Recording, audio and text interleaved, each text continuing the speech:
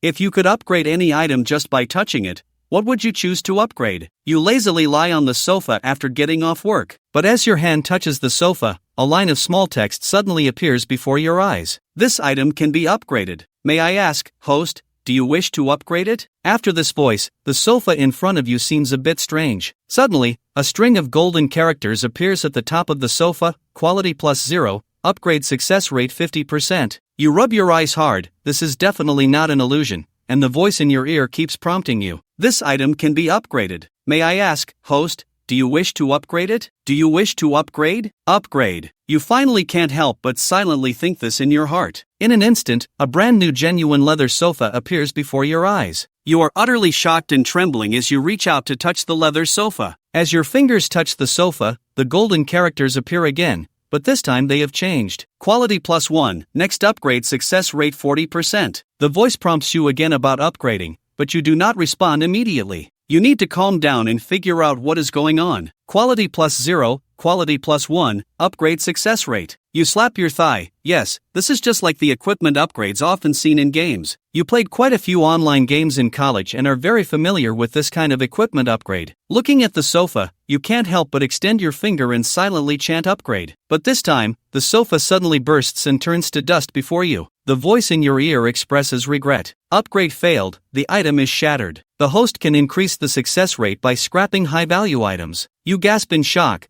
the destruction is too thorough. After pacing back and forth in the room a dozen times, you finally calm down. You can't adapt to this suddenly acquired strange ability and casually pick up a cup to take a sip of water. Sure enough, golden characters also appear on this ordinary plastic cup. Quality +0, upgrade success rate 80%. The upgrade success rate for this cup is so high, you subconsciously choose to upgrade. Suddenly, you have a thermos in your hand, and the golden characters on it change to quality +1. The next upgrade success rate drops to 50%. At this moment, you suddenly recall the feeling of smashing equipment in games. That complex thrill mixed with a bit of fear, and anticipation tinged with a bit of dread. But mostly, there's anticipation about what the next upgrade will turn into. After all, it's just a cup. You wouldn't feel bad if it breaks. The golden light of the upgrade flashes again, and your heart nearly stops. But this time, your luck is truly good. You actually succeed in upgrading again. The thermos in your hand transforms into a prestigious gift cup. What excites you the most is that this cup can still be upgraded. Quality +2, next upgrade success rate 40%. Taking a gamble, you continue to upgrade, as expected. The several $1,000 cup in your hand shatters into dust, leaving not a trace. You dust off your hands and begin trying again and again in the room. LCD TV upgrade success rate 45%. Bicycle upgrade success rate 50%. Street vendor shirt upgrade success rate 58%. Old kitchen knife upgrade success rate 65%. You begin to understand, it's just like in a game. The higher the value of an item, the lower the upgrade success rate, and the further you go up, the lower the success rate becomes. However, the fact that real-world items can be upgraded fills you with uncontrollable anticipation. You stay up all night, crazily upgrading all the items in the room. Now, the room is empty, and the floor is covered in dust, evidence of failed upgrades. In front of you, there's now a beautifully crafted mahogany sofa and a luxurious mountain bike. Mahogany sofa quality +2, next upgrade success rate 30%. Mountain bike quality +2, next upgrade success rate 40%. This is your best result. After failing hundreds of times, you've only successfully upgraded 2 items to quality +2. Your stomach growls with hunger, and you instinctively go to look for the fridge, only to remember that it shattered when you upgraded it to quality +2. You reach for your wallet, which is as flat as your stomach, containing only a 10 yuan bill. A thought crosses your mind, and your golden finger presses against the bill. The voice in your ear immediately states that the quality of circulating currency is the highest and cannot be upgraded. It seems you were overthinking it. You shake your head and decide it's more important to find a way to get some money to fill your stomach. Thinking this, you look at the upgraded mahogany sofa, with its exquisite craftsmanship of carved dragons and tigers,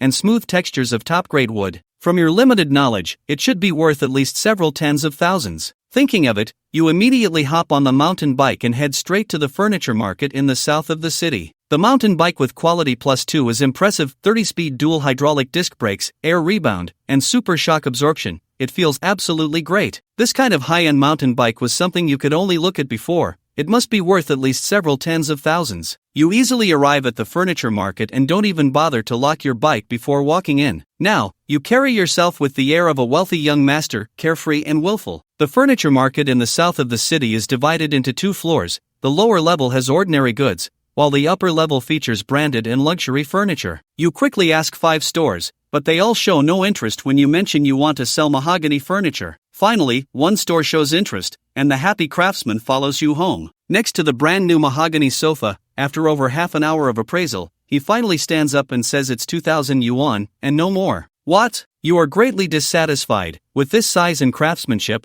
it should be worth at least 30,000 yuan on the market. The craftsman chuckles and says you are right. In the collector's circle, this sofa is worth at least 40,000 to 50,000 yuan. But those prices are driven by hype. Who would spend that much money? This kind of mahogany furniture is hard to sell. He pats your shoulder and says, to be honest, if it weren't for a regular customer in urgent need, we wouldn't take it. Even though your sofa is new, it's still secondhand. So that's how it is. You nod readily. 2,000 is fine. You hand over 20 brand new yuan notes and watch the craftsman take the sofa away. You calculate in your mind that the fabric sofa at home was bought 2 years ago for just over 100 yuan. Now, after upgrading, you've turned it into a profit of several times. You sit in the chair, feeling proud. This 2,000 yuan is all you're worth, just a month's salary for an average person. After going out to buy some food and filling your stomach, you start to think. Although you have the ability to upgrade, making money is still quick. Because you overlooked one important thing, the ability to liquidate, the channels to turn items into cash. Without channels, connections, and resources, even if you have mountains of gold and silver, they can't be sold. Anything with high market demand and profit, the higher the success rate for upgrading, the better it is. Lost in thought, the phone in your pocket beeps with a message. In an instant, a light flashes in your eyes. How could you forget? Electronic products like phones are in high demand and quick to sell. Regular smartphone, quality +0, upgrade success rate 60%. Not bad. It's even higher than the success rate of LCD TVs. Excited, you quickly ride out to a thrift store, spending 1,000 yuan to buy 10 broken phones. After returning excitedly, you start upgrading one by one. Luck is on your side. 5 phones successfully upgrade, turning into high-end smartphones. However, the success rate drops to 40%. When upgrading again, luck runs out. In the end, only one phone makes it, but it's a Fruit phone. You unlock the phone screen and take a look. Wow, it's a Fruit 6 Plus, the 128GB top configuration, in like-new condition, valued at over 7,000 yuan on the market. You immediately grab the phone and head straight to the computer market in the north of the city. After browsing around, you finally pick a stall in the corner on the second floor. You don't go to those legitimate businesses because it's too troublesome. Instead, these second-hand dealers are the most suitable. You shake the Fruit 6 in your hand, saying, "I'm here to sell a phone." The second-hand dealer doesn't sell it. He stands up, takes the phone to examine it, then connects it to a computer and skillfully opens a professional testing software. After a short while, he stands up and says, this is good, 128GB top configuration. Do you have the packaging, manual, and charger? You smile and reply, just the bare phone. That's not good. I can offer 2,500 for its condition. If that doesn't work, you can try elsewhere. You take the phone back, turn around, and leave. The characteristic of Fruit phones is their value retention, especially this latest luxury Gold 6 Plus, 128GB top configuration, still brand new. The online secondhand market typically goes for at least 4,000. This guy has pressed it down to 2,500. Just as you walk a few steps, the young man catches up, his tone now more enthusiastic. Hey man, don't rush, we can negotiate the price a bit more. After haggling, you settle on a price of 3,800, feeling somewhat satisfied. After all, the dealer needs to make some profit too. After receiving the money, you smile and say, "Brother, this is just a sample. I have a large stock. Can you take it?" Hearing this, the young man's eyes show initial suspicion. "I'm just a small dealer.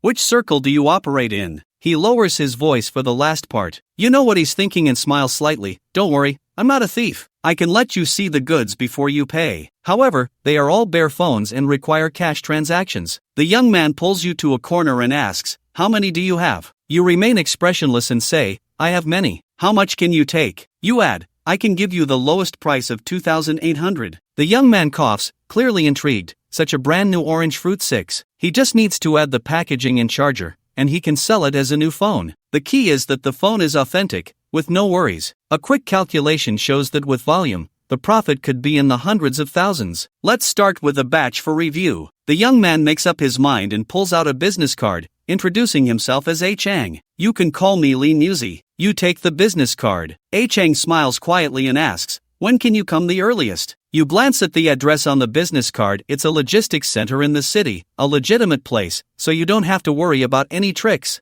I'll call you then. After putting away the card, you leisurely walk out of the computer market. After getting home and thinking it over, the broken phones at the thrift store are still too expensive. It's better to collect them yourself. Today, selling phones earned you your first income. You now have over 4,000 yuan on hand, which should be enough for collecting scrap. You made a sign from cardboard for buying old phones and scrap electronics, then hopped onto your beloved mountain bike, and you started riding around the city. As a rookie in the scrap collecting business, you shouted until your voice was hoarse, managing to collect only 3 broken phones. The next day, you discovered a trick and started wandering around the largest neighborhoods in the city. As expected, the harvest was rich: 20 old phones, a broken computer, 3 junk tablets, and 2 ancient electronic watches. With a few thousand yuan in your pocket, you roamed the streets and alleys of the city, collecting scrap during the day, upgrading at night, until you've spent most of your money. You successfully upgraded to 15 fruit phones and a fruit laptop. Unfortunately, you still haven't seen anything that can successfully upgrade to +3. You've never come across anything with a quality increase of +3. At this moment, you hold a trendy quality +2 smartwatch, which was upgraded from a broken electronic watch, but the success rate for upgrading to +3 is only 30%. Let me succeed this time. My luck can't be this bad forever, you silently wish. Golden light flickers. This time feels different. Miracles are happening. You jump up and excitedly shout, I successfully upgraded to +3. Finally, it worked. In your hand is a stunning fruit watch. You're shocked. You know the fruit watch has only been on the market for a few days, and its domestic channels haven't caught fire. This item is in demand but not available, being inflated by scalpers to over 10,000. You kiss your golden finger several times, then slowly drift off to sleep holding a pile of fruit phones. Tomorrow, you'll sell them all. You calculate in your dreams how much money you'll make. Your first pot of gold is within reach. In the morning, you wake up and first call Achang to set a meeting at 10 a.m. After grabbing your things, you ride to the logistics center on the outskirts of the city and head into the warehouse. Inside, it's quite cool. 7 or 8 young people are working at a row of computers. Achang rubs his hands and asks, did you bring it? You unzip your backpack and pull out a pile of fruit phones. Brothers, let's get to work, Achang calls out. Several computers are working simultaneously, and soon all the tests are complete. Taking this opportunity, you survey the 200 square meter warehouse. There aren't many goods, but they are all packaging boxes for fruit phones. In the back, there's a stack of brand manuals, fruit chargers, and headphones. It turns out Achang is dealing in knockoffs. Brother, the quality is great. I'll take all of this batch, Achang says as he pulls out a canvas bag from the back. Stacks of red bills delight your eyes. You wave your hand and pull out the brand new fruit watch. Achang's eyes widen in disbelief. This is impossible. The fruit watch hasn't even hit the market yet. Only a few major agents have them. He eagerly grabs the watch and rushes to the computer to study it. After a while, Achang comes over excitedly, confirming it's genuine. Fruit watch, brother, do you know what price this is going for now? You casually respond, how much can you offer? 6,000. I'll take as many as you have. This price is fair. Fruit watches on the official website range from 3,000 to 6,000. Due to their rarity, Achang can resell them for around 10,000. After doing the math, Achang pulls out a bundle of red bills from the canvas bag, 70,000 in total. Brother, how many do you have left? I can help you sell them. You have considered finding someone to resell,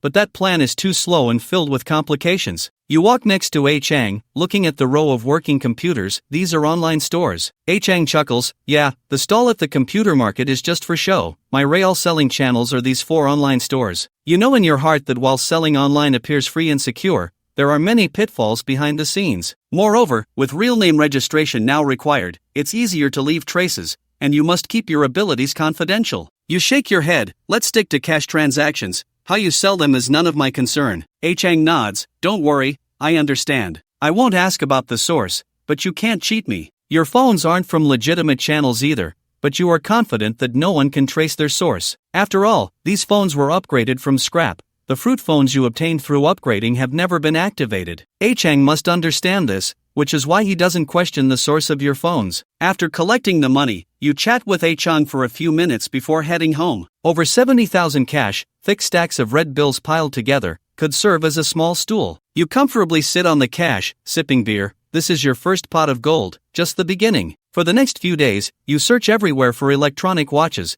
but unfortunately, that model has long been discontinued. After searching all the scrap shops in the city and scouring the thrift stores, you manage to find two, but luck has it that all upgrades fail, forcing you to give up. June, blazing hot, quickly passes. You deliver 3 batches of goods to Chang, selling a total of over 70 phones. Now you're not just sitting on cash, you're lying on it, with over 200,000 red bills spread across the bed. Lying there, you quickly calculate with a calculator. After deducting minimal costs and your additional expenses, you netted 270,000 this month. Unfortunately, in recent days, you faced thousands of upgrade failures, with piles of dust accumulating on the ground. Your upgrade success rate still hasn't improved. Even slightly more valuable items have such low upgrade success rates that they're not worth considering. If they fail and break, the loss would be significant. Frustrated, you rub your head, your little finger instinctively pressing against your temple. Just then, a golden character flashes in the mirror across from you. You're taken aback. The mirror and furniture are all new, yet that golden character appears prominently above your head. But the upgradable person can also be upgraded.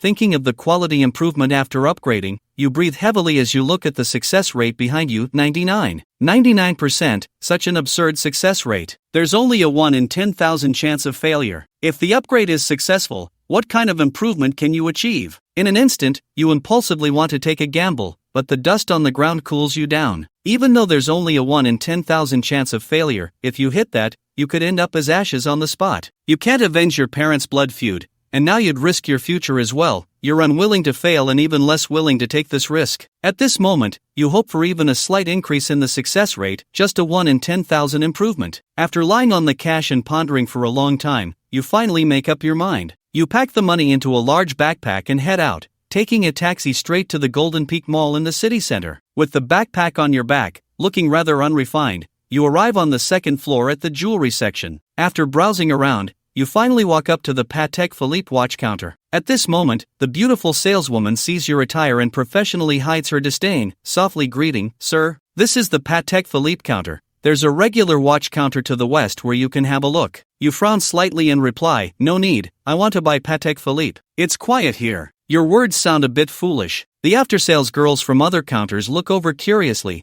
with a few unable to suppress their giggles. You're not in the mood to care about them and casually point to one of the watches, saying, "This one will do, I want it now." The dedicated saleswoman smiles professionally. "This is a rose gold ladies' mechanical watch priced at 150,000. Will you be paying by card or?" The girls around hold their breath, waiting to see the foolishness of the rustic man. But you open your heavy backpack and calmly say, "Cash." With a flurry, you lay out stacks of 100 yuan bills on the exquisite counter, 15 stacks displayed neatly. A chorus of gasps erupts around you, so uniform in surprise. Although these salespeople handle transactions worth far more each month, it's mostly through electronic accounts, a series of boring number changes. But those are mostly transactions through bank cards and electronic accounts, just a tedious change of numbers. None of that can compare to the impact of cash, especially when a full 150,000 is laid out. The impact is incredibly strong. The dedicated saleswoman quickly regains her composure and hurriedly calls the accountant over. While the accountant busily verifies the bills, the pretty girl's attitude changes dramatically. She diligently pours tea and offers you a seat. You maintain a neutral expression and say nothing. Soon, the accountant counts the money, issues a receipt, and the beautiful saleswoman says, "Sir, please wait a moment. I'll have someone bring the product from the warehouse." The packaging for this watch is designed by masters, featuring a python leather bag with diamond inlays. You interrupt her, "No need for that. Just give me the one in the counter. I don't need the packaging or gifts. I'm in a hurry." The saleswoman sticks out her tongue. "The packaging and gifts are worth over 10,000. You really are a true tycoon." The watch is brought over respectfully, its sapphire mirror shimmering. The saleswoman continues to explain that this watch has a unique serial number, is handcrafted, and bears the signature of the watchmaker. You gently take it, slip it into your pocket, and with a faint smile at the girl, turn and walk away. You are indeed in a hurry, eager to return and upgrade. A 150,000 Patek Philippe has just been casually stuffed into your tattered pocket. This action elicits reactions from the surrounding girls, but this time it's all infatuated, so cool and stylish. Truly a wealthy person, but too bad he forgot to leave a phone number. "She just looked at me earlier," the girls muse, gazing at the retreating figure. After dispersing, you hurriedly rush home and immediately take out the luxury watch, the Patek Philippe, with a quality rating of +2 and a 10% upgrade success rate. That success rate is quite low. You shake your head and smile, choosing to upgrade. With a pop, the upgrade fails, the 150,000 instantly turns to ashes, and the eagerly awaited prompt sounds in your ears. Congratulations, host! The upgrade success rate has increased by 1 in 10,000. The item that was scrapped had too low a value, so the increase is minimal. Please scrap higher value items soon to gain sufficient energy and significantly improve your success rate. Too low a value? 150,000 only gained a 1 in 10,000 increase in success rate. However, there are certainly more expensive items than watches in this world. You start to fantasize, thinking that in the future, if you have money, you won't buy the best, just the most expensive. Luxury cars, yachts, antiques, paintings, once bought, I'll upgrade them. Scrapping them will yield success rates, and success will be even better. You can't wait to see higher quality items. If you upgrade phones to the home level, what will appear? Future technology or super phones? What about other items? Could a lump of coal ultimately turn into a diamond? And what surprises could upgrading yourself bring? Wiping the drool from the corner of your mouth, you pull your thoughts back from the future and look back at the mirror. The golden character above your head flashes. The upgrade success rate is 100%. How pleasing is that success rate? You press one hand against yourself and quietly take a deep breath. In the next moment of upgrading, your entire body is enveloped in golden light, the warm glow washing over every cell in your body like flowing water. When the golden light dissipates, the voice congratulates you on a successful upgrade, with quality improved, and the next upgrade success rate is now 10%. You quietly feel the changes. First, you notice your little belly has disappeared, and your muscles are filled with energy. Your head feels much lighter, and things you once couldn't understand are now suddenly clear. Your reaction speed has greatly improved. This can be considered an all-around enhancement of your virtue, intelligence, and physicality. You managed to do over 80 push-ups in one breath. This was unimaginable before,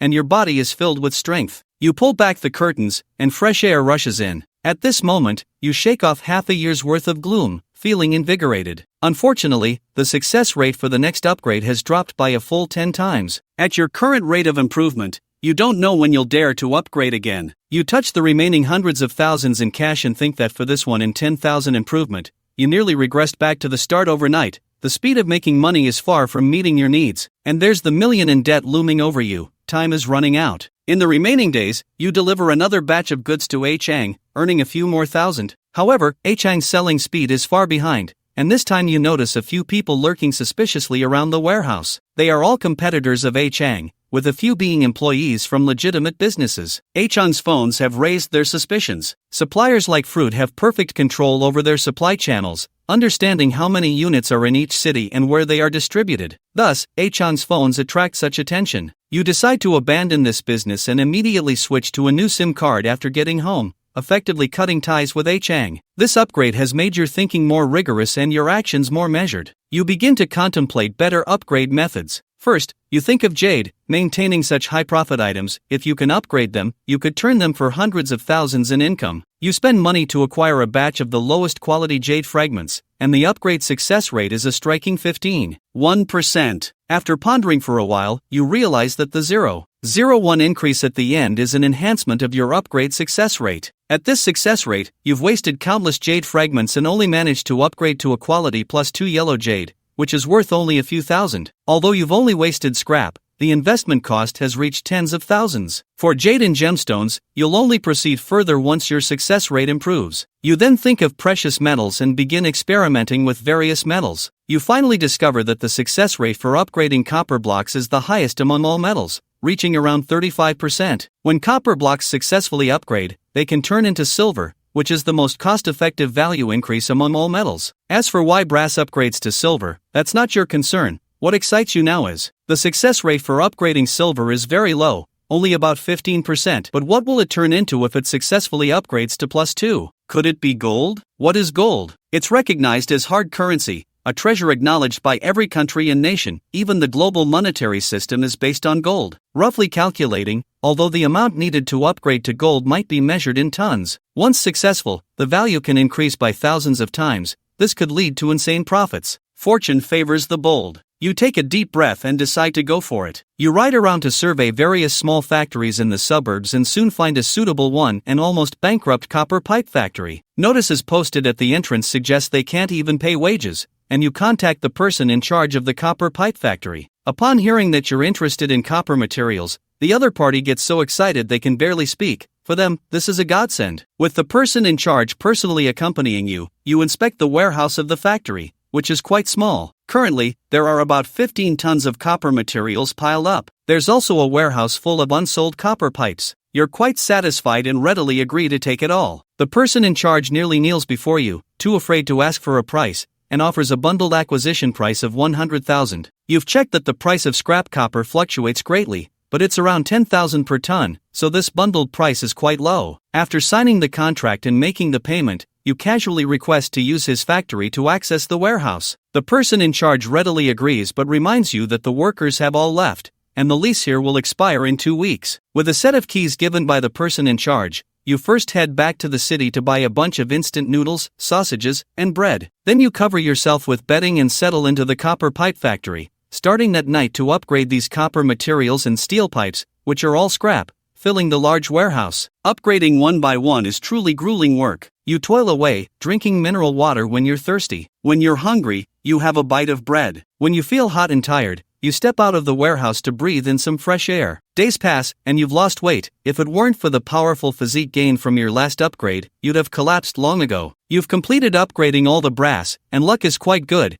At a 15% success rate, you managed to turn over 10 tons of brass into 2 tons of silver. The silver has excellent quality, and the next upgrade success rate is now 15%. Sitting on the pile of silver, you think, if I were to go back to ancient times, I'd be considered a super rich person. Unfortunately, this is the modern era. The price of silver fluctuates dramatically, making it harder to sell. Moreover, with such a large quantity, it's difficult to take out, so you'll have to keep pushing forward. Even though the success rate is frighteningly low, holding shiny silver bars that crumble to dust in your hands is truly painful. After a while, over 1,000 pounds of silver turns to nothing. You haven't even seen a hint of gold, and after breaking down a few hundred pounds of silver, you start to feel disheartened. Don't let it be a futile effort. Should you stand still or continue? You take a few bites of the dry bread. You grit your teeth and smash the silver again and again. Now you feel a bit numb. In a daze, the silver block in your hand suddenly feels heavy. That pleasant sound rings in your ears. Congratulations, host. You have successfully upgraded to gold quality +2. The next upgrade success rate is 1%. Gold truly is gold. Tears nearly fill your eyes as you see its excellent quality. You estimate the heavy gold bar weighs several pounds.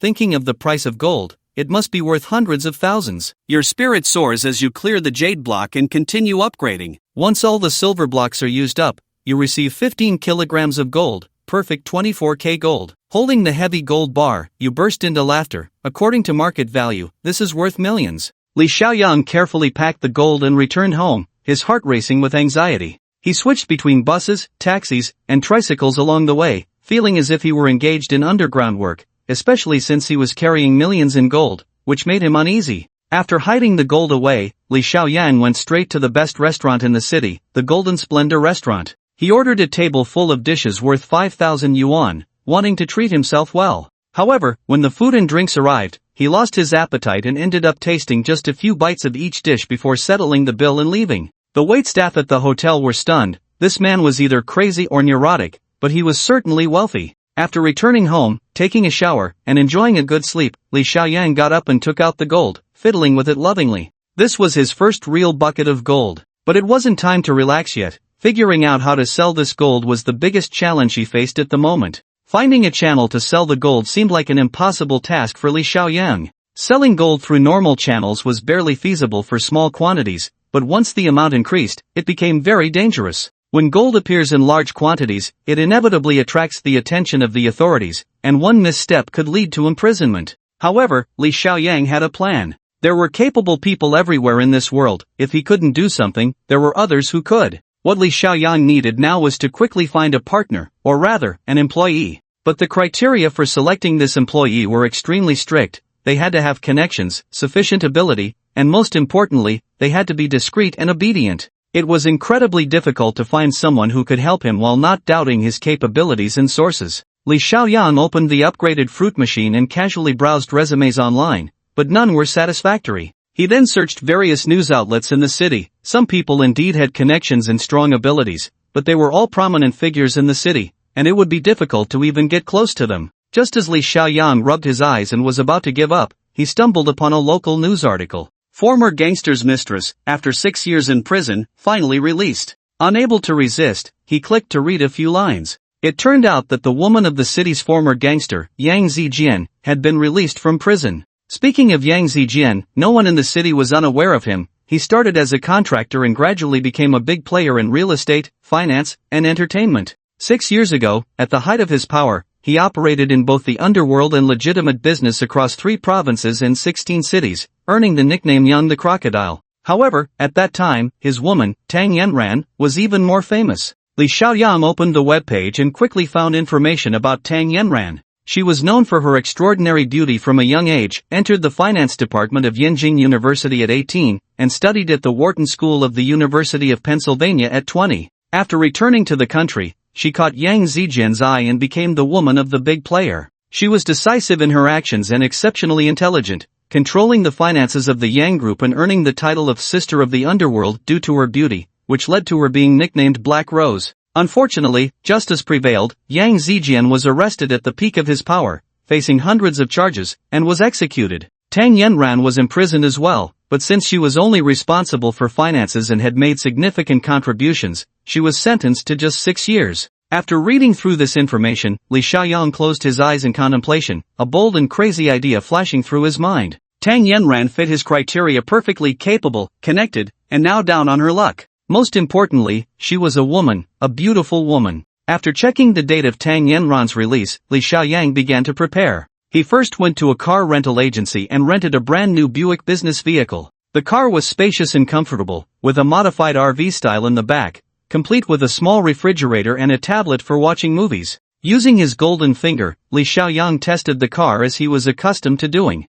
Golden characters flashed: business car, quality, upgrade success rate 11. This car must be worth around 100,000, similar to a Patek Philippe watch, so the success rate is just as low. He filled the small refrigerator in the car with drinks and fine wines, and set up a few MyWay speakers. Li Xiaoyang sat in the car, satisfied, enjoying the moment. The day of Tang Yanran's release from prison was approaching, and Li Xiaoyang changed into an upgraded high-end suit, looking clean and fresh as he drove out. He arrived at the detention center in the southwest of the city, where towering walls blocked all nearby sunlight, and armed sentinels stood at the entrance, creating a stifling atmosphere. Li Xiaoyang lay in the car patiently waiting until noon when the iron gate of the detention center slowly opened. The first to emerge was a uniformed female officer, followed by a slender woman walking out slowly. This must be Tang Yanran, Li Xiaoyang thought as he rolled down the car window, silently observing this legendary woman. She wore large sunglasses and a dark cheapao embroidered with white butterflies. This style had been popular a few years ago,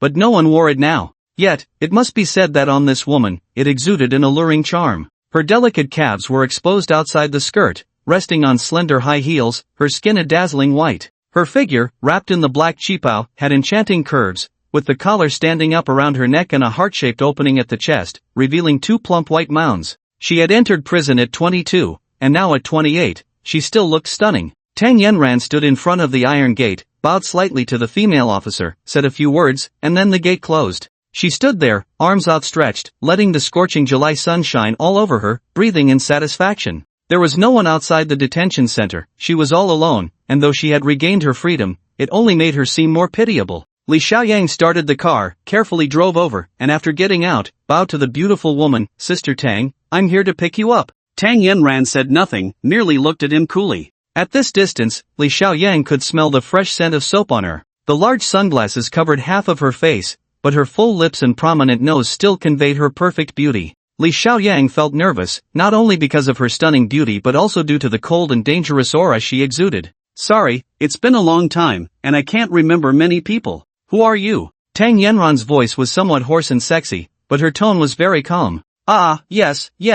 Li Xiaoyang breathed a sigh of relief. "I used to hang out with Brother Jian, and I heard Sister Tang was out, so I came to pick you up." He had prepared in advance and researched a lot of information. In the past, Yang Zijian's underlings never called Tang Yanran sister-in-law, only Sister Tang. Tang Yanran's eyes behind the sunglasses slowly assessed him, and after a long while, she nodded slightly and asked, "Is this your car?" Li Xiaoyang hurriedly nodded, carefully opened the back door, and Tang Yanran got in. There was no partition between the driver's seat and the back, and after starting the car, Li Xiaoyang cautiously stole glances at this woman through the rearview mirror. Tang Yanran sat in the soft seat, neither opening the small refrigerator nor the tablet, just sitting silently with her right leg elegantly crossed over her left. Li Xiaoyang's heart skipped a beat as he clearly saw a flash of white skin beneath the split of her cheepa when she crossed her legs. It was truly deadly, no wonder she was the woman of the former underworld boss. The air conditioning was on in the car, and the atmosphere grew increasingly cold. Li Xiaoyang didn't know how to start a conversation, but fortunately, Tang Yanran spoke first. Do you have a cigarette? Give me one. Ah, great. Li Xiaoyang instinctively hit the brakes, he never smoked. He hurriedly got out of the car and bought the most expensive women's cigarettes nearby before returning to hand one to Tang Yanran. The slender black women's cigarette, once lit, released a chocolate-like fragrance. Tang Yanran's expression under her sunglasses was somewhat moving. I didn't expect that in just a few years, we can even buy Davidoff here. The world really changes fast. She elegantly took a drag from her cigarette, a waft of fragrance spreading around. Li Xiaoyang heard her sexy voice, not bad, still the limited edition Black Snake small cigars. When did Zijian get such a sensible little brother like you? Li Xiaoyang chuckled, brushing it off, and took the opportunity to ask, Sister Tang, where are we going? Amidst the swirling smoke, Tang Yanran's lips moved, I want a drink. Damn, Li Xiaoyang thought to himself, it's hard to please her, but he can only drive and look for a place. Soon, he arrived at the Jinbi restaurant. Just as he was about to park, Tang Yanran frowned and said, aren't there any bars nearby? Li Xiaoyang secretly wiped his sweat. Sorry, Sister Tang, I'm really not familiar with bars. This restaurant is quite upscale, I've eaten here once, and the dishes are good. Tang Yanran flicked off the ash and gave him a strange look before nodding. Walking into the lobby with the stunning beauty Tang Yanran, Li Xiaoyang immediately felt the fiery gazes upon him. The men looked at him with envy and jealousy, while the women kept glancing at his pockets, wondering if they were filled with cash. Li Xiaoyang felt shamelessly pleased and ordered a private room, choosing the most expensive dishes, along with 2 bottles of red wine and a case of beer. Tang Yanran sat quietly, not touching the red wine or the food, only drinking bottle after bottle of beer. When the 7th empty bottle was placed on the table, Tang Yanran took off her sunglasses. Her eyes, like spring water, held a cold allure, but at that moment, she glared at Li Xiaoyang. Speak, who exactly are you? Li Xiaoyang was taken aback. I'm Genji's follower, Sister Tang, you might have forgotten.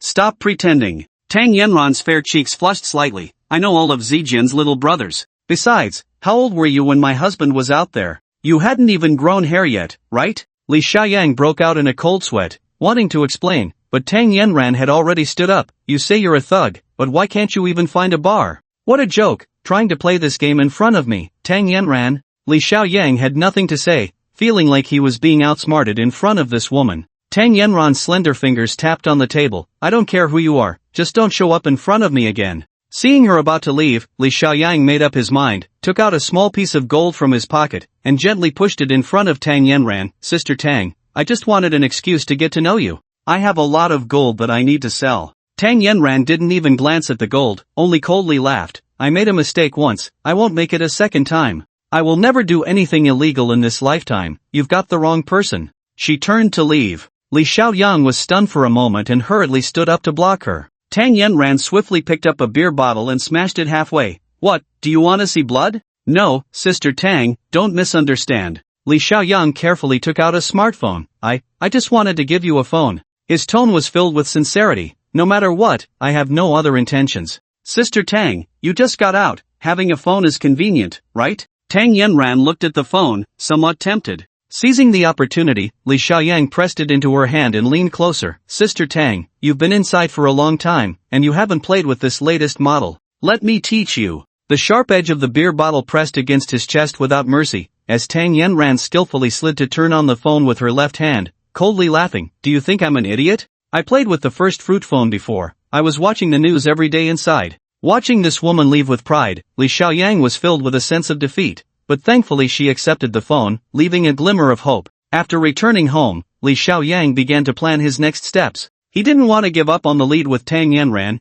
he just needed to be patient for a few more days and find an opportunity to invite her out for a talk. However, recalling the earlier encounter with Tang Yanran, a strong sense of unease suddenly rose within him. He had acted too immaturely today. In front of an old hand like Tang Yanran, he foolishly revealed his gold, exposing his bottom line. Moreover, he had rushed to meet this woman, only to have his flawed lies exposed, which was utterly foolish. He could not afford to expose his gold. If caught, it would be hard to explain. Li Xiaoyang immediately went to the luggage market in the city, found a custom luggage maker, and requested a secure insurance suitcase. The merchant hesitated, saying, "Brother, a secure insurance suitcase isn't something you can just make. It's a technical job." Li Xiaoyang pulled out a stack of cash. "Just tell me if you can do it or not." The merchant immediately smiled. "Of course we can do it. If you want a bulletproof one, we can make that too. It's just that I'm a bit timid. You might not know, but there are all kinds of people out there." He leaned in and offered a cigarette. "Just 2 years ago, the guy across from my house got a job to make a heavy-duty secure suitcase.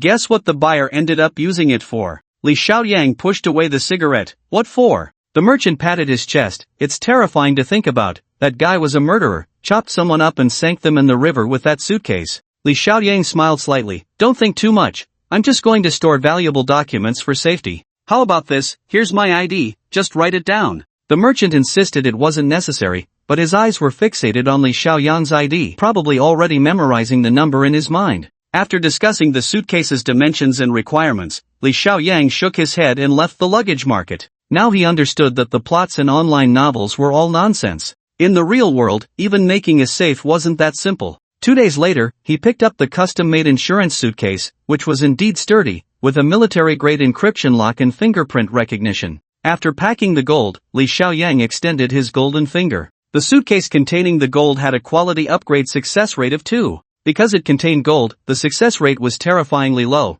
but this was exactly the failure rate Li Xiaoyang needed, as he could upgrade the suitcase at any time, using the bizarre failure rate to instantly destroy both the suitcase and the gold. After hiding the suitcase, Li Xiaoyang had just breathed a sigh of relief when he heard urgent knocking at the door. Peering through the peephole, he saw a woman in police uniform, and his heart skipped a beat as the knocking grew more frantic. "Open the door, or I will force my way in," the female officer called, reaching behind her. Li Xiaoyang hurriedly responded and gently opened the door. She was an astonishingly beautiful police officer, her long hair neatly tied back in a ponytail, her black short-sleeved uniform accentuating her snow-white arms, and black stockings hugging her long legs, but her expression was as cold as ice, exuding an aura of frost. She looked to be in her 20s but observed her surroundings with a seasoned eye, only relaxing her hand from the gun holster after confirming it was safe. The female officer signaled Li Xiaoyang to step back, raised her hands above her head, and after showing her credentials to prove her identity, she immediately pulled out a shiny pair of handcuffs and cuffed Li Xiaoyang to the heating pipe by the window.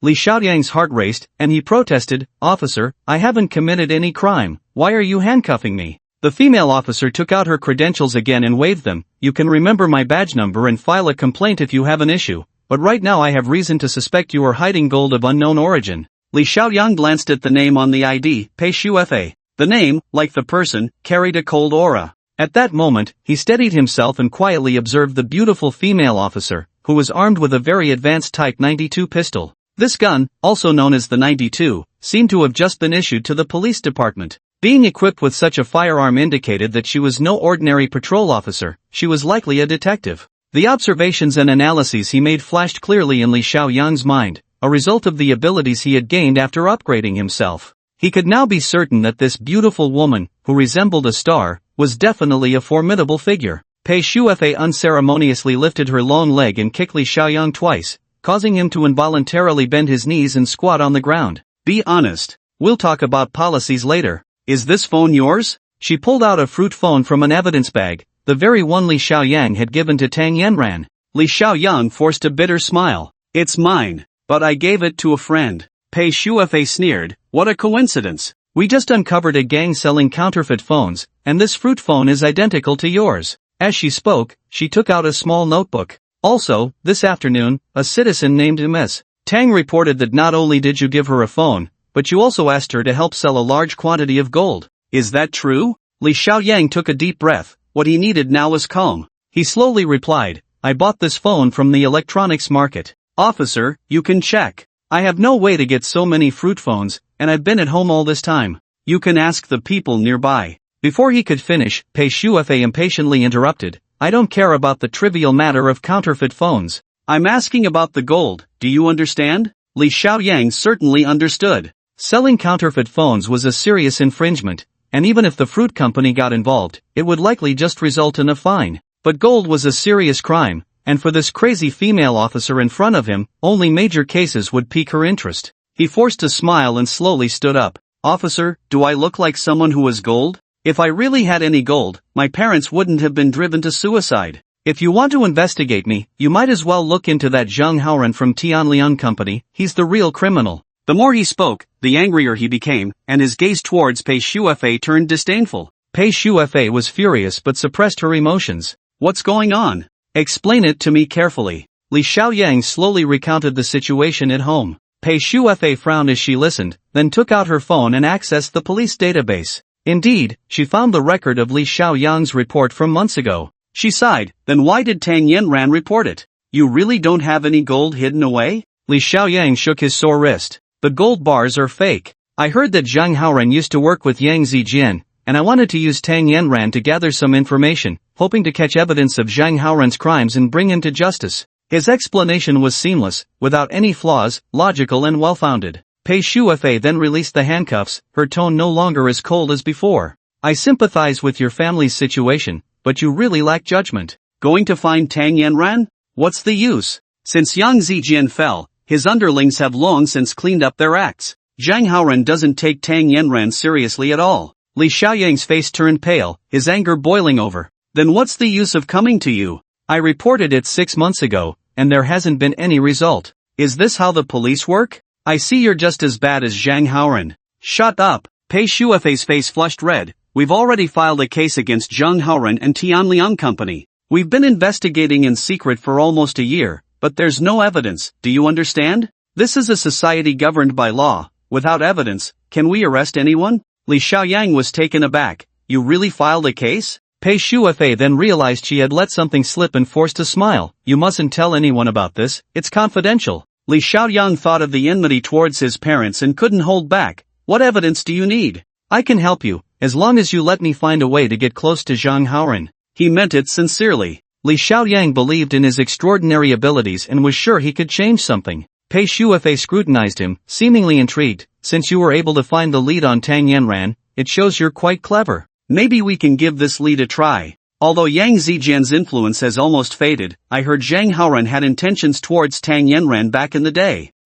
It's worth a shot. She muttered to herself, her eyes growing brighter. Li Xiaoyang hadn't thought of so much, but Pei Shuefei had already elegantly settled onto a comfortable sofa. Your name is Li Xiaoyang, right? If you want to seek justice for your parents, you need to trust me and help me with something. Li Xiaoyang poured a cup of tea. What do you want me to do? Pei Shuefei stretched lazily. Be my informant. To be honest, the bureau is preparing to drop the case against Zhang Haoren, but I can continue the investigation. Li Xiaoyang frowned. Zhang Haoren, isn't he involved in economic crimes? You're a criminal police officer, how will you investigate? Pei Shuefei smiled slightly. You have quite the observational skills. I'm from the Major Crimes Unit. Zhang Haoren is not only suspected of economic crimes but is also related to 2 murder cases. Of course, I can investigate, but I need you to be my informant. Keep a close watch on Tang Yanran. If we can connect with Zhang Haoren, we will definitely gain something. This young, beautiful, and justice-driven police officer clenched her fist. I'm a police officer and will never let a bad person go, no matter who is behind them. I'm not afraid. Li Xiaoyang suddenly felt a warmth in his heart. Although Pei Shuefei's words seemed a bit naive, they were exactly what he needed to hear when he was at his wit's end. Officer Pei, I'm determined to be this informant. Before leaving, Pei Shuefei gave Li Xiaoyang a phone number, asking him to call as soon as he had news, and she even offered to help him sort out the counterfeit phone issue. Li Xiaoyang thanked her profusely as he saw off this calamity. Lying on the sofa, Li Xiaoyang rubbed his bruised wrist. Being handcuffed was no pleasant experience. He hadn't expected that woman, Tang Yanran, to be so ruthless, turning around and selling him out. A pang of bitterness surged within him. He then thought about the trouble on a Chang's side and couldn't help but curse himself for being foolish. When he was selling the fruit phones, he could have easily found a few more vendors like a Chang in the market to spread out the goods, which would have drawn no attention. How could he not think of that back then? Buzz, buzz, buzz, his phone vibrated. He opened it to find an unfamiliar number. Li Xiaoyang answered. Hello, who are you looking for? There was a long silence on the other end, only heavy breathing could be heard. Just as Li Xiaoyang was about to hang up, a hoarse, sultry voice came through. Are you very wealthy? It was actually Tang Yanran. Li Xiaoyang admitted he wouldn't forget that hoarse voice. His heart skipped a beat, and he replied nonchalantly, Sister Tang, thanks to you, I almost got taken away by the police. Tang Yanran on the other end fell silent for a moment, then repeated, Are you very wealthy? Li Xiaoyang instantly made a decision. Yes, I have a bit of money. If you need it, I can consider. Alright, Come to the City People's Hospital, Building 4, 7th floor, Bed 3. I'll be waiting for you. The call ended with a beep. Li Xiaoyang paced back and forth in the room, wondering why Tang Yanran suddenly needed money. He took out his bank card, lost in thought, realizing he only had 70,000 yuan left and wondering how much she needed. The image of Tang Yanran's graceful figure flashed before his eyes again, and he couldn't help but take a taxi to the hospital. In Building 4 of the People's Hospital, the intensive care observation room enveloped him in a heavy, desperate atmosphere as soon as he entered, weighing down his mood. He quickly spotted Tang Yanran, who had changed into a clean pair of jeans. Though she lacked her previous allure, she now exuded a certain understated elegance. Before Li Xiaoyang could speak, a sharp voice erupted from room 3, "You dead woman, get out! You killed my son, and now you're here to harm my granddaughter. What sins have we, the Yang family, committed to deserve this?" Tang Yanran's fingers trembled as they left the doorknob, stubbornly wiping away the tears at the corners of her eyes. She turned to Li Xiaoyang and nodded, "Come with me." Peering through the crack in the door, Li Xiaoyang saw a pale little girl lying on the bed and an elderly woman crying incessantly. The sobs of the old woman startled him, and he began to understand the situation. "That girl, is she your daughter?" he asked quietly as they reached a quiet corner by the staircase. Tang Yanran irritably lit a cigarette, and amidst the blue smoke, her expression appeared sorrowful and helpless. "She's Yang Zijian's daughter, I'm her stepmother. She lifted her beautiful face, but I love her very much. I reported Yang Zijian back then for her sake, which led to their family's ruin." Li Xiaoyang realized, no wonder her sentence was so light. It turned out to be a significant contribution. Tang Yanran was not a bad woman, she now seemed more like a pitiful mother. Li Xiaoyang said softly, "I know the pain of losing loved ones. I will help you. What illness does this child have?" Tang Yanran exhaled a puff of smoke, "Atypical blood cancer. That is, leukemia." Li Xiaoyang fell silent. This illness often meant a terminal diagnosis. Tang Yanran extinguished her cigarette. "I've asked the doctor, they can't treat it here. We need to go to a big hospital in the city. The most important thing is to find a matching stem cell. There might be hope." She looked at Li Xiaoyang silently. "To put it bluntly, we need money, a lot of money, but I, have nothing now." Her desolate expression was so pitiful that Li Xiaoyang felt an impulse to pull her into his arms and comfort her, but this woman quickly raised her head. "You said you are very wealthy? I need 1 million, maybe more." Another 1 million, Li Xiaoyang felt a sense of the unpredictability of life. He sighed, "Why choose me? You must know many people." Tang Yanran smiled bitterly. "That's right, many of Yang Zijian's former subordinates are doing well now, but I don't want to look for them. They are all very dirty, and I feel disgusted just seeing them." Li Xiaoyang was a bit confused. "What do you mean by that?" Tang Yanran squeezed the crumpled cigarette pack, a misty look suddenly appearing in her eyes. "Give me 1 million, and I can accompany you for a year, anything you want." When she said the word accompany, there was a tremor in her voice, and her husky, seductive tone carried a certain allure of "for you to savor." Li Xiaoyang's throat tightened, and he swallowed hard. I didn't mean that. Besides that, I have nothing else to offer you." Tang Yanran's bitter smile held a hint of self-mockery. "This is the fate of a woman like me. I just want to find someone pleasing to the eye, unwilling to cheapen myself for those filthy men. No, I really don't have that kind of thought." Li Xiaoyang struggled to divert his gaze from her chest,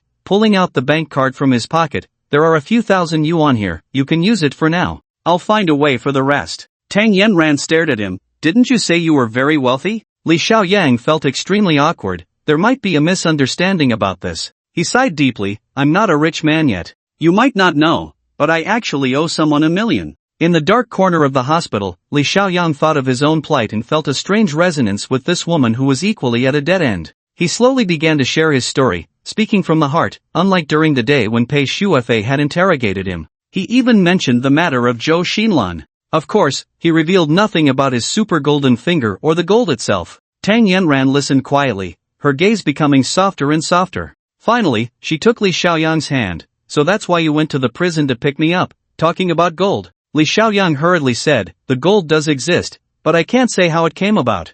I can guarantee that this gold is absolutely clean, I just need a way to get it out." Tang Yanran sighed slightly. "Is that even important now?" She took the bank card from Li Xiaoyang's hand. "You prepare the things, I'll arrange for the kids, and I'll contact you immediately. You're a bit foolish, remember not to flaunt the gold everywhere." Her words carried a rare warmth, and Li Xiaoyang felt invigorated. "As long as we can get that batch of gold out, we'll have money. With money, everything will be easier." Tang Yanran put on her black sunglasses, hiding her emotions. When she reached the stairway, she turned back and smiled. "Wait for my news, remember, I'm your partner now." Even after leaving the hospital, Li Xiaoyang's mind was still filled with the image of the woman's smile as she looked back. In August, the weather was at its hottest. Li Xiaoyang could feel the scorching air outside even while lying in his room. He had been thinking about Tang Yanran these past few days when suddenly his phone beeped with a message. Li Xiaoyang jumped up immediately, thinking it was news from Sister Tang, but the message was from Pei Shuefei, simple and direct, 8, Hangshan Road, Yijing Hotel, room 1345, come over within half an hour. Could this be the legendary hotel rendezvous? Li Xiaoyang chuckled to himself, but why did this cold female officer choose a hotel room? A beautiful woman's invitation was always delightful, but unfortunately, the other party was a female tyrant. Li Xiaoyang changed into clean clothes and rode his bike to the hotel. For a small place like this city, Yijing Hotel was considered the most upscale hotel. The entire building had a tasteful design, and the parking lot was filled with luxury cars, a rare sight in the small town. Li Xiaoyang sat quietly in the lobby for a while until his phone vibrated incessantly, prompting him to answer the call. Hello, I said to come see me in half an hour. What time is it now? What are you doing? Pei Shuefei's voice was very impatient. Li Xiaoyang replied softly, I'm in the lobby, but I was afraid this might be a trap. If I don't see you, I can't go up. On the other end, Pei Shuefei snorted, not bad, you have some counter-surveillance awareness. Just wait downstairs. Soon, the elevator doors opened, and Pei Shuefei stepped out wearing a pink tank top. On such a hot day, she wore shockingly short shorts and flip-flops, her long white legs tight and smooth. Upon seeing Li Xiaoyang, she loudly said, the room isn't locked, you go up and wait for me. I'm starving, I'm going out for a bowl of cold noodles. Li Xiaoyang stopped her, what cold noodles? That's too cheap. Today, I'm treating, let's call for hotel service. Pei Shuefei shot him a cold glare, no need, as a police officer, I won't accept this kind of treat. Li Xiaoyang rubbed his head, defeated by her. The two stood there, resembling a young couple, especially with Pei Shuefei's proud figure and youthful aura, drawing the attention of many, particularly a middle-aged man wearing a gold watch, whose gaze towards her was filled with fire. Li Xiaoyang shook his head, he had no mind to enjoy such treatment. He hurriedly stepped into the elevator, went up to the 13th floor, and directly entered Pei Shuefei's room. It was a luxurious suite, with suitcases and several cardboard boxes outside. Through a corner of the bedroom, he could see that it had been tidied up. A soft, large bed was covered with an army green blanket, and a rectangular whiteboard stood at the foot of the bed, filled with various materials. When Li Xiaoyang approached the cardboard boxes, he was surprised to find them filled with books, criminal investigation, crime scene investigation, forensic practice, interrogation techniques. He withdrew his gaze, and an indescribable admiration rose in his heart. Pei Shuefei, who looked like a mere decoration in the police station, was actually so professional and eager to learn. He sat upright on the sofa, waiting for her to return. Pei Shuefei kicked the door open, holding a bowl of cold noodles, and began to eat heartily while saying, it's a mess here. I just came to the city bureau not long ago and am temporarily living here. In the future, if there's something special, you can come find me here directly, but it's best not to come before 11 a.m., that's my rest time. Li Xiaoyang hesitated for a moment. This hotel is quite expensive, right? Pei Shuefei wiped the sweat from her forehead, the spicy cold noodles suited her taste. Hearing Li Xiaoyang's words, she wiped her mouth and smiled, I don't pay to stay here, I just have to rely on my salary for meals. Hey, this time I must solve a big case and get a hefty bonus to show my old man. Li Xiaoyang was confused, was this girl rich or not? After finishing her cold noodles, Pei Shuefei pointed to the bedroom behind her, go in and wait for me. Starting today, I will give you special training. Li Xiaoyang couldn't help but think inappropriately, bedroom, special, training. But the girl was already bustling into the bathroom, the shower had turned on, and she was still talking loudly, don't waste time, I have to go back to the bureau for a meeting in the afternoon. Although there was a bathroom door between them, the sound of water hitting skin inevitably made Li Xiaoyang's thoughts wander. He walked into the bedroom, and this time he saw more clearly. The spacious bedroom was organized like a military dormitory, not only with the army green blanket and the action board covered in materials but also a detailed map of the city, densely marked. Li Xiaoyang walked over to take a closer look. Pei Shuefei had clearly marked the bars, internet cafes, restaurants, and markets in the city with various colored pencils, highlighting these bustling areas. There were even all the sub-bureaus, police stations, and the routes of patrolling personnel throughout the city. The bedroom door creaked open, and Pei Shuefei, with a towel wrapped around her head, had changed into a camouflage summer outfit. Li Xiaoyang had to admit that what was originally a somewhat outdated camouflage outfit looked quite fashionable on her, like a model on the runway. At that moment, the girl tossed aside the towel and shook her shoulders. There's a document I wrote on the bed, you can take a look first. Li Xiaoyang picked it up and saw a neatly written notebook titled Informant Training Manual. Opening it, the shocking introduction caught his eye. There are currently two types of informants. One is undercover police personnel, referred to as red informants. The other is social misfits or internal members of criminal organizations, referred to as black informants. Li Xiaoyang looked up at Pei Shuefei. What color of informant do I count as? Pei Shuefei flicked her hair. What are you getting tangled up about? You can at most be considered a gray informant. Let me tell you, our police won't acknowledge the existence of informants. This is all grassroots work experience. Just remember, as long as you catch the criminal, I will reward you. Keep reading. Li Xiaoyang continued to flip through, and the following pages detailed the selection methods for informants and precautions. Pei Shuefei sat down beside him, the fresh scent of shower gel wafting over. I'll start by training you on the basics. Remember these legal principles, they are the bottom line of the law. If you cross this line, you are no longer an informant but a criminal, and I'll be the first to catch you.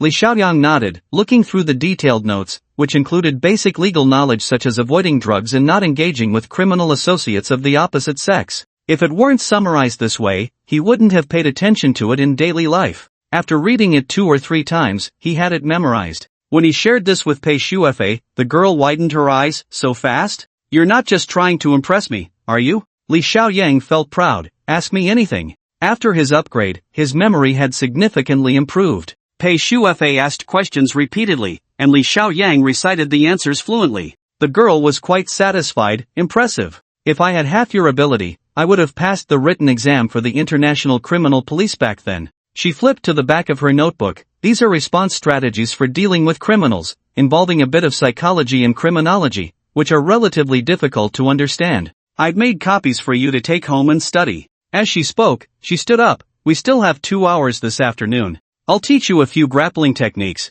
This is real hard work, so don't be afraid of the effort. Li Xiaoyang was startled. I have to learn this too? Pei Shuefei snapped her fingers. I didn't plan on it, but seeing your talent, I have to nurture it. Her expression turned serious. Sometimes, informants are our internal allies as police officers, and when facing criminals, they are our closest comrades. Li Xiaoyang was skeptical. In his view, informants were merely traitors walking on the edge of a knife. However, the righteousness emanating from this girl was truly admirable. Pei Shuefei clenched her fist. Don't underestimate me, my practical skills are quite strong. Li Xiaoyang nodded. I can see that. You seem to have a military background? Pei Shuefei shook her head. I've never been a soldier, but my grandfather was a real soldier. You don't know, at 6 years old, he sent me to a training camp for foreign mercenaries. Looking back, that old man was quite visionary. As she spoke, she extended her hand to show him her palm, which was soft, but the edges and the area around her thumb were covered in thick calluses. This is from handling guns. Pei Shuefei seemed excited and even pulled up a corner of her shirt to reveal her firm waist.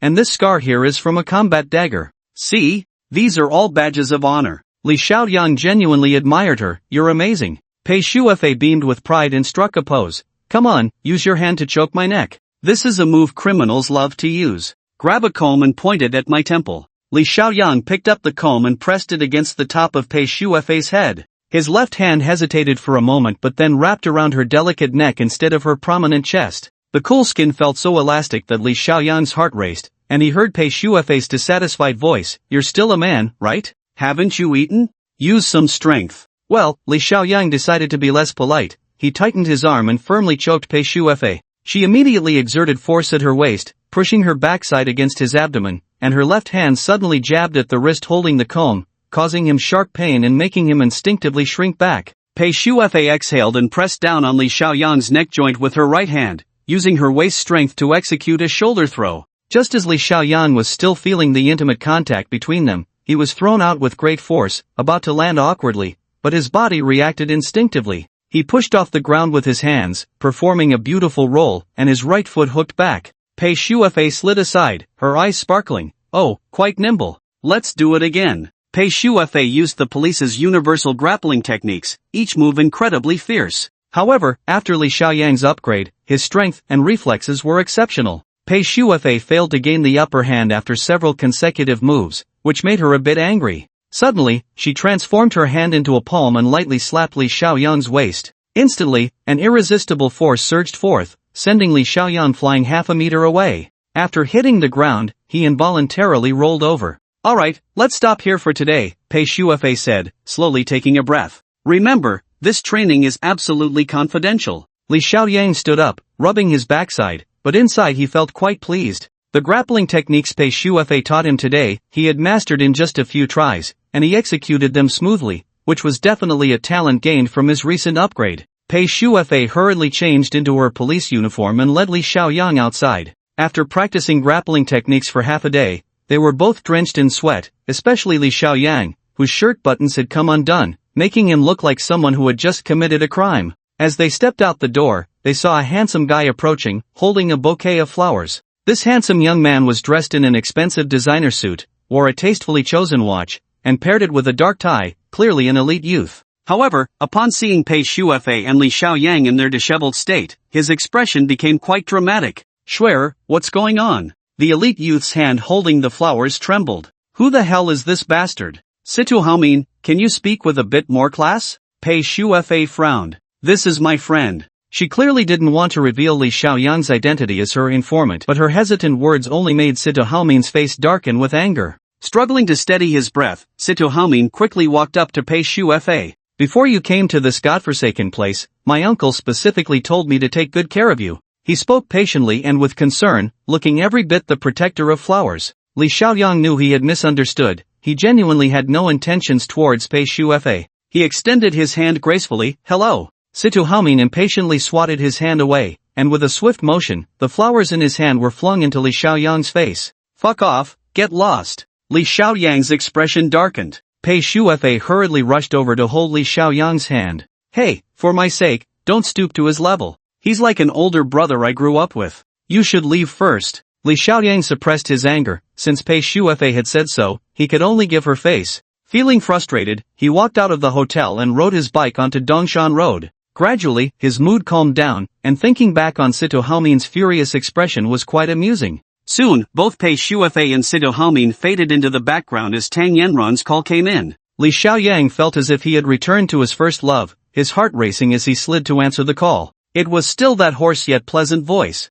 "Hello, is this Li Xiaoyang?" "Yes, it's me. By the way, where do you live?" "I'm coming to find you." Li Xiaoyang suppressed his excitement and asked about the child's condition. It turned out they had been transferred to the city children's hospital, but the tens of thousands he had given Tang Yanran wouldn't last long. Just the chemotherapy costs had already consumed over 30,000. After Li Xiaoyang provided his home address, he pedaled faster, but as he entered a narrow alley, a SUV suddenly came rushing up from behind. The road was already narrow, and the SUV forced its way into another lane, scraping the roadside stones and sparking. At noon, the entire asphalt road was hot enough to emit smoke, and with few pedestrians around, this shocking scene was witnessed by only a handful of people. Startled, Li Xiaoyang immediately turned, feeling the rear wheels bounce, nearly getting knocked over by the SUV. Glancing back, he saw the gritting teeth of the driver. It was none other than the elite youth, Situ Haomin. The buzzing roar of the off-road vehicle's engine could be heard from hundreds of meters away. Li Xiaoyang pedaled furiously and dashed into a narrow alley with a whoosh.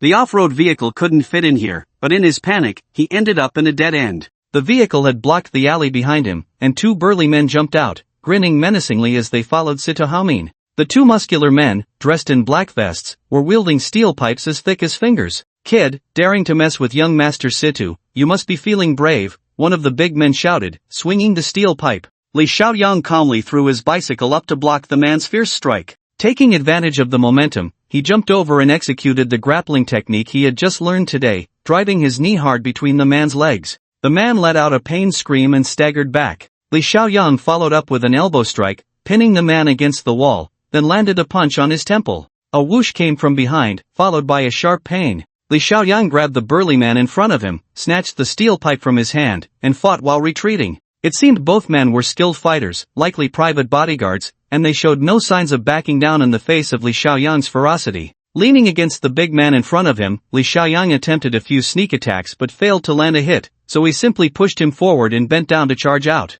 In the narrow alley, he hunched his back, fists raised to protect his head, dodging a sneak attack, then countered with a powerful kick that sent the man crashing into the wall, shaking in pain. Joint locks, prote strikes, and low kicks, these were all street fighting moves. The two professional bodyguards were momentarily stunned, allowing Li Xiaoyang to take down one of them again. Seeing his bodyguards being beaten into disarray by Li Xiaoyang, Situ Haomin's face turned blue with anger. "Damn it, a bunch of useless fools." The elite youth, irritated, tore off his tie and pulled out a handgun, aiming it at Li Xiaoyang. Li Xiaoyang's eyes flashed as he reached out to grab the gun, his pinky finger pressing against the firing pin. Handgun, quality, upgrade success rate 5. The failure rate was very high, but Li Xiaoyang was confident he could instantly render Situ's gun useless. Of course, this was a dangerous gamble. But at that moment, the two bodyguards rushed in desperately, pulling Situ Haomin away. "Young Master Situ, please don't." One bodyguard's face turned pale. "This is Huagua, you could cause a huge mess."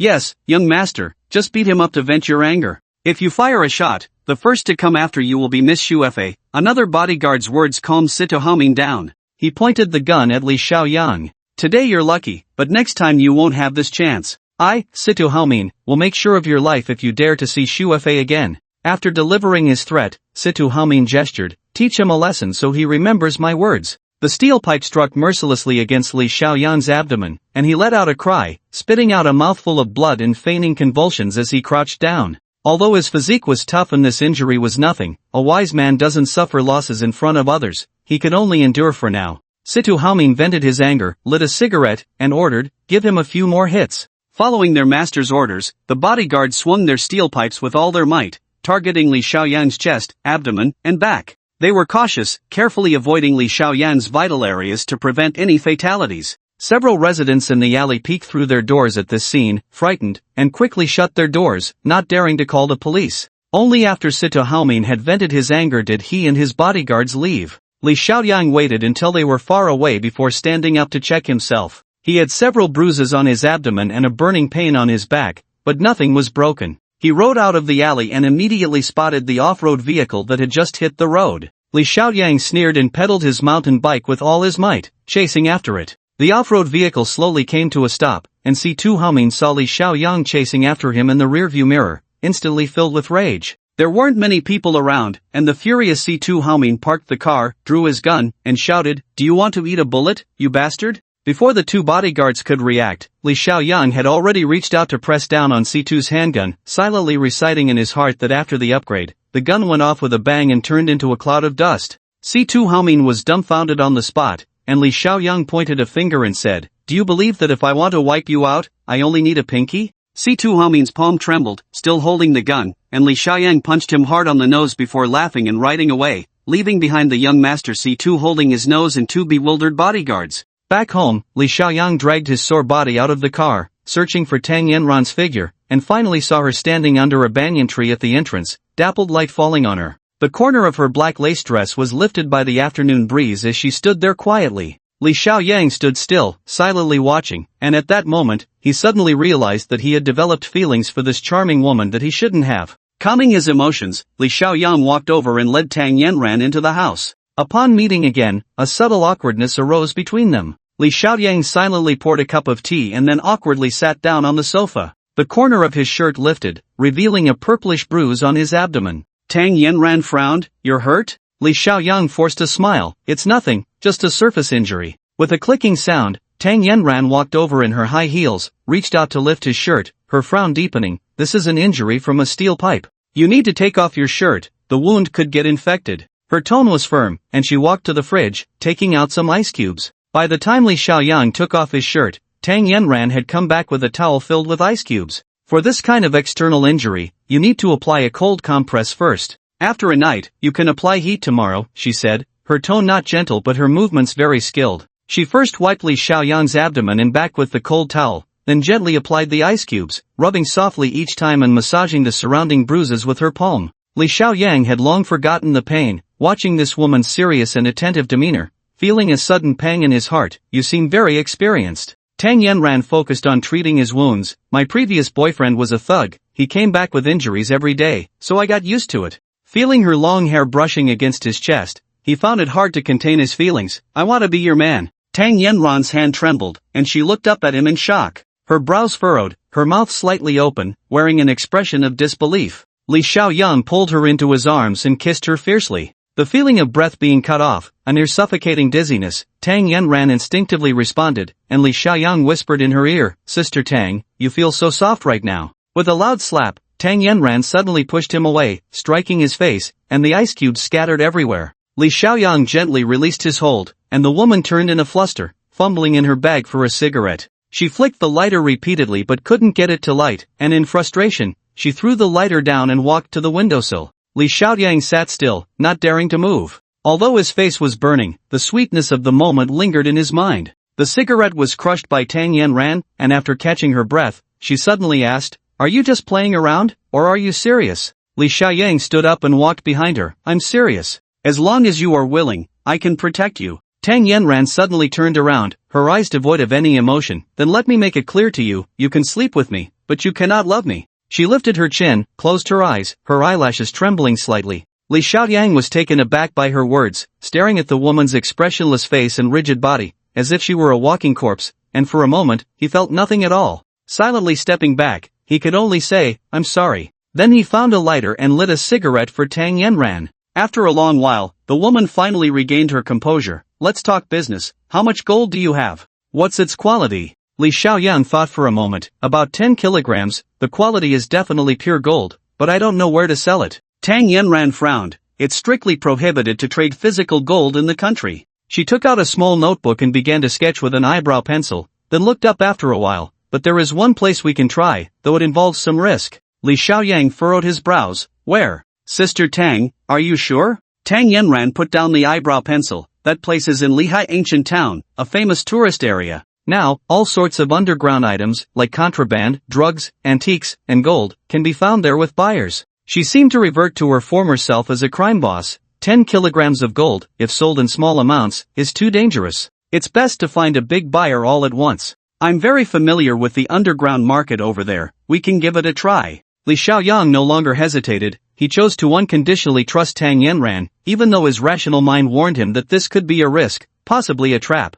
But just for that intense kiss earlier, he was willing to give it a shot. "When do we leave?" he asked. Tang Yanran elegantly flicked the ash off her cigarette. "Do you think this is a vacation? How are you going to take out 10 kilograms of gold? What if you get caught on the way?" Li Xiaoyang fell silent. This was indeed a tough problem. Although he was confident he could destroy everything in an instant, that was still the worst-case scenario. Seeing him like this, Tang Yanran smiled slightly. "Silly, don't worry. Can this little thing stump me?" Li Xiaoyang was momentarily speechless. In front of this woman, he did feel a bit foolish. Tang Yanran stretched lazily, stood up, and said, "Once we handle things at the hospital, we can set off. But there's still a troublesome matter." "What matter?" Li Qingtsong asked eagerly. Tang Yanran glanced at him. "I just got out of prison, and I have to meet with my counselor every week. Officially, it's psychological counseling for reintegration into society, but it's really half surveillance, considering my previous sensitive identity." This issue was indeed tricky, but Li Xiaoyang immediately thought of Pei Shufa.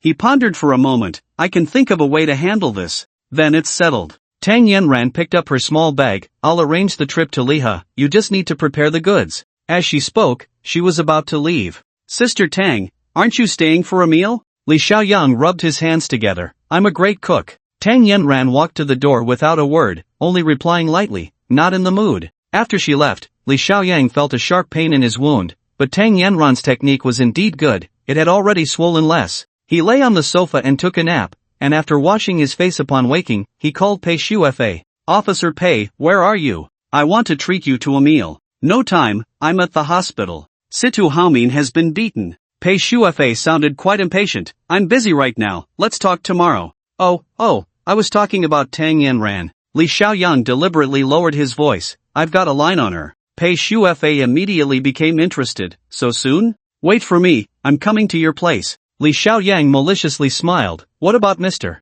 Situ? Aren't you supposed to keep an eye on the patient?" "Over there," Pei Shufa snorted coldly. "What does it have to do with me? Anyway, he won't die. I asked him who hit him, and he just won't say. Looks like he brought it on himself." With a snap, the phone hung up, but Li Xiaoyang felt quite pleased. That grandson Situ Haomin was probably intimidated by him. He definitely wouldn't have the face to say he was beaten by Li Xiaoyang. Soon, Pei Shufa rushed in, throwing her police cap down as soon as she entered the room. "Is there any beer?" "It better be cold, I'm dying of thirst." Li Xiaoyang took out a beer, and the two of them lay on the small sofa, each finishing a bottle. Just as Li Xiaoyang put down his beer bottle and was about to speak, Pei Shufa jumped up, her sharp gaze fixed on the coffee table, then pinched her cute little nose and sniffed. "This smells like mint cigarettes." She walked over to the coffee table, examining the cigarette but with a professional demeanor. "Did a woman come to your place?" Is it Tang Yanran? Is this girl a hunting dog? Li Xiaoyang could only admit, yes, she just left not long ago.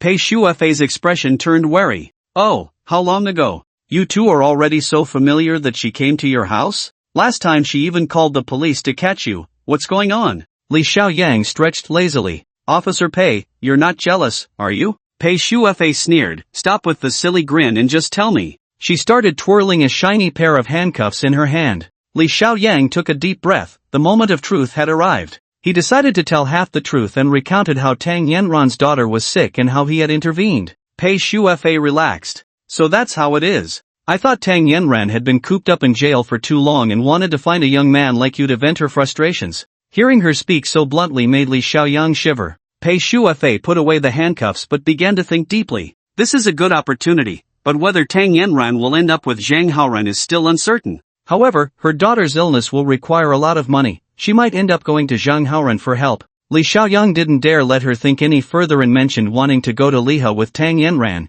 asking her to help deal with the prison counselor. Pei Shuefei frowned. You still have the mood to travel at a time like this? Li Xiaoyang had already thought it through and pretended to sigh. As a mother, her mind is naturally only on her child at this time. I heard there's an old Chinese doctor in Liha who can cure leukemia, so she has to try. I'm just following her to help solve the case. Pei Shuefei nodded. Alright, leave this to me. She immediately took out her phone and called the prison counselor. After a while, she walked over and said, It's done. I'm going back to sleep now. Li Xiaoyang looked outside. It was already dark. Alright, I'll see you off. No need. Pei Shuefei waved her hand, but as she reached the door, she suddenly thought of something and turned back to warn him, You better keep your distance from Tang Yanran. Don't get too close, especially not that. Do you understand? That woman is not easy to deal with. Be careful she doesn't eat you up. That refers to what? Li Xiaoyang sent her out, secretly laughing to himself. This girl is actually quite cute.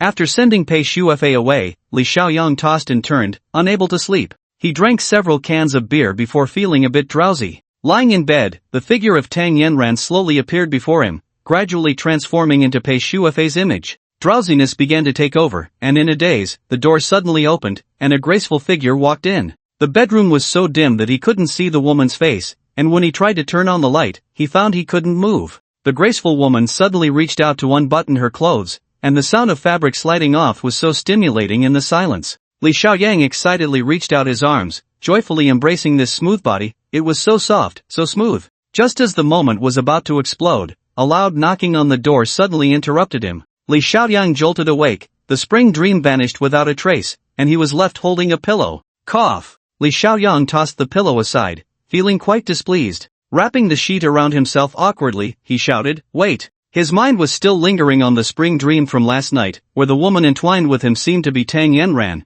but also bore a striking resemblance to Pei Shuefei. What was happening to him? He could only hope that the person knocking at the door was not one of those two women. However, it was the delivery person. After receiving a package, Li Xiaoyang slammed the door shut and opened it inside, only to find it was a lawyer's letter. It was a letter from the Tianlian Company's lawyer, stating that if he didn't repay the 1 million soon, they would see him in court. Li Xiaoyang read it carefully, sneering inwardly. He was no longer the naive college student he once was. After going through so much, he had gained a certain level of social experience. The lawyer's letter looked intimidating, but in reality, it was just a bluff from Tianlian Company. Pei Shuefei's covert investigation must have started to yield results, causing Tianlian Company to panic and send this threatening letter, hoping to collect that ill-gotten money quickly. After all, for someone like Zhang Haoran, who was involved in illegal activities, pursuing legal channels was very dangerous, as he was guilty and feared drawing attention to himself. Li Xiaoyang immediately picked up his phone and dialed Pei Shuefei's number, but no one answered.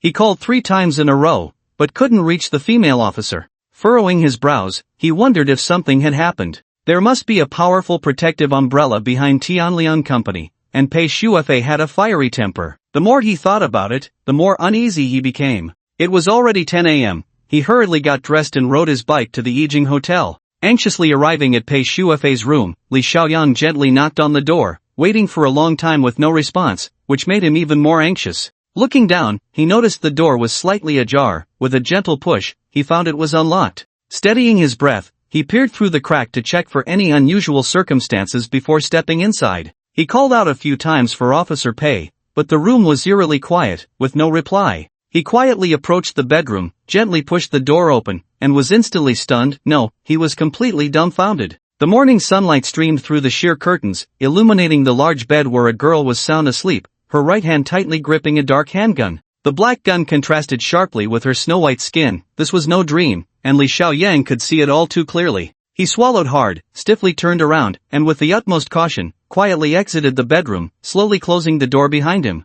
If this fierce woman discovered he had been peeking, the thought of Pei Shuefei still holding the gun while sleeping sent chills down his spine. He tiptoed to the door, just about to make his escape when a cold breath swept over him, followed by a chilling voice from behind. "Hey, what did you just see?" Without needing to look back, Li Xiaoyang knew what was pressed against his head. He could imagine the dark muzzle of the gun, and he could even hear the sound of the safety being disengaged. "Officer Pei, I just arrived. I didn't see anything," Li Xiaoyang said with the most sincere tone he could muster. "Bullshit, how long were you standing in the bedroom just now?" Pei Shuefei began to grit her teeth, the gun barrel unceremoniously tapping against his head. Li Xiaoyang slowly turned around. Pei Shuefei must have woken up long ago. When he barged into the bedroom, she might have been pretending to be asleep. Now, wrapped in a blanket, only her shoulders and calves were exposed, making her look even more alluring. Li Xiaoyang cleared his throat. "Officer Pei, why didn't you lock the door?" Pei Shuefei kept the gun pointed at him, sneering. "It's a good habit I developed in the mercenary camp to keep all escape routes open.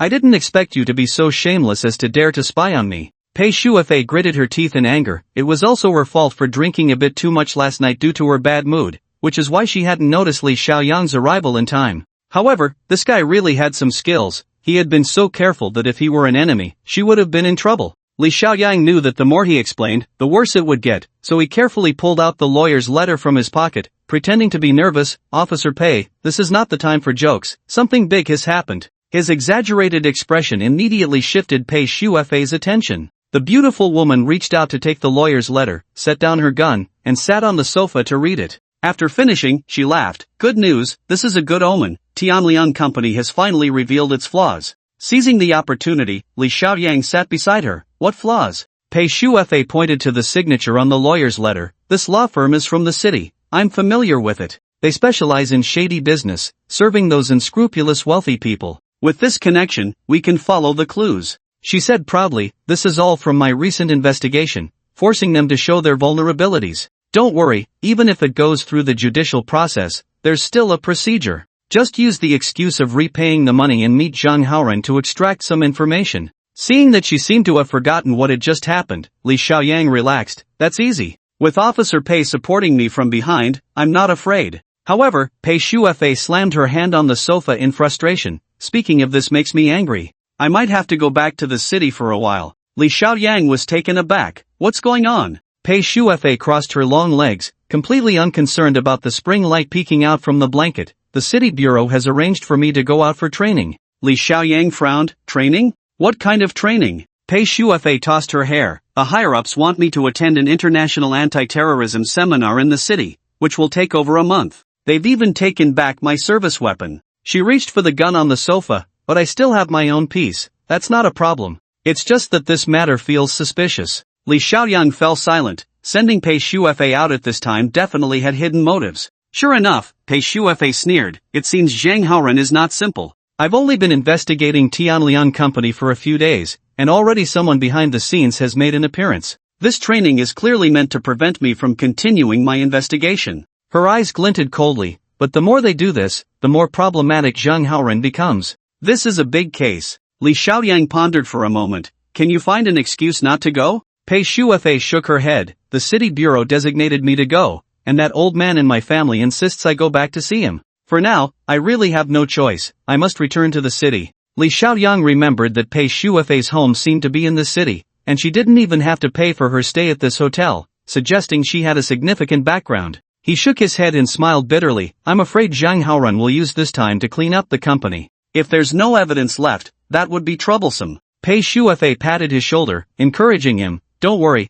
I'll only be gone for a few days and we'll sneak back. You're going to Liha, right? You need to go and come back quickly. And keep an eye on Tianliang Company for me." Li Xiaoyang nodded. "I understand. You go back to the city and check out that law firm." Pei Shuefei nodded in satisfaction. "You're my exclusive informant. I will ensure your safety. Go back for now." The little girl escorted him to the door. completely forgetting about the earlier peeping incident. Just as Li Xiaoyang was about to leave, she furrowed her brows again, suddenly leaning down to sniff him. Li Xiaoyang was startled by her surprising action, freezing in place, but Pei Shuefei wrinkled her nose. What scent is this on you? The latest men's perfume? It smells pretty good. He took a deep breath, forcing himself not to laugh, and looking at Pei Shuefei's innocent expression, he nodded with a smile. Yeah, the latest perfume, a man's scent. Alright, stop showing off and get lost. Pei Shuefei slammed the door shut, and only after Li Xiaoyang had disappeared did she suddenly remember. Oh no, that man saw everything just now, and she hadn't settled the score with him yet. This is the first time in this life that a man has seen me. That look. Pei Shuefei bit her lip, feeling a mix of frustration and an unusual sensation. After thinking for a moment, she shook her head. Forget it, I'll deal with this kid after the case is solved. Li Xiaoyan walked out of the hotel in a good mood, and as soon as he got home, he saw Tang Yanran waving at the door. Seeing this beautiful woman made him even happier. Tang Yanran was wearing an elegant suit today, cleverly revealing a pair of graceful calves, and her face was lightly made up, exuding a calm and elegant demeanor that made her look beautiful even in the height of summer. Li Xiaoyan walked over and handed her a key. Sister Tang, from now on, my home is your home, keep the key. Tang Yanran seemed to be in a good mood as well, smiling lightly. Aren't you afraid I'll steal everything from your house? Li Xiaoyang stuffed the key into her bag. My house? There's nothing valuable in it. The two entered the house, and a wave of coolness greeted them. Tang Yanran took out a tissue to wipe her forehead and suddenly said, You have something very valuable here. Li Xiaoyang slapped his forehead. Right, I still have a lot of gold in my room. Tang Yanran shook her head slightly. I'm talking about you, you're very valuable. Li Xiaoyan laughed heartily. I'll make you something to eat first. He went to the kitchen, thoughtfully cooking a pot of porridge and skillfully stir-frying some dishes. Watching the man's sturdy back and busy movements, the elegant woman pressed her lips together and whispered in a voice only she could hear, Fool, it's easy to seek priceless treasures, but hard to find a loving partner. During dinner, Li Xiaoyang asked about the child's condition. When it came to her daughter, Tang Yanran's spirits lifted. The conservative treatment in the early stage has been effective. The doctor said they will soon find suitable stem cells, and the rejection test went well. I can finally breathe a sigh of relief. No wonder she was in such a good mood. Li Xiaoyang was even happier. Now we just need money, Sister Tang. We need to hurry. When can we set off? Tang Yanran lit a cigarette, casually reclining on the sofa. I've arranged everything. As long as we safely transport the goods, we can set off. She looked at Li Xiaoyang through the faint smoke. This time, we're taking a risk. If something goes wrong, you can blame it all on me. After all, I have a criminal record. Going back in wouldn't matter as long as you take care of my daughter. Li Xiaoyang shook his head seriously. Sister Tang, I promise you, there will be no problem. If it really comes to that, I have absolute confidence in destroying the goods. At most, I'll just lose some money, and I can find another way. Tang Yanran flicked the ash from her cigarette. But that's gold, can you bear to lose it? Li Xiaoyang stood up and moved closer to her, his bright eyes forcing the woman to curl up on the sofa like a cat. The man lowered his head, inhaling the fragrance of her long hair, and said in a hoarse whisper, Gold can be obtained again, that's nothing. I will protect you and won't let you suffer again. At that moment, Tang Yanran saw an incredibly confident man, exuding a masculine charm. Her large eyes flickered, and she extended her slender finger, gently pushing Li Xiaoyang away from her heart. Hiding her emotions well, Tang Yanran returned to her cold, beautiful demeanor and said to Li Xiaoyan, Alright, take the things, and let's go find the delivery person. Li Xiaoyan grinned. He could feel the beautiful woman's heartbeat just now. Beneath Tang Yanran's cold exterior was a passion more intense than a volcano. Taking out the password box, Li Xiaoyang smiled at her. Do you want to take a look at the goods? Tang Yanran huffed. No need, I trust you. Li Xiaoyang carried the box, and Tang Yanran directly called for a car. It was noon, the hottest time of the day, and there weren't many cars on the road, so they arrived at their destination smoothly. This is the commercial park in the northern part of the city, located on the ring road west of the airport. Li Xiaoyang looked around, and it was extremely quiet. Tang Yanran smiled faintly. What's wrong? Afraid I'll sell you out? Li Xiaoyang frowned. I don't come here often, it's just strange how quiet it is. Tang Yanran led him down a newly constructed road to the west, shaking her head as she walked. It's a shame you're a city person and still unfamiliar with your own area. This is a newly developed zone, and the city government is about to relocate here. So not only is the environment good, but the city management is also very strict. As they spoke, they entered a building, and Tang Yanran guided him through a series of twists and turns to an elevator in the northwest corner. The elevator was in a concealed location and had a seal on it, under maintenance. Li Xiaoyang said nothing, just glanced at Tang Yanran. She lit another cigarette. Just follow me, don't say anything, at most nod and smile, leave the rest to me. She pressed the elevator button, and surprisingly, the door opened. Once inside, Tang Yanran took out a gold card from her bag and waved it in front of the elevator's camera. The elevator then started moving. This is too high-end, Li Xiaoyang exclaimed in awe. It really feels like something out of a spy movie. The elevator descended, going past the first basement level, and continued down until it finally stopped, and Li Xiaoyang estimated they had reached about 4 or 5 levels underground. The city is different from what you imagined, right? Tang Yanran patted his face. You should think about why Yang Zijian chose this place as his base. Li Xiaoyang lowered his head in silence, only thinking, these sordid things, just like Tianliang Company, are a blight on the world, that truly tarnishes my hometown. When I get the chance, I will definitely find a way to have Pei Shufa clean up this beautiful city. Outside the elevator was an arched wooden door. Although it was daytime outside, it was dim as night down here. Li Xiaoyang looked up at the sign above the door, the neon letters shining brightly, Paradise Nightclub. 2 burly men stood at the entrance, and after checking the VIP card in Tang Yanran's hand, they couldn't help but show respect. This card was an old membership card from 10 years ago, indicating an extraordinary identity. Li Xiaoyang followed Tang Yanran inside, where the space was large, with a small stage in the center and drinking areas all around. Behind the small stage, there were several tightly closed wooden doors. At this time, there weren't many people drinking, but each one looked quite imposing with their big bellies. Tang Yanran tugged at Li Xiaoyang's hand, and they walked into a bright room, which was the brightest place in the entire Paradise nightclub. A man in a plaid shirt stood up, and upon seeing Tang Yanran, his eyes lit up. Oh, Sister Tang, what a rare guest. This man had a scar on his mouth and was very polite to Tang Yanran, and Li Xiaoyang knew that he might have been someone who followed Yang Zijian before. Tang Yanran's tone was icy. Scar, don't give me that routine. Can you handle what I asked? The scarred man chuckled. Sister Tang, it's just moving some goods, no big deal, but you know the rules. As he spoke, he glanced at the suitcase in Li Xiaoyang's hand.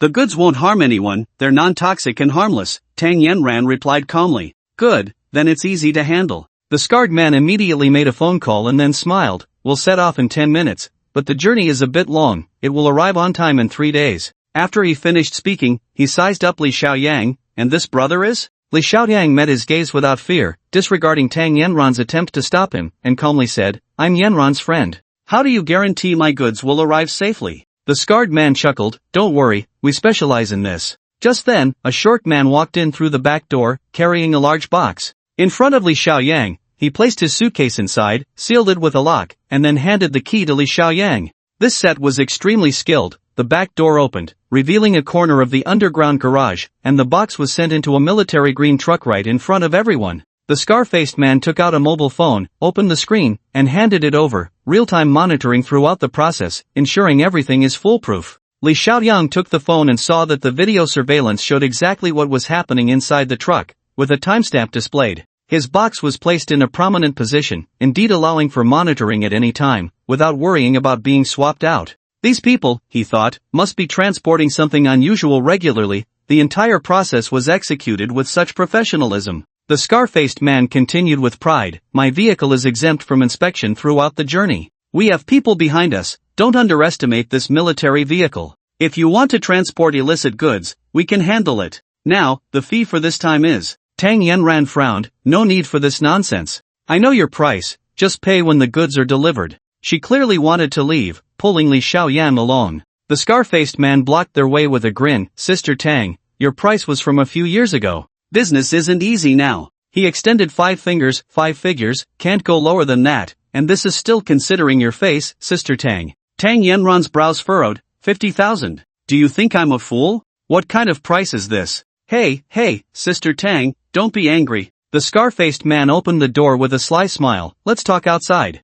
Li Xiaoyang held Tang Yanran's small hand and whispered, money isn't a problem, don't get angry over such trivial matters. However, the scar-faced man seemed quite excited, shouting as soon as they stepped outside, Biaozi, Haozi, come, quick, see who's come to visit us. 2 hefty men stood up, and the lights in the hall suddenly brightened. Li Zibiao and Zhang Haoran, once known as Biaogu and Haodi. Upon seeing Tang Yanran, their eyes widened. Sister Tang, oh, it really is Sister Tang. Without restraint, the 3 men's eyes roamed over Tang Yanran, and Zhang Haoran even walked over directly, grinning insincerely. Sister Tang, it's been a while, why are you so cold? Li Xiaoyang immediately stepped in front of Tang Yanran, blocking their gaze. The moment he saw Zhang Haoren, he clenched his fists. The CEO of Tianlian Company, an irreconcilable enemy. Enemies meeting are especially hostile. Zhang Haoren, however, only found him somewhat familiar, certainly not remembering such a small character. With a smirk, he said, "What, you brought a flower protector with you?" The scar-faced man stepped in to smooth things over. "Sister Tang just arrived. We old friends haven't welcomed her properly. Today's a coincidence. Let's open a few bottles of good wine." Zhang Haoren excitedly turned around. "Hao Xiao, didn't you always want to meet the flower of the Tang family from our city? What a coincidence, this flower is here today, all thanks to you, Hao Xiao." A well-dressed young man stood up behind, facing Li Xiaoyang directly, both of them stunned. This was actually Sito Haomin. Upon seeing Li Xiaoyang right in front of him, Sito Haomin instinctively touched his nose. Well, what a coincidence, they were almost gathering a full table for mahjong. Li Xiaoyang was intensely contemplating. Sito Haomin had seen him with Pei Shuefei, and if that connection came to light, it wouldn't be good. At this moment, Li Zhibiao began to speak. "Sister Tang, let me introduce you. This is a distinguished guest from the city, Situ." Before he could finish, Li Xiaoyang seized the opportunity to take the initiative. "Mr. Situ Haomin, right? I know him, I met him last time at Officer Pei's place in the city." Li Xiaoyang intentionally pointed out Sito Haomin's connection with Pei Shuefei to take the lead and divert their attention. However, Sito Haomin thought he was exposing his own scars, and his face changed with anger, while Zhang Haoren and the others exchanged glances, instinctively taking a few steps back. Sito Haomin came to his senses and smiled proudly. "What's wrong? You guys aren't doing anything wrong, so why be afraid? I've known Shuefei since we were kids, so what? Last night, there were quite a few people from the municipal bureau here, right?" He inadvertently let slip that they were entertaining people from the municipal bureau. The scar-faced man quickly interrupted him. "What Xiaohao said is right, it's nothing, nothing at all." Zhang Haoren cursed inwardly. Pei Shuefei had been keeping a close eye on Tianlian Company lately. If he had known that Sito Haomin had a connection with her, he wouldn't have brought this rich second generation here to play. But he didn't want to offend this financial backer, so he forced a smile. "Yes, we're all doing business openly. In the past, we were young and reckless, just like Sister Tang, who just got out of the slammer. It's no big deal." The drinks were served, and several people raised their glasses, surrounding Tang Yanran with the intention of forcing her to drink. Tang Yanran was furious, her face pale with anger. This group of people, who used to tremble in her presence and didn't dare to lift their heads, now acted like cats that had spotted a mouse, with a disgusting look of certainty on their faces. The scar-faced man and the others were leering, clearly impatient. They had once been too timid to approach this extraordinary beauty, but now that Tang Yanran had come to them, how could they let her go? Sito Haomin pretended to maintain his composure, but his gaze lingered on Tang Yanran's chest. Zhang Haoren was the most arrogant, holding his glass so close to Tang Yanran's lips it was almost touching. With a loud slap, Li Xiaoyang swiftly blocked the glass, pressing it down onto the table, his fingers instinctively testing the wine on the table, a series of golden characters naturally appearing. The same cup, the same wine, but the success rate of upgrading was completely different. The quality was the same, but the other party's wine had a 60% success rate, while his and Tang Yanran's only had 40%. According to his ability rules, there was definitely something wrong with the wine. If the success rate of the same quality item decreased, it meant something had been added to the wine. As for what had been added, it was obvious. Li Xiaoyang held down 2 glasses of wine, a smile curling at the corner of his mouth. "You guys are being unfair. This wine seems to have a bit of a problem." Zhang Haoren's expression changed, and Li Zhibiao and the scar-faced man looked extremely awkward. Li Xiaoyang glanced at Sito Haomin, who pretended nothing was wrong, but his eyes showed a hint of guilt. One sentence exposed the trickery behind this. The others began to pay attention to Li Xiaoyang. The wine contained the latest ingredient, which an amateur wouldn't be able to taste, let alone just by looking or smelling. "What's your surname, brother? You look unfamiliar." Zhang Haoren sat down, trying to maintain a smile. Li Xiaoyang held back the furious Tang Yanran, smiled slightly, and also sat down. "No need to be polite, I'm just a nobody, not worth comparing with you big shots." He made it clear he wouldn't give Zhang Haoren face, but people are strange. The more you put on airs, the more cautious the other party becomes. Zhang Haoren and his crew had been in the underworld for over a decade. They had seen all kinds of people, but they found it hard to see through this young man. Since they couldn't see through him, they decided to take a step back. The scar-faced man clapped his hands. "Sister Tang's friend must have some status. This wine isn't up to par, that's my mistake." He waved over a little beauty dressed in a bikini. "Go, quickly change the bottle, and also change the glasses to the Italian set I brought back last time I went abroad. So tacky, too tacky." Sito Haomin smiled at Tang Yanran, putting on an elite aristocratic air. That's called a Bormioli red wine glass, not just any Italian glass. Tang Yanran calmed down, seeing Si-Tu Haoming still showing off. She said lightly, "No need, I don't want a drink today." Li Xiaoyang squeezed her small hand and leaned close to her ear, whispering, "That wine really had something in it. I saw they even locked the door. Don't worry, I'll find a way to get us out." Tang Yanran finally realized something was off. After all, she had underestimated her own charm. These few people clearly did not want to let her go. But she was full of confidence in Li Xiaoyang and obediently nodded. "All right, I'll listen to you." Zhang Haoren and the others exchanged glances, unable to believe it. They knew Tang Yanran's temper all too well. Back in the day, even young Zijian sometimes couldn't control her. Who would have thought that now a young boy could tame this she-tiger to be so obedient? Si-Tu Haoming, who was eager to win the beauty's favor, was met with a closed door. Seeing this scene, he gripped his wine glass tightly, his heart filled with resentment. A beautiful flower placed in cow dung.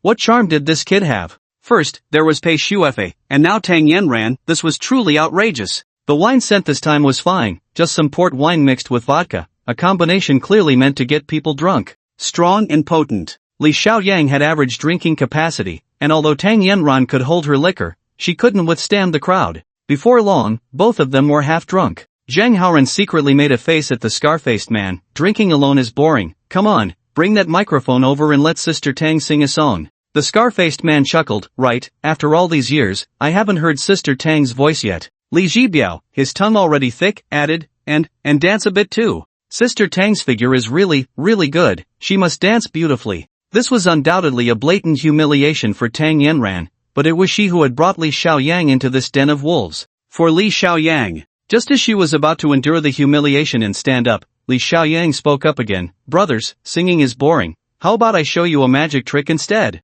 Li Xiaoyang pretended to be drunk, swaying as he rolled up his sleeves. "Wait a minute, brother," Zhang Haoren said with a sly smile. "A magic trick? That works, but if it's not impressive, then brother will have to punish you." Li Xiaoyang boldly patted Zhang Haoren's face, his hand not holding back. "Fine, if everyone is not satisfied, I'll drink 3 cups as punishment." With tall glasses and strong liquor, downing 3 cups would surely knock this kid out. Zhang Haoren, thinking of this, suppressed his anger at being slapped in the face, planning to play with that filthy bitch in front of you and record it. "All right, brother, what magic trick are you going to perform?" Li Jibiao, a rough man, was now interested. Li Xiaoyang's gaze swept over the 3 of them, and he smiled slightly. "A little trick called time travel. I can make things disappear right before your eyes." Si-Tu Haoming shivered at this. He still couldn't forget the day the gun vanished right under his nose. He had even sent someone to look for it afterward, and indeed, it was gone. Li Xiaoyang, for all his faults, was indeed impressive in this regard. Zhang Haoren and the others, of course, didn't know about this and laughed. "This is interesting. Come on, what are you going to change?"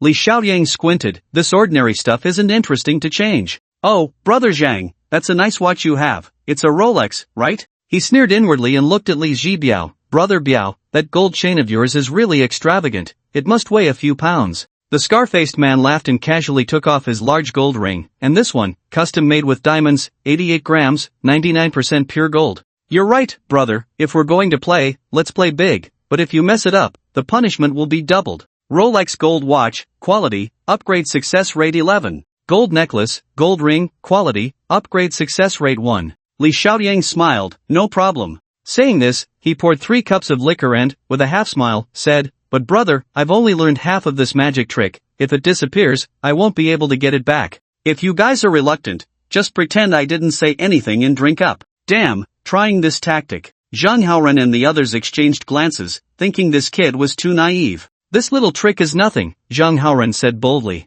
Li Xiaoyang rolled his sleeves up above his elbows, spreading his arms wide for the 3 to see closely. Zhang Haoren turned around to turn on the lights, and the spotlight on the small stage immediately shone on Li Xiaoyang's hands. Even the fine hairs on his hands were clearly visible. At this moment, Li Xiaoyang stood up, his arms suspended in the air, making it impossible to perform any tricks from below his arms, absolutely 360 degrees without dead angles. Zhang Haoren and the others moved closer, less than 30 centimeters away from Li Xiaoyang. At this distance, they could see from every angle, and with 3 people supervising together, Li Xiaoyang could not possibly pull off any tricks unless he truly had special abilities. "Then I shall begin," Li Xiaoyang said as he picked up the gold ring and gold chain, placing them in the palm of his hand to show them clearly, then gently closed his hand around them. Tang Yanran frowned tightly. Could it be that Li Xiaoyang was really drunk? Was that possible? She secretly gripped the fruit knife under the table, prepared for the worst. However, Li Xiaoyang gave her a confident smile, his fingers pressing against the necklace and ring in his palm, silently chanting upgrade.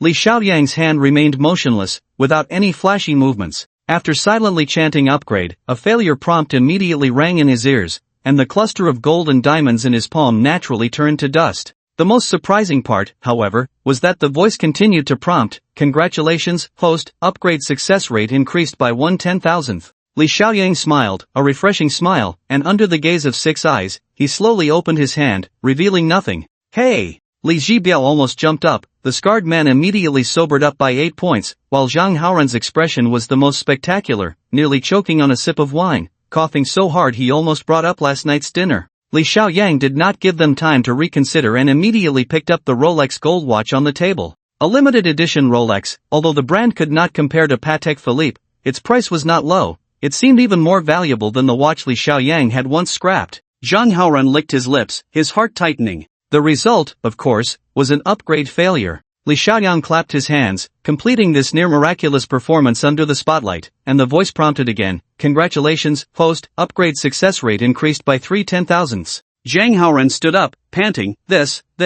Li Zibiao foolishly laughed, "Awesome, truly amazing." Only the scarred man had come to his senses. "Brother, spectacular, too spectacular, but you said it can't be changed back, you're joking, right?" "It really can't be changed back," C2 Haomin in the back said quietly, "I have seen it with my own eyes." Li Xiaoyang patted himself down, taking everything out of his pockets to show them. He was almost about to take off his pants. Indeed, there was nothing hidden on him. The three of them circled around Li Xiaoyang several times, checking the ground, the table, even under the floor, and indeed found nothing. The flesh on Zhang Haoran's face twitched. He had lost, damn it, he had lost big. Was there really such a thing as special abilities in this world? That watch, it was a fine piece brought back from the U.S. by someone, a limited edition diamond-studded Rolex, which had cost over 500,000 at the time. What was he going to do now? Li Xiaoyang did not give them time to react, brushing the dust off his hands. "This is just a game of heartbeat. I had a great time playing with you today, but it's getting late. I have some matters to attend to."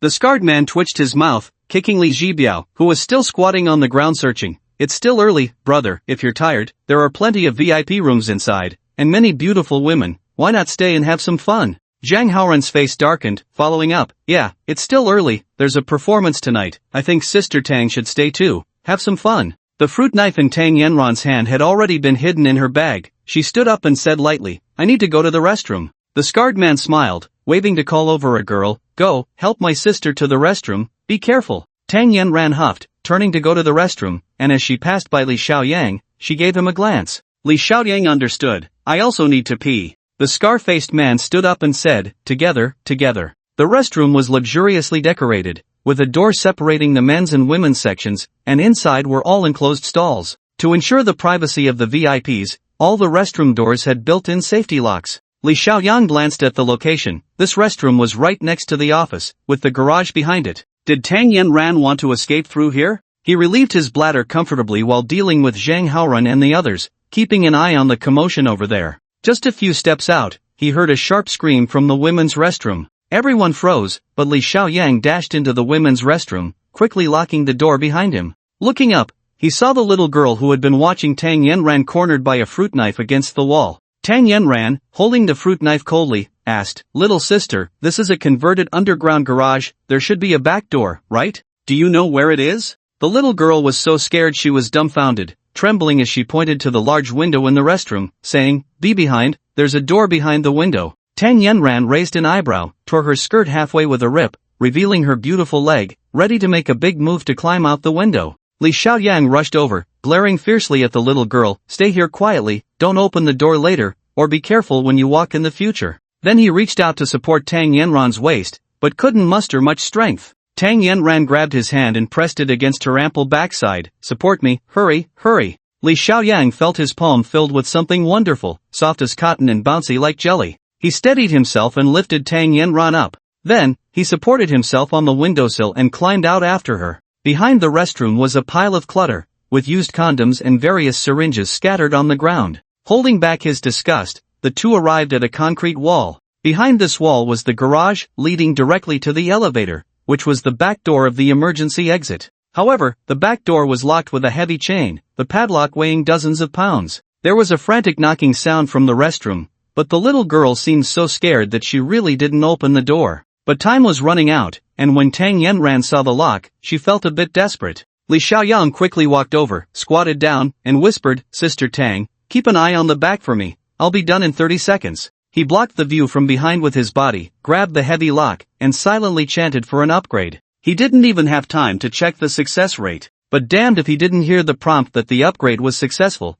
and the heavy iron lock turned into a stainless steel anti-theft lock. Li Xiaoyang took a deep breath and continued to upgrade. Damn it, he succeeded again, turning it into an electronic anti-theft lock. Luckily the success rate had dropped to 25. Finally, he failed at the right moment, and the heavy lock was completely destroyed. With a whoosh, Li Xiaoyang pulled out the chain and dragged the pleasantly surprised Tang Yanran out. They entered the garage, found the elevator, and finally exited the building. They walked to the intersection and saw several traffic police, at which point Tang Yanran finally breathed a sigh of relief. It was afternoon, and the streets were getting busier. Seeing this handsome and beautiful couple running down the road, everyone couldn't help but smile. Pulling Li Xiaoyang under a tree, Tang Yanran let out a long breath. I almost got caught today. She gathered her hair, beads of sweat rolling down her fair forehead, but saw Li Xiaoyang calm as ever, unable to help but show a strange expression. Aren't you afraid? Li Xiaoyang shook his head with a smile. Just those few idiots. What's there to be afraid of? At that moment, having survived the disaster, Tang Yanran couldn't help but lean softly against his broad chest, listening to his steady heartbeat. It's true, your heartbeat hasn't changed at all.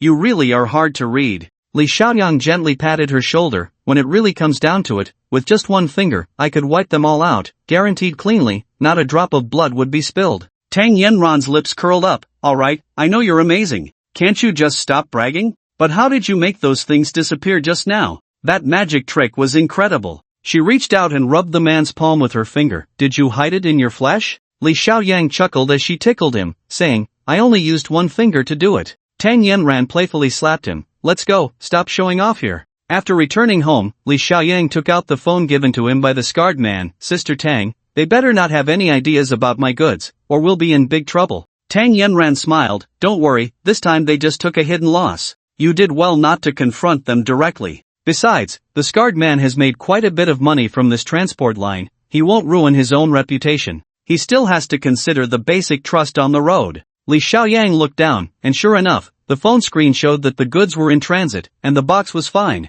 4 hours had passed, and they should have left the city by now, on the highway. I still have to go back to the city tonight to handle some procedures at the hospital. Tang Yanran took off her high heels, rubbing her small foot and frowning. The goods will arrive in 3 days. We can leave the day after tomorrow and make it in time, just fly directly to Liha. But that 50,000. That bastard is clearly raising the price. Li Xiaoyang thought for a moment. I'll find a way for the money. We'll leave the day after tomorrow and make it quick. Tang Yanran sighed. I know you're out of money, and we only have 1 day. Where are you going to get the money? Why don't I think of a way? Li Xiaoyang walked over, boldly grasping her small foot, rubbing it as he said, leave the money to me. I still have 20,000 in cash. You can take some when you leave. The child's treatment is the priority. Hearing his gentle voice and feeling his warm hand, Tang Yanran relaxed her fair foot and leaned her whole body against his shoulder. Xiaoyang, thank you. She was truly tired and quickly fell into a sweet sleep. Li Xiaoyang closed his eyes but began to reflect on the upgrade process from today.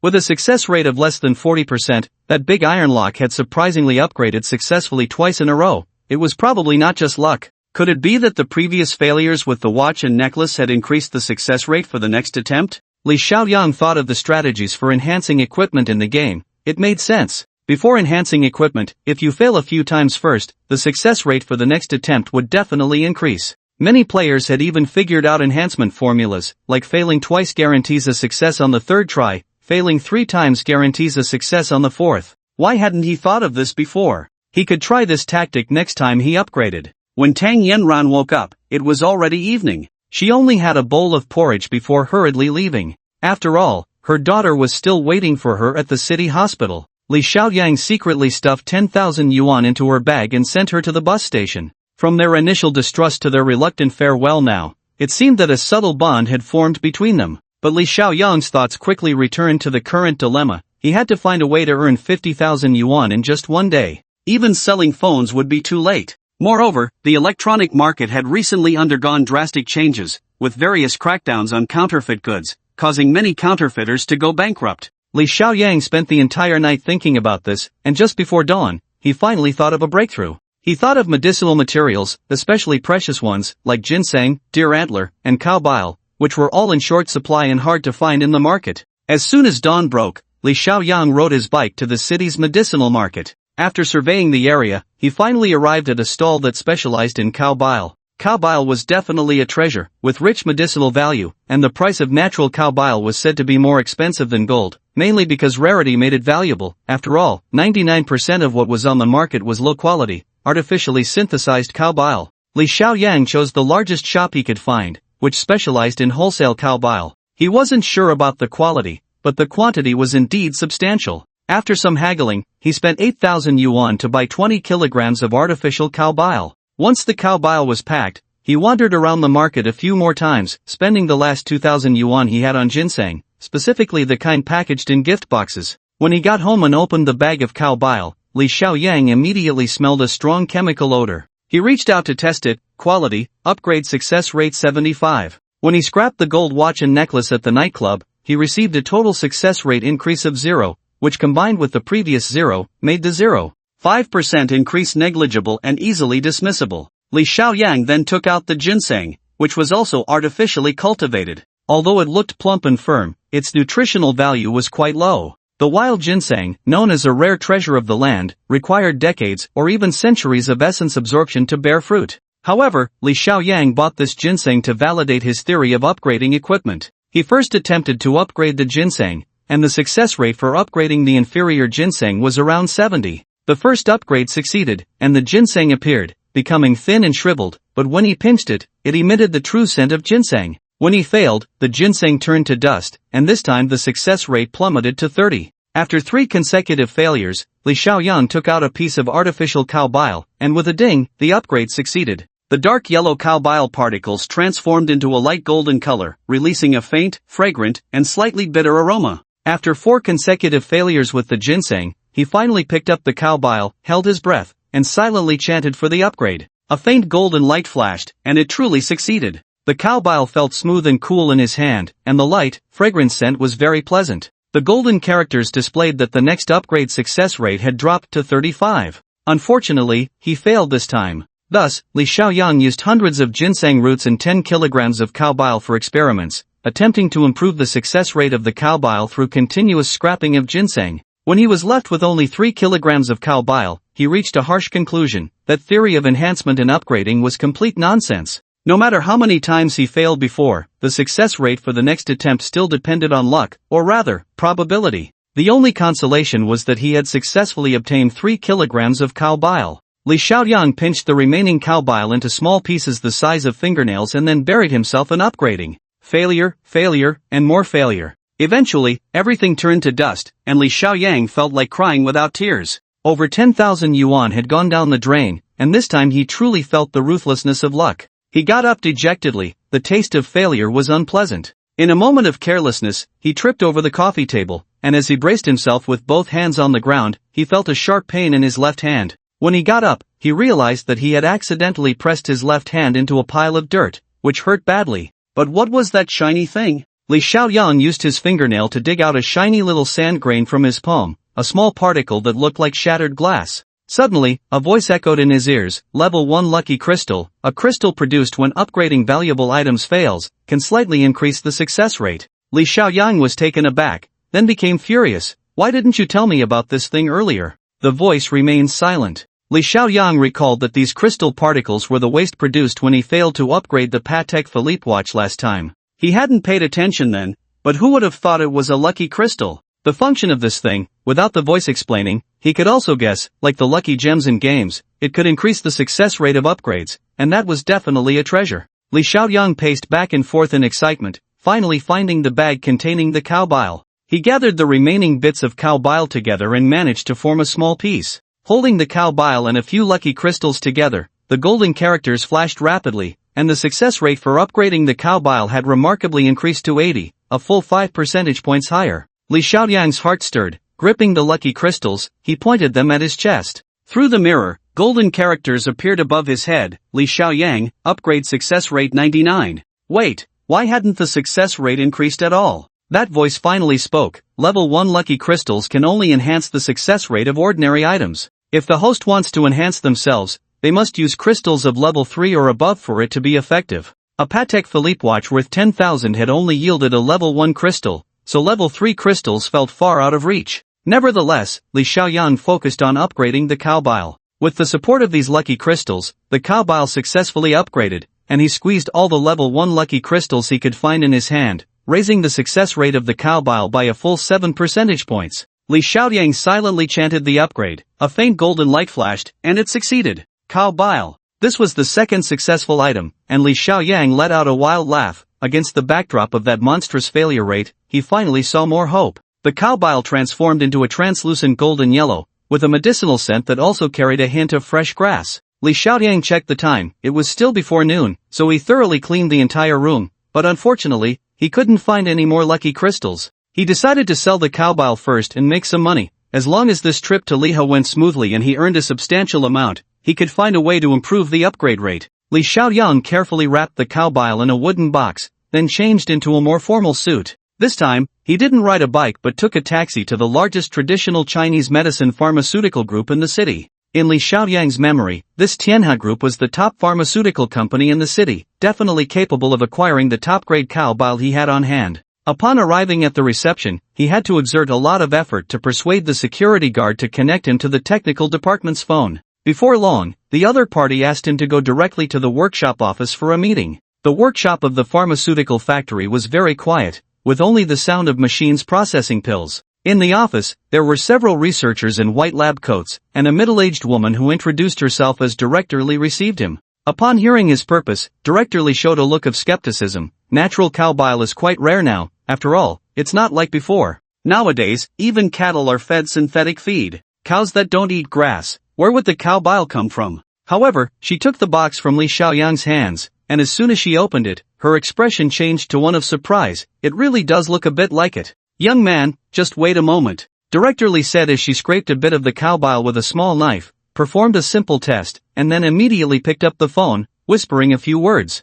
Li Xiaoyang waited patiently, and when Director Li hung up the phone, she took him to the highest comprehensive office building at the back of the factory area. In front of a large office on the top floor, a secretary stopped them. Director Li, President, he is taking a nap and is not seeing anyone. Director Li took out a bit of cow bile, carefully wrapped it in a velvet cloth. Assistant Song, take this to President, he will definitely come out. Assistant Song hesitated a bit, and Director Li said decisively, if President he is unhappy, I will take responsibility. This is an ultra-special medicinal material. Assistant Song turned and left, and within a few minutes, a gasp was heard from the office, followed by the door swinging open. A middle-aged man around 40 burst out in a flurry, his clothes not even properly worn, and slippers on his feet. Zhao Haji, the chairman and general manager of Tianhe Group, had completely lost his composure at that moment, but he didn't care at all, staring intently at Director Li. Where did this cow bile come from? Is there more? As the CEO of the group company, Zhao Haji usually exuded an imposing presence without needing to raise his voice, and he had never lost his composure like this before. Assistant Song was left dumbfounded, and Director Li was also taken aback, taking a long time to react before hurriedly handing over the piece of cow bile and pointing at Li Xiaoyang. This young man brought it in. I couldn't believe it either. There's actually such a top-quality cow bile. Zhao Haji waved for them to enter the office, not even taking the time to wash his face before putting on white gloves, pinching a bit of cow bile and examining it with a magnifying glass. Half an hour later, Zhao Haji took out a piece of yellowed paper, rolled some cow bile in it, and lit it like a cigarette. After taking a gentle puff, he was completely entranced. This is top-grade cow bile, the finest of its kind. It can only be produced by an old yellow cow that has lived for at least 30 years. How many traditional Chinese medicine practitioners go their whole lives without seeing such a treasure? Carefully setting down the cow bile, Zhao Haji looked at Li Xiaoyang with a different expression and politely said, Xiao Song, brew a good cup of tea. I'd like to have a nice chat with this friend. 2 cups of top-quality Huangshan Maofoam tea were served, and soon only the 2 of them remained in the office. After a brief self-introduction, Li Xiaoyang settled into the soft sofa. Zhao Haji took a sip of tea and sighed. This level of cow bile appeared once 80 years ago, back when we hadn't yet been liberated. I remember my grandfather saying that he saw it with the French in the city's concession when he was young. Li Xiaoyang smiled. Is CEO he suspicious of the origins of my item? Zhao Huji laughed heartily. Mr. Li, I just want to say how precious this cow bile is. To be honest, with the strength of Tianhe Pharmaceutical, acquiring natural cow bile isn't difficult, but we've never received this level before. He became excited as he spoke. Our Tianhe is in urgent need of such precious medicinal materials. I wonder how much you have. Li Xiaoyang gently sipped his tea. This cow bile is hard to come by. I only have this for now. Zhao Huji nodded. Natural cow bile is unlike anything else. It's something you can encounter but not seek out, especially this top-grade gall bile. He stood up and said, currently, the market price for natural cow bile is about 500 per gram. I can't let you suffer a loss. For your 120 grams of top-grade cow bile, I can offer 800 yuan per gram. Li Xiaoyang calculated in his mind, that would be over 90,000 yuan, and he was very satisfied. Zhao Huji chatted with him for a while longer, continuously probing him, trying to uncover the origins of this top-grade cow bile, but Li Xiaoyang smiled and remained silent, engaging in a bit of verbal sparring, and finally tactfully indicated that it was getting late. Zhao Huji, seasoned and worldly, naturally wouldn't press him, and immediately notified the finance department to settle the account, with the money transferred to Li Xiaoyang's account instantly. Then, the CEO personally escorted him to the entrance, leaving many managers of Tianhe Pharmaceutical dumbfounded. In their memory, CEO he had never personally seen off a guest, let alone to the entrance. As they were parting, Zhao Huji held Li Xiaoyang's hand. Young man, I have hundreds of procurement staff who have traveled through more than a dozen provinces, wasting over a year's time, and it's not as good as the surprise you gave me today. If you have time, come visit me often. He also left a phone number. This is my personal number. If you have more good stuff like this, be sure to contact me.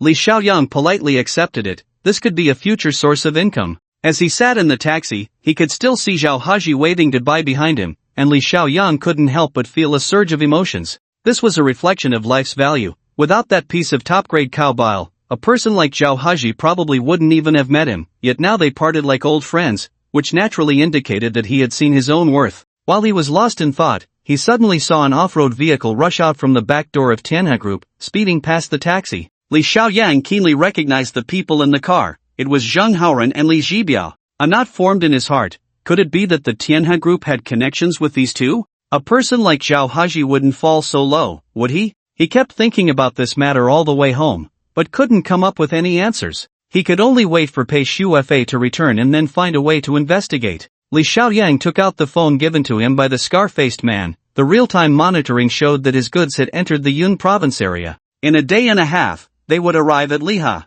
Li Xiaoyang tidied up a bit, took only a bank card, and took a bus to the city, heading straight to the children's hospital. The overcrowded hospital, despite its high-end environment, still had a sense of oppression. When Li Xiaoyang saw Tang Yanran, she was changing her daughter's bed sheets. The fierce old woman was helping, still wearing a cold expression and not speaking, but it seemed she had silently accepted Tang Yanran. Li Xiaoyang didn't bring any gifts. He insisted on getting a hospital card and directly loaded 30,000 yuan onto it. When he handed the card to Tang Yanran, the expression on the old woman's face softened considerably. Tang Yanran kissed her sleeping daughter and led Li Xiaoyang out of the hospital, knowing he didn't like staying there. At the hospital entrance, Li Xiaoyang saw her pull out a cigarette again and couldn't help but frown. Sister Tang, you should pay attention to your health, smoke less. Tang Yanran pouted like a little girl. Who are you to tell me? Can't I smoke a cigarette? Although she said that, she actually held back and obediently threw the cigarette into the trash can. Li Xiaoyang felt quite pleased. The sight of this cold beauty being so obedient was truly adorable. Tang Yanran quickly arranged everything at the hospital, and Li Xiaoyang specifically hired a caregiver, making things easier for the old woman. In the afternoon, they booked their flight, and when they arrived at the airport, the lights were just coming on. Li Xiaoyang waited in the lounge for Tang Yanran, who felt her clothes weren't nice enough and insisted on changing into something prettier, which left him a bit amused. It seemed this woman never forgot to dress up, no matter the occasion. While he was feeling bored, someone suddenly approached and greeted him. Li Xiaoyang, old classmate, is that really you? When did you come back to the city? Li Xiaoyang looked up to see a man wearing gold-rimmed glasses, thin as a monkey, and with a somewhat lewd smile. It was his university classmate Sun Yunpeng, nicknamed Sun the Monkey. Li Xiaoyang frowned and stood up to shake hands with the enthusiastic Sun Yunpeng. Their relationship in college was average. This Sun the Monkey was particularly opportunistic, being a local, and most importantly, he had pursued Zhou Xinlan back in the day but was outpaced by Li Xiaoyang. After exchanging some insincere pleasantries, Li Xiaoyang wanted to shake off this Sun the Monkey, but the guy wouldn't leave. Upon hearing that Li Xiaoyang was also going to Liha, he exaggeratedly laughed. Hey, what a coincidence, I'm going to Liha too. He smiled boastfully, it's organized by my workplace, on vacation. That's the benefit of a state-owned enterprise, high salary, good benefits. By the way, everyone in our class knows about you and Zhou Xinlan. Li Xiaoyang felt a bit disgusted by his attitude, but Sun Yunpeng wouldn't let go. Hey, I said back then that a straightforward guy like you isn't suited for a petite bourgeois girl like Zhou Xinlan. You should find someone more virtuous and live a stable life, then you wouldn't have such problems. You know, Zhou Xinlan hooked up with a rich guy, driving luxury cars around every day. Sun Yunpeng picked at Li Xiaoyang's wounds. It's not easy to meet an old classmate. I heard you're doing quite poorly. Do you want me to help you out? At that moment, a flamboyantly dressed woman walked over. Darling, who are you chatting so happily with? Sun Yunpeng's eyes narrowed into slits as he introduced the woman. This is my old classmate, Li Xiaoyang. This is Yang Jieja, my girlfriend. Li Xiaoyang patiently took a glance. To be fair, Yang Jieja wasn't bad-looking, though her waist was a bit thick and her chest a bit small. Compared to the likes of Tang Yanran and Pei Shuefei, or even his ex, Zhou Xinlan, she fell short by a long way. He was well aware of Sun Yunpeng's intentions. It was just to show off his good job and beautiful girlfriend. But this guy really came at the wrong time. Li Xiaoyang pretended to sigh. Yunpeng, I'm so envious of you. Working in a state-owned enterprise and having such a beautiful girlfriend. Compared to you, I'm really in a bad spot. As he spoke, he saw Tang Yanran walking over from a distance and smiled, waving. Yanran, come here, let me introduce you to a friend. Tang Yanran had changed into a youthful outfit, a fitted top that accentuated her ample curves, paired with stylish shorts that showcased her stunning legs. The jade bracelet on her wrist and the jade pendant by her ear added a touch of classical beauty to her elegant demeanor. Sun Yunpeng's eyes widened in shock, while his girlfriend, Yang Jieja, was fixated on Tang Yanran's chest. The war between women ended before it even began. 32 was no match for 34, utterly lacking in dignity. Li Xiaoyang sneered inwardly and casually wrapped his arm around Tang Yanran's slim waist, beginning the introduction nonchalantly. Tang Yanran's eyes flickered. Within seconds, she understood the situation and leaned into the man's embrace, her cold expression transforming into a charming springtime allure, as if her warmth could melt everything, complemented by her graceful aura and youthful posture. Sun Yunpeng felt completely paralyzed, while Yang Jieja stood by, awkward and angry, her face likely pale beneath the thick layer of foundation. Having teased these two enough, Li Xiaoyang politely suggested they chat after boarding the plane. At this moment, Sun Yunpeng was shrinking back, completely suppressed in spirit, struggling to articulate his words, only able to nod foolishly. Just then, it was time to board, and Li Xiaoyang intentionally pulled out his boarding pass. Oh, I forgot, I'm in first class, and you guys are in economy, so we'll have to eat together in Liha later. The difference between first class and economy was not just about ticket prices, it was more about the disparity in status. This final blow completely crushed Sun Yunpeng, and his girlfriend, Yang Jieja, erupted in frustration, throwing her bag behind her and screaming, I'm not going. I want to go home. Sun Yunpeng's face turned pale as he grasped his girlfriend's hand, pleading incessantly, his expression both pitiful and ridiculous. Li Xiaoyang wrapped his arm around Tang Yanran's waist and calmly turned to board the plane, while Sun Yunpeng's anxious voice followed behind. Xiaoyang, wait, don't rush. Leave a phone number, we have a class reunion in 2 months. I'll let you know, you must come. After the plane roared into the sky, Tang Yanran immediately withdrew from her charming demeanor, reverting to her cool, sexy self. She shot a glance at Li Xiaoyang. Are you feeling pretty good inside? Li Xiaoyang smiled without answering, casually picking up a newspaper to read, which made the beautiful woman pout and pinch him hard with her slender fingers. This playful banter filled the otherwise dreary journey with fun. As they passed through Kunming City in Yunnan Province, the flight attendant gently announced the weather, indicating a light rain was approaching. By the time they landed at Liha Airport, the gentle rain had arrived as promised. Liha was an ancient town with a history of 1,000 years, a great tourist destination, but what made this city famous was its unique atmosphere of ambiguity. It was also known as the City of Ambiguity, a place for encounters. Perhaps it was the high-altitude lack of oxygen that dulled the thinking abilities of those men and women. Or maybe it was the overwhelming pressure of urban life that made the leisurely and artistic vibe here so enticing. The journey from the airport to the ancient town of Liha was still quite long, so Li Xiaoyang and Tang Yanran took a taxi, moving slowly. As they entered the ancient district, it was just past 5 a.m., and they could already see Lion Mountain overlooking the entire city, along with the more mysterious and towering Jade Dragon Snow Mountain in the distance. At 5 a.m., for the tourists in the ancient city of Liha, it still felt like the revelry of the previous night. Only after dawn did it become time to sleep and rest. Tang Yanran, weary, walked along the ancient town's narrow paths with Li Xiaoyang, the light rain washing away the dust of their travels, while the tinkling sound of a guitar awakened their drowsy spirits. They casually entered a tea house named Longing, sitting down to experience the tranquility of the ancient town's morning. Dian Hong, pour, brick tea. Rosewood, clay, jade tea bowls. Taking a gentle sip of fragrant tea, Li Xiaoyan looked at the somewhat dazed Tang Yanran and said, "Why not find a bar and have a drink to perk up?" Tang Yanran twirled her long hair with her fingers, shaking her head with a hint of melancholy. "Once you enter a bar, you won't want to come out. This ancient town has a kind of spell that makes you forget everything, only wanting to engage in a love affair with no way out." Li Xiaoyang turned to look at the small square outside the tea house. It was still dark, the lights casting mottled shadows. A girl in a plaid shirt strummed a guitar, while a middle-aged man with a bottle of alcohol kept the beat. Not far away, couples who had just met shared their innermost feelings in the dim tranquility. Tang Yanran's words, paired with such a scene, made Li Xiaoyan feel a sense of intoxication. But the beautiful woman across from him quickly interrupted his reverie with a cold tone. "What a pity, we're not here to fall in love. Can you see where the goods are?" Li Xiaoyang sighed, lazily taking out his phone. The goods had arrived 2 hours ago, but they were outside Yulong Park to the north, by the side of the Yunnan-Guangxi Expressway. The text message said delivery was at 7 a.m. So Li Xiaoyang had no choice but to get up, painfully find an ATM, withdraw money, and hurriedly make his way to the pickup location. The military green truck had been waiting. When he paid and took the goods, Li Xiaoyang secretly glanced inside and was shocked to find that the truck was loaded with boxes sealed with confidential tape.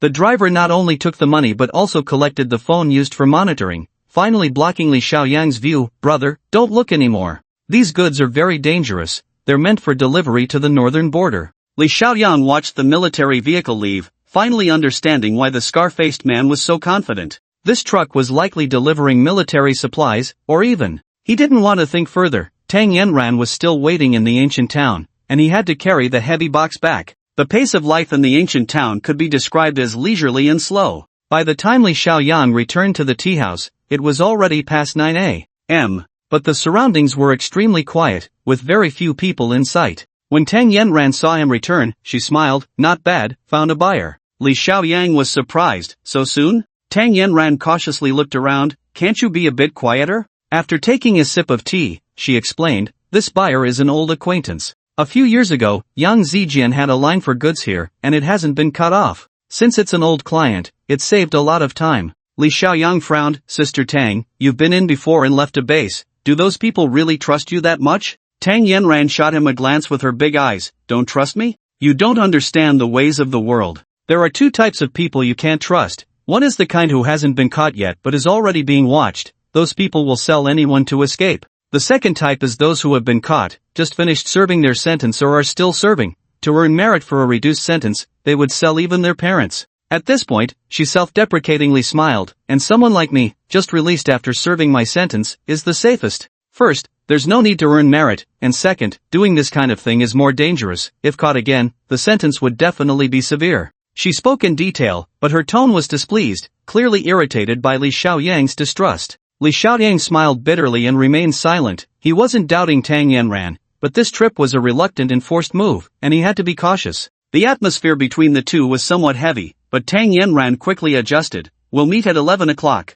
If all goes well, we can complete the transaction in 2 hours. If you're in a hurry, we can book tickets for tonight's return." After saying this, Tang Yanran stood up and walked out of the tea house alone. Outside, more people began to gather. Li Xiaoyang held onto his suitcase, not daring to move around, but soon Tang Yanran returned, bringing with her a serving of free-range chicken rice noodles, a portion of Lijiang sour vinegar ribs, and even some yak yogurt. Li Xiaoyang felt warm inside. After eating, he felt revitalized. Without saying a word, Tang Yanran led him through the bustling main street of the ancient town, down narrow alleys, walking quite a distance until they arrived at a secluded little bar. This bar didn't even have a name. It was an old building from the ancient city, perfectly preserving 1,000 years of history, with the Nashi culture intact. Not far away, the Dongba Palace still echoed with dance music from the prosperous Tang dynasty. Li Xiaoyang entered the bar with a sense of nostalgia for the old times, but as soon as he stepped inside, he was jolted awake by the deafening music. The bar was dim, damp, and filled with the smell of alcohol,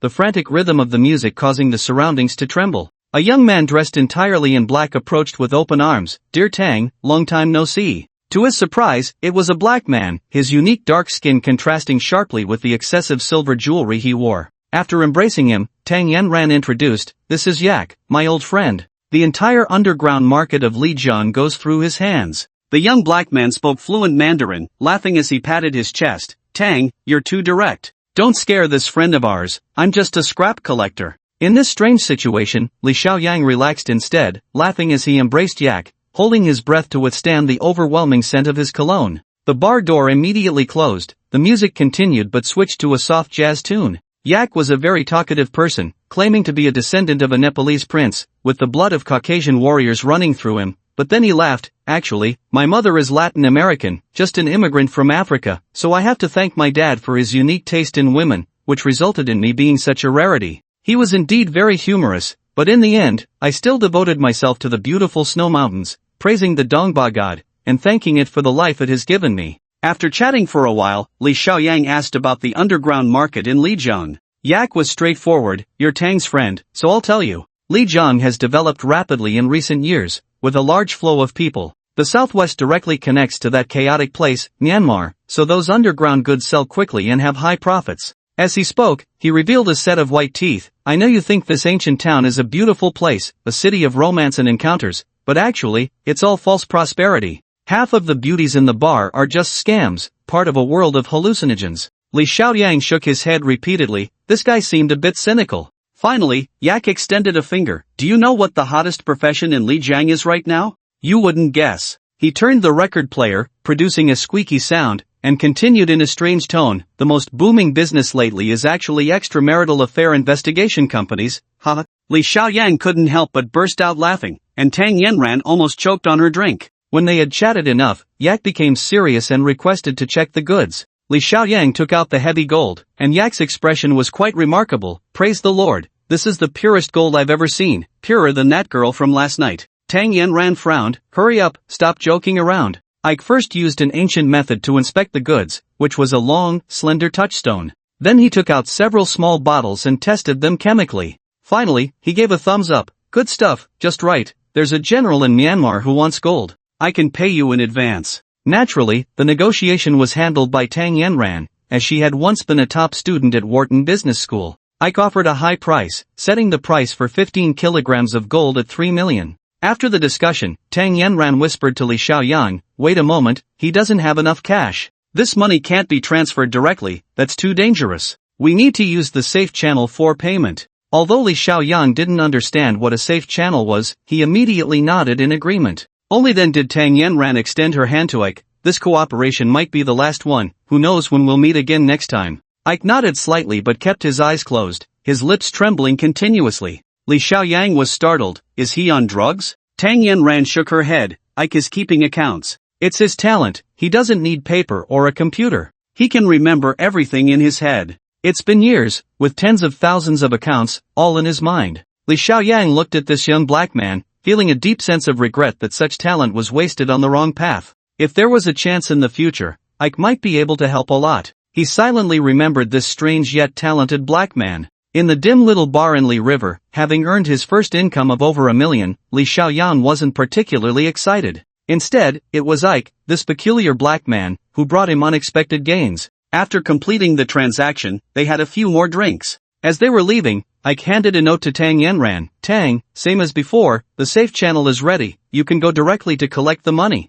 Once outside the bar, Li Xiaoyang took the note, which simply had an address, Fortune Grand Hotel. Li Xiaoyang was puzzled. "Is the safe channel this hotel? Just like in the movies, we collect the money at the hotel?" Tang Yanran smiled slightly. "You've watched too many movies, you'll understand when we get to the hotel." The Fortune Grand Hotel was located in a remote area, north of the ancient town, close to National Highway 303. When Li Xiaoyang saw the hotel, he was deeply shocked. Unlike the quaint and artistic inns of Li River ancient town, the Fortune Grand Hotel was decorated like a rural earthen building. In front of this shabby place stood a price sign that was terrifyingly high. Fortune Golden Jade Room, 3,000 a night. Fortune Unique Room, 8,888, hourly rooms not available. Li Xiaoyang clicked his tongue. "I think the owner of this hotel is just joking." Tang Yanran pointed to the hotel entrance. "Look up there. Li Xiaoyang frowned and looked. Above the door hung an inconspicuous small banner with a promotional slogan, "Stay at our hotel and draw for a grand prize, special prize 3 million, not to be missed." The banner seemed to have just been hung up, and the printed words were a bit blurry. Li Xiaoyang silently stared at it. 3 million grand prize. His heart stirred. Could it be? Tang Yanran had already pulled him into the hotel when a young man with dyed yellow hair walked out, cigarette in mouth. "Sorry, we're not open today. If you need accommodation, head south, there are plenty of hotels there." Tang Yanran waved her hand, took out her phone, dialed Ike's number, and then handed it to the yellow-haired guy. The yellow-haired guy immediately took the phone, and after listening, he put on a smile and shouted back. A woman in a super short skirt came out, kicking her slippers and carrying a tattered lottery box. Tang Yanran gently nudged Li Xiaoyang. "Time to draw." Li Xiaoyang had completely understood by now, casually reached out to grab a lottery ticket, and handed it directly to the yellow-haired guy. The young man with yellow hair, without even scratching the lottery ticket, exclaimed in an exaggerated tone, "Sir, you're so lucky. Congratulations, you've won the grand prize for staying at our establishment." Li Xiaoyang almost burst out laughing, but the young man shook his hands seriously, congratulating him as if they were about to take a commemorative photo. Shortly after, a few red-faced notaries stumbled out from behind, declaring the lottery to be legal and valid. By noon, the money was successfully transferred. Looking at the string of zeros in his bank account, Li Xiaoyang let out a sigh of relief. "Sister Tang, we need to celebrate properly, let's drink until we're drunk." However, Tang Yanran showed no interest at all. She simply gazed at the northern jade dragon snow mountain, her eyes reflecting a kind of unhidden reverence as she looked at the pure white snow covering the mountains. "Sister Tang, do you want to climb the mountain? What's so fun up there?" Li Xiaoyang asked, lacking in romantic understanding. Tang Yanran shook her head. "There's something I want up there, but let's not go. I won't drink either, let's find a place to rest and head back tomorrow." Li Xiaoyang didn't understand, and an old Nashi man squatting nearby chuckled. "Young lad, your woman doesn't want to climb the mountain, she wants the flower from the holy mountain." The old man began to sing, "The grand flower on the holy mountain, like a cloud in the sky, whoever picks that flower, I'll marry him." He tapped his smoking pipe. "The grand flower is from the holy mountain. Legend has it that whoever can pick that flower and give it to their beloved will receive the blessings of the holy mountain." Li Xiaoyang glanced at Tang Yanran. "What flower do you want from the snow mountain?" A flush appeared on Tang Yanran's face. "Don't listen to his nonsense. Let's go." They found a guest house with a small courtyard, and Tang Yanran directly requested 2 rooms, falling asleep as soon as they entered. Li Xiaoyang stayed in his room for a while, checking the time. It was just 1 p.m. He recalled Tang Yanran's expression earlier, the way she looked at the snow mountain, which contained not just a longing for the grand flower but also an expectation for the future. Li Xiaoyang immediately made up his mind, muttering to himself, "Life is about doing something crazy, that's what makes it interesting." He rushed out of the guest house, withdrew enough money, and then called for a car directly. "Driver, how fast can you get to Jade Dragon Snow Mountain?" The driver looked a bit confused as a thick stack of red bills was shoved into his hand. Li Xiaoyang calmly said, "I have an urgent matter, I appreciate your help." With a whoosh, the car sped off, and the driver was as excited as if he had taken drugs. Tourists in Lijiang were quite generous, many would tip, but giving over 3,000 at once was something he had never seen before. On the way, the driver couldn't help but chat, and when he heard Li Xiaoyang was looking for that grand flower, he laughed. "Young man, with this much money, I really don't want to deceive you. That old man specializes in this, he targets couples like you." Saying those things, "When we get to the Snow Mountain scenic area, there will definitely be a bunch of people surrounding you, each holding a grand flower, one for 999. Pfft, it's just wildflowers from the mountain, there are so many in Blue Moon Valley that they become weeds." Li Xiaoyang was taken aback. "So it's a flower scam." The driver sighed. "We locals are tired of this, they ruin a good legend just to make money. But the legend of the grand flower is real. The real grand flower is a spirit of the snow mountain, and you can only pick it deep in Blue Moon Valley, by the ice lake." Li Xiaoyang shook his head and smiled, pushing another stack of cash towards him. "Driver, can you think of a way? I want to pick the real grand flower." The driver stopped the car and pushed his hand away. "I can't take your money anymore.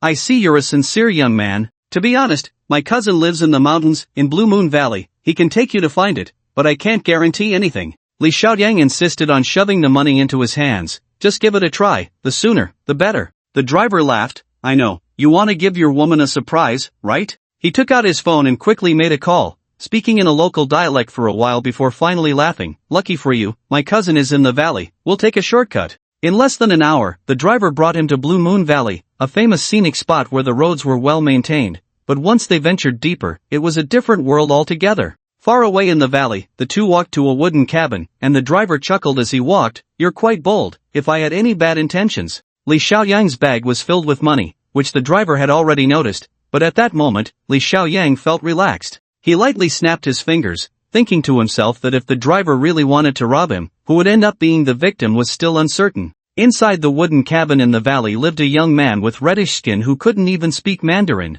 Upon hearing his cousin's description, the Nashi man patted his chest and nodded repeatedly. The driver smiled at Li Xiaoyang. "My cousin admires passionate men like you. I'll wait here while he takes you to pick flowers." The Nashi man led Li Xiaoyang through the valley at a brisk pace. If it weren't for the recent upgrade that enhanced all his attributes, Li Xiaoyang might not have been able to keep up with such physical exertion. Finally, they reached a small ice lake halfway up the snow-capped mountain, where they saw the legendary gland flower. It was indeed different from what was being sold down the mountain, with ice blue petals covered in a layer of frost. Li Xiaoyang carefully picked the largest one. The gland flower had a crystalline purity and a cold, proud beauty, reminiscent of Tang Yanran's temperament. By the time they returned to the wooden cabin, it was already past 5 in the afternoon. After 4 hours of frenzied activity, they had finally made some gains. Li Xiaoyang took out money to express his gratitude, but the Nashi man insisted on refusing it, becoming a bit anxious in the end. The driver held Li Xiaoyang back. "My cousin is like this, he rarely goes to town and has no use for money." Li Xiaoyang felt a bit ashamed. In front of this Nashi man, he felt too mundane. He patted himself down and pulled out a Swiss Army knife, which he had brought just in case. This small, multifunctional knife was valuable for its versatility, and the Nashi man was quite fond of it. He accepted the gift with delight. After expressing his feelings, Li Xiaoyang bid farewell to the Nashi man and stepped out of the small cabin. Before he could reach the parking area, he heard the Nashi man calling him back. Turning around, he saw the man holding a piece of unknown animal skin, enthusiastically handing it to Li Xiaoyang. The driver had already started the car, and the man gestured to Li Xiaoyang, indicating that the gift was for him. Li Xiaoyang opened the animal skin to find several black-purple pieces that looked like mushroom caps. "What is this?" It looked very much like a type of Ganoderma. Li Xiaoyang instinctively poked it with his finger, and golden characters floated up. Quality, upgrade success rate 0. The 0 at the end was the success rate he had recently improved,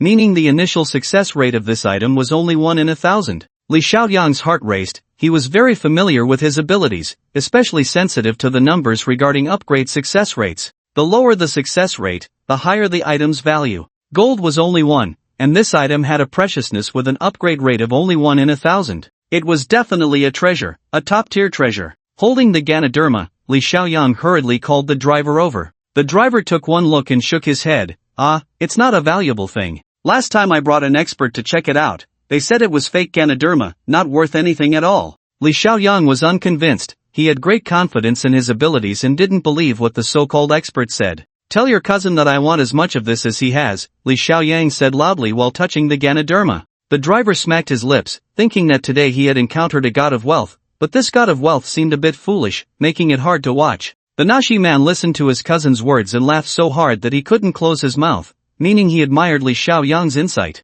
In the end, the driver got a snakeskin bag and filled it with a whole bag of various strange herbs, except for the Ganoderma. There were also blackened lotus seeds and grass roots with tendrils. Li Xiaoyang carefully cradled the Ganoderma flower and, after returning to the ancient town, asked the driver to wait. He then went to a nearby supermarket to buy a long-lasting Nokia phone and got a temporary SIM card. He also picked up some nutritional supplements, as well as daily necessities like cigarettes, alcohol, sugar, and tea, buying a large pile. After handing these items to the driver, Li Xiaoyang said solemnly, "These herbs are my reservation. If they really have value when I return, I will definitely reward your cousin. I noticed that the mountains seem to have electricity now, so make sure he keeps the phone well. I will contact him anytime. As for the other things, they are gifts for him." The driver was a bit excited at this point. Could those grass roots really be worth a lot? Li Xiaoyang glanced at him. "I see you are an honest person. It's best not to speak of this matter, and also, don't have any ideas about your cousin." He smiled coldly.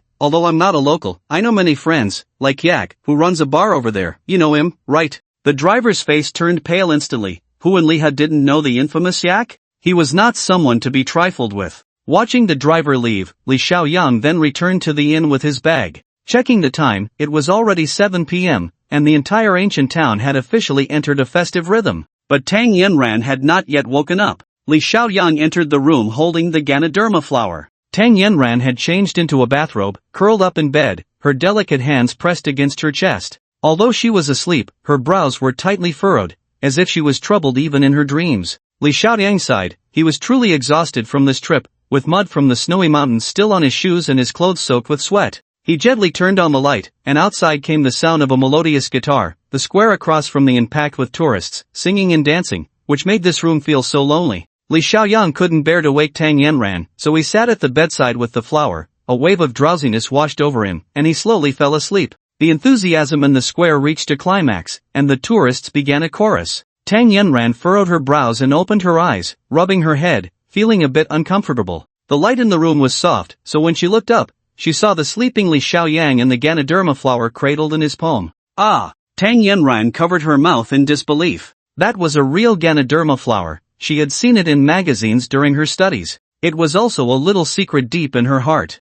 She had come to Liha several times for work over the years but had never had the chance to seek this dream flower. For Tang Yanran, this flower represented lost beauty and an uncertain future. Could it be that this man really foolishly went to pick flowers for her? Looking at Li Xiaoyang's dirty clothes and shoes caked with snow mud, it felt as if a light had been lit in her heart, bright and warm. Li Xiaoyang woke up groggily as his phone in his pocket vibrated wildly. Who could be texting him at this time? He took out his phone and saw that it was a message from Pei Shueifei, with only 6 words, extremely urgent, reply quickly. His heart tightened. If Pei Shueifei sent such a message, could it be that she was in danger? Checking the time, it was already past 8 p.m. If he bought a ticket now, he could still catch the last flight, but he couldn't afford any delay. But what about Tang Yanran? Li Xiaoyan was torn in his heart. It wasn't that he had deep feelings for Pei Shueifei, but this girl's innate sense of justice had already touched him. When Tianliang Company was lawless, it was Pei Shueifei who stood up, withstood the pressure to investigate, and vowed never to let a bad person go.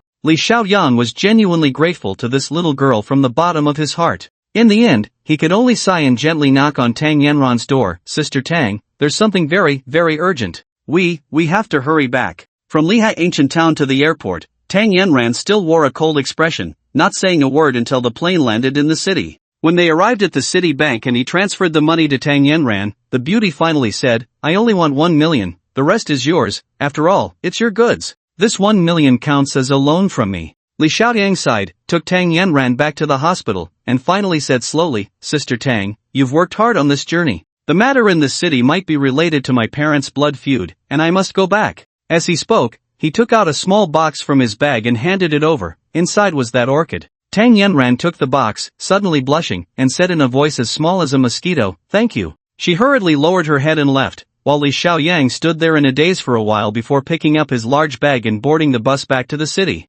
On the bus, he kept dialing Pei Shueifei's number, but it was always off. As they approached the city, Li Xiaoyang shook his head in frustration. Pei Shueifei, you little girl, I've exhausted myself for you this time. If it's not something important, you'll have to repay me with your body. Once he got off the bus, Li Xiaoyang rushed straight to Yijing Hotel, but Pei Shueifei's room was empty. All her personal belongings had been moved out, even the map on the wall was gone, clearly indicating a hasty departure. Li Xiaoyang was truly anxious and grabbed a cleaning staff, questioning her sternly. The staff was so frightened that she almost called the police. The hotel manager was alerted and came over. Seeing him, he couldn't help but be overjoyed. Mr. Li, you're back. We've been looking for you everywhere. He rushed over and pulled Li Xiaoyang directly into the top floor office. Li Xiaoyang was confused. You were looking for me? What for, and how did you know my last name is Li? The hotel manager wiped his sweat. A few days ago, the young lady mentioned you and said that as long as you needed anything, Yijing would spare no effort to support you.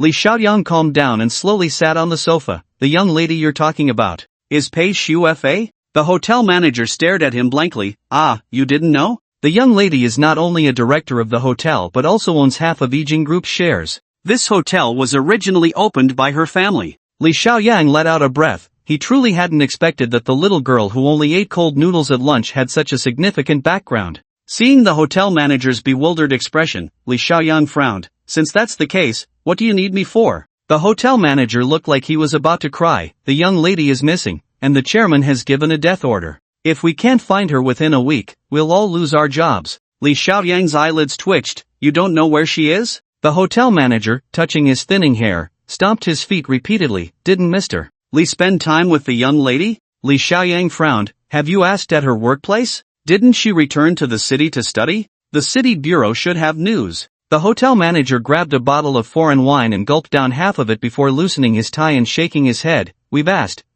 everyone, even Sita Haomin has no news of the young lady. She secretly left the city 2 days ago and is definitely still in this city, but we can't find her at all. Li Xiaoyang immediately stood up. Let's search together. Leave contact information and keep in touch at all times. He had actually relaxed. This situation seemed to be nothing more than Pei Shuefei hiding away, not a big deal at all. After all, considering that sharp little girl, what could possibly happen? The hotel manager, with a furrowed brow, sent him off, almost pleading as he left. Mr. Li, you must find the young lady. The livelihoods of hundreds of us at Yijing depend on you. Outside Yijing, Li Xiaoyang called Pei Shuefei again, but her phone was still off. After thinking for a moment, he decided to go home first. If he was right, that girl would definitely come looking for him as long as she was still in the city. Upon arriving home, he was stunned to find the front door wide open. Li Xiaoyang's heart skipped a beat as he pushed the door open and immediately felt anger rise within him. What was all this mess? The floor was littered with trash, beer bottles, snack bags, instant noodle boxes,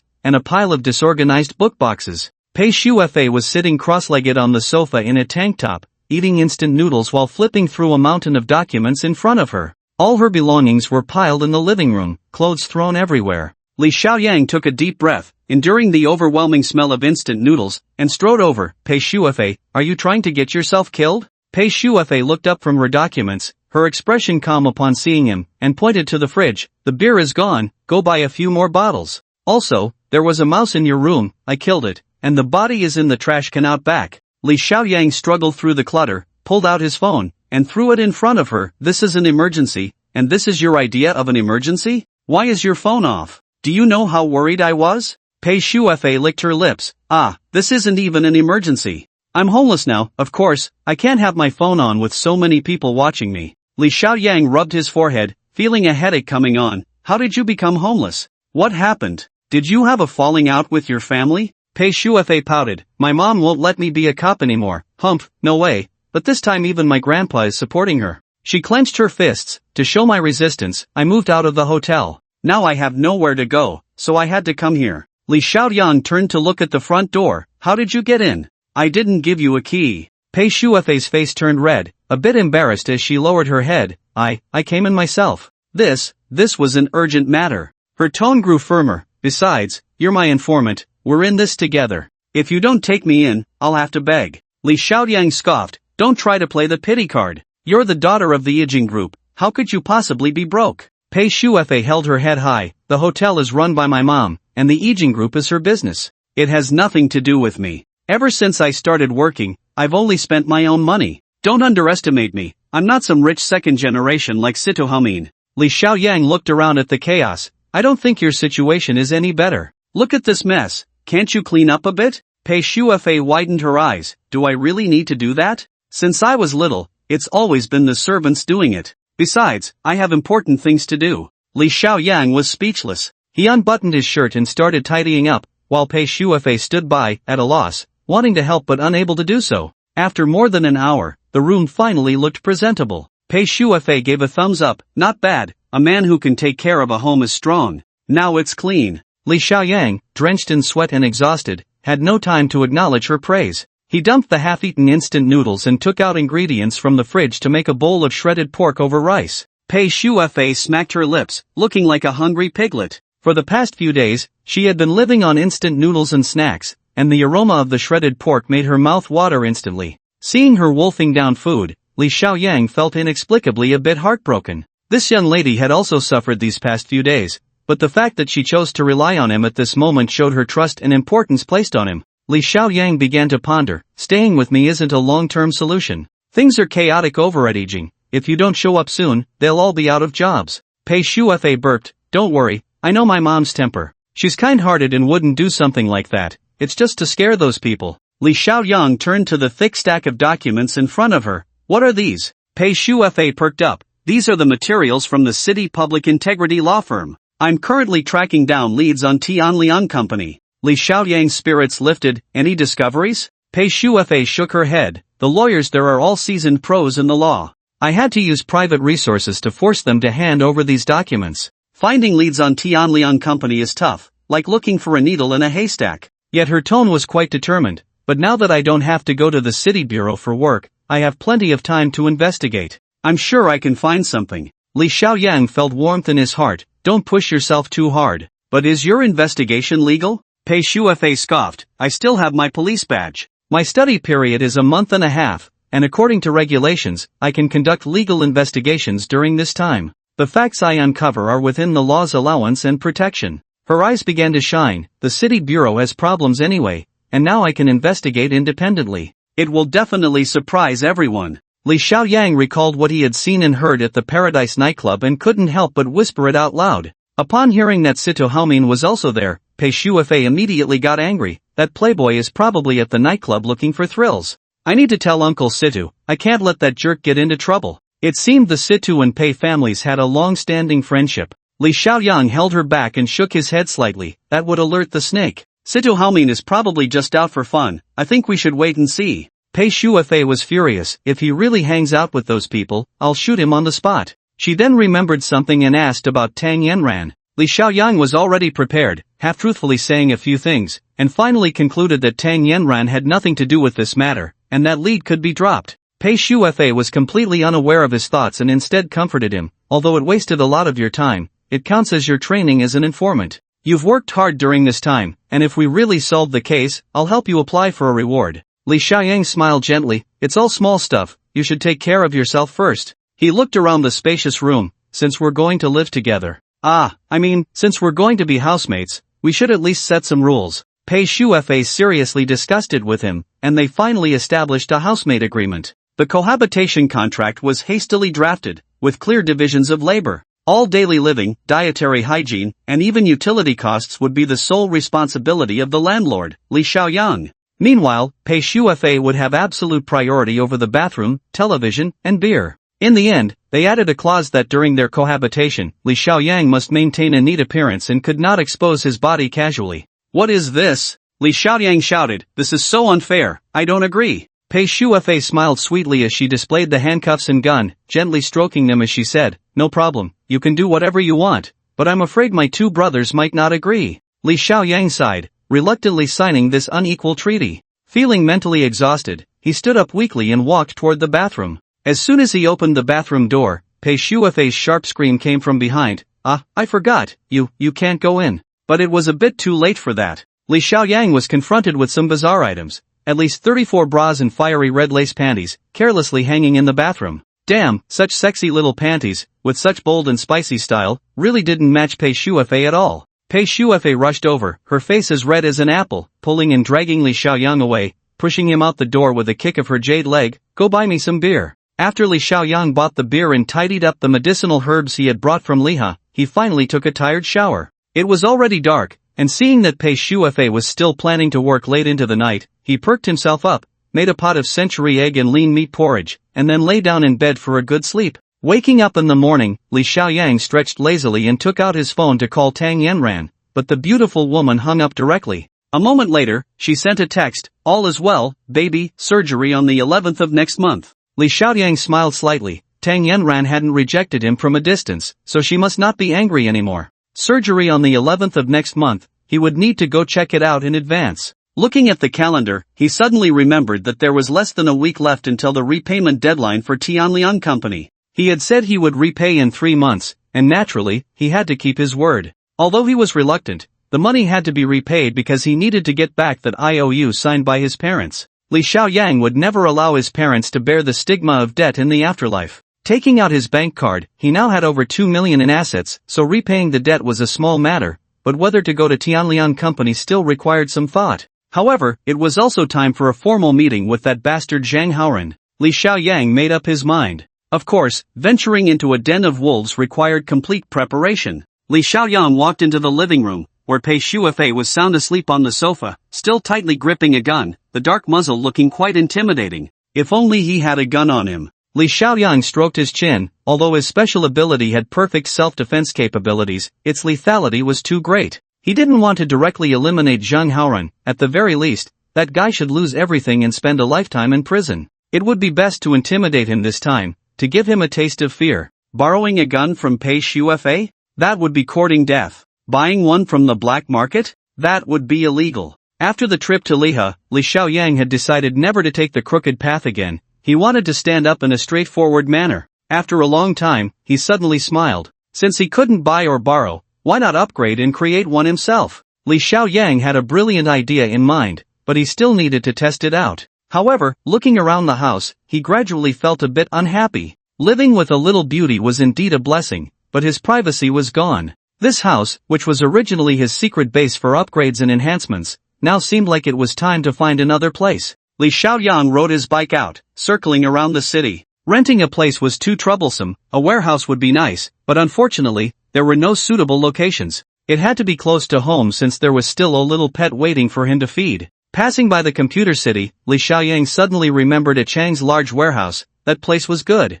However, it seemed that a Chang's goods had been checked last time, and he didn't know if he was still in business. Li Xiaoyang entered the computer city and arrived at a Chang's stall. He was stunned. It was still the same stall, but now it was filled with items and had a clearance sale sign. A Chang wasn't there. A little girl in a high school uniform was watching the stall, and she looked quite delicate. Li Xiaoyang walked over to take a look. The stall was filled with fruit-themed notebooks, tablets, phones, and even a fruit. It looked very much like the watch he had sold to a Chang. The little girl shyly asked, "What do you want?" "These are all good things, and I urgently need money, so I'm selling everything at a discount." Li Xiaoyang looked at the prices and realized it was indeed a lost sale, so he asked, "Where's a Chang?" The little girl was taken aback. "Do you know my brother?" Li Xiaoyang smiled. "You're his sister. I'm a business friend of your brother. What happened to him?" The little girl's expression darkened. "My brother. He's in the hospital." Li Xiaoyang was surprised. "In the hospital? Which hospital? Is he sick or what?" The little girl looked up at him.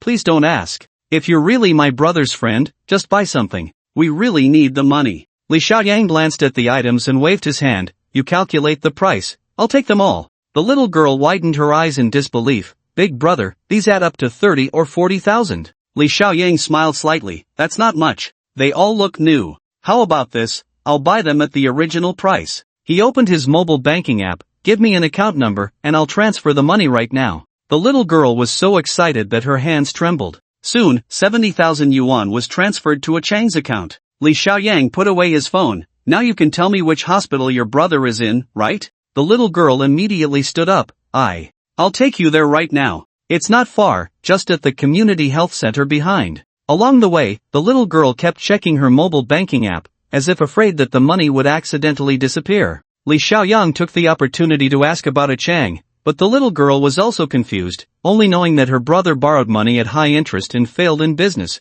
with creditors coming to their door every day. The two siblings relied on each other, and life had been very miserable during this time. Li Xiaoyang sighed inwardly. If he were to say it, it might be his batch of goods that harmed a Chang, and he had to take responsibility for this. When they arrived at the health center, before entering the ward, they heard the sound of a keyboard clattering inside. Li Xiaoyang pushed the door open and saw a Chang curled up in bed, the sound of typing coming from under the covers. Li Xiaoyang smiled and pulled back the blanket, revealing a Chang holding a laptop. "Not bad, still playing ranked matches in bed. You're really dedicated." A Chang, hearing the wrong voice, looked up and was furious. "It's you. You little brat, you've really put me in a terrible spot this time." Turning to see his sister, he became anxious again. Wei, what are you doing here? Didn't I tell you to hide?" Li Xiaoyang shook his head, seeing that he looked fine. "You're faking illness to avoid debt. It's a shame your sister is still working hard selling goods in the computer market to pay off your debts." A Chang's face darkened as he buried his head in his arms, muttering, I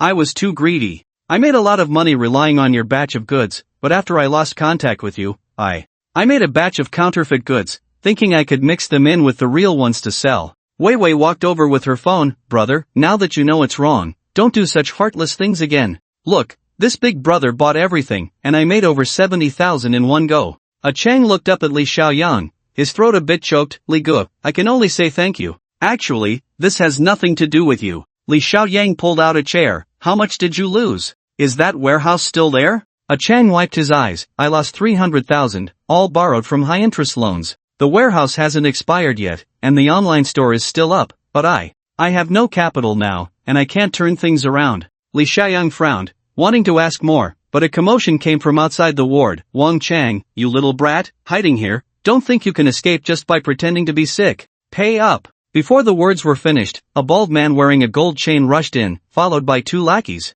A Chang trembled all over, jumped off the bed, pulled his sister behind him, and grabbed a folding chair. Damn it, you promised me 2 points interest, and now you've raised it to 8 points. I'll fight you to the end. Li Xiaoyang got up slowly and waved his hand to a Chang before turning to the bald man. Brother, still collecting debts everywhere? The bald man, who had been imposing and arrogant, immediately shrank in stature upon seeing Li Xiaoyang. Oh, it's Brother Li. It's really been a long time. His shifty eyes fixated on Li Xiaoyang's little finger. Brother, what's up with your finger? Li Xiaoyang flicked his finger. It's perfectly fine. Why, are you still following Zhang Haoren? The bald man scratched his head, just trying to make a living. He grinned. Brother Li, I respect you as a man, but you're not planning to get involved in Wang Chang's business too, are you? Li Xiaoyang smiled faintly. What a coincidence. I was just about to find Zhang Haoren to discuss the repayment. Running into you is perfect. Help me pass a message. I'll visit in a few days. He glanced at a Chang. I'll pay back everything he owes. The bald man rolled his eyes. This is going to be hard to explain when I get back.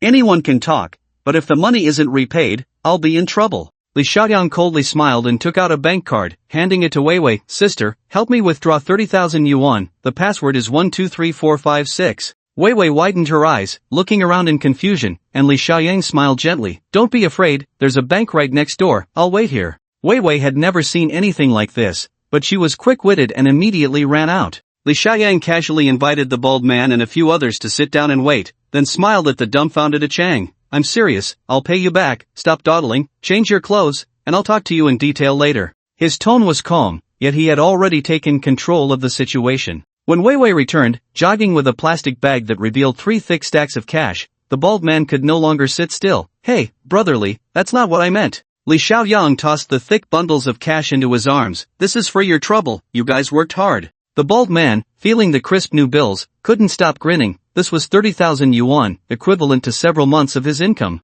The 3 thugs nodded and bowed as they left. Goodbye, Brother Li. Li Xiaoyang didn't even lift his eyes, and only after they left did he take the bank card from Weiwei's hand. Wang Weiwei stuttered a bit. Be big brother, there's still 191 million in there, why you can check. Li Xiaoyang casually put away the bank card. Alright, you 2 siblings tidy up a bit. Let's go have a meal first. We can talk later. All the way, a Chang maintained a dazed expression until they entered the hotel. After downing 3 glasses of wine, he finally regained his composure and patted his chest, shouting, Brother Li, no need to say anything, from now on, I'm your man. Li Xiaoyang took a sip of beer. Wang Chang, do you really want to follow me? A Chang's eyes sparkled. I may not have much ability, but my mind is quite sharp. If you don't mind, I genuinely want to follow you to do something worthwhile. He added, eager to flatter. From the first time I met you, I knew you were someone who does big things. Li Xiaoyang smiled. I just happen to need a helper. Although I don't have a solid plan yet, I definitely want to start a company in the future.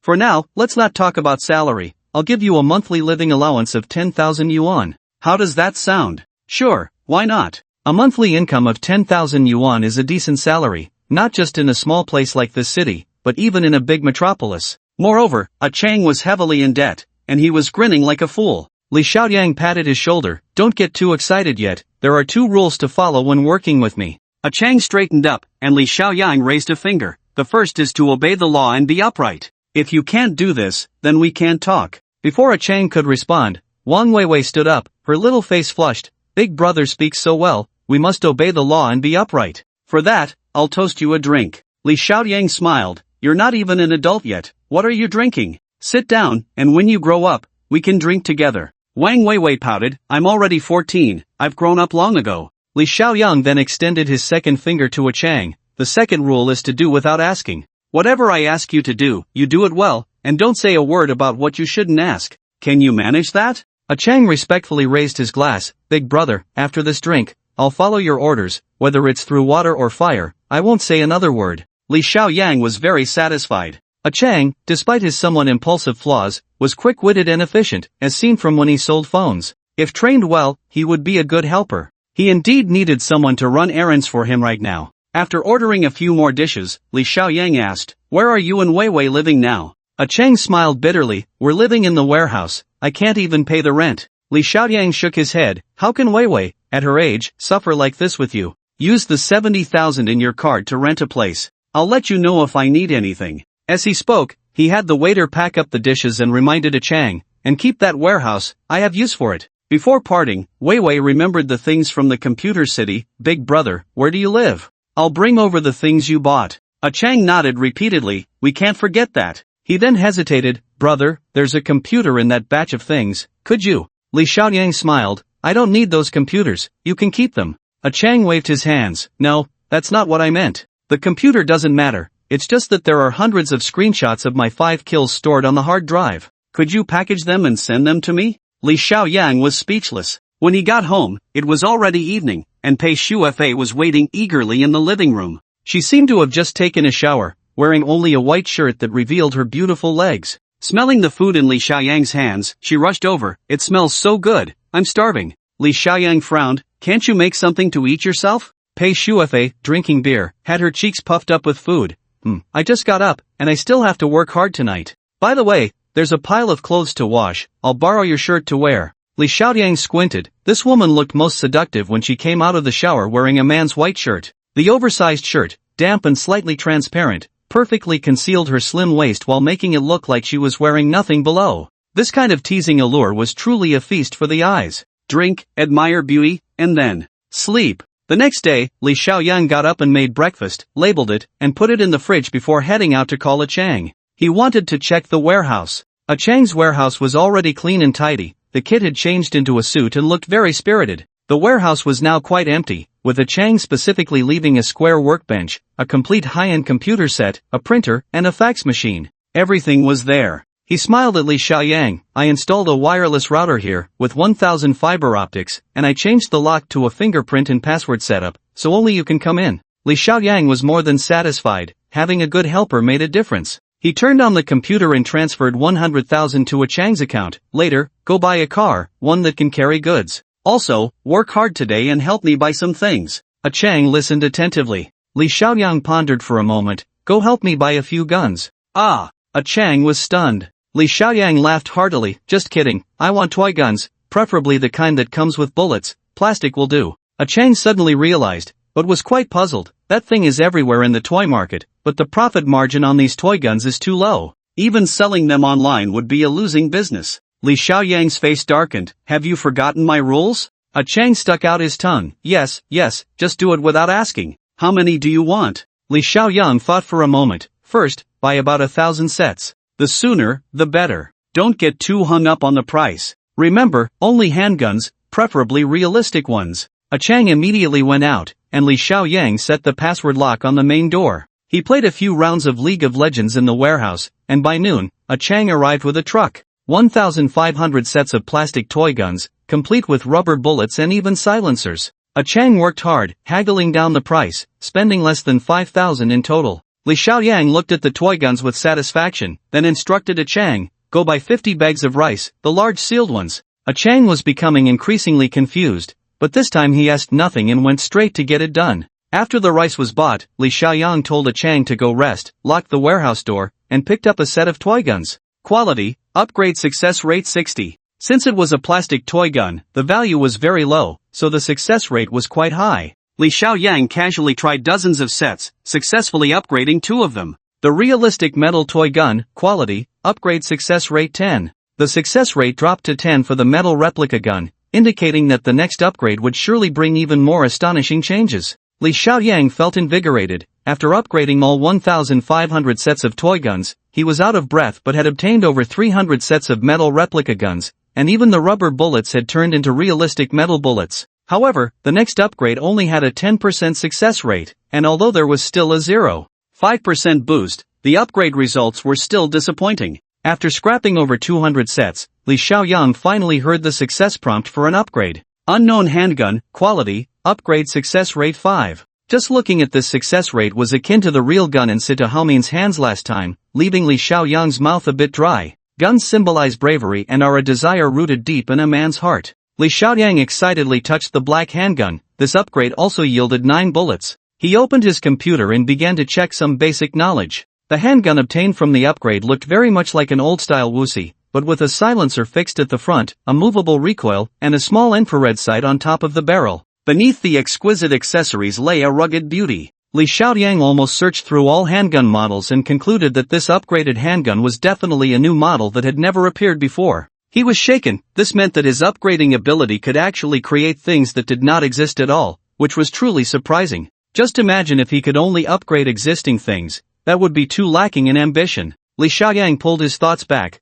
clumsily followed an online tutorial to adjust the trigger and firing pin, then checked the muzzle and barrel, and finally turned the safety before loading the bullet and inserting the magazine. Turning the safety again, his hands trembled, and he felt a sense of fear. Li Xiaoyang took a deep breath and approached the neatly stacked bags of rice. These bags were tightly sealed and stacked together, making for an excellent shooting prop. He turned on the computer speakers, played a gunfight movie, and then shakily raised the handgun, supporting it with his left hand, and gently squeezed the trigger. It made a puff sound. Thanks to the silencer, the sound was like a stone dropping into a pond, very faint, blending into the movie's gunfire, hardly audible. The recoil was not as great as imagined, it was just a slight vibration, like someone gently tapping your arm. Li Xiaoyang turned off the computer and tried the gun again. This time he fired 2 shots in quick succession, and on the pile of rice bags in front of him, 2 bullet holes appeared, one above the other, with a deviation of more than 80 centimeters. He had aimed for the center. Li Xiaoyang shook his head. If he had shot at a person just now, he probably wouldn't have hit anything. He put down the gun and focused on upgrading the bullets. This had a higher success rate than the handgun, and soon he had over 200 rounds. For the rest of the time, Li Xiaoyang practiced shooting repeatedly, gradually gaining some insights. Although the recoil was low, the slight tremors in his arms and wrists, the unsteadiness of his fingers, even the tiniest bit, could cause significant ballistic errors. This was the key. Mastering shooting was not something that could be achieved overnight. However, Li Xiaoyang realized that with a few more days of practice, he could definitely hit the target every time within a distance of 10 meters. He wasn't sure if it was due to the upgraded attributes, but he had an astonishing talent for handling firearms. Li Xiaoyang practiced in the warehouse for a day and a night. During this time, Wang Weiwei came by to bring him a meal. It wasn't until the next afternoon that he finally hid the handgun away with satisfaction. The entire warehouse was filled with the smell of gunpowder, and the rice bags were riddled with bullet holes. Now, within a 10-meter range, he could fire 2 shots in quick succession and hit every time. He picked up the bullet casings from the ground and piled them under the rice bags, then pressed down on the rice and silently chanted for an upgrade. Rice quality, upgrade success rate 70. The first upgrade succeeded, turning ordinary rice into premium Wuchang rice. Then, upon upgrading again, he surprisingly received several bags of genetically modified specialty rice. Li Xiaoyang continued to upgrade. Finally, all the rice turned to dust. He then destroyed the bullet casings and the remaining plastic gun before leaving the warehouse with satisfaction. Chang's warehouse was equipped with several large exhaust fans, so the smell of gunpowder dissipated quickly, but Li Xiaoyang still had plenty of residue on his hands and body. He found a public restroom and cleaned himself thoroughly, even buying a new set of clothes to change into before returning home calmly. He did all this not only for caution but also to prevent his little hunting dog at home from discovering his secret. As soon as he opened the door, he saw Pei Shuefei squatting on the sofa in a daze, her hair messy and her eyes puffy. Li Xiaoyang was startled. Pei Shuefei, what's wrong? Unconsciously, he had started to get used to calling her by her name instead of the cold officer Pei he used to. Pei Shuefei looked at him, still in a daze. You're back. I've been restless these past 2 days, unable to focus on anything, and even my meals don't taste good. It's really strange. Li Xiaoyang felt a warmth in his heart. Could it be that this girl couldn't handle being away from him for just 2 days? Had she developed a dependency on him? He thought to himself, a bit self-indulgently. Pei Shuefei jumped off the sofa, her expression serious as she stared at him. I've thought about it, and this strange feeling must be related to you. Li Xiaoyang swallowed hard. Was she about to confess? No way, he wasn't ready for that. But Pei Shuefei's gaze gradually became sharp. This must be my sixth sense developed over many years, keenly sensing that someone is plotting against you, which is why I've been so anxious these past 2 days, constantly thinking about you. Li Xiaoyang nearly fainted. What was going on? Pei Shuefei paced back and forth in the living room, becoming increasingly agitated. If someone is plotting against you, it means we've been exposed. It doesn't matter if it's Tianlian Company or a traitor from the police station, what matters is to strike back immediately. This girl suddenly drew her gun, chambering around with a click, and menacingly walked toward the door. Li Xiaoyang knew something was wrong and rushed over to hold her down, pressing her firmly onto the sofa. Seeing the bloodshot eyes and pale lips, he immediately realized something was very wrong. After much effort, Li Xiaoyang finally persuaded her to go to bed and rest. It was only then that he realized, in just a day and a night, Pei Shuefei had managed to read through all the materials, for whole boxes of them. She hadn't had any time to sleep at all. Amidst his heartache, he also felt a bit guilty. Li Xiaoyang tidied up the materials, noticing that Pei Shuafei seemed to have gained nothing from it. In her extreme fatigue, she appeared to be somewhat out of her mind. He covered the hard-working girl with a thin blanket, waiting until she fell into a deep, stable sleep before he got up to leave. Other matters had to be set aside for now. Since Pei Shuafei was working so hard, he had to put in some effort for the Tianlian company as well and quickly open up a breakthrough. Li Xiaoyang returned to the warehouse and took out a handgun, hiding it in his waistband. The magazine was full, with 10 rounds of ammunition. He took a taxi to No. 17, Huaihai Road, in front of a commercial building. The Tianliang Investment Company occupied the entire 7th floor. On the surface, the company appeared quite legitimate. Although it was close to closing time, the receptionist greeted him warmly. Upon hearing that he was looking for General Manager Zhang to collect a debt, she immediately picked up the landline and dialed a number.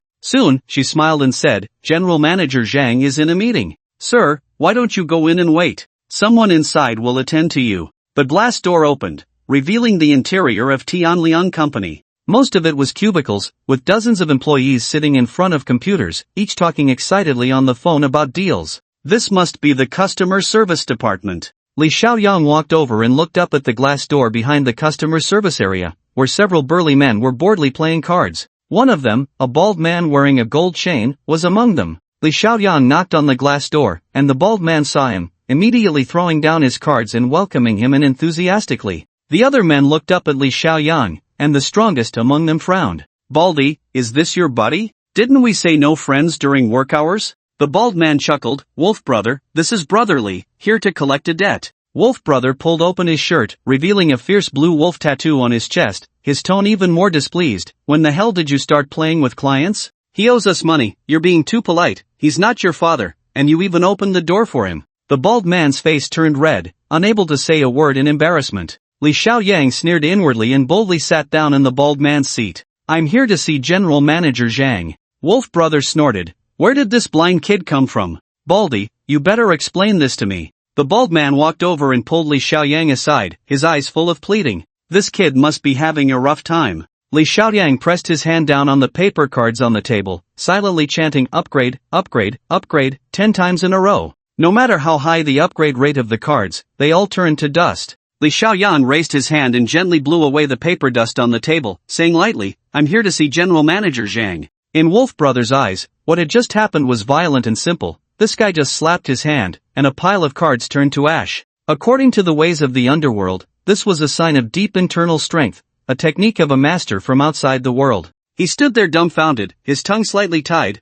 Okay, big brother, please wait a moment, I'll go tell General Manager Zhang right away." The burly men in the room fell silent, looking at the unassuming Li Xiaoyang with awe. The bald man straightened his back, the earlier humiliation now transformed into pride. "Let me introduce again, this is Brotherly, my friend. Call him Brotherly." A few burly men respectfully called out Brotherly, and one quick-witted one hurriedly poured a cup of tea. Li Xiaoyang remained expressionless. Wolf brother, scratching his head, nervously walked into the back room. Zhang Haoren was sitting in his office, staring at the large computer screen, thoroughly engrossed. The screen was playing a surveillance video showing a naked couple embracing, engaging in various indecent acts. Zhang Haoren lit a cigarette, feeling quite pleased with himself. The Situ family claims to be the overlord of the north, yet they produced such a lecherous son. He took a leisurely puff of smoke. "Situ Haomin, that kid, it only took Shelly 2 days to take him down. From now on, you won't be able to escape my grasp." He smacked his lips, watching the explosive scene, feeling discomfort in his pants. "Damn it, this little fairy Shelly is getting more and more seductive, I'll have to give it a try too. The moves she pulls off are quite something." At that moment, Wolf brother knocked on the door, and Zhang Haoren frowned as he closed the screen. "Who is it? Didn't I say not to come in at this hour?" Wolf brother pushed the door open and explained the situation. Zhang Haoren frowned. "Who's the debtor? Which deal is the bald guy following?" Wolf brother shook his head. "It seems to be a deal from half a year ago, the one for $1 million. Suddenly, he remembered, "Right, it's the one that caused a suicide scare. We spent quite a bit to smooth that over." Zhang Haoren opened his desk and pulled out a stack of documents, quickly flipping through them. The debtor is called Li Xiaoyang. I told you, you have to be ruthless in this business. Look, his parents died at our hands, he has to obediently pay back the money." But when he opened the detailed file and turned to Li Xiaoyang's photo, Zhang Haoren froze. He jumped up, his fat belly shaking. "This is Li Xiaoyang? Damn it, no wonder I found him familiar last time, that kid played me. Zhang Haoran recalled the losses and humiliation he suffered that day at the nightclub, his breathing becoming heavy as he glared fiercely at Wolf Brother.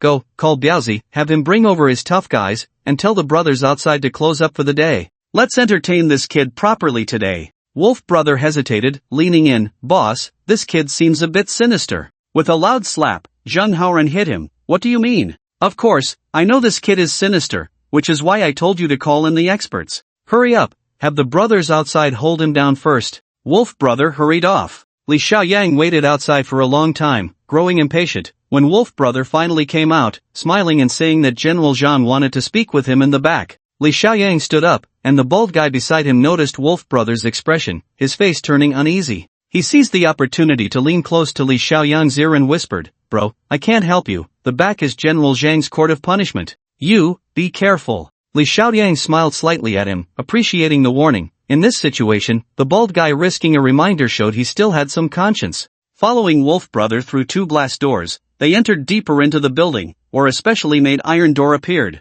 Two burly men stood at the entrance, their expressions unfriendly as they grinned menacingly. Li Xiaoyang quietly reached back, feeling the cold gun, a cold smile creeping onto his lips as he strode inside. The secret court of Tianliang Company was a deep, large room that seemed to carry a hint of blood. Zhang Haoran sat confidently in a sandalwood chair, a statue of Guangong towering behind him, with 4 incense sticks emitting smoke. Only a faint light illuminated the space. With a loud clang, the iron door locked shut, and 8 lean men stood to Zhang Haoran's left and right. This group was smaller than the burly men outside, but the coldness in their eyes was even more intense. Zhang Haoran was very confident, no matter how sinister Li Xiaoyang was, with these 8 experts by his side, he was absolutely foolproof. These 8 warriors were trained by Li Zhibiao himself, each having blood on their hands, raised on money like wolf cubs. As long as their brother gave the order, they would be fearless. Li Xiaoyang merely looked on. What's wrong, General Zhang? Don't recognize me? Zhang Haoran laughed, standing up and walking to a massive fish tank, casually pinching a piece of raw meat from a plate and tossing it inside. A group of South American piranhas crowded together in the tank, instantly tearing the meat into shreds, the blood-red froth swirling in the water. Zhang Haoran clapped his hands. I know, brother, you weren't very nice last time, running off with a beauty by yourself. Were you in a hurry to get back and have some fun? He leered, revealing a mouthful of yellow teeth. That stinky woman Tang Yan ran. His words were unbearable, and Li Xiaoyang shouted angrily, shut up. Zhang Haoran thrived on this, enjoying the sight of people getting angry, upset, and then begging and crying. A hint of mockery flickered in his eyes. Oh, you're angry? I haven't finished yet. Li Xiaoyang, when your parents begged me, that scene should have been recorded for you to see. Li Xiaoyang took a deep breath and calmed down. Zhang Haoran, I'm here this time to collect a debt and to tell you that your good days are over. I, Li Xiaoyang, will act on behalf of heaven and let you know what retribution is. Zhang Haoran squinted, squeezing out a few cold laughs from between his teeth. Good, well said, acting on behalf of heaven. I've seen plenty of people like you. I've been in this business for decades, and what I like most is people like you looking for death. He viciously lit a cigarette. Brothers, let's get to work. 8 burly men grinned, each holding a riot baton, a thick stick made of special gel with steel bars embedded inside, soft on the outside but extremely lethal, causing internal injuries with a single blow. A lean man with a tattoo of Zhongkue grinned. Boss, with this kind of trash, do we need all of us to take action? How about we play something exciting? Zhang Haoran became interested. Old Ghost, what do you want to play? Old Ghost held the riot baton and made a thrusting motion. Let this kid taste what it's like to be a woman. How about we give him a poison dragon drill? The men laughed maniacally, and Zhang Haoran's eyes held a hint of cruelty. Interesting, let's see how it goes. Old Ghost swung the baton. Brothers, hold him down, and you, take off his pants, I'll go first. As Old Ghost spoke, he took a sip of alcohol and sprayed it on the baton. I learned this skill from Brother Biao, and I guarantee you'll have your eyes opened. These men looked at Li Xiaoyang as if he were a fish on a chopping board, laughing as they closed in. At that moment, however, Li Xiaoyang was observing his surroundings, checking repeatedly to ensure there were no cameras. His eyes turned cold as he lifted his shirt and pulled out a cold handgun. The infrared sight was particularly conspicuous in the dim room. Li Xiaoyang raised the gun, disengaged the safety, and with a click, it was loaded. The small red dot of the sight immediately flickered between Zhang Haoran's eyebrows. The thugs froze for a moment, then burst into laughter.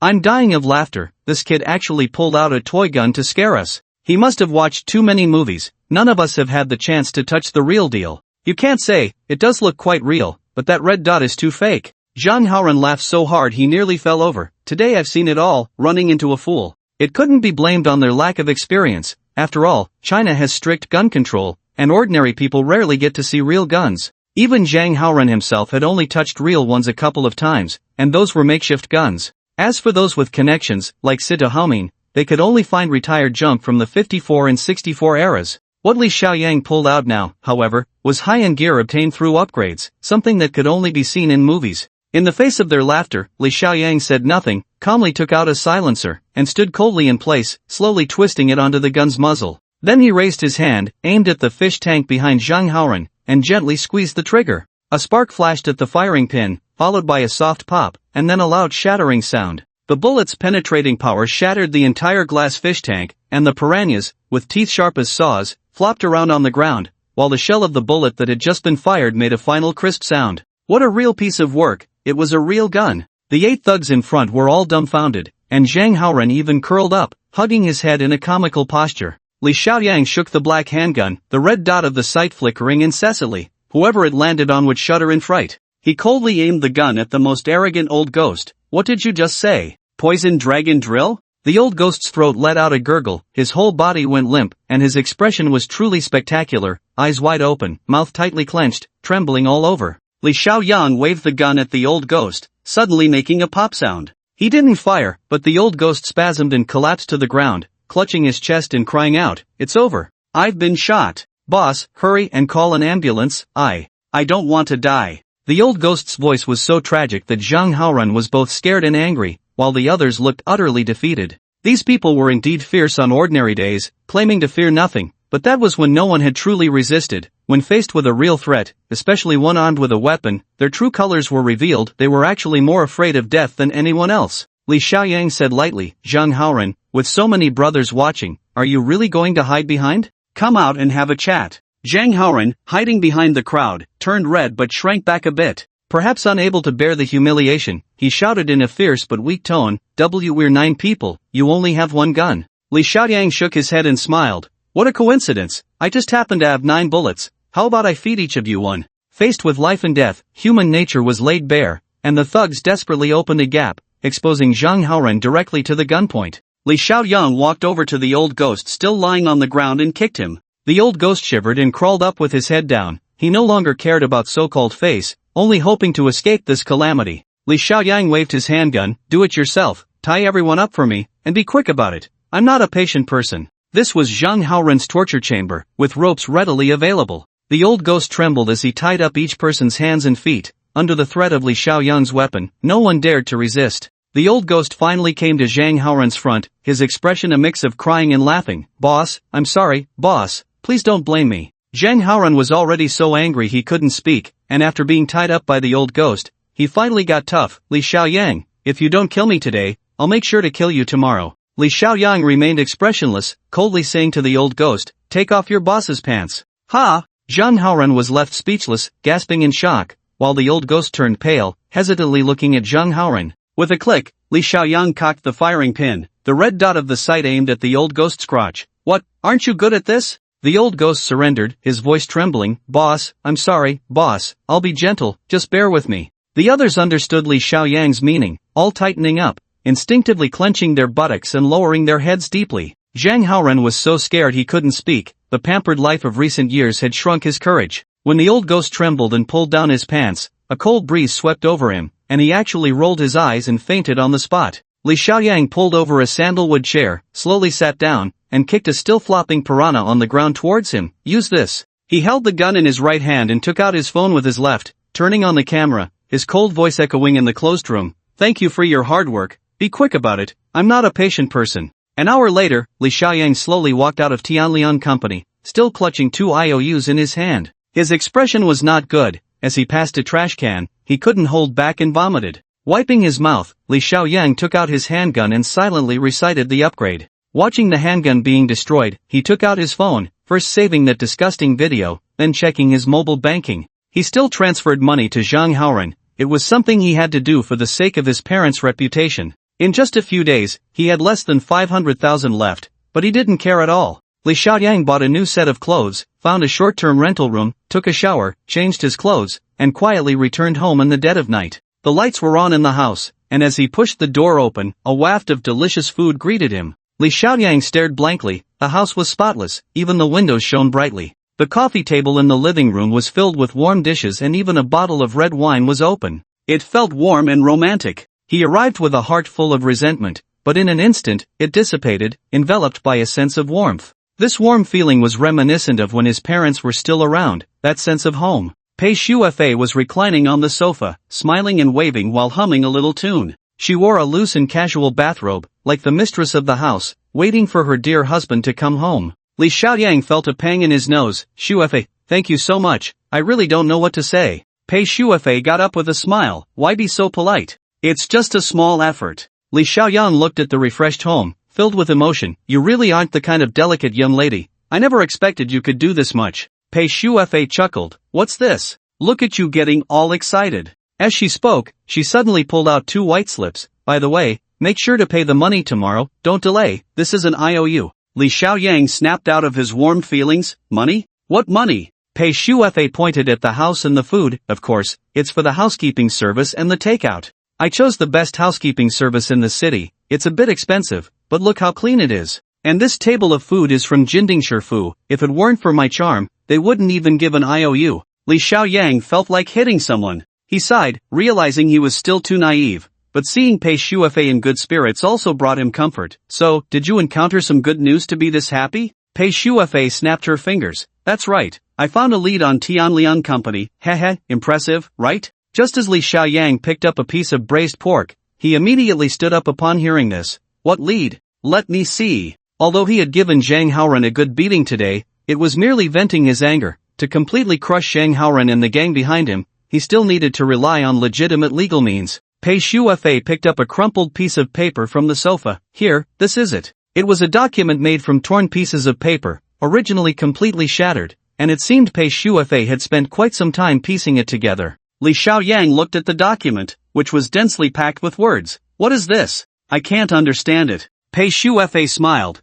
This is a copy of a transfer endorsement. The truly useful part is the account number for receiving the money inside. Her eyes sparkled. Tianlian Company entrusted Gongqing law firm, and within a month, through a third-party offshore financial institution, there were 3 huge transfers, totaling over 20 million. Li Xiaoyang understood. So, Tianlian Company is laundering money? Pei Shuefei clapped her hands. Exactly. And this money laundering account is in the city. Guess which company it is? Li Xiaoyang's interest was piqued. By the look on your face, could it be a big company? Pei Shuefei nodded. It's a very large company, the top pharmaceutical enterprise in our city, Tianhe Group. What? Li Xiaoyang almost jumped up. Which Tianhe Group? Pei Shuefei frowned. Which else could it be? The company that has been the top taxpayer in the city for years, one of the top 10 private entrepreneurs in the province, the Tianhe Pharmaceutical that Zhao He built up single-handedly. Li Xiaoyang slowly sat down on the sofa. That day at Tianhe Pharmaceutical, he did see Zhang Haoran drive out from the back door.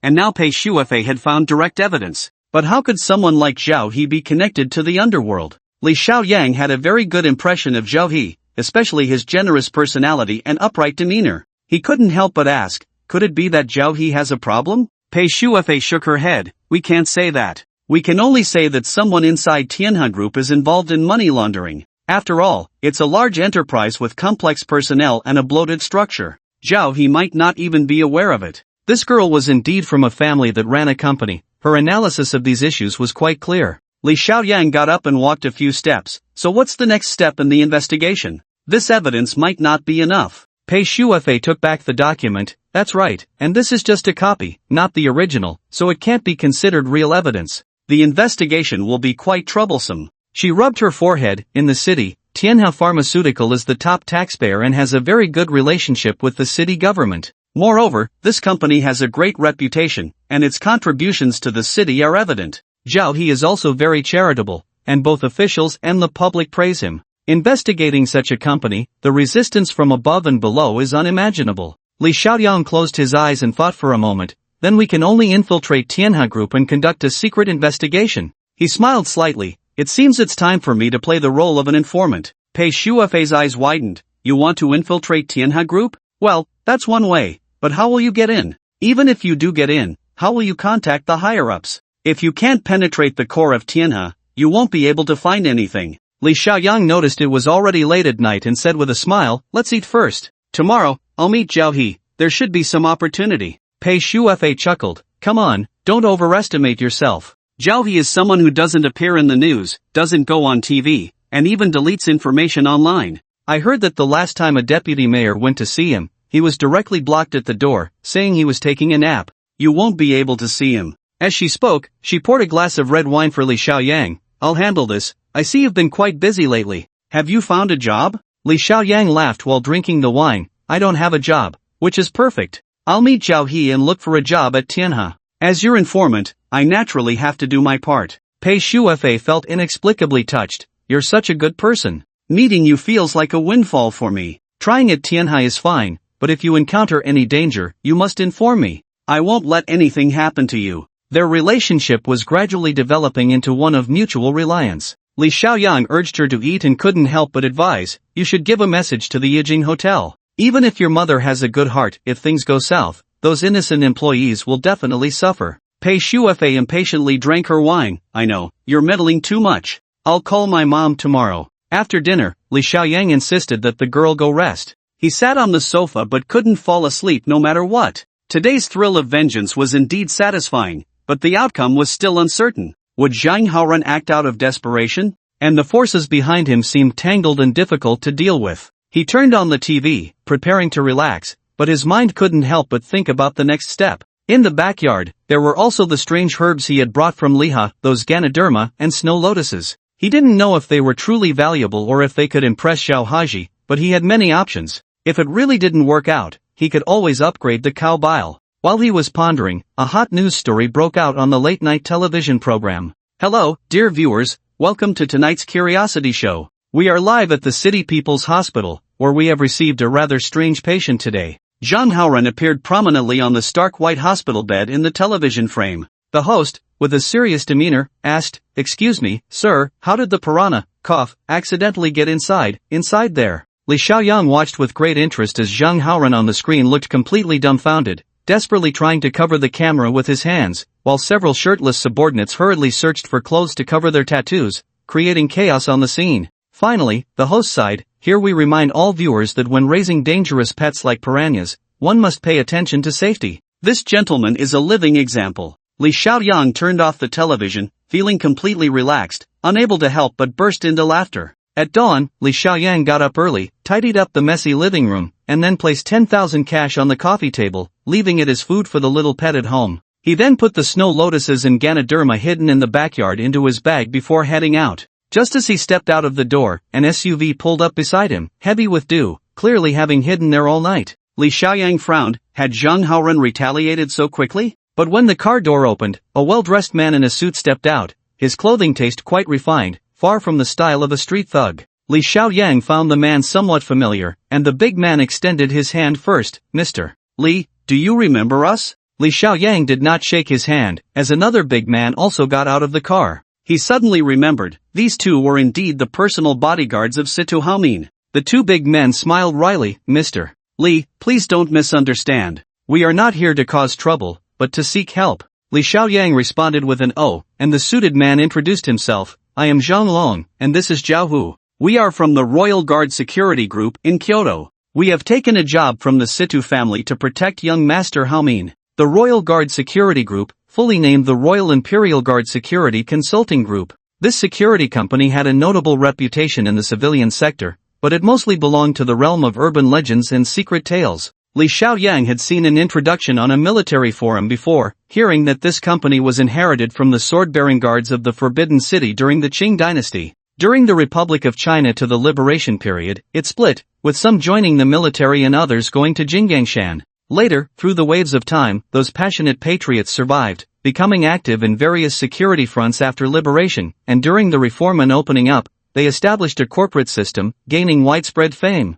These detailed pieces of information flashed in Li Xiaoyang's mind, and he was somewhat surprised. He had seen this information a few years ago in school by chance, and now it came back to him so clearly. Since his attribute upgrade, his powerful memory retrieval ability had subtly begun to manifest. He looked at the two well-trained bodyguards. "It's not convenient to talk here. I have some time, let's go have breakfast together." The city's unique tofu pudding with old vegetable soup, paired with warm layered pancakes, had the three of them sweating profusely as they ate. After finishing, their mutual guard was significantly relaxed. Zhang Long was quite talkative, while Zhao Hu was the silent type. So at this moment, it was Zhang Long who did most of the talking. We came to find Mr. Li this time, first to apologize for our previous recklessness. Our contract stipulates that we must listen to our employer, which led to the misunderstanding. Zhang Long drank another bowl of tofu pudding and said, but ever since the last time he was discharged from the hospital, young Master Situ went to that Paradise nightclub, things have been a bit off.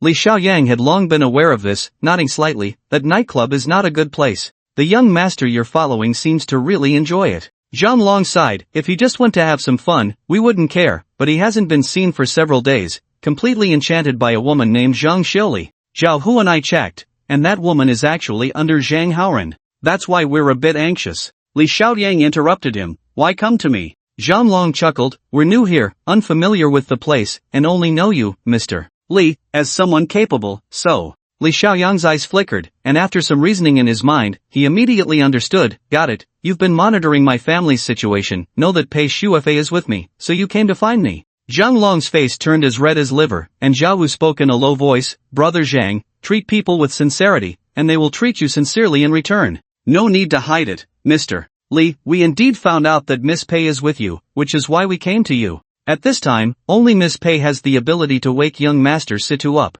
Li Xiaoyang pondered for a moment, I can help you pass a message, but whether to help or not is up to Pei Shuefei herself. Zhang Long smiled gratefully, that would be the best. If it really doesn't work, we'll have to use force to bring young Master Situ back. Li Xiaoyang stood up and suddenly thought of something, lowering his voice again, but there's one thing, can you help me? I gave Zhang Haoran a good beating last night, and he knows my address. Can you? Zhang Long and Zhao Hu exchanged glances and nodded readily, we understand, Mr. Li, don't worry. When it comes to dealing with Zhang Haoran, we can provide absolute force support. Li Xiaoyang recalled the chaotic fight with these two in the alley that day, and a smile unconsciously appeared at the corner of his mouth. Zhao Hu, who appeared rough on the outside but was meticulous inside, immediately laughed, Mr. Li, are you doubting our strength? To be honest, during the last encounter in the alley, we were too cautious and didn't really go all out. If you're not at ease, we can find a place to try again. Li Xiaoyang laughed heartily, alright, actually, I understand.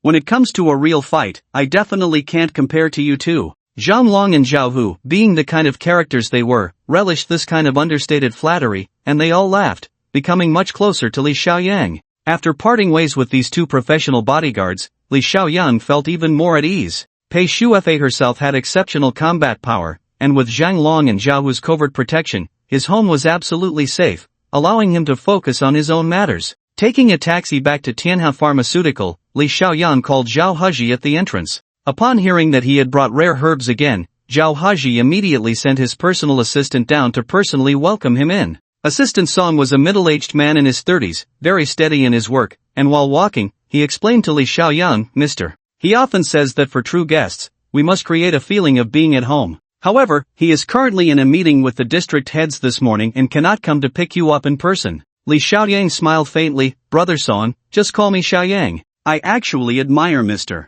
He. To admire Zhao Haji is something not everyone would dare to say. Assistant Song glanced at him with a smile. This young man looked to be just out of school, but his demeanor was truly extraordinary. If it were some other kid who said such a thing, they would surely get a slap, but when Li Xiaoyang said it, it carried a sense of mutual respect among heroes. Assistant Song personally accompanied him, sipping tea in the top-floor office of General He. After about half an hour, Zhao Haji strode in, his laughter arriving before him. Isn't it a joy to have friends come from afar? Xiaoyang, what surprise have you brought me this time? Li Xiaoyang looked up to see Zhao Haji dressed in a tang suit, holding 2 walnuts in his hand. Though he was in his 40s, he exuded vitality, his face beaming with spring warmth. He stood up to shake hands with Zhao Haji, who smiled and gestured for him to sit. Turning to see the tea brewed by Assistant Song, he couldn't help but frown. Why are you serving my friend this tea? Xiao Song, bring out the special grade Mao Feng. Oh, and fetch my Ding Kiln Guiyuan teapot, but be careful with it. Before long, Assistant Song carefully brought over a set of white porcelain teapots.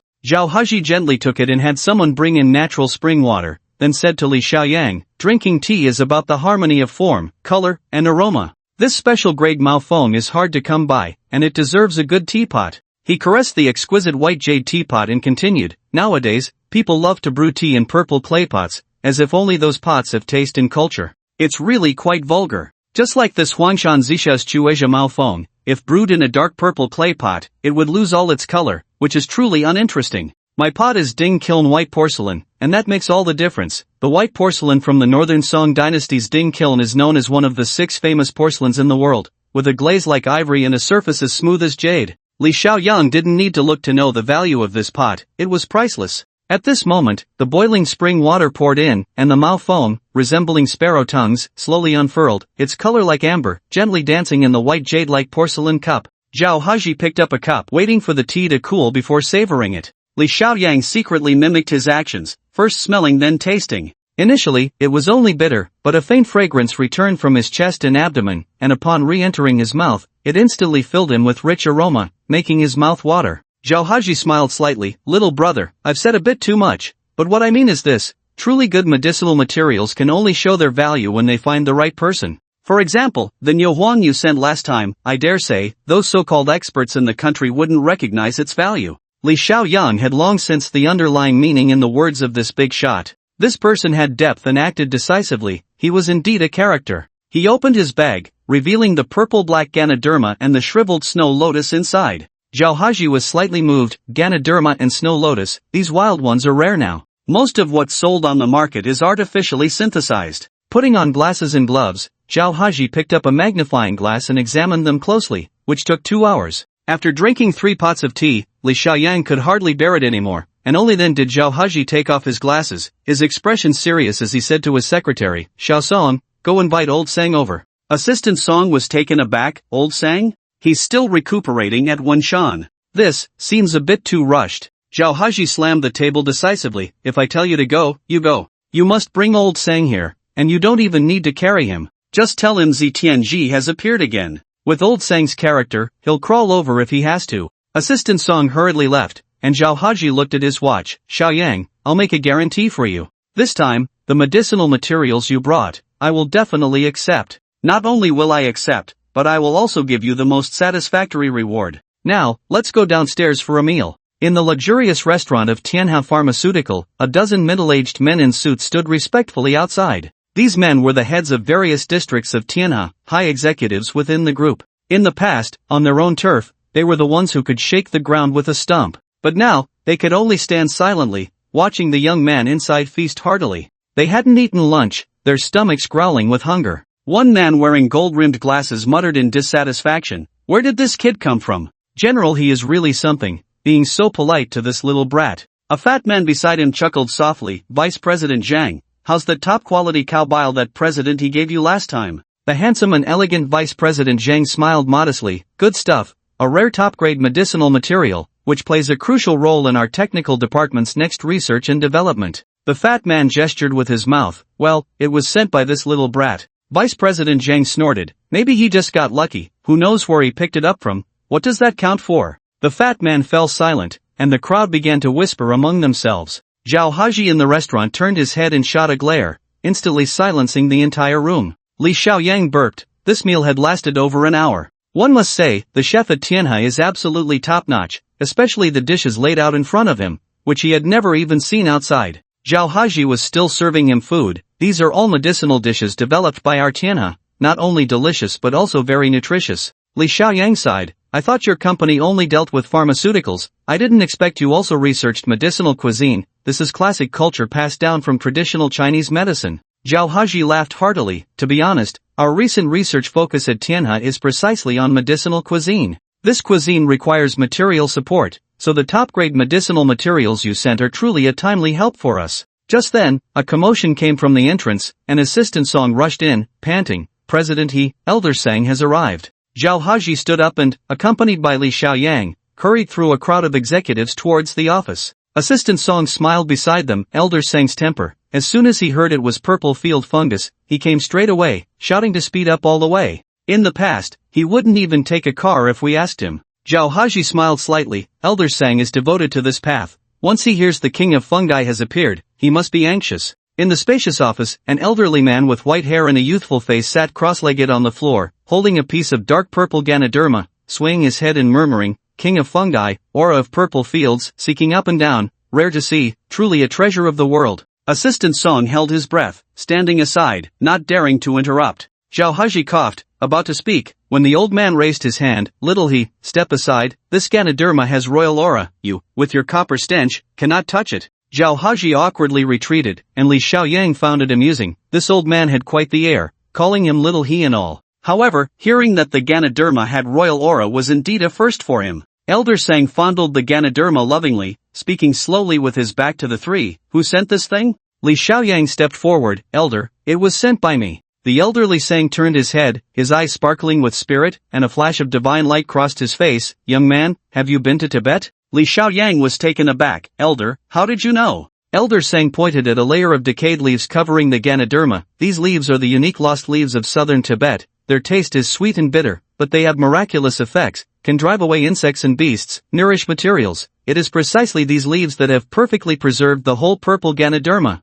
Li Xiaoyang felt a deep respect. This Ganoderma was indeed picked by a friend in the Blue Moon Valley of Liha, in southern Tibet. You truly are remarkable, Elder. Elder Sang carefully set down the Ganoderma, stroked his beard, and continued. The Shinong Benchaojing records that there are 5 colors of Ganoderma in the world, divided into black, green, white, blue, and purple, with purple Ganoderma being the most precious. This Ganoderma is also known as Wood King Ganoderma, and it has a history. He stroked his beard and explained. Purple field Ganoderma originally grew in the lower reaches of the Yellow River, in the Central Plains. Later, during the late Yuan dynasty, a Tibetan monk, attracted by its fame, collected its seeds, which then spread to southern Tibet. It is said that after Zhu Yuanzhang unified the country, he sent people multiple times to attack the southern Tibetan tribes just to retrieve this purple field Ganoderma, hence it is said to have royal aura. Li Xiaoyang listened in astonishment, and Zhao Haji asked beside him, Elder Sang, how much do you think this Ganoderma is worth? Old Sang was immediately furious. Money, all you think about is money.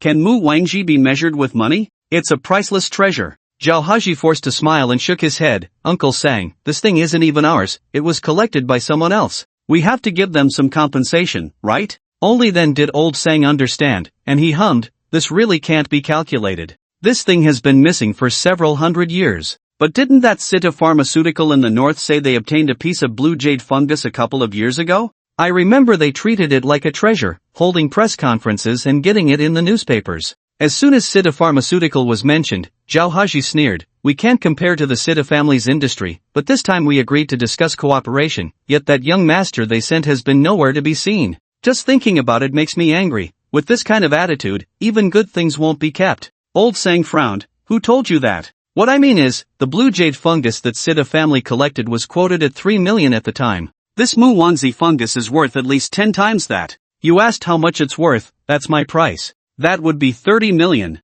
Zhao Haji gasped, and Assistant Song broke out in a sweat. Even though Tianha Group is the top pharmaceutical company in the city, it couldn't possibly come up with 30 million to acquire a piece of fungus. This involves cash flow, the board of directors, and the actual value output. Zhao Haji recalled the promise he had just made to Li Xiaoyang and felt extremely troubled. When Li Xiaoyang heard the 30 million quote, his first reaction was that it was too much, accepting that money would be meaningless. Seeing Zhao Haji's dilemma, he immediately said, 301 million, mister.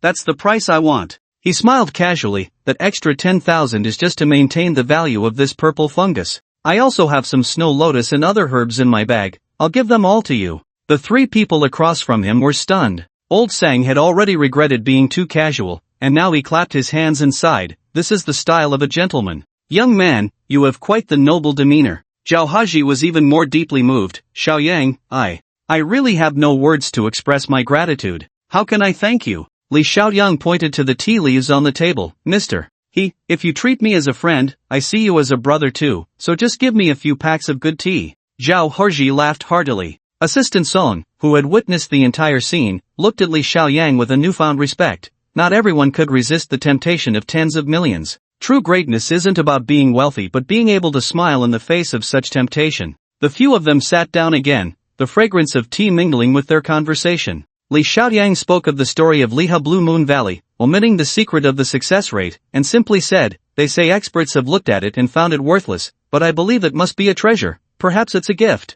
However, Old Sang is still well read, I don't know the illusions inside. At this point, Li Xiaoyang deliberately added, it's a pity that I've been drifting around these years without a chance to truly do what I love and see more rare herbs, I can only go with the flow. He hadn't forgotten the true purpose of this trip, which was to infiltrate Tianhe's inner circle. But directly making a request would be too obvious. Instead, casually mentioning it would entice the other party to speak first, which was a subtle tactic. Sure enough, Zhao Haji's eyes lit up, and he stroked his beard and smiled. Brother Xiaoyang. Zhao Haji personally poured a cup of tea. With your talents in this field, I think only Sita Pharmaceutical has the capital to invite you. After all, they are the top pharmaceutical company in the country, a Fortune 500 company. Li Xiaoyang naturally picked up on his probing intent and immediately laughed. Such large groups are often filled with people who are more concerned with degrees and reputation. Someone like me would probably not fit in. Old Sang coughed. I'm somewhat familiar with a few old fellows at Sita Pharmaceutical.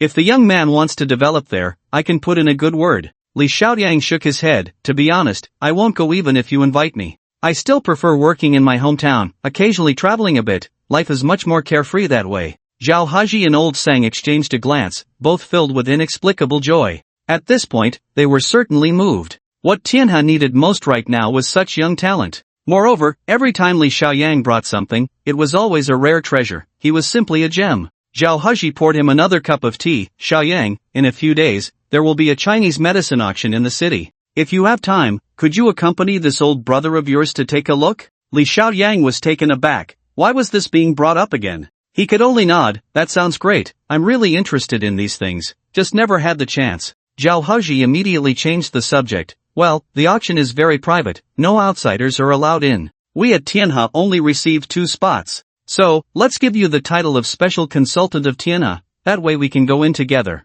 Special Consultant of Tianhe. Li Xiaoyang realized the cleverness of this. Zhao Haji didn't directly say he was inviting him to Tianhe, but used this method to casually make him a consultant, which felt completely natural. Even if he wanted to refuse, there was no reason to do so, but he actually desired this opportunity. Li Xiaoyang agreed on the spot, and everyone was delighted. Assistant Song quickly transferred the funds, and 3.01 million arrived in Li Xiaoyang's account. Then, Old Sang in general he personally escorted him out the door. The executives who had just finished their meals in the restaurant were left wide-eyed at this scene. Generally sending off a guest was one thing, but Old Sang actually came out too. Who exactly was this young man? Everyone watched as Li Xiaoyang left, feeling that the young man's back was so profound and unfathomable. By the time Li Xiaoyang left Tianhe Company, it was already afternoon. He opened his mobile banking app to check his balance. With the money earned from selling the Ganoderma, he now had 3.5 million. After thinking for a moment, Li Xiaoyang went directly to a Chang's warehouse.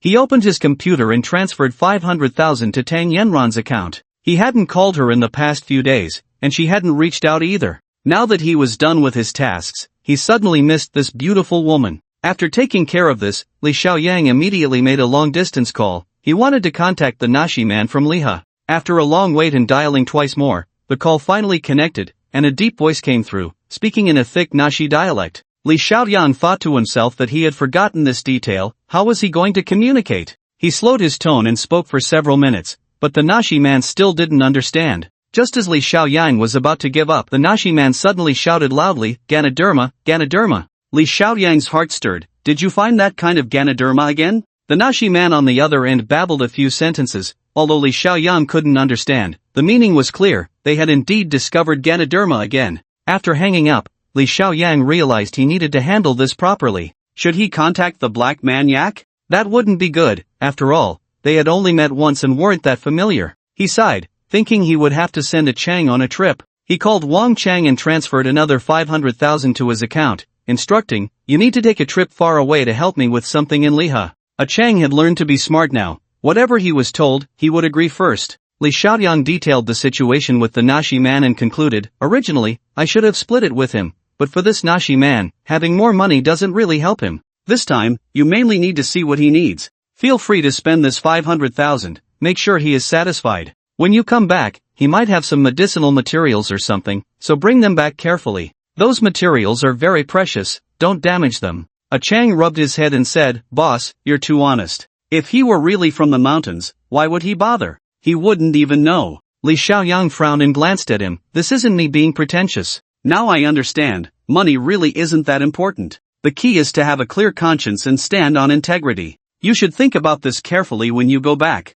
And for what you just said, I'm deducting 5,000 from your living expenses this month. Chang immediately looked distressed, and Li Xiaoyang patted his shoulder. Alright, just get this done, and there will be a bonus at the end of the month.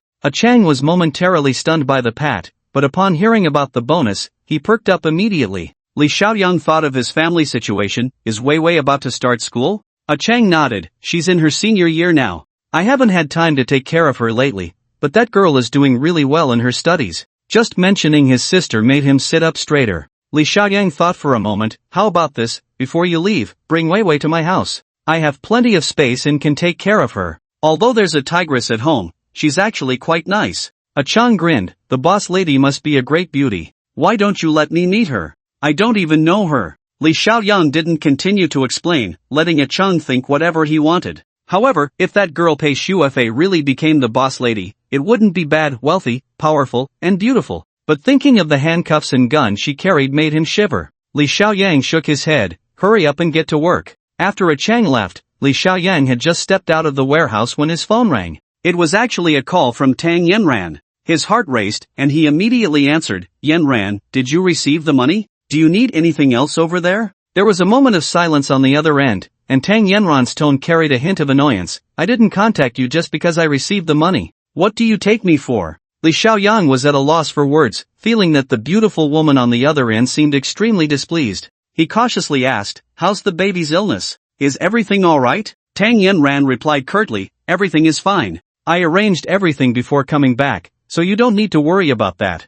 Li Xiaoyang exclaimed, oh, really? You're back in the city? Where are you? Tang Yanran huffed, what, do I still dare to go to your place? I've already moved in. It's the cohabitation era, you know. But you're quite impressive, managing to hook up with the police flower from the city bureau. I really underestimated you. Li Xiaoyang broke into a sweat, feeling anxious. At this moment, any explanation would only make things worse. His mind raced, and he sighed deeply. Yanran, even if you don't believe me, you should understand that Officer Pei isn't that kind of person.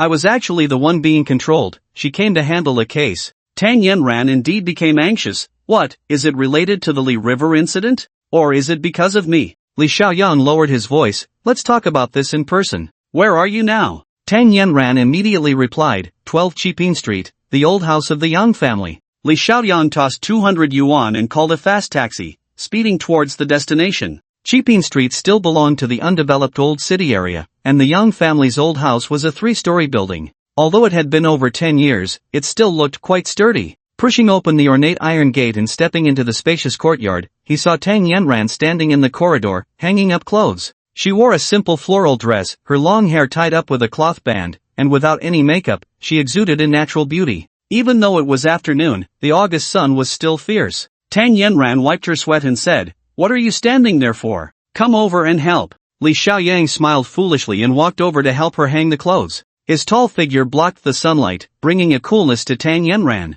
She stepped aside, cut open a watermelon, and brought half of it over. Have some to quench your thirst. This place hasn't been cleaned since the treasure was hospitalized. It's all dusty, and there's nowhere to boil water. Li Xiaoyang took a bite of the watermelon, but his gaze kept darting towards Tang Yanran. Perhaps it was too hot, and after washing clothes, the beautiful woman had water all over her chest, making her thin dress fabric become transparent. The neckline clung tightly downwards. The man could see a glimpse of her snow-white skin, and droplets of water rolled down her smooth neck, traversing her elegant collarbone, slowly sliding into the deep valley of her chest. Li Xiaoyang tugged at his shirt collar, feeling hot all over. Distracted, he asked, so, are you here to get something? Tang Yanran replied with a hum, I didn't bring any of the treasure's clothes, I've washed them all, and I'm taking them back this time. Li Xiaoyang smiled, why not just buy new ones in the city? Tang Yanran shot him a glance, old clothes are more comfortable. They're not like you men, who change women as easily as changing clothes. Li Xiaoyang coughed. This beautiful woman had a sharp tongue.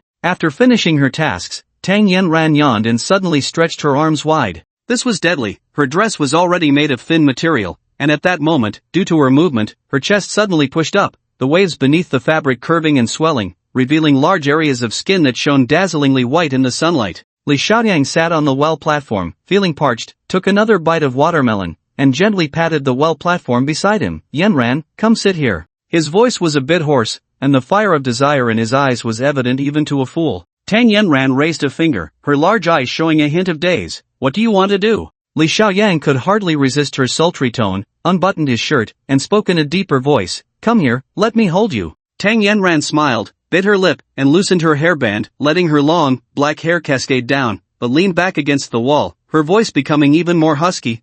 Then you come here. In this battle of temptation between the two, the woman clearly held the upper hand. Li Xiaoyang slowly walked over, his right hand thudding against the wall, pressing down, cornering Tang Yanran into a dead end, a perfect wall slam. He looked down from above, the angle perfect, taking in everything, while the woman found herself in a desperate situation, yet had to push back defiantly, naturally igniting a spark of passion. Li Xiaoyang leaned down, catching a whiff of a fresh soap scent, the same brand he used, and was momentarily lost in thought, leaning down to kiss her. But the woman used her 34D chest to block his advance. He only enjoyed the sensation of being bounced back before Tang Yanran held his neck with both hands. Then, this beautiful woman suddenly lowered her head and bit down hard. Li Xiaoyang cried out in pain, pulled out his phone to check, and there was a clear bite mark on his neck, with a faint trace of lipstick, resembling a blooming flower. The man was a bit annoyed. Yanran, what do you mean by this? Tang Yanran placed her hands on her hips and laughed coldly. What do I mean? Just leaving a mark for you to take back to show that old tigress at home.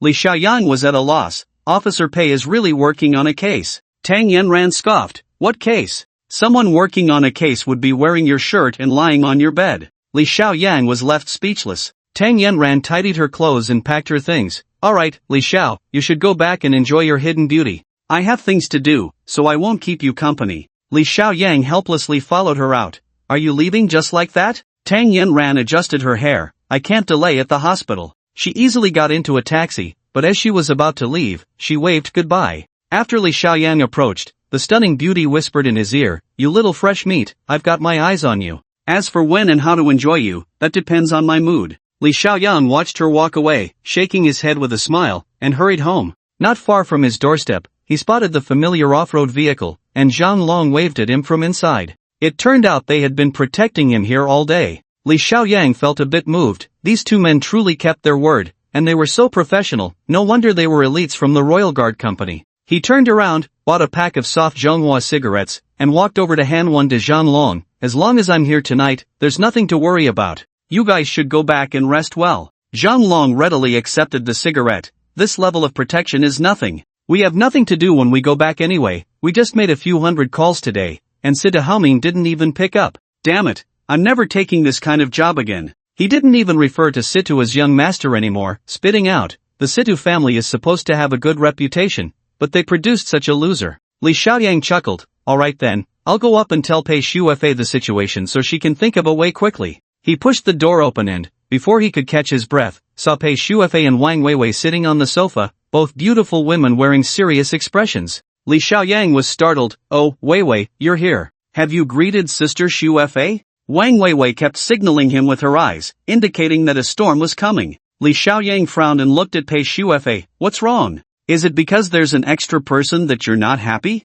Pei Shuefei's face was as cold as ice. It has nothing to do with Weiwei. I'm asking you, what does Article 8 of the Cohabitation Agreement say? Li Xiaoyang thought this was bad. Article 8.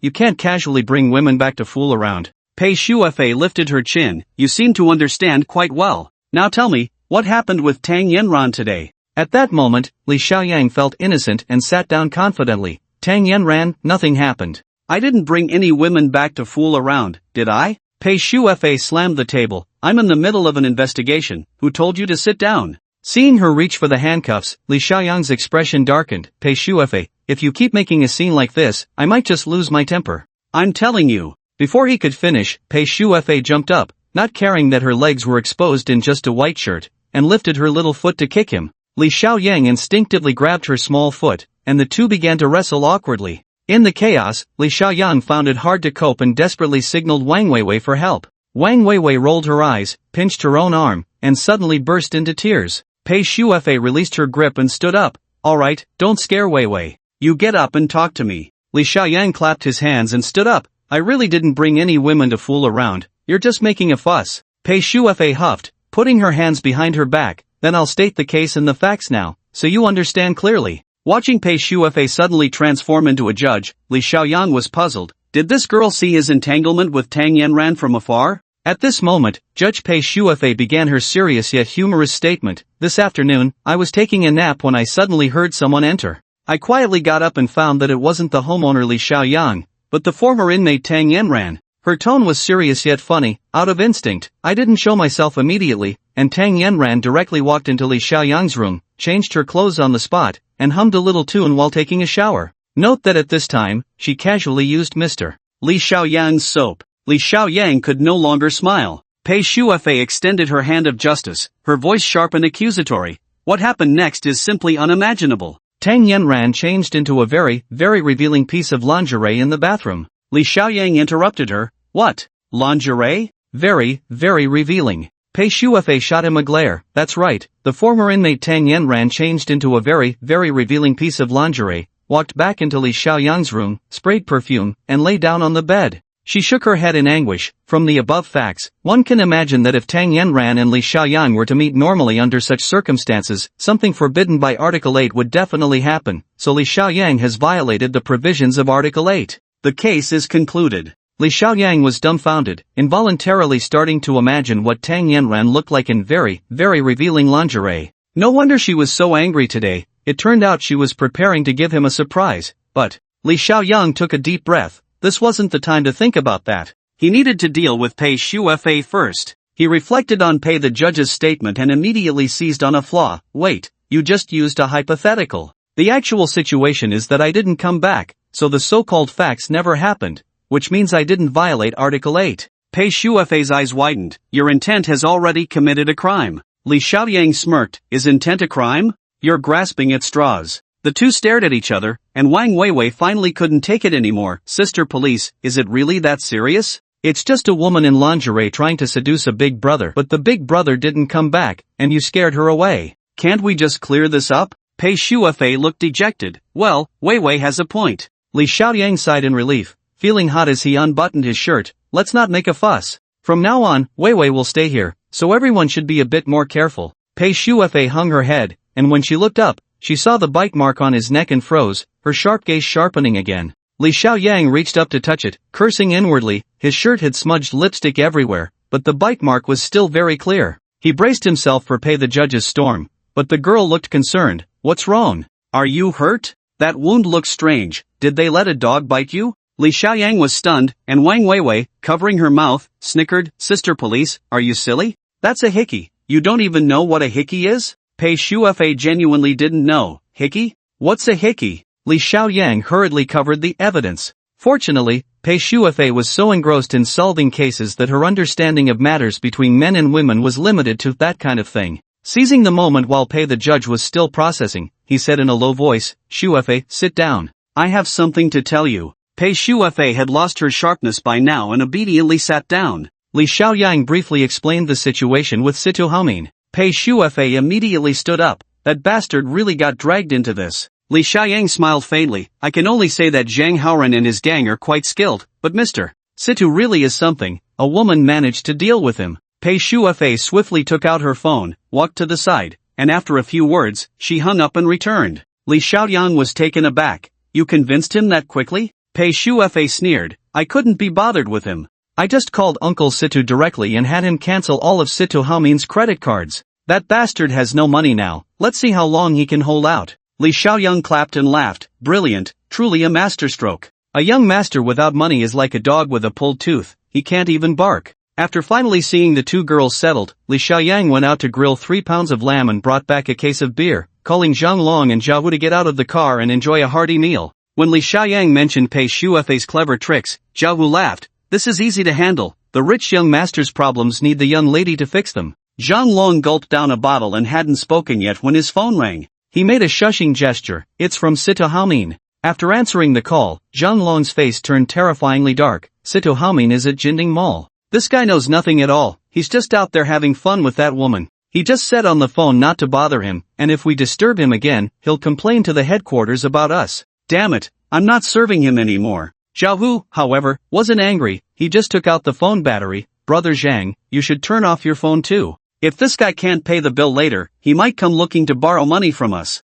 Li Xiaoyang almost laughed out loud. Situ Haomin was truly asking for trouble. But this guy's shopping spree reminded him that with over 2 million in his pocket, it was time to buy some good things to improve his upgrade rate. His next upgrade success rate was 99. He was just 1,000th away from a safe upgrade. Now he already had a 0 bonus, he just needed to increase it by another 0. 5%. Thinking of this, Li Xiaoyang bid farewell to Zhang Long and Zhao Hu and eagerly headed to Jinding Mall. It was the weekend, and Jinding Mall was bustling with people. As the largest shopping center in the city, it gathered almost all the luxury goods in the city. Of course, on the first basement level, there was also a place for the common folks to enjoy themselves, where the quality of goods was decent and affordable. When Li Xiaoyang arrived, the entire mall had just come alive. From a distance, he could see the security guards driving away the street vendors at the entrance. The crowd entering was clearly divided into two types, the wealthy driving sports cars, flaunting their mistresses, and the poor squeezing onto buses, trying to impress their girlfriends. Li Xiaoyang smiled faintly. Which type did he belong to? Perhaps he was a true rich man with a poor man's heart. His goal was clear, he was there to spend money, so he headed straight to the jewelry store on the third floor. There were too many people waiting for the elevator, so Li Xiaoyang chose to take the stairs. As he passed the jewelry store on the second floor, he accidentally bumped into a girl because he was walking too fast. Are you blind? Are you in a hurry to reincarnate? The girl didn't say anything, but the man beside her started cursing loudly. Li Xiaoyang frowned and looked over. The man was short and chubby, dressed in formal attire, and from the briefcase he was holding, he seemed to be a civil servant. The girl next to him had a good aura, especially her fantastic figure, and she looked quite familiar. While Li Xiaoyang was still sizing her up, the civil servant got angry. Look at you, have you never seen a beautiful woman? Damn! He cursed but then turned to the girl with a smile. Wanrong, are you okay? Come on, I'll take you to the Marriott to have some fun. As the civil servant spoke, he reached out to push Li Xiaoyang,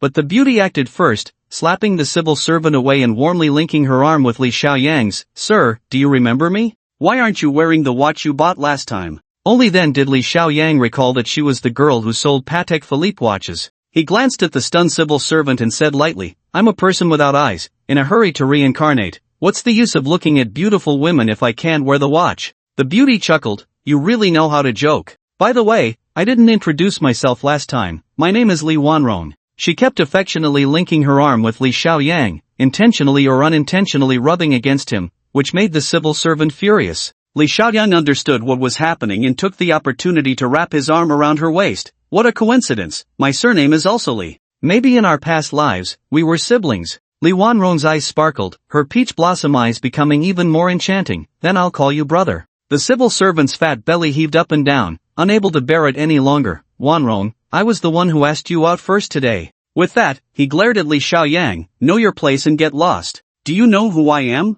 There were many people around, all gathered to watch the excitement. Li Xiaoyang's expression remained unchanged as he turned to Li Wanrong and asked, is this guy your friend? Li Wanrong pouted, what friend? We've only met a few times. He just keeps bothering me, it's driving me crazy. Well then, Li Xiaoyang said flatly, and suddenly raised his leg, kicking the civil servant in the stomach. The guy let out a scream, his plump body tumbling down the stairs. The crowd was startled, and Li Wanrong grabbed him in shock. Brother, please don't be impulsive. This guy is really a civil servant, and he seems to be from the housing authority responsible for demolitions. What, responsible for demolitions? Li Xiaoyang exclaimed dramatically, why didn't you say so earlier? Li Wanrong, feeling embarrassed, was about to explain, but Li Xiaoyang raised his fist. If I had known he was a demolition dog, I would have given him a few more punches. I hate demolitions the most. Good. The crowd chuckled knowingly, cheering and clapping. Li Wanrong laughed even more happily. Brother, you're really amazing. That pig must weigh hundreds of pounds, and you kicked him away with one kick. So fierce, she said in a sweet, teasing voice, pulling Li Xiaoyang through the crowd. Li Xiaoyang, initially indifferent, suddenly thought of something. Sister, are you free? Li Wanrong smiled sweetly and subtly. I just got off work, I have a little time. Li Xiaoyang led her up to the third floor. Great, I was just going to buy something upstairs. You know this place well, so recommend something for me later. Li Wanrong's small hand was held by him, obediently leaning closer. What do you want to buy, brother? I'm familiar with the jewelry on the third floor, I can get a discount. Li Xiaoyang opened his mobile banking app and checked his balance. No need for discounts, I'm in a hurry. The more expensive, the better. Li Wanrong had already been secretly glancing. Seeing the string of zeros in the man's bank account made her heart race. Brother, how much are you planning to spend? How much time do we have? Li Xiaoyang smiled lightly. 2 million, I have 1 hour. It's up to your skills now. Li Wanrong's heart raced even faster. She had seen plenty of rich people worth tens of millions, even over 100 million, but this was the first time she had met someone so audacious as to say they would spend 2 million in an hour. After thinking for a moment, Li Wanrong took him directly to the Mont Blanc counter. Mont Blanc was an old brand, although it had been somewhat low-key in recent years, its heritage remained, and it was considered an international big name. Most importantly, Mont Blanc's counter sold men's accessories. Li Xiaoyang casually glanced and shook his head in dissatisfaction. Too cheap, let's go to another place. Li Wanrong felt troubled. For men's luxury goods, this brand is the biggest and has the highest consumption. Li Xiaoyang turned to look west, where a crowd was gathered, and even 2 armed security guards were patrolling. Li Wanrong's eyes lit up. I almost forgot about this. Cartier has a jewelry exhibition tonight, why don't we go take a look? Cartier Jewelry, a French brand known for its royal lineage, was showcasing a ruby necklace at the exhibition. Under Li Wanrong's guidance, the two easily made their way through the crowd to the VIP area, which not only had comfortable seating but also a buffet prepared. Actually, this necklace is a low-end item for Cartier, with no serial number at all, Li Wanrong said, picking up a cocktail.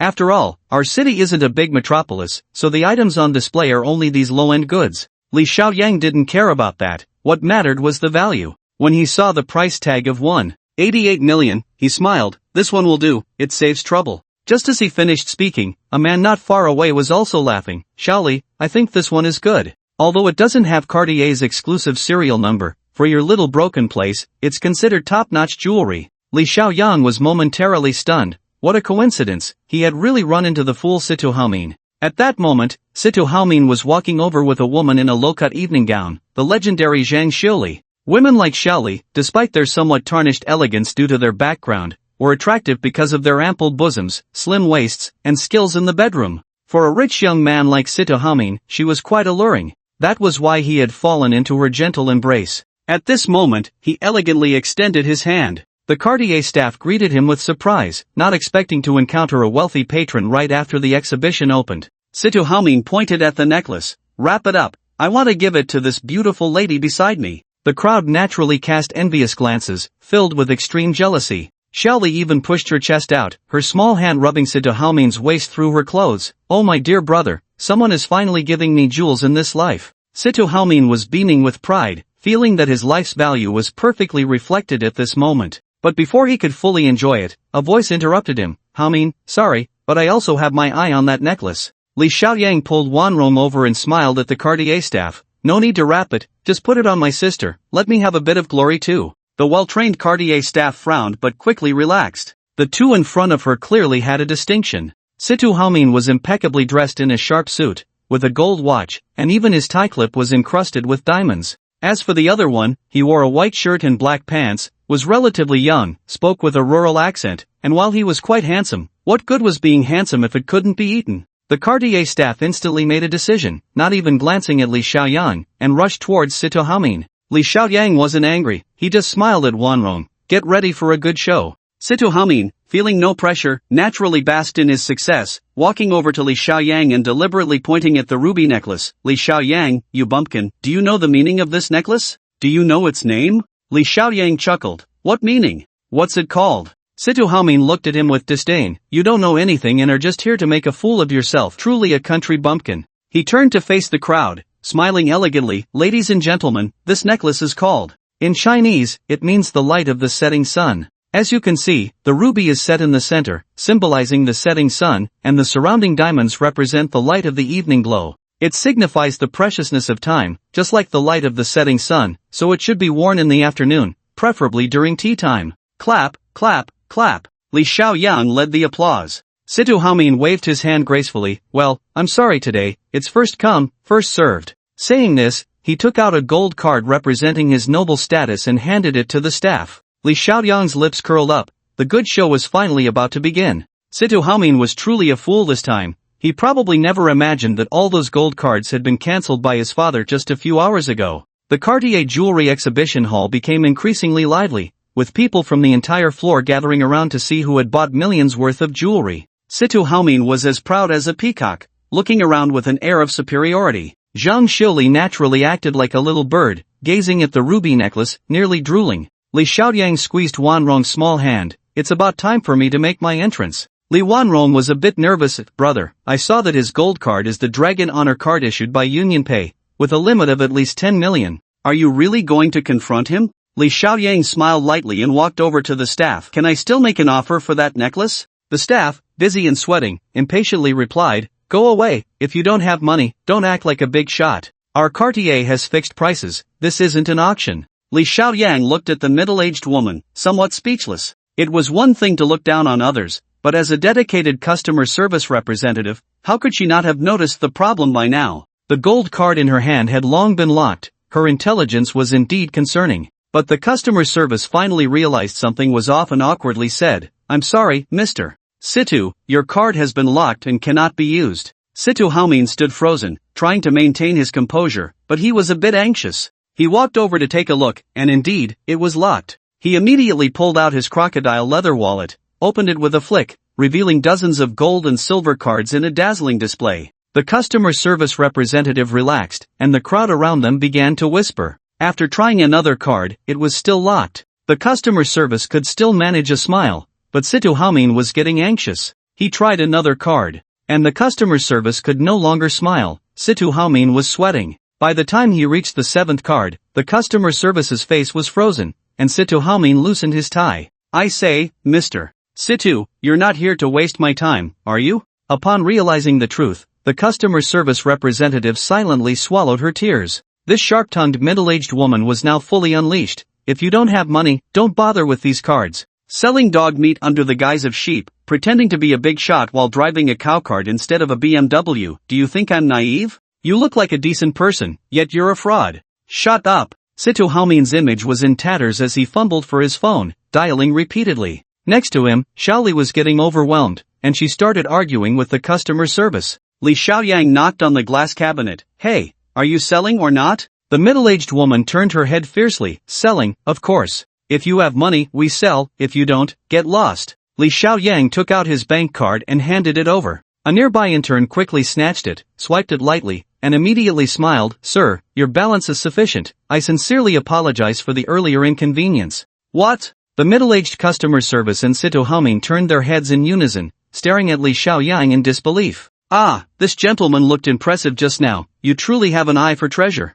The middle-aged customer service abandoned Situ Haomin and walked towards Li Xiaoyang with a beaming smile. She was eager to close this deal. Based on commission, selling this would mean over 80,000 in income. Wow, the red bills danced before the middle-aged woman's eyes, but she hadn't taken a few steps before Li Xiaoyang blocked her. Wait, I didn't say I wanted you to close the deal. Ah, the middle-aged woman was dumbfounded. Li Xiaoyang turned gently to the intern. Miss, can you close the deal? The intern, breathing rapidly, nodded vigorously. Yes, I can close the deal. I'm about to be confirmed. I can do it. Li Xiaoyang smiled faintly. That's good, go ahead and issue the invoice. Wait. The middle-aged woman turned pale, gritting her teeth. She's just an intern. She doesn't have the authority to issue invoices. Sir, if you don't issue an invoice, then after-sales service can't be guaranteed. Li Xiaoyang raised an eyebrow and said to the flustered intern in a deep voice, you go ahead and issue the invoice, no receipt, no packaging, issue it for 1.9 million. The extra 20,000, consider it pocket money from me, just like that. Awesome. A young man in the crowd whistled, this guy is really something. The crowd erupted in cheers. Today was definitely the right day. With this dramatic plot twist, a true winner finally emerged. Li Xiaoyang confidently swiped his card, casually picked up the ruby necklace, and shouted to the crowd, just now, a gentleman said our city is a small, broken place. Now I want him to understand that although our city is small, it's not a broken place, it's just 2 million, meant for fun. The crowd first burst into laughter, then erupted into wild applause, while Situ Haomin, squeezed into a corner, turned pale and could barely stand. Li Xiaoyang finally shook the necklace at him. Brother Haomin, remember this, only those who can take out money are the real big shots. Go back and think about it. He gently placed the dazzling ruby necklace around Li Wanrong's neck, holding her hand as they slowly walked out of the exhibition hall. Once they exited the Jinding Mall, Li Wanrong still felt as if she were in a dream. It wasn't until they reached the entrance that she snapped back to reality and hurriedly took off the necklace. Brother, this thing is too expensive. I'm afraid to wear it. Li Xiaoyang smiled slightly, took it back, and stuffed it into his pocket. Thank you for today. Li Wanrong smiled with her lips pressed together. What's there to thank? Come on, I'll treat you to a drink. Li Xiaoyang chuckled. Shouldn't it be me treating you? But Li Wanrong said earnestly, I'm treating you to a drink, not because you have money and brought me to show off, but because you brought honor to our city. What you said just now was great, and for that, I have to treat you. Li Xiaoyang didn't expect this girl to be so genuine. He smiled slightly. Alright then, where do you want to go? Li Wanrong pressed a button, and a red Mazda 6 flashed its taillights. She affectionately pulled Li Xiaoyang into the car, laughing. I know someone like you wouldn't drive yourself, so let's go eat at a street stall. It's great there. The street stall was indeed great, with draft beer, grilled skewers, and stir-fried dishes, all steaming hot. Although the food was average, it was all about the atmosphere. Li Wanrong drank bottle after bottle, still in her work attire. Her light gray suit dress was splattered with alcohol, and she even took off her high heels, barefoot on the ground, beads of sweat glistening on her beautiful face. Li Xiaoyang saw that she was really going overboard and reached out to stop the bottle. Sister, take it easy. It's getting late, and you have to work tomorrow, right? Li Wanrong smiled seductively, her eyes sparkling, but she struggled to stand up. Okay, next time, I'll drink with you again, but for now, let's take you back. She could barely stand, and Li Xiaoyang hurriedly settled the bill, reaching out to support her. The woman leaned into his arms, swaying just right. Li Xiaoyang frowned. Was this Li Wanrong truly showing her genuine self, or was she intentionally pretending to be drunk to lure him? However, having such a fragrant and soft beauty in his arms, it would be too wasteful to let it go. These days, he had been tormented by Tang Yanran and Pei Shuefei, clearly surrounded by two stunning beauties, yet he couldn't move at all. In any case, Li Wanrong could also be considered a beauty. He shook his head and smiled, taking the car keys and carrying Wanrong into the car, heading straight to the Dijuan Hotel, where he booked a room. He gently placed her on the bed, and the beauty immediately stretched, relaxing her body in a very cooperative manner. Li Xiaoyang first drank a glass of water, then leisurely sized up the beauty. Her legs were the most beautiful, especially wrapped in black stockings, slender and smooth, enticing. He reached out to unbutton Li Wanrong's small suit, revealing a hint of a black bra. After savoring the moment, just as he was about to take action, he suddenly noticed a horizontal scar on the girl's shoulder, like a worm, quite horrifying. Li Xiaoyang halted. Such a wound was only a few centimeters from the artery. This girl had evidently suffered greatly, and he suddenly felt a pang of compassion. Li Wanrong seemed to sense something, her long hair covering her eyes, her lips parting hoarsely. Brother, do you despise me? Li Xiaoyang covered her with a blanket. Don't be silly, I can tell you're not that kind of person. I am that kind of person. Li Wanrong tossed her hair back, defiantly pushing out her chest. What, scared to go on? Are you even a man? Li Xiaoyang turned and poured a glass of water. Drink this and go to sleep obediently. We'll still be friends when we meet again. Li Wanrong forcefully pushed him away, rummaging through her small bag for a while before pulling out a pack of cigarettes, lighting one with a snap, and exhaling a long breath. You guys are all the same, aren't you? Do you still want to pretend to be a saint? Screw you. Li Xiaoyang frowned. You've had too much to drink. Li Wanrong took a drag from her cigarette, a cold smile on her lips. I can hold my liquor well, you know why? Because I used to be a beer girl. Surprised, aren't you? When I dropped out of school and left the county, not even a man had touched my hand. So what? I still ended up as a mistress. Yes, I slept my way up, but I succeeded. I've been abroad, worked for a Fortune 500 company, and now I'm one of the first luxury customer service representatives in the country, with a monthly salary starting at 30,000. I've even obtained a jewelry appraisal certificate. But is that enough? She crushed the cigarette but fiercely. Not nearly enough. I've seen what real wealthy people live like. That's the future I want. With a swift motion, she tore open her shirt, pointing to the scar on her shoulder. This was from a woman who stabbed me with scissors. I was with her man for 3 years. I don't regret it, not at all. Tears streamed from her eyes like broken pearls as she turned and lay on the bed, sobbing and cursing. Get out, just get out. Consider it my own foolishness. Li Xiaoyang stood silently until she fell asleep, then he got up and wrote a note, took out a necklace from his pocket, removed a pearl from it, and placed it on the table next to the note. He left quietly. Li Wanrong waited a long time before opening her eyes, not even glancing at the pearl, quickly grabbing the note left by the man. There was a phone number on it, and below it, a sentence written in strong, powerful characters, filled with concern. No matter what happened in the past, I only wish that in the future, your heart is as pure as a pearl, untainted by dust. Holding the note, Li Wanrong couldn't help but feel a bit dazed. Li Xiaoyang walked out of the hotel feeling relaxed. To him, Li Wanrong's situation was just a small episode, and his encounter with this girl was merely an accident. The most important thing now was, of course, to go back and improve his success rate. That was the real matter. When he got home, Li Xiaoyang tiptoed into the house. The master bedroom and guest room were both occupied, so he can only sleep on the sofa for now. The house was very quiet. Li Xiaoyang slipped into the bathroom, locked the door, and immediately took out the ruby necklace. Hey, even though he had bought it with his own money, this was the first time he looked at it seriously. It was indeed beautiful, especially the sparkling ruby, crystal clear. Li Xiaoyang shook his head and smiled, extending his finger. Ruby necklace, quality, upgrade success rate 0. Not bad, a bit higher than that of the purple wood king's upgrade success rate, but in terms of value, it definitely exceeded gold. Li Xiaoyang took a deep breath. Upgrade. In the golden soft light, the ruby necklace predictably shattered into pieces, but this time Li Xiaoyang had learned his lesson. He turned on the bathroom lights and carefully collected the transparent particles that had formed in his hand. These were all lucky crystals. At that moment, the long-awaited voice came. Congratulations, host, you have scrapped a valuable item. Upgrade success rate increased by 0.5%. Li Xiaoyang was delighted. You finally showed up. I was starting to miss you. By the way, what level are the crystals obtained from scrapping this necklace? Level 2 crystals can enhance success rate, the voice replied. Li Xiaoyang was very satisfied. Now his upgrade success rate bonus was exactly 0, allowing him to enhance his attributes again. Checking his attributes, it was indeed quality, upgrade success rate 100%.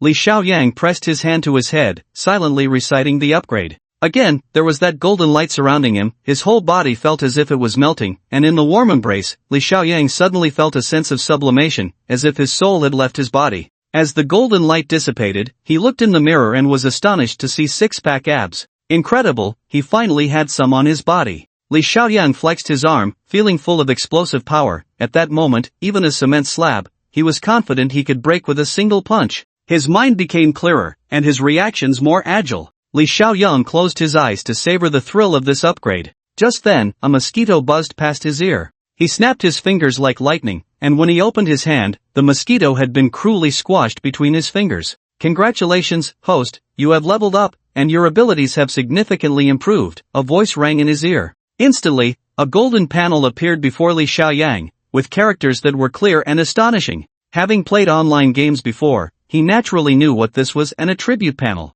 Host, Li Xiaoyang quality, attributes, strength 9, agility 9, intelligence 9 ability, success rate bonus 0 next upgrade success rate, 99 observing his abilities, he noticed an intuitive attribute value had been added, strength, agility, intelligence 9, 9, 9. Although he didn't know what level that was, the feeling of leveling up was undeniable, his entire body had been reinforced. Li Xiaoyang's heart stirred, and he immediately took out his phone. Sure enough, a small golden panel also appeared. Item, fruit phone quality, value assessment, level upgrade success rate, 30. The item interface displayed no attributes for strength, agility, or intelligence, but added a value assessment introduction, which was quite delightful. Although Li Xiaoyang could roughly estimate an item's value through the upgrade success rate, it was definitely not as intuitive as this. He couldn't help but start testing. Toothpaste, quality, value assessment level, upgrade success rate 70. Toothbrush, level, 75 success rate. Cosmetics, level, 60 success rate. After trying quite a few items, Li Xiaoyang began to understand that the so-called value assessment was likely determined by until this way. Now he had a clearer idea. In the future, whether it was herbs or jewelry, even if he didn't understand, his abilities could still provide a value assessment. He just didn't know if it would work for antiques. If antiques could be assessed this way, he could become wealthy just by picking up bargains. However, antiques were treasures that could only be encountered by chance, unlike what was written in novels, where one could casually find an antique street, touch something, and discover a treasure, only to have an expert suddenly appear and buy it at a high price. Antiques were rare items that had survived the passage of time. True treasures were few and far between, and most already had owners, residing in private collections, antique dealers, and museums. Li Xiaoyang shook his head, realizing he was overthinking. This ability to assess value could currently only be used on medicinal materials. After taking a shower, he walked out of the bathroom. As soon as he turned on the light, he was startled to see a figure standing in front of him.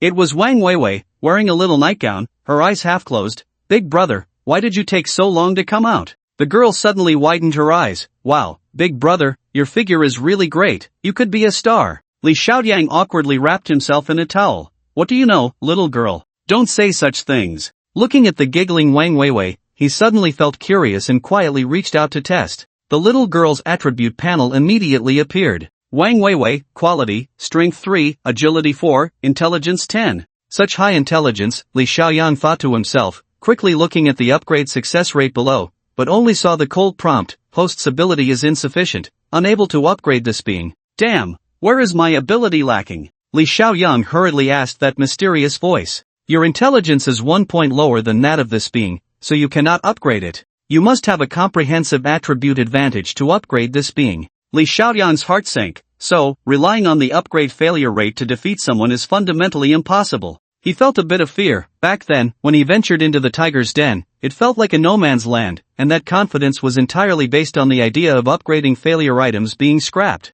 Who would have thought he had miscalculated? While he was lost in thought, Pei Shuefei appeared. Seeing him in a daze, she immediately got angry. What are you doing standing here? Are you peeping? How perverted, even little girls. Li Xiaoyang instinctively reached out and pinched Pei Shuefei's small face. The attribute panel appeared. Pei Shuefei, Strength 15, Agility 10, Intelligence 5. Not upgradable. Li Xiaoyang swallowed hard. This girl completely outclassed him in both strength and agility. Fortunately, she was a bit silly, otherwise, he really wouldn't be able to handle her. At that moment, Pei Shuefei was stunned, her face being pinched by the man's warm hand, a strange feeling making her whole body heat up. She slapped Li Xiaoyang with a loud smack, quickly reached up to check her forehead, looking displeased. Could it be a cold? I have a strong constitution, this is really strange. Saying that, she turned to go back to her room. Li Xiaoyang called out to her, aren't you going to sleep this late? Pei Shuefei shook her phone. Situ Haomin begged for mercy, coming up in the middle of the night to borrow money.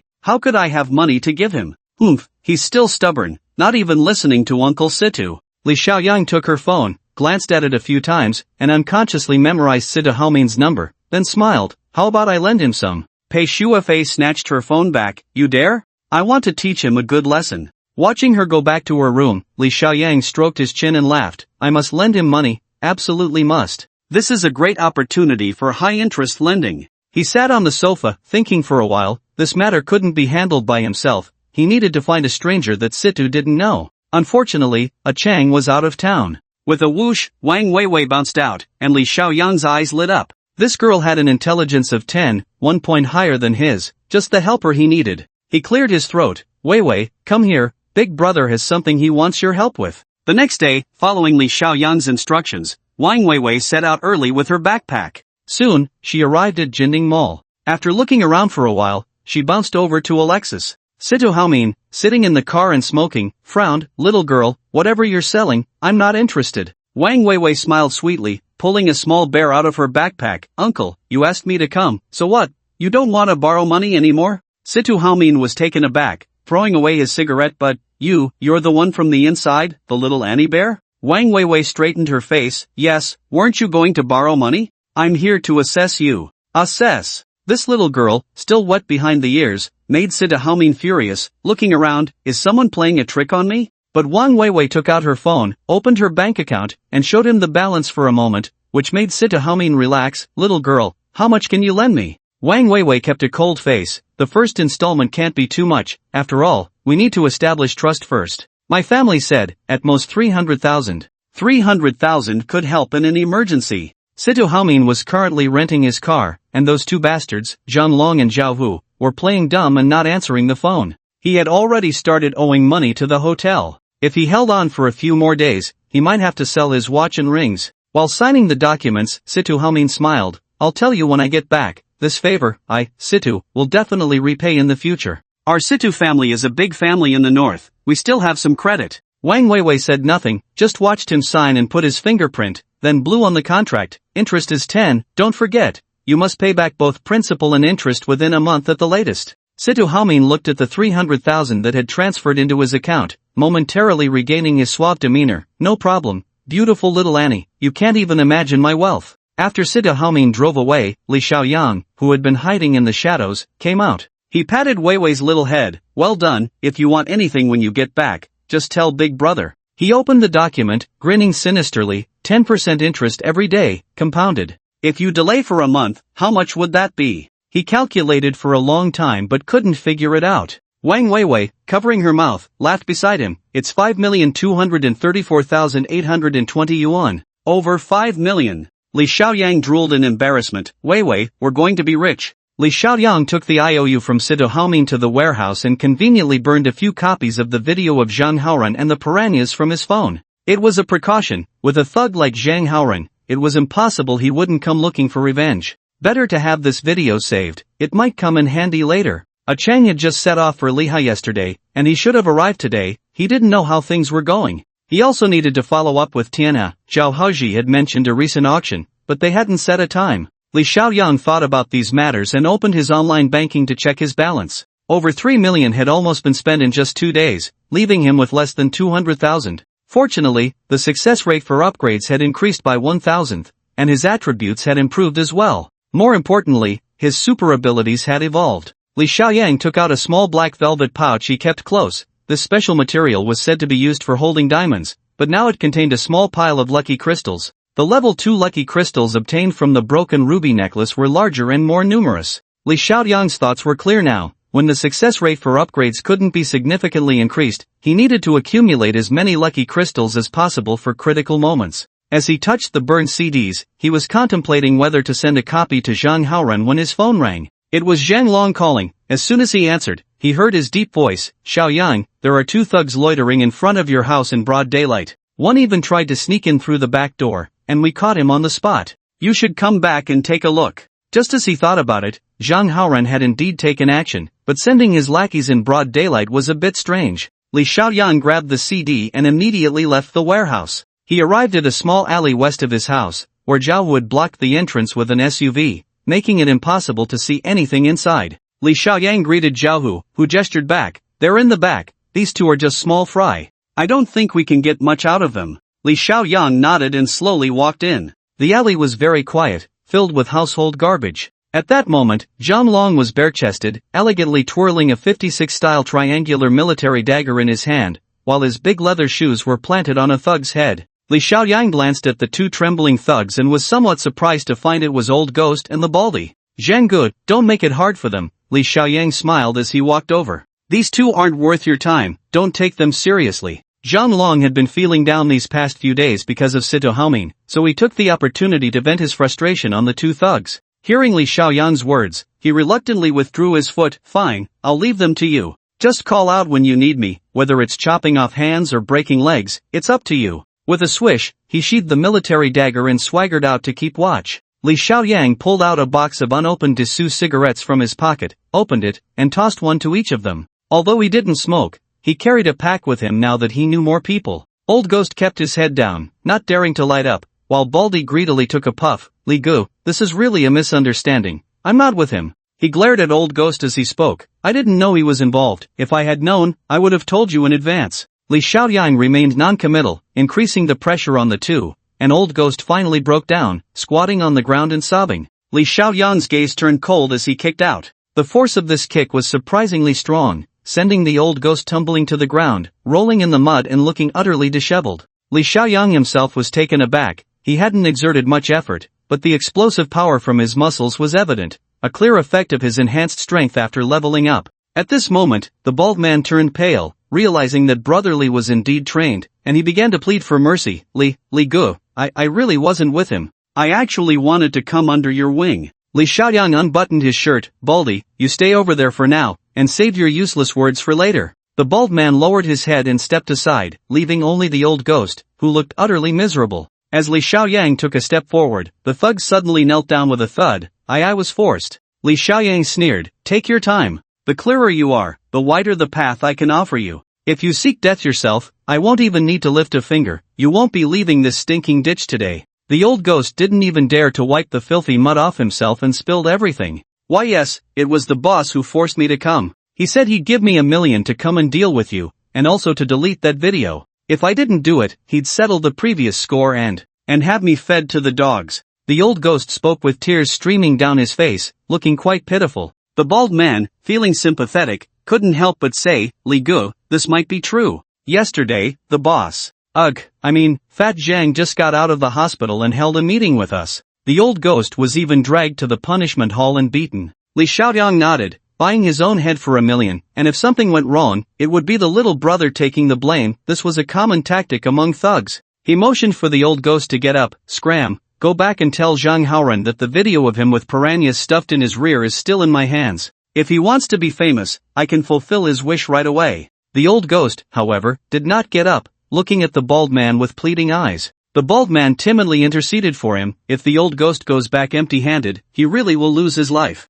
Li Gu, please show him a way out. Li Xiaoyang frowned. He wasn't in the mood for this, but as he felt the disc in his bag, an idea struck him. He handed the burned disc to the old ghost and said softly, "The video of Zhang Haoren is here. This is a way out for you. You can take it back to the boss and continue being a thug, or you can do something else with it. How you choose is up to you." The old ghost took the disc, a fierce determination flashing in his eyes. "Li Gu, I understand. If he is unkind, then I won't be unjust." The old ghost limped away silently. Li Xiaoyang waved for the bald man to come over. "Now tell me about your situation." The bald man rubbed his feet, looking like a shy girl, and finally looked up with anticipation. "I want to follow you, Li Gu. I don't want to follow Zhang Haoren anymore." Li Xiaoyang's expression darkened. "I'm not in this business, and I won't take in little brothers." He looked at the bald man, his tone softening. "That day at Tianliang Company, you took a risk to warn me of danger, so I owe you a favor. If you need money, I can lend you some." The bald man shook his head repeatedly. "I don't want money."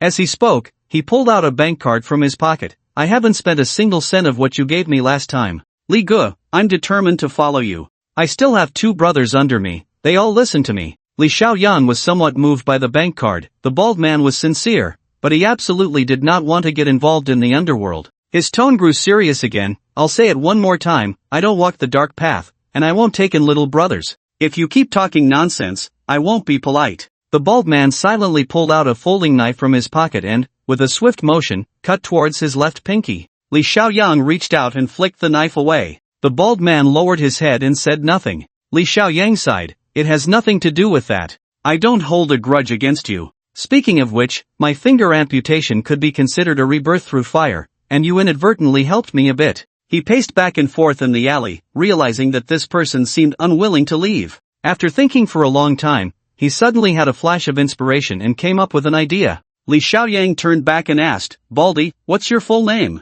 The bald man perked up. "My full name is Cheng Yangguan. Brother Li, will you take me in?" Li Xiaoyang waved his hand. "Cheng Yangguan, you can follow me, but you must completely leave the life of a thug. I'll find you a job first. If you can stick with it for 6 months, then I'll officially take you in after that." The bald man smacked his lips. "With someone like me, who would dare to take me? I've looked for jobs before, but either I couldn't keep it or I got fired by the boss. Can this really work?" Li Xiaoyang smiled. "Just tell me if you're willing or not." Cheng Yangguan touched his bald head and finally gritted his teeth. "Actually, who wants to be a thug? If I can follow you and make something of myself, I can definitely endure this hardship." Li Xiaoyang smiled as he led him out of the alley. "I won't make you do hard labor. As long as you have this sincerity, I will naturally take care of you in the future." Zhang Long and Zhao Hu, who were squatting at the alley entrance, looked at the two of them in surprise as they came out. Just now, one thug had left looking battered, and now he was bringing back a well-behaved bald man. What was going on?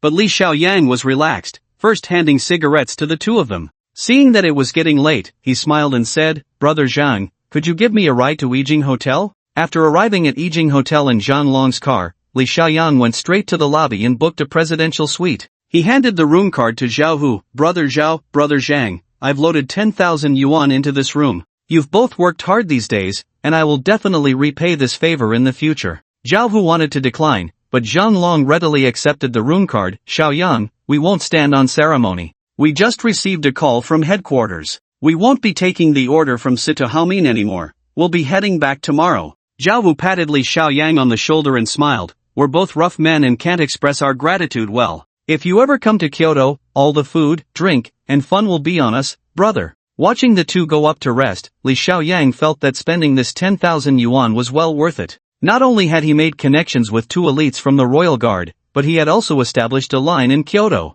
Such relationships would definitely come in handy in the future. He then had the front desk connect him to the manager's phone. After waiting for a while with the bald Cheng Yangguan, the general manager of Yijing personally came out to greet them. This slightly balding manager was now beaming with health as he walked over respectfully. "Mr. Li, why didn't you let me know you were coming? Look at me, I'm so rushed that I didn't even have time to prepare." Li Xiaoyang smiled. "What, is your chairman not angry anymore?" The manager touched his head and laughed. "The young lady called the chairman, and he was so happy that he decided to give us double pay this month. Mr. Li, we at Yijing owe you a big favor." As he spoke, he invited Li Xiaoyang to the top-floor reception hall and immediately ordered the kitchen to prepare a 9,999 yuan deluxe feast, allowing Li Xiaoyang to take the seat of honor. Bald Cheng Yangguan was already dumbfounded, the general manager of Yijing Hotel was a significant figure in the business circle, yet in front of Brother Li, he seemed like a little brother. He touched his bald head, thinking that he had truly followed the right person this time.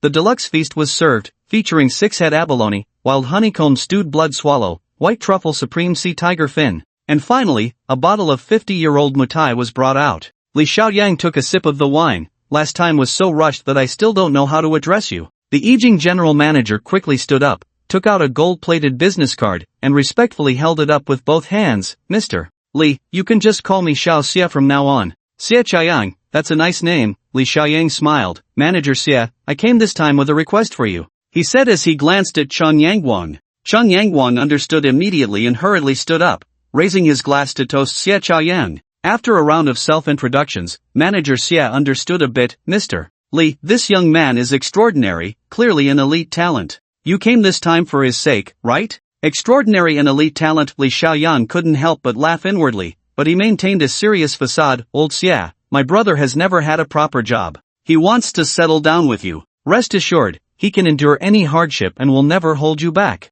Cheng Yangguang raised his glass again for another toast. Manager Xia found himself in a bit of a dilemma, not because there was no space in the hotel, but because it was hard to arrange. This guy looked like a street punk. At most, he could only work as a security guard. But since he was brought by Li Xiaoyang, it would be hard to say he couldn't have a managerial position. Manager Xia, while drinking, racked his brain and suddenly had a flash of inspiration. He stood up to toast Li Xiaoyang, smiling. Since he's Mr. Li's person, it's absolutely no problem. I see this young man is quite talented. To say he should work for me would be an insult to his abilities. How about this? Please wait a moment, I happen to have a project available for you to consider. Manager Xia said as he got up and soon brought over a document. Li Xiaoyang took a look and was stunned. It was a tender proposal for Yijing Buffet Restaurant. Manager Xia smiled slightly. What a coincidence, our hotel plans to open a buffet restaurant in the second half of the year and is preparing to contract it out. The location is on the 18th floor, right below my office. That floor is spacious and has already been cleared.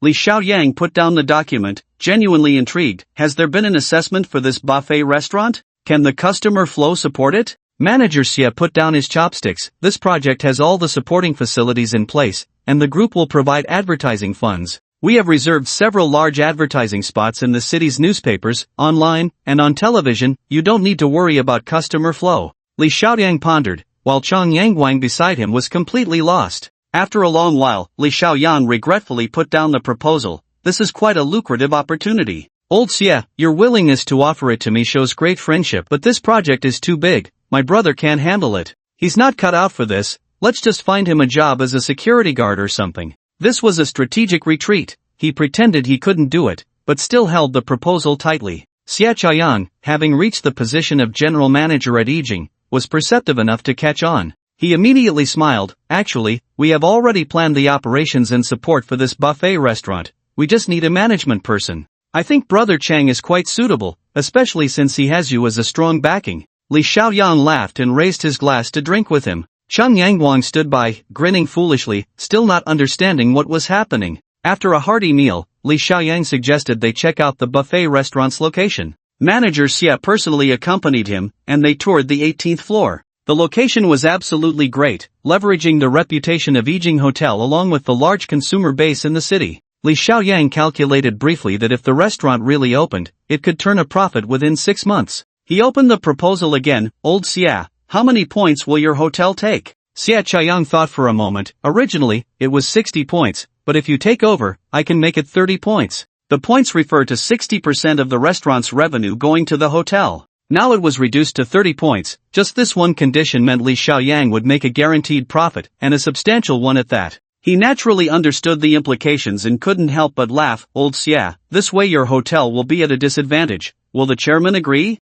Xia Chaoyang chuckled. Li Xiao, we're not outsiders. I'll be straightforward with you. Under normal circumstances, this would be impossible. But what is your relationship with the young lady? Just giving you the entire buffet restaurant isn't a big deal. After all, the whole group belongs to the young lady, he said with a laugh. But before signing the contract, you'll need to pay a deposit and go through some procedures. Li Xiaoyang made a decision on the spot. Alright, Old Xia, I appreciate your kindness. As for the deposit, is 100,000 enough? Of course, it wasn't enough. The initial investment for the buffet restaurant exceeded $1 million. not to mention the renovations, ingredients, and staff. But when Li Xiaoyang said 100,000, it was 100,000. Xia Qiayang, decisive and efficient, immediately prepared to sign the contract. As the top person in charge of Yijing in the city, Xia Qiayang had the authority and the courage. More importantly, he believed he understood Li Xiaoyang's identity, the man of the young lady of Yijing group, the future second-in-command of the group. Building a good relationship with such a person was worth millions, not just tens of thousands.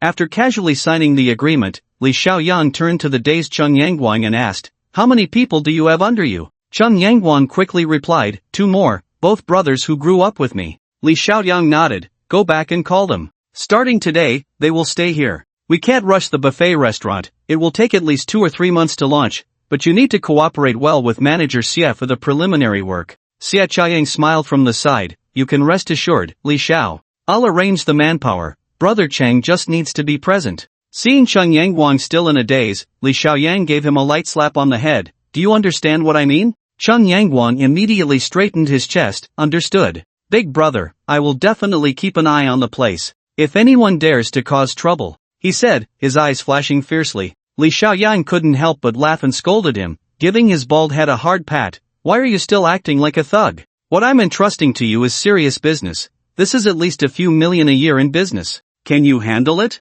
Cheng Yangguang opened his mouth and shook his head repeatedly. "Big brother, a few million, a big business? I can't do it." Li Xiaoyang turned to the chuckling Xia Qiayang, "Old Xia, then I'll have to trouble you to train this silly kid, along with his subordinates. No matter how much effort it takes, make sure they get up to speed as soon as possible." Xia Qiayang nodded with a smile, "No problem. Yijing has training sessions every year, I'll arrange it right away." Li Xiaoyang transferred 100,000 as a deposit in the office, gave Cheng Yangguang some instructions, and then took his leave from Xia Qiayang. On the way home, he silently calculated, if this buffet restaurant could open, daily revenue reaching tens of thousands wouldn't be a problem. After deducting costs, the annual profit would be at least several million. Although this amount wasn't much, it was still an industry, and it opened a new path for him. Xia Qiayang from Yijing had offered almost perfect conditions, minimizing all risks. Besides, he didn't care about the so-called risks. His first business venture began under such inexplicable circumstances. When Li Xiaoyang returned home, Pei Shuefei was tutoring Wang Weiwei on her summer homework. Seeing this warm scene, Li Xiaoyang felt a bit dazed, as if he were looking at a gentle wife sitting there with a lovely daughter. Just as he was lost in thought, Pei Shuefei gritted her teeth and put down the homework book. "What kind of nonsense is high school math? I can't solve this problem, I admit defeat." Wang Weiwei, wearing a pink dress, happily twirled around. "Sister Pei, you lost. A bet is a bet, hand it over, hand it over." Pei Shuefei pouted and took out a pair of handcuffs. "We can only play for a little while, I refuse to accept it. How about we have an English competition instead?" Watching Wang Weiwei play with the handcuffs with a smug expression, which was both innocent and wicked, Li Xiaoyang covered his face, unable to bear it any longer. "Pei Shuefei, you are teaching the future flowers of our motherland bad things." Pei Shuefei snorted. "What future flowers of the motherland? I see this girl growing up to be a little demon." Li Xiaoyang walked over and snatched the handcuffs from Weiwei. "You're already in your senior year,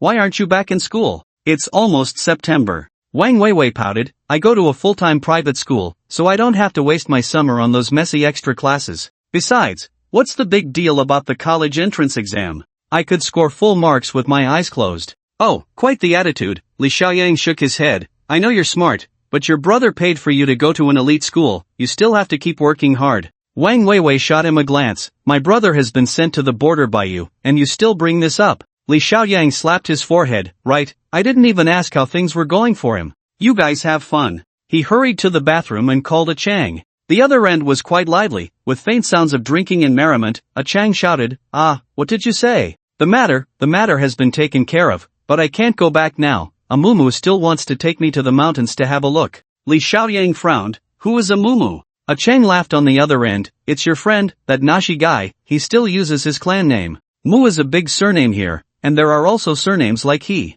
I've learned a lot of Nashi language, so I just call him Amumu." Li Xiaoyang was confused. "Don't tell me this, I just want to know how the medicinal materials are." A Chang seemed to have moved to a quieter place, and his voice became clearer. "The medicinal materials you mentioned, there are plenty here. Amumu seems to have discovered a cave full of medicinal materials, and I thought you might be interested, so I'm planning to scout it out first." Li Xiaoyang immediately perked up. "Good, keep following up, and be sure to pay attention to safety." Wei Wei is doing well here with me, so you can focus on your work. After hanging up, he stretched comfortably. Everything had been going smoothly lately, except there had been no news from Tianhe. Just as he thought of this, the phone rang, and it was Zhao Haji calling. After a few pleasantries, Zhao Haji got straight to the point. We need to set off for the city tonight. The auction has started early. Li Xiaoyang hung up the phone. It was the end of August, and Tang Yanran's daughter was about to undergo surgery soon. This trip to the city was just in time to check on them. He quickly packed his things, and Pei Shuefei's eyes widened. You're going out? Li Xiaoyang nodded. It's about the matter with Tianhe. If I handle this well, I can get into the core circle of Tianhe when I return, and we can follow the clues to find evidence. Pei Shuefei watched his busy figure and suddenly felt a void in her heart. It was a feeling she had never experienced before. Then, what do we do? The once frosty police flower now felt a sense of loss. Li Xiaoyang smiled. Didn't I give you 10,000 yuan? That should be enough. Wei Wei, grinning, chimed in. What they want is you, not the money, big brother, you blockhead. Li Xiaoyang felt warmth in his heart. Wei Wei, when I'm not around, you have to take good care of Sister Shuefei. Although she looks cold and aloof, she hasn't really grown up yet. Pei Shuefei was displeased. What are you talking about? Back when I had you handcuffed and pointed a gun at your head, you didn't say I hadn't grown up. Li Xiaoyang shook his head. No more talking, I have to leave right away. He thought for a moment. We still have to be wary of Zhang Haoren. You must pay attention to safety. He knows this place. Pei Shuefei waved her hand impatiently. No need to see you off. Go wherever you want. You're not my boyfriend.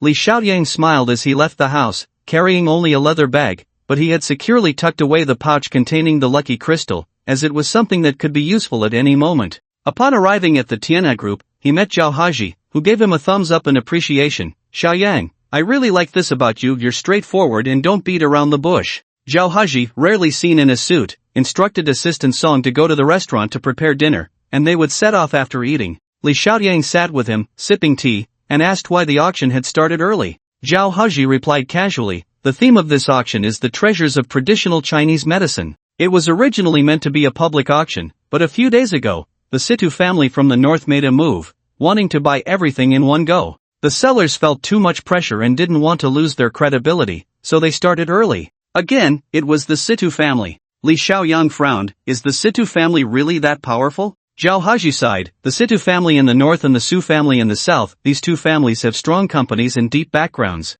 He smiled again. Of course, whether it's the Situ or the Su family, they can't really be considered true aristocratic families. Little brother, you might not understand this, but when it comes to real aristocratic families, it's those four families in the capital. As far as I know, both the Situ and Su families are merely vassals of the four great families, but this insider information is just hearsay. Li Xiaoyang was intrigued. What about the Pei family? The one from Yijing Group. Zhao Haji looked at him in surprise. You're interested in this? But you're mistaken. Yijing Group has nothing to do with the Pei family. That's the personal business of the eldest daughter-in-law of the Pei family, and for them, it doesn't even count as a hair. He poured a cup of tea. As for what the true business of the Pei family is, very few people know. Didn't I just mention the four great families? The Pei family ranks fourth. Li Xiaoyang's heart jolted. This meant that Pei Shuefei's true background was certainly more than just the Yijing Group. This might not be a good thing for him. Sometimes, a woman's noble status could be a trouble. Seeing him lost in thought, Zhao Haji couldn't help but advise, these aristocratic families are too far removed from us. Xiaoyang, you have talent. Why not work steadily with me and we can build something together? Li Xiaoyang smiled and let it pass. The two had a simple meal before boarding a modified bus that was built to the standards of a motorhome, complete with a restroom, small bedroom, and even an office space. Zhao Haji comfortably lay on the sofa in the bus. I don't like flying or taking high-speed trains. I prefer this kind of motorhome. Although it's slower, it's just more comfortable. Li Xiaoyang also liked it, but he couldn't see old Sang's figure and couldn't help but ask, what about old Sang? Zhao Haji squinted his eyes. He doesn't even take the bus. The old man set off yesterday, first going to Qingmiao City, taking a cargo ship down the Yangtze River. He just loves to travel by boat. He started to snore, and Assistant Song came over, handing Li Xiaoyang a booklet, lowering his voice. Mr. Li, this is the catalog for this auction. Please take a look. Li Xiaoyang took it and glanced at it. Treasures of the East Wall, Bin Hashanrun. What does this mean? Assistant Song shushed him. President, he is asleep. Let's talk in the back. In the back compartment, Assistant Song relaxed. Mr. Li, open the first page and look at the first auction item. You'll understand everything. Li Xiaoyang opened the beautifully crafted cover and immediately gasped. the original manuscript of the Compendium of Materia Medica. Assistant Song nodded. The East Wall is the name of Li Shizhen's study. He called himself Bin Hushenrun. This auction is organized by Li Shizhen's descendants, and the auction items are all treasures left by Li Shizhen. Li Xiaoyang was shocked, flipping through the auction catalog. There are on the 8 extraordinary meridians and supplement to the herbal compendium. Are all these ancient books for sale? Assistant Song smiled. The value of these treasures lies not in the ancient books themselves, but in the lost ancient prescriptions. Our Tianhe has always wanted to revive traditional Chinese medicine culture, so this time we must succeed. Even if we can't get the remnants of the Compendium of Materia Medica, we must secure the supplement to the herbal compendium. He paused here, seeming to feel he had said too much.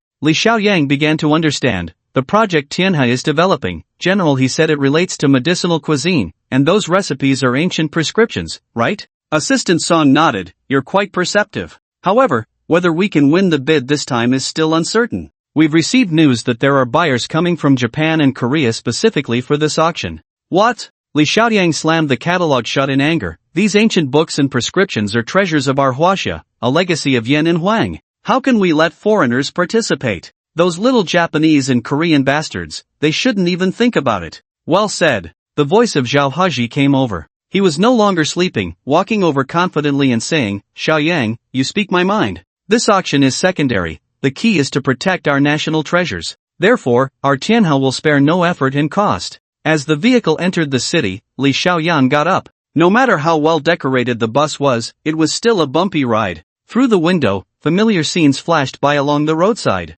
This is the city, also known as the Magic City. The origin of the name Magic City is lost to history, but it is said to have come from a novel describing the city by a Japanese writer in the 1930s. This name is indeed fitting. In the rapidly developing Magic City, social class division is severe, with the upper class indulging in luxury. Amidst the neon lights and wine, some families cry while others laugh. This is the enchanting Magic City. Due to his studies, Li Xiaoyang spent 4 years in the Magic City and has a special affection for this bustling eastern Paris. The bus did not go directly into the city. They got off at Baoshan Wharf, waited for a while, and met with Elder Sang, who had arrived by boat, then boarded a long red flag car to head to their destination. Elder Sang was quite gloomy in the car, opening the window to let in the wind. It was still early morning, and the dampness of the river air hit him. Li Xiaoyang, sitting next to him, couldn't help but laugh. Elder Sang, it seems you don't like the Magic City? Elder Sang smiled. It's not that I don't like it, but there are too many memories. He was prompted to speak and became sentimental, pointing at Zhao Haji. Back in the day, his grandfather took me from Tianjin to the Magic City to explore the world.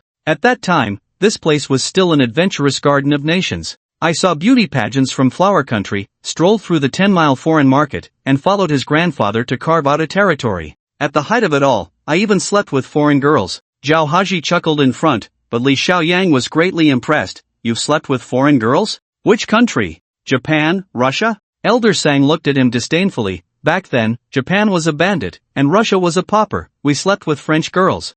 Thinking back, that girl's tongue was really something.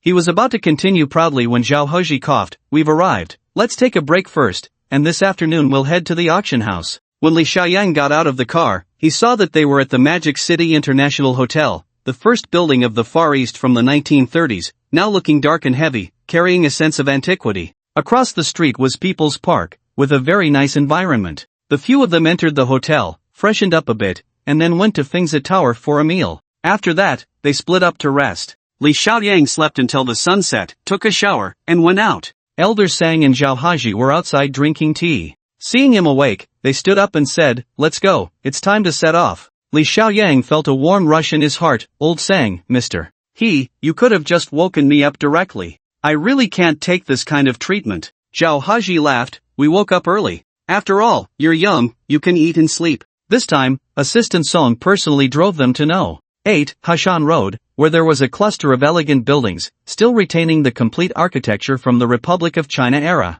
They got out in front of a mansion, and when Li Xiaoyang looked up, he was surprised to see the Dongbi Mansion, which was naturally the main venue for this auction. There was no parking at the entrance or on the road. A group of professional security guards directed various luxury cars directly to the temporarily rented parking lot to the west. Zhao Haji took out a blue card. Xiaoyang, just swipe this card when we go in. It's all high-tech now, no need for invitations. Li Xiaoyang was taken aback, but there are only 2 cards. What about Old Sang? Zhao Haji smiled. They only gave 2 spots anyway, but don't worry, with old Sang's status, he can get in without a card. At that moment, old Sang, holding a cane, walked straight to the main entrance. 2 bodyguards in black suits politely stopped him, but the old man struck the ground heavily with his cane, making a thudding sound. "Let Lee Songshan come out to see me." Humph, even his father would have to greet me politely as old Sang. The bodyguards were confused about his identity but quickly went inside to report. Before long, a middle-aged man with a head full of white hair came out to greet him personally.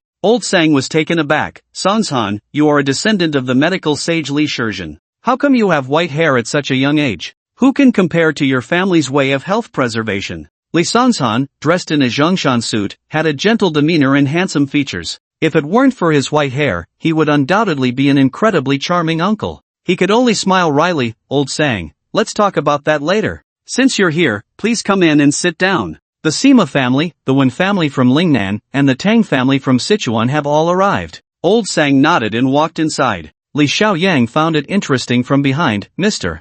Old Sang's status is really high." Zhao Haji swiped the card for him as they walked in, laughing. "In traditional Chinese medicine today, only a few can be called big shots in the apricot forest. After my grandfather passed away, Old Sang became the number 1 in the East." The interior of Dongbi Mansion was very spacious, and the entire hall had been arranged specifically for this auction. There were no beautiful women or gourmet food, and the crowd was sparse, with only a dozen people present, either elderly men with gray hair and youthful faces or distinguished bosses. Li Xiaoyang was the only young person, and as soon as he entered, he attracted quite a bit of attention. Old Sang walked over and whispered, "There are quite a few familiar faces inside. Xiaoyang, follow me to greet them, they are all seniors." At the east end of the room, 3 elderly men were sitting and chatting. When they saw Old Sang approach, 2 of them stood up to welcome him, while the oldest man remained proudly seated. Old Sang clasped his hands in an ancient gesture of respect. "Brother Wen, Brother Tang, it's been decades since we last met.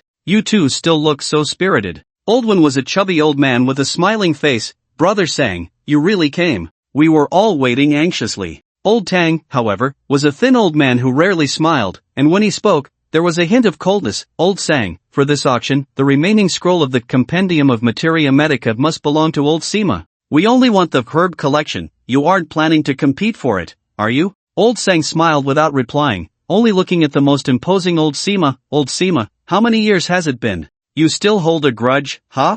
Back then, you were richer than me, but you weren't as handsome. That French girl only recognized faces, not money, so don't take it to heart." Li Xiaoyang chuckled quietly behind them, and Old Sima suddenly became furious. "Zhao Sangming, are you trying to expose old wounds, huh? Back then, your Tianhe Hall was famous for starting with aphrodisiac sales. How could I compare to you?" Old Sang surprisingly wasn't angry. Instead, he turned to Li Xiaoyang and boasted, "Back then, the Chunfeng pill from Tianhe Hall was truly famous in the great magic city, far stronger than anything like the Golden Gun or the Little Overlord." These renowned figures from the medical community exchanged sharp words upon meeting, and Li Xiaoyang could only chuckle. His attention was on the old man Situ. He didn't know what relationship this man had with Situ Haomin, but judging by the other elders' expressions, Situ held the highest status, and he certainly carried himself with great authority. The plump old man let out a strange laugh. "This young man looks quite impressive. Sang brother, could he be your grandson?" The cold old man Tang smirked. "The one behind is He Ji, right? Your Tianhe Pharmaceuticals is doing well, even reaching the southwest." Zhao Heji pulled Li Xiaoyang forward to greet everyone, and the ancient customs made Li Xiaoyang feel uncomfortable, as if he had suddenly returned to the Republic of China decades ago. Upon hearing that Li Xiaoyang was merely an employee of Tianhe, the elders were all surprised. Old Situ couldn't help but glance at him a few times. With Old Sang's temperament, bringing such a young one here must mean he possesses exceptional skills. He said this with a proud smile. "Young man, which school do you practice? Tuina, acupuncture, or Jin Feng?"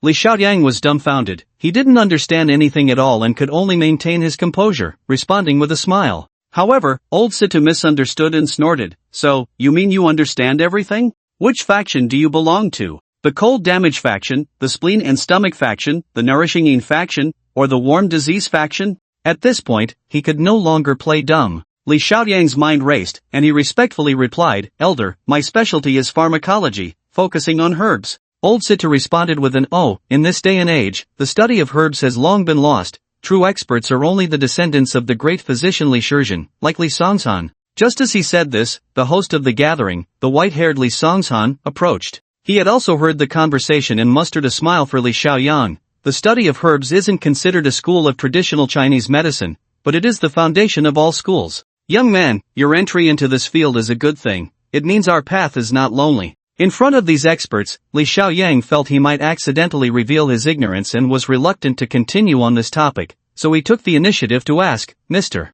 Songsan, why are you auctioning these treasures? After all, they are heirlooms of the medical sage. Li Songshan's expression darkened, and the other elders nodded in curiosity. They all had the same question in their minds. But this descendant of Li Shizhen remained silent, instead waving his hand. Let's not talk about that. When the auction starts, I hope everyone will act within their means and not harm the harmony between us. With a sigh, Li Songsan added, you are all friends of my father. Regardless of whether you win or lose this time, I will have treasures to gift you when you leave. He turned to welcome guests, leaving everyone exchanging glances. Li Xiaoyang furrowed his brow. Elders, have you noticed? Mr. Songsan seems to lack confidence in all of you, as if he believes none of you will win these treasures. Is this a heads up? Old Situ suddenly stood up. Indeed, what you said makes sense. His words are quite strange. What does he mean by winning or losing? Are there others besides us who have the strength to compete for these treasures? Wen and Tang exchanged glances and looked towards Old Sang together. Old Sang, you have the best relationship with his family, is there some hidden truth? Old Sang shook his head, his tone grave. I haven't been in contact for decades, but this time is indeed strange. I don't know much else, but I do know that this time, there are several people among the buyers who shouldn't be here. Old Sang's words carried weight, and the atmosphere in the room instantly grew tense. Old Situ frowned. I've also received news that among the people coming this time, there are those from the Japanese Dongjung Pharmacy and a Han medicine professor from Korea's Yue University. Tang Laohai, exuding an aura of gloom, said, a professor from Pear Blossom University? Is he the one who claims that Li Shizhen is Korean? Old Wen still wore a smile, but his words were sharp. What are they? If they dare to cause trouble on our Chinese territory, I'll give him a few King of Hell pills to taste. Old Situ snorted. Old One, your nickname is Smiling King of Hell, and everyone knows that, but we can't use underhanded methods. The other side is coming openly. As a dignified great nation, we must respond with integrity. This was said with a sense of grandeur. Old Sang replied, Old Situ speaks well. I heard a few days ago that you were going to consume all these treasures, and I was quite angry. Now it seems I would rather they all fall into your hands than let our national treasures flow abroad. Old Situ snorted again. We can't be careless, these two groups are not small. Pear Blossom University has the support of the Korean Mars Group, and as for Dongjing Medicine Hall, it has the backing of Japanese right-wing forces.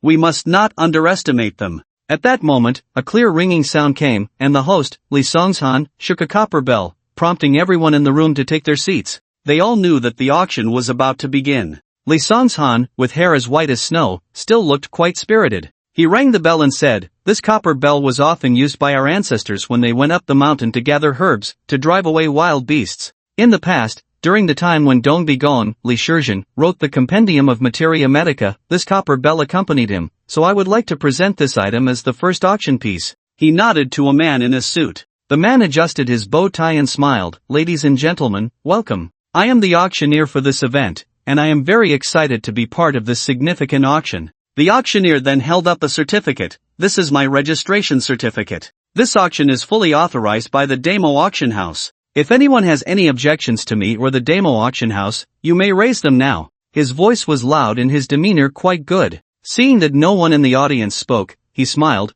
Then the first auction officially begins. The value of this copper bell lay in its special significance, so the starting price was only 30,000, but the attendees were all wealthy individuals eager to win the first bid. So the bidding quickly became intense, ultimately being won by a wealthy merchant from Hong Kong for 100,000. The subsequent auction items were all small trinkets, including silver needles used by Li Shizhen, medicine bottles that had been passed down for hundreds of years, and jars, with the most precious being a gold plaque bestowed during the Kangxi era, which Old One unceremoniously purchased for 300,000. Old Sang frowned as he looked at the increasing number of auction items. Is Li Sansan planning to sell off his entire fortune? His family certainly doesn't lack money. Old One chuckled while stroking the gold plaque. Why do you care so much? In the past, Li Songsan treated these as treasures. If it weren't for this auction, how would we have the chance to see the original manuscripts of the medical sage? Li Xiaoyang watched and listened, but his attention was focused on the guests. The Japanese and Korean buyers had not yet appeared, but they should be arriving soon, as the auction was about to begin for the real treasures, those ancient prescriptions left by the medical sage.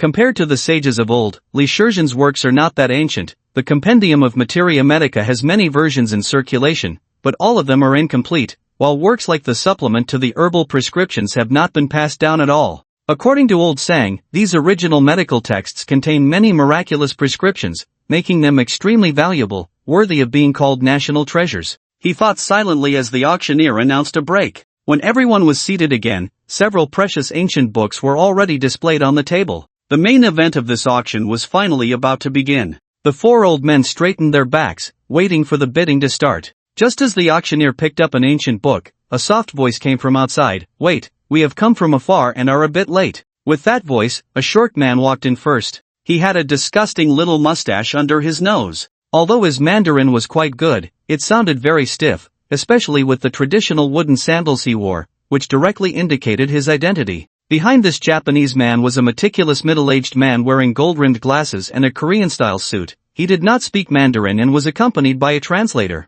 Finally, they had arrived. While others were still discussing, Li Xiaoyang turned and whispered, "The little Japanese and the Korean have teamed up. The reason they are late must be that they decided to come together at the last minute to discuss cooperation, otherwise, they wouldn't have been delayed." The old man Sita looked at him with great appreciation. "Young man, although you are young, your insight and thoughts are indeed remarkable. You are right, they have cooperated. It seems we old fellows will have to team up as well." The later-writing Japanese man confidently stepped forward, first bowing, then saying, "I come from the Dongjung Pharmacy in Aichi Prefecture, Japan. You are all fellow practitioners, and it is indeed a grand occasion to gather today." He then turned to Li Songshan. "Hello, Mr. Songshan. Our Dongjung Pharmacy established the Li Shizhen Research Society 100 years ago, and we hold great admiration for the medicine sage Li. To elaborate, 70 years ago, we invited your grandfather to Japan to give lectures, but unfortunately, due to the tense war situation at the time, it could not be realized."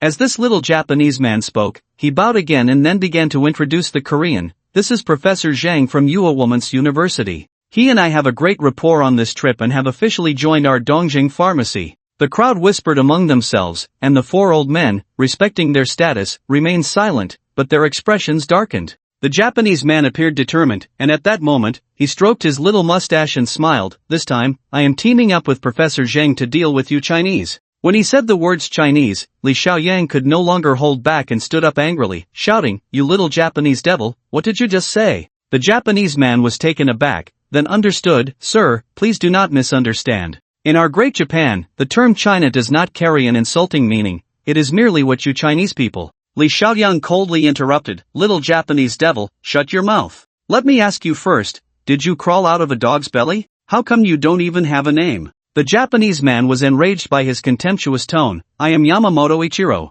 You keep calling me a Japanese devil, isn't that an insult?" In his moment of excitement, he did not catch the meaning of crawling out of a dog's belly. Li Xiaoyang chuckled, "In our China, ghosts are something to be revered. When I call you a Japanese devil, I don't mean it as an insult." The crowd burst into laughter, and the four elders' expressions softened, secretly admiring Li Xiaoyang's quick wit, as he had managed to suppress this little devil's arrogance. Li Xiaoyang looked at Yamamoto Ichiro with disdain. "Moreover, you come in without speaking, do not greet the esteemed elders present, and just bark like a dog. Hey, this is an auction happening right now. I have long heard that Japanese people are known for their politeness, but it seems everyone has been mistaken. A dog cannot change its habit of eating shit." The crowd laughed even harder, secretly giving Li Xiaoyang a thumbs up, praising his words and enjoying the scolding. Yamamoto Ichiro's Mandarin was only at a basic level, and he was left at a loss for words by Li Xiaoyang's remarks, his face turning red as he said, "You are insulting our great Japan." I don't emphasize that you are I anymore. Everyone knows that Japanese devils are despicable and shameless." Li Xiaoyang stood tall, passionately declaring, "The esteemed elders present do not wish to stoop to your level. I, however, being young and impetuous, just like to speak the truth. Yamamoto Ichiro, and that Professor Zhang, you two can just stay aside for now, the host hasn't even spoken yet." Ishikawa Ichiro's momentum was completely suppressed as he lowered his head and stepped aside. The Professor Zhang from Korea, however, wore a dazed expression, seemingly not having understood a single word until now. The translator who accompanied him was a local university student, who spat vehemently, "Damn it, if I had known you had ill intentions, I wouldn't have taken this job for 100,000. Sorry, but I won't be a traitor, I quit." This passionate university student bowed to everyone and then walked out proudly, receiving enthusiastic applause from behind. "Young man, well done. This is the spirit of our Chinese people. The atmosphere shifted dramatically, and the tension brought by Ishikawa Ichiro suddenly dissipated. Everyone began to look at Li Xiaoyang with new respect. Zhao Haji in the back clapped excitedly, while Old Sang looked around with satisfaction. How about it, gentlemen? Our Xiaoyang didn't bring shame to the Chinese, did he? Old Wen smiled without speaking. Old Tang kept praising, and even the aloof Old Sidu couldn't help but give a thumbs up. The younger generation is formidable. Since Ishikawa Ichiro's sudden appearance, the host Li Songshan had kept his head down, and now the situation was somewhat out of control, prompting the auctioneer to seek his help. Li Songshan sighed deeply, took the microphone, and said in a deep voice, "Esteemed seniors, honored guests, actually, Mr. Ishikawa and Professor Zhang are my guests. I hope everyone can set aside their prejudices and treat them with courtesy." As soon as he said this, the crowd erupted in chaos. Li Xiaoyang shook his head with a cold smile, and after returning to his seat, he said to Old Sang, "No matter what hidden truths are involved, Li Songshan has gone too far." Fortunately, he held this auction and didn't directly hand over the national treasure to the Japanese. Old Sang's eyebrows twitched. He was suppressing his anger, while Old Sita slammed the table and stood up. "Li Songshan, although you are a descendant of the medicine sage, every item here is a treasure of our China. You have no right to sell it to the Japanese. If you continue to be stubborn, don't blame me for disregarding our years of friendship and turning against you." Li Songshan's face darkened, his white hair making him look even more haggard, yet he bit his lip and remained silent. With the support of the host, Ishikawa Ichiro perked up again, his little mustache twitching as he said, "You Chinese really do enjoy infighting. Mr. Songshan is in a great predicament and had no choice but to seek our help.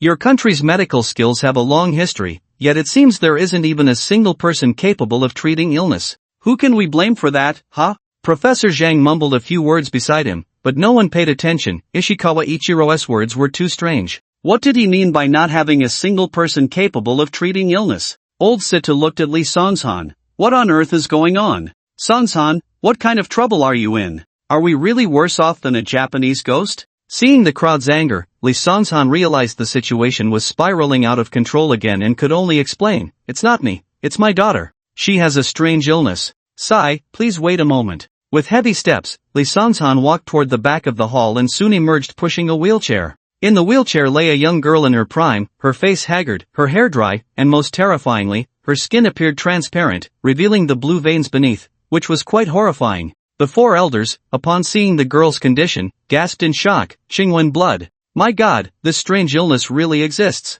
Zhao Haji's face darkened as he gently explained to Li Xiaoyang, "Qingwen blood, this is a blood disease recorded in ancient texts. Simply put, a virus has entered the blood, continuously consuming the nutrients of other organs. Blood, which is supposed to transport nutrients, now instead devours them. Those afflicted are naturally in a pitiful state. This child has managed to hold on until now, likely because Li Songshan has used many precious medicinal materials to keep her alive, but she won't last much longer." Old Situ and Old Sang exchanged thoughts continuously. Old Wen closed his eyes in contemplation, while Old Tang paced back and forth. The four of them were all prominent figures in the medical field today. Upon seeing the girl's strange illness, they couldn't help but start thinking of treatment methods. It wasn't just them, most of the guests in the room were also from the medical community and began to discuss in low voices. Li Songshan looked at his daughter, his heart aching. "My daughter contracted the rare Qingwen blood disease 3 years ago. I have exhausted all means and knowledge of medicine, yet there has been no progress. In the end, I had to seek help from Western medicine. Alas, I went to Germany's largest blood disease research center and visited the United Nations Disease Control Center, but it was all in vain." His tone was heavy. "It seems that in the end, I must seek methods from ancient medicine. After all, this disease is recorded in ancient texts. That is why I organized this auction. One reason was to raise some funds, but the main purpose was to gather all the experts here to brainstorm solutions." At this point, Li Songshan looked at Dongshan Ichiro. "Not long ago, Mr. Dongshan and Professor Zhang contacted me. They said they have found a way to control my daughter's condition." Li Songshan's voice choked up. "I know very well that these national treasures left by my ancestors must not be handed over to outsiders, but as a father, watching my child grow thinner day by day, I truly have no other choice." He bowed his head and wept, while the girl in the wheelchair struggled to lift her eyelids, unable to move at all. She was simply too weak. Li Xiaoyang suddenly realized why Li Songshan had turned gray in middle age and had just mentioned not wanting to damage the atmosphere. It turned out he had been pushed to the brink.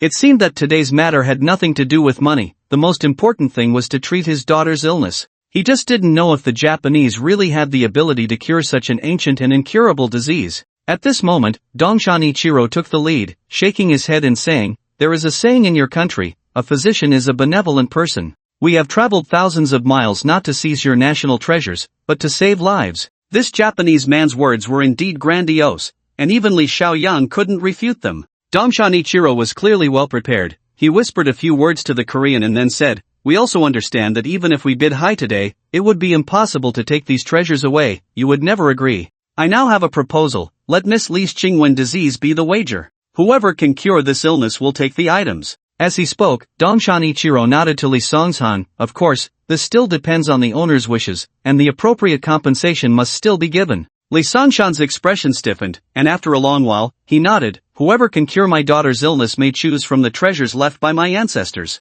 Old Sita stood up and shook his head. Qingwen disease is a rare and incurable illness. Even if it can be cured, it requires gradual nurturing. Whether through prescriptions or acupuncture, it takes years of effort. How could it possibly show immediate results? This wager is too far-fetched. Dongshan Ichiro sneered. "Although the medical field originated in your country, it seems to me that it has now declined in China. Not to mention our Dongjung Medicine Hall, even Korea's Dongyi research has surpassed it. If you don't believe me, Professor Zhang and I can demonstrate right here. We are using the most basic acupuncture methods of traditional Chinese medicine. I wonder if you have the courage for this." The entire room fell silent. No one dared to take on this wager. If they lost, the treasures would be handed over, and that would be a crime throughout history. Old Situ, now representing the entire Chinese medical community, could only grit his teeth and accept the challenge. "Then let's wager. I don't believe that the medical skills of the little Japanese can truly surpass ours." Dongshan Ichiro smiled coldly.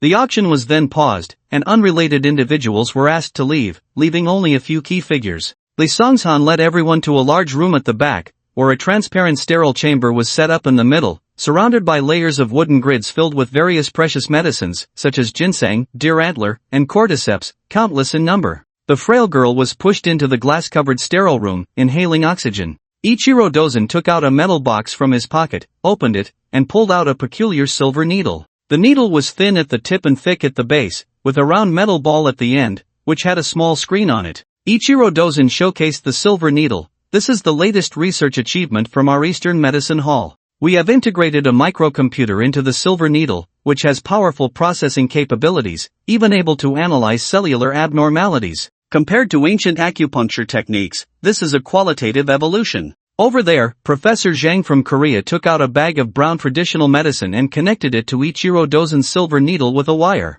They were about to start the treatment. Old Sang frowned and said, "Is this still traditional Chinese medicine? They've gone high-tech." Old Wen shook his head. "Although new technology has been added, it is essentially still bloodletting with silver needles, using acupuncture to save lives, remaining true to the principles of traditional Chinese medicine. We can't say much about it." Old Sito had already clenched his fists in anxiety. The pressure on him was the greatest. After all, he had accepted this bet. Over there, Ichiro Dozen gently tapped the girl's acupoints with the needle, being very meticulous. After one needle, he actually switched to another. What was it? A fine needle, a plum blossom needle, a magnetic needle. He changed 7 types of silver needles, and after dozens of needle insertions, he finally stopped, sweating profusely. Old Tang stood beside Li Xiaoyang and sighed at the scene. This little Japanese guy is using the Big Dipper 7 Meridians technique, passed down from the Tang dynasty female Taoist physician whose Sinuous Huangting internal needle method. This is truly eye-opening. Old One, anxious, slapped his thigh. Old Tang, at this time, you still have the mood to show off.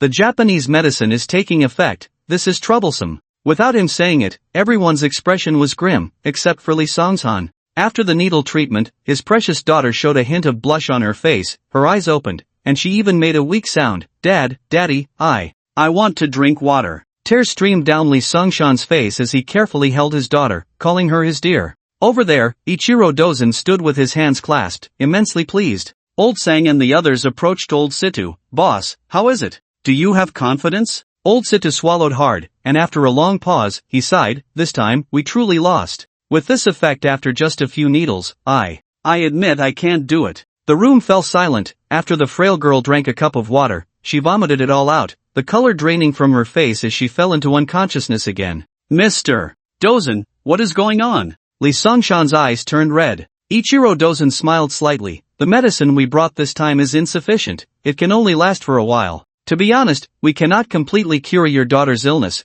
but we can definitely control it, ensuring that your daughter will be fine for at least 10 years. This was not treatment at all, it was outright coercion. Everyone understood Ichiro Dozen's meaning. This guy not only wanted to take away Li Songshan's possessions but also aimed to control him under the guise of treatment. 10 years, if Ichiro Dozen succeeded, this descendant of the medical sage Li Shizhen would never have a chance to turn things around. But now, no one could compete with this Japanese man. They had already lost in medical skills, which was catastrophic. Ichiro Dozen looked around. Does anyone want to give it a try? Let's settle this with medical skills, haha. If no one is willing, then I might. His words were interrupted by a deep voice. Li Xiaoyang slowly stepped forward. I'll give it a try. Seeing Li Xiaoyang step up, Zhao Haji nervously tried to pull him back. After all, he was the one who brought him. Old Sang reached out to hold Zhao Haji. Little he, whether Xiaoyang can do it or not, buying some time is good. Old Situ wiped his sweat. That makes sense, but if he knows nothing and makes a big fool of himself, then our Chinese medical path will be even more embarrassing. Tang Lao snorted coldly. Isn't it embarrassing enough now? Little friend, go out and stir things up a bit, so we can take the opportunity to come up with a plan. When Lao silently took out his phone, I'll call a few skilled hands. If it really doesn't work, we'll find a chance nearby to deal with these two. The discussions in the hall were completely ignored by Li Xiaoyang. He wasn't trying to show off. He was filled with passionate determination and could not stand by and watch a national treasure be lost. Although he knew nothing about medicine, he had super abilities. Li Xiaoyang slowly walked into the sterile room, took a deep breath, and pressed his left pinky finger against the girl's pulse. In the transparent sterile room, with no obstructions on all sides, Li Xiaoyang's actions were clearly visible. With the strength of Situ and the other four elders, they could see at a glance that Li Xiaoyang was just a novice. Although he was taking the pulse, his fingers couldn't even find the pulse correctly. Dongshan Ichiro looked on with disdain. Hey, sharp-tongued kid, turns out you're an idiot. Did you find the pulse?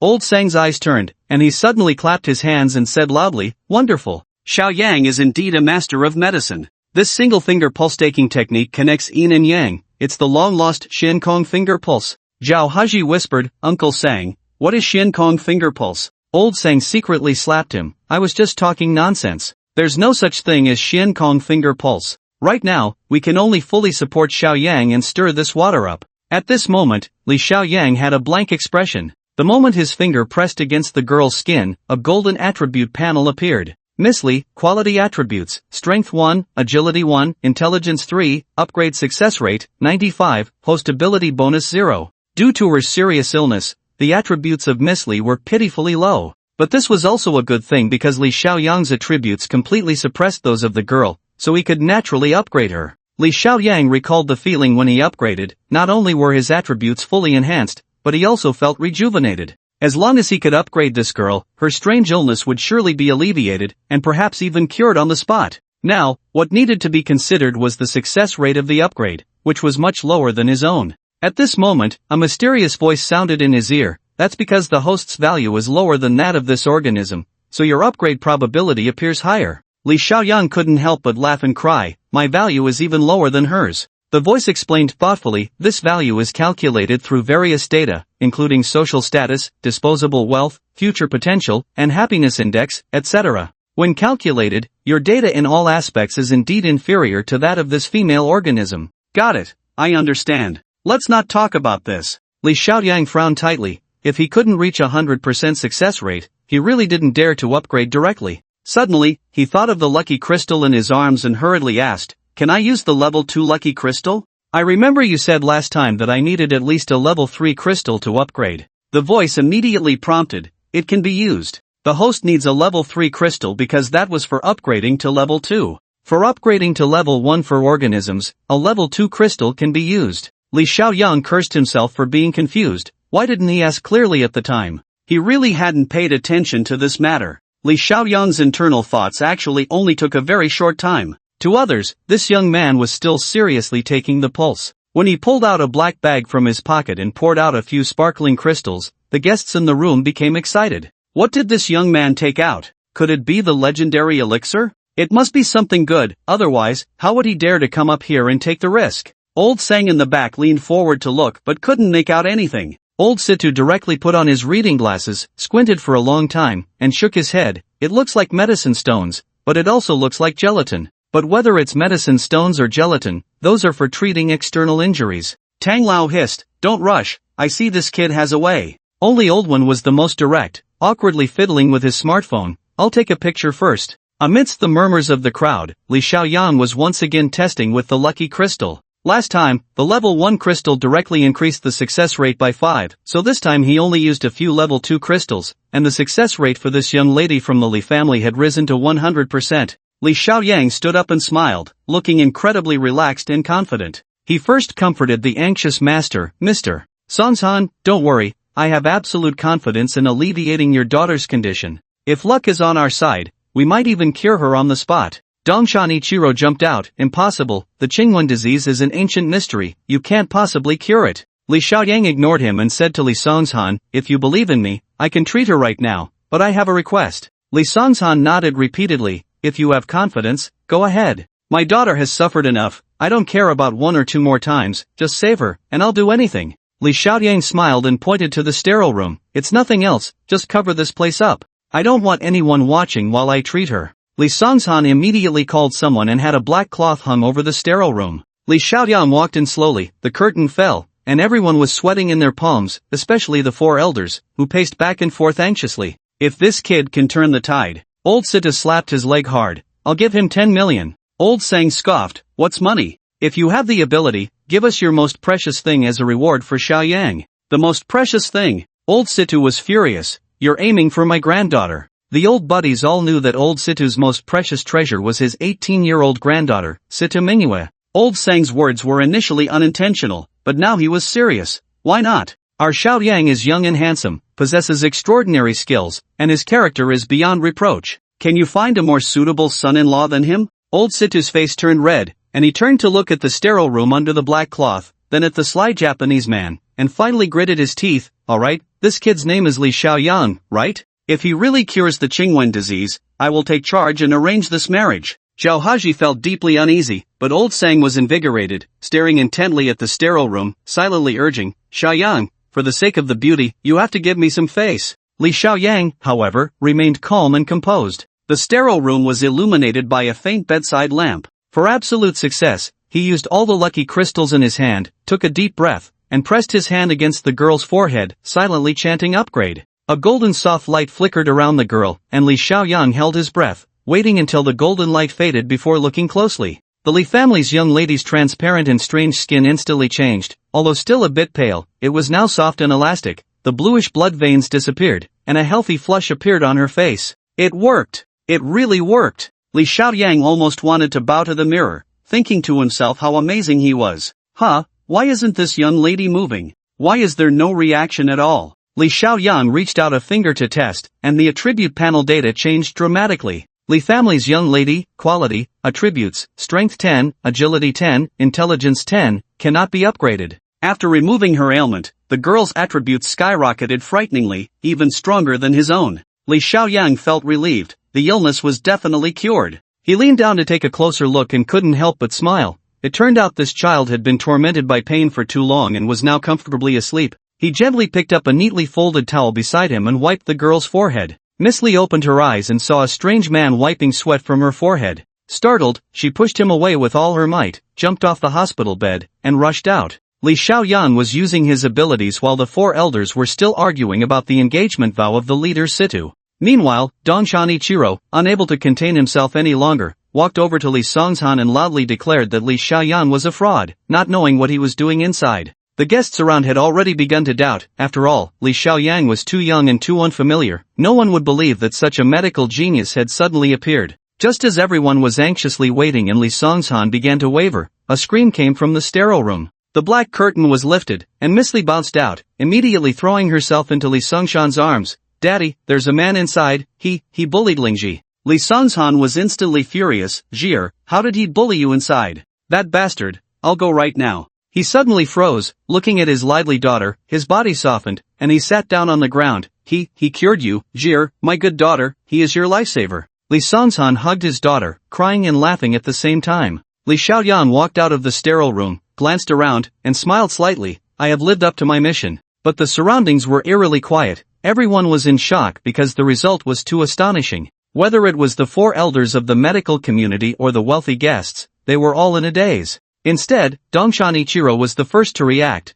looking at the healthy Nisli in disbelief. No, it's impossible, this is not medicine, this is magic. The Korean muttered something and quietly slipped out the back door. Li Xiaoyang looked at Dongshan Ichiro calmly. Chinese medicine has a long history, from the Yellow Emperor's writings to now. It has been thousands of years. You little islanders have only learned a bit of the surface and are showing off here. Have you not heard of Hua Tuo's bone scraping therapy? What is impossible about that? Dongshan Ichiro bowed his head deeply, and after a long time, he bent down at a 90-degree angle. I am convinced, truly convinced. In my humble opinion, the medical skills you displayed today are far superior to even a reincarnated Hua Tuo. This Japanese man said this and directly knelt down, sincerely saying, "Thank you, Li-san, for letting me understand that there is such a realm in medicine. The career I dedicate my life to is so great and miraculous." Dongshan Ichiro was completely convinced and left the mansion with excitement and enthusiasm. He had witnessed a great medical legend and found a goal to strive for. Li Xiaoyang looked at the back of this Japanese man, momentarily unsure of what to say. He didn't have time to think about anything else, as Zhao Haji excitedly rushed over, nearly lifting him up. "Xiaoyang, you are really amazing. I, old Zhao, have never bowed to anyone in my life, but today I have opened my eyes." The four elders, maintaining their dignity, could still hold back, but the other guests surged forward, surrounding Li Xiaoyang with applause and cheers. The entire Dongbi mansion was suddenly in an uproar. The lights in Dongbi mansion remained on until late at night, and Li Xiaoyang felt much more relaxed now. Being surrounded by people earlier was not a pleasant feeling. Now, only a few particularly esteemed guests remained in the entire Dongbi mansion. Besides the four elders, Zhao Haji, and Li Xiaoyang, there was also Director Zhao from the Health Bureau and a middle-aged man who introduced himself as Director Jiang. The leader had been accompanying his daughter until she fell asleep peacefully before coming out to meet the guests. The hall had been tidied up, and the leader was no longer dispirited, welcoming everyone with a beaming face to the back courtyard, where a banquet had already been set up, featuring dishes prepared by the mansion's own chefs,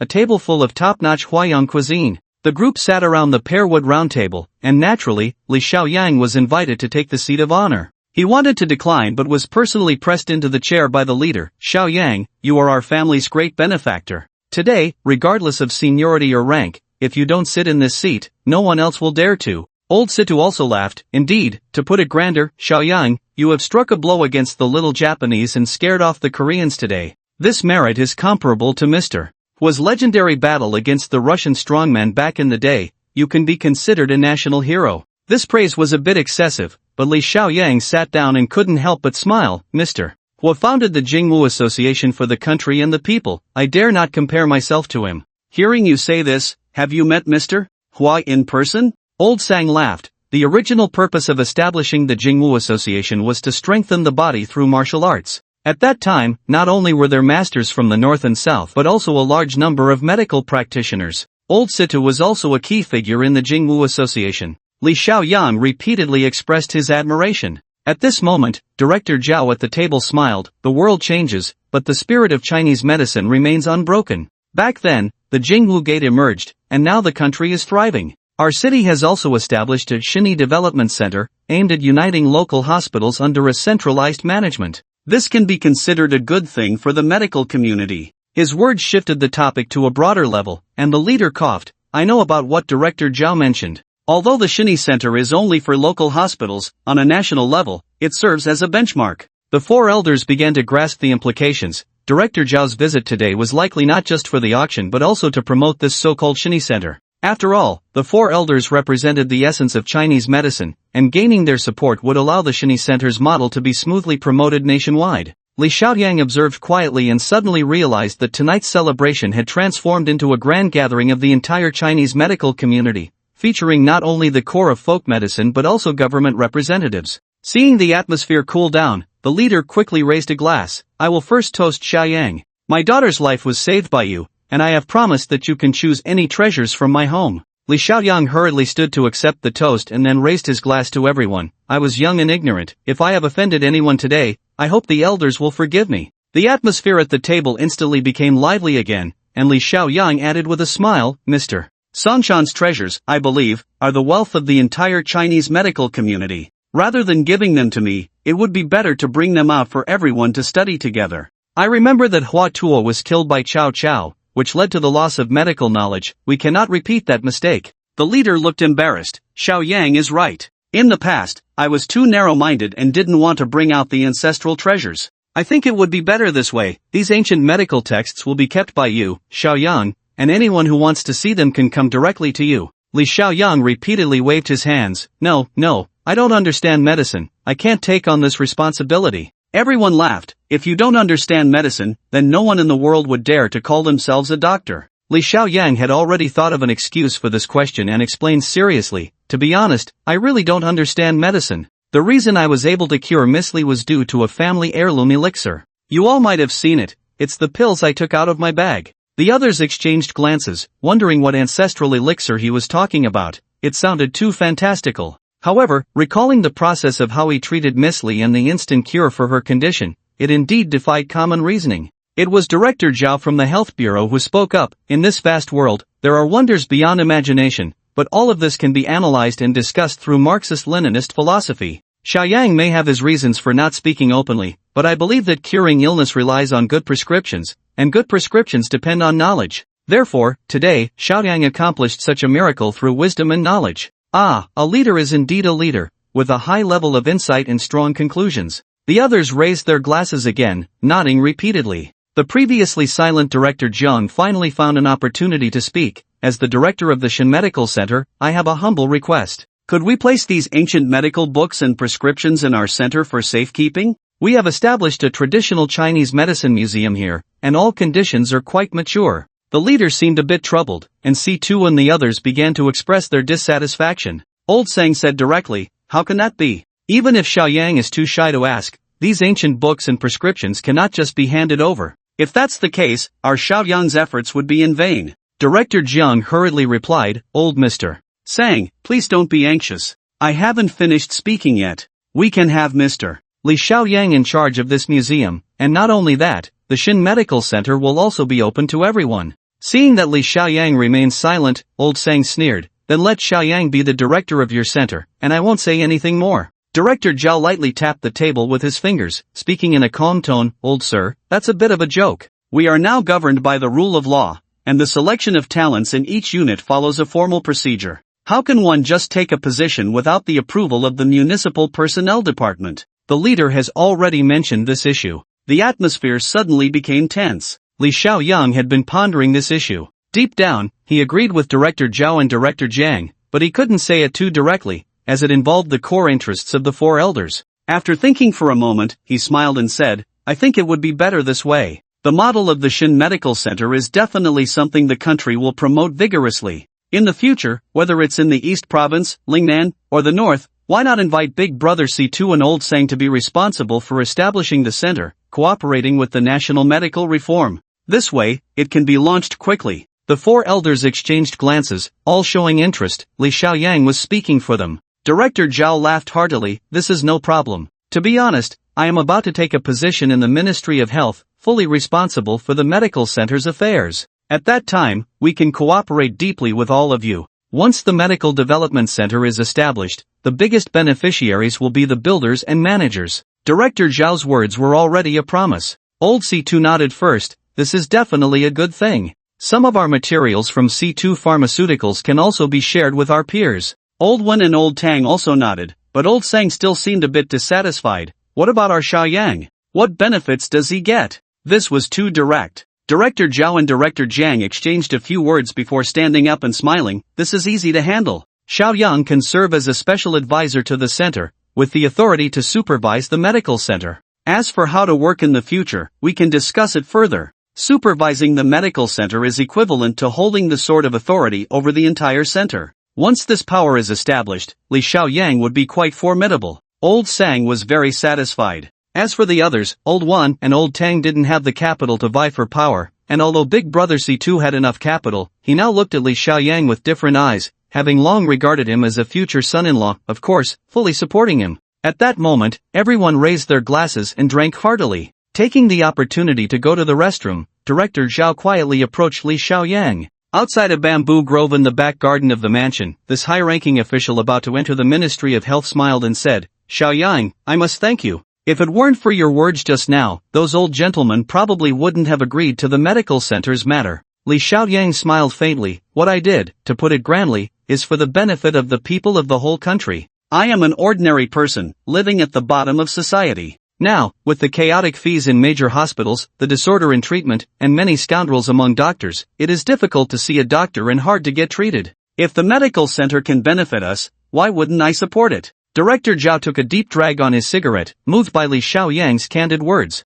He patted Li Xiaoyang on the shoulder and said, I underestimated you. You can see this level, which is much better than those old guys who only know their status and identity. So, you can hold the title of consultant at the medical center for now. Once I settle down at the Ministry of Health, I'll reserve a position for you as a secretary in the office. As Director Zhao spoke, he pointed to the bamboo forest. It's hard to be an official nowadays, not because it's difficult to be in power, but because there are too many benefits. I, Zhao Jianming, a mere mortal, only wish to be like this bamboo, noble, upright, and unyielding. Today, I admit I have overstepped my authority by giving you a promise you shouldn't have, and I hope you can wield your power wisely and not be corrupted. Li Xiaoyang was somewhat touched by Director Zhao's character, but he really did not want to enter politics. Just as he was about to politely decline, a sound of footsteps approached, and a stranger entered. Returning to his seat, Li Xiaoyang immediately saw a handsome middle-aged man who seemed to have just arrived. Dressed in a nameless suit, he stood straight, his eyes sparkling with intensity, exuding a tough demeanor. How did this man get in? Before the leader could speak, the handsome middle-aged man spoke first. I took down your bodyguards, but I didn't hurt them. I have urgent business and couldn't notify you in advance. My apologies. His tone was concise and extremely domineering, causing the leader's expression to change. Who are you? The middle-aged man stood tall like a sword, exuding an unyielding presence. Facing the leader's inquiry, he swiftly took out a small notebook and elegantly unfolded it. This is my officer's certificate. As for the unit I belong to, it's classified and I cannot disclose it. Everyone at the table stood up. Director Zhao spoke first. Colonel Pei, I am from the Municipal Health Bureau. Although you have an officer's certificate, it does not prove your identity. Can you? Before he could finish, Colonel Pei interrupted. 83, this is the direct line of Commander Yan from the Jingnan military region. I notified him before I came, and he can verify my identity. From the moment Colonel Pei appeared, he radiated a sharp aura. Director Zhao took out his phone to verify his identity, but the old man Situ coughed. Director Zhao, no need. I know him, his identity is fine. Director Zhao was taken aback. Old sir, you know him? Situ nodded. This is the eldest son of the Pei family in Kyoto, Mr. Pei Zhengdong. As he spoke, he stepped forward. Zhengdong, why do you look so fierce? You didn't even greet me. Pei Zhengdong remained standing straight, his military demeanor unmistakable. Uncle Situ, forgive me for my rudeness. I will apologize to you after I finish my business. Old man Situ frowned. Their Situ family was a vassal of the Pei family. Although he held a noble position, he lacked the confidence to confront the Pei family's eldest son, and he didn't want to either. At this moment, Li Songsan couldn't hold back. I don't care what kind of aristocratic family you come from in Kyoto. You barged into my private residence today and even injured my people. Is this what a soldier should do? Pei Zhengdong looked around. I said I have urgent business. If I have offended anyone, I hope you can understand. Li Songsan was furious. Then tell me, what is this urgent business? Pei Zhengdong snorted. I'm here to find someone, a bastard who kidnapped my daughter. Everyone was shocked, and old man Situ's eyes widened. Zhengdong, you mean Xuefei has been kidnapped? How is that possible? Our Haomin is with her, isn't he? Pei Zhengdong waved his hand. We'll talk about that later. I only ask once, who is Li Xiaoyang? Step forward. Li Xiaoyang forced a smile. When Pei Zhengdong revealed his identity, he had started to murmur, but he never expected Pei Xuefei's father to be so young. Stepping forward gently, Li Xiaoyang said as kindly as possible, Mr. Pei, I believe this is a misunderstanding. Pei Zhengdong's eyes widened. You are Li Xiaoyang?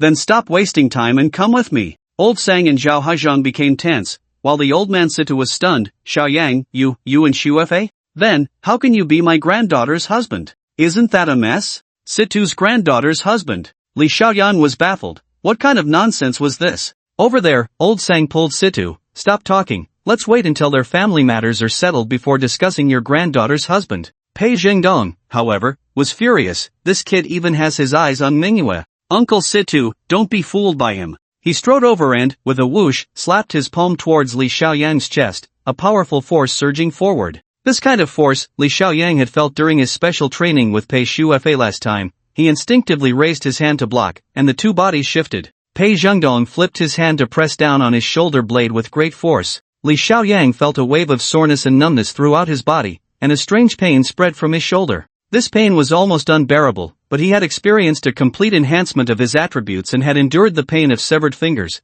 At this moment, he forced himself to hold it in, sweating profusely without uttering a sound. Pei Zhengdong was taken aback and looked at him with new respect. "Kid, you've got some guts." "Mr. Pei, please stop," Li Songshan said sternly from the side. "Xiaoyang is a great benefactor to our family. His character and talent are among the best today. I don't believe he would do something like abduct your daughter." Director Zhao on the other side couldn't hold back either. "Colonel Pei, Li Xiaoyang is about to take a position in my department. He is now a national official, you can't do this." Old Sang, however, was pinching a pill, ready to take action with Zhao Hezhong. Pei Zhengdong snorted and released his grip. "Li Xiaoyang, stop being so wishy-washy. Let's find a quiet place and have a good talk." Li Xiaoyang stood up and moved his body. "Alright, uncle, since you're interested, let's talk outside and not let others laugh at us." He was also getting angry. At this moment, even the King of Heaven wouldn't matter. Both men's tempers flared, and others found it inconvenient to speak. Li Xiaoyang followed Pei Zhengdong out of the East Wall mansion, confronting each other in the open space at the entrance.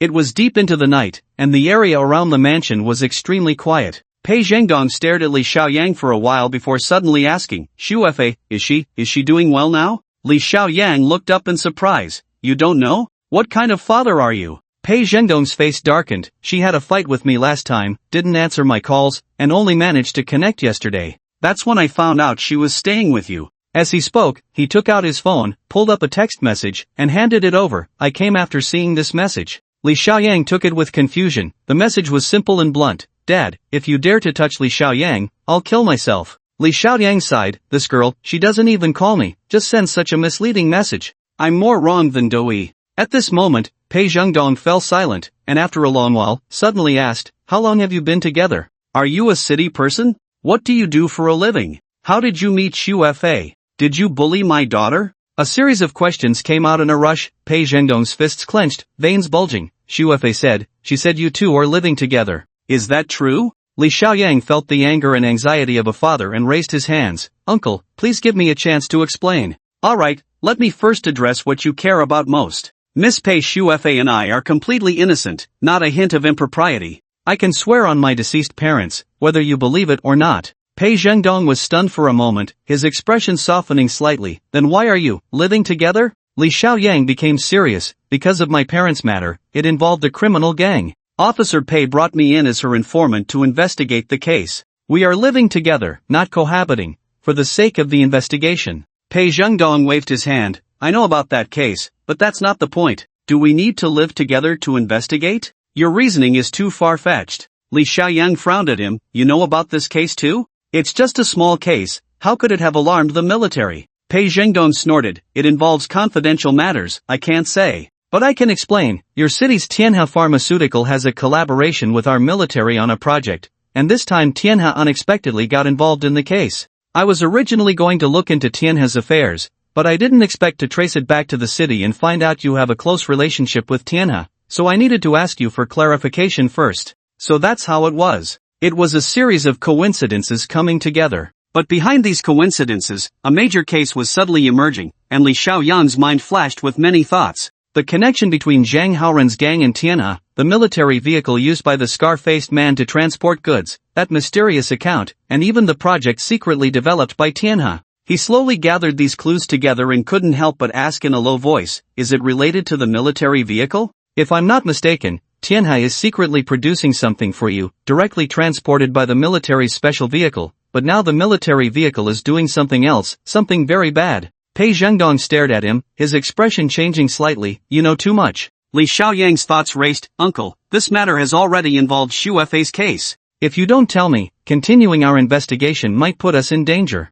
Pei Zhengdong bit his lip, a somewhat feminine gesture that made him look more handsome. One couldn't help but admit that he bore a resemblance to Pei Xu Fei, especially the delicate aura between his brows and eyes. After a long while, Pei Zhengdong said in a deep voice, "Someone from Tianhe is using military vehicles to transport contraband, involving fire and goods." Li Xiaoyang shook his head. "Zhao Haji wouldn't do such a thing. There must be an internal traitor in Tianhe." Pei Zhengdong sneered. "That's not important. Since this matter involves a high-level project of our military, we have decided to handle it specially. We don't need to find direct evidence. We must immediately activate the emergency plan." Li Xiaoyang tensed up. "What emergency plan?" Pei Zhengdong's expression darkened. I've said enough, aren't you satisfied? Given your current relationship with Tianhe, I should detain you immediately. Li Xiaoyang shamelessly smiled. Uncle, Xu Fei is with me. We're comrades in the same trench. You can ignore me, but what about Xu Fei? Shut up. Pei Zhengdong gritted his teeth. I haven't agreed to your matter yet. You're not even my son-in-law.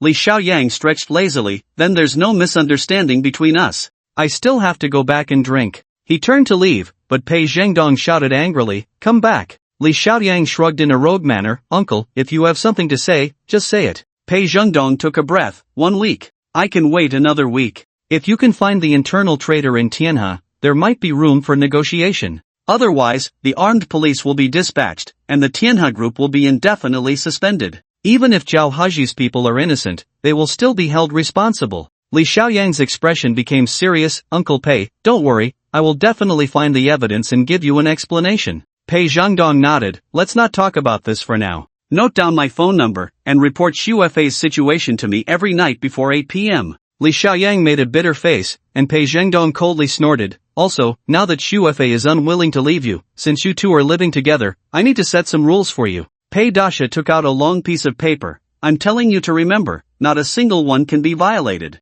First, the toothbrushes, soap, basins, and other items used by both parties must be separated. Li Xiaoyang was left dumbfounded. Forced to jot down the Pei family's 3 disciplines and 8 points of attention, Li Xiaoyang shook his head and walked towards the mansion. This uncle is truly a girl-crazy man. Upon returning to the East Wall mansion, everyone sighed in relief upon seeing he was fine. This Pei young master was once the gentle prince in the hearts of Kyoto's young ladies before he joined the army. Elder Sita shook his head with emotion. Who would have thought that after a few years in the military, his temper would become so explosive? Li Xiaoyang smiled faintly. Colonel Pei is a good person, it's all a misunderstanding. He is just a father who loves his daughter dearly. Elder Sita silently looked at him, beginning to calculate the possibility of Li Xiaoyang becoming his granddaughter's husband. Initially, he valued Li Xiaoyang's character and talent, wanting to find a good support for his precious granddaughter, but now he realized this person had an ambiguous relationship with Pei Shuefei, which made it even more urgent to act.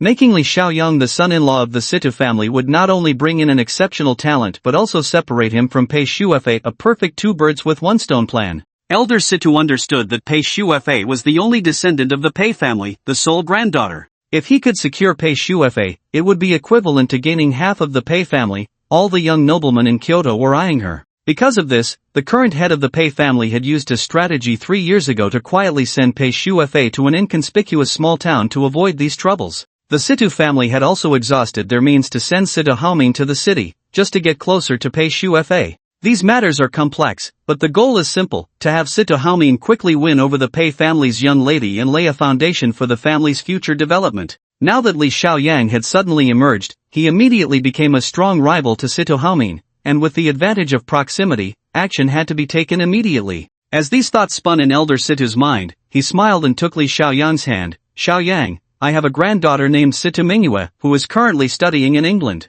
She has a great interest in traditional Chinese medicine, and she will be returning home soon. Would you be able to meet her and offer some guidance? Although Li Xiaoyang was unaware of the bet between Situ and Elder Sang regarding their son-in-law, the old man's intention to sell his granddaughter was too obvious, and he quickly understood the other's thoughts. Elder Situ, I really don't understand medicine, I'm afraid I might mislead her. Elder Situ would not allow him to refuse and clapped his hands. What are you afraid of? Young people can exchange ideas, it doesn't have to be about studying medicine. Just hanging out, chatting, or watching a movie would be nice too. The others could no longer bear to watch. This was simply a forced matchmaking situation. Elder Sang frowned and was about to speak when Zhao Haji stopped him. Uncle Sang, Xiaoyang knows what he's doing, please don't complicate things further. After chatting for a while longer, they bid farewell to the host. Li Songshan held onto Li Xiaoyang until everyone else had left, then quietly pulled out a yellowed book from his pocket and lowered his voice. Xiaoyang, this book is the final work of our ancestor, a treasure unknown to the world, and it is the true heirloom of the Li family.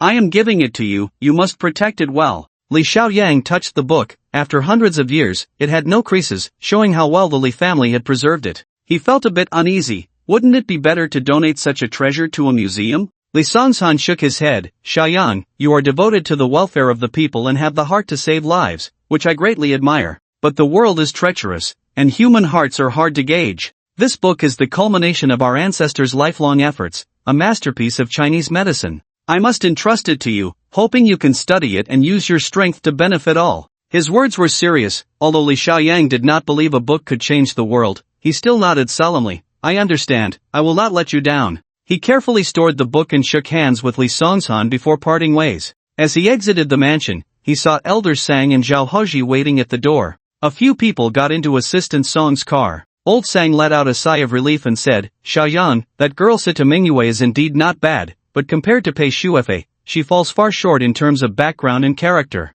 Don't be fooled by old Situ, he wants you to be his granddaughter-in-law, but he has no good intentions. Li Xiaoyang smiled. Old Sang, you're overthinking it. Whether it's Sita Mingyue or Pei Shuefei, I'm not interested. I already have someone I like in my heart. The image of Tang Yanran appeared before him, and he felt a surge of excitement, wishing he could see her right now. Old Sang smacked his lips. No way, is there a girl better than them? Assistant Song started the car, but Li Xiaoyang recalled Pei Jingdong's words. He felt a bit conflicted. Both Zhao Haji and Old Sang regarded him as one of their own, especially with how much care Old Sang had shown him this time. This kindness was truly rare. He looked at the upright Zhao Haji and made up his mind, saying to the driving assistant Song, Brother Song, please stop the car. The car stopped near People's Park, and Li Xiaoyang smiled at Zhao Haji. Brother he, let's go to the park and have a chat. These few were the elite among elites, and they immediately understood Li Xiaoyang's intention. Old Sang nodded silently. Zhao Haji followed him into the park in the early morning. The night was as dark as thick ink, with only the morning star on the horizon bringing a glimmer of light. Li Xiaoyang turned his back to Zhao Haji and slowly asked, Brother he, what exactly is the military's key project? Zhao Haji's body trembled, looking at Li Xiaoyang's deep silhouette, and fell silent for a moment. Li Xiaoyang turned to look at him. I call you brother because I want to ask you as a brother. One thought for life, one thought for death. If you don't speak up, I can only stand by and watch Tianhe suffer. Zhao Haji let out a breath. Xiaoyang, is Pei Jingdong involved in this matter? Li Xiaoyang didn't speak or nod, but his hint was enough, and Zhao Haji immediately felt reassured. He pondered for a moment. The military's key project is our Tianhe's core business recently. I've told you before, we are researching a medicinal diet. To be precise, it's not a medicinal diet, but military rations. Li Xiaoyang frowned. Military rations? You mean the combat rations for the army? Zhao Haji nodded. To be more accurate, it's the individual combat rations for the army. Although the international situation is stable, local conflicts are becoming increasingly complex.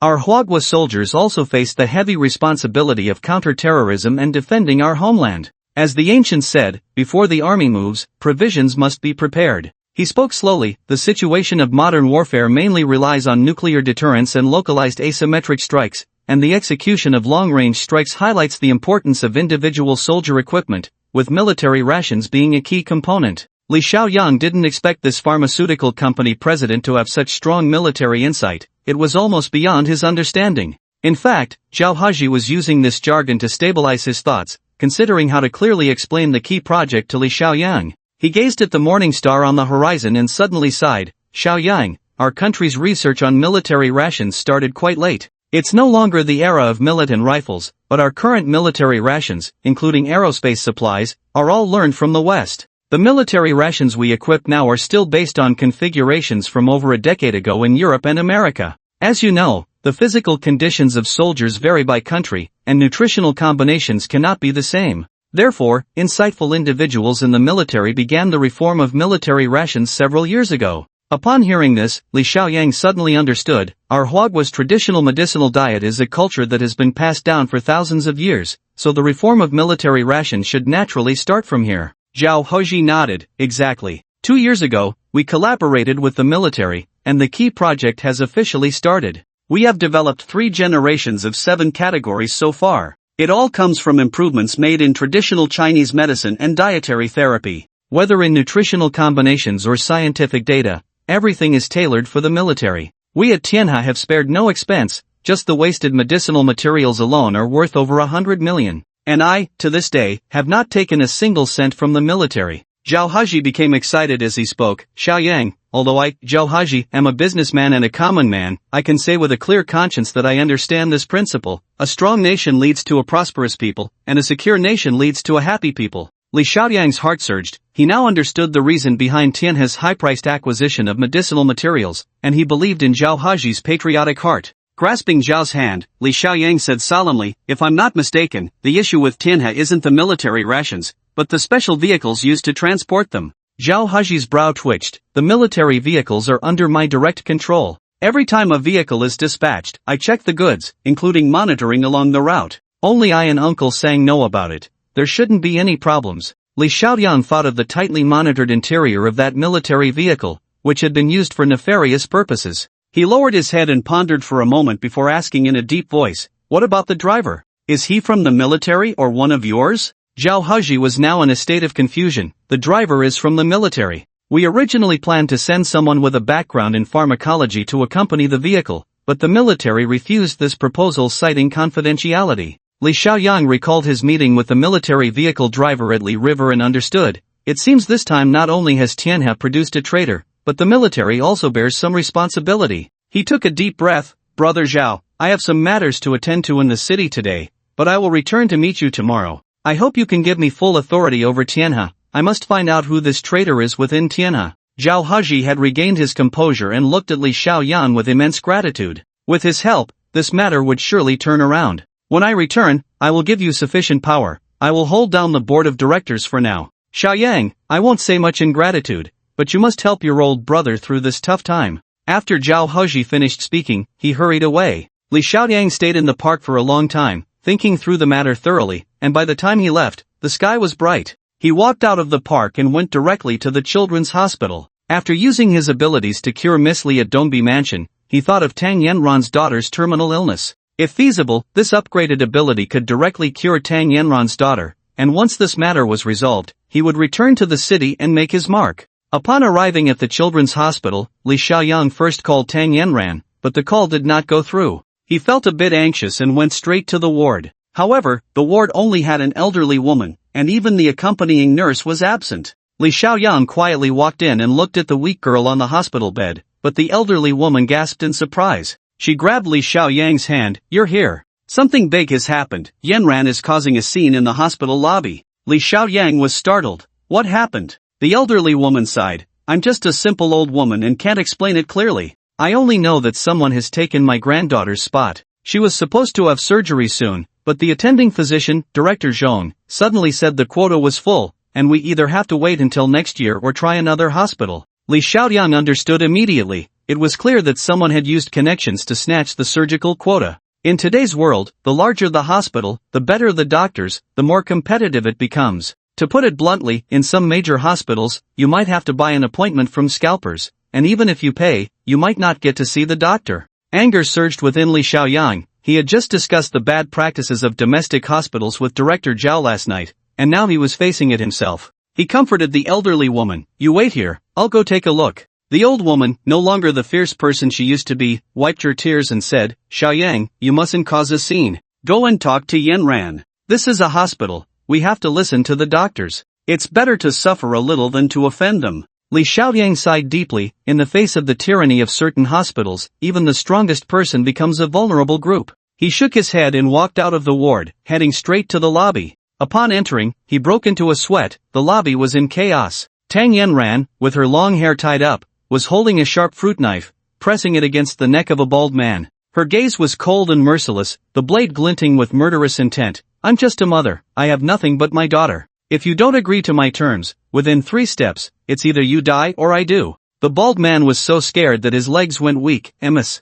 Tang, let's talk this over. We can negotiate." A security guard, holding a stun baton, was quietly approaching from the side. Li Xiaoyang's eyelids twitched. He made a quick decision and rushed forward, kicking the stun baton away and pressing the guard's head down, slamming it against the guidance desk with a loud bang. The people in the lobby were startled, and Li Xiaoyang scanned the crowd. "No one move, and don't call the police. I can handle this." But the crowd erupted. "There's an accomplice. There's a man with her. This is getting serious." Li Xiaoyang left the unconscious guard behind and gently said to Tang Yanran, "Yanran, put down the knife." "Let me handle this. I won't put it down. Today, it's either him or me." Tang Yanran gritted her teeth, the knife trembling in her hand, while the bald man trembled all over. "Ah, the knife. Be careful with the knife. Don't hit an artery. I have type O blood, and the hospital doesn't have any. That would be fatal." Li Xiaoyang almost laughed. "Yanran, who is this guy?" Tang Yanran ignored him. A nearby nurse chimed in. He's Vice President Wu from our hospital, responsible for arranging surgeries. Li Xiaoyang smiled slightly at the nurse to show his gratitude. The nurse was displeased. You still have the mood to smile? If she were your family, wouldn't you hurry to persuade her? If someone dies, what will happen to your child? Li Xiaoyang forced a smile. He understood Tang Yanran's temper. At this point, she could do anything. In this situation, talking was useless, solving the problem was key. He asked the nurse, "Where's your president?" The nurse replied irritably, "Our president is still meeting with the leaders. The health bureau and medical center leaders are here for an inspection, and now this happens." Seeing Li Xiaoyang still in a daze, she became anxious. "What are you dawdling for?" Li Xiaoyang smiled faintly. "You should call the president. This matter can actually be resolved easily. Fire Vice President Wu, teach that Director Zhong a lesson, and give my Yanran an explanation." The nurse was almost fainting. "Do you think you're a god? Our president doesn't even have that authority." Li Xiaoyang's expression darkened. "I'm not a god, I'm a family member of a patient." He pointed at the people in the lobby. "These patients are the gods of your white-clad angels."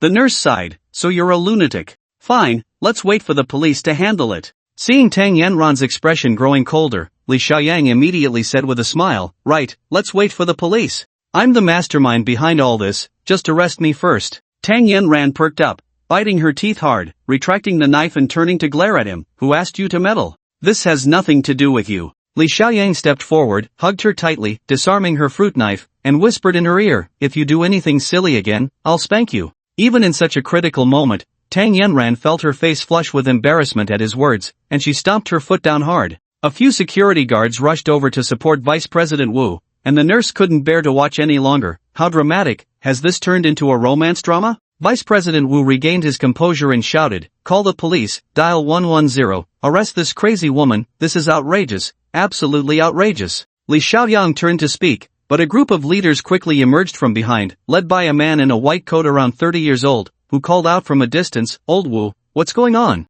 I heard a family member is causing a scene?" Seeing his support, Vice President Wu looked as pitiful as a little girl. "Director Zhang, I almost lost my life. It's not just causing a scene, just now, a knife was held to my neck." The young Director Zhang stepped forward. "Who dares to lay a hand on a doctor? Is there no law left?" Li Xiaoyang snorted and interjected, "I think it's your hospital that has lost the law first." Director Zhang looked at him disdainfully. "Who are you? Don't you see where this is? How dare you cause a scene in a hospital?" Just as Li Xiaoyang was about to retort, a man walked up behind Director Zhang. "Xiaoyang, it's really you, what a coincidence. What happened?" Director Zhang was taken aback. "Director Zhang, do you know him?" Li Xiaoyang was also surprised. "Director Zhang, you and Director Zhao were busy until midnight last night. Why are you working so early?" Director Zhang chuckled. "Director Zhao is efficient, and this children's hospital is one of the first pilot units of the medical center, so I was sent early to take a look." The two began to exchange pleasantries at that moment.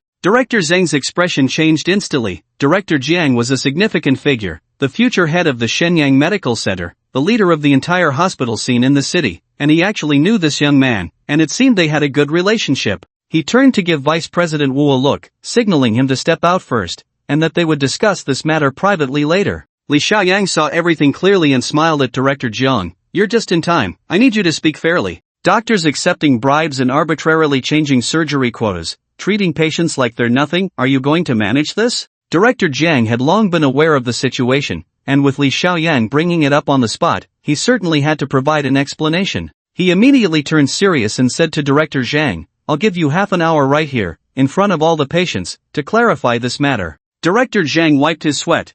Director Zhang, I think this matter is a bit complicated. Why don't we go to the office in the back and clarify things? I believe this is definitely a misunderstanding." Director Jiang glanced at Li Xiaoyang, who slightly shook his head, and Director Zhang's expression darkened further. "Old Zhang, are you trying to shirk responsibility? Since Xiaoyang has raised the issue, we must resolve it. He demands a resolution on the spot, and we must handle it here, do you understand?" Director Zhang broke out in a cold sweat, but he had a strong background, so he held his breath and reluctantly glanced at Li Xiaoyang. "Director Jiang, who is this? You are the leader, and it should be your call, but since this is your first inspection, you may not understand the internal affairs of our hospital. I think this matter should be handled privately. I've seen many troublemakers like this, they are just unreasonable people who don't understand hospital procedures." Director Zhang smiled instead of getting angry. "Oh, then let me ask you, what is your role in the hospital?" Director Zhang was confused by the question.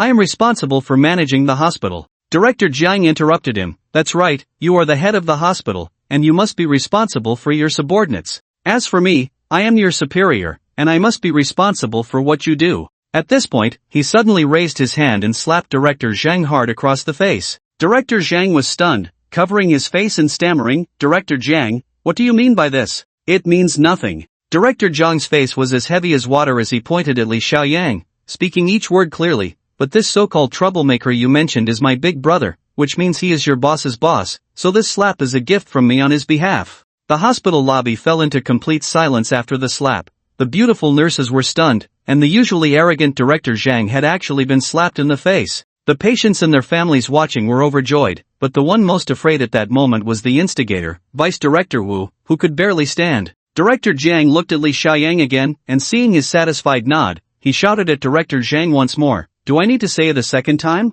No, I will handle it right away, I will investigate thoroughly, Director Zhang said softly while covering his face. In truth, there was no need for an investigation. Director Zhang was fully aware of the ins and outs. Vice Director Wu had forcibly disrupted the surgical schedule, secretly inserting a few surgeries through the back door, pocketing 1.2 million in kickbacks, of which 1 million had already been given to him. With the money received, how could he investigate? But at this moment, he could only abandon the car to save the commander. Director Zhang glared at Vice Director Wu. Old Wu, Director Zhong is our children's hospital's top surgeon. Many people are seeking him to perform surgeries. Did you take kickbacks? Vice Director Wu's lips trembled. He had long cursed this shameless Director Zhang in his heart, but knowing the background behind Director Zhang, he didn't dare to turn against him. Finally, he collapsed to the ground, pale, mumbling, I don't know, I know nothing. Director Zhang pointed, call the police, let them handle it. This kind of professional bribery can be filed.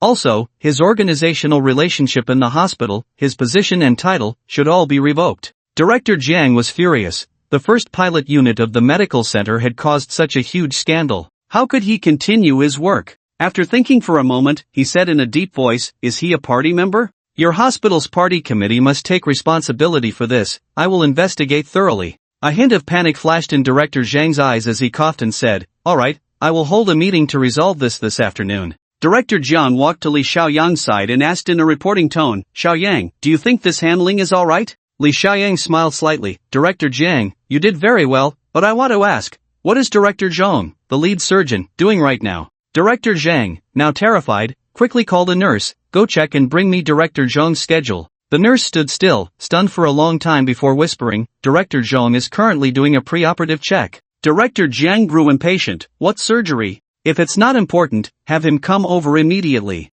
The nurse's voice grew even softer, it's a drainage surgery. What? Director Zhang's face turned pale with anger. For such a trivial surgery, the hospital's lead surgeon had set aside other more important patients. This was simply absurd. He suddenly understood Li Xiaoyang's meaning. Although Vice Director Wu was the mastermind behind the whole affair, the lead surgeon, Director Zhong, hadn't said a word, revealing his questionable medical ethics. Let's go, Xiaoyang, we need to see this Director Zhang. I want to ask him face to face what he thinks. Director Zhang stomped his foot, urging the nurse to lead the way. Li Xiaoyang held Tang Yanran's hand. Is this the bastard who took our precious spot for an abortion? Come on, I'll take you to vent your anger. Tang Yanran huffed. That's right, I didn't want to make a big deal out of it. But hearing it was for a rich man's mistress getting an abortion, I just couldn't stand it. Director Zhang led the way, the nurse trembling as she guided them, with Director Zhang following behind. They marched into the VIP ward. Li Xiaoyang held Tang Yanran's small hand, making the beautiful woman feel a warmth all over, not from shyness,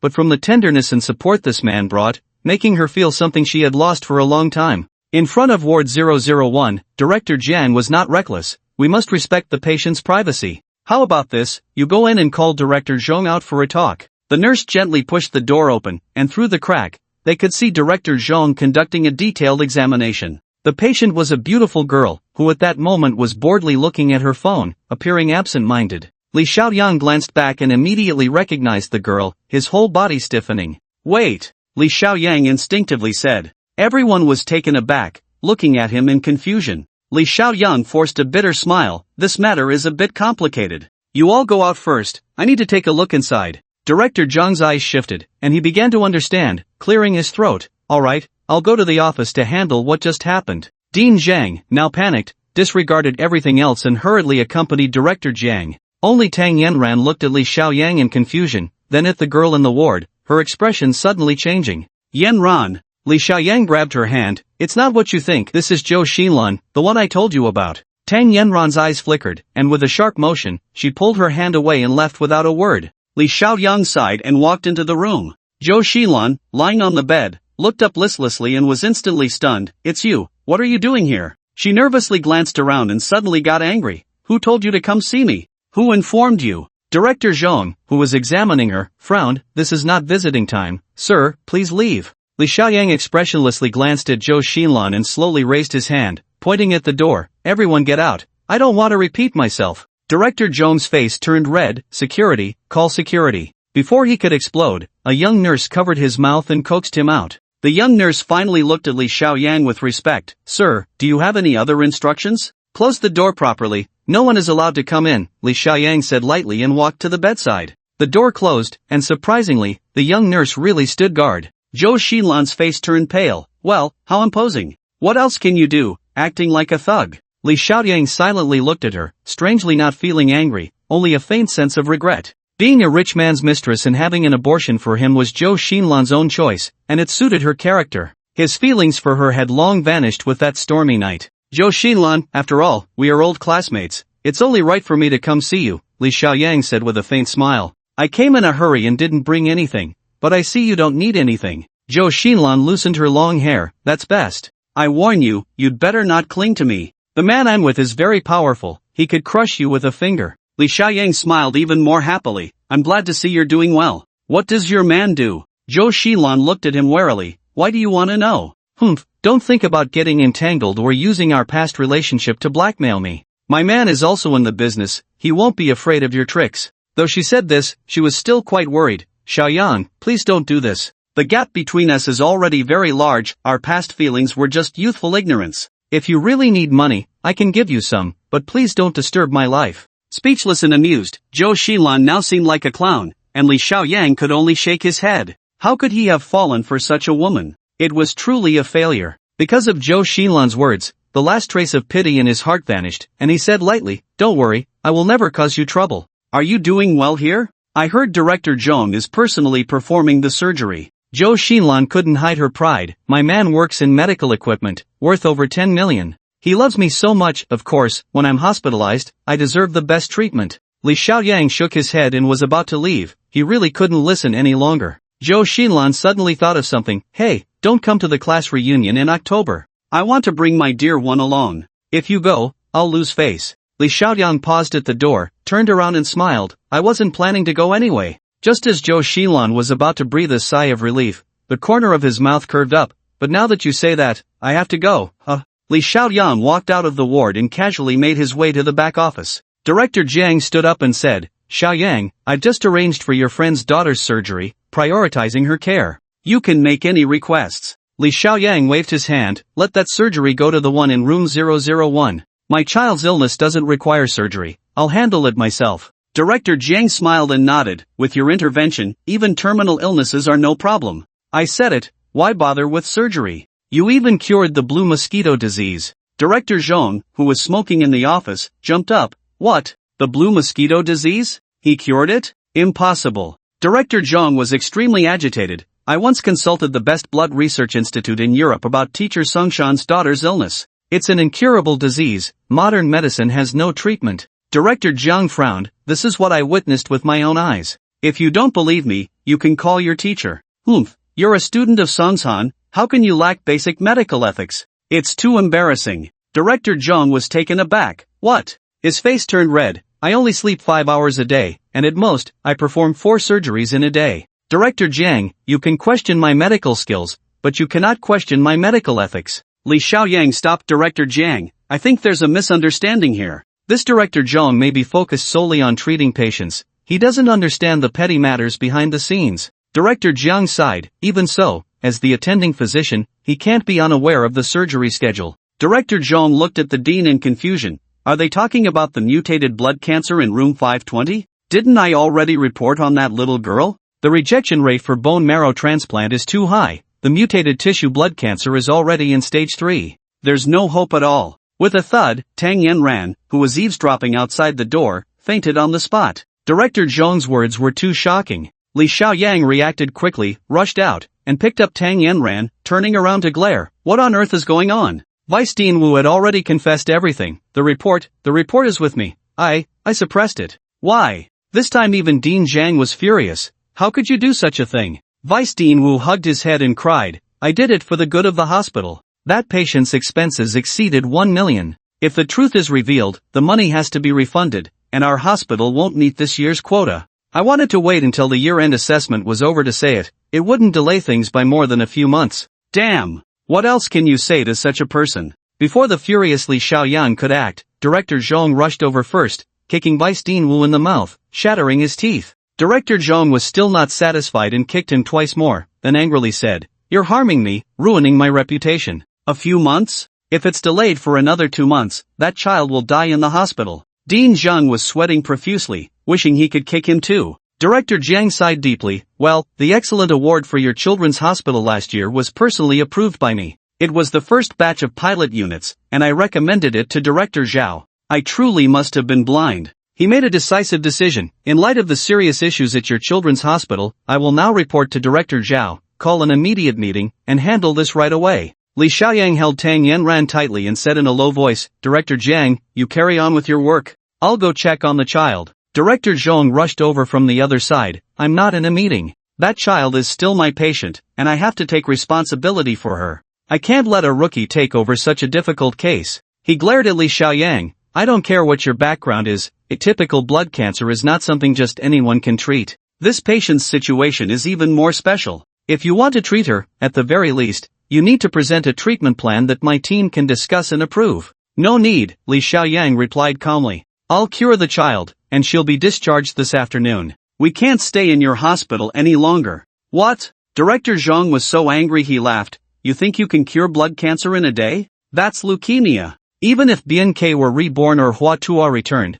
they wouldn't dare make such a boast. Li Xiaoyang didn't want to waste time arguing with him and turned to leave. Director Zhong, like a madman, grabbed him. No, at the very least, let me bring someone to watch, so you don't end up killing someone. Director Jiang put down the phone and walked over. Xiaoyang, you need to be careful with this. Don't make a big fuss. I absolutely believe in your medical skills, but precisely because your skills are so high, it could cause a huge mess. He lowered his voice and added, this hospital has dozens of blood cancer patients. Once this miracle doctor appears, won't they all go crazy? Li Xiaoyang suddenly realized, breaking into a sweat. This was true, perhaps even the news media would be stirred up, and he wouldn't be able to control the situation. Alright, let Director Zhong follow you, but only he can know, including the media. It must be kept completely confidential, Director Jiang said, turning back to glare at Zhang and Wu. You two idiots better not say a word, or I won't let you off the hook. Li Xiaoyang returned to the child's ward with Tang Yanran, with Director Zhong trailing behind like a shadow, continuously saying, I've studied traditional Chinese medicine, Mr. Li Songshan is my teacher. But don't bring that up. The essence of traditional Chinese medicine lies in balancing yin and yang and stimulating the patient's potential. To treat blood cancer, you still need Western medical techniques. Li Xiaoyang frowned, you're too annoying. I'm not using traditional Chinese medicine, I don't understand that. Director Zhong was taken aback. Then what are you using to treat? Li Xiaoyang smiled faintly. I'm using special abilities. Nonsense. Director Zhong walked over to check the child's vital signs, shaking his head. She's running a fever again, retinal hemorrhage visible, lymph node swollen. This won't do, we need to increase the medication quickly. Li Xiaoyang pushed him out. Stand at the door, don't let anyone in. Tang Yanran was slowly waking up, tears filling her eyes. Xiaoyang, I don't know what to do. The baby might not make it, and I don't want to live anymore. Li Xiaoyang signaled the old lady to go out, helped Tang Yanran lie down on the folding bed beside her, then closed and locked the door. Yanran, we've been through a lot together. You should know I'm not an ordinary person. Li Xiaoyang rolled up his sleeves, placing his hand on the weak girl, speaking softly. Tang Yanran sat up. She certainly knew. Ever since that time they sold gold, this clever woman had discovered the hidden mystery of Li Xiaoyang, but she also knew what his bottom line was, so she never mentioned a word. At this moment, Li Xiaoyang silently looked at the girl's attribute panel. Quality attributes, Strength 0, Agility 0, Intelligence 1, Upgrade Success Rate, 100. From the attributes, it was clear that the child was at a critical point. Fortunately, the success rate had reached 100% after a 1000th enhancement. Li Xiaoyang felt relieved and turned to Tang Yanran, saying softly, "Don't think too much. Now close your eyes and count to 30 in your heart. I'll give you a surprise." Tang Yanran's large eyes misted over, her lips trembling, and suddenly she rushed into his arms, kissing him fiercely. Sweet yet bitter tears slid past Li Xiaoyang's lips as Tang Yanran tilted her head up. "Li Xiaoyang, if you truly are my angel, then in my next life, I will definitely burn incense and chant scriptures to pray for you for 3 lifetimes. Li Xiaoyang smiled. "What time is it?" "Yanran, you're getting so poetic. I'm not an angel, just your man." He watched as Tang Yanran closed her eyes, then walked to the bedside, extending his little finger, silently chanting for an upgrade in his heart. The golden soft light did not appear immediately, and a voice rang in his ears, warning to the host, "After this female organism upgrades, all special upgrade attempts of the host will be exhausted. Please choose carefully." Li Xiaoyang was taken aback, and his attribute panel slowly popped up. Host, Li Xiaoyang quality, attributes, strength 9, agility 9, intelligence 9 ability, success rate bonus 0 next upgrade success rate, 99 ordinary upgrade attempts, 9,700 special upgrade attempts, 1 The attribute panel added 2 lines, ordinary upgrade attempts and special upgrade attempts. Before Li Xiaoyang could ask, the voice explained, ordinary upgrades are for upgrading ordinary items, while special upgrades are for upgrading intelligent organisms. The host currently has a quality level that only allows for 10,000 ordinary upgrades and 2 special upgrades. Once exhausted, the upgrade ability will be frozen until the host's quality level increases. Sweat broke out on Li Xiaoyang's forehead. "You deliberately didn't tell me, waiting until this critical moment to say it. Are you playing with me?" The voice remained calm. "According to system settings, this warning prompt can only be triggered when the host's upgrade attempts are about to run out." Li Xiaoyang's mind raced. "So, I only have 300 ordinary upgrades left? I can only use 300 times?" The voice explained, "As long as the host continues to improve quality, each upgrade will greatly increase the number of uses. Everything is related to the host's own ability enhancement." This series of dialogues took only a moment, and Li Xiaoyang still had time. He suppressed his anger and couldn't help but ask, "Where do you come from? What is your purpose, and why did you choose me?" The system immediately replied, "The first question, the host lacks the authority. The second question, the system has no record. The third question, please wait a moment." Seconds later, the system began to answer. According to system calculations, among the 6.5 billion intelligent organisms on Earth,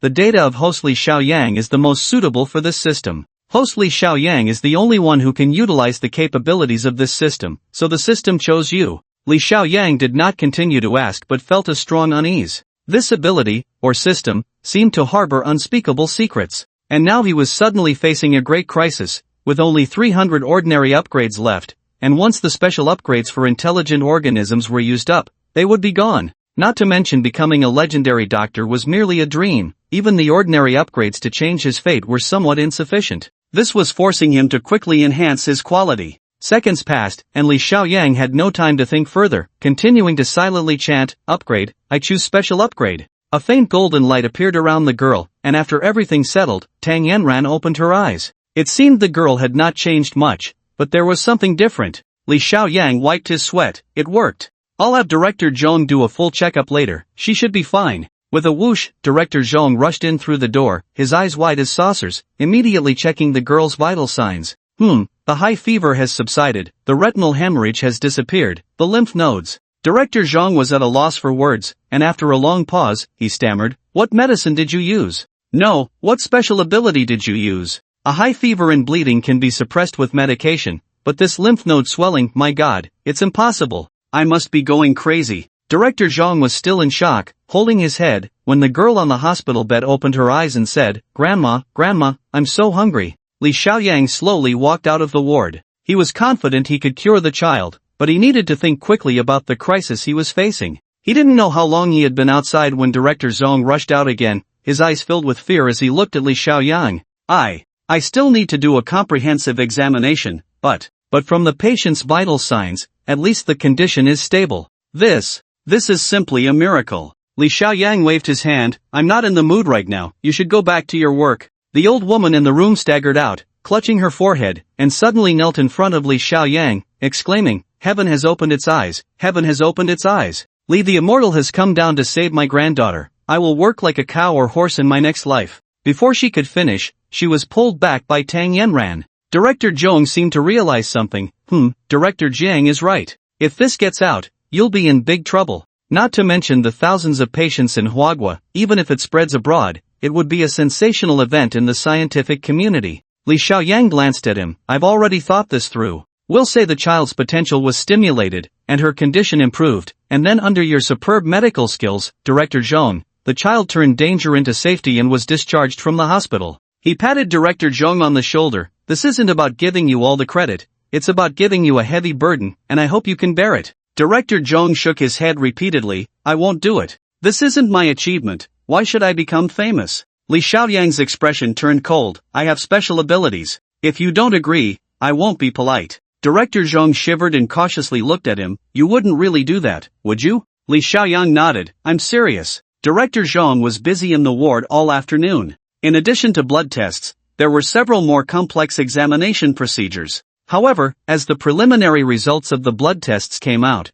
the child's improvement was an undeniable fact. By evening, the child was able to walk around and had eaten several bowls of porridge. The ward was crowded with the families of other patients. This area was the critical care unit, and several families of patients with leukemia nearly rushed in, only to be stopped by security. Li Xiaoyang made a quick decision, packed up, and squeezed out of the ward with Tang Yanran and the child, heading directly to the office area behind the hospital, where they temporarily settled in Director Zhong's private lounge. Meanwhile, Director Zhong was going crazy, surrounded by all the families of patients, pleading with him to help save their loved ones. When the lights began to dim, Director Zhong finally returned, dragging his weary body. Upon seeing Li Xiaoyang, he suddenly became excited. Can your special abilities save a few more people? Li Xiaoyang knew what he was going to say. Director Zhong, to be honest, my ability can only save one person at the moment. There are too many of them. I really don't have that capability. Director Zhong sat down dejectedly. Yes, we can't always think about miracles. In the end, we still have to rely on scientific medical methods. Tang Yanran was most concerned about the test results. What's the outcome? Have the results come out? Director Zhong rubbed his forehead. There are still 7 tests left. The results will take at least a month. But the most important blood tests and bone marrow tests have confirmed that this child is very healthy, as if she has never been sick. You can now proceed with the discharge procedures, and come back in early October for the results, but I think there won't be any problems. The old woman clapped her hands in joy, and Tang Yanran also relaxed completely. After Li Xiaoyang sent a text message to Director Zhang, he went to handle the discharge procedures and took Tang Yanran and the others to the international hotel. Watching the child become more and more lively, Tang Yanran lay on the sofa, her gratitude towards Li Xiaoyang reaching its peak. At that moment, if she were asked to give herself up immediately, she would probably agree without hesitation. But Li Xiaoyan was troubled. After completing the formalities, he handed the room card to Tang Yanran. I have to go back to the city. Yanran, you can stay here with the child for a few days, and if anything comes up, just call me. Tang Yanran grabbed his arm and walked outside. Xiaoyang, you've given me a total of 1.6 million, and there's still over 1 million left. I'll return it all to you. You must need the money now, right? Li Xiaoyang nodded. That's fine, keep some for yourself. I only have less than 100,000 left, and I really need this money. Tang Yanran's face lit up, and she felt extremely happy inside. If Li Xiaoyang had refused the money or had been polite with her, Tang Yanran wouldn't have been able to stand it. Now that this man accepted it without hesitation, it only indicated one thing: he had regarded her as one of his own. One of my own. The simple term was exactly what Tang Yanran longed for the most. Gently adjusting Li Xiaoyang's shirt and brushing off the hair that had fallen on his collar, Tang Yanran was tender like a little wife at that moment. Finally, she hugged Li Xiaoyang. Be careful on your way back. Finish your business as soon as possible. And, it would be good for that person in your house to move out sooner. Li Xiaoyang gave a bitter smile, thinking that it probably wouldn't be easy. After leaving the restaurant, he went directly to buy a train ticket. There were no flights available, and the train was faster. Once on the train, he finally had some time to rest. Li Xiaoyang enjoyed a nice meal in his seat, and seeing that there weren't many people around, he leaned back and sorted through the recent events. Although his time in the Magic City had been short, he had experienced so much, unexpectedly getting caught up in the core of the Chinese medical community. He had even met a descendant of Li Shizhen. Thinking of this, he reached into his pocket and felt the thin book that Li Songshan had given him. He took it out gently. This book was the real original manuscript, not an ancient printed version, bound with a strange material that didn't feel like paper, more like tree bark or bamboo leaves. Li Xiaoyang opened the cover and saw the title, The Canon of Heavenly Food. Below it was a line of elegant small print: harness the energy of heaven and earth, extract the essence of the 5 grains, narrate the brilliance of past dynasties, and attain the canon of heavenly food. Li Xiaoyang's classical Chinese was average, so he couldn't fully understand the meaning of this sentence, but just seeing terms like the energy of heaven and earth and the essence of the 5 grains seemed impressive. Li Songshan said this was a true family treasure, the final work of the medical sage before his death, but it didn't feel much like a medical book. He gently flipped through it, slowly reading, and since it was all in classical Chinese, he only understood bits and pieces. However, when he reached the 7th page, he began to understand. This was not a book on medicine but rather one discussing dietary therapy and ancient medicinal recipes. Li Shizhen stated at the beginning that food and color are nature, and that eating is a human instinct. Therefore, he believed that the highest realm of traditional Chinese medicine is to start from dietary therapy, healing ailments while enjoying delicious food. This highest realm of Chinese medicine not only lacks pain but is, in fact, a form of enjoyment, representing Li Shizhen's ultimate hope and ideal for the medical path. Although Li Xiaoyang couldn't grasp this pursuit of the medical path, he was shocked when he saw an ancient recipe on the 9th page. The Emperor's Marching Recipe. 4,000 years ago, when the Yellow Emperor fought against Qiyu, his army encountered storms and thunder, and the soldiers were exhausted and afflicted with various strange illnesses. Thus, the Yellow Emperor invented the marching recipe, using gourmet food as medicine to strengthen the body, allowing his soldiers to regain their fighting spirit and ultimately defeat the powerful Qiyu. After closing the book, Li Xiaoyang's heart raced. If this marching recipe was truly that miraculous, wouldn't it be perfect for military rations? Should he give this divine book to Zhao Haji? No way! Li Xiaoyang immediately abandoned that thought. Now he understood the value of this book. Although Zhao Haji was a notable figure, it was still better for him to keep it himself. Silently, he forced himself to memorize the Yellow Emperor's military formula. The formula was simple, but the explanations and analyses that followed, along with the distribution of the herbs and the methods for using the medicinal dishes, amounted to hundreds of characters of obscure and difficult classical Chinese. Li Xiaoyang searched for pinyin on his phone while he studied, and it wasn't until the high-speed train arrived at the city station that he had committed the entire ancient formula to memory. In the early morning city, the sky was gray and oppressive, heavy with gloom. When Li Xiaoyang returned home, he gently opened the door. Fortunately, the room was not filled with garbage, nor were there undergarments strewn about. The two beauties, one big and one small, seemed to be quite diligent. He put away the Tianshi Jing, happily took a shower, and then fell asleep comfortably on the sofa. In the depths of his sweet dreams, he suddenly felt an itch in his nose. Li Xiaoyang groggily opened his eyes to find that the sun was already shining brightly outside, and Pei Shuefei, dressed only in a white shirt, was poking at herself with a strand of hair. Shuefei, let me sleep a little longer, Li Xiaoyang mumbled, wanting to drift back into slumber, but Pei Shuefei kicked him off the sofa. Hey, you've met my dad, right? What did he say? Pei Shuefei's eyes glinted coldly. You came back unscathed. With my dad's temper, that's impossible. Did he bribe you? Li Xiaoyang rolled over, thinking that in this regard, Pei Shuefei had an uncanny sense. He yawned. Uncle Pei asked me to text him about your situation before 8 every night, and I agreed. Pei Shuefei patted his head. That's more like it. I knew Dad wouldn't come up with anything creative. Well, you can be a double agent. Just send whatever I tell you. Li Xiaoyang nodded. That's what I was thinking too. You say the word, and I'll follow your lead. As he spoke, he suddenly remembered something and stared at the white shirt Pei Shuefei was wearing, making the beauty cross her legs, feeling a bit embarrassed. Take off the shirt, Li Xiaoyang said, rising and speaking in a serious tone. Do it now. What the heck? Pei Shuefei raised her long leg and kicked him. You go out for a bit, and all you gain is a lustful heart. Li Xiaoyang dodged. I didn't mean for you to take it off in front of me. I meant you can't wear my clothes anymore. Pei Shuefei withdrew her leg and flicked her long hair. Why not? My clothes are dirty, and no one washes them. What's wrong with wearing yours? Li Xiaoyang smiled wryly. Your dad set over 100 rules for me. Even sharing toothpaste is strictly forbidden, so of course, you can't touch my clothes. Pei Shuefei laughed. Ignore him. When he was chasing my mom, he even stole her socks.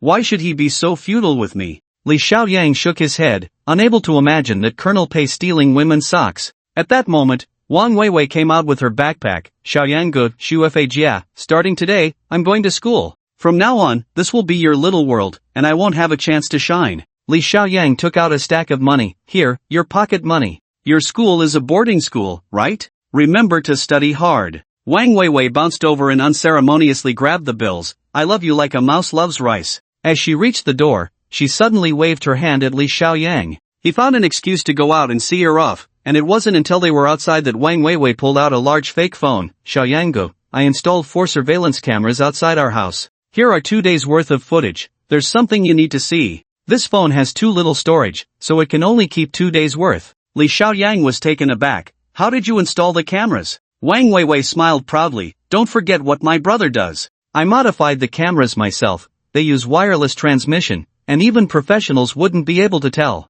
She pointed to the 4 hidden corners outside. They're all over there. Li Xiaoyang sighed in admiration. She truly was a little genius with an IQ over 10. After giving Wang Weiwei a few bills, he hugged his phone and entered the house. Seeing Pei Shuefei was taking a shower, he walked into the bedroom and began to examine the surveillance video closely. The video was too long. Li Xiaoyang watched for over an hour, even though he was fast-forwarding. But Wang Weiwei was right. There was indeed something strange in the video. Every day at 6 a.m., 12 p.m., and 8 p.m., a young person wearing a hood appeared near the front door. This mysterious hooded figure appeared at the same times each day, doing the same thing, circling the house once before disappearing. The surveillance video was quite rough. It was impossible to tell the figure's appearance, let alone whether they were male or female. However, their walking route was very precise, covering the entire area around the house, and their disappearance point was peculiar, right at a drain in the west side of the backyard. Li Xiaoyang checked the time. It was just past 10 a.m. According to this pattern, in less than 2 hours, the mysterious hooded figure would appear again.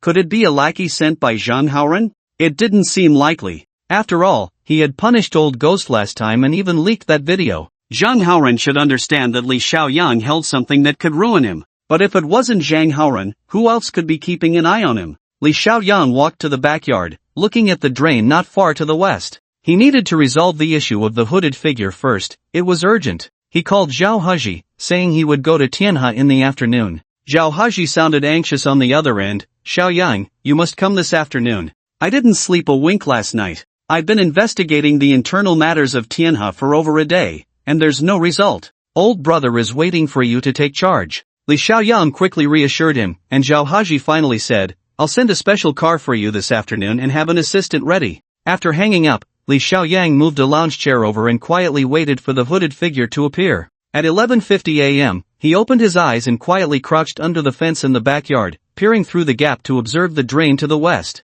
The drain was still the old square type. During the city sewage renovation a few years ago, this section had been neglected and had been abandoned for a long time. The drain was now overgrown with wild grass, flanked by houses on both sides, and behind it was a narrow alley, making it a very concealed spot. Patiently waiting, his phone vibrated slightly. It was exactly 12 p.m. Li Xiaoyang held his breath and looked down. Sure enough, there was movement near the drain, but the scene was too shocking. Li Xiaoyang's mouth dropped open in disbelief. The hooded figure actually emerged directly from the drain. Damn, a ninja turtle. Li Xiaoyang watched the figure, completely shrouded in shadows, and held his breath again, preparing for a surprise attack. But the figure approached silently and said softly through the fence, Come out, I see you. Li Xiaoyang awkwardly stood up. This dead angle was visible to them, and the voice was so strange, deep and sharp, indistinguishable as male or female. You must have seen the surveillance video. That was my deliberate hint for you, mister. Li Xiaoyang. I'm sorry I have to meet you this way.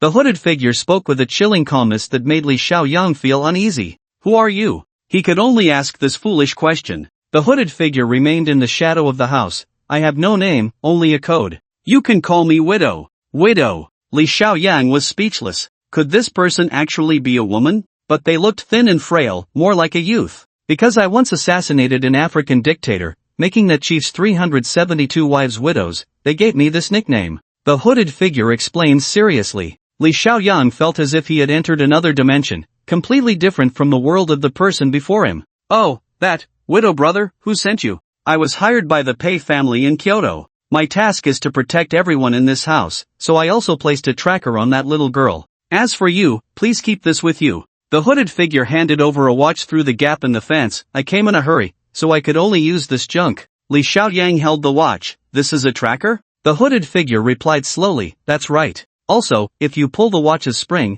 there's a high-strength alloy wire. If you learn to use it, you can kill or saw through 2 thick iron plates. Li Xiaoyang was once again speechless. This hooded person looked just like a killer from a movie, but could there really be such a master in reality? He found it hard to accept. After thinking for a moment, he smiled softly. Since we're on the same side, why not stay at my place? It would be more convenient for you to work. The hooded widow shook her head seriously. I don't like it. It's quite good over there. If you're interested, I can take you in for a visit. Li Xiaoyang looked at the sewer over there and shook his head repeatedly. Forget it, I don't want to crawl through a stinky ditch. He put on the watch and couldn't help but ask again, brother, can you take off your hat so I can see your face? But this time there was no response. Li Xiaoyang looked up and realized that the hooded figure had already disappeared, as if she had never been there. He gazed over the fence at the spot where the hooded person had stood and couldn't help but gasp. The damp ground was perfectly smooth, not even a footprint left behind. This was a true master. Seeing is believing.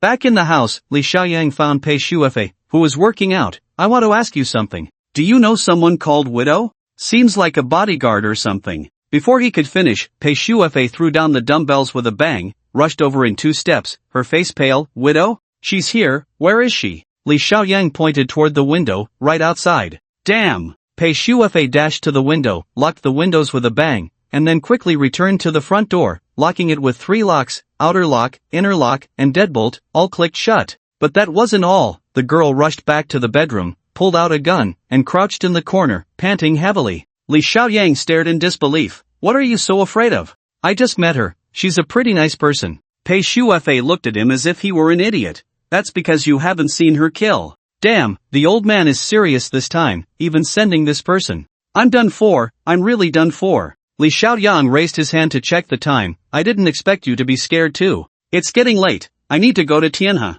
Our case has blown up now, but you should know the inside story by now. Pei Shuefei waved her hand. Don't talk. Right now, the case is a small matter. I need to calm down first. Get out, close the door. Li Xiaoyang shook his head and closed the bedroom door. Just a few steps away, he heard a creaking sound. Listening closely, he realized Pei Shuefei was pushing the wardrobe. This girl was even blocking the bedroom door. Is that widow really that scary? Li Xiaoyang thought to himself, I think she's quite nice, except for her strange habit of crawling through sewers. She's pretty easygoing. While he was still pondering, a car horn sounded outside. Li Xiaoyang lifted the curtain to look, and a luxury van had stopped in front of the door. It must be the person Zhao Haji sent to pick him up. After a great deal of effort, Li Xiaoyang finally unlocked the 3 locks and stepped outside to the car. The vehicle sent by Zhao Haji was actually a luxurious Mercedes-Benz van, a model that only 2 existed in the entire city. It was truly impressive. But what surprised Li Xiaoyang even more was that the person who got out of the car to meet him was not the familiar assistant Song, but a stunning beauty dressed in black stockings. The morning sun was quite dazzling, and the beauty in front of him was enveloped in sunlight, as if draped in a layer of holy soft light. This beauty had clear eyes, slender eyebrows, and her fair skin showed a faint pink hue, making her very beautiful. She cleverly used a pair of black-framed glasses as an accent, adding a touch of intellectual beauty. However, Li Xiaoyang couldn't help but glance at her chest at first sight, not because he was inherently lewd, but because this beauty was quite ample. The white shirt she wore was stretched to its limits, with a few buttons struggling to stay fastened amidst a mound of white flesh. She must have been wearing a bra. Li Xiaoyang chuckled inwardly, wondering how Brother Zhao could send a human cannonball to pick him up. Did he have a taste for this? At that moment, the beauty holding a folder smiled slightly. Hello, I am the special assistant assigned to you by General He. My name is Tian Xingli, and I look forward to your guidance in the future. Her tone was steady and warm, and this introduction was simple and clear, neither frivolous nor stiff, clearly indicating she was a well-trained professional secretary. Li Xiaoyang nodded slightly and followed her into the Mercedes RV. After the car started moving, Li Xiaoyang asked, why didn't Assistant Song come? I thought he was here to pick me up. The female assistant Tian Xingli smiled. I'm not sure about that either. It seems General He said he has been working too hard lately and gave Assistant Song a short break to rest for a few days. Li Xiaoyang was even more puzzled. At this moment, Tian was facing a huge crisis, and Zhao Haji was busy to the point of distraction. How could he let his personal assistant take a break at such a critical time? But as he thought deeper, he suddenly understood. Zhao Haji was clearly distinguishing between public and private matters. To investigate internal issues at Tianhe, he would start with those closest to him. Assistant Song had been with him for many years and had access to Tianhe's core business, so it was natural to check if there were any problems. He looked at Tian Xingli sitting beside him. Miss Tian, how long have you been working at Tianhe? Tian Xingli smiled sweetly. You can just call me Xiao Li. I have been training in the Talent Reserve Department at Tianhe,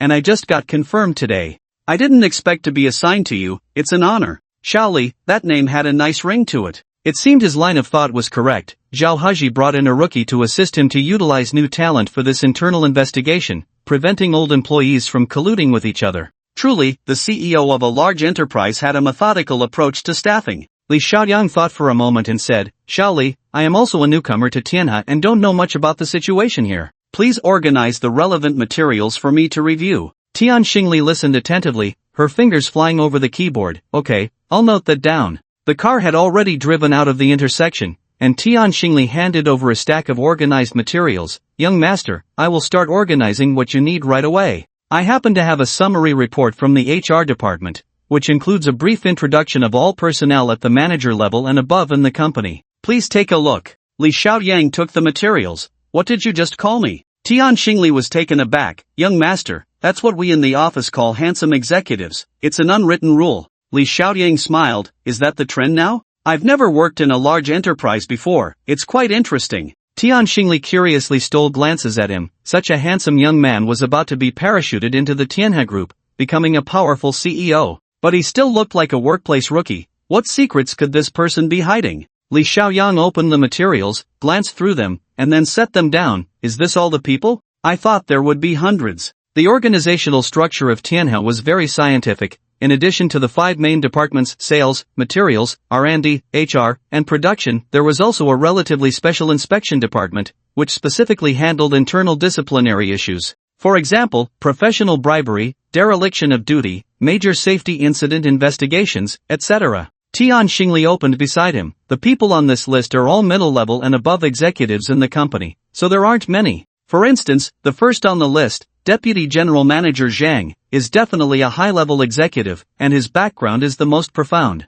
Before she could finish, Li Xiaoyang interjected, Zhang Juanhao, Deputy General Manager, Chief Technology Officer of the R&D Department, and also the head of the Materials Department. He has been with Tianhe for 7 years and was the top talent in the first batch of the Tianhe Talent Recruitment Program, graduating from Rockefeller University with dual PhDs in biochemical engineering. He also studied at Aichi Medical University in Japan. He spoke slowly, all the information flashing in his mind, then categorized and stored it. This was the enhanced memory after his attribute upgrade. Tian Xingli was stunned. Young Marshal, you remembered it all just by glancing? That's really impressive. At this moment, the car entered Tianhe Company, and Tian Xingli slowly got out, gently opening the car door for him. Young Marshal, President, he is in a meeting right now, let's go to the office and wait. Li Xiaoyang followed the beautiful secretary into the top-floor office and sat down on President He's exclusive sofa. Tian Xingli obediently brewed a cup of tea and brought over a soft pillow. Li Xiaoyang comfortably leaned against the pillow, sipping the fragrant tea while looking at the female secretary, feeling quite pleased.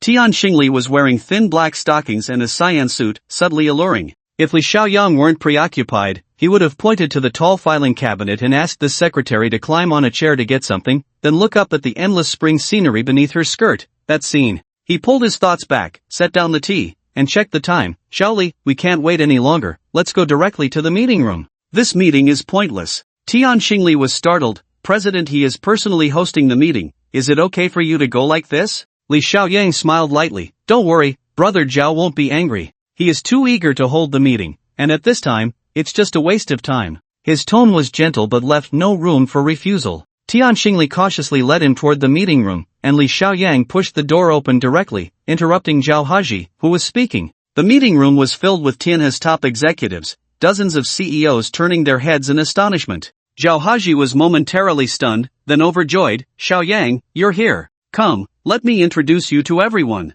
This is Mr. Li Xiaoyang, who was about to take over as the director of the supervision department. The meeting room fell silent for a moment, then scattered applause broke out. The senior executives of Tianhe all wore guarded expressions, showing no intention of even a casual greeting. Zhao Haji was furious. Everyone, stand up. The executives quickly stood up, and Zhao Haji pointed at Li Xiaoyang. Bow and greet. I'll repeat myself, this is Director Li. I have already signed the appointment letter. Mr. Li Xiaoyang holds the highest authority in the supervision department. Do you all understand? The crowd bent at the waist, this time in unison, calling out, hello, Director Li. Only one person remained proudly unmoved, his face dark. Li Xiaoyang slightly nodded, not because he was putting on airs, but because, as the future director of supervision, he didn't need to be polite. The colder, the better, he had to have that aura. His gaze fixed on the unruly middle-aged man, who had just displayed a defiant expression, deliberately holding his head high while others greeted.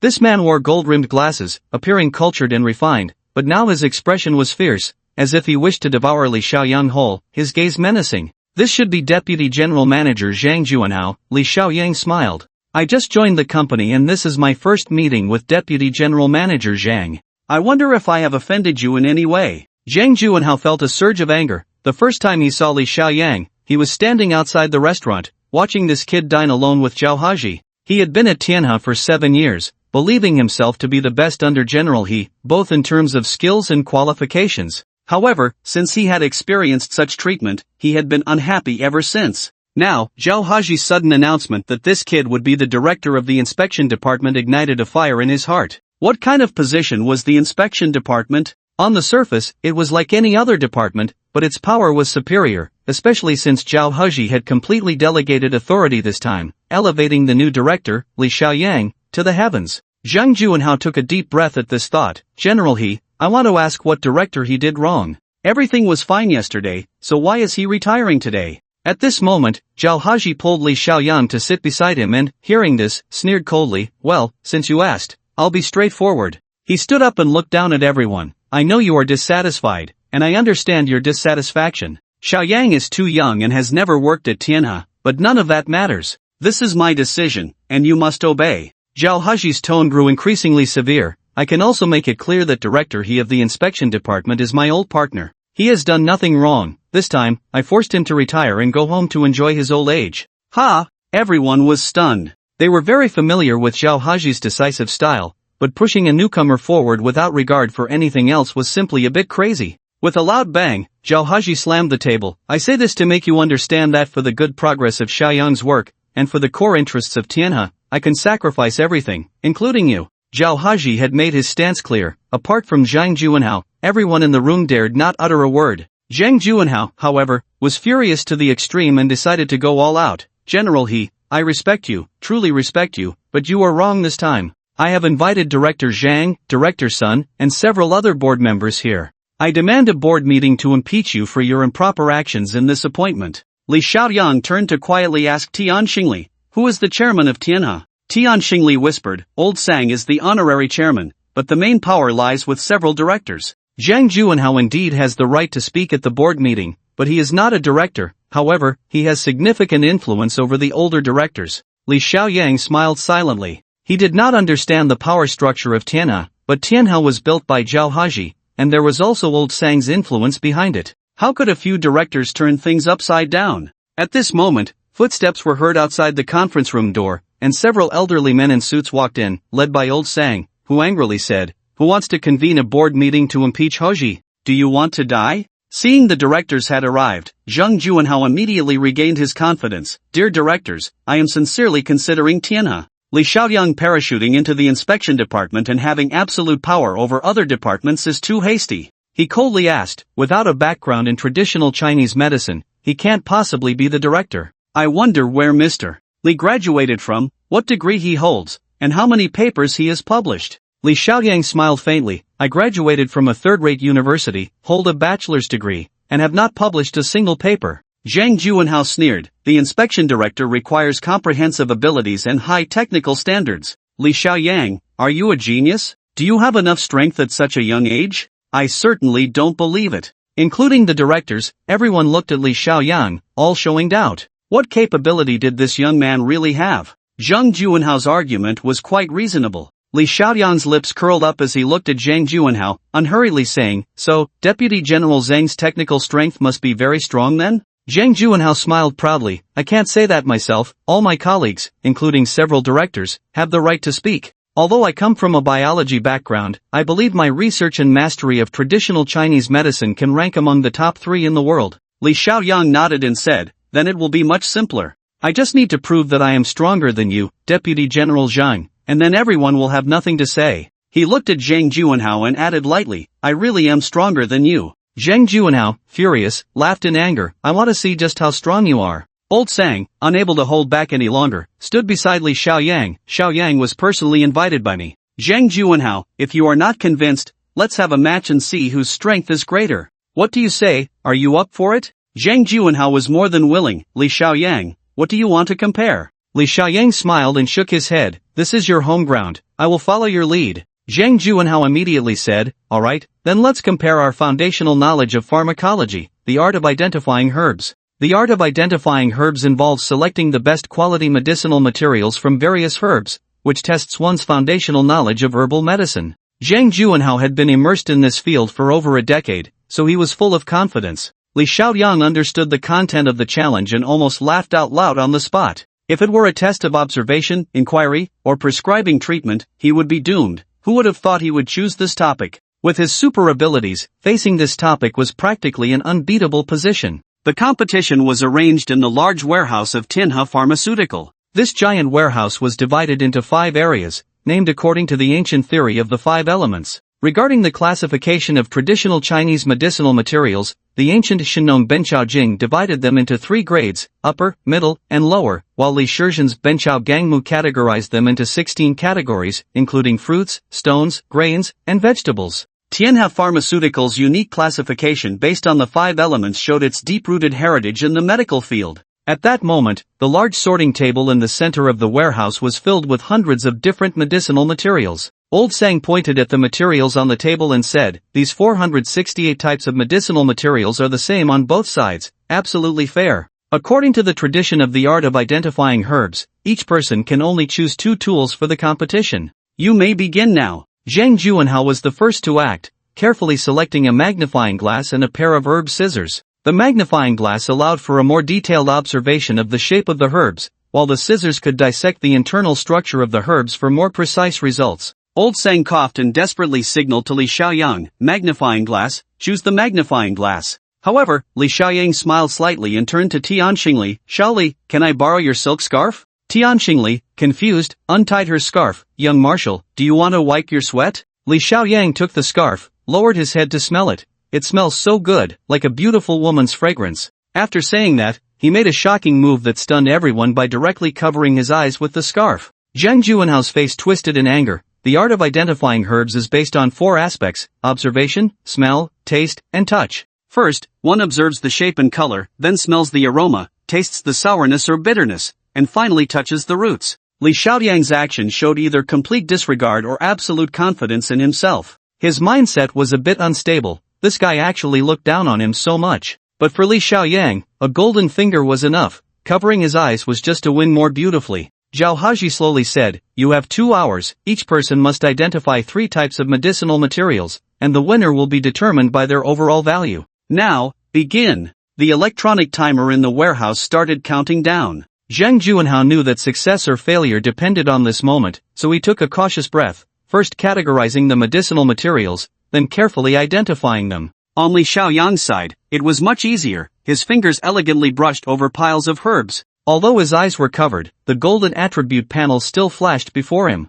Ordinary herbs, quality, value assessment level, upgrade success rate 40. Rubbish herbs, tossed aside, he picked up another. Common herb, quality, value assessment level, upgrade success rate 30. Level, still rubbish, try again. Li Xiaoyang tried one herb after another, and suddenly touched one. Perfect herb, quality, value assessment level, upgrade success rate 10. The rating was so low, this one must be quite good. Li Xiaoyang set this herb aside and continued to explore. Superb herb, quality, value assessment level. The rating was superb. Li Xiaoyang also set this one aside. With just these 2, he should have won, but he still touched another herb rated at level, before finally untying his scarf. "I'm done." "What?" Zhang Juanhao, who had struggled to identify a single Lingji mushroom, almost jumped up. Less than half an hour had passed. How could this be possible? He stole a glance at the herbs identified by Li Xiaoyang and immediately laughed. Just by looking at the color and shape, he could tell they were trash, especially that root with black mud, which looked rotten. He guessed Li Xiaoyang knew he couldn't compete and randomly picked 3 to try his luck. Li Xiaoyang chatted leisurely with Tianxingli, appearing completely unconcerned. Time quickly passed, and it was only in the last second that Zhang Juanhao selected his 3rd herb, already drenched in sweat and feeling a bit faint. The art of herb identification tested not only skill but also experience, but ultimately, it was still about luck. Elder Sang immediately led the Tianhua expert team to start identifying the herbs selected by Zhang Juanhao. With the help of advanced modern instruments and a computer database for comparison, results came quickly. Zhang Juanhao, being an expert in herb identification, selected a medium-grade Lingji, a medium-grade wild ginseng, and the last one was a top-grade He Shou Wu. The crowd gasped in admiration, while Elder Sang's expression darkened. To select medium-grade herbs from hundreds of varieties was already impressive, yet Zhang Juanhao had found a top-grade he shou wu. Li Xiaoyang was in a bit of danger now. Zhang Juanhao wiped his sweat and glanced proudly at the expert team.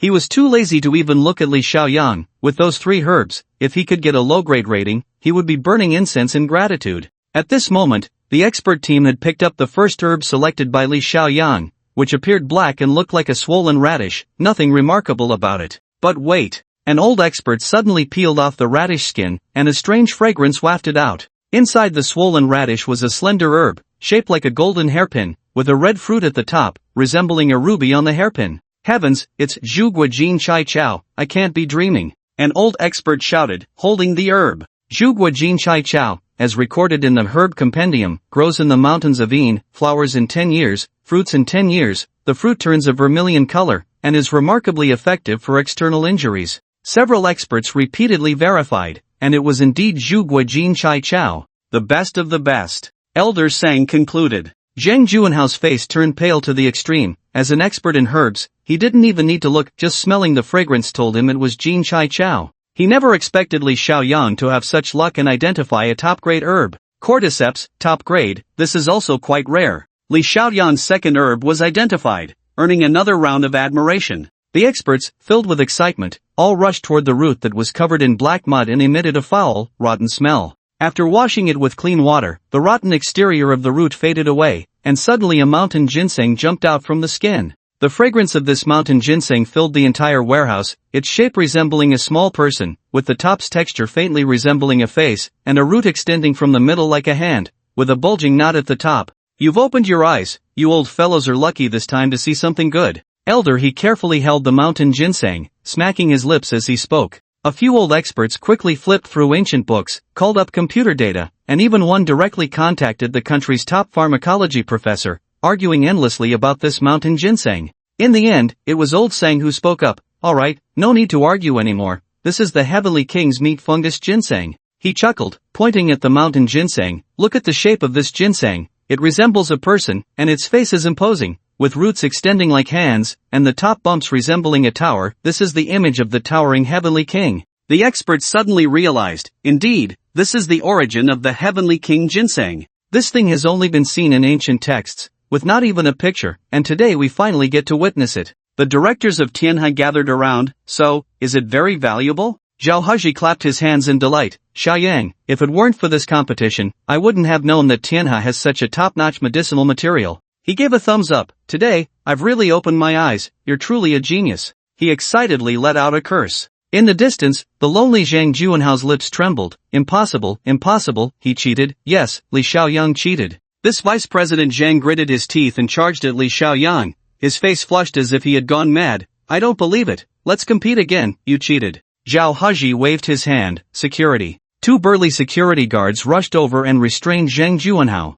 Zhao Haji calmly said, it's understandable that President Zhang is a bit out of sorts, take him away to rest. Zhang Juanhao was dragged away. Pitifully, not a single person looked at him from start to finish, as everyone was busy admiring the Heavenly King ginseng. Li Xiaoyang shook his head. It was an unfair victory. Zhang, you really chose the wrong opponent. I've told you long ago, I'm truly stronger than you. A thrilling competition made Li Xiaoyang an instant celebrity at Tianhe. Not long after the competition ended, internal emails and WeChat groups at Tianhe became lively. While Li Xiaoyang was resting with his eyes closed in the office, the beautiful secretary Tian Xingli excitedly walked over, took out her phone, and showed him, young Marshal, you're famous now, just crowned as our Tianhe's #1 male god. Li Xiaoyang saw a photo of himself in the group probably taken by Tian Xingli just now, with hundreds of replies below. The young marshal of the inspection department ascends, slapping a certain scumbag in the face, likes needed. He looks a bit like Wu Yanzu, look at his figure, so great. I want to have a baby with the young marshal, seeking a relationship.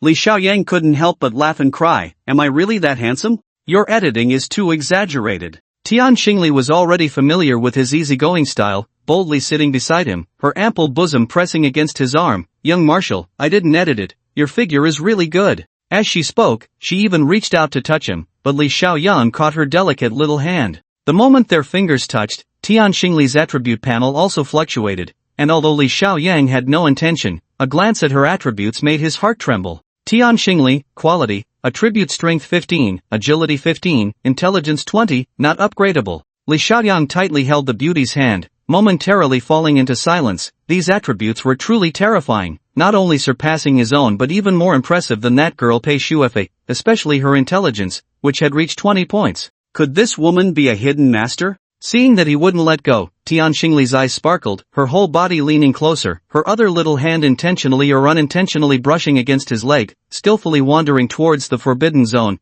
her slender fingers gently kneading and teasing at the root of his thigh, yet not crossing the line, employing the most exquisite flirting technique. Just as this intoxicating moment unfolded, a sound of footsteps approached. Ahem! Zhao Haji strode over, and upon seeing this scene, he smiled. Li Xiaoyang, maintaining his composure, released Tian Xingli, but the beautiful secretary shyly stood up. Young Marshal, I'll wait outside, just call me if you need anything. Zhao Haji watched her leave, then turned and smiled. Xiaoyang, you like this type, huh? Let me tell you, although a woman's big chest doesn't mean she's brainless, it does tend to sag. Li Xiaoyang chuckled, Brother Zhao, you're in the mood for jokes now. Zhao Haji comfortably lay back on the sofa. Now that you're here, I can relax. I have so much confidence in you, it feels like nothing can stump you. Li Xiaoyang fell silent for a moment. Do you have detailed information on Tian Xingli? I want to take a look. Zhao Haji was taken aback. I personally reviewed Tian Xingli's background. She's capable, beautiful, and most importantly, has no ties to any factions within the company.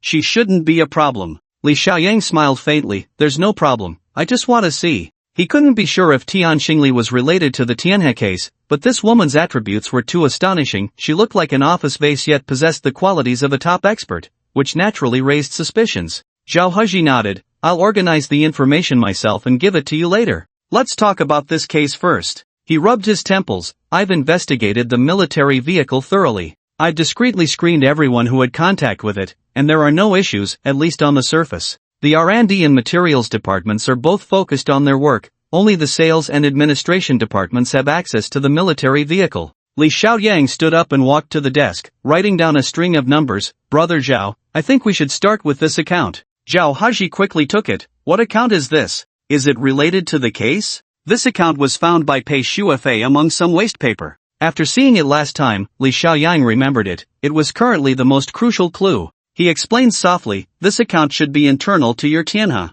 I received reliable information that someone used foreign connections to transfer money into this account, and it was a substantial amount in the tens of millions. Zhao Haji's whole body trembled as he reached for the phone. Get the finance department. Yes, this is Zhao Haji. Now, immediately, have Director Kai come to my office. He hung up the phone, his expression grave. If there's a problem with the finances, then Tianhe is in danger. Xiaoyang, I can only rely on you now. By the way, where did you get this account? Li Xiaoyang remained silent. Deep down, he hadn't completely ruled out Zhao Haji's suspicion, so he had to keep a trump card, and his trump card was Pei Shuefei, the police's information channel. Before long, Tianhe's financial director, Kai Jianghua, hurried over. He was a very composed man, known for his high efficiency, and had always been Zhao Haji's right-hand man. Director He, you called for me. What is it? Director Kai stood respectfully. Zhao Haji handed him the account. Old Kai, what account is this? Is it related to our Tianhe? Director Kai adjusted his glasses. He had all the important accounts of the company in his mind, so he recognized it immediately. Director He, this is an account of a small company under Tianhe. Oh, right. It's from that new investment in the biological health company 2 years ago. The product hasn't launched yet, and this account has been vacant. Zhao Haji frowned. Are you sure there's no problem with this account? Director Kai's eyelids twitched. Wait a moment, I'll check right now. He hurried off and soon returned with a notebook. After checking for a full half hour, he looked up, his face pale. Director E, this is impossible. Zhao Haji took a deep breath. Quickly tell me, no matter how big it is, you need to clarify it for me. Director Kai swallowed hard. This account has been vacant. I didn't personally check during the monthly routine inspections. This is my responsibility. His voice trembled slightly, clearly indicating the seriousness of the matter. Zhao Haji was furious. What I want to hear are the facts. Don't give me this useless talk. There will be a time for you to take responsibility. Yes. Director Kai wiped his sweat. This account is linked to our company's main account subdirectory. Because the company's cash flow is so large every month, the bank wouldn't notice a change of tens of millions. As for our finance department, unless we check one by one, we wouldn't be able to find out. Li Xiaoyang stood up and smiled. Director Kai, what you're saying is too professional. We don't understand. It's better if you simplify it. Ah, yes, yes. Sweat beads rolled down Director Kai's forehead. To put it simply, someone has taken advantage of the special nature of this account to deceive the bank and our finance department, using the large flow of the company's accounts to cover it up. This is money laundering, and it started back in April last year. So far, there have been over 30 transactions, totaling more than 60 million. Zhao Haji didn't understand the details, but he grasped the concept of money laundering. He slowly sat down on the sofa, his fists clenched tightly. Damn it, what kind of financial director are you? You didn't even notice such a crude money laundering scheme. I've supported you for 10 years, and this is what you repay me with. Director Kai was on the verge of tears. He truly had no words to say. This method of money laundering was the simplest shell company laundering technique, which had appeared decades ago, but he really had his own difficulties. This year, Tianhe had been reckless in developing military supplies, not counting costs, and he was deeply worried about it. To make the company's finances look better, he hadn't taken a day off in over a year. Li Xiaoyang walked over. Brother Zhao, please don't rush. I'll handle this matter. He nodded at Director Kai. You come here. Director Kai had been in charge of Tianhe's finances for 12 years, holding a respected position, but at this moment, he walked over with his head down like a well-behaved child. Director Li, you must help me. I'm not shirking responsibility, I just hope to assist you in resolving this. If Tianhe collapses because of this, I won't be able to rest in peace even in death. Li Xiaoyang patted his shoulder. Director Kai, this is not the time for you to show determination. I only ask you, at Tianhe, how many people can access and operate this account? Director Kai wiped away a tear. Besides me, only Accountant Huang has this authority. Only the two of us in the entire company can directly operate this account. Li Xiaoyang understood what he was most afraid of and turned to Zhao Haji with a smile. Brother Zhao, Director Kai, being in this position, definitely wouldn't do such a thing. Moreover, with his ability, even if he wanted to launder money, he wouldn't use such a clumsy method. I think it's definitely that Accountant Huang who has a problem. Zhao Haji nodded. Old Kai, stop looking so wronged. Xiaoyang is right. Go wash your face and come back. Look at you, are you still the General Kai of old? General Kai was the nickname given to Director Kai during the early days of their business. Hearing Haji say this, his heart relaxed. After casting a grateful glance at Li Xiaoyang, Director Kai hastily wiped his face, but his brows were still tightly furrowed. Accountant Huang was personally recruited by me. She's a pretty honest girl. I didn't expect her to do such a thing. I'll call her over right now. Wait, Li Xiaoyang pondered. We can't alert the enemy. Let's first meet this Accountant Huang in the finance office.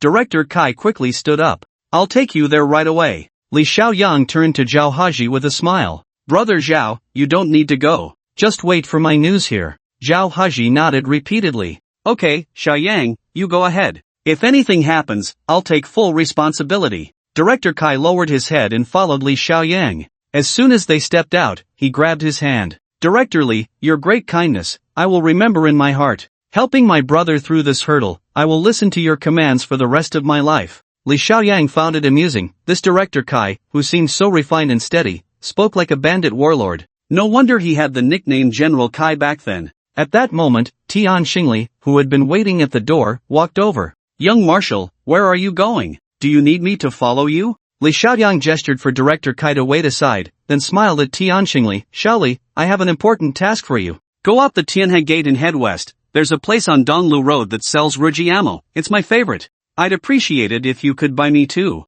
A strange glint flashed in Tian Xingli's eyes, but she quickly smiled sweetly. Sure, Xiaoshui, now you've got me craving it. I have to try it first to see if it's really that delicious. She walked away in her high heels, her bouncy little backside swaying slightly beneath her blue short skirt, her slim waist twisting enticingly. Director Kai, burdened with his own thoughts, couldn't help but steal a few glances. This is such a small matter, you could just ask anyone to go buy it. Xiao Tian is an excellent talent reserved by the company, and she's beautiful too. You should cherish her more. Li Xiaoyang shot him a glance. Oh, you know Tian Xingli? Isn't she a newcomer? Director Kai cursed himself for being talkative and quickly explained. During training, Tian Xingli interned in the finance department for 3 months and performed exceptionally well, so I have a bit of an impression. Li Xiaoyang remained non-committal. I was just asking casually. Don't think too much about it. We should focus on the important matters. Director Kai secretly wiped away a bead of sweat, wondering what was wrong with him. He had lost his keen eye. Tian Xingli, that ripe peach, was clearly already in Director Li's hands, and he mustn't entertain any other thoughts that might offend Director Li. Following behind Director Kai, Li Xiaoyang secretly scoffed. Any man would let down his guard in front of a beautiful woman. If it weren't for his astonishing abilities, he might have been enchanted by Tian Xingli as well. Sending her away was merely a subconscious reaction. It was better to keep some distance until he clarified this woman's background. The two entered the office one after the other, and the finance department was very quiet. Aside from the sound of typing, there wasn't even a cough. As soon as Director Kai entered, he gently knocked on the door. "Colleagues, the new Director Li has come to see you." Most of the finance department staff were girls, and a few were still discussing their male idols in the group chat. Upon hearing that the real person had arrived, they immediately stood up. A dozen girls scrutinized the company's newly promoted male idol, their youthful boldness radiating waves of energy that nearly cooked Li Xiaoyang. He could only smile in response, but his gaze was fixed on the cubicle in the center, where a girl was still working diligently, as if she hadn't seen anything. "That's Accountant Huang, full name Huang Xiaoling. She's been our finance department's outstanding model for 3 consecutive years," Director Kai said in a low voice, filled with complex emotions. "It's precisely because she's honest and steady in her work that I entrusted her with important accounts." Who would have thought? He shook his head repeatedly. Li Xiaoyang understood. This Huang Xiaoling was around 26 or 27, slightly plump, and not particularly striking in appearance. Aside from her diligence, she had no other advantages and was an ordinary girl who would be hard to find in a crowd. Meanwhile, the other girls in the office were still eyeing him, and a bold little beauty born in the 95 spoke up. "Xiaoshuai, why don't you say a few words? We all want to hear your voice. Is it as sexy as your figure?" Li Xiaoyang smiled with his lips pressed together. "I have a way of speaking, so don't get too close, ladies. Since this is our first meeting and I didn't bring any gifts, how about this? I see the time is about right, so you can all leave work now. No need to clock out, consider it full attendance." It was around 4 or 5 o'clock, and for the finance staff at Tianhe, it was normal to work at least until 7 or 8 in the evening, so this gift from Xiaoshuai was a tremendous benefit for them. The little beauty was the first to cheer. "Xiaoshuai is mighty. We can finally go home and take a shower." The girls chattered and laughed, quickly tidying up before rushing out with a gust of wind at their feet. Huang Xiaoling's fingers continued to tap on the keyboard until the office was empty. Only then did she rub her eyes, stand up, and whisper to Director Kai, "Director Kai, I still have 2 accounts to finish. I'll leave after I'm done." Director Kai's expression was even more complicated. Li Xiaoyang understood his predicament and gently walked over, looking at this calm girl, and said directly, "Accountant Huang, there's a problem with one of the accounts you handled, a serious problem. The company has found out that someone used that account for money laundering, and we suspect it was you." Huang Xiaoling's fingers suddenly trembled, and her whole body shivered, causing the keyboard to clatter to the ground. She silently bent down to pick it up but did not stand up, only saying softly, "I don't know anything. Everything I handled can be checked by Director Kai." "Xiaoling." Director Kai's face was filled with sorrow. "The account of Tianhe Biotechnology has only been operated by you and me. You can't hide this." With a whoosh, Huang Xiaoling suddenly stood up, startling Director Kai. This stubborn girl bit her lip and said hoarsely, "Director Kai, although I have access to that account, I have never operated it. Instead, you seem to have directly operated the account 3 times in June and September last year, and again in July this year. Now that Director Li is here, I have to tell the truth, as these records can be checked directly." You. Director Kai nearly fainted, trembling as he grabbed his notebook, gritting his teeth while typing on the keyboard. Before long, he pulled up the operation records, and upon seeing them, he immediately sat down on the ground. Li Xiaoyang understood instantly, without needing to look. The operation records would definitely show Director Kai's name. But the more obvious it was, the more suspicious it became. He reached out to help Director Kai up. "Is it possible that she changed the operation records to your name?" Director Kai aged a few years in an instant. "Yes, it's absolutely possible. Our Tianhe uses professional financial software, and because it's so professional, as long as you have the administrator key, you can change anything." So, Accountant Huang also had the chance to get the key? Li Xiaoyang glanced at the silent Huang Xiaoling. "There was also an opportunity to frame you, right?" Director Kai calmed down, forcing a bitter smile. "All of this is possible. In the finance department, I trusted her the most, and I must have let her use the key before, but now the operation records only show my name, and I can't explain it." He grabbed his head, and when he looked at Huang Xiaoling again, he was filled with rage. "Huang Xiaoling, I treated you so well, even thinking of promoting you, but I didn't expect you to bite me like a dog at this moment." Huang Xiaoling bravely raised her head, her face extremely pale. "Director Kai, I'm just a small accountant, and you are the big boss. You could crush me with a flick of your hand. If you insist on saying it was me, then I have nothing to say." Her voice suddenly became sharp, unusually loud. I know my family situation is bad, with only a grandmother who is seriously ill. In your eyes, people like me must be thinking of making money. As she spoke, tears began to well up in her eyes. But please ask yourself, have I ever done anything unethical in these years at Tianhe? Not to mention anything else, I manage the meal card recharges for all employees in the company. If I wanted to, just the annual balance of the meal cards would amount to tens of thousands. But have I ever stolen a single cent? Every time I tally, I account for every penny. Outside the finance department, there was a commotion, and several colleagues who hadn't left yet heard Huang Xiaoling's exaggerated voice and couldn't help but rush in. The leading post 95 beauty spoke most fiercely. Young master, we can testify for Sister Xiaoling. She is usually very frugal, always eating in the cafeteria, never buying a nice piece of clothing. We don't believe she would do something like this. Not only colleagues from the finance department, but also those from the nearby administration department, and even some middle-level cadres, gathered at the door. Director Kai was so anxious that he couldn't speak. Li Xiaoyang smiled at the little beauty who was standing up for Huang Xiaoling. Don't get excited. Do you know what happened to Huang Xiaoling? Do you know what problems I've uncovered? The little beauty's face turned red, and she lowered her head, saying, I don't know, but Sister Xiaoling is the most hardworking and honest among us. Li Xiaoyang looked at the increasing number of people at the door, frowned, and said to Huang Xiaoling word by word, I now guarantee in front of all my colleagues that if you are innocent, I will definitely give you an explanation. But if you have really broken the law, the national law and family rules will take care of it. As he spoke, he turned to face all the onlookers. Since I, Li Xiaoyang, have taken on the role of Inspector General, I must take on this responsibility. Right and wrong must be determined by evidence. So please be patient, especially you. He pointed at the outspoken little beauty. Stand aside obediently. If you dare to interfere again, don't blame me for being rude. The crowd at the door immediately quieted down, but the little beauty who was called out didn't feel embarrassed at all. Instead, she showed a starry-eyed expression. So handsome, a domineering director. She was completely lost in a romantic fantasy. In the quiet finance department office, only the hissing sound of the central air conditioning could be heard. Huang Xiaoling had completely calmed down now and took a furtive glance at her colleagues gathered at the door before she lowered her head and began to sob. Among a woman's secret weapons, tears can definitely rank in the top 3. Director Kai was wronged but had no way to express it, sweating profusely from anxiety. Li Xiaoyang stood silently, not saying a word, allowing Huang Xiaoling to weep. 1 minute passed, then 3 minutes. The people at the door began to feel uneasy. Huang Xiaoling cried until her tears were almost dry, but the pressure from Li Xiaoyang only grew stronger.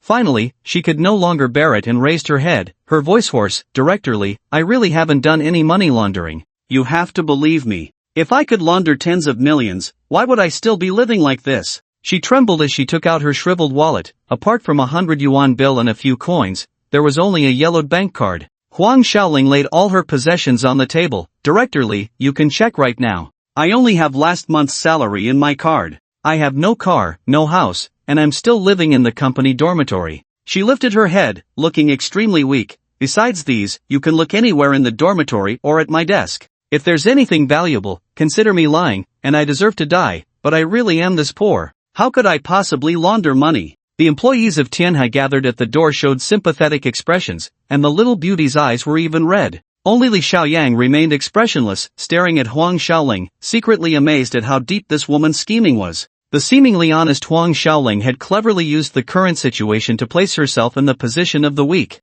Moreover, she had become a weak person that evoked sympathy at first hearing. In this world, sympathizing with the weak is an instinct, especially when compared to a corporate executive like Director Kai. Huang Xiaoling instantly became the one being bullied. If Li Xiaoyang was the judge, then Huang Xiaoling and Director Kai were the suspects, while the employees of Tianhe standing by were the numerous jurors. And now, the jury was clearly moved by Huang Xiaoling's words. Several young employees looked at Li Xiaoyang with changed expressions. But from the very beginning, Li Xiaoyang felt that this woman had issues, especially her reaction when she heard the term money laundering. That extreme panic in her eyes was something he couldn't misinterpret. Li Xiaoyang silently walked to Huang Xiaoling's desk, gently pulled open the drawer, and began to check one item after another. The crowd whispered among themselves, and a young man overflowing with sympathy was about to speak up. Damn it, this is too much. Li Xiaoyang suddenly turned his head, his cold gaze fixed on him. Under an invisible pressure, the young man wilted, lowering his head and daring not to utter another word.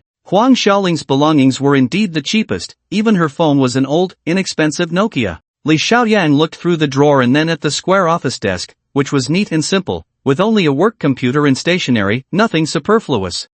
What was that? He keenly noticed a few small cards pressed down on the desk, particularly conspicuous on the tidy surface. He pushed aside a ledger and immediately saw 3 small stamps trapped under the glass on the desk. Huang Xiaoling trembled slightly and instinctively stepped forward to block him. Directorly, those are just my little hobby, a few worthless stamps. Do you really want to look at this? Li Xiaoyang smiled. No matter how deep her schemes were, she was still a bit naive. The more she said that, the more suspicious it became. Without hesitation, he lifted the glass and carefully picked out the 3 stamps. Huang Xiaoling's breath quickened, but she could only watch helplessly. She dared not stop him, nor could she. Li Xiaoyang's finger gently tapped on the stamp, and a golden panel appeared. Premium stamps, quality, value assessment level, upgrade success rate 3. According to Li Xiaoyang's experience, their value was at least over $1 million. He shook his head inside while holding the stamps. Huang Xiaoling, I admire your cunning, but no matter how intricate your plans are, there's always a flaw. You keep saying you're poor, so where did these priceless stamps come from?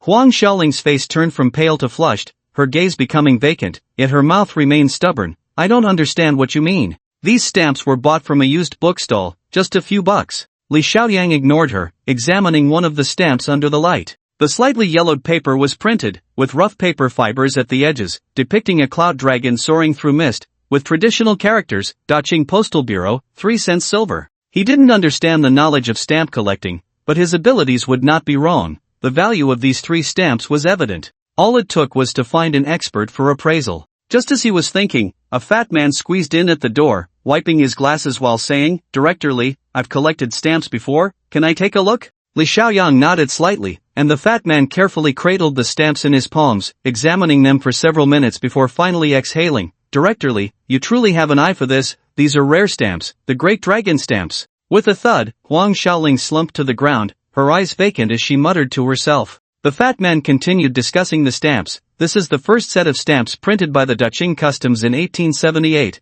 and also the first set of our Huagua, featuring 3 designs, Cloud Dragon, Pagoda, and Everlasting Symbol. Accountant Huang's stamp is the Everlasting Symbol, TSK. It's preserved so well, and it's a complete set of 3, a premium. Li Xiaoyang interrupted him, can you give an estimate? The fat man, seizing the rare opportunity to showcase his knowledge, assessed it professionally. According to the current market price, this complete set of 3, in perfect condition, is worth at least a few million. If it encounters a truly passionate wealthy collector, the price could be even higher. The crowd gasped in astonishment. The situation had taken a sudden turn. That seemingly pitiful Huang Xiaoling was hiding stamps worth millions. What more was there to say? Still, the young marshal has keen insight. We were all deceived. The young beauty gritted her teeth. Yeah, just now I was secretly cursing the young marshal. Oh no, I have to apologize to him later. Come on, stop pretending. Are you trying to seduce our young marshal? These discussions gradually took a turn, but more people were glaring at Huang Xiaoling,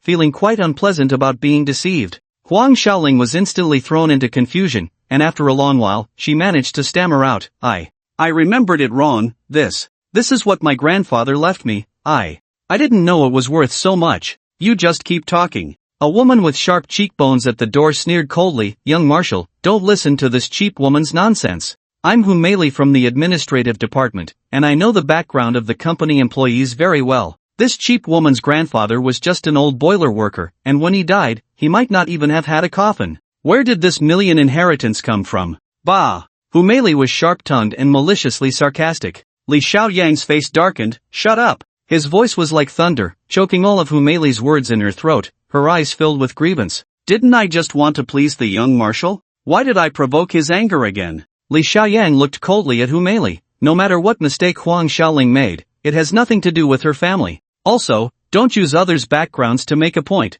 None of you have the right to insult her grandfather. He was truly angry, pointing a finger. Everyone get out. That little beauty, go close the door and keep an eye on it. No one is allowed to come in. The little beauty who was called out had her eyes turned into crescent moons, feeling honored that the young marshal valued her so much, entrusting her with this important task. It must be that my luck is great this month. The long dormant peach blossom luck has bloomed. How happy. The crowd was locked outside, and Li Xiaoyang signaled Director Kai to step aside. Director Kai, seeing the chance for vindication, walked over with a beaming smile, cheerfully calling to the little beauty at the door, Susu, come, let's brew a cup of tea for the young marshal, he must be tired. At this moment, Li Xiaoyang had no mind for tea, only looking at Huang Xiaoling. In her eyes, besides fear, there was a hint of complex gratitude. She truly shed tears this time. No matter what, Director Lee, thank you. Thank you for what you just said. To be honest, it was indeed me who laundered the money. I operated a total of 31 times, each time around 2 million. Li Xiaoyang nodded lightly. Actually, you should have said this earlier. Even if you could forge Director Kai's signature, once it reaches the police, as long as they check the exact time of the operations and compare it with Director Kai's schedule at that time, everything will be clear. Why go through all this? Huang Xiaoling murmured, now that it's come to this, I can only tell you it was me. I received a total of 4.8 million in kickbacks. Li Xiaoyang pulled over a chair and sat down. Huang Xiaoling, this matter cannot be done by you alone. Who is your accomplice? If I guess correctly, he should also be someone from Tianhe. Huang Xiaoling drooped her head, her voice as small as a mosquito's. No, it was me alone, no one helped me. Li Xiaoyang snorted, then let me ask you, who was laundering the money? How did they contact you? Where did the tens of millions of dirty money come from? The continuous and urgent questioning left Huang Xiaoling speechless, unable to say a word. Li Xiaoyang silently observed the changes in her expression. According to the interrogation techniques that Pei Shuefei often mentioned, criminals are at their most psychologically vulnerable within the first half hour of being discovered. At this time, one must press hard and not relax. Once the criminal is given a chance to breathe, it becomes very difficult to get them to confess later. Huang Xiaoling was on the verge of collapse, her lips trembling violently. Li Xiaoyang spoke slowly, your current situation is already a serious crime, but there is still a chance.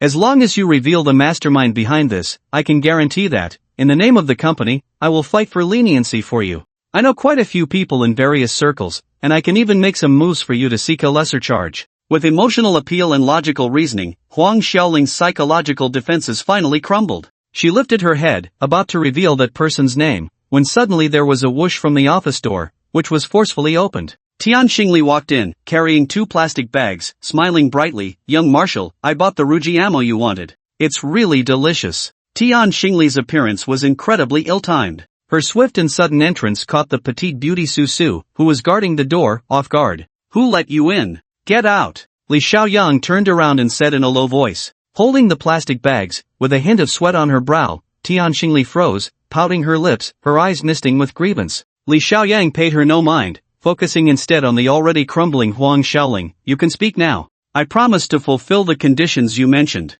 Huang Xiaoling glanced up, her gaze flickering, then lowered her head again. What are you talking about? I don't have any accomplices. Li Xiaoyang sighed inwardly. In just that moment, this woman had changed her mind again. At that moment, however, Tian Xingli stubbornly walked over, wiping her eyes. Young Marshal, even if you scold me to death, I still have to eat this meal. You've been hungry all day. Without waiting for Li Xiaoyang to respond, she took out the Ruji ammo and unreservedly held it up to the man's mouth. It's fine if I feed you a bite. Li Xiaoyang silently watched her. Her timing was indeed too perfect. But he had no reason to doubt her. After all, she had no connection to the finance department. And now, with her tearful appearance, looking so aggrieved yet caring for him, fully considering his needs, she had perfectly fulfilled her role as an assistant, leaving him speechless. Li Xiaoyang sighed, took the Ruji ammo, and quickly swallowed it. Alright, you can go out now. I'm done eating. Only then did Tian Xingli smile, but upon seeing the gloomy Huang Xiaoling beside her, she coldly snorted. I heard from my colleagues outside. I really didn't expect her to do such a thing.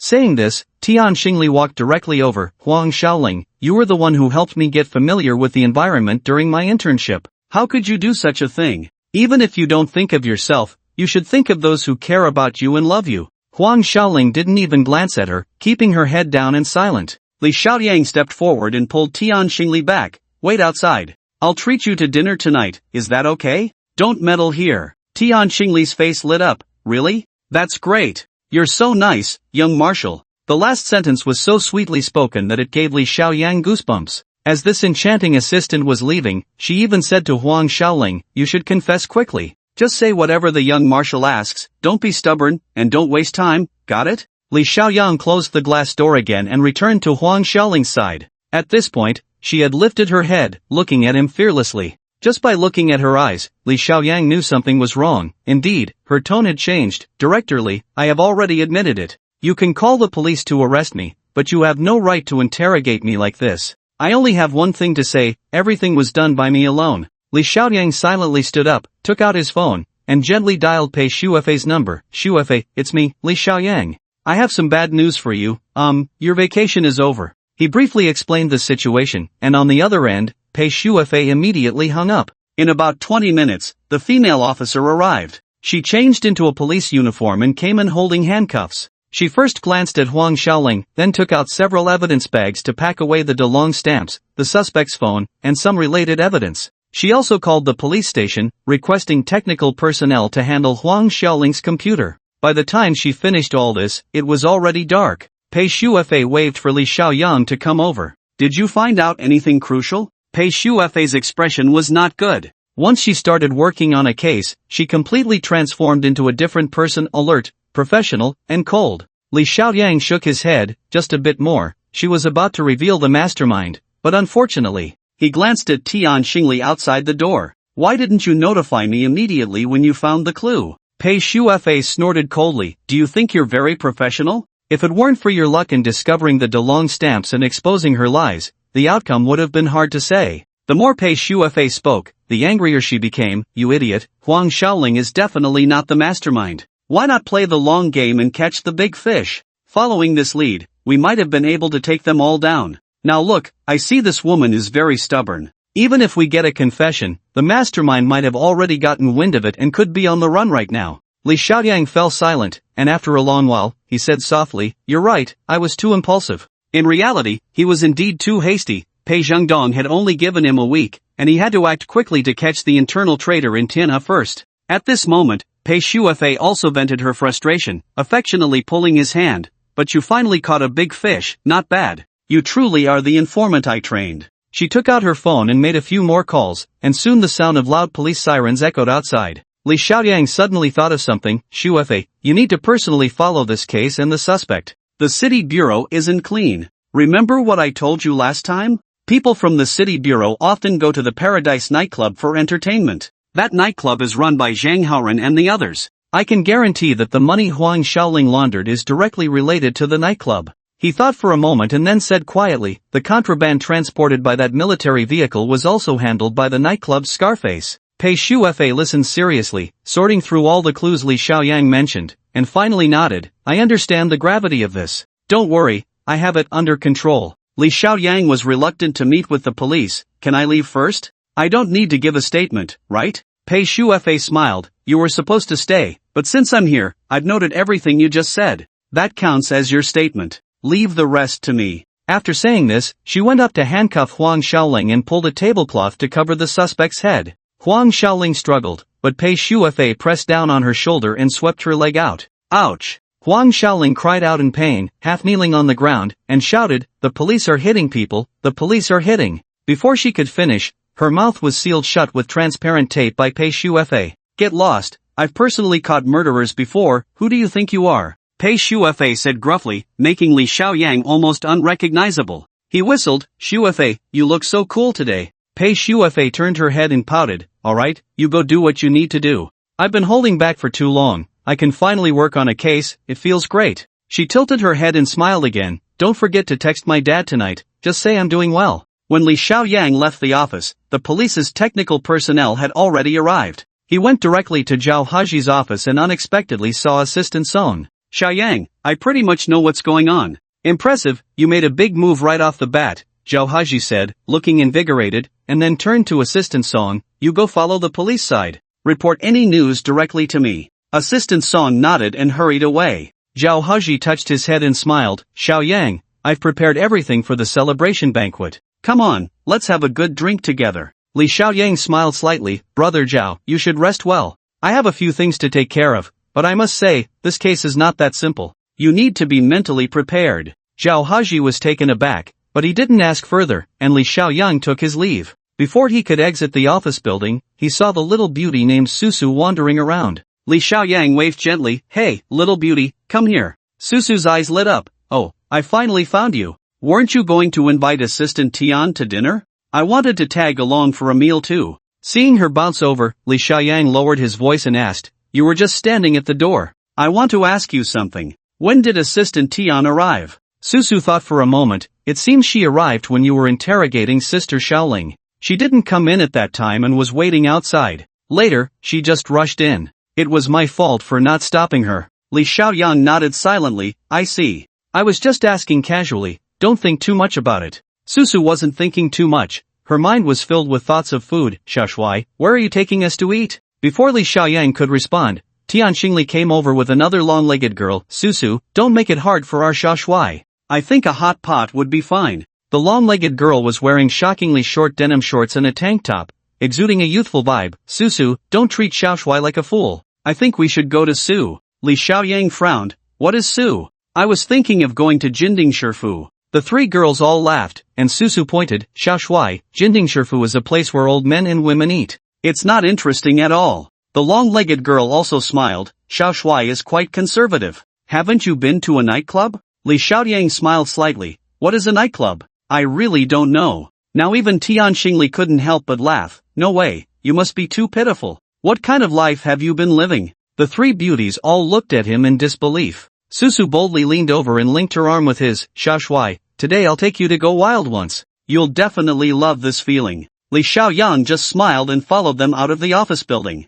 He had a lot on his plate, but he had to go this time, not for the nightlife, but for Tian Xingli. If it weren't for her sudden appearance today, Huang Xiaoling would have already confessed, and with this woman's astonishing attributes, Li Xiaoyang had developed absolute suspicion towards her. They all walked towards the garage, with the long-legged beauty leading the way, her tight denim shorts accentuating her stunning legs, not a hint of excess flesh. By the way, Xiaoshui, the sister in front is Jiang Xiaohan, a talented planner in our company. Susu clung to Li Xiaoyang like a pet. Don't be fooled by her serious demeanor. I get scared when she goes wild. Jiang Xiaohan pulled out a lighter from her bag, lit a cigarette with a snap, and gently blew out a few smoke rings. If you're not crazy when young, what's the point? Susu, you're in charge of driving, your car is the best, and we can't compare. Susu pouted and walked into the garage. Before long, she drove out a convertible BMW. The convertible sped through the bustling streets, marking the start of a night full of life, with lights and crowds everywhere. Li Xiaoyang sat in the back seat, with Tian Xingli beside him, Susu driving, and Jiang Xiaohan in the front.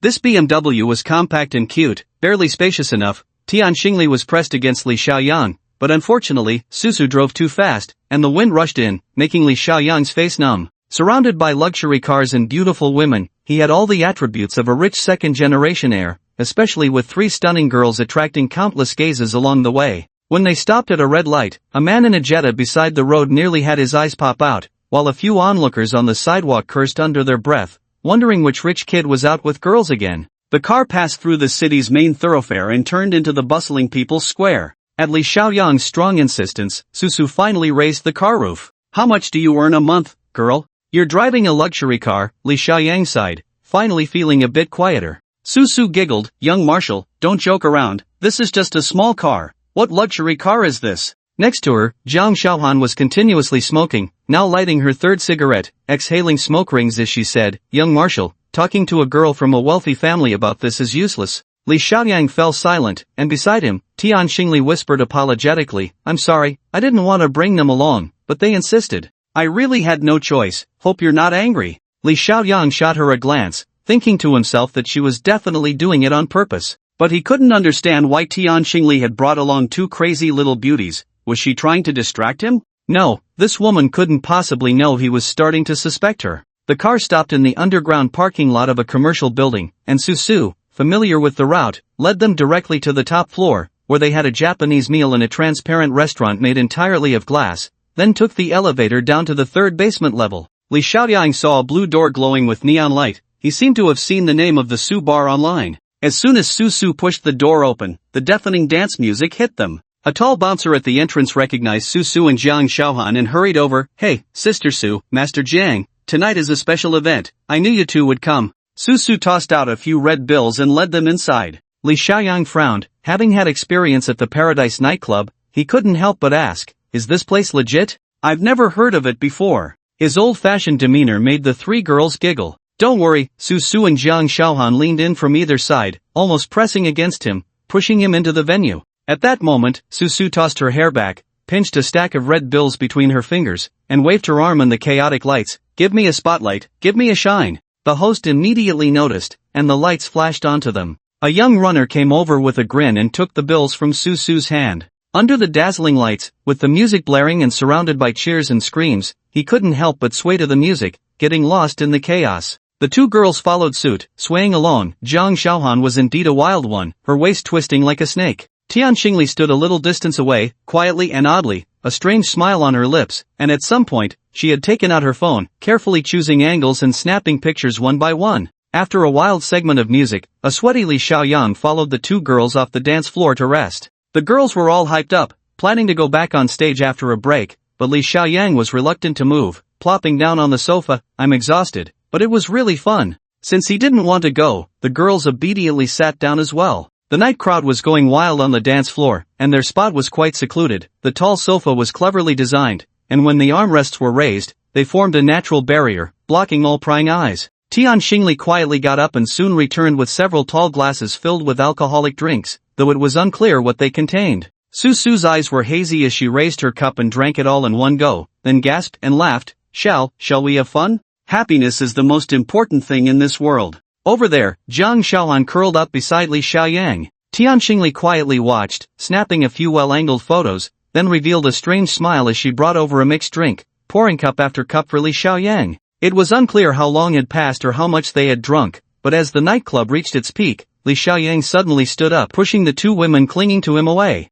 He raised his hand to check the time. "All right, it's already 3:30. We've had enough fun, we have to work tomorrow, so we should go." Susu, still half asleep, said, "Shall we work tomorrow? Can I take a day off?" Jiang Xiaohan mumbled a few words, pretending to sleep on the sofa. Only Tian Xingli remained awake, pouring a glass of ice water over the two women. "Let's go, the young master has spoken, you two have had enough." Dragging the two women out of the nightclub, Tian Xingli took out Susu's car keys and handed them to Li Xiaoyang. Li Xiaoyang shook his head. "I've had quite a bit to drink too, you should drive." The car started, and the two little beauties in the back began to snore. Li Xiaoyang leaned over and asked for a long time before finally learning where they lived. Tian Xingli drove, first dropping Jiang Xiaohan off at her dormitory, then hurrying to take Susu to a well-known upscale apartment in the city. By this time, it was almost 5 a.m., and the sky was brightening. Li Xiaoyang and Tian Xingli stepped out of the upscale apartment, the summer morning breeze carrying warmth, and they exchanged smiles.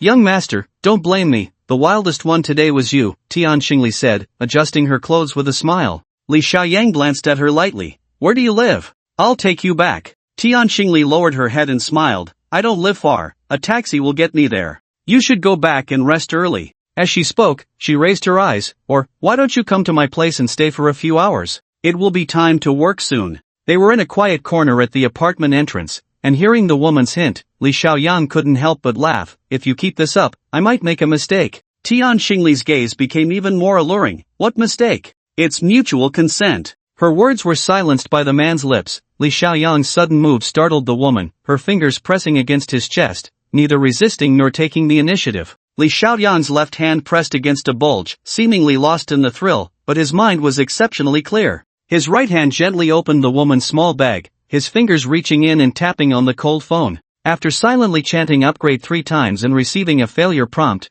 Tian Xingli's phone turned to dust. Li Xiaoyang immediately released his hand. "There's something you should note down." Tian Xingli was stunned. The man's change of demeanor was too fast, but she quickly reacted, licking her lips. "What is it?" Li Xiaoyang smiled slightly. "After work, submit a request to transfer Susu and Jiang Xiaohan to the inspection department. You can consider what positions to arrange." Tian Xingli showed a look of realization. The office in the inspection department has already been arranged by Director He. The personnel are still the old team. You can reassign them. I see no problem. Then it's settled. You can go to work later this afternoon. I might need to rest for a day. Just arrange this matter first. Li Xiaoyang waved goodbye, hailed a taxi on the main road, and quickly left. Tian Xingli stood in place for a while, watching Li Xiaoyang's car disappear at the intersection before taking a taxi to the new district on East 8th Street. She entered a commercial apartment, went to the 17th floor, habitually looked around, gently opened the thick security door, then entered a string of passwords, pushing open the second invisible door before finally stepping into her own room. The spacious room contained nothing but a tatami mat on the floor, a desk with a computer, and a large suitcase in the corner. After tossing aside her small bag, Tian Xingli kicked off her high heels, pulled down her short skirt and outerwear, leaving only her lingerie as she walked around the room in a relaxed manner. She approached the large suitcase, lifted her bare foot to kick open the mechanism, and the suitcase unfolded, revealing layers of cosmetics and sets of clean professional outfits inside. Tian Xingli first took out a professional outfit, then pushed aside the cosmetics to reveal hidden equipment in the compartment. A row of daggers glinted coldly, and her slender fingers gently brushed over them. After exhaling, she pressed a box beneath the daggers. The iron box popped open, revealing a Walther semi-automatic pistol, along with 2 fully loaded magazines beside it. Only when Tian Xingli saw her beloved gun did she completely relax. She closed the suitcase, took a shower, and changed into her professional outfit. Then she walked to the wall of the living room, pulled aside a huge decorative painting used for camouflage, revealing a hidden information board. The board was covered with dozens of photographs, each accompanied by intelligence points she had personally gathered. The first photo was of Zhao Heji, with simple information about him written below: identity, background, characteristics, hobbies, and finally, a weakness analysis. There were also photos of Old Sang, Assistant Song, Zhang Juanhao, even Su Su and Zhang Xiaohan. Tian Xingli's gaze fell on the one in the middle, which was surprisingly Huang Xiaoling. She took out a pen and lightly drew an X over Huang Xiaoling's photo, then bit her lip in contemplation. After a long while, she looked to the right side of the information board. Zhang Haoren, Scarface, Li Zhibiao. A ruthless coldness flashed in Tian Xingli's eyes as she took out a red pen, first marking an X next to Zhang Juanhao's name, then swiftly crossing out Scarface and Li Zhibiao's names. After completing all this, she pushed the information board and added a photo on top. This time it was actually Sita Haomin. Under Sita Haomin's photo, Tian Xingli began to write. Identity, background, possible heir of the Situ family's next generation. Personality traits, ambitious, arrogant, and ignorant. Hobbies, flirting, jewelry, Texas Hold'em. Weakness analysis, lecherous, gambling, fragile self-esteem. Current status, already under control. Tian Xingli drew a line through Sito Haomin's name, nodding in satisfaction. She drank a glass of ice water to maintain absolute calm, then took out the last photo, featuring a handsome man with a hint of a mischievous smile, Li Xiaoyang. Tian Xingli stared at the photo for a long time before gently placing it in the center of the information board. This time, she pondered for a long while before taking out a black pen, analyzing carefully and seriously. Identity, background, commoner, expert, personality traits, calm, intelligent, strong-willed. Tian Xingli hesitated for a moment, then added another line: good luck, mysterious power? She shook her head in dissatisfaction and continued writing. Hobbies, unknown.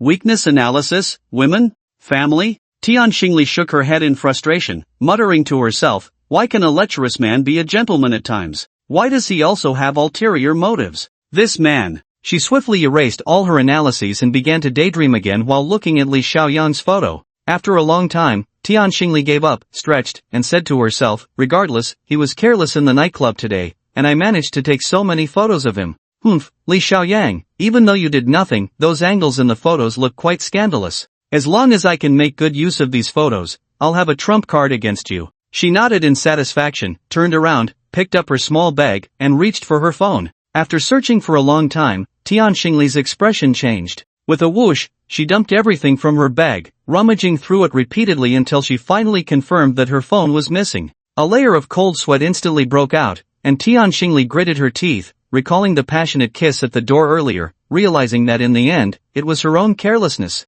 She wiped the sweat from her brow. Stealing my phone, huh, you still miscalculated. That phone is custom-made, with no password or fingerprint, you can't get in. She paced back and forth. What good is it to have the phone? It has a self-destruct feature. Right, let me check the location first. Her mind was in chaos, almost forgetting the standard operating procedures for agents. At that moment, she rushed to the computer, quickly typed in the password, and opened a tracker. 10 minutes later, Tian Xingli sat helplessly on the floor. It disappeared. Impossible, how could that phone vanish in an instant? It's a cutting-edge custom product worth millions of dollars. Didn't they say it would be fine even if thrown into a volcano? How could Li Xiaoyang just destroy it so easily? At that moment, Li Xiaoyang had just returned home, the faint scent of shower gel still lingering in the air. He quickly took out his phone and sent a text to Pei Zhengdong, assuring him that his daughter was safe, then lay down on the sofa for a short nap. Wang Weiwei had gone to school to live on campus,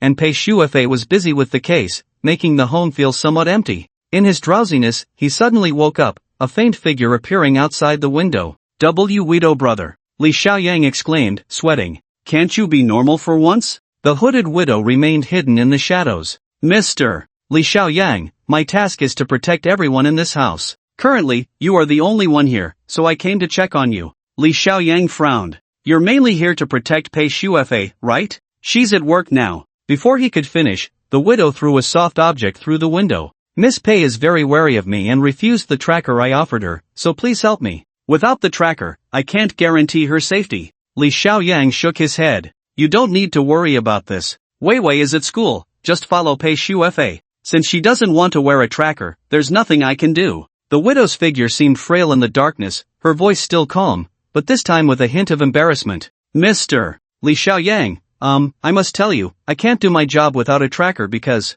I'm directionally challenged. Watching the widow disappear from the window, Li Xiaoyang picked up the tracker she left behind. She really is directionally challenged, she wouldn't lie to me, would she? He squeezed the soft object in his hand, feeling something was off. What kind of tracker is this? It feels strange. Opening the bag, he was stunned. This thick, soft, round gel, isn't this a breast pad? Underneath the breast pad was a note, the widow's handwriting crooked but the meaning very clear. Based on the information I've gathered in careful analysis, this shape of tracker is the one Miss Pei is most likely to accept. It's her favorite accessory. Her favorite accessory. Li Xiaoyang held the two breast pads, feeling both amused and helpless. Li Xiaoyang hugged the breast pads and slept until noon before waking up. He opened his phone to find 4 missed calls, one from Pei Shufa, one from Zhao Haji, one from Tang Yanran, and the last one was from that guy A Chang. He first called back Tang Yanran, and as soon as the call connected, a burst of giggling from girls came through. Tang Yanran said a few casual words, then finally asked, the day after tomorrow is the baby's birthday. We're going back to the city tomorrow. Are you free the day after tomorrow? Li Xiaoyang readily agreed, then called Pei Shufa, but it indicated she was unavailable. He then connected with Zhao Haji, whose cheerful voice came through. Xiang, I've arranged your office, it's on the rooftop, a large space, an entire floor, with a greenhouse and grass. It's all high-tech stuff, can control temperature, humidity, and so on. In short, it's high-end and classy. Li Xiaoyang hung up, feeling quite excited about how high-end his office would actually be. He shook his head and finally dialed a Chang's number. Ah, I'm back. Well, I arrived this morning, and now I'm having lunch at school with my sister. I haven't seen her in a long time. A Chang's words tumbled out, and he finally said, I have something to report to you. Ah, I'm going to the warehouse. Alright, I'll be there in half an hour. Li Xiaoyang tidied himself up a bit and immediately went to the warehouse. It had been a long time since he last came, and everywhere was covered in dust. A Chang was busily cleaning up when he saw Li Xiaoyang arrive, dropped the mop, and jogged over. I missed you so much. He reached out for a hug, but was stopped by Li Xiaoyang's gaze. Rubbing his head, he laughed, I forgot, I've gotten used to hugging after being over at Liha for so long. Li Xiaoyang noticed he had tanned quite a bit, dressed in casual clothes, and looked a lot healthier, though he had gained some weight. Did you bring the stuff back? Li Xiaoyang handed him a note. Here, take this first, consider it a welcome gift for your return. A Chang took the note with confusion, which turned out to be a strange account number. Li Xiaoyang smiled, this is an account I managed to get my hands on, with all heroes and skins. A Chang jumped up excitedly, does it have limited skins? Gothic Lolita, Pool Party, Mid-Autumn Festival Limited. Li Xiaoyang nodded, I originally wanted to use it myself, but you've worked hard this time, so consider it a small reward. A Chang held the note, nearly moved to tears, you are too good to me. With this, I could even forego my bonus. Li Xiaoyang smiled slightly and turned to look at a wooden box placed in the center of the warehouse, frowning, is this the medicinal material you brought back? Why is there so little? A Chang smiled mysteriously, these are just samples. The cave that Amumu and I discovered is the real treasure trove. Li Xiaoyang opened the wooden box, which was divided into 4 layers, each separated by thick black mud, with water sprinkled on top and a few tiny wild grasses growing on it. A Chang skillfully pressed the black mud. This time, I learned a lot from Amumu. He said the best way to preserve medicinal materials is to use this black mud from Blue Moon Valley, utilizing some kind of photosynthesis from the plants to maintain oxygen and moisture, forming a cycle that allows the medicinal materials to be preserved for a long time. It's ecological balance, Li Xiaoyang said, looking at the box of medicinal materials, or more accurately, medicinal seedlings, with delight. With these seedlings and the strength of Tianhai in pharmacology, Li Xiaoyang could cultivate real wild herbs, which was what he wanted most. He carefully closed the box and clapped his hands. Now tell me about the cave you discovered. What exactly is going on? A Chang took a sip of water. Last time, Amumu gave you a few medicinal materials, right? I went to him and said you wanted some more. That guy is really honest. He took me into the snow mountain the same day. We discovered the cave in a nature reserve in the northwest. Li Xiaoyang frowned. You were able to enter the nature reserve? A Chang laughed. Amumu's family has been patrolling the mountains for 3 generations. That nature reserve is completely unmonitored by the Lita city government. A few hired forest rangers are busy being tour guides in the city, making extra money, while Amumu is the only one watching over half the mountain. Li Xiaoyang nodded. No wonder he lives in the mountains and doesn't want to go into the city. Did he get the 500,000? A Chang pulled over a chair for him to sit down. You sit and listen slowly. This story is quite exciting. I have to start with a monkey. It turned out that when a Chang arrived in Liha, the first thing he did was give Amumu money, but of course, the Nashi man refused to take it. A Chang then talked about the medicinal materials, and Amumu took him into the mountains. They discovered a Yunnan golden monkey halfway up the mountain, a species unique to Yunnan province. The Amumu family had guarded the mountains for generations. Seeing that the monkey was injured, they called Aqiang to help bandage it. When Aqiang recounted this, Li Xiaoyang laughed. I see, that monkey was grateful and led you into a mysterious cave, where you found countless medicinal herbs. Aqiang was taken aback. How did you know? That's exactly what happened. Li Xiaoyang wiped the sweat from his brow. That's a common trope in fantasy novels. I didn't expect you to actually encounter it. Aqiang also laughed. In any case, we discovered this hidden cave, and there are thousands of types of medicinal herbs inside. Amumu and I stayed in the cave for several days, only collecting a little bit of seedlings, all packed in this box. He sighed at this point. My brother Amumu has had a tough life. I followed him around the mountains for 2 days and almost collapsed from exhaustion. We often encountered thieves sneaking into the mountains, and several times we almost got into fights. The Yulong Snow Mountain Nature Reserve is rich in resources, especially known for its precious medicinal herbs, such as Yunnan's Huanglian, Baimu, and Dienuang, which are part of Tibetan medicine. Of all the newly discovered medicinal plants in Yunnan province, 1/3 are found in the Yulong Snow Mountain, along with many endangered species of plants and animals. Aqiang spoke of what he had seen and heard, especially about the shameless loggers and thieves, and finally said in a low voice, the 500,000 you gave me, I used it all in the nature reserve. There were many signs and fences that were falling apart, and I replaced them all. Good. Li Xiaoyang stood up excitedly, looking at Aqiang with newfound respect. You did very well. It's rare to see you have this kind of heart. I didn't misjudge you. Aqiang shyly scratched his head. It's all because of Amumu's dedication, watching over the mountains for decades. But that 500,000, half of it went to the Forestry Bureau. They have a management committee for the reserve, and they said the money must go into a special fund for them to manage. Seeing his indignant expression, Li Xiaoyang couldn't help but laugh. That's where you don't understand. Just giving them half is a good deal. Consider yourself lucky. In the future, let me know about such things in advance, and I'll tell you how to handle it. He paced back and forth for a few steps. You need to rest at home for a while, but you still have to go there.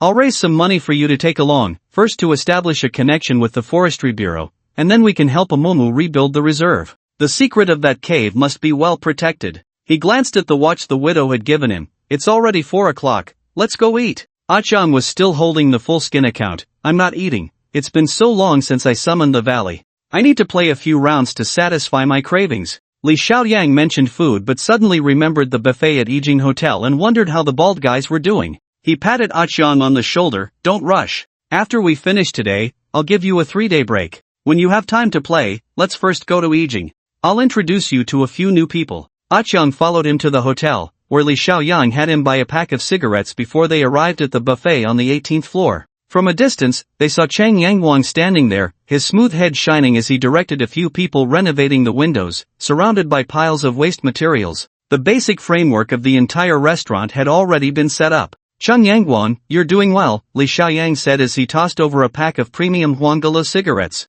Thanks for your hard work. Chang Yangwang was covered in paint, his pants torn, clearly having worked hard, but upon seeing Li Xiaoyang, he immediately perked up. Boss, I haven't had the chance to pay my respects to you these days. I mainly wanted to finish the restaurant renovations and show you that even a bald guy like me can achieve something. Li Xiaoyang smiled. As long as you have that heart. He pointed at Aqiang. You all know each other, right?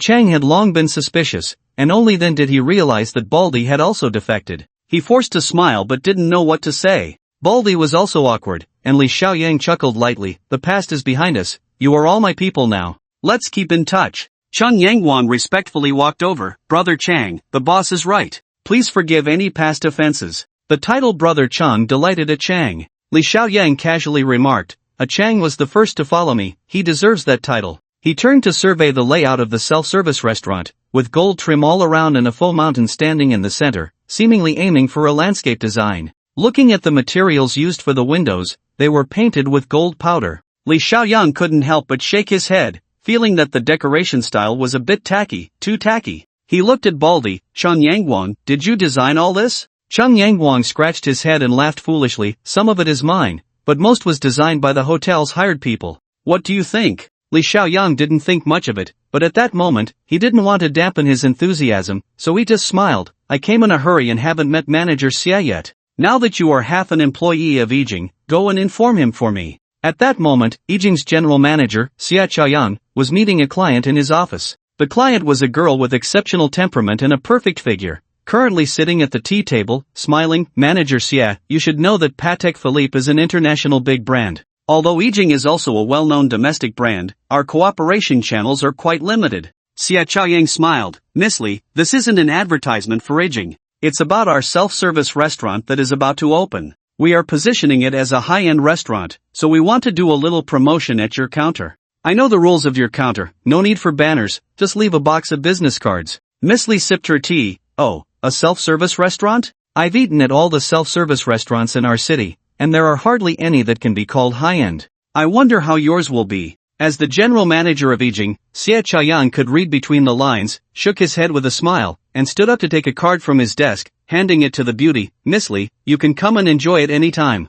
This restaurant isn't open yet, but here's a VIP card for you. You can dine for free when it opens. Miss Li leisurely accepted the VIP card. That's nice. I think this could be a collaboration, but is there a commission? If I bring you a client, how much can I get? Xia Qiaoyang cursed the woman for being greedy in his heart but maintained a smile on his face. We'll discuss those details once the restaurant opens. Also, this restaurant has already been contracted out, so you'll need to talk to the contractor about the commission. Just then, Chun Yangwang knocked and entered. Manager Xia, my boss is here, he's downstairs. Ah! Xia Qiaoyang stood up in surprise. Xiaoyang is here? Why didn't you say so earlier? Xiao Chang, let him wait a moment, I'll go down to see him right away. He turned to send Miss Li away, but the beauty in front of him widened her eyes. Who is it? You just said it was Xiaoyang. It wouldn't be Li Xiaoyang, would it? Xia Qiaoyang was taken aback. What? Miss Li, you know Xiaoyang? Miss Li immediately stood up. Manager Xia, I'll go with you to take a look. Xia Qiaoyang, puzzled, led the beautiful woman, following Chun Yangwang to the self-service restaurant.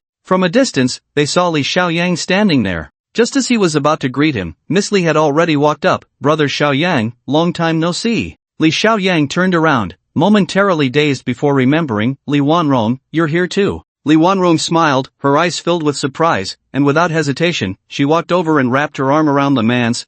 Last time, I drank too much. You're not mad at me, are you? Beside them, a Chang immediately perked up his ears, while Chun Yangwang stared blankly at the stunning beauty. Only Xia Qiaoyang remained composed, clearing his throat and saying, "That Xiaoyang, you chat for now, I have something to attend to." Li Xiaoyang gently pulled his hand away from Li Wanrong's, nodded to Xia Qiaoyang, and continued to seriously observe the renovation progress. A Chang was still mumbling to himself about drinking too much and not being angry. In the end, he couldn't help but start to imagine the story behind this situation. However, Li Wanrong was not at all embarrassed. She stood next to Li Xiaoyang, intentionally or unintentionally puffing out her chest. It's so hot here, is there no air conditioning? As she spoke, she unbuttoned her little suit jacket, revealing a glimpse of her snow-white skin. She reached out to pinch the red string hanging from her chest and pulled out a pearl. Xiaoyang, your restaurant's decoration is too tacky, isn't it? Li Xiaoyang's heart stirred. This was exactly what he wanted to say. He turned his head and immediately saw the pearl on Li Wanrong's chest,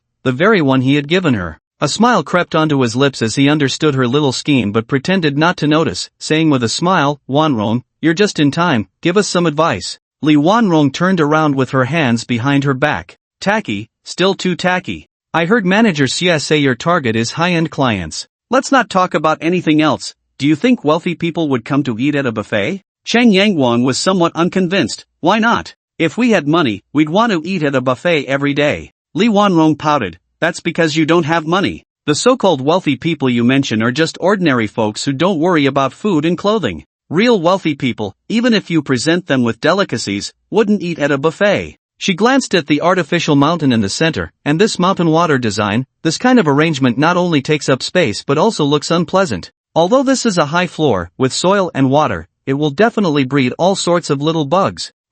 Just looking at it makes me lose my appetite. Chun Yangwang fell silent, and Li Xiaoyang smiled slightly. That makes sense. So what kind of decoration style do you think is good? Li Wanrong smiled. that depends on your investment, positioning, and the level of the design team. She looked at the golden decorations around. This kind of gaudy style might attract one or two tycoons to try it out, but the fundamental positioning of the restaurant is still the ingredients and dishes. So the decoration style should be simple, elegant, and stable. You need to find a professional design company to do it, at least one with experience designing star-rated hotels. She spoke confidently, leaving the others speechless. Even Li Xiaoyang was a bit dazed. After taking a few steps, Li Wanrong added, but the most crucial thing is still the positioning. The high, medium, and low-end restaurants in our city are already saturated. You can find any dish. If you want to open a new one, you must at least offer something different. She smiled at this point. I've said too much, it's just a small opinion after all, since this is your restaurant.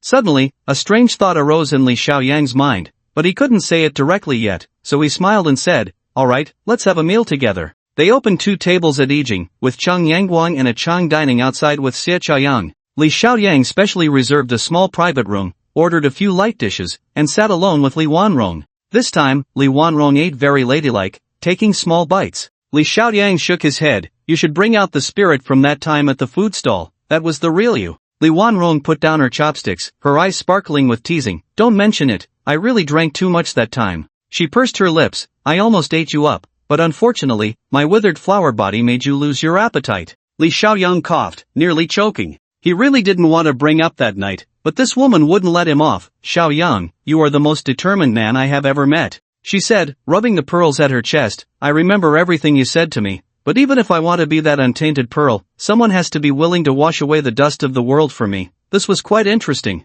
Li Xiaoyang put down his chopsticks and said straightforwardly, Wanrong, come work with me. You have a talent for this, and I can entrust this restaurant to you. A glimmer of light flashed in Li Wanrong's eyes, but then it dimmed. You think too highly of me. What I just said was nonsense. Li Xiaoyang laughed. I originally wanted to hand it over to Cheng Yangguang, you know, the bald guy you just met. Li Wanrong's eyes widened. Him? She burst into laughter. He really isn't cut out for this. Even though it's the first time I've seen him, I think he's more suited to being a thug on the streets. Li Xiaoyang gave her a thumbs up. You have a good eye. He used to be a thug. He personally picked up a piece of vegetarian tofu for Li Wanrong. Wanrong, you're definitely better than him. I value your talent. You deal with luxury goods, so you understand the mindset of wealthy people. This restaurant is aimed at that crowd, and I believe you can make it work. Li Wanrong's eyes sparkled. If I work with you, can I get a better position? Li Xiaoyang was taken aback. What I want you to do is be the general manager of this restaurant, which is currently the best position under me. Li Wanrong's voice became more charming.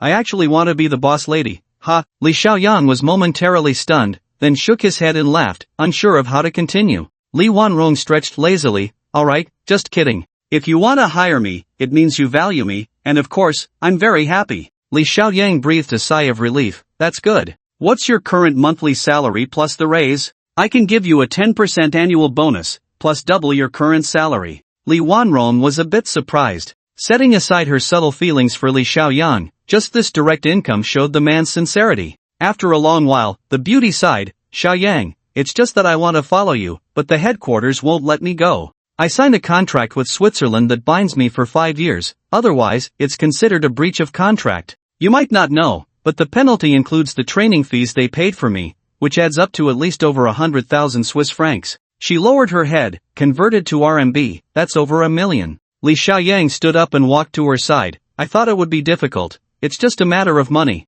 Li Wanrong looked up in surprise. Over $1 million is not a small amount. Are you really willing to pay to redeem me? Li Xiaoyang sat down next to her and laughed. What are you talking about, redeem? It sounds like something from a play. It's just a little over 100,000. You can go back and tell them to calculate the penalty quickly, and I'll prepare the money for you. Li Wanrong silently looked at him, and a thin mist suddenly rose in her large eyes. The mist thickened, and tears began to swirl, sliding down her fair cheeks. Li Xiaoyang was stunned. What's wrong with you? Li Wanrong stared at him blankly. Xiaoyang, do you know? You're the first man willing to spend so much money without wanting to sleep with me. You're also the first man who values my ability rather than my body. Li Xiaoyang took out a tissue to wipe her tears and said gently, silly girl, you're already very capable. This restaurant is my first venture, and I really want to do well. I just happened to meet you, and I think you're suitable, that's all. Li Wanrong dried her tears, filled with boldness, opened a bottle of high-proof Finjo, and filled 2 glasses. The two clinked their glasses, and after the alcohol went down, they both felt a warmth spreading through their bodies, exhilarated. Li Wanrong pondered for a moment. Since our restaurant is positioned for high-end clientele, we need to offer something distinctive, something that sets us apart from existing restaurants. She immediately immersed herself in the restaurant's affairs, and Li Xiaoyang was quite pleased. What ideas do you have? Share them all. Li Wanrong smiled lightly. The current high-end clientele has changed their pursuit of food. Nowadays, wealthy people prioritize health. Health! Li Xiaoyang's heart stirred. Go on, this is getting interesting. Li Wanrong thought for a moment. Combining health with ingredients leads us to medicinal cuisine. You might not know, but our traditional Chinese medicinal cuisine has been gaining popularity abroad for several years now. Michelin 3-star chefs in France are now favoring all-natural ingredients. The emerging extreme natural style in Japanese kaiseki cuisine, as well as the vegetarian movements in the UK and the US, are all essentially playing with the surface of our traditional medicinal cuisine. Li Xiaoyang looked at her in shock. You know so much, I'm really impressed. Li Wanrong laughed softly. I deal in luxury goods, so I naturally need to understand these things, otherwise, how can I communicate with those high-end clients? Not to mention, I've subscribed to several fashion and gourmet magazines. She sighed as she spoke. As for domestically, medicinal cuisine is developing rapidly,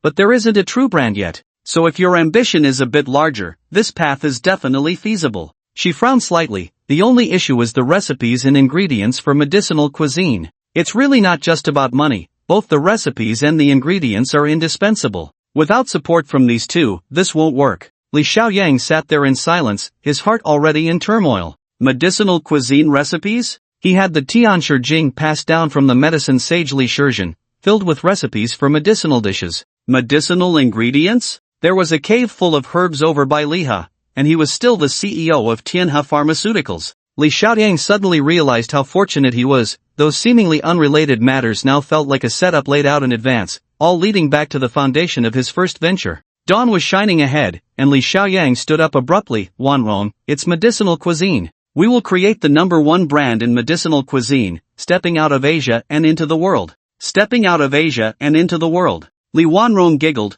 Xiaoyang, do you think this is the national football team? Stepping out of Asia. Let's first establish our market before we talk about that. Doing business isn't that simple. Li Xiaoyang laughed heartily. Then it depends on your abilities. He let Li Wanrong eat a bit more before they both went outside. Xie Chayan was chatting with Cheng Yangguang and a Chang, and when they saw the two come out, they all stood up. Li Xiaoyang reintroduced Li Wanrong to them and finally said, Old Xia, once Wanrong's matters are settled, she will come directly over. If I'm not around for the restaurant, she can take full responsibility. He then looked at Cheng Yangguang. Baldy, I won't say much more. From now on, Wanrong is your boss. If you have any objections, you can bring them up now. Don't drag me down later. Cheng Yangguang quickly stated, Boss, don't worry, from now on, if Sister Wanrong tells me to go east, I will never go west. Li Wanrong smiled lightly and raised a toast to each of them, 3 glasses of 52-degree Maotai, and despite downing 8 taels, she remained composed, engaging in conversation with the 3 big men, instantly captivating them.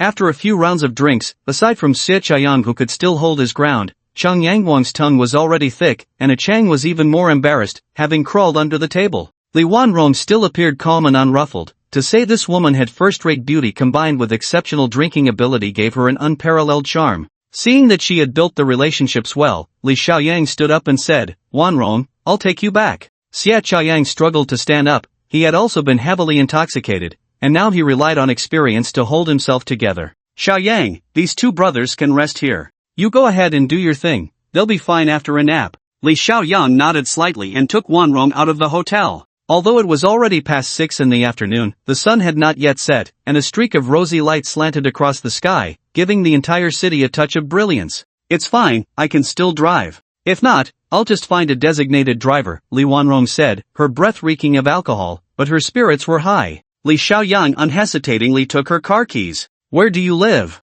Li Wanrong liked his domineering attitude. She smiled and took the passenger seat. Li Xiaoyang drove her back to her small apartment, which coincidentally was the upscale apartment where Su Su lived. He watched Li Wanrong go upstairs before turning to leave. Just as he got home, he received a call from Pei Shu Fa. The girl sounded very excited. Where are you? At home? Okay, just wait, I'm coming back right now. Li Xiaoyang was about to ask how Huang Xiaoling's interrogation was going when the call ended. He shook his head and glanced at the pair of breast pads on the sofa, letting out a sigh as he hurriedly stuffed them under the seat cushion to hide them. How could he explain this to Pei Shu Fa? But after all, it was for her safety, this tracker had to be worn by her. About half an hour later, Pei Shuefei burst through the door, holding an envelope, and proudly handed it to him. "This is your reward. I applied for it from the bureau, 30,000 yuan. How about that? Pretty generous, right?" As she spoke, she took out a receipt. "Sign this, and the money is yours." Li Xiaoyang quickly signed his name, feeling the thick envelope in his hands. Although the amount wasn't large, it held significant meaning for him. It was his first real income, not something obtained through his abilities. "How's the interrogation of Huang Shaoling going?" Li Xiaoyang poured a glass of water for Pei Shuefei. She directly poured the cold water over her hair, shaking her damp long hair and exclaiming how refreshing it was. She hadn't slept all night and needed the cold to wake her up. "Is there any beer left?" "I'll tell you slowly." The two of them downed 4 bottles in one go, and Pei Shuefei finally sighed in relief. Huang Shaoling hasn't said a word since she went in, not a single word. The city bureau even invited a psychologist, but they still couldn't break through her psychological defenses. "This woman is truly stubborn," she stretched lazily. "However, our forensic team has searched her dormitory and office, and sent a few brothers to her hometown overnight to gather evidence. We now have quite a bit of information." She opened her small bag and took out a thick stack of documents. "You can now be considered an assisting officer of the police. You can take a look at these materials and help me analyze them." Li Xiaoyang moved closer as Pei Shuefei unfolded several photos, sneering. "This Huang Shaoling is really something. She does have an elderly grandmother, but she's been left in a nursing home in the county for years. The nursing home director said this woman hasn't visited her grandmother in 4 years." Li Xiaoyan looked at the photo of the elderly woman with white hair, and any sympathy he had for Huang Shaoling vanished. Where did the millions she received go? Pei Shuefei found a surveillance photo. "Look, she threw it all into an underground casino. Just look at her. The pathological test results aren't out yet, but I suspect she definitely has a history of drug use, and it's been for many years." Li Xiaoyang saw the heavily made-up Huang Shaoling in the casino and couldn't help but shake his head. Those who are pitiful must have their faults. But now she refuses to confess. What should we do next? Pei Shuefei smiled. She just hasn't revealed the mastermind yet. With the evidence we have now, she's guilty of money laundering, gambling, and accepting bribes, which amounts to a huge sum in serious circumstances. She'll get at least 20 years. Our next step is to use leniency to persuade her. It won't be long before she cracks. Li Xiaoyang went through all the evidence and materials, feeling somewhat disappointed. Did Zhang Haoren's side not uncover a single clue? Pei Shuefei comforted him. We can't rush this. Zhang Haoren and his team commissioned a firm to handle these matters, and Huang Shaoling, being an accountant, left no key evidence behind. As it stands, both Tianliang Investment and Tiantang Nightclub are under serious suspicion, but there is no direct evidence yet. She then whispered, however, there is good news. The city bureau has officially opened a case against them,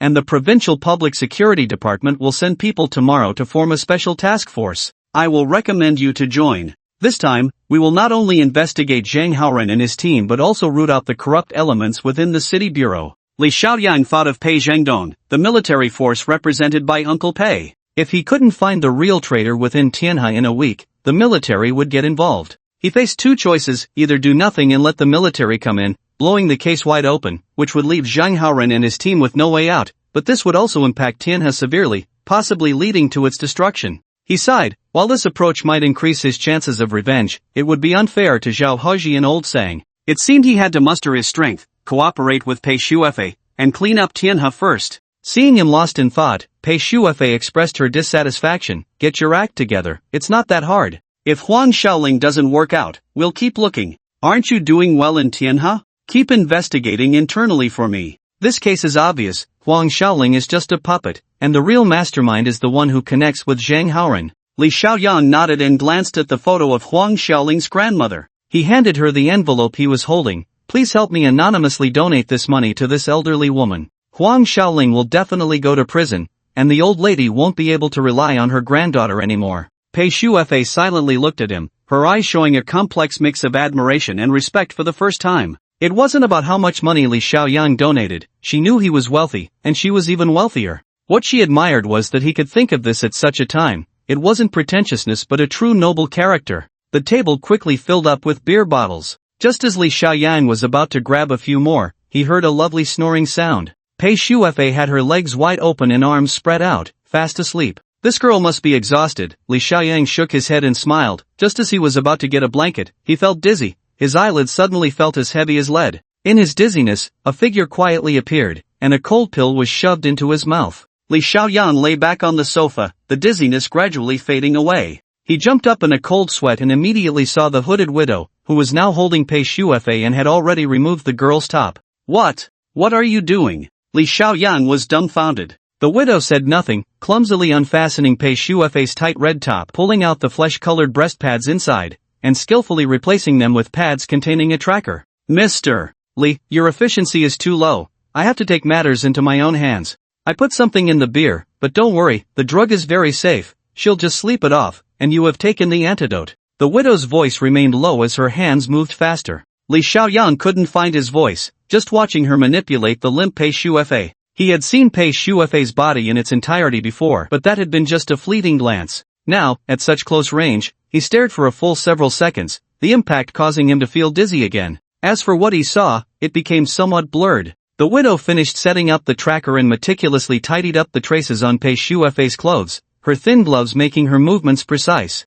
In the next moment, she suddenly appeared in front of Li Xiaoyan again, her large hood obscuring everything, revealing only her chin. On her smooth, round skin, a prominent red beauty mark stood out. At that moment, the widow's hand pressed against Li Xiaoyan's pulse. Although she wore gloves, her hand was still cold and dry. Your heart rate is fast, and your body is heating up, she whispered, curling her thumb and suddenly pressing it against Li Xiaoyan's neck, leaving him powerless to lie on the sofa. What was she trying to do? Li Xiaoyan felt a tingling sensation all over, losing feeling below his neck. The widow, however, expertly lifted his eyelid and deftly pried open his mouth with her index finger, examining him for a while before saying, "There are no signs of poisoning, my medicine shouldn't be rejected. It seems you are in need of a woman." She removed her gloves and stepped back to a corner of the room. Mr. Li, your current state is poor. You need a woman, and I hope you resolve this matter quickly. As the sensation in his body gradually returned, Li Xiaoyan was filled with anger and embarrassment. What the hell does this have to do with you? The widow extended a finger to her lips in the shadows. Shoo, don't get excited. I'm not trying to provoke you, I'm being serious. Her voice grew even lower. I once assassinated a master. In terms of strength, he was stronger than me, but that man was a womanizer. I put something in his food, and he would vomit whenever he got close to a woman. I lurked beside him for 3 months, watching him slowly collapse, and finally struck. The gaze beneath the hood seemed to carry a strange excitement as the widow licked her lips. You are now in a similar situation. If you don't resolve it soon, you could easily fall into danger, which greatly increases my cost of protecting you. She shook her slender fingers again. If the enemy tempts you with a woman, the likelihood of you falling into danger is as high as 80%. The cost of protecting you is too high, I can't accept it. Li Xiaoyan could only smile bitterly. You've said it twice now, the cost is too high. I get it, can we not talk about this anymore? The widow retreated to the window. Then when we meet next time, I hope you have resolved it. Li Xiaoyan called out to her, wait, about that thing you mentioned, the one that makes you vomit when you get close to women, do you have any left? Can you give me one? The widow extended 5 fingers. $5 million. The cost is too high, and the quantity is too low. This price is already a discount for you. Li Xiaoyan waved his hand. You take care, see you. Watching the widow disappear from the window, Li Xiaoyan turned to look at Pei Shuefei, who was sleeping alluringly, unable to help but swallow hard. Was he really unfulfilled? But this woman was off limits. If Uncle Pei found out, he would probably shoot him. Then he thought of Tang Yanran, and his heart itched even more. This woman always teased him, playing with him like a spring. He sat down on the sofa, feeling mentally drained, deeply affected by the widow's words. Li Wanrong. Beautiful and well endowed, and she was proactive. But since he had let her go back then, seeking her out now would be too cheap. Su Su, Jiang Xiaohan. Their acquaintance was shallow, thinking deeper would be a crime. Tian Xingli.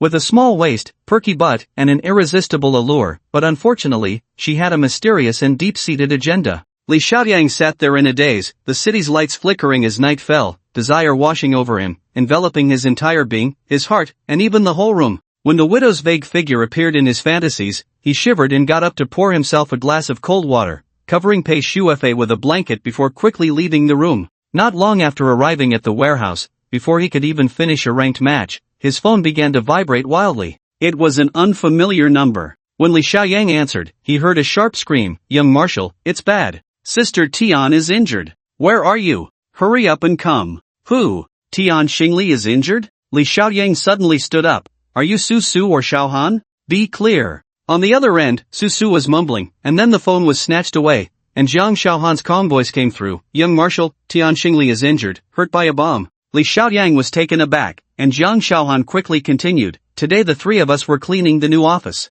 When Sister Tian went to help you set up the computer, she was injured by a bomb disguised as a mouse. We're all at the hospital now, and we haven't called the police yet. President He is resting, and Assistant Song knows about this and said we should wait for you to handle it personally. How serious is her injury? After the shock, Li Xiaoyang calmed down. Your exact location, which hospital, which ward? Jiang Xiaohan indicated that the injury wasn't severe, just her arm, and she was currently in the burn unit of the People's Hospital. Li Xiaoyang quickly walked out of the warehouse, recalling the widow's warning, and first called Assistant Song to confirm the situation before hurrying to the hospital. He couldn't find Su and the others in the burn unit, and when he inquired, he found out they had been transferred to the cosmetic surgery department. Confused, he walked into the cosmetic department and saw Assistant Song outside the special care ward. Mr. Li, you're here. Assistant Song approached and whispered, Xiao Tian's injury isn't serious, but the key is that this incident is too frightening. A bomb was actually placed in your office.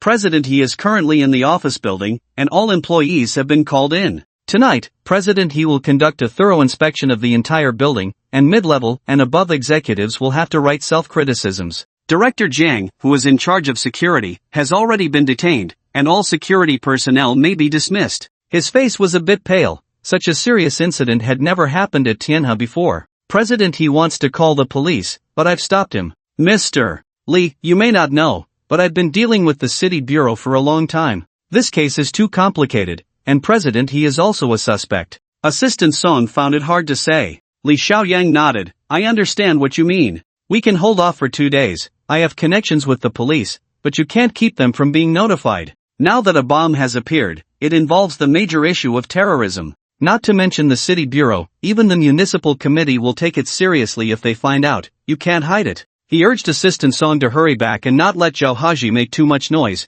then pushed the door into the ward, where he saw Tian Xingli lying on the bed with her hair down. She was still in her professional attire, but the sleeve on her left arm and shoulder had been cut off, revealing a fair arm. Her skin was flawless, so the scar near her wrist was particularly shocking. The scar, with yellowish bubbles and dark bloodstains, had some debris cleaned off, but broken particles were still visible. Su and Jiang Xiaohan stood by the bedside, both relieved to see him. Young Marshal, look at Sister Tian, she's so pitiful, Su said, her eyes swollen from crying. Jiang Xiaohan, holding a cigarette that she hadn't lit, angrily cursed, damn it, if I catch that bastard, I will definitely strangle him. Li Xiaoyang walked over to examine Tian Xingli's injury. How did she end up here? Wasn't the burn unit sufficient? Su pouted, Young Marshal, the most important thing now is to avoid leaving a scar. A beauty like Sister Tian can't go out with a scar on her arm. She shook Li Xiaoyang's arm, pleading, Young Marshal, Sister Tian suffered this for you. You have to find a way to prevent a scar, absolutely no scars. At that moment, several doctors entered, led by a middle-aged female doctor, who, upon seeing the scene, expressed her dissatisfaction. What are you all making noise about? Whether this scar can fade or not, no one can say for sure. It depends on her constitution and recovery ability. The doctor walked over, glancing at the injury. This is a chemical burn. We can't treat it here. We need to move her to the sterile room for observation. The director will be in tomorrow to decide on the medication and treatment. By the way, have you paid? Do you have insurance, the new rural cooperative? Li Xiaoyang frowned and said coldly, delaying until tomorrow will only make things worse. You're a doctor. Can't you suggest a good way to treat this quickly? The middle-aged female doctor snorted. This is a superficial second-degree burn. In terms of severity, it's not serious, but the key issue is the chemical nature of the injury, which involves identifying the chemical and its pathological reactions. If you want to avoid scarring, that's possible, but you would need to get your hands on a European laboratory-grade ointment. In her case, it would definitely not leave a scar. Su became excited. What kind of ointment are you talking about? As long as it's available, I can pay any amount. The female doctor chuckled. Money? You think money can solve everything? Forget it, if I say too much, you'll think I'm here to sell ointment. She adjusted her glasses and continued, the kind of ointment I'm talking about is only available abroad. You won't find it domestically. Money won't help. After saying that, she turned and walked away, infuriating Su, who gritted her teeth, while Jiang Xiaohan's eyes turned red, ready to confront her. Li Xiaoyang held both women back. Enough, you're too naive. Just wait a bit, I guarantee someone will come to sell ointment soon. The two women didn't understand, and Li Xiaoyang didn't explain further. He gently removed the strands of hair stuck to Tian Xingli's face and asked softly, "Does it hurt?" Tears rolled in Tian Xingli's eyes, but she held back, gently inhaling, "Young Marshal, you don't need to worry, I can still hold on." Li Xiaoyang comforted her with a complicated heart, feeling a turmoil inside. In the Suyi venue, when he noticed Tian Xingli secretly taking photos, he had already confirmed that this woman was problematic. Now, seeing her in this state, he felt a pang of heartache. Tian Xingli saw the worry on his face and forced a smile. "Young Marshal, don't blame yourself, this isn't your fault. It's just that I was careless. I just don't know who wants to harm you, it's truly terrifying." Hearing this, even the hardest heart would feel guilt and infinite pity. At this moment, Tian Xingli groaned softly, her weak expression carrying a devastating allure. "Young Marshal, I'm just a bit dizzy and in pain. Can you stay with me for a while, just for tonight? I'm so scared." Li Xiaoyang gently stroked her head. "Don't worry, I won't leave until you're better. I'll stay with you until the scars are gone, and you recover completely. Be good and get some sleep." Tian Xingli responded with a soft and turned her head to lean on the pillow, a strange smile appearing at the corner of her mouth. Li Xiaoyang sighed inwardly. If this woman was using a ploy, it was indeed ruthless. Betting the skin that a woman cherishes as life itself, just to delay him for a few days? His heart stirred again. If that were the case, Tian Xingli must be directly connected to the Tianhe case. Could she be the mastermind behind it all? Just as he was thinking, the door suddenly opened, and a lavishly dressed middle-aged woman entered unannounced, carrying a Hermes bag. She glanced at Tian Xingli's injury and smiled at Li Xiaoyang. "You must be this girl's family. I see her injury is quite serious. Women are most afraid of scarring."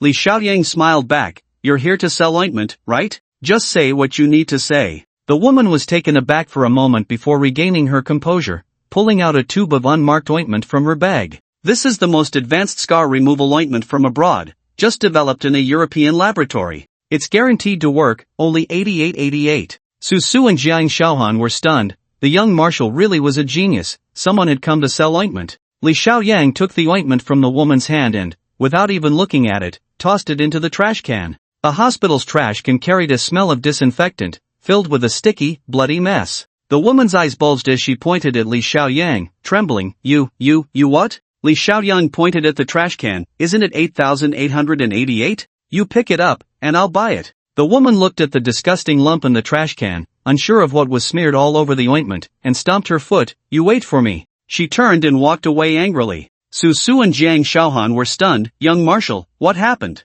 Did you encounter a scammer?" Li Xiaoyang smiled. "I don't know if she's a scammer, but that ointment is definitely not worth 8888. Look at her carrying a knockoff bag and wearing a knockoff jacket. If it were really worth that much, she would pick it up even if it fell into filth." Susu finally understood. This woman is in cahoots with that doctor. They were just performing a duet. "Oh, I almost fell for it." Jiang Xiaohan sighed. "Then what about Sister Tian's scar?" Li Xiaoyang waved for them to come over. "Susu, take my card and handle the hospitalization procedures first. Choose the best intensive care unit. Xiaohan, go ask what that European laboratory's ointment really is." After a while, Jiang Xiaohan returned first, holding a piece of paper. "Young Marshal, I don't even recognize the name of this ointment." Li Xiaoyang took the paper, opened it, and saw a long string of molecular formulas that he indeed didn't recognize. He took a photo with his phone and then connected to Director Zhong of the city's children's hospital. Director Zhong quickly answered the call. "Who is it?" "I'm in the middle of surgery." "Ah, Li Xiaoyang. Oh,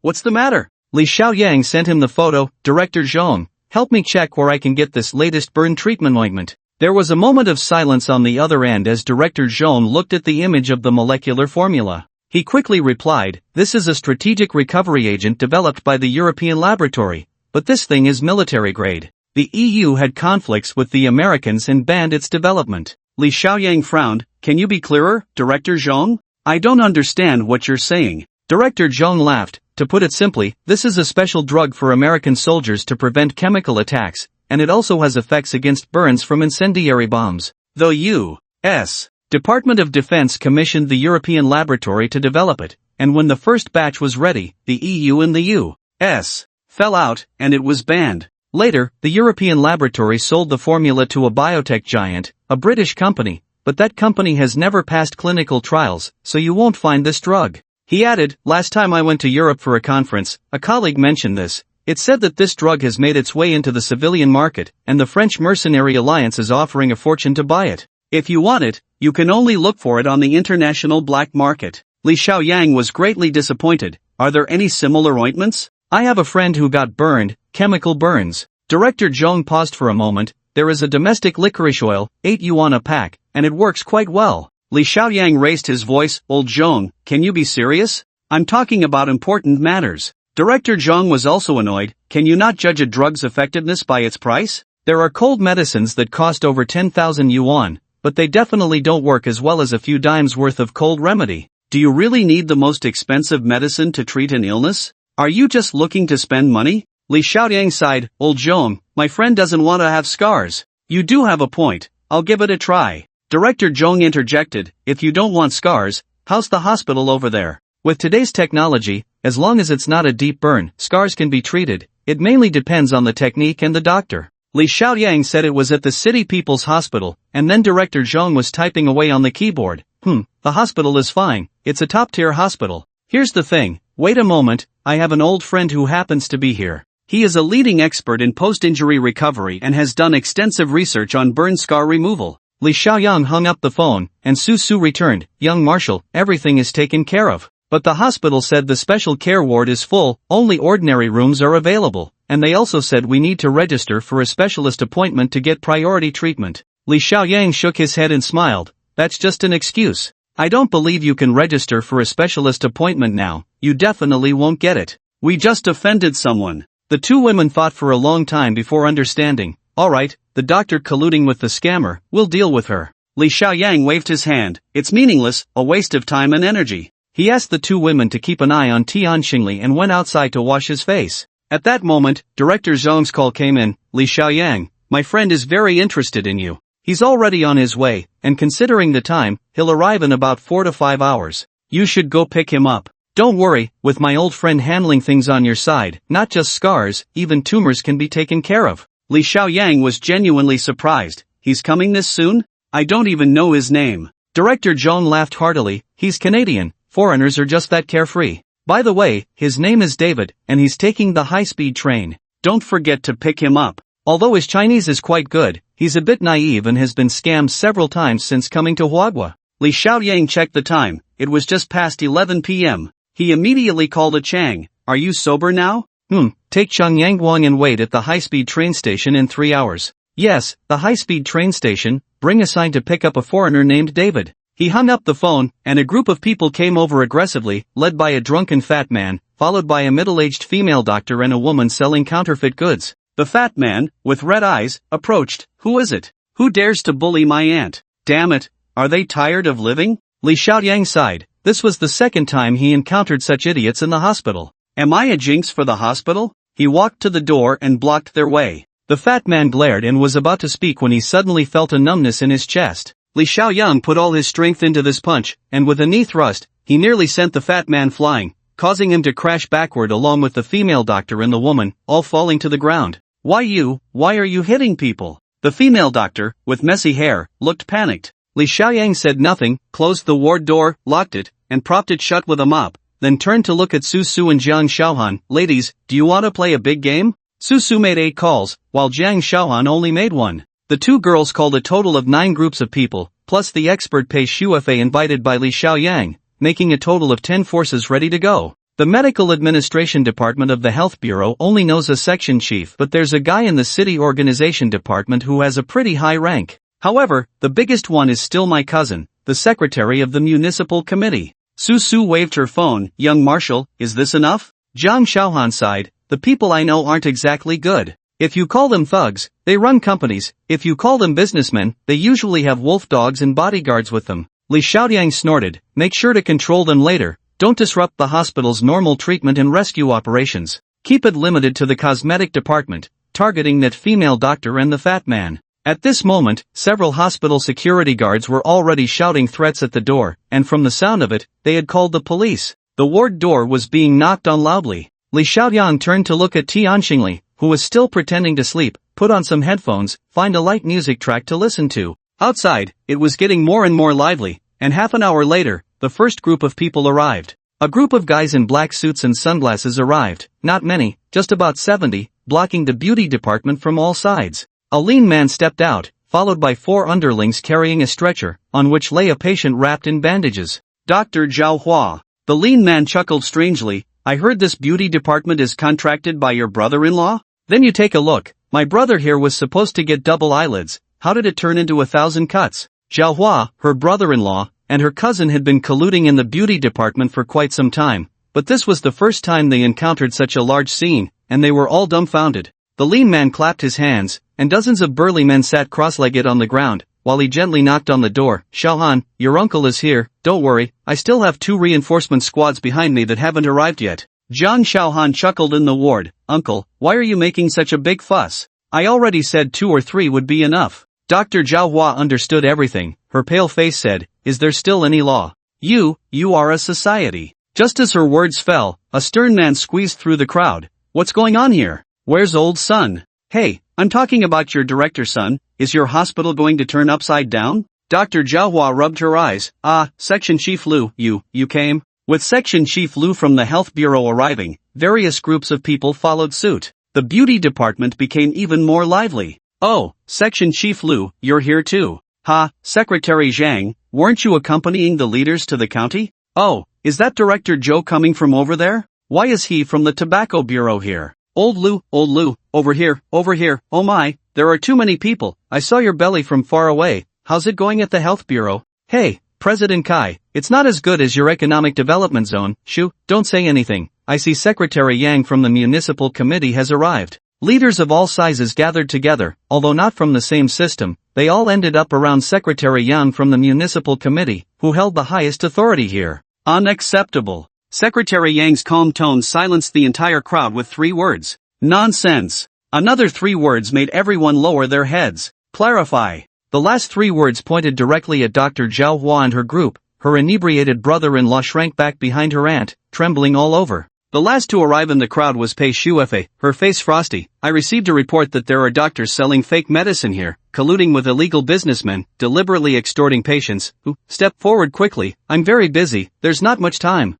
With Secretary Yang from the Municipal Committee in charge, various elites assisting, and Pei Shuefei's brilliance, the issues in the beauty department were resolved in no time. After all the gods retreated, Pei Shuefei hadn't taken Zhao Hua and the others away yet, when family members from the beauty department, dermatology, burn unit, and even obstetrics gathered around to report. The result was astonishing. In just a few months, Dr. Zhao Hua and her group had sold over 600 sets of scar removal medicine, making a profit of 5 million. And that so-called miracle scar removal medicine was just unpackaged licorice oil, which was really only worth 8 yuan. Pei Shuefei cracked a major case again, feeling much better, exchanged a few words with Li Xiaoyang, and upon seeing several beauties in the ward, pinched him hard, relaxed.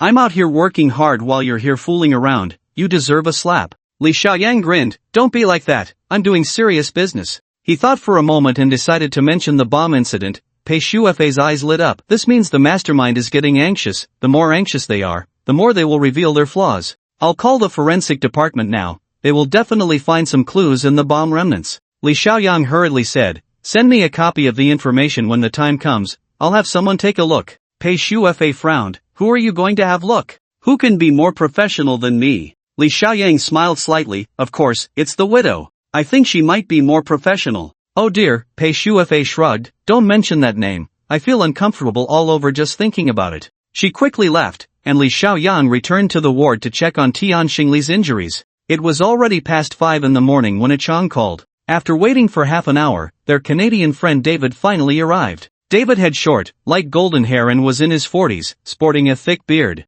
As soon as he walked in, he brought with him a strong scent of men's perfume. A Chang and Shang Yangguang flanked him, taking selfies at the door. Awesome, we're taking pictures with a foreigner. Shang Yangguang grinned foolishly and naively, while a Chang remarked, David, you're definitely going to get bullied in the game. Better stick to support. Aren't you a doctor? I think that profession suits you too. Li Xiaoyang stepped forward to shake hands with David, who warmly embraced him. Li, I was eager to meet you. We have a lot going on usually, so I rushed to the city early and met Brother Songsan first. Only then did I find out you were the one who treated that type 3 blood disease. Li Xiaoyang felt overwhelmed. David's mix of Mandarin, dialect, and English words sounded like a comedy routine. A Chang laughed. David's Chinese is learned from many old Chinese folks in Canada. Those people all immigrated with their children, from all over the place, and they speak like this. David chuckled. A dog can't change its habit of eating shit. A fart can't produce urine. Don't mind me, I can actually speak some Spanish, German, and Japanese too, but my Chinese is just average.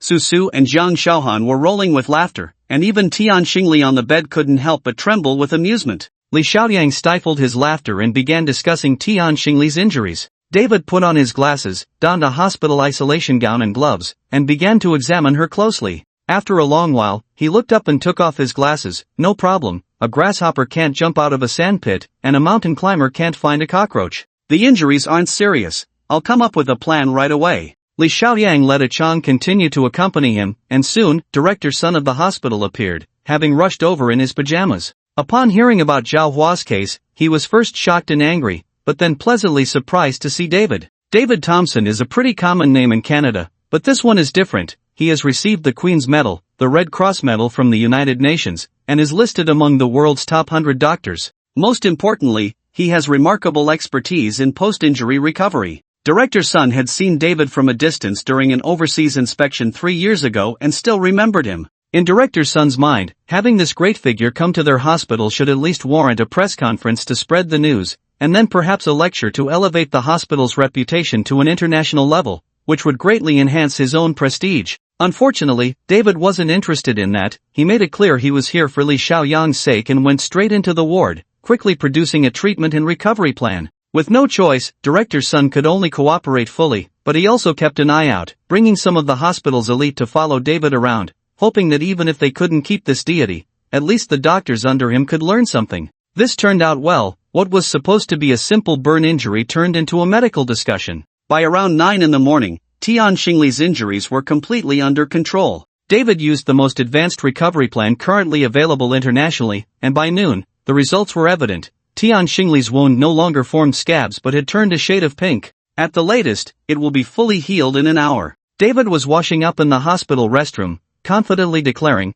"Hounds can catch rabbits, old donkeys can pull the millstone. I guarantee, if it doesn't go well, I'll work like a horse for you." Li Xiaoyang smiled and asked Chang to take David to rest at Yijing. He really couldn't stand this international friend's constant use of idioms. Over there, Tian Xingli was surrounded by a group of nurses and doctors, and she could no longer pretend to be asleep. Although she wore an excited expression on her face, inside she was already cursing. This act of self-sacrifice was meant to delay Li Xiaoyang for a few days. In her plan, although it was a minor injury, this kind of burn healed very slowly. As long as Li Xiaoyang was delayed, the matters on Tianhe's side would be easier to handle. Who would have thought the final outcome would be like this? In her mind, Tian Xingli added another analysis of Li Xiaoyang, a powerful network of relationships, unpredictable actions, and once this person was provoked, the consequences would be unimaginable. At this moment, Li Xiaoyang arranged for Su Su and Jiang Xiaohan to take turns resting and watching over her, then walked over to Tian Xingli's side. "Xiaoli, I've done what I promised you. I have something to attend to first. I'll go to Tianhe. You must take care of yourself." A strange smile played at the corner of his mouth. David also said you need to rest. Don't worry about the company. I'm giving you a month of paid leave, including for the two of them. He added, Su Su, Xiaohan, your sister Tian works herself to the bone, so you two must keep an eye on her. Without my signature, she is not allowed to be discharged. The two women giggled foolishly. Oh dear, are we looking after a patient or your girlfriend, young master? Tian Xingli wished she could kick them to death, but she had to maintain a shy and delighted facade, which was incredibly uncomfortable. Now, she had woven herself into a trap, and instead, Li Xiaoyan was monitoring her. Li Xiaoyan walked out of the hospital feeling relaxed and went straight to Tianhe. His new office was built using the space above the rooftop, but now it was sealed off due to the bomb threat, so he could only temporarily meet assistant Song in Zhao Haji's office. Zhao Haji had been busy all night and was now sound asleep. Li Xiaoyang made himself comfortable in a mahogany chair. Assistant Song came over with 3 sets of documents. Mr. Li, here are the files for Tian Xingli, Su Lingshan, and Jiang Xiaohan. Li Xiaoyang took them with a smile. You even got Su Su and Xiaohan's files. Assistant Song adjusted his glasses. Since they are the ones you specified, I naturally had to do a thorough investigation. These documents compile records from the HR department, the information they filled out when they joined the company, some work records, and finally, their pay slips and monthly performance evaluations. Li Xiaoyang nodded in satisfaction, suddenly recalling something. By the way, Assistant Song, does Tianhe produce licorice oil? The kind that treats burns. Assistant Song flipped through his papers. Yes, we have premium licorice oil, available in both tube and bag packaging, one is 50 grams, the other is 20 grams. Li Xiaoyang nodded. Get me a box of each. I have use for them. Assistant Song quickly brought 2 boxes of licorice oil, and Li Xiaoyang took the documents and boxes, leaving Tianhe and heading straight to the warehouse. He locked the warehouse door, took a deep breath, and then pulled up his attribute panel. Host, Li Xiaoyang quality, attributes, strength 9, agility 9, intelligence 9 ability, success rate bonus 0 next upgrade success rate, 99 ordinary upgrade attempts, 9,700 special upgrade attempts. 2 These attributes hadn't changed since the last upgrade, but Li Xiaoyang felt they were increasingly insufficient. He decided to set everything else aside and focus on upgrading immediately, first increasing the number of upgrade attempts. Currently, the success rate, including bonuses, was only 99, needing an additional 0.9% improvement or to obtain a level 3 lucky crystal. The last scrapped ruby necklace, worth millions, had only yielded a level 2 crystal, so it seemed that a level 3 crystal would require scrapping something worth at least 10 million. No matter what, the problem he faced now was a lack of money. Li Xiaoyang opened his mobile banking app, and the balance showed only 1.09 million. He fell into deep thought. There was a high-interest loan waiting at Sito Haomin's place, but it wasn't time to collect the money yet. The self-service restaurant hadn't opened, and making money was a future concern. As for his salary at Tianhe, although it was at the vice president level, it was only $1 million a year, and he didn't want to use Zhao Haji's money for now. To solve the money problem, he had to rely on his abilities. With the enhancement of his strength and the increase in experience, Li Xiaoyang's grasp of his abilities had become deeper and deeper. This ability to upgrade himself could be tentatively called a system. As he leveled up, its mysterious veil gradually began to lift. Looking back to when he first obtained this upgrade system, he was burdened with huge debts and surrounded by difficulties. At that time, he had upgraded all sorts of chaotic things, barely getting through the toughest moments with the help of the upgrade phone. After that, he clumsily began to explore, and meeting Tang Yanran was a turning point. He took a gamble and sold gold, gaining his first wealth. Since then, things had become increasingly smooth. Relying on top-grade Cao Bile, he made contact with the Tianhe group and found himself in a fortunate situation in the Magic City, enjoying boundless glory. Although only a few months had passed, his mindset and circumstances had undergone tremendous changes. Now, his network was gradually expanding, his career had a foundation, and he even had his own small team. The only thing lacking was an opportunity and a point of leverage. Therefore, during this time, he rarely upgraded items anymore. Now, returning to his old profession, his thought process was completely different from before. Previously, he would upgrade items first and then look for channels to sell them. Now he would first identify the channels and demands, and then selectively upgrade items. This not only made it more targeted but also better protected his secrets and saved upgrade attempts. Li Xiaoyang opened the licorice oil box and took out a pack to try. Licorice oil, quality, value assessment level, upgrade success rate 90. The cost of this licorice oil was estimated to be just a few dimes, its value pitifully low, so the success rate was naturally absurdly high. Li Xiaoyang immediately upgraded, and after using the upgrade 3 times, he successfully obtained 2 bottles, transforming them into snake gall licorice oil. He hadn't used his abilities for a long time and surprisingly felt that initial excitement again. After continuous upgrades, he finally got 10 bottles of snake gall oil.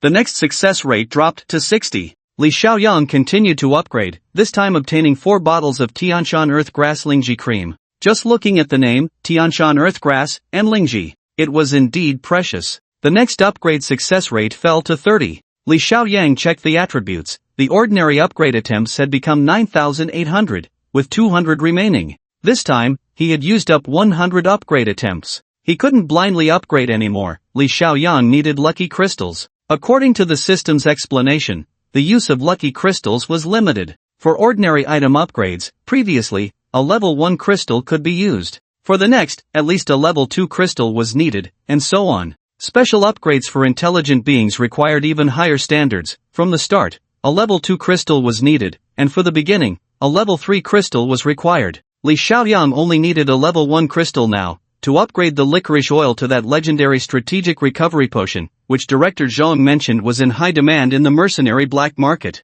He took out his phone and called Li Wanrong. Wanrong, help me with something, the sooner the better. After giving the instructions, he quickly transferred 1 million to Li Wanrong's account. Around noon, Li Wanrong arrived at the warehouse with a large bag. So you have a secret base too, she said, putting down the bag and first taking out a pizza box. Haven't eaten yet? Just make do with this, you're too tense. Did you bring everything? Li Xiaoyang swallowed a few slices of pizza, wiped his mouth, and stood up. Li Wanrong smiled slightly, opened a leather bag from the bag, revealing a large pile of luxury goods. In addition to the brand new 7 Patek Philippe watches, there were also some jewelry boxes and a small bag filled with loose diamonds. What is this? Li Xiaoyang looked at her in shock. He had only given Li Wanrong 1 million, allowing her to take 7 watches, but these pieces of jewelry and loose diamonds. Although I don't know why you need these luxuries, Li Wanrong said softly, her bare face unadorned, I just happen to have a little of this kind of thing. Li Xiaoyang looked speechlessly at the jewelry, which included rings, earrings, and necklaces, all top-tier gems worth a considerable amount, and the loose diamonds were worth at least 1 million.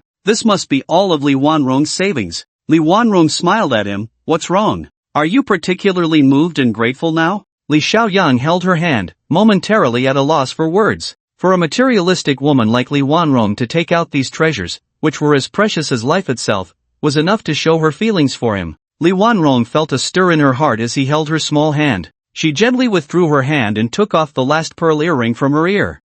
And this, it's a limited edition earring from Bulgari, it should be worth quite a bit too. She put down the earring, not waiting for Li Xiaoyang to speak, and turned to walk towards the door. Alright, I won't disturb you while you work. Just as she was about to leave, she turned around and smiled sweetly. I've saved these for many years, originally to wear when I got married, consider it a bargain for you. As the warehouse door closed again, Li Xiaoyang felt a bittersweet sensation he couldn't quite place, but the position of this woman, Li Wanrong, in his heart had completely changed. He slowly regained his composure, picked up a watch, and chose to upgrade. The scrapped Patek Philippe transformed into a pile of small particles, and a level 1 lucky crystal sparkled, accompanied by the notification of a 1 in 10,000 increase in upgrade success rate. The value assessment of these items was at least level, with a platinum necklace reaching a level evaluation. In no time, Li Xiaoyang had a pile of lucky crystals in his hands, including several level 2 crystals in addition to the level 1 ones. Almost all the jewelry and diamond luxuries had been scrapped,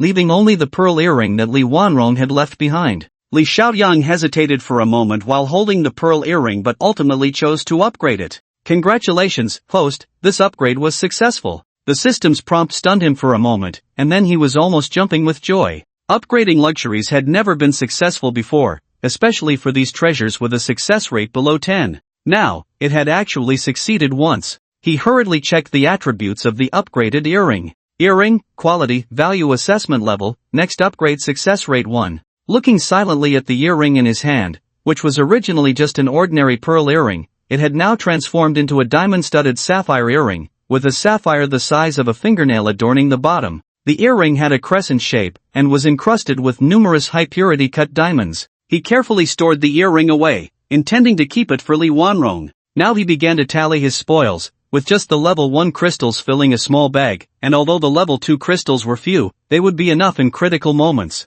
Li Xiaoyang then opened his attribute panel. After this series of frenzied scrapping, the upgrade success rate bonus had risen to 0, and combined with the previous rate, it had now increased to 5 thousandths. He used 1/3 of the level 1 crystals. Li Xiaoyang upgraded all 4 tubes of Tianshan Earth Grass Lingji cream, and in his hands, several unmarked vials appeared, all 50 grams, with metallic shells, cold to the touch. Li Xiaoyang carefully examined them and finally discovered the laser-etched words on the back of the vials. It was confirmed, this was a strategic medication developed by European laboratories, a top-tier drug that could treat chemical burns. He sat by the computer, entered the information, but found no data on domestic search engines. Helpless, he went online and finally found a bit of information in a Google search. There was only a simple introduction, still entirely in English. Even with translation software, one could only grasp a rough idea. The principle of this agent remains a commercial secret, but this English magazine reported that the agent was initially prepared by the United States for operations in Iraq,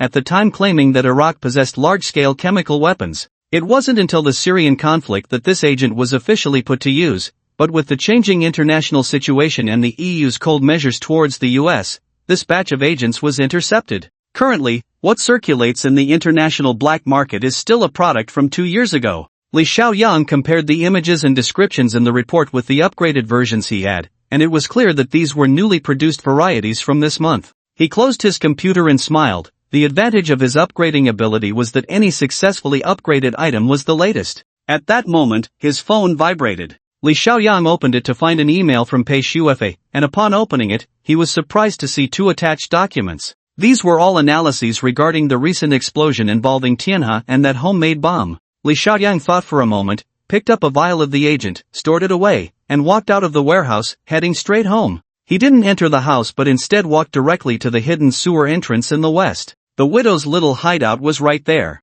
He walked over quietly, but before he had taken a few steps, a warning voice sounded in his ear. Don't move, if you take another 20 centimeters, you'll step on a landmine. Step on a landmine. Li Xiaoyang's body tensed, cold sweat breaking out all over him. The widow appeared at the sewer entrance, signaling him to stay still, then took out a small sensor light. When she turned it on, a semicircular red light appeared, covering the grass near the sewer entrance. Even under the bright sun, the red light was particularly conspicuous. As the red light swept across, Li Xiaoyang saw small mushroom-shaped bumps on the grass. Avoid these lovely little things, and you'll be fine, the widow encouraged. Li Xiaoyang looked at the narrow safe route, extremely nervous, but he still held his breath and carefully navigated through the layers of mushroom mines. Sweating, he jumped into the widow's little hideout and wiped his forehead. Is this really necessary? This isn't a military operation, laying mines in the city? You must be crazy. What if there are kids playing nearby? The widow smiled faintly in the darkness. Don't worry, these are anti-personnel mushroom mines, specially developed by my good friend. Even if they explode, the worst that could happen is losing a toe or something. As she spoke, she really took out a mushroom-shaped landmine. Look, my friend is a genius. All the weapons he invented have a civilian monitoring system. If it detects a child or an unarmed civilian, it can effectively avoid collateral damage. Li Xiaoyang didn't dare to take it. I'm a civilian too. The widow shook her head. The civilian monitoring system generally doesn't make mistakes. At least the results show that you are a dangerous person. Li Xiaoyang had nothing to say and turned to survey the dark little hideout. The section of the sewer where the widow was hiding belonged to the old district's outdated pipes, built in the 1980s. But don't think the quality is poor. In fact, the urban infrastructure built in that era, whether in materials or design, including the construction process, was much more solid and robust than now. Because the builders of that time still retained a responsible and serious noble quality. Take this section of the sewer. Not only was the internal design very scientific, but the space was also quite spacious.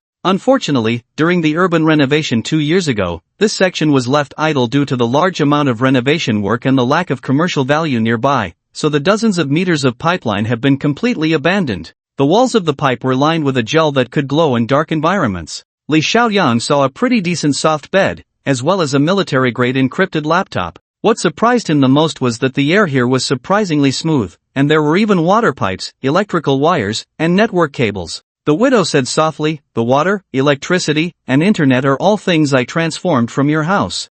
Your utility bills must be quite high these past few months. She felt a bit embarrassed. Li Xiaoyang, however, laughed and said, I thought you were someone who didn't care about the mundane world, but I didn't expect you to be so down-to-earth, knowing about water, electricity, and heating. The expression under the widow's hood was hidden, but she must have been smiling. It was really stinky here at first. It took me a long time to fix it up. Don't think I'm the kind of girl who likes to crawl through sewers. This exchange brought the two closer together, and Li Xiaoyang finally confirmed that she was indeed a girl. He smiled and took out a vial from his pocket. Today marks our first official meeting, a small gift, just a token of respect. The widow carefully took the vial, looked at it, and was shocked. This is a strategic agent. Where did you get this? This stuff sells for $10,000 a gram in the French Foreign Legion camps. Li Xiaoyang was even more surprised. So valuable? Isn't it just a medicinal agent? The widow carefully touched the vial, because this thing is in very short supply, and for mercenaries nowadays,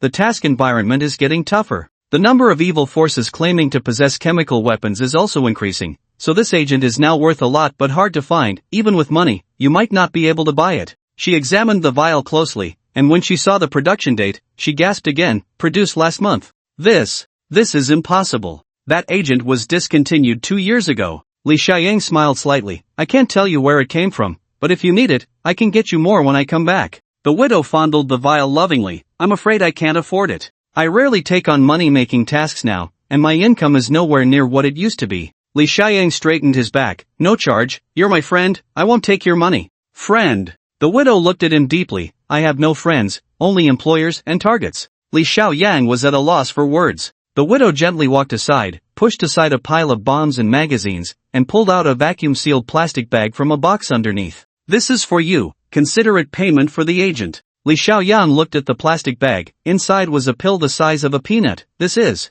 The widow smiled. It's the kind of pill that makes men wish they were dead. The last time I tricked you, it was actually worth $500,000. The agent you gave me is too valuable. Consider it a bargain for me. Li Xiaoyang also fondled it lovingly and carefully put it away. That agent is only 50 grams. Isn't it a fair exchange? The widow shook her head seriously. It's different. Look here. She pointed to the production date on the vial. Oh, it's the latest production. Does that make it more valuable? Li Xiaoyan laughed. The widow looked at him in surprise. Can't you see the value behind this date? Li Xiaoyang shook his head foolishly. The widow sighed. This is intelligence, very valuable intelligence. From this production date, one can obtain information worth tens of millions of dollars, which is that the agent has started mass production again. This intelligence should not be underestimated. It could even indicate changes in the strategic relationship between the EU and the US. Of course, once the news gets out, the stock price of the British biotech company will rise, as this company is the one producing the agent.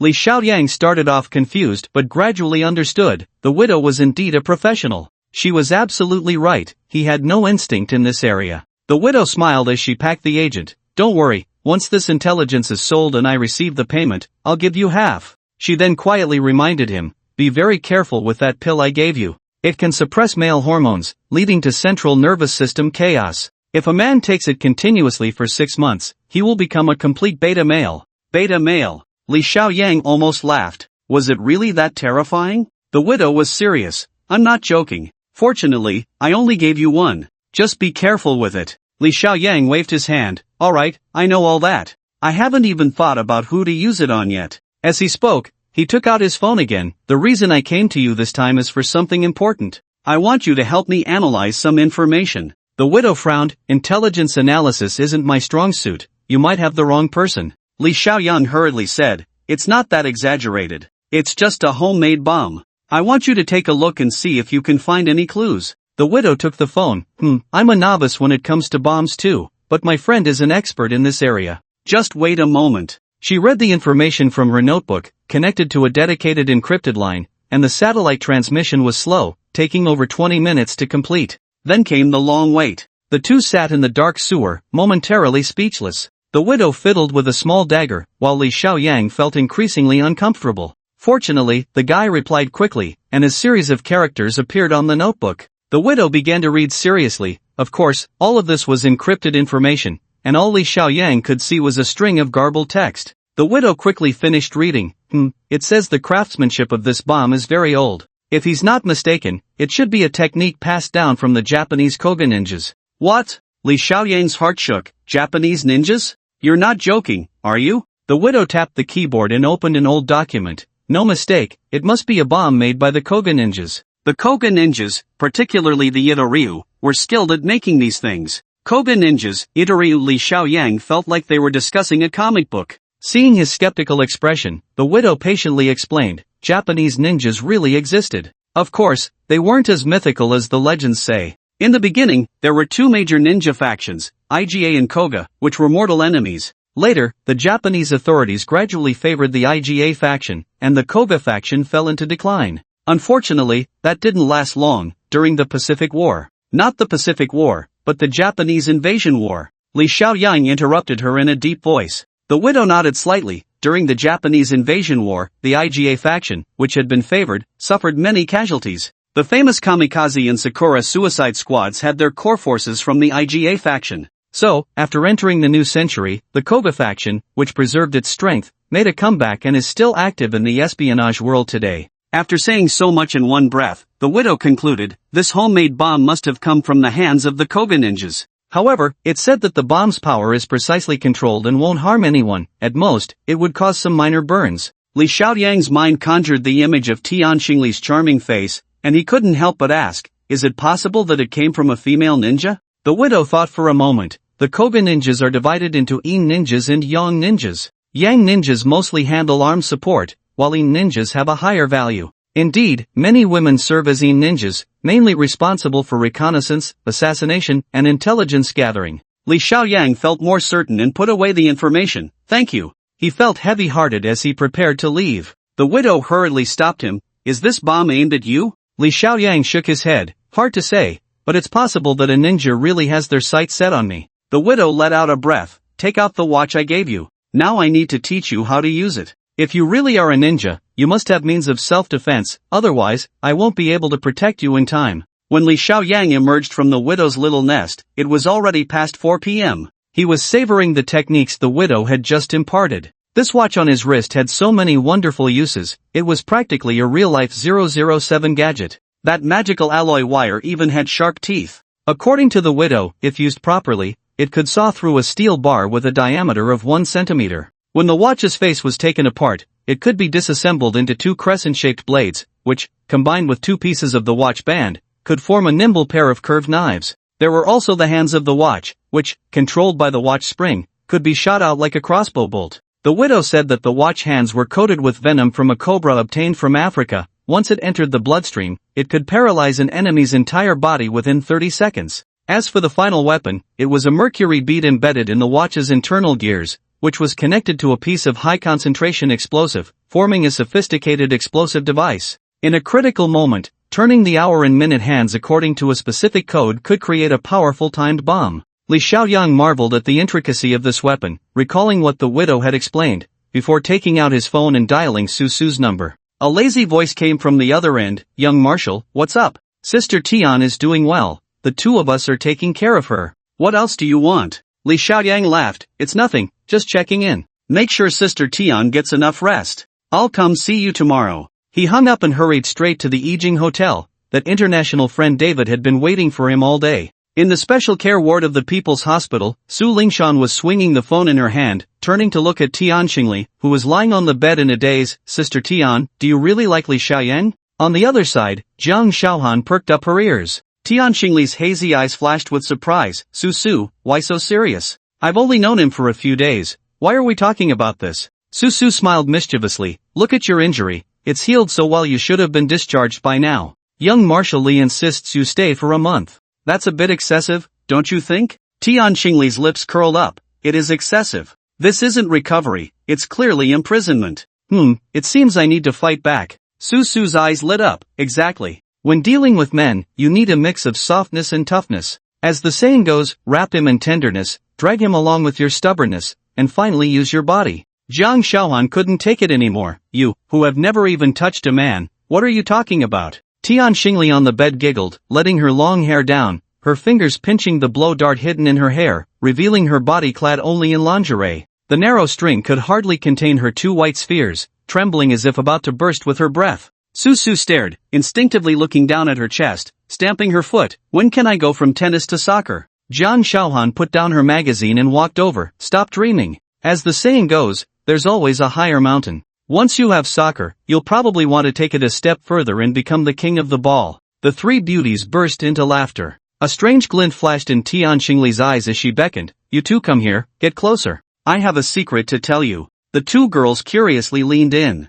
Tian Xingli slowly reached out, wrapping her arms around one, her lips first brushing against Jiang Xiaohan's ear, gently exhaling a breath. A glimmer of cold light flashed, and Jiang Xiaohan's body went soft. On the other side, Su, still not understanding what was happening, was also struck by the blow dart, collapsing onto the bed alongside Jiang Xiaohan. Tian Xingli placed the 2 girls side by side on the bed, covered them with a blanket, and hung a "Do Not Disturb" sign on the door of the hospital room. Only then did she change into a set of clothes and leap out of the window. As the sole inheritor of the Koga Valley Ninja's unique weapon, Tian Xingli had only 12 blow darts, each with different effects. The 2 girls who were hit by this sleeping dart would not remember what had happened even if they woke up. However, for Tian Xingli, using ninjutsu was ultimately a risk. She preferred to use daggers and pistols, as that allowed her to conceal her identity to the greatest extent. Instead of leaving the hospital, she quietly made her way to the morgue in the corner of the hospital. After sunset, this place was deserted except for the night watchman, making it very discreet.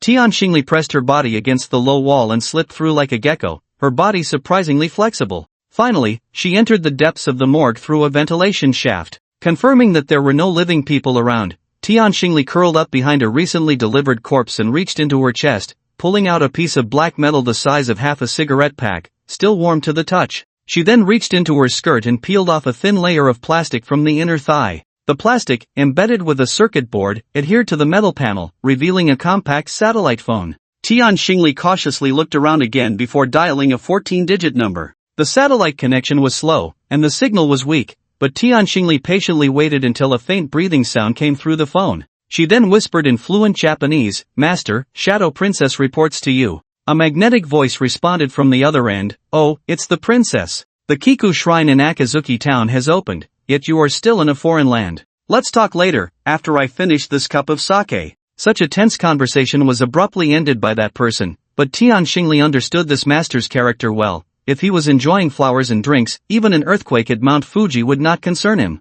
After a long while, the satellite phone connected again, and the magnetic voice remained lazy. "What's the matter? Have you encountered some trouble?" Tian Xingli took a deep breath. "No, the Chizuru plan is still ongoing. The police in Huagua still think this is just an ordinary case, everything is normal. It's just that I have encountered a particularly special enemy." The master on the other end showed a bit of interest. "Oh, an enemy that even Koga Valley's princess finds troublesome? That sounds interesting." Tian Xingli briefly explained the situation with Li Xiaoyang, finally whispering, "This man is truly mysterious, and his strength is hard to gauge. The current situation requires your guidance." There was a moment of silence on the other end before the master slowly replied, "Li Xiaoyang, I've heard of this person." Even Tian Xingli was taken aback. "Master, how do you know this person?" The voice laughed. "Teacher Dongshan's mission in Huagua failed. After he returned, he met with me. It was Li Xiaoyang who defeated him, and he lost thoroughly in his most proud medical skills." Tian Xingli gasped, "Even Teacher Dongshan?"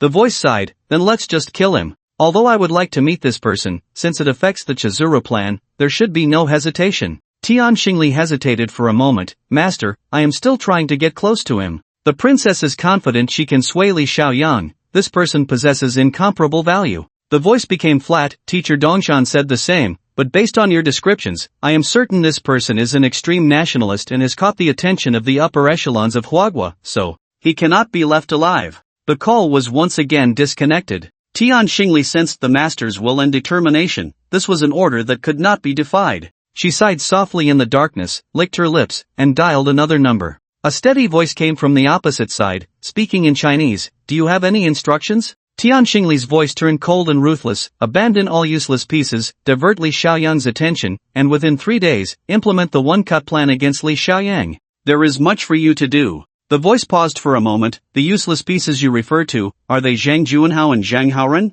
Tian Xingli snorted. "Zhang Haoran can stay for now. He is Li Xiaoyang's greatest enemy and might come in handy at a critical moment." After giving her instructions, Tian Xingli slowly disconnected the satellite phone and quietly crawled out of the morgue. When she returned to the ward, it was already past 8 p.m., and Su Su and Jiang Xiaohan were still unconscious in bed. Tian Xingli tidied her clothes and used the antidote to wake the two women. Su Su stretched lazily. "Oh, I slept so well. How did I fall asleep?" Jiang Xiaohan turned over, rubbing her eyes. "Sister Tian, how did you get out of bed?" Tian Xingli packed her belongings. "Of course, I'm being discharged. Since I'm not sick and my injuries have healed, why waste time here? Let's go out for a drink. I want some sake." Su Su perked up. "Great, let's go to Ingbanan. The Japanese restaurant has good food." Tian Xingli walked towards the door. "No, let's go to Jumenzhai." She turned back with a smile. "It's September now, the perfect time to drink Jumenzhai wine and eat sanma." Su Su was even more excited, hastily wiping her face and getting ready to go.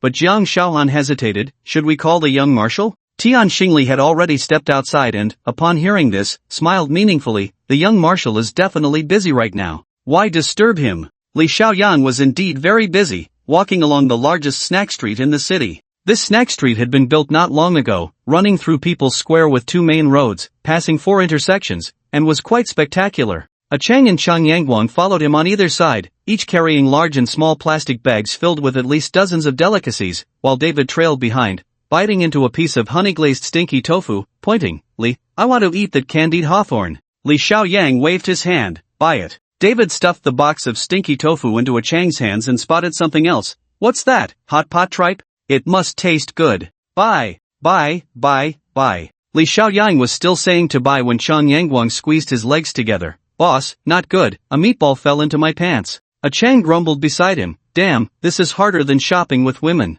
"Dawei, did you starve to death in your last life?" Li Xiaoyang was also tired. "Alright, Dawei, you've eaten enough. About what we discussed earlier." David wiped his mouth. "Old cow pulls the cart slowly. Why are you in such a hurry?" "I'm still considering it." Li Xiaoyang smiled and led them to a cool terrace, where they all started eating and chatting. Naturally, the topic turned to food. "If you ask me, I'm tired of all this stuff. Look at this weather, it's better to go drink some draft beer, Chang Yangwang said, loosening his clothes and fanning himself. A plate of snails, a plate of edamame, and some grilled skewers, that flavor, David was drooling. I've been in the city for a week, eaten all over the Huangpu River, but I've never had snails. Can you really eat those iron ones? You Chinese are amazing. Li Xiaoyang laughed. It's not snails, it's river snails, a type of tianluo. A Chang pretended to understand. It's like your foreign snails. Aren't they often seen in French cuisine? Shut up. David stood up, his scary leg hair shaking under his shorts. Tianluo is tianluo,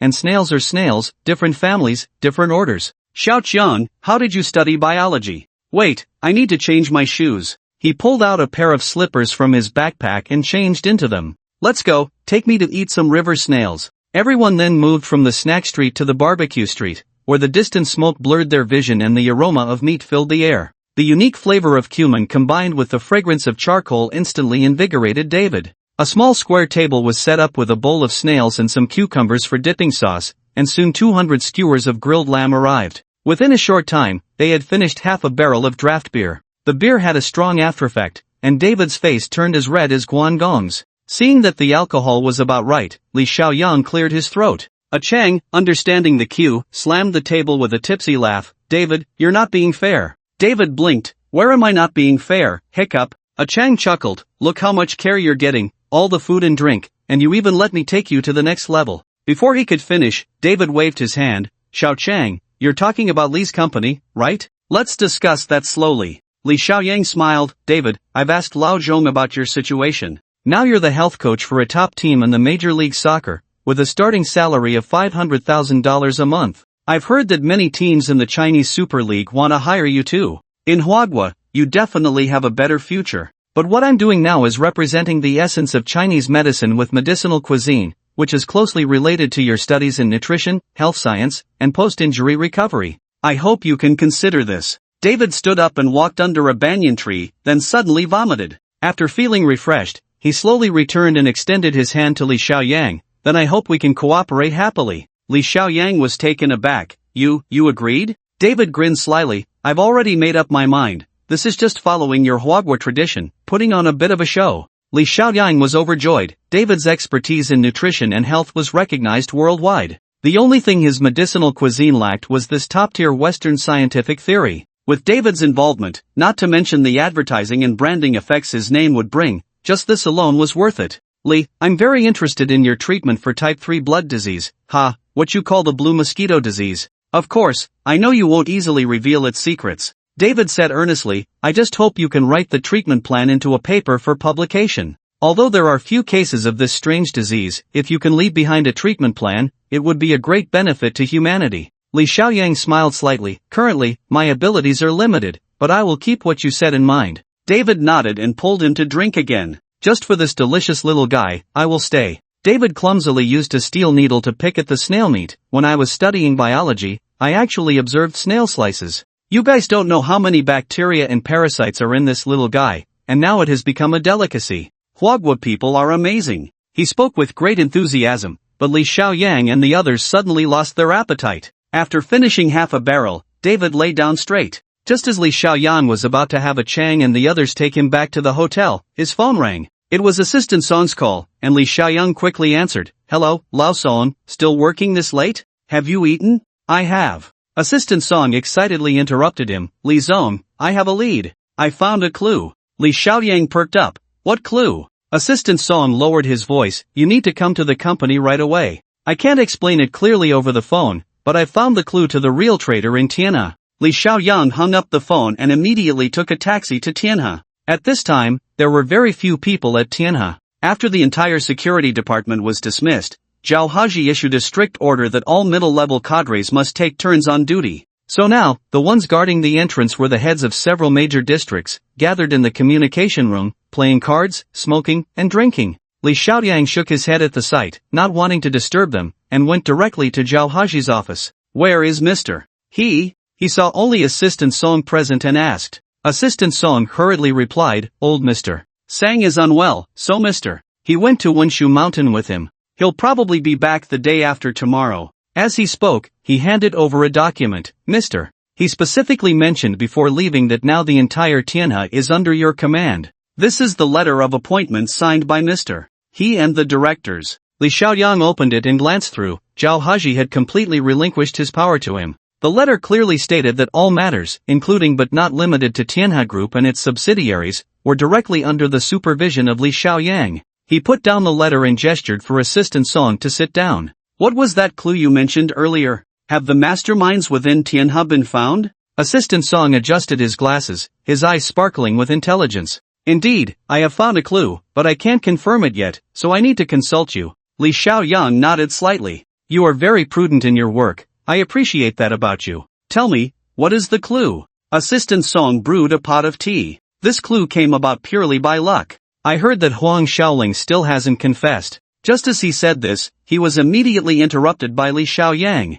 Who did you hear that from? How can you be sure Huang Shaoling hasn't confessed? This should be confidential information from the police. Facing Li Xiaoyang's sudden questioning, Assistant Song continued pouring tea steadily, not spilling a drop. Mr. Li, I've been with Mr. He for so many years, and I am responsible for the interactions between Tianhe and government agencies. I know very well how the city bureau operates. If Huang Shaoling had confessed, the city bureau would have taken significant action by now. After all, this is a case that has alarmed the provincial public security department. He smiled and poured himself another cup. Now that the city bureau is calm, it naturally means the case has encountered difficulties, and Huang Shaoling hasn't revealed anything useful. Li Xiaoyang took a sip of tea and smiled.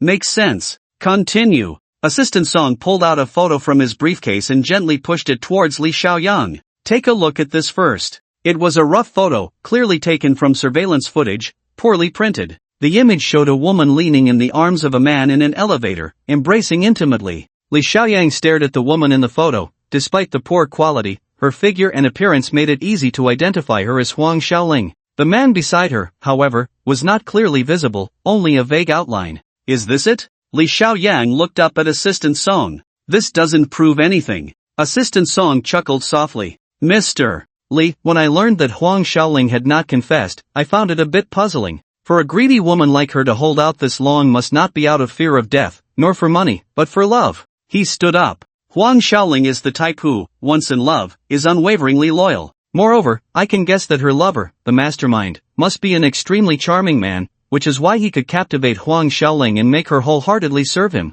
Assistant Song's reasoning was indeed impeccable. Li Xiaoyang also stood up. How did you find Huang Shaoling's lover? Assistant Song smiled faintly. At first, I thought it was like searching for a needle in a haystack, but soon I thought of the flaws in the office romance. Since that lover is someone from Tianhe, having been in the same building for so long, he and Huang Shaoling couldn't possibly have left no traces at all. So, I accessed all the surveillance footage from the 4 elevators in the Tianhe headquarters. He explained further, our security at Tianhe is very strict. Unlike other companies that only keep surveillance footage for the current week, we retain all footage for the year. A year's worth of surveillance footage. Li Xiaoyang was moved. Storing surveillance footage has always been a major challenge because video files are too large. Even with special compression, in a situation like Tianhe's, several recordings must be kept each day, adding up to thousands over a year. At this point, Assistant Song continued, efforts do not betray the diligent. I gathered dozens of colleagues to watch the footage together, and finally, in a recording from April this year, we discovered this scene.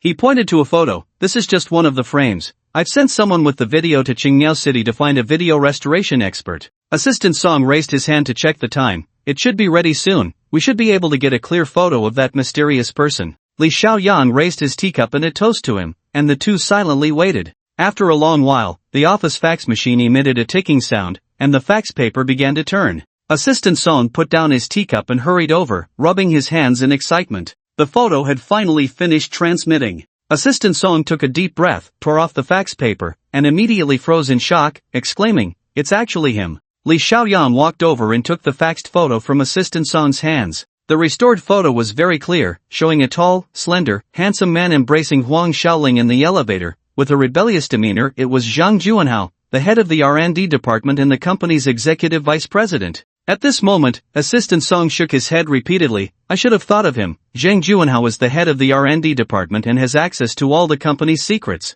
This man is handsome, has studied abroad, and has a high taste in life. Dealing with a woman like Huang Shaoling is naturally easy for him. Money laundering is too simple. Li Xiaoyang stared at the photo in silence. Money laundering was one part, But what about the military vehicles? What about the military supplies? Zhang Juanhao's R&D department was only responsible for a part of the medicinal cuisine formulas. He had no authority to interfere with the entire production, packaging, and distribution of military supplies. So how did he control the military vehicles? Li Xiaoyang looked up at Assistant Song. Have you forgotten about the military vehicle black market? Since Zhang Juanhao is the mastermind, how does he control that aspect? Assistant Song's eyes flickered. Mr. Li, I believe the military vehicle case is the responsibility of the military and has nothing to do with us at Tianhe. The internal issues at Tianhe are at most an economic problem of money laundering. His tone became firm, carrying a hint of dissatisfaction, hoping that Li Xiaoyang wouldn't implicate Tianhe in the military vehicle matter. Li Xiaoyang understood his feelings but still felt something was off.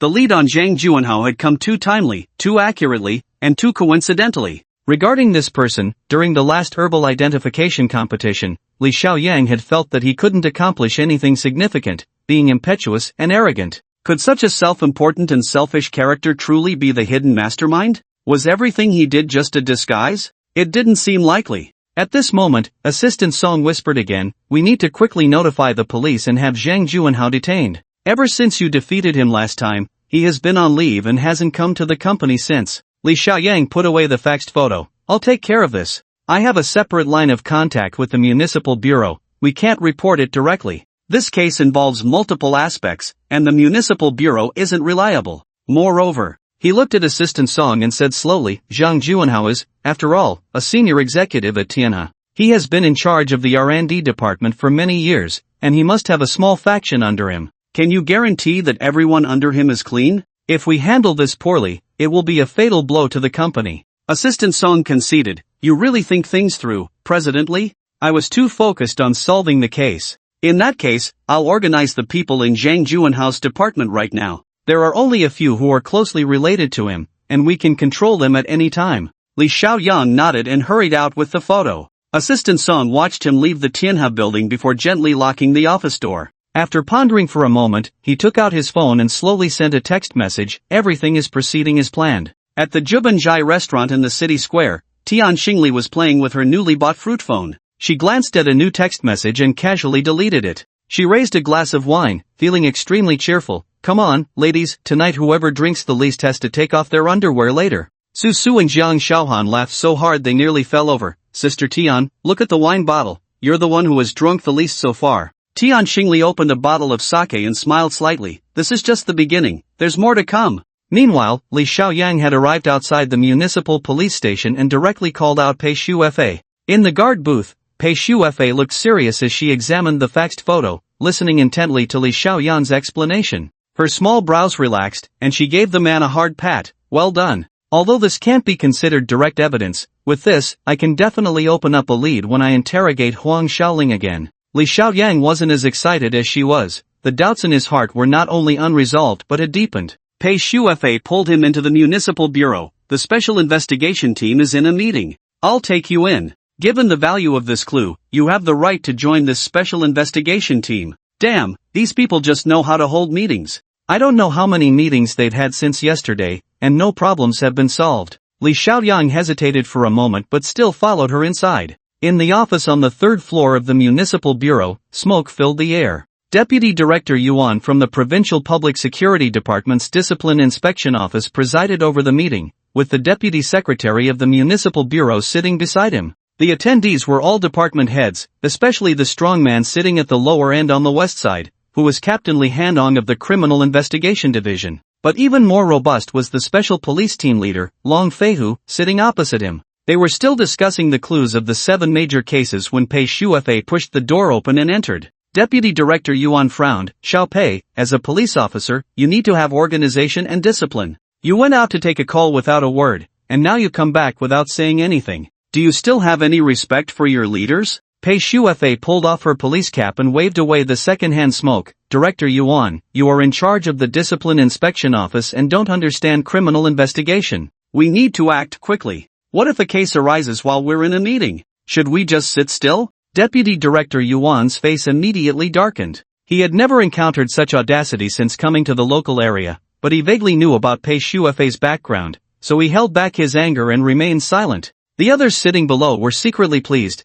Deputy Secretary Yu was trying to smooth things over, while Li Hanong and Long Feihu secretly gave Pei Shuefei a thumbs up. These two, responsible for criminal investigation and special police respectively, were action-oriented and deeply agreed with Pei Shuefei's words. Pei Shuefei slammed the faxed photo onto the table and briefly mentioned the new lead that Li Xiaoyang had obtained. Finally, she exclaimed, "I think we should stop the meeting. Let's interrogate Huang Xiaoling right now. As long as this woman opens her mouth, we can follow the clues and definitely solve the case." Since the special investigation team was established, the only lead they had was Huang Xiaoling, and this photo was the biggest breakthrough so far. Director Yuan stood up happily. "Good, Xiaopei, you truly are an elite from the Municipal Bureau. I think you should take charge of this matter. As for you, Secretary Yu, I believe it's quite reasonable for Xiaopei to take the position of deputy leader of the special investigation team." Secretary Yu nodded repeatedly in agreement. Pei Shuefei smiled. "The credit isn't mine alone, it's all thanks to my informant."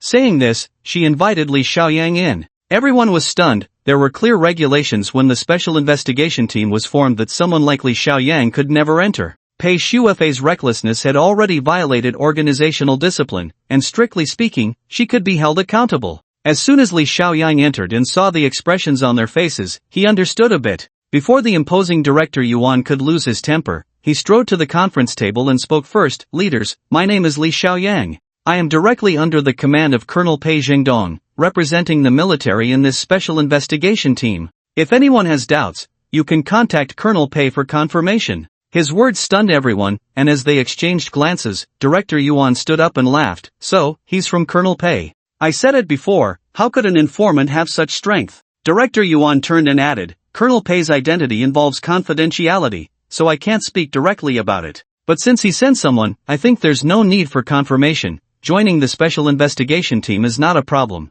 With Director Yuan saying this, the others naturally had no objections. The meeting continued, and this time it progressed much faster. In the end, they decided to focus on the lead of Huang Xiaoling and continue digging deeper. 20 minutes later, Pei Shuefei and Li Xiaoyang got into an off-road vehicle and headed straight to the Dongwen detention center. Huang Xiaoling had been detained for over 48 hours, so she was sent to a temporary detention center. After getting out of the car, Pei Shuefei smiled softly. "You're quite clever to bring out my father's name and intimidate those people." Li Xiaoyang smiled back. "At this time, if I don't use Uncle Pei, when would I? To be honest, I don't care about your special investigation team at all." Pei Shuefei took out the prepared materials. "So, how about you come in with me and broaden your horizons? Interrogation is quite an art." Li Xiaoyang shook his head. "I'll just watch from outside." The Dongwen detention center had long received notice and was fully prepared. Pei Shuefei went straight into the interrogation room, while Li Xiaoyang watched from behind the glass.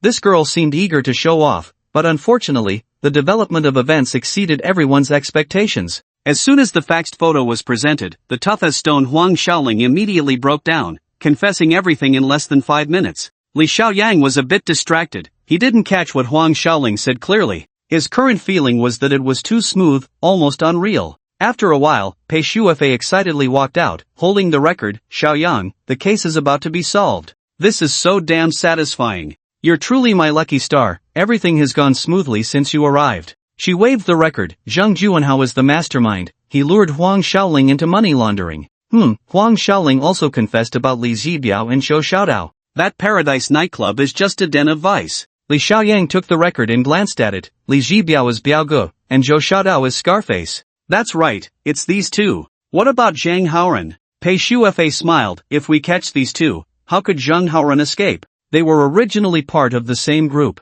Li Xiaoyang grabbed her. "Who was in a hurry? Can you go back in and interrogate again? Ask Huang Xiaoling if she knows Tian Xingli from Tianhe Company and if she has any connection to this case." Tian Xingli. Pei Shuefei frowned and suddenly remembered. "Isn't she the one from the hospital that day? The big-breasted beauty?" Li Xiaoyang nodded. "Go ask her, this is very important." Pei Shuefei went for about 10 minutes and came out shaking her head. "Tian Xingli has nothing to do with this case. Huang Xiaoling only remembers that she interned in the finance department a long time ago, and they haven't had any contact since." As she spoke, she glanced at the man. "What's wrong? Is that big-breasted woman problematic?" Li Xiaoyang smiled faintly. "No problem, let's catch Zhang Juanhao first." Due to Huang Xiaoling's sudden confession, the special investigation team, which had just disbanded, was called back together. Criminal Police Officer Li Hanong and Special Police Officer Long Feihu were the first to return. They both started working in the same year and were standard iron buddies. At this moment, Li Handong handed over a cigarette. Tiger, what do you think of that Li Xiaoyang?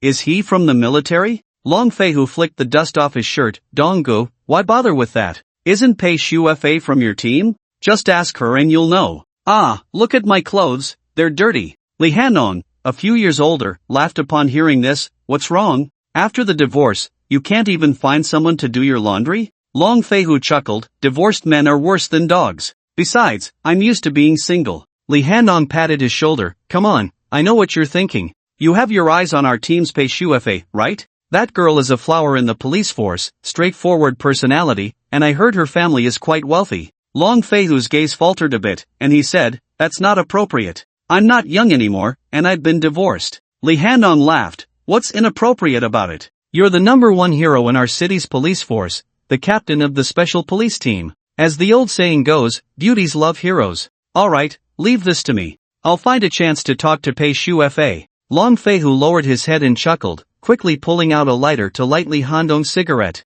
While they were chatting, an off-road vehicle rushed in, the door opened, and the dashing Pei Shufa jumped down. Li Xiaoyang followed, and Pei Shufa linked her arm with his. Xiaoyang, during the operation later, you stick with me. I feel secure with you around. Seeing the two of them so intimately holding hands, Long Feihu's expression changed, and he crushed his cigarette. Donggu, I'm going upstairs first. Li Handong, an experienced criminal investigator, had a keen sense of observation and smiled as he held him back. Don't be in a hurry. It's just holding hands. Maybe they're just good friends. After all, he's from the military, he might have some background. Long Feihu snorted, feeling uncomfortable looking at Li Xiaoyang, and couldn't help but spit. Military my ass. With his small build, if he came out to practice with me, I guarantee I could take him down in 3 punches. Li Handong restrained him. Calm down, don't worry, I know what I'm doing. Keep that stubbornness of yours in check. The two entered the office one after the other, and most of the people had gathered. Director Yuan and Director Yu both looked tired. After briefly listening to the case report, they temporarily appointed Pei Shufa as the deputy leader of the special investigation team, directing her to cooperate with Li Handong from the criminal investigation team to directly command the subsequent arrest operation. Once the two big shots finished their arrangements, they left. In the conference room, besides Pei Shufa and Li Xiaoyang, the rest were criminal and special police officers. From the perspective of the special investigation team, Pei Shufa now held the most power. Just as she was about to stand up to speak, Li Xiaoyang gently pulled her back. I think it's better to have Captain Li host this. After all, he's the one directing the actual operation. Li Handong had been working for a long time and was also Pei Shufa's former superior, so this suggestion was immediately supported by everyone. Li Handong then reanalyzed the entire case, and after a discussion among several people, they decided to launch the operation at midnight, splitting into 2 teams for the arrests. This is a special case, and we can't afford any delays, especially since people from the provincial department are here, so we don't have time to prepare.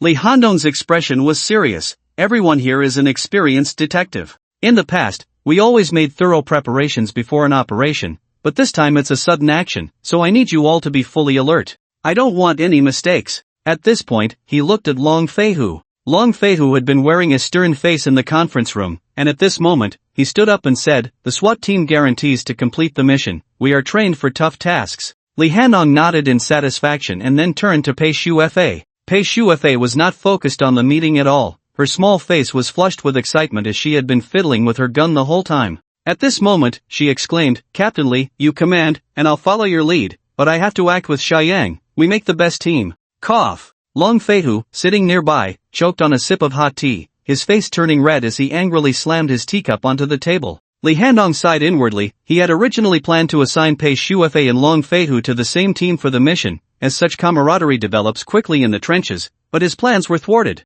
He smiled slightly. Then I'll announce the action plan and timing. We'll split into 2 teams. At this moment, Li Xiaoyang had just finished reading a text message from Pei Zhendong and immediately stood up to interrupt. Captain Li, wait a moment. Li Handong looked at him in surprise. What's the matter? Is there a problem? Li Xiaoyang shook his head but placed his phone on the table. I just have a suggestion. Before announcing the action plan, please everyone take out your phones. It's nothing personal, just for confidentiality. Li Handong slapped his forehead. Right, that's necessary. I was getting confused. He also took out his phone, and soon the table was piled high with various phones as everyone in the conference room complied. Only one person remained seated, naturally the disgruntled SWAT team leader. It wasn't until Li Handong shot him a glare that Long Feihu slowly pulled out his phone. I turned it off, so I don't need to hand it in, right? Li Handong frowned but hadn't spoken yet when Li Xiaoyang bluntly retorted, no, everyone has to hand it in. Bang! Long Feihu slammed his phone down on the table, the brand new device even popping its battery out.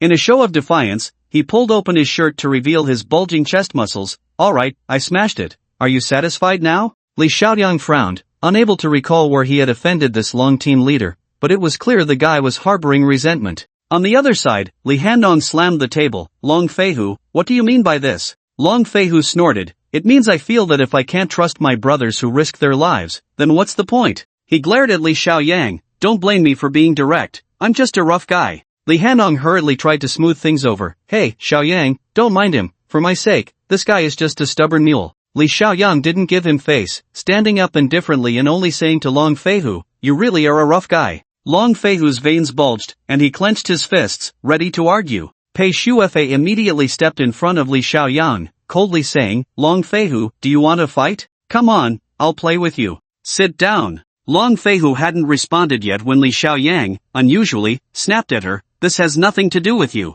Pei Shuefei pouted but obediently sat down, leaving Li Handong astonished and Long Feihu even more furious. At this moment, Li Xiaoyang strode up to him, not even glancing at his massive fists. I know you're not satisfied, but I'll say it again, you are just a rough guy. He looked around, everyone, I'm not a police officer, and some things I might not be supposed to say, but I feel like you all haven't taken this case seriously at all and have no idea what has happened. On the other side, Li Handong couldn't hold back any longer. Oh, Li Xiaoyang, can you be a bit clearer? Li Xiaoyang smiled, Captain Li, you still don't understand. Let me ask you one thing, what is Director Yuan, sent by the provincial department, responsible for in the bureau? Li Handong frowned, Director Yuan is the deputy director of the Provincial Discipline Inspection Commission. What's the problem with that? Li Xiaoyang snorted, then why don't you think about it? Why did the provincial department send a cadre responsible for discipline inspection to the city instead of a leader in criminal investigation? Also, why did the city bureau let Secretary Yu from the party committee host the reception for this special task force meeting? His voice grew low. This only indicates one thing. In the eyes of the leaders at the provincial department and city bureau, the 718 case is not just a criminal case, but also an internal corruption case, and perhaps the latter is even more serious. I don't need to say more about what comes next. Earlier, I suggested everyone hand over their phones because I didn't want any problems to arise, and then it would be hard to explain. Li Handong was drenched in sweat from what he said. Although he was an experienced criminal investigator, he was indeed not politically astute enough. In hindsight, Li Xiaoyang's analysis was incredibly accurate. Li Handong recalled that before the establishment of the Special Task Force, the city's Organization Department and Discipline Inspection Commission had both approached him for discussions. At the time, he thought it was just a procedural matter, but now he realized it was a deep pool. His mind was filled with regret. If he had known earlier, he shouldn't have stuck his neck out. This special task force should have been led by Pei Shuefei. The waters were too deep, and he feared he wouldn't be able to climb out later.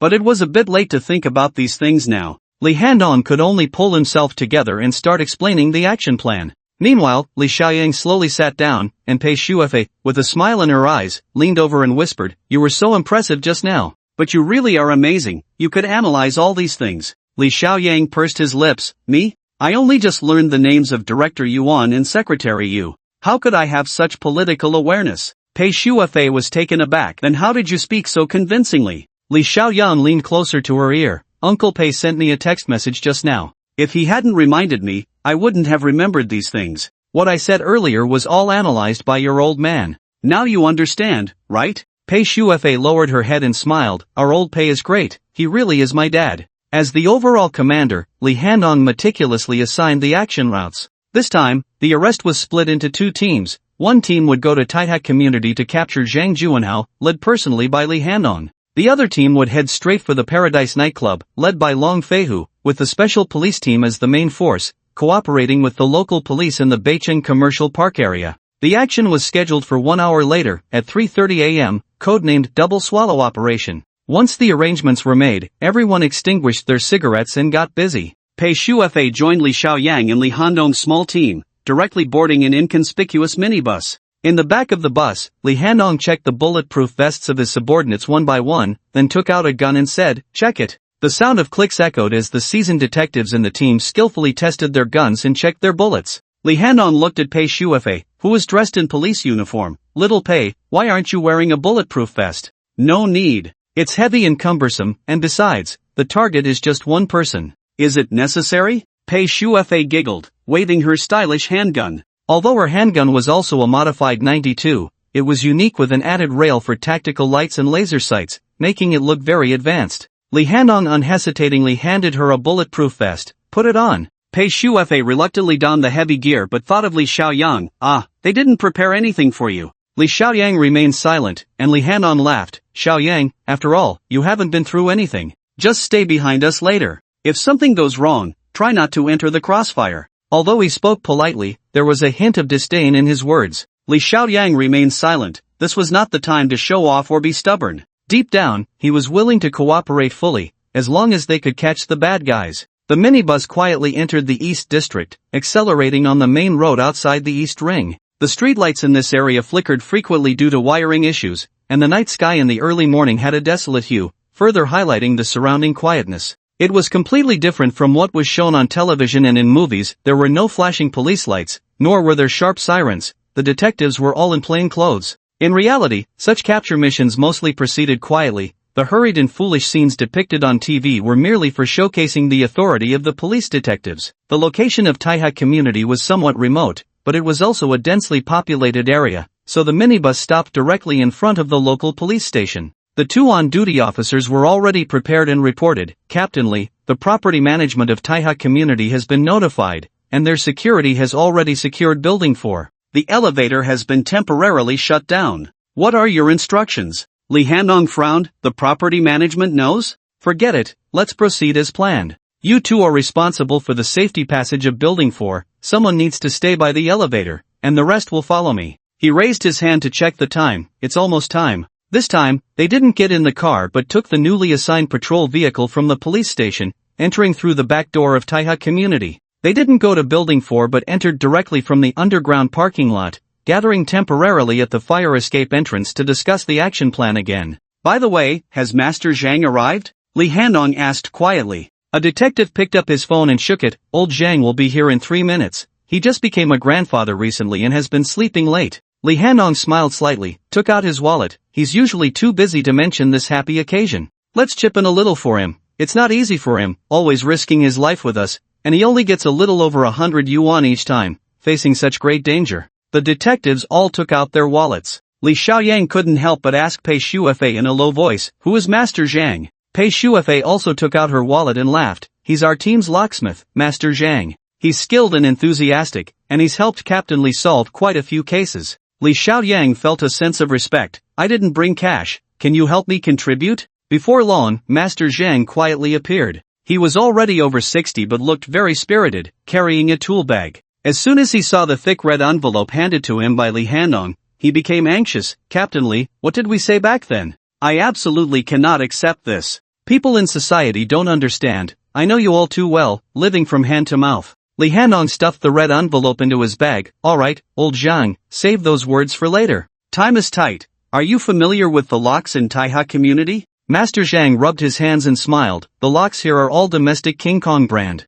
They look thick and intimidating, but the lock cores are terrible. I can open them with my eyes closed." Li Han-dong nodded. "Good, Shuefei, you're responsible for protecting Master Zhang." As he spoke, he raised 2 fingers, shook them at everyone, then bent them and waved his fist. After issuing the tactical command, several detectives split into pairs and ascended the stairs. One was in front, and one was behind, moving closely along the staircase, with Master Zhang in the middle, skillfully holding a flashlight. At each corner of the stairs, they would switch positions to ensure their line of sight covered all corners. Zhang Juanhao lived on the 7th floor, and they quickly arrived. The design of such small high-rise buildings was very compact, with only a small space between the stairwell and the door. Everyone was completely silent. Li Han-dong and the two stood on the stairs leading to the 8th floor, while Master Zhang squatted at the door, and Pei Shuefei stood behind, gun drawn for protection. A few people remained on guard at the stairs of the 7th floor, while Li Xiaoyang was assigned to the back, barely able to see the entrance of Zhang Juanhao's room. Master Zhang fished out a long, thin copper wire from his toolkit, skillfully inserting it into the keyhole. After a slight turn, his expression changed slightly. He turned to Li Han-dong and shook his head slightly. Li Hanong furrowed his brows tightly, made a gesture to stand by, and pulled Master Zhang to the back of the stairs, lowering his voice, "Old Zhang, what's going on?" Master Zhang looked very embarrassed. "I can't open this lock. It uses a liquid lock core inside. This is high-tech. We haven't even seen it in our country. I only heard my nephew mention it. It's a security lock developed in Europe." Pei Shufa approached. "Why not ask the property management?" Li Hanong shook his head. Zhang Juanhao changed the lock himself. The property management definitely can't help. "Master Zhang, how about this door? Can we break it down?" Old Zhang wiped his sweat. "No way, this is a 3-layer steel door, reinforced with steel bars inside. This guy clearly prepared in advance. This set of door locks costs over 100,000. Li Hanong was sweating on his forehead, gritting his teeth. "Go to the 8th floor, and go down from the window of 802, that's the only way." Pei Shufa calmly shook her head. "He even changed the lock. The windows are out of the question. Besides, we didn't bring a descent rope. I think we should block the exit first and wait for the special police team from Longfeihu to arrive. They have everything ready." Li Handong's brows were still tightly locked. This plan was currently the only feasible one, but waiting here was really uncomfortable. "We can't wait until dawn." Li Xiaoyang slowly leaned over, lowering his voice. "Once it gets light, the community will be lively. By then, there will be elderly people and children. If Zhang Juanhao makes a big commotion, it will be impossible to maintain the situation. Don't forget, Tianhao once discovered homemade bombs." Li Hanong suddenly shuddered, and Pei Shufa also gasped. They had forgotten about the homemade bomb issue. "Let me try," Li Xiaoyang said softly again. Everyone looked at him with doubt. Even Pei Shufa hesitated. "Xiaoyan, this is not a joke. Can you open the lock?" Li Xiaoyang waved his hand, looking at Master Zhang. "Old man, can you slightly enlarge the keyhole?" Master Zhang nodded. "I can take off the outer button of the lock core. It will take a few seconds." Li Hanong no longer hesitated and made a gesture of alert to the team above. Pei Shufa quietly approached, pressing her ear against the door to listen, signaling that it was very quiet inside. Master Zhang quickly removed the outer button of the lock core, revealing the complex lock core inside. Li Xiaoyang walked over, signaling everyone to step back, then pressed his left pinky against the high-tech liquid lock core. Liquid core lock, quality, value assessment level, upgrade success rate 20. Seeing this success rate, Li Xiaoyang smiled. He still had over 100 upgrade chances left, which would definitely be enough. He turned to Li Hanong and nodded. "No problem, I'll solve it right away." Li Hanong stroked his chin, still unable to believe it, while the other detectives, including Master Zhang, were sweating profusely. Li Xiaoyang smiled slightly, covering the lock core position with his right hand to prevent the golden light of the upgrade from being seen, and immediately ordered the system in his mind, silently chanting upgrade. This extremely low success rate only upgraded once, and the lock core was scrapped. Not only was it scrapped,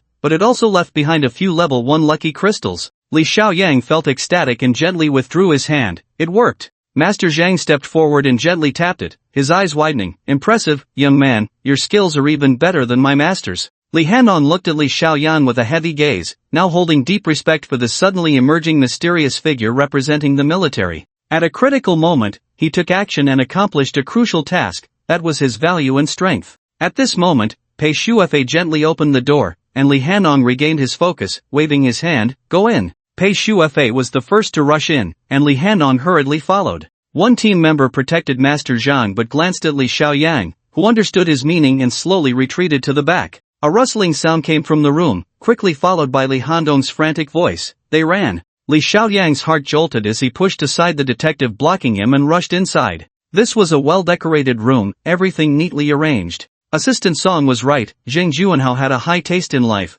with all the appliances, furniture, and even the laptop being brand names. But now, everyone's attention was on a large wooden box scattered in the middle of the living room. The box was half open, emitting a strange oily smell. Pei Shufa put on gloves. "This is the smell of gun oil. Everyone step back, let me see what weapon it is." She gently pushed open the box, revealing only a pile of hay, with faint traces of several weapons visible. Zhang Juanhao had left in a hurry, leaving behind a box of bullets. Pei Shufa picked up a bullet and her expression darkened. It's a 9mm parabellum pistol bullet. This type of bullet is mostly used in submachine guns. She looked at the traces in the box. There's also a shotgun and 2 Type 95 assault rifles. This is definitely heavy firepower. Li Hanong stood there speechless. He had never seen such firepower in his years of handling cases. After all, this was Huagua, where firearms were strictly controlled. "We need to report this immediately. We can't handle it. We need the armed police." Li Hanong took out a cigarette and rubbed it in his palm.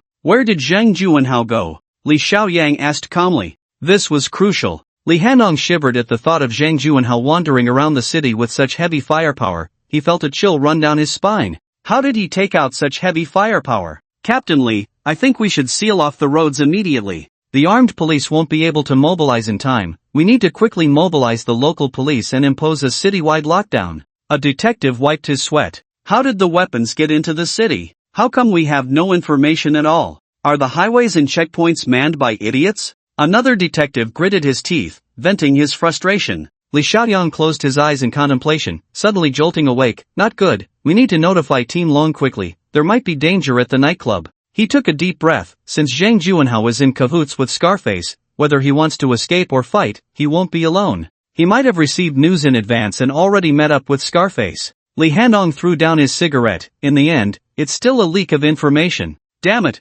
only we knew about this operation. There must be an insider. Li Xiaoyang frowned. This was not the time to discuss insiders. They needed to deal with the nightclub first. Li Hanong was clearly panicking now, and Li Xiaoyang couldn't rely on him to continue directing. He exchanged a glance with Pei Shuefei, who understood immediately and connected with Long Feihu. On the other end, Long Feihu's voice was strained. Where's Captain Li? There's gunfire at the nightclub. The enemy's firepower seems off. I repeat, the firepower here is intense. Damn! The call abruptly ended, but everyone heard the close gunfire. Things were evidently worse on Long Feihu's side. At this moment, Li Hanong was at a loss, looking around, unsure of what to do. Leave a few people to guard the scene. Captain Li, Shuefei, we need to go directly to the nightclub. Now, let's go. The nightclub is in the basement. As long as the SWAT team doesn't withdraw, no one can escape. Li Xiaoyang decisively pulled Pei Shuefei and left. Li Hanong quickly came to his senses, hurriedly said a few words, and followed the two out. They ran all the way, directly taking a police car from the station, sirens blaring, speeding towards the northern district. Call Director Yuan and Director Yu. Li Xiaoyang patted Li Handong's shoulder. Don't worry, as long as we control the situation inside the underground nightclub, this will be easy to resolve. Li Hanong took a deep breath, looked at him gratefully, and quickly made a phone call. Pei Shuefei was driving the car herself, speeding all the way, and within a few minutes arrived at the North District Commercial Park. She got out and headed straight for the building where Paradise nightclub was located, which was already surrounded by more than 10 police cars, with dozens of officers blocking the entrance, including all 6 elevators being monitored. It was already past 4 a.m., the sky was brightening, and cleaners and some early shift citizens could be seen on the road. Li Hanong calmed down at this point and called over a few responsible officers to reassign tasks. Li Xiaoyang, with Pei Shuefei, familiarized himself with the abandoned elevator. Can this elevator be used? Pei Shuefei asked anxiously. Li Xiaoyang nodded. It should be independently powered and operated. The building's main control won't work here. This is the entrance to their stronghold. Pei Shuefei took out her walkie-talkie and quickly informed Li Hanong. After a while, Li Hanong arrived with people surrounding the elevator. Where's Long Feihu? Where's the SWAT team? Li Xiaoyang looked around, his heart racing, as he could hear sporadic gunfire from below, indicating a firefight was underway. Follow me. Li Hanong gritted his teeth and led the way, jogging to the fire escape. A man in a SWAT uniform rushed over. Captain Li, you can't go down. It's too dangerous down there. Li Hanong pushed him aside, kicked the door open, and charged down with 2 others. In the underground parking lot, they saw Long Feihu, dressed only in a black vest, with several SWAT team members setting up a defensive line with riot shields at the entrance of the underground level. Li Hanong rushed over. What's going on, Tiger? Are you preparing for a positional battle? Long Feihu's eyes were bloodshot. I have brothers injured. Damn it, the intel was wrong. These bastards got the news before us, and their firepower is abnormal. Wait a moment, I found a route for the assault. He pulled out a map. Look, there's an unfinished elevator shaft. The shaft has been dug out, just on the west side of the underground level. We can enter from here. Li Hanong pressed him down. Who got injured? Is it serious? His tone became stern. For now, hold your position. This is the basement, they can't escape. We must wait for orders from above. Long Feihu glared. We're on the same level now, I don't have to listen to you. Donggood, don't you trust our SWAT team? After saying that, he turned around directly. Is everyone ready? The SWAT team members loaded their weapons and nodded calmly, following Long Feihu as they charged toward the elevator shaft. Li Hanong stomped his foot, having no choice but to follow. At that moment, Pei Shuefei rushed to the SWAT team's equipment box, grabbed a set of bulletproof vests, tossed her hair back, and turned to hug Li Xiaoyang, quickly putting it on him. Li Xiaoyang took a deep breath. Give me a gun. Pei Shufe hesitated for a second, then pulled out a small revolver from behind her waist. This is all I have. Li Xiaoyang felt the warm revolver in his hand and nodded. You have to listen to me later. Although Li Handong and Long Feihu are fierce, they don't understand the opponent at all. Pei Shufe instinctively nodded, and when they both rushed to the elevator shaft, Li Handong and Long Feihu had already gone down. Holding onto the rope, they jumped down together. The elevator shaft led down to the third underground level. Since it was an abandoned building, it wasn't fully excavated, and a triangular iron plate covered the entrance to the fourth level. At this moment, Li Handong held his gun, and Long Feihu was personally on the scene, prying at the triangular iron, about to open it. The SWAT team members above hadn't come down yet, and in the narrow space, there were only the four of them. Li Xiaoyang watched the swaying triangular iron, his heart racing faster, and suddenly pressed Long Feihu. Captain Long, I feel something is off. Long Feihu shot him a glare. What's wrong? Li Xiaoyang replied softly, I know Li Zhibiao and the people under Scarface. Those guys are just thugs. They haven't received any formal training. It's impossible for them to suddenly handle such heavy firepower. Even to engage directly with the SWAT team, there's something off here. Long Feihu's expression darkened. Are you saying my SWAT team is useless, or are you doubting us? In front of Pei Shufe, this hormone-fueled captain of the dragon team flexed his chest muscles and flashed a white smile. Don't think just because you're from the military you can boss me around. Damn it, the military is so great? Have you ever seen blood? Get out of my way. Faced with this provocation, Li Xiaoyang was not angry at all. He calmly said, I mean no offense, I just think the people inside have suddenly become so professional. We should be cautious. I suspect this entrance is a trap. Long Feihu had already pried open the iron plate and spat, just a few small-time thugs. I'll fire a few shots, and they'll behave. Look at you, so cowardly. Before Long Feihu could finish his sentence, something flew up from beneath the pried iron plate with a whoosh, dark and round. A grenade! Long Feihu froze, caught off guard, and instinctively covered the entrance. This was a fatal mistake. Li Handong's scalp went numb. In this narrow environment, this mistake would leave them with no place to be buried. But Li Xiaoyang moved. The moment the grenade appeared, he reacted because he had been focused on the entrance from the start. He kicked Long Feihu's knee, causing the fool to fall beside Li Handong, and in that instant, Li Xiaoyang rushed in front of Pei Shufe, shielding her small body with his broad back, while his left hand had already grabbed the grenade. In that moment, he didn't know how many times he thought upgrade. The entire action was seamless. The grenade flashed with golden light in his palm, but due to too many upgrade attempts, it directly failed and disintegrated into dust. Li Xiaoyang's legs went weak, his mouth felt dry, and a wave of sourness surged up. He forced himself to swallow it down, feeling utterly drained. Those were truly heart-stopping 2 seconds. In the elevator shaft, only Li Xiaoyang's heavy breathing could be heard. Long Feihu lay on the ground motionless, maintaining a prone position, while Li Handong closed his eyes, waiting for death, repeatedly murmuring his daughter's name. At that moment, Pei Shufei's eyes widened, staring unblinkingly at Li Xiaoyang. During those heart-stopping 2 seconds, she was the second to react, but with Li Xiaoyang blocking her, she could do nothing. After a brief shock, Pei Shufei dashed in front of the 2 men lying down, kicking Li Handong's. But first, Captain Li, the danger is gone, let's hurry and retreat. Ah! The grenade, the grenade. Li Handong, pale, climbed up, momentarily feeling as if in a dream, instinctively checking his body, but found no injuries at all. The grenade was thrown back. It hasn't exploded yet, probably a fake, just to scare us, Pei Shufe said with a strange smile. But you were really pathetic just now, if it weren't for Li Xiaoyang's quick reaction. Li Handong gasped for breath, nodding repeatedly, right, whether it's real or not, we owe brother Xiaoyang a life. He felt extremely ashamed. His and Long Feihu's reactions just now were utterly embarrassing compared to Li Xiaoyang's. Turning to look at Long Feihu, who was still lying down, Li Handong was furious and kicked him. Tiger, damn it, get up, look at you, so cowardly. Long Feihu awkwardly got up, not even thanking Li Xiaoyang, just muttering about how close it was, and pulled himself up using the rope.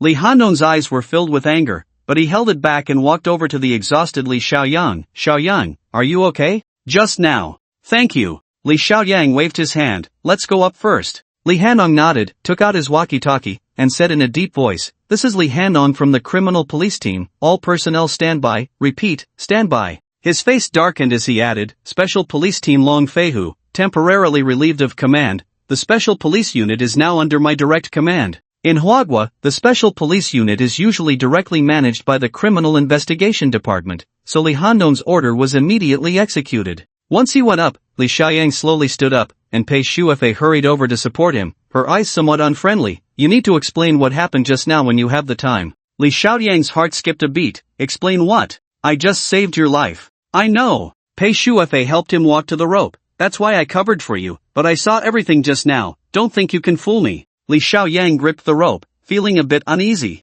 Did Pei Shuefei see it? He had blocked her line of sight with his body at that time. Shuefei, that grenade didn't explode. I threw it back, so don't overthink it. As he climbed up, Li Xiaoyang tried to explain. Just as they were nearing the exit, Pei Shuefei suddenly stopped, her eyes flickering. That was an 86 type all-plastic grenade. How could I be mistaken? The delay time for the 86 grenade is 2 to 4 seconds, so we were just lucky this time. If it had been a little slower. As she spoke, she flipped and landed, then reached out to pull Li Xiaoyang up, leaning close to his ear to say, anyway, I saw everything. The special police on the first underground floor were all standing by, and the 718 Major Crime Command Center had temporarily moved here. When Li Xiaoyang and Pei Shuefei arrived, Director Yuan, Director Yu, and Deputy Director Liang were there listening to Li Handong's report. After a brief report, Li Handong summarized 3 points. First, military representative Li Xiaoyang performed outstandingly in the recent operation, showing strong qualities, and it is recommended to heed his opinions in future actions. Second, Special Police Team Long Fei whose command was ineffective and made serious mistakes. It is recommended to relieve him of command,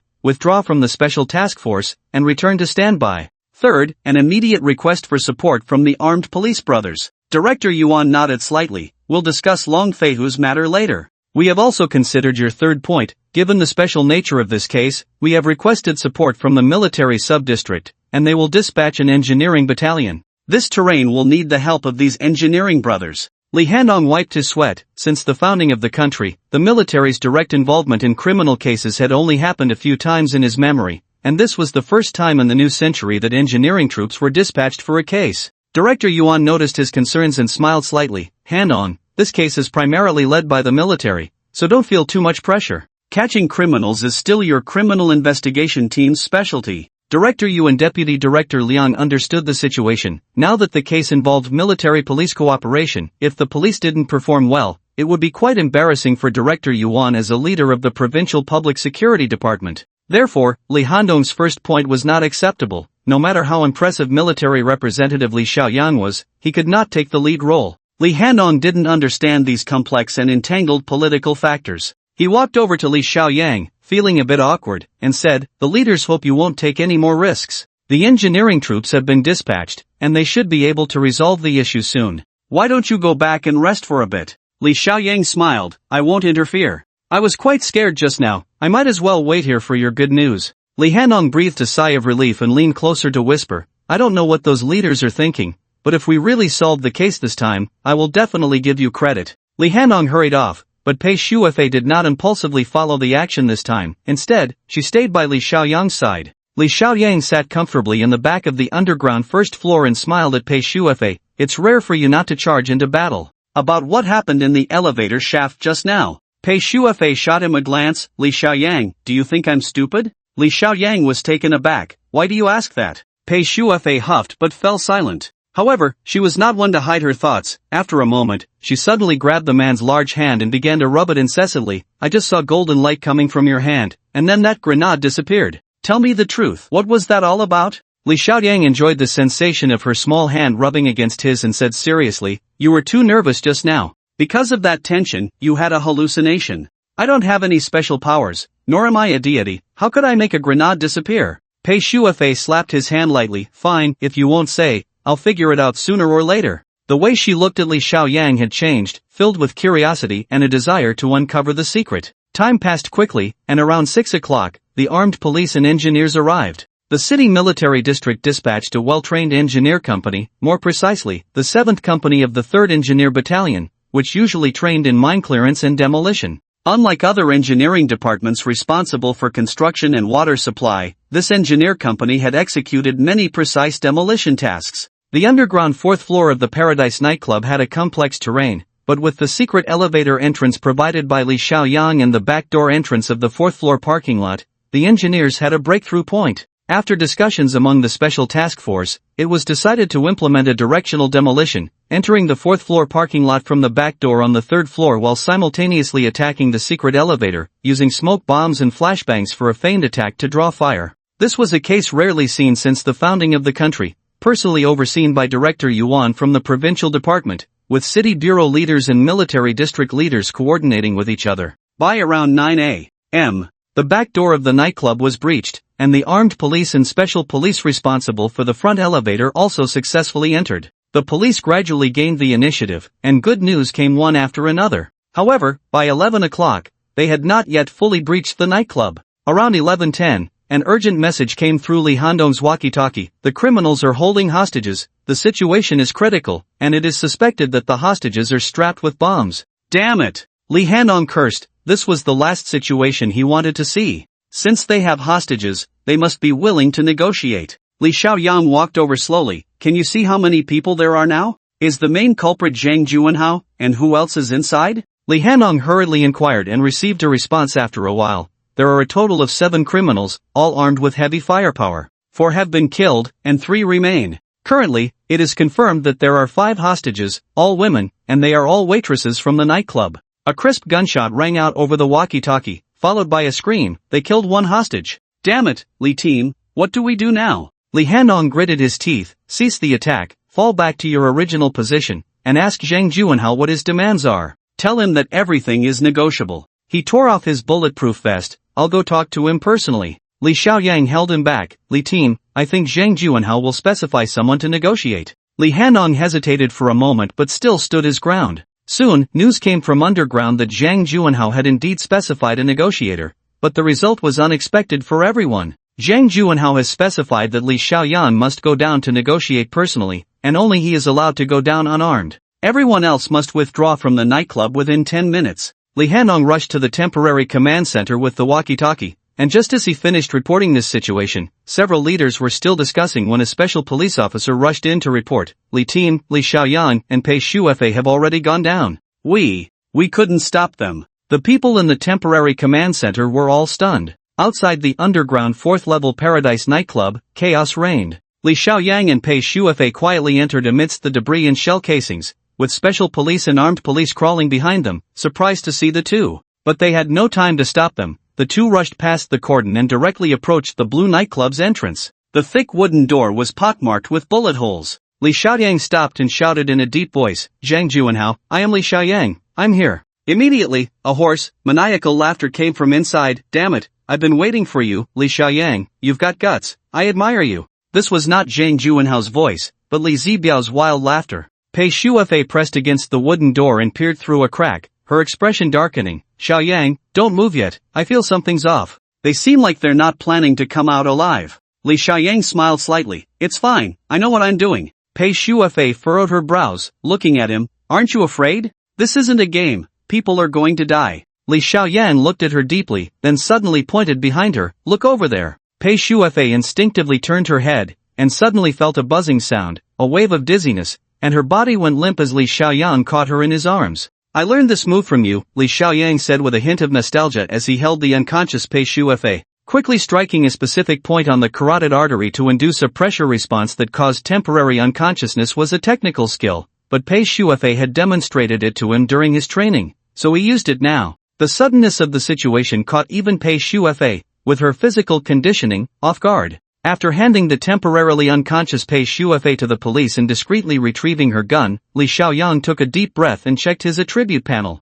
Li Xiaoyang, Quality, Strength 9, Agility 9, Intelligence 9, Upgrade Bonus 0. Ordinary Upgrade Opportunities 9907. There were less than 100 upgrade chances left, and he had no idea how many he had wasted with the recently destroyed grenade. But it was still useful. This was Li Xiaoyang's only confidence at the moment. He pushed the door open, holding the 92 pistol high. Inside the nightclub, all the tables were piled together, forming a solid defensive position with the bar and sofas, and near the office, 3 fully armed men could be seen. Li Zibiao held a type of domestic Remington, a 6-shot shotgun, grinning menacingly at Li Xiaoyang. Crouched behind him was Scarface, wielding a Type 95 assault rifle, but his grip on the gun revealed him to be a novice, his hands trembling. The main character, of course, was Zhang Juanhao, holding a small detonator in his left hand and a domestic Type 94 semi-automatic pistol in his right, the dark muzzle wavering as it pointed at Li Xiaoyang. Li Xiaoyang threw his 92 pistol to the ground to divert attention. He also had a small revolver tucked behind him, loaded and ready for use. Li Zibiao was about to shout some arrogant lines, but but Zhang Juanhao howled, "Li Xiaoyang, look, our great hero, the remarkable Li Xiaoyang, has come in like a dog, huh? I've been waiting for you, you bastard." Li Xiaoyang said nothing, silently observing the 4 corpses sprawled on the ground, all unfamiliar faces, but judging by their gear and the positions they were shot in, they were clearly desperate criminals. "Zhang Juanhao, who is your master?" Li Xiaoyang suddenly asked. Zhang Juanhao was taken aback, and it took him 2 seconds to react. "What master? I'm the mastermind." Li Xiaoyang shook his head. "Just you? This is your first time holding a gun, isn't it? The safety is still on." He pointed at the 4 corpses on the ground with a cold smile. "I'm afraid the ones who could really fight for their lives are these 4, but unfortunately, they got shot dead." Zhang Juanhao's face flushed red, unable to help but look at the gun in his hand, momentarily at a loss. Among the 3, the only one who had truly handled a gun was probably Li Zhibiao. He couldn't stand it any longer. "Zhang Juanhao, you already opened the safety, don't embarrass yourself. Let me handle it. First, show him the hostage, then we need to get a helicopter. Oh, and we need cash. We have the hostage, what are we afraid of?" With this one sentence, Li Xiaoyang received 2 pieces of information. First, Zhang Juanhao was definitely not the mastermind behind this case, as Li Zhibiao showed him no respect at all. It seemed these 3 had just come together temporarily. Second, it was clear that the 3 of them had differing opinions. Zhang Juanhao was ready to risk his life, while Li Zhibiao and Scarface wanted to escape. He thought quickly, then laughed coldly. "Li Zhibiao, you're an idiot. Can you fly a helicopter? Even if you find someone to fly it, how far can they go? Do you know how to refuel a helicopter? What kind of fuel does it need?" This series of rhetorical questions left Li Zhibiao gaping, mumbling like a fool. "Then what do you suggest?" Li Xiaoyang smirked. "What to do? If it were me, I'd head east from the city, get an armored vehicle, go straight to Qingniao City, then hijack a boat to South Korea."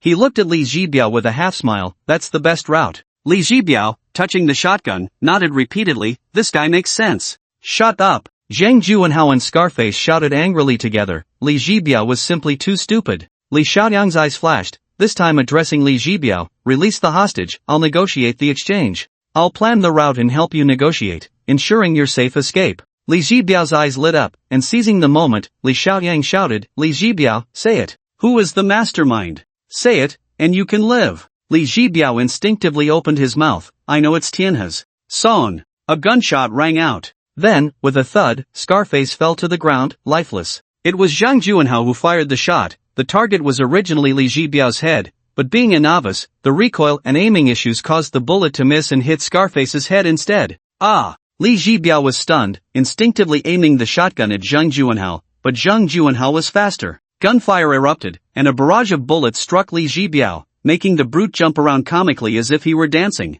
When the smoke cleared, there were 2 more corpses on the ground. The frontal wound from the Type 92 pistol wasn't severe, but the penetrating wound was fatal. Scarface lost his breath the moment his head was blown off, while Li Zhibiao trembled for a few seconds before making gurgling sounds as he died. Li Xiaoyang felt nauseous, turned around, and vomited, the taste of roasted lamb in his mouth making him even more sick, causing him to retch harder. Zhang Juanhao adjusted his glasses. "Humph, Li Xiaoyang, you're not so impressive either, acting all tough. I'm the one who's not afraid of death now." Li Xiaoyang looked up and wiped his mouth. "Is it Tian Xingli? Or assistant song?" Zhang Juanhao sneered in silence, but Li Xiaoyang could still hear Li Zhibiao's last words echoing in his ears. Tianhe's song, aside from assistant song, he couldn't think of anyone else, but what role did Tian Xingli play? But it was clear that the last opportunity had been lost. Zhang Juanhao was the kind of proud person who would rather die than betray his master. So he played his last card. 4 girls tied together were crying, locked with an iron chain, and in the center of the chain was a sufficiently heavy timed bomb. The bomb's fuse was deliberately set up to be complex and chaotic, connected to the bodies of the 4 hostages. Even a bomb disposal expert would likely take a long time just to find the fuse. Zhang Juanhao threw away the empty gun, tightly gripping the detonator. "Li Xiaoyang, our matter is not over yet." He only managed to say half of his words because at that moment, Li Xiaoyang had rushed forward, standing in front of the hostages, his left hand directly and decisively grasping the timed bomb. After a momentary upgrade alert, there was another flash of golden light, accompanied by the dust settling after failure. The 4 girls were in a semi-conscious state, but the bomb had disappeared. Zhang Juanhao grinned maliciously as he pressed the detonator, once, twice, 3 times. Bang, bang, bang. In a panic, Zhang Juanhao pressed the detonator in his hand like a TV remote, almost breaking it, but it was of no use at all. Li Xiaoyang drew his revolver, pressing it against Zhang Juanhao's head. "You're right, our matter is not over yet. You. Zhang Juanhao broke down. Li Xiaoyang pushed him to the office door, the revolver pressing down from his head to between his legs. What do you mean? Do you want to be a eunuch? I. Zhang Juanhao was drenched in sweat, facing life and death. The courage he had summoned suddenly vanished. When the initiative was not in his hands, he was as fragile as a child. Tian Xingli or Assistant Song? Li Xiaoyang asked again. I can't say. Zhang Juanhao's mouth opened and closed like a fish out of water. A loud bang came from behind, the door was shattered, and a group of police officers rushed in, stunned by the scene. The 4 hostages were safe, 2 main criminals had been shot dead, and only one vicious mastermind remained, held at gunpoint by Li Xiaoyang. From the special task force confirming the assault plan to the SWAT team successfully breaching, it had only been about 20 minutes, but Li Xiaoyang had resolved everything. Li Hanong first felt a sense of relief, then a bit of horror. Li Xiaoyang's performance could no longer be described as bravery, reminding him of the male lead in an old Hollywood blockbuster, Rush Hour. A lone figure resolving everything often evokes both love and fear. The captain of the criminal police team was stunned for a long time before shouting, Xiaoyang, don't act recklessly, we will handle it. Li Xiaoyang kicked open the office door, dragging Zhang Juanhao inside, locking the door behind him, and slammed the revolver against Zhang Juanhao's face. Speak. Who is it? Zhang Juanhao let out a miserable laugh. You can't defeat her, she's more powerful than you think. I won't say anything, just kill me. Li Xiaoyang stepped on him, about to ask again when the man suddenly let out a strange scream, curling up into a ball, shaking a few times before going still. Zhang Juanhao was dead, his breath cut off without warning. Li Xiaoyang turned him over and saw a black wire hidden in his arms. Pulling it out revealed a small black box with a row of red lights flashing continuously. It was a long-distance listening device. After staring at it for a while, Li Xiaoyang, gun in hand, wearily walked out of the office. Outside, armed police instinctively aimed at his vital points, and Li Hanong shouted, everyone stop, no one is allowed to fire. He rushed over and hugged Li Xiaoyang. Xiaoyang, hold on, you hold on. What happened to Zhang Juanhao? Li Xiaoyang gently pushed him away, sitting down on the spot with the gun in hand, frowning as he contemplated the whole situation.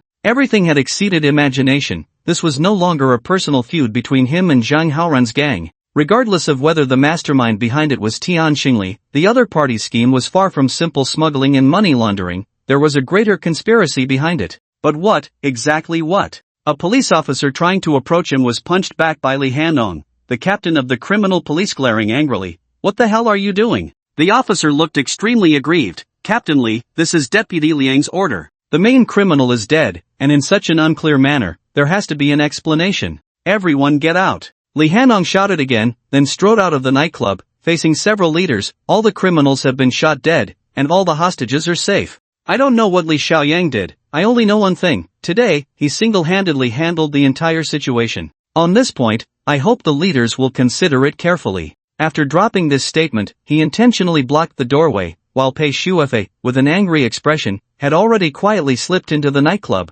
pulling Li Xiaoyang out through the back door. The sky was overcast, and a few raindrops splattered on the road, a wave of heat hitting them head-on. As Pei Shuefei dragged Li Xiaoyang out of the building, a gust of wind blew from the west, and heavy rain came pouring down without warning. Get in the car! Pei Shuefei opened the door of the SUV and pulled Li Xiaoyang inside. Li Xiaoyang remained in a contemplative posture until the car passed the intersection, then he slapped his hand hard. Not good, Assistant Song is in danger. Pei Shuefei was startled. What now? Li Xiaoyang took out the listening device and handed it to Pei Shuefei. Someone is monitoring everything in real time. Zhang Juanhao and the others are scapegoats. I suspected from the beginning that with the caliber of Zhang Juanhao and Li Zhibiao's group, they couldn't possibly pull this off. The mastermind behind all this is definitely a criminal genius. Pei Shuefei remained silent for a long time before saying, the weapons in Zhang Juanhao's batch are all domestically produced in standard military equipment. Just this point makes the case serious. Li Xiaoyang nodded slowly, and the 4 unidentified thugs in the nightclub are very likely mercenaries. That heavy weaponry was probably brought by them. He turned to look at Pei Shuefei. Before Li Zhibiao died, he revealed another name, very likely Song Tianming from Tianhe, who is Zhao Haji's personal assistant. Pei Shuefei raised an eyebrow and suddenly turned the steering wheel, making the SUV spin in place as it rushed toward Tianhe. It's too late. Li Xiaoyang sighed. If I'm right, Assistant Song should have been silenced by now. This plan has been tight and seamless from the start. Once Assistant Song is dead, there won't be a single survivor, and the whole case can be explained coherently. I'm afraid the provincial department will want to close the case immediately. Pei Shuefei said nothing, For her, all speculation and reasoning needed facts to validate them. She preferred direct action. The car crashed through Tianha's aluminum gate, and Pei Shuefei slammed on the brakes in front of the office building, the tires screeching, a burnt smell wafting through the air. The two jumped out of the car and rushed to the top-floor office. They were still a step too late. Assistant Song was slumped against the wall like a decoration, a sturdy nail at the top of the wall holding a noose made of fishing line tightly around Song Tianming's neck. He had died painfully, his expression terrifying. Pei Shuefei crouched down. He's been dead for about half an hour. It looks like a suicide. Li Xiaoyang said nothing and slowly turned to walk out. Hey, where are you going? We haven't cleared things up yet, Pei Shuefei shouted. Li Xiaoyang turned and shoved the revolver into her hands. Shuefei, I'm too tired. I just want to sleep well. He yawned. You need to be prepared too. I estimate that when we summarize the case tonight, the provincial department and the leaders will want you to close it immediately. But what I want to say is, he took a slow breath. This is just the beginning. Worse is yet to come. Pei Shuefei wanted to chase after him for clarification, but her phone kept beeping. Li Hanong was calling frantically. She sighed and answered, Captain Li, don't rush to celebrate yet. I have another body here. Li Xiaoyang wearily walked out of Tianhe, truly not wanting to be disturbed. He took out his phone to turn it off, only to see over 20 missed calls. They were from Tang Yanran, starting from 7 a.m. and continuing until now, 6 p.m.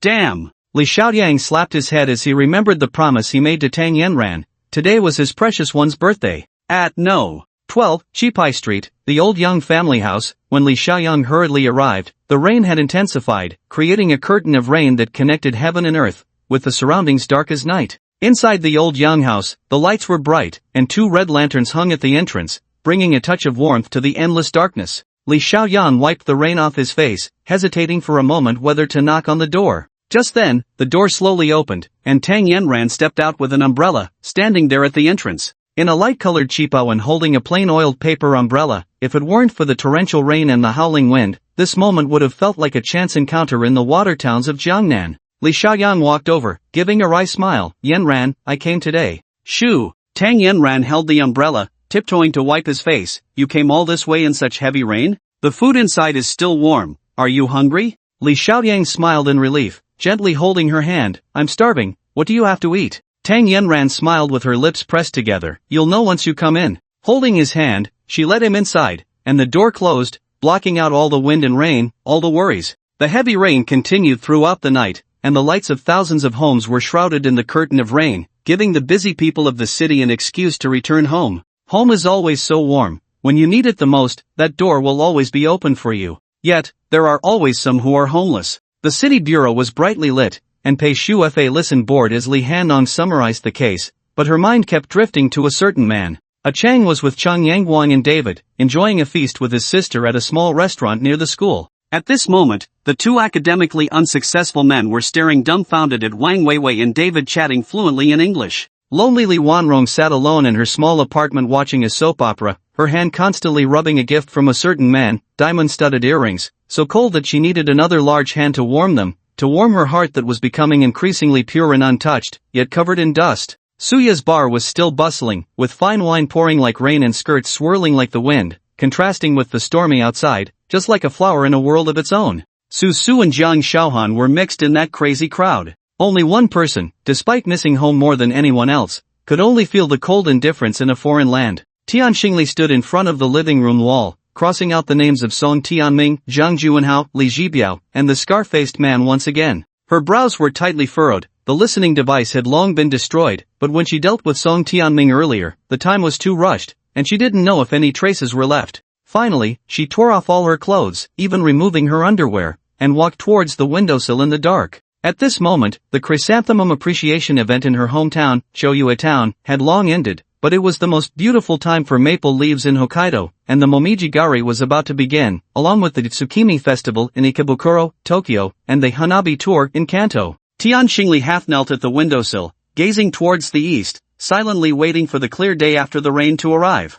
As the rain cleared and the clouds broke, a ray of morning sun shone in. Li Xiaoyang was in a deep sleep. The September morning sun was still a bit hot, causing him to turn over, suddenly feeling an itch in his nose. When he opened his eyes, a little girl in a light yellow dress was poking her nose with a noodle. Li Xiaoyang wrinkled his nose, making a snorting sound, which made the little girl giggle. Yang Baobei, where's your mom? Li Xiaoyan looked at the little girl he had saved with his own hands, feeling a surge of emotions. She's not my mom, she's my Aunt Tang. My mom died a long time ago. Yang Baobei blinked her big eyes. Uncle, Aunt Tang said you saved me, but I think you're not that capable, far worse than my dad. Li Xiaoyang smiled gently, turning over and feeling refreshed. He had slept for a full 10 hours, and it was already past 8 in the morning. Yang Baobei reached out her little hand to pull him. Uncle, Aunt Tang is making porridge for you. I'll tell you a secret, besides my dad, no one else has enjoyed the meal cooked by Aunt Tang herself. You're really lucky. Li Xiaoyan felt gratified by the child's closeness to Tang Yanran.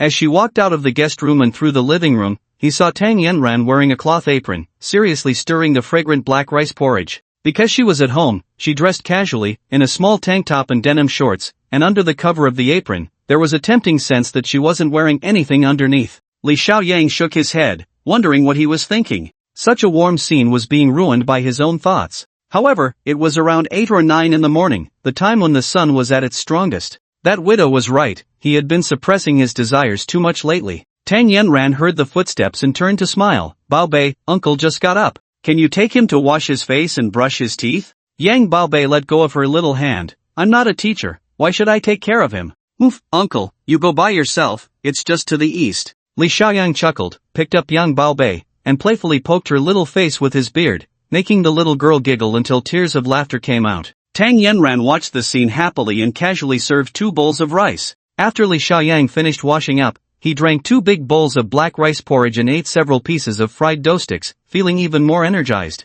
Seeing Tang Yanran tutoring Baobei, he didn't disturb them and walked into the yard, breathing in the fresh air after the rain while recalling the recent events. Assistant Song turned out to be the mastermind behind the scenes, and he had been silenced. To be honest, when Li Zibiao revealed Assistant Song, Li Xiaoyan wasn't surprised at all. In that tense moment, no matter who was exposed, he wouldn't find it strange. The situation with Tianhe was more serious than he had imagined. Now that Assistant Song was dead, and Huang Shaoling couldn't find a breakthrough, the clues seemed to have broken off, but Tian Xingli was still there, which was the last suspect in Li Xiaoyang's mind. He opened his phone and connected to Su Su's call. A confused voice came through. Young Marshal, what's up? Sister Tian has already been discharged from the hospital.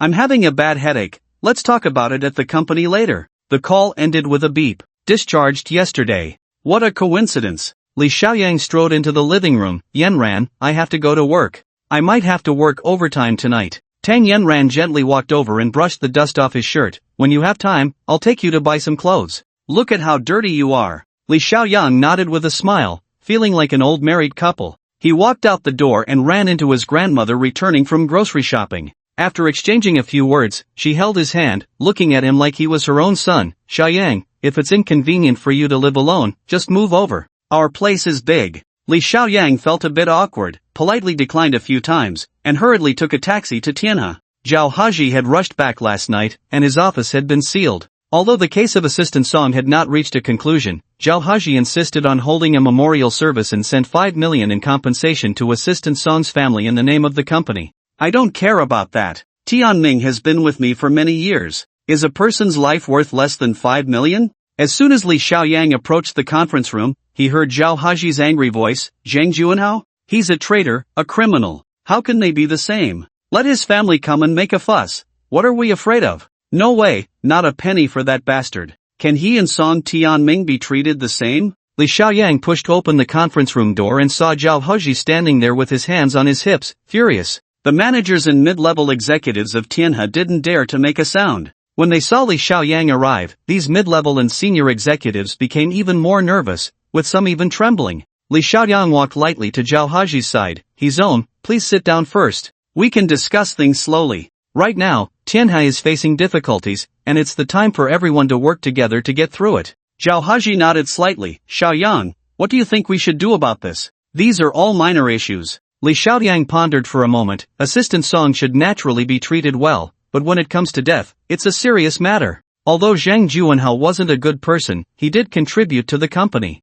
Instead of using compensation, we should give him some relocation expenses in a personal capacity. Zhao Haji nodded again. Let's do it as you say. His face looked weary, as if he had aged quite a bit. You need to help me more with the company's matters. Next month, during the board meeting, I will nominate you to join. It will just be a formality. Li Xiaoyang shook his head. Let's talk about these matters later. He turned to the trembling crowd. Everyone, I need to clarify something. Zhang Juanhao's death has nothing to do with me. I am still your leader and colleague. The people below forced smiles and nodded repeatedly, but naturally, they didn't think so in their hearts. Although the entire case had not yet reached a conclusion, many rumors had spread throughout Tianhe overnight. The rumors about Li Xiaoyang shooting Zhang Juanhao and driving assistant Song to his death were being talked about as if they were true. To them, this handsome young man before them seemed like a great demon who had come from hell, a soul collector sent by the king of hell. Li Xiaoyang no longer explained. After the meeting, he stayed behind with Zhao Haji.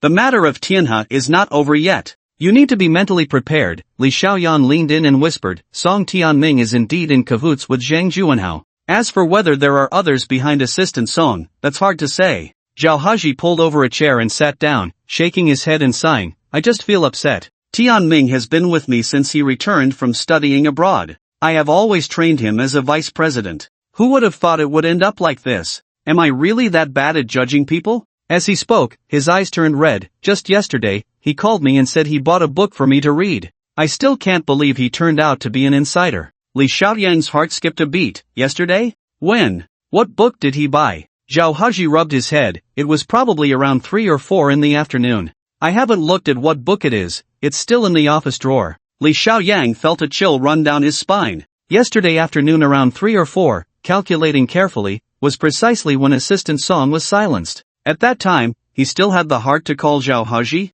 and he even mentioned buying a book. Li Xiaoyang patted Zhao Haji on the shoulder and immediately walked out. The door to the general manager's office was sealed with a no-entry sticker, which he tore off in one swift motion and strode inside. He quickly opened the drawer, which contained only documents and a single book. Li Xiaoyang took a deep breath and gently picked it up. 1,000 Cranes, by Yasunari Kawabata. This was a short story by the Japanese writer Yasunari Kawabata, who won the Nobel Prize in Literature. Li Xiaoyang had read it during university, but the novel was obscure and difficult to understand, always leaving him with a painful sense of sadness. The only impression it left on him was the description of 1,000 cranes dancing in the morning light and twilight. A novel so obscure that he couldn't even finish it, yet Song Tianming had recommended it to Zhao Haji. Aside from the word crane evoking associations, there was really nothing else to discern. Li Xiaoyang sat down and flipped through the pages. This was a new translation, with exquisite typesetting and high-quality paper, but there were no markings, no annotations, not even a crease. It was a brand new book. Li Xiaoyang slowly turned the pages, carefully checking the front and back covers, and continued flipping until suddenly a photo slipped out from the middle. It was an old photograph, a group photo. In the picture, a group of young people were gathered together, smiling broadly for a commemorative shot, with a row of villas in the background and an unfinished park visible beside the villa. Li Xiaoyang frowned as he looked at the photo, flipping it over to find a line of small text on the back. Heisei 12, heavy snow in Tokyo, gathering in Setagaya, feeling invigorated, the return date is approaching, the career is about to start, let us encourage each other. Li Xiaoyang turned it over and over but couldn't find anything special. Just as he was about to flip through the book again, the phone rang. It was a call from Pei Shu Fa. Her voice was filled with helplessness. You were right, the case is closed. The provincial department requested the closure, and the city bureau is eager for it. They are currently applying for a collective second-class merit, but you won't be included because Director Yuan said you are military personnel and not suitable for commendation. Li Xiaoyang interrupted her. What about Zhang Haoran? He can't be uninvolved, right? Pei Shuefei immediately replied, Zhang Haoran's Tianlian company has been sealed. The evidence we have shows that the Paradise nightclub is involved in more than a dozen serious crimes, but the only charges related to Zhang Haoran are organized crime and smuggling. The 6 million on Tianlian company's books has already been applied for bank freezing. 6 million. Li Xiaoyang gasped, just my parents alone lost over $1 million. The high-interest loans Zhang Haoran has collected must be at least tens of millions. I don't know what your city bureau is thinking, this is clearly problematic. Pei Shuefei tiredly explained to him. The city bureau has opened a separate case against Zhang Haoran and Tianlian company for reinvestigation, but Zhang Haoran has long since disappeared without a trace, and they need to apply for a wanted notice, but that will take some time. Li Xiaoyang was so angry he almost slammed the phone down, but after a long while, he managed to suppress his anger and asked, what about the arms case, and the Song Tianming case? Pei Shuefei paused for a moment and slowly said,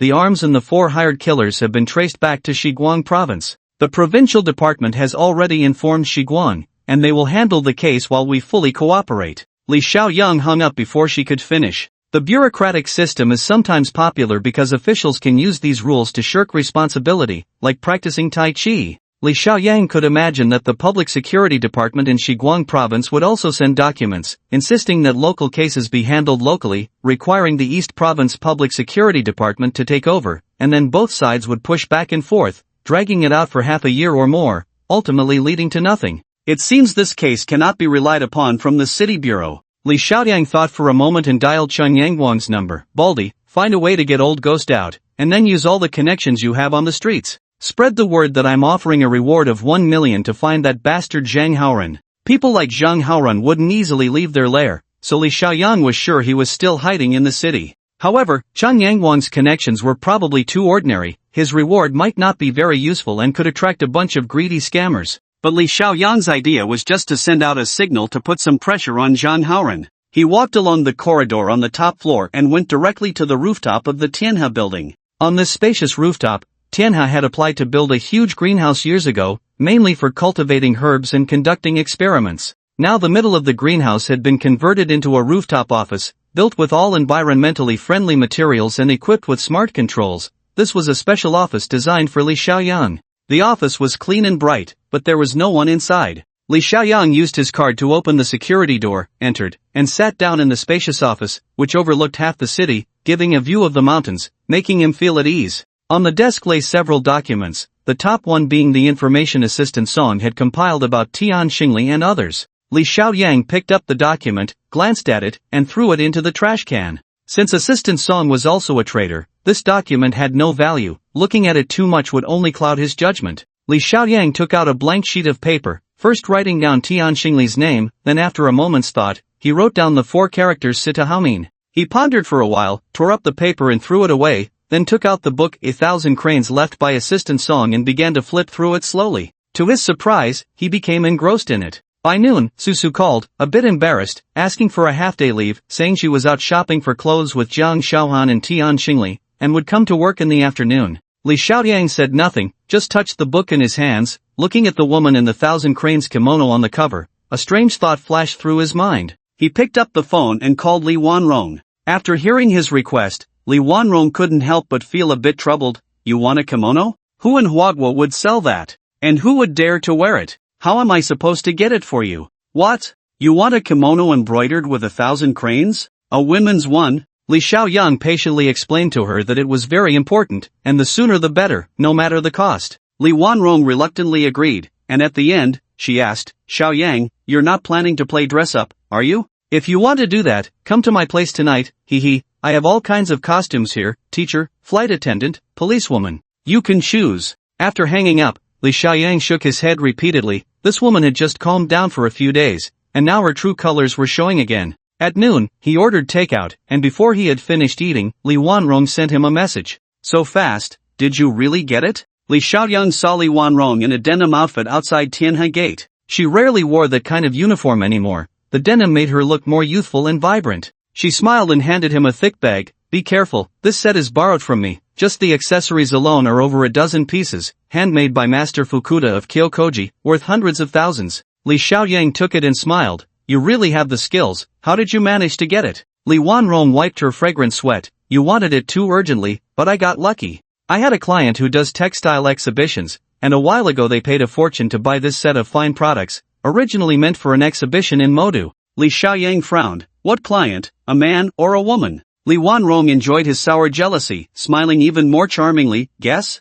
Li Xiaoyang shook his head and walked back to the office. Not long after he put the bag away, a chattering sound came, and Su, hugging Jiang Xiaohan, and Tian Xingli, carrying a paper bag, walked in together. Since Li Xiaoyang transferred the 2 women to the inspection department last time, this was their first official day at work. The entire office was separated by glass, with a workspace specially prepared for them. Li Xiaoyang stood up without saying a word. The invisible pressure made Su and Jiang Xiaohan put away their smiles. Tian Xingli walked over with a smile, placing the paper bag in front of Li Xiaoyang, revealing the meat sandwich inside. Her voice was soft and charming. Young master, we will definitely come to work on time and work hard from now on. This meat sandwich is your favorite. Eat it while it's hot. Li Xiaoyang locked eyes with her, both feeling a strange sensation. The suspicion and doubt between them had only that thin layer of paper unbroken, but they both knew a little about each other's background. What What they were currently engaged in was a psychological battle. Whoever lost in this mental game would lose the initiative and be toyed with by the other. From this perspective, Tian Xingli had already acknowledged Li Xiaoyang's strength, seeing him as a true rival. At this moment, Su and Jiang Xiaohan returned to their workstations, sticking out their tongues, but to be honest, there wasn't much serious work to do. The work in the inspection department was inherently procedural, not only tedious but also boring. Seeing that Li Xiaoyang still said nothing, Tian Xingli showed a look of grievance mixed with confusion, making one feel pity for her. Li Xiaoyang pursed his lips and gently pointed to the bag containing the kimono. "There's a set of clothes here, you change into it." His tone was firm, leaving no room for negotiation. Over there, Su and Jiang Xiaohan felt something was off and quietly walked over, unsure of what to say. Tian Xingli's eyes flickered as she gently approached and slowly opened the bag, instantly stunned. Inside was a set of vintage kimonos made from traditional summer fabric, styled in the Edo period. Designed by Master Fukuda, it had simplified some of the excessive accessories while adding the functionality of a yukata. Simple yet magnificent.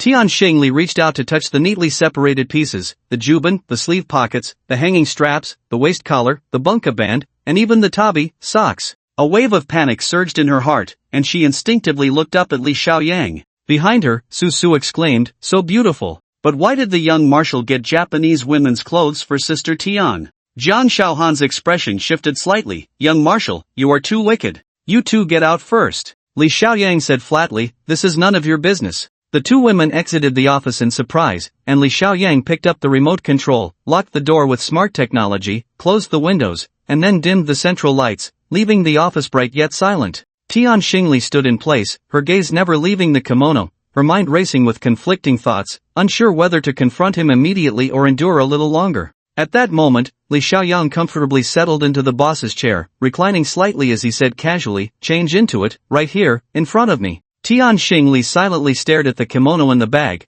her composure disrupted by Li Xiaoyang's sudden move. Did this man sense something? Did he already know her identity? Her mind raced, quickly formulating a normal response. She faced him with righteous indignation, even changing how she addressed him, "Mr. Li Xiaoyang, I am a formal employee of Tianhe, and you are my direct superior. I will strive to meet your work requirements, but this kind of thing, this is serious harassment, and I can sue you." Li Xiaoyang spread his hands, adopting a rogue demeanor. "Oh really? Then go ahead and sue me, anytime you want." Tian Xingli furrowed her brows, analyzing the information she had gathered. Li Xiaoyang was undoubtedly a man with deep schemes, yet he was presenting himself in this manner for a reason. Was he trying to confront her? It didn't seem so. He likely hadn't confirmed her identity and was merely testing the waters. With that thought, Tian Xingli pursed her lips and revealed a hint of a smile, her tone making a complete turnaround. "Oh, young marshal, so you like this kind of play? That's great. I'll call Su and Xiaohan in, and the three of us can entertain you however you like."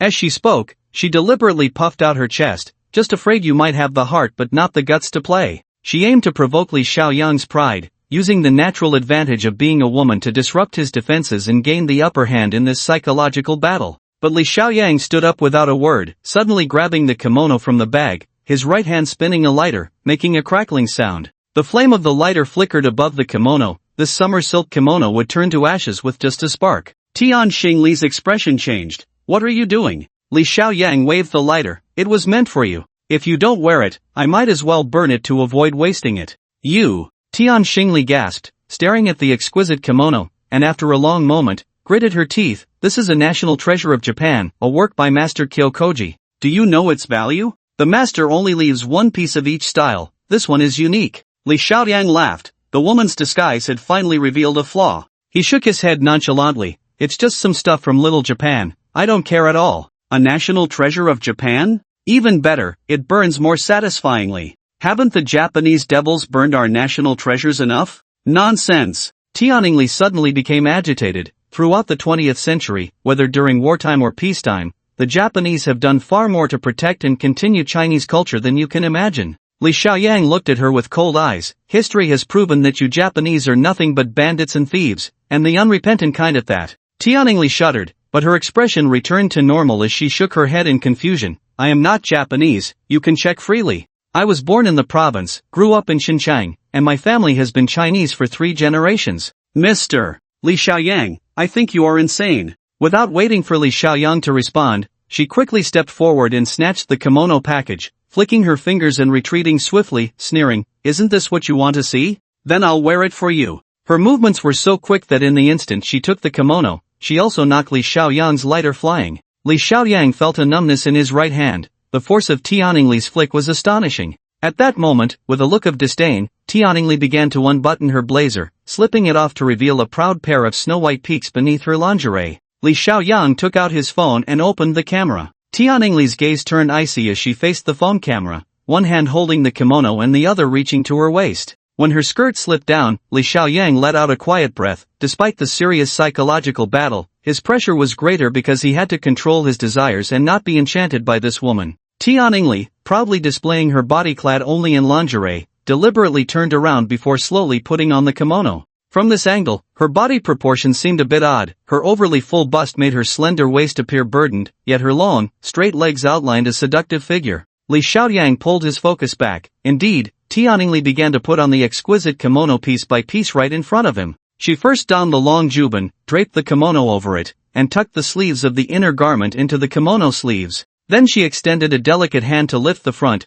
gently grasping the center line behind the collar, giving it a slight shake, and skillfully wrapped it around herself. Tianningli's movements were incredibly graceful. Each accessory of the kimono had a complex method of wearing, and although Li Xiaoyang did not understand these, he could tell that her movements were very standard, with a meticulous order to how each accessory was worn. Especially the obi she tied at the end, which formed a perfect bunko knot, completing a textbook-style kimono dressing. Whistle. Li Xiaoyang let out a whistle. "Xiaoli, you seem quite skilled at this." Tianninli let her long hair down, the thick black locks contrasting beautifully with the light snow-colored kimono, making her look entirely different. She slightly bent at the waist, her legs tightly together, her hands naturally hanging down, holding the side of the waist tie. Li Xiaoyang shook his head and sighed. "Our hanfu was elegant and ancient, possessing a certain grandeur. The chipa was dignified and beautiful, showcasing the grace of Chinese women. But only your Eastern kimono is truly enchanting and thought-provoking." As he spoke, he arrogantly stepped in front of Tianninli, lifting her chin with one hand. "You look the most beautiful like this, more beautiful than ever. Is it because this is your favorite outfit?" This domineering treatment, lifting the woman's chin, forced her beautiful face to tilt upward, and Tianninli had to rise onto her toes, letting out a painful hum. But this painful sound was clearly feigned. Her hands were tightly clenched into fists, suppressing her anger and humiliation. Li Xiaoyang, however, did not relent, even grabbing her obi. "Why is it so complicated to wear a kimono, yet so easy to take off?" "Ha ha." Tianningli's eyes suddenly turned blood red, a sign that she was about to explode. In that fleeting moment, her memories blurred, as if she had returned to her childhood in the countryside of Nagoya, Chita Prefecture. That year was the Yukata festival. She had come home early from school, waiting for her mother, who worked as a waitress, to return because her mother had promised her that she would buy her the prettiest yukata today. A yukata is a type of kimono, not a garment for bathing. But that night, she waited for a long time, and her drunken mother came back with several men, kicking and hitting her, before finally reveling with the men. Tianninli's memories grew clearer. She recalled that it was on that night that she lit the house with incense candles,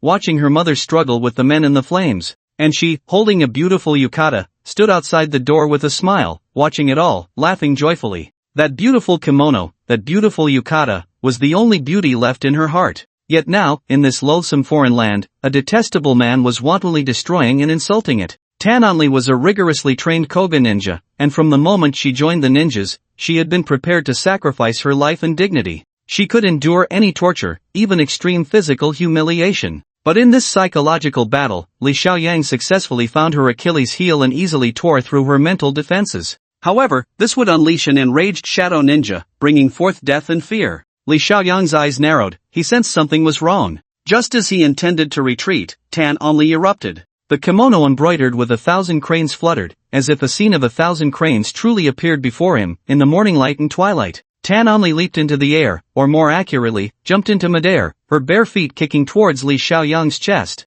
Li Xiaoyang crossed his arms to barely block the kick, but the force was too strong, and he lost his balance, falling to the ground. Tianninli spun around, pursuing him like a ghost, her bare feet stepping onto the man's chest, the muscles of her bare thighs tightening beneath the kimono's hem, transmitting power from her legs to her toes. Li Xiaoyang heard a faint crack, and tears of pain welled up in his eyes. Tianninli snorted coldly. "Useless, you really are a useless man." With a cold, cruel expression, she continued to apply pressure with her small foot, and with a flick of her left hand, a small dagger sprang from her sleeve. The short, exquisite dagger glinted coldly as it pressed against the man's neck. Tan Only bent down, gently blowing a breath, and a dart flew out, but the man struggled and dodged it. Ha! Tan Only's dagger sliced horizontally, blood splattering out, and Li Xiaoyang dared not move. Pretty impressive, huh? You can still struggle at a time like this. Tan Only laughed gleefully. How does it feel to be pinned down by a woman? Li Xiaoyang said nothing. His neck felt hot, and it was impossible to say he wasn't afraid.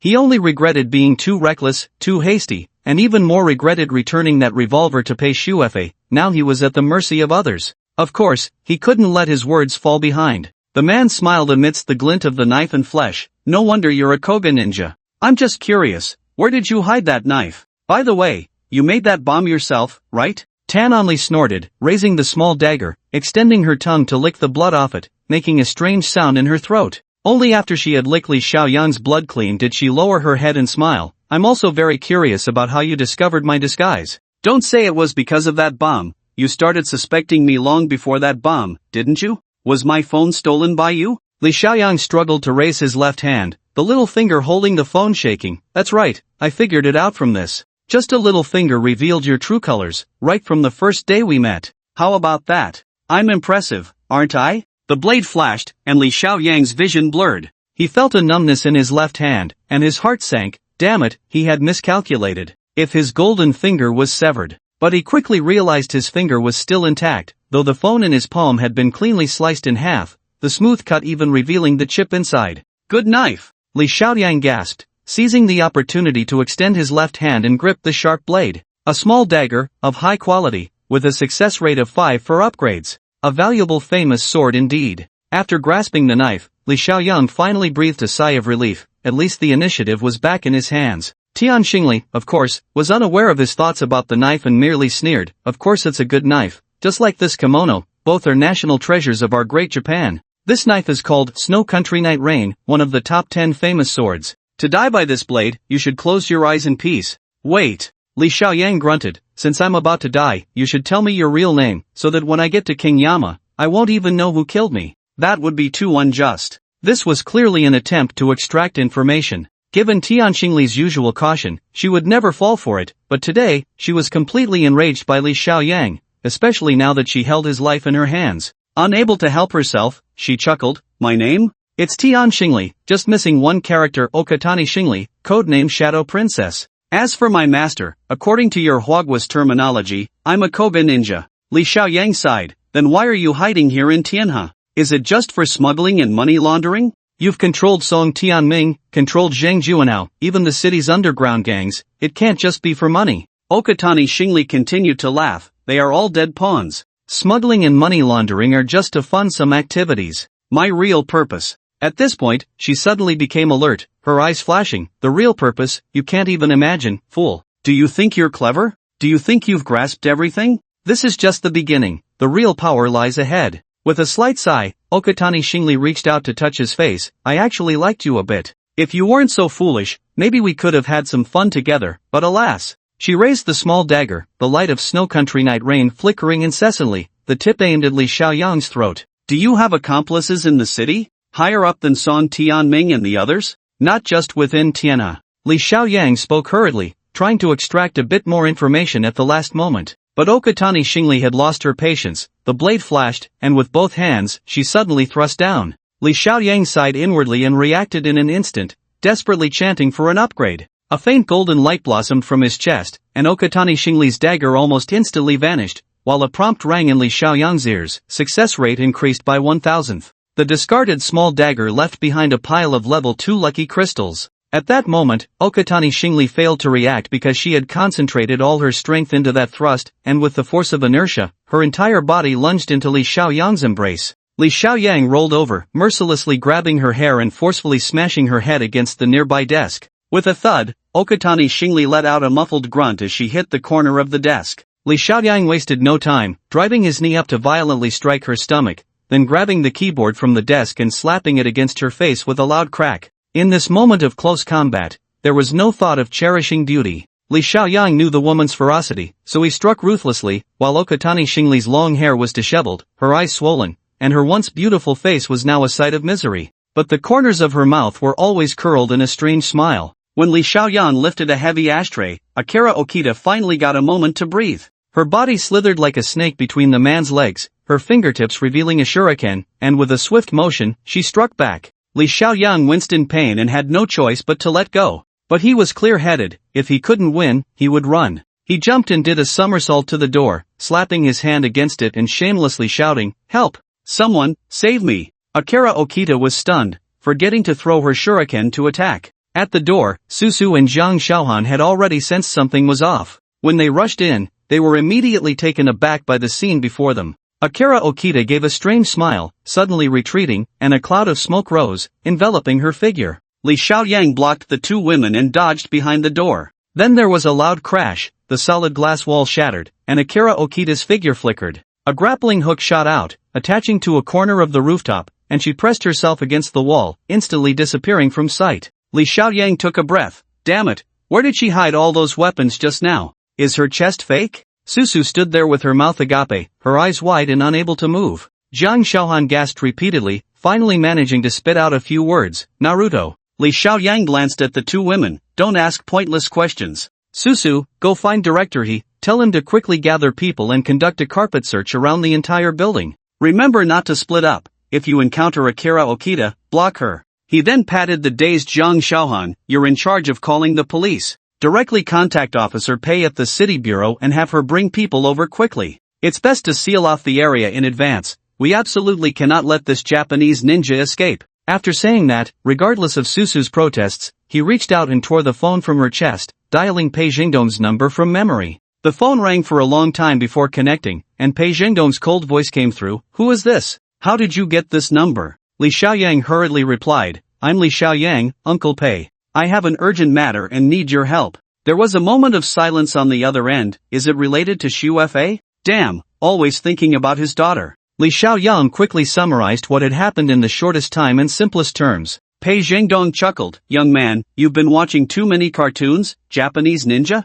I know, isn't it that Matchstick Ninja or something? Li Xiaoyang was defeated by him. It's Naruto, okay? That's not the point. If you don't believe me, fine, I just ask you to tell the widow to lend me a hand. I know she's your hire, she only listens to your orders. Pei Zhengdong snorted. That can be arranged, but the widow charges a lot. For matters beyond the scope of her tasks, she will definitely ask for extra money. I'll contact her now. As for the costs incurred, you need to be able to afford them. Li Xiaoyang hung up, momentarily speechless. Soon, he received a text from Pei Zhengdong with the widow's contact number. He quickly memorized it and was about to call when the desk phone rang. His heart skipped a beat. He steadied himself and picked up the receiver. Cough cough. A painful coughing sound came first, followed by Akira Okita's charming voice. Hee, Li Xiaoyang. I admit you're more capable than I imagined. Li Xiaoyang took a breath. You haven't run away yet. You really have guts. Don't forget, this is Huagua. Akira Okita coughed again before coldly laughing. You talk too much. Open the computer on the desk and don't say I didn't give you a chance to choose. With a beep, her inexplicable words ended the call. Li Xiaoyang quickly opened the computer, and two images immediately popped up on the screen. His heart tightened along with those two images. On the left side of the scene is an old house, with two red lanterns hanging on the door, which is the ancestral home of the Yang family, where Tang Yanran and the baby currently live. On the right side, however, is a private school, with the camera focused on the school's playground, where Wang Weiwei is reading on the grass. Li Xiaoyang found it hard to breathe. At that moment, he saw a group of men in black appearing behind the Yang family's old house. Meanwhile, a van stopped at the entrance of Wang Weiwei school, and a dark gun barrel extended from inside the vehicle. Ding ding ding. The landline on the table rang again. Li Xiaoyang slowly picked up the phone. A cold voice came from Okita Anri. Mr. Li Xiaoyang, this is quite a difficult choice, isn't it? Both sides have people you care about, right? Which one will you choose to save? Unfortunately, you only have one chance to choose. Oh ho ho. With a snap, Li Xiaoyang hung up the phone, swiftly threw off his blood-stained shirt, wiped his neck, and rushed in front of Susu. Susu widened her eyes, looking at the man's nearly perfect physique, stars sparkling in her eyes. Xiaoshui, what are you going to do?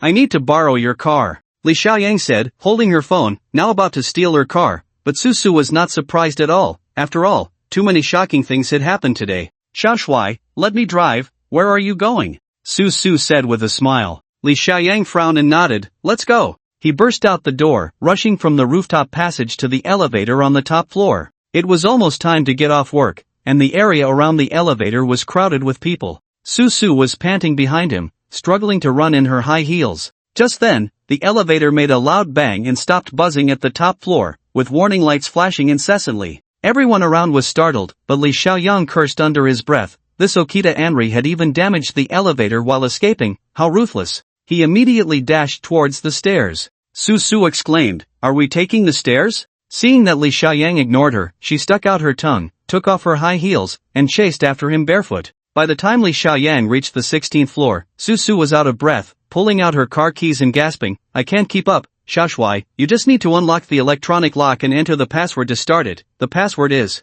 Before she could finish, Li Xiaoyang picked her up around the waist and continued to rush down. Su instinctively wrapped her arms around his neck, and the man shouted angrily, "Don't buy imported cars in the future, they're such a hassle." With a giggle, Su held on tighter. "This is so exciting." Li Xiaoyang had no time to pay attention to her childish thoughts, quickly reaching the first floor, feeling exhausted but grateful for his decent stamina. Su, being a petite girl, was carried by him into the garage, where she reluctantly got down, quickly starting the BMW convertible. Li Xiaoyang jumped in. 12, Chipai Street, don't mind the red lights, hurry. Su immediately stepped on the gas, rushing out the back door with a whoosh of wind. With a squeak, the compact BMW convertible made a sharp 90-degree turn, barely entering the wide road, causing a stir among the onlookers. Li Xiaoyang sat in the passenger seat, grabbed Su's phone, and quickly dialed the widow's number. "It's me, Li Xiaoyang," he gasped. "Did Pei Zhengdong tell you? Can you help me with something?" The widow's voice was calm. "I can, but only once, no second chances, because I owe you a favor. At Xingyue Garden Private School, Wang Weiwei is in danger. You should have installed a tracker, right? Can you find it?" Li Xiaoyang remembered her saying she was directionally challenged. The widow was silent for a moment. "What about you? I see your location. It seems you have problems on your side too? Don't worry about me, I'm still wearing the watch you gave me." Li Xiaoyang felt a bit more at ease and hung up the phone. Su's car crashed through the streets, and in less than 10 minutes, they arrived at the chess street. Li Xiaoyang jumped out of the car. "You hurry back and meet up with Xiaohan, and call the police."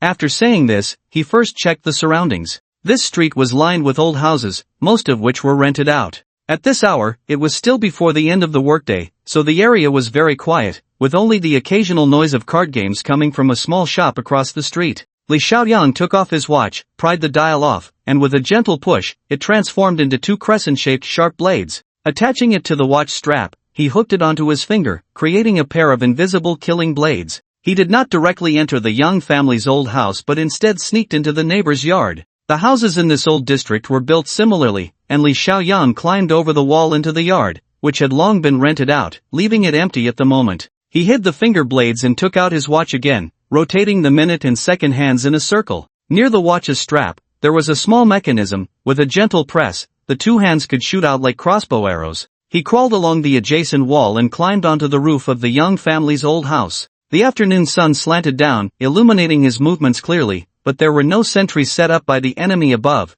indicating that the intruders were quite unprofessional. Li Xiaoyang lay on the roof, and after a short wait, a man carrying a machete walked out, suddenly retching in the yard. A robust voice came from inside. "Old 3, I told you not to drink. Damn it, messing up at this time. If you can't handle it, just get lost." Then another person walked out, holding an old-style Type 54 pistol, bare-chested, revealing a blue wolf tattoo on his chest. This was Wolf Brother, a former underling of Li Zibiao. Old 3 retched a few more times before awkwardly laughing. "Wolf Brother, what are you afraid of? You have a gun, I have a knife, and there are still 7 or 8 brothers inside. Li Xiaoyang is not some superhuman. Don't worry, as long as he dares to come, I'll be the first to take him down." Wolf Brother frowned. "Fuck you, Li Xiaoyang is not ordinary. Let me make it clear, if we get this done, we brothers will make a fortune together, living the good life. If something goes wrong, haha, just wait to meet the king of hell." Old 3 wiped his mouth and leaned in with a grin. "Wolf Brother, hey, Wolf Brother, let me ask you, after it's done, can I have some fun with the beautiful woman inside?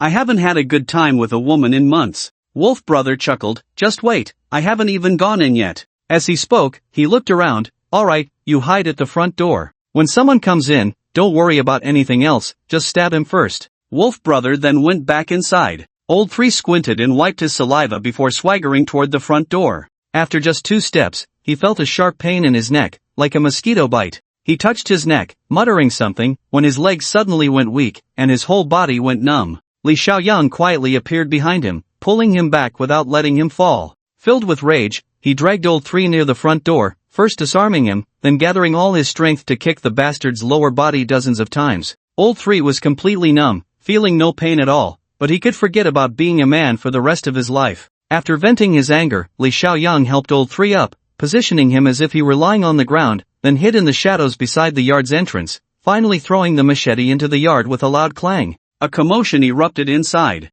"Mouse, go out and take a look. The rest of you stay put and keep an eye on these women," Wolf Brother's voice rang out. The door to the main room swung wide open, and a man with shifty eyes poked his head out, laughing as soon as he saw Wolf Brother. "It's nothing, old 3 just drank too much. Look, he's all sprawled out." The man with thieving eyebrows and rat-like eyes staggered out, playing with a butterfly knife, flicking it around while humming a little tune, and approached the main gate. Just as he bent down to call out to the third brother, a steel wire tightened around his throat, his eyes rolling back as he was dragged into the shadows. Li Xiaoyang had pulled the wire from the bowstring. With just a little more force, this guy would have his throat cut, but he controlled the pressure and whispered in the rat's ear, "I have a few questions for you. Answer well, and you live, answer poorly, and you die." The rat was struggling to breathe, nodding with difficulty. Li Xiaoyang retracted the wire, casually snatched the butterfly knife, and pressed it against his throat, asking, "How many people are inside? What weapons do they have?" The rat trembled all over, the knife pressed against his neck, too scared to cry for help, and could only confess, "There are 8 people inside. Wolf Brother has a gun, the other brothers have knives, all of them, all knives."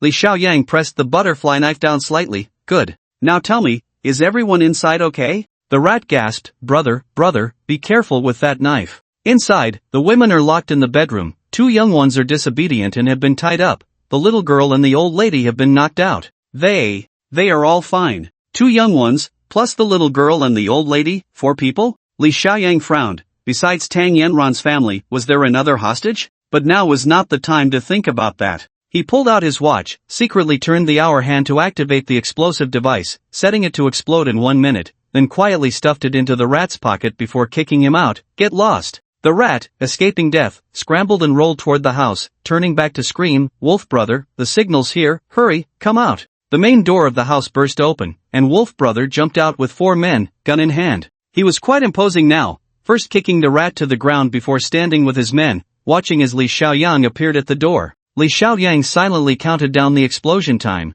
naturally keeping his distance. Now with Wolf Brother and the thugs, there were a total of 6 people, meaning there were still 2 left inside, likely guarding the hostages. At this moment, Wolf Brother swaggered, waving his gun. "Li Xiaoyang, we have no grudges, but today my brothers were paid to send you on your way. I'll make sure to burn more incense for you when I get back, so you can rest easy down there." He laughed heartily, raising his gun, ready to pull the trigger. 10, 9, 8, 7. Li Xiaoyang smiled slightly at him, slowly retreating. "Wolf Brother, safe travels." The thugs across were stunned. Wolf Brother aimed his gun again, wanting to say a few more words, when the bomb hidden in the rat's pocket exploded. Although it was only the size of a watch face, it used high-concentration liquid explosives, so the blast was incredibly powerful. The real danger of this exquisite watch bomb lay in its complex components. At least 100 small parts were released by the shockwave, far exceeding the power of a steel ball grenade. After a loud bang, nearby houses shook, and as the smoke cleared, the thugs were all curled up on the ground, the rat the worst off,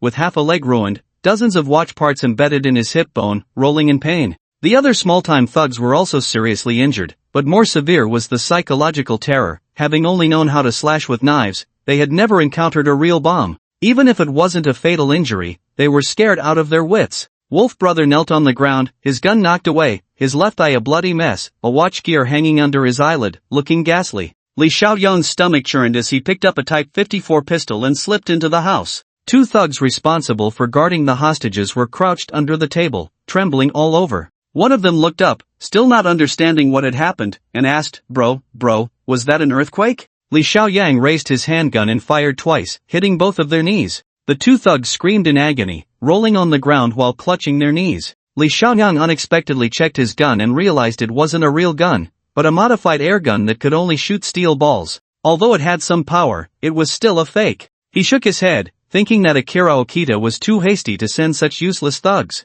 Finally feeling relieved, he gently knocked on the door. "Yanran, it's me, Li Xiaoyang. Don't be afraid, I'm coming in. He pushed the door open and immediately felt a chill run through him. Tang Yenran had her mouth taped shut and was tied to a chair, while Yang Baobei and an old woman lay unconscious nearby. They seemed to be fine, but there was another woman sitting on the bed, holding a gun and looking at him seductively. It was Akira Okita. Li Xiaoyang silently discarded the air gun in his hand and smiled to himself. So the extra woman in the room is you. I should have thought of that. With Wolf Brothers level, he couldn't possibly know your identity, he must have taken you for a hostage too. Akira Okita giggled softly. That's right, but I already calculated that you would choose Tang Yenran, so I waited here for you. Li Xiaoyang noticed she had changed her clothes and couldn't help but shake his head. Why go through all this trouble? You could have just ambushed me at the door, I would have been dead for sure. Not necessarily. Akira Okita pulled out a nylon zip tie and tossed it in front of him. Be good, you know what to do. Li Xiaoyang glanced at Tang Yenran beside him, silently picked up the zip tie, slipped it over his thumbs, and then tightened it with his teeth. This type of zip tie was small yet sturdy. Once tightened, no matter how much strength you had, you couldn't break free. Akira Okita, however, remained vigilant, the gun still aimed at the man's vital points, and slowly said, without doing this, how would I know if you have any hidden cards? Not bad, the top 10 assassins in the world are all your people. And that little trick you were playing in the yard just now, that was also a gift from her, right? She must be talking about the widow, one of the top 10 assassins in the world. I didn't expect the widow to also be a bodyguard, and to take orders from you. Akira Okita's eyes flickered, relieved that her plan was thorough. If she had acted directly, not to mention that terrifying widow, even the secret weapon in Li Xiaoyang's hand could have severely injured her. Li Xiaoyang was secretly astonished by this woman's cunning. She truly deserved her intelligence attribute of 20. At this moment, Akira Okita walked in front of Tang Yenran, looking at the woman whose eyes were filled with rage, and smiled slightly. Li Xiaoyang, you actually have a taste for such an old woman. Your appetite is quite strange. Don't touch her. Li Xiaoyang took a deep breath. I'm your enemy. Akira Okita said nothing, but with a wave of her left hand, a flash of a knife glinted, and a small dagger grazed Tang Yenran's face, leaving a trail of blood. She turned her head and laughed charmingly. You're quite infatuated, huh? This cut is a warning. If you don't obediently listen, this old woman might just end up disfigured. What do you want? Li Xiaoyang suppressed the anger in his heart, trying to keep his tone calm. The more he cared for Yenran at this moment, the more she would suffer. Akira Okita slowly walked in front of him, the gun swaying in front of his eyes, her lips pouting. You know, I had a spring dream the other night, and your face was right beside me in it. This woman was toying with him. Li Xiaoyang grinned. You? Sorry, but the moment I see you, I lose my appetite. Please put some powder on your face, your eyelids are all swollen. Akira Okita's seductive smile froze on her face, becoming somewhat distorted. The injury on her face hadn't completely healed, and it naturally reminded her of the painful experience in the Tianhao office.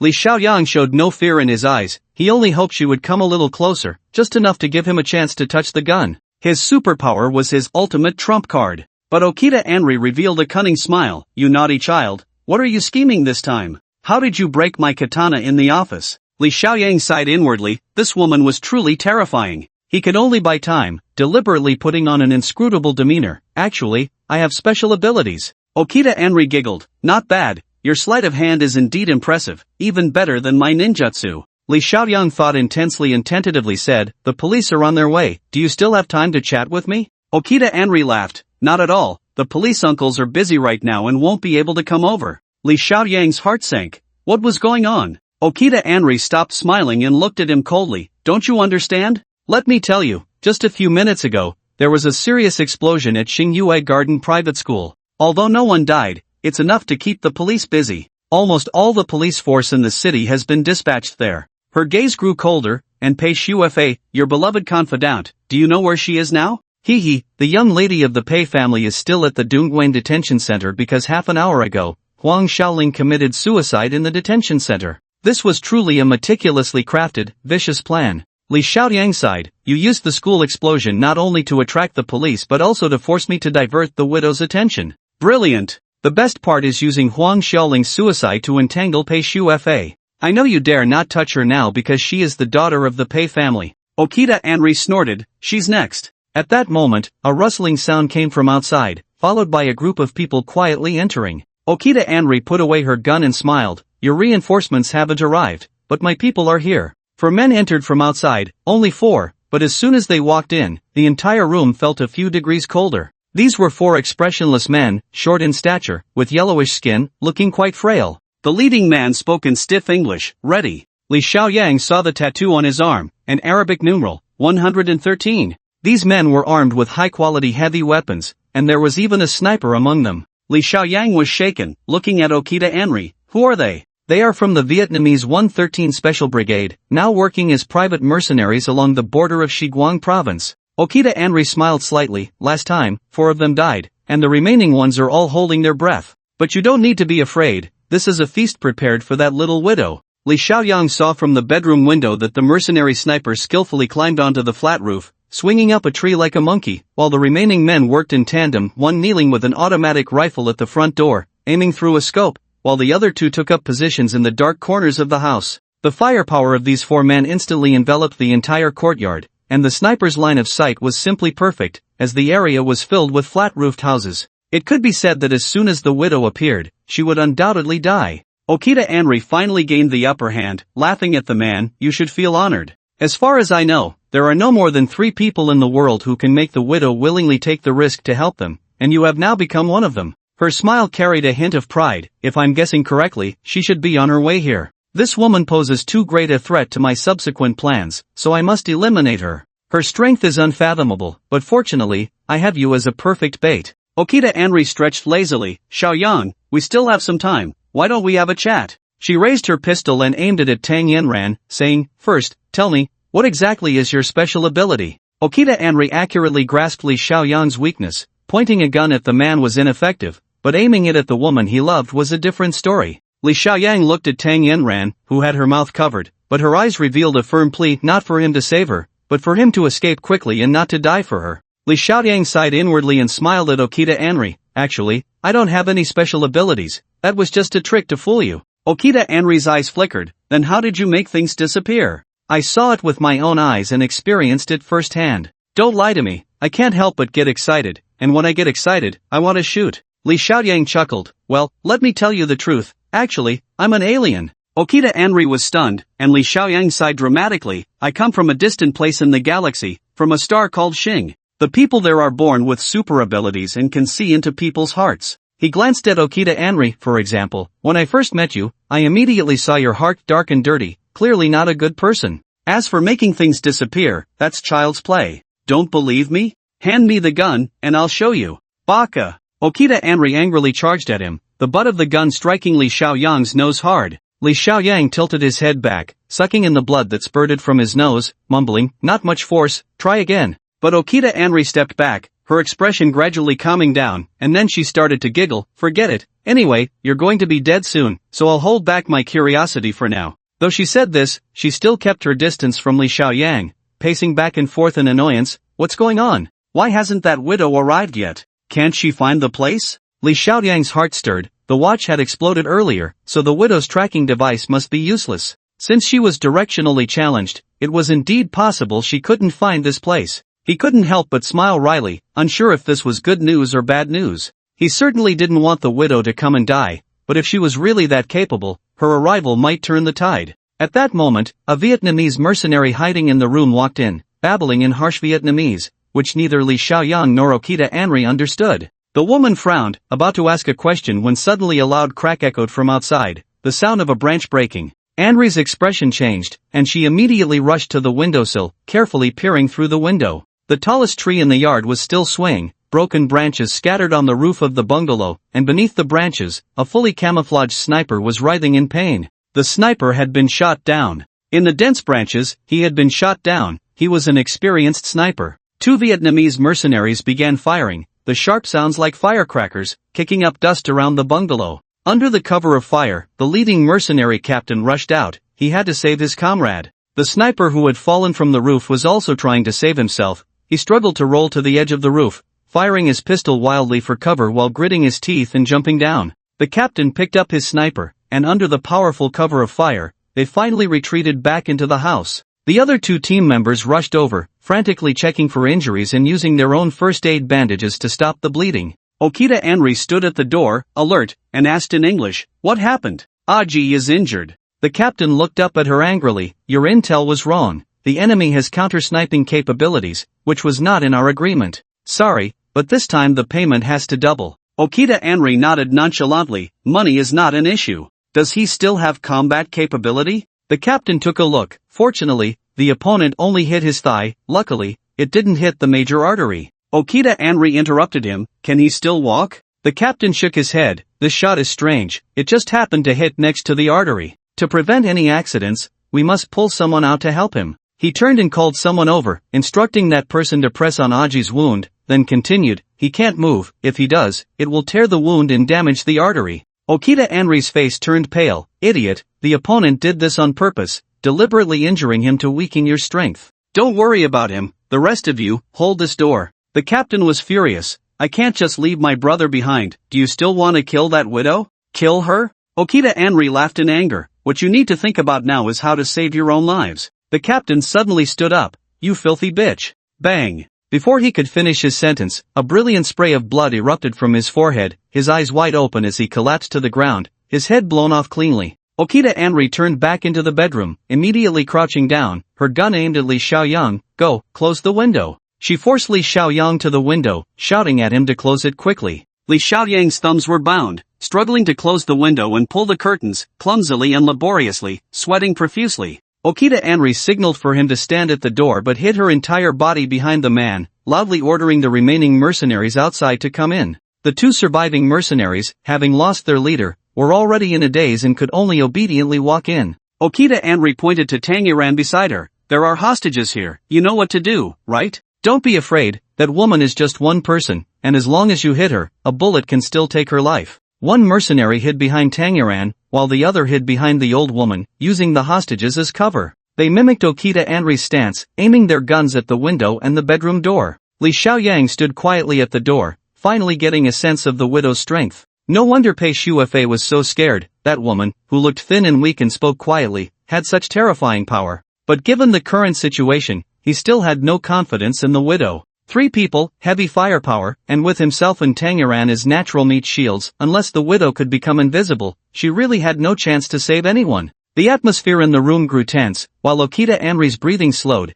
as if entering a strange state of controlled breathing. Apart from her slow breaths, the others' breathing sounded even more hurried due to the extreme silence. Just then, the bedroom door suddenly burst open with a bang. In an instant, the weapons in the hands of Okita Anri and the other 2 fired simultaneously, submachine guns, handguns, assault rifles, forming a net of firepower that enveloped the front. In the face of such dense fire, the living room opposite the bedroom door was in chaos, everything jumping and shattering. Stop! Okita Anri screamed. The gunfire ceased. The doorway was in disarray, but there was no sign of the widow. Okita Anri moved closer to Li Xiaoyang, ordering him to step back until they reached a dead corner of the room. She held her breath and quickly stuck a piece of gum-like plastic explosive to the back wall, then shouted in English, "Stay alert, don't relax, the widow." Her words suddenly caught in her throat, her eyes wide open, her breath halted. Li Xiaoyang, standing in front of her, also saw it. A silver shadow suddenly appeared in the bedroom. More precisely, it was a fast-moving, shimmering, mercury-like phantom.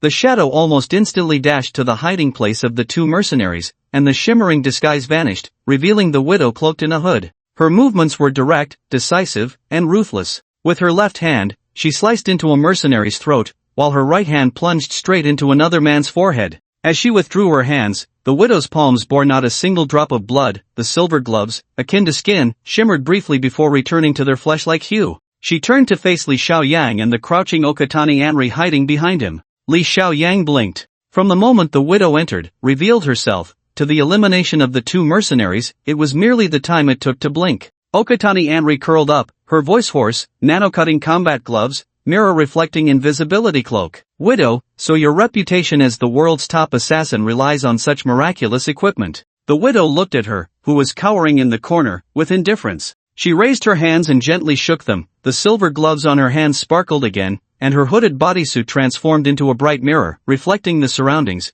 causing her figure to vanish from sight. Okatani Anri immediately screamed, hugging Li Xiaoyang from behind and dropping to the ground, while simultaneously pressing the detonator in her hand. The plastic bomb in the corner exploded instantly, blasting a massive gap in the wall. Okatani Anri's bomb was crafted with great precision. The directional blast caused the wall to fracture like a spider's web, and the exposed gap was just enough for them to escape. She grabbed Li Xiaoyang and threw him out first, then rolled and squeezed through the broken wall. Li Xiaoyang was dazed by the shockwave of the explosion, and this woman was surprisingly strong, flinging him out as if he were a small chick. Just as he struggled to get up, he was kicked again, landing in a way that made his head buzz even more. In his blurred vision, he saw a Toyota sedan parked by the wall. This was the car Okatani Anri had hidden behind the house. Now she lifted Li Xiaoyang and stuffed him into the passenger seat. A soft cord sprang out, locking the man against the window, before she got in and started the engine, screeching out of the alley. Okatani Anri drove onto the road, directly turning into a narrow lane, nervously glancing at the rearview mirror while unable to suppress a curse. Li Xiaoyang's hands were completely bound. Okatani Anri used a strange rope that adhered to the skin, tightening the more he struggled. He turned to look at the panicked Okatani Anri, spat out the mud and sand in his mouth, and immediately mocked, "Aren't you a Koga ninja? Do ninjas get scared too?" Okatani Anri stared at the rearview mirror in silence, not even acknowledging his thoughts. After driving out of Chessboard Street, she finally let out a slight breath, speaking in a low voice. "What do you know? The widow. She actually has equipment representing the highest technology in killing weapons. Humph, not to mention me, even a regular army couldn't stop her. This time, the intelligence was a mistake. We almost died there." Li Xiaoyang struggled a bit. "Is she really that powerful? If I had known, I would have informed that woman earlier, to deal with you sooner." He said this deliberately, but his mind was constantly thinking of ways to escape. Okatani Anri glanced at him. "Do you know how much these two items are worth?" "Humph, not to mention that, just maintaining these two killing tools costs at least $500,000 a month." She sighed deeply. "The nano-cutting gloves are made from millions of nanofibers, utilizing the strength of hand muscles and joints to cut through anything. I've heard they can even slice through bulletproof glass." There was also that reflective invisibility suit, which formed a perfect mirror on the clothing, reflecting all the surroundings and creating the illusion of invisibility. Inside, there was a device that concealed body temperature, making it undetectable even by thermal imaging. Akari Okita was clearly still in shock, forgetting Li Xiaoyang's captive status, and continued, "These two items were originally just rumors in the records of various intelligence organizations. I never expected them to actually appear today. Could it be true that the Atlantic Alliance and the Pacific Empire, these two major organizations, have been secretly developing super weapons?" Li Xiaoyang couldn't help but ask, "What organizations? Atlantic and Pacific? Are you really that scared?" Akari Okita suddenly snapped back to reality, glanced at him, and said, "The more you know, the faster you die." Then she suddenly smiled. "Anyway, the widow has revealed her trump card.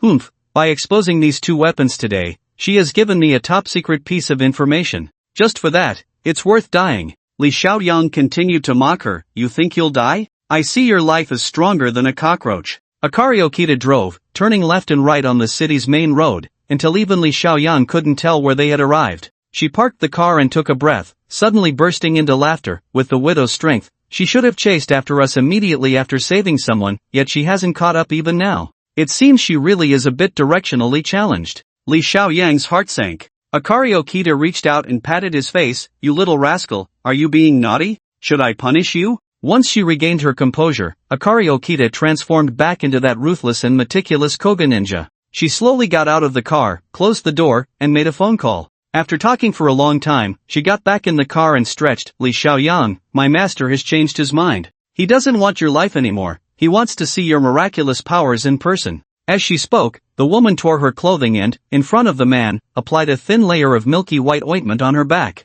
Her back was red and swollen, making her skin appear even whiter, and the swollen area was where she had been injured by her own bomb. After applying the medicine, Akari Okita grabbed a set of denim clothes from the back seat and quickly changed. Her body was very flexible, and she managed to change clothes so swiftly in the narrow car seat. Then she took out a pair of scissors and, without any hesitation, cut her long hair in half. Finally, she applied a few strokes to her face, and the transformation was astonishing. She went from a charming beauty to a neat short-haired girl. One must admit that this female ninja's disguise technique was exquisite. Just by changing her clothes and simply adjusting her hair and eyebrows, she achieved the best effect. A true master of disguise would never change too drastically, such as from female to male or young to old, because that would require a lot of time and could not be maintained for long, and a drastic change would raise more suspicion. Instead, such simple adjustments had the subtlety of hiding in plain sight. After doing all this, Akari Okita started the car again, this time heading towards the airport. "What are you going to do?" Li Xiaoyang couldn't help but ask. Akari Okita didn't answer him but instead asked, "Have you ever been to Japan?" Li Xiaoyang's heart skipped a beat. "No." Akari Okita sighed slightly. "What a pity. Japan is beautiful, and the air is better than here. At this time of year, the maple leaves in Hokkaido are all red, and even in Tokyo, you can see the scene of red leaves dancing. A hint of nostalgia appeared in her eyes as she held the steering wheel with one hand and pulled out a slender syringe with the other. The pale yellow unknown liquid in the syringe made Li Xiaoyang's whole body tingle, while the woman holding the syringe said gently, "Just have a good sleep, and when you wake up, you'll be able to see the red leaves of Tokyo." That sounds nice too. I heard the waitresses in Ginza, Tokyo, are even more beautiful than the actresses in the videos. Li Xiaoyang spoke slowly, finally gripping the hidden blade in his sleeve. He would rather die than be taken to Japan by this woman. Li Xiaoyang slightly turned his body to block the female ninja's line of sight, quietly cutting the soft rope with the blade. But Okita Anri was not giving him time. She raised the syringe, ready to stab down. He needed just a little more time, just a bit more, Li Xiaoyang thought anxiously, suddenly recalling the clues left by Assistant Song, and immediately said in a deep voice, "Tokyo, Setagaya, Heisei 12. Okita Anri's eyes widened in disbelief as she looked at him. "How do you know?" Li Xiaoyang didn't give her a chance to think. "I know more than you can imagine, 1,000 cranes." He spoke randomly, but Okita Anri's eyes widened even more. The blade finally cut through the soft rope, and Li Xiaoyang nervously cut the tie on his thumb, continuing to distract the female ninja. "You have no idea what my trump card is. Once I reveal it, you're done for." Okita Anri suddenly became alert, no longer hesitating, and the needle in her hand stabbed down fiercely. At that moment, Li Xiaoyang finally cut the tie, raised his hand to knock the syringe away, and with a sudden pull of the steering wheel, the car let out a sharp screech, and when Okita Anri felt the man grab the steering wheel, she instinctively stepped on the gas, causing the Toyota to careen out of control towards the roadside, crashing down a slope. Due to the immense inertia, the Toyota rolled down the slope repeatedly, finally crashing hard into a green tree. Li Xiaoyang felt darkness envelop him, followed by a sharp pain in his chest, and his head slammed against the car window, instantly losing consciousness. After an unknown amount of time, Okita Anri struggled to cut through the airbag and crawled out of the car, where a few people had gathered, one of them holding a phone to call the police. Without hesitation, the female ninja pulled out a gun, scaring the onlookers away in a panic. She wiped the blood from her forehead, cursed a few times, and checked the time. Fortunately, the city's police should still be stuck at the school at this hour, giving her a bit of time. She turned to look at the horrific car wreck, the dense branches of the green tree having pierced into the car, and she could vaguely see a bloodied body. Okita Anri's heart sank as she rushed over, using her dagger to cut through the tangled branches, and upon seeing Li Xiaoyang's condition, she felt a chill run through her body. The sharp branches had nearly pierced him through, but the most fatal was a thin branch that had pierced his left chest, right where the heart was. Just one glance, and she knew the man was beyond saving. Pulling out the branch would mean instant death. "Is this what you call your last trump card?" Okita Anri looked at Li Xiaoyang sadly. "Why be so foolish? Are you willing to give up your life?" She limped away quickly, filled with a sense of defeat. Li Xiaoyang widened his eyes as he watched her leave, a gurgling sound escaping his throat, and he began to see hallucinations, flashes of white and black, nearing the end of his life. With his last strength, he tried to control his left pinky, slowly wanting to raise it, but it ultimately fell weakly. "Damn it, I should have made a decision sooner." Li Xiaoyang's pupils began to dilate, but his mind was particularly clear. Although the success rate of the upgrade is less than 100%, it's still quite high. It's better than dying here. Or perhaps this was his fate? He thought to himself, and at that moment, the familiar system voice rang out. "Host is in critical condition, forcibly initiating upgrade." The attribute panel floated up, clearly displayed before his eyes. Host, Li Xiaoyang quality, attributes, strength 0, agility 1, intelligence 2, ability, success rate bonus 0. Next upgrade success rate, 99 normal upgrade attempts, 9,970 special upgrade attempts, 2. There is no limit to the number of upgrades for himself, so the system voice began to urge, "Please choose to upgrade, please choose to upgrade." Upgrade! Li Xiaoyang thought wildly, and his whole body lost sensation. The next moment, a golden glow rose from his body, as if a century-long wait, or perhaps it happened in an instant. The system voice prompted, "Congratulations, host, this upgrade was successful." The golden light dissipated, and Li Xiaoyang was filled with power. The branches that had pierced his body vanished completely. He flipped over and jumped out of the wrecked car, where a man was sneaking around to pick up goods, someone who lurks at accident scenes to steal valuables from cars. He happened to see this scene, his eyes rolled back, and he fainted. Li Xiaoyang felt a refreshing sensation like never before. His muscles were not only filled with explosive power, but his senses also reached an astonishing sharpness. As a faint warm breeze passed by, he could immediately discern the wind direction and the smell of tar in the air. His clothes were tattered, with more than a dozen holes in his shirt, but his skin had completely recovered, and he had lost a bit of weight. Needless to say, his figure was even more perfect, with not an ounce of excess fat. Li Xiaoyang jumped a few times in place, incredibly agile, and his mind was clearer than ever. He immediately opened his attribute panel. Host, Li Xiaoyang quality, attributes, strength 18, agility 18, intelligence 18. Next upgrade success rate, 9 normal upgrade attempts, 9,971 special upgrade attempts, 2 special ability, upgrade success rate bonus 0. Looking carefully at his attribute panel, the 3 attributes of strength, agility, and intelligence had doubled, already on par with the female ninja, Okatani Anri. Of course, the next upgrade success rate had dropped to an outrageous level, with less than 10% success rate, so he dared not upgrade again in the short term. However, the upgrade attempts had increased to 30,000, and the additional 2 special upgrade slots made Li Xiaoyang extremely excited. With 2 more chances for special upgrades, this was definitely another trump card for him. While Li Xiaoyang was savoring his newly upgraded attributes, the system voice appeared again. Congratulations, host, you have successfully upgraded to level 3. After reaching level 3, the host will unlock the skill panel. Would you like to unlock it? Unlock. Li Xiaoyang did not expect there would be more surprises. The attribute panel in front of him shifted to the left, and a brand new silver skill panel slowly appeared on the right. However, the silver skill panel was empty, with only 2 circular slots visible, and no other prompts. Tell me about the use of this skill panel, Li Xiaoyang asked slowly, not in a hurry. The system immediately explained, starting from level 3, for every level you increase, you can unlock 2 skill slots. As the host comprehends abilities in daily life and combat, you can choose to embed them in the skill slots, thus upgrading that skill. Li Xiaoyang thought for a moment, so you mean, starting today, I can comprehend skills on my own? The system prompted, that's right, host, you can comprehend various skills, but only the abilities embedded in the skill slots can be used and upgraded. Li Xiaoyang nodded, I see, even if I can comprehend many abilities, at this level, I can only use and enhance 2 types. That's really frustrating. The system explained, this is to allow the host to focus on upgrading.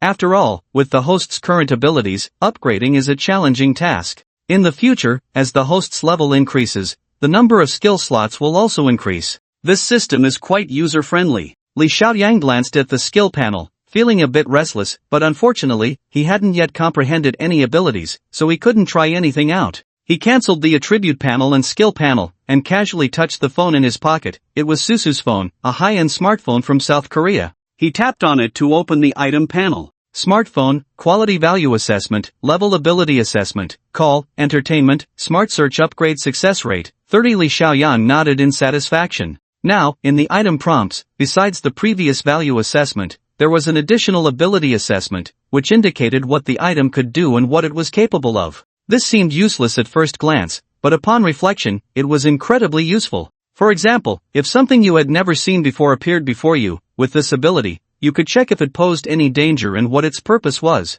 Li Xiaoyang had not only escaped death this time but had also successfully leveled up, which was beyond his expectations. Now that he had ample opportunities to level up, he needed to start making money immediately. However, the case had developed to a point that exceeded his capabilities, and he felt a bit troubled. Capturing Qing Tian only was proving to be too difficult. Just as he was thinking about this, a police car screeched to a stop beside the road, and a disheveled Pei Shuafei jumped out. The girl rushed over and hugged him tightly, tears streaming down her face. Are you okay? Don't smile like that, don't scare me. Ah! Li Xiaoyang wiped his mouth, stopped his silly grin, and instinctively hugged Pei Shuafei back. Girl, I'm fine, not just fine, I'm doing great. It was quite a coincidence. After a citizen reported a car accident to 110, the dispatch center found that all traffic police and officers had been deployed to the school where the explosion occurred. In desperation, they activated emergency measures, calling all off-duty and unassigned police personnel. Pei Shuafei heard the call while at the Dongwen detention center, and upon seeing the gruesome photos of Li Xiaoyang taken by bystanders, she rushed over without a second thought. Now that she saw the man seemed okay, she still felt uneasy. Turning to look at the mangled car, she hugged Li Xiaoyang even tighter. Quick, I'll take you to the hospital, hurry. If it's internal injuries, then. At that moment, the policewoman's true feelings surfaced. She suddenly realized that she had developed deep feelings for Li Xiaoyang. However, Li Xiaoyang was still pondering his upgrade abilities and instinctively resisted as Pei Shuafei held onto him.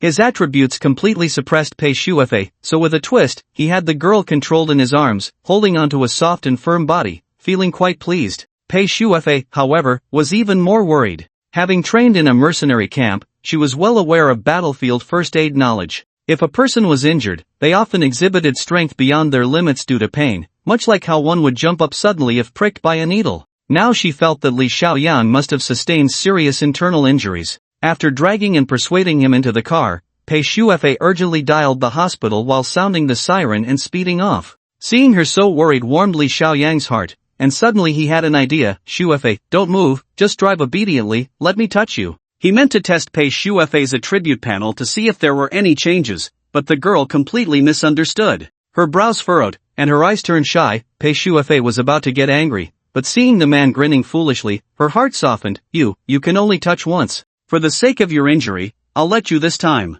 As she spoke, her whole body tensed up. Although she thought to relax and let the man take advantage just this once, her body instinctively trembled, wondering where he would touch and what he would do. Driving herself, she reminded herself not to get distracted. Pei Shuefei was sweating profusely, but the man merely tapped her arm with his pinky finger before quickly withdrawing it. Was that it? Pei Shuefei felt a mix of relief and regret in her heart, letting out a silent sigh as she continued to drive. Li Xiaoyang slightly closed his eyes. Indeed, Pei Shuefei's attribute panel had changed. Pei Shuefei, quality. Attributes, Strength 15, Agility 10, Intelligence 5. Skills, Firearm Mastery, Hand-to-Hand Combat Proficiency. Upgradable, Upgrade Success Rate, 90. There was an additional display for skills. Pei Shuefei's skills only showed 2, Firearm Mastery and Hand-to-Hand Combat Proficiency, both indicating they were upgradable. Li Xiaoyang felt a jolt in his heart. This meant he could not only enhance others' attributes but also improve their abilities. It was somewhat akin to nurturing followers and pets in an online game, increasing his own strength by enhancing the attributes and skills of his subordinates and pets. Li Xiaoyang silently watched Pei Shuefei in the car, thinking that if he could continuously upgrade her, it would be quite impressive. However, in games, followers and pets were defaulted to obey their master's commands, which was not necessarily the case in reality. He immediately dismissed the nurturing plan, redirecting his thoughts to the next move regarding Okatani Anri. Okatani Anri had not completed her mission and must be hiding. Most of the people connected to her were already dead. But there was still one person left, Zheng Haoren, his greatest enemy, who was still alive and on the run. Li Xiaoyang smirked coldly. Okatani Anri must have thoroughly investigated his background, using Zheng Haoren as her final trump card, a bait to draw him out. Besides him, there was also Zhang Xiuli, and by extension, Situ Haomin. Since borrowing his high-interest loan last time, Situ Haomin had disappeared, but Li Xiaoyang could guess that he was definitely fooling around with Zhang Xiuli.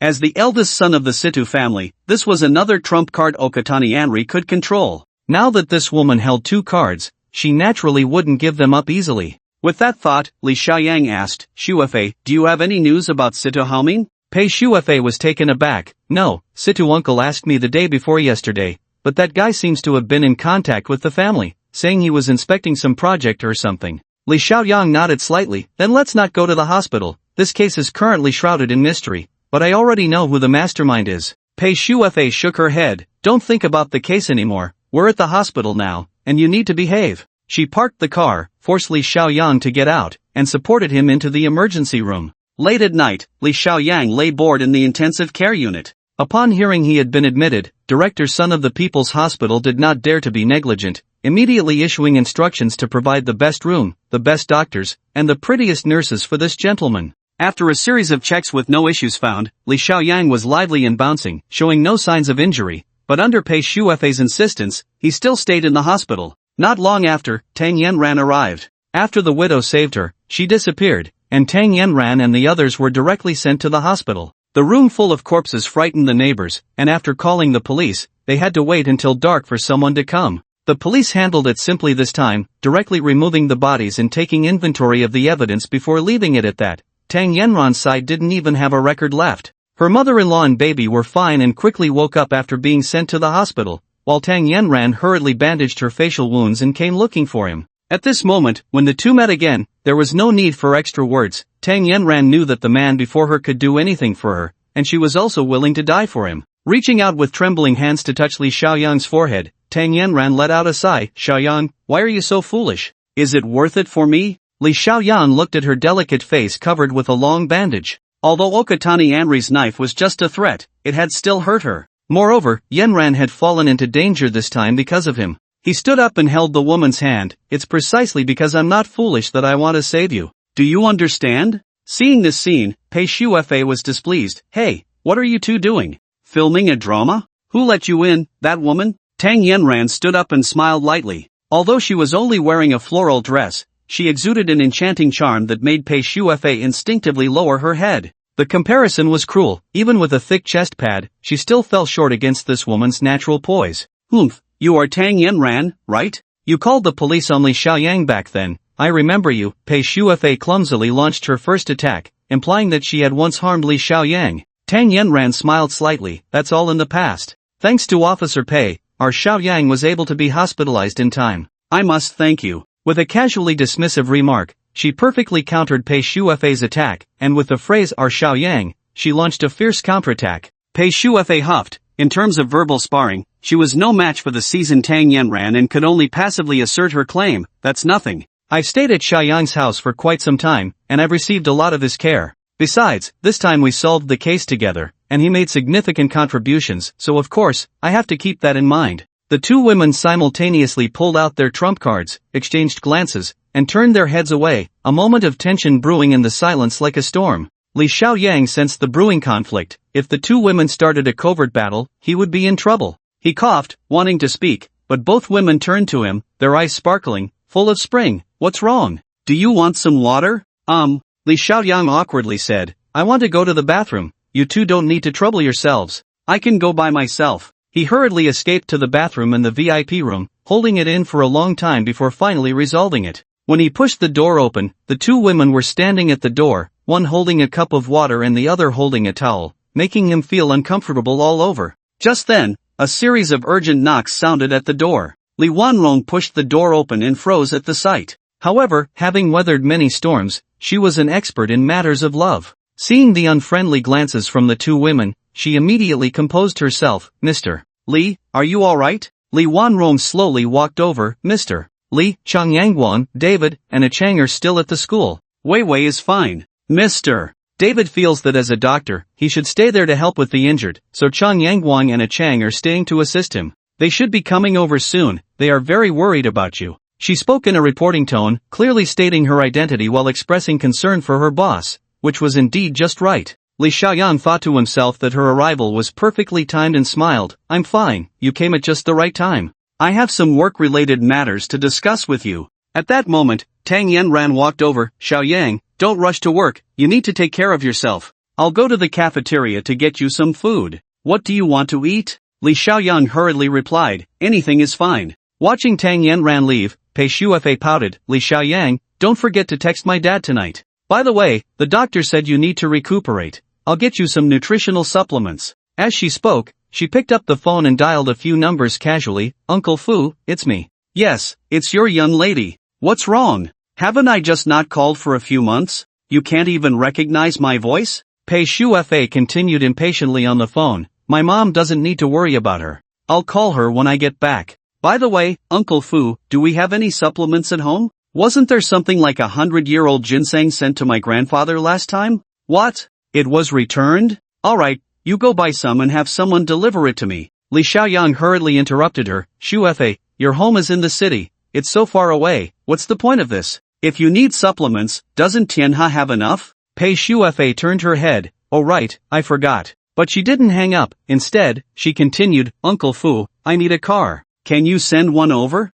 Okay, let's go with that Lamborghini. Yes, not the pink one, the silver one. Hurry up. She hung up the phone and smiled at Li Xiaoyang. You should get a car too. It would be so inconvenient otherwise. She glanced at the time. Alright, I have to go back to the city bureau to report on Huang Xiaoling's suicide case. I'll come see you tomorrow. When the car arrives, I'll just park it in your yard. And with that, she left. Li Xiaoyang frowned in silence, while Li Wanrong whistled. Wow, the silver Lamborghini, that's the Galaxy battleship, also known as the Silver Phantom, worth 8 million. Hey, if I were a guy, I'd do anything to win her over. Li Xiaoyang chuckled. Enough of that. The kimono I borrowed from you, I lost it. How much do I owe? Li Wanrong was taken aback and couldn't help but smile wryly. You're really something. Well, get ready for bankruptcy. The penalty on my side is 1 million, and that kimono is at least 500,000. The restaurant's renovation and subsequent costs, although Yijing covered part of it, there's still a shortfall of at least 500,000.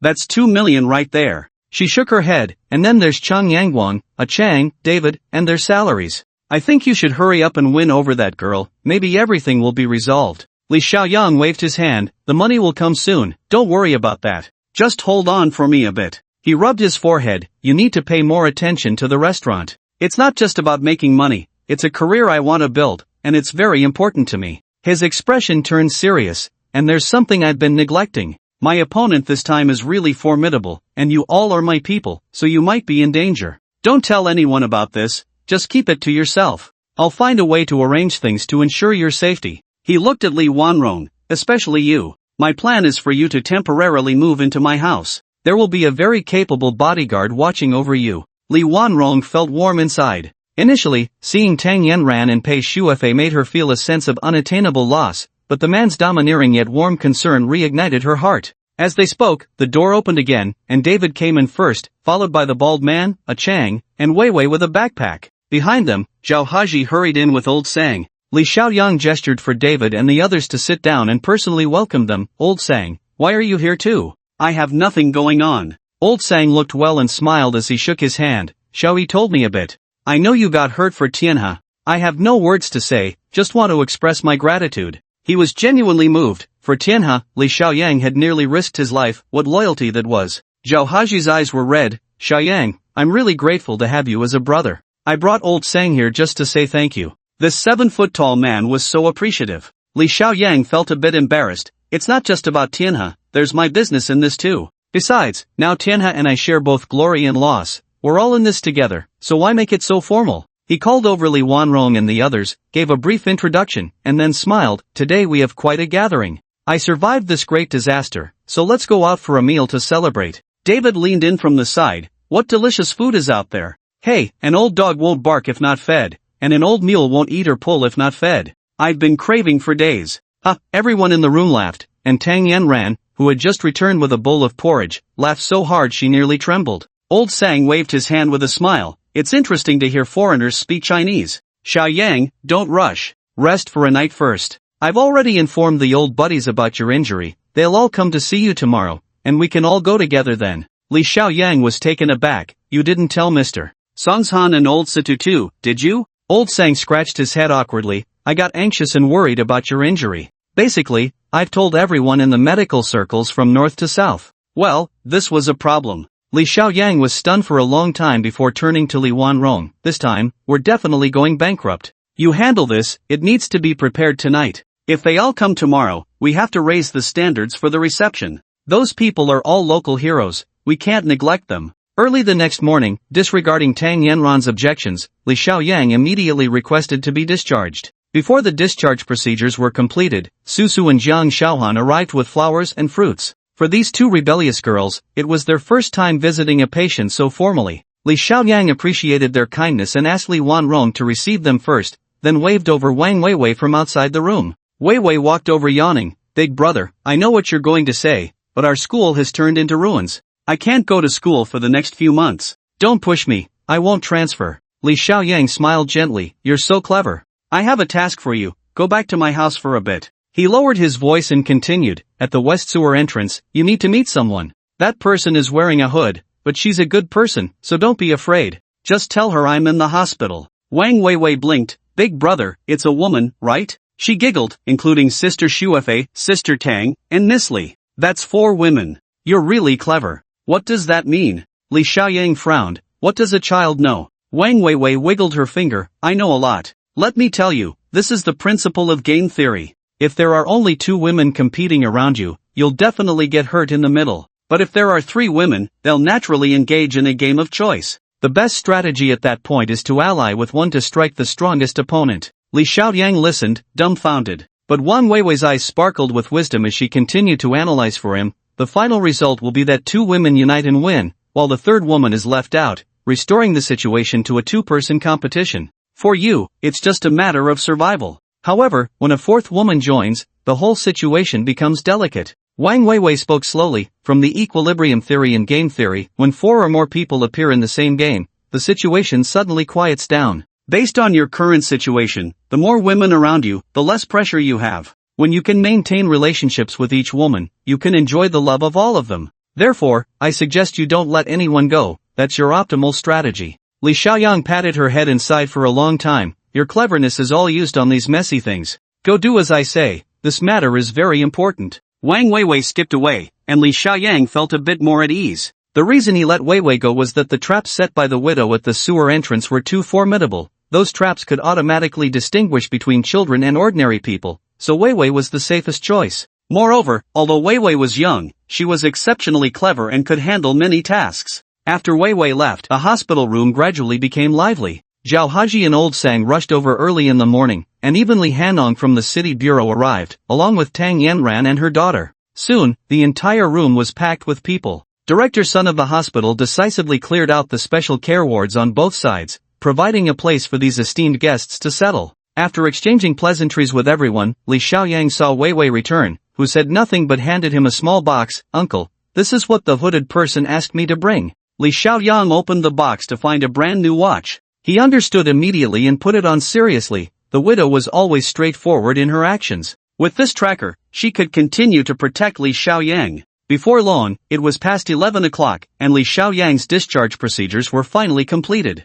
Director Sun had been dragging things out, actually hoping to keep Li Xiaoyang for another half day. As long as Li Xiaoyang was there, Mr. David would be there too, and with David present, there would be time to get close to him, perhaps even persuade this world-class expert to give a lecture at the hospital. But once the discharge procedures were finalized, Li Xiaoyang left with a group of esteemed guests, heading straight to the Yijing Hotel, where they were entertained in the still unrenovated buffet restaurant. Last night, Li Wanrong had been busy with Baldi and Achang, working all night to redecorate the buffet, even adding a small stage, making it look like a birthday celebration. Xia Zhaoyang from Yijing personally arranged the dishes, and by noon, Pei Shuefei arrived. Xia Zhaoyang hurriedly followed her, quickly reporting the situation. Pei Shuefei took a document from his hand and signed it with a flourish. "Just go with the highest standards, put all the expenses on my account." Xia Zhaoyang quickly agreed. At this moment, Li Xiaoyang was sitting on the sofa, chatting with Old Sang, when a crisp sound of footsteps came from the entrance. He stood up and saw Old Sita coming in with 4 or 5 people, all smiling broadly.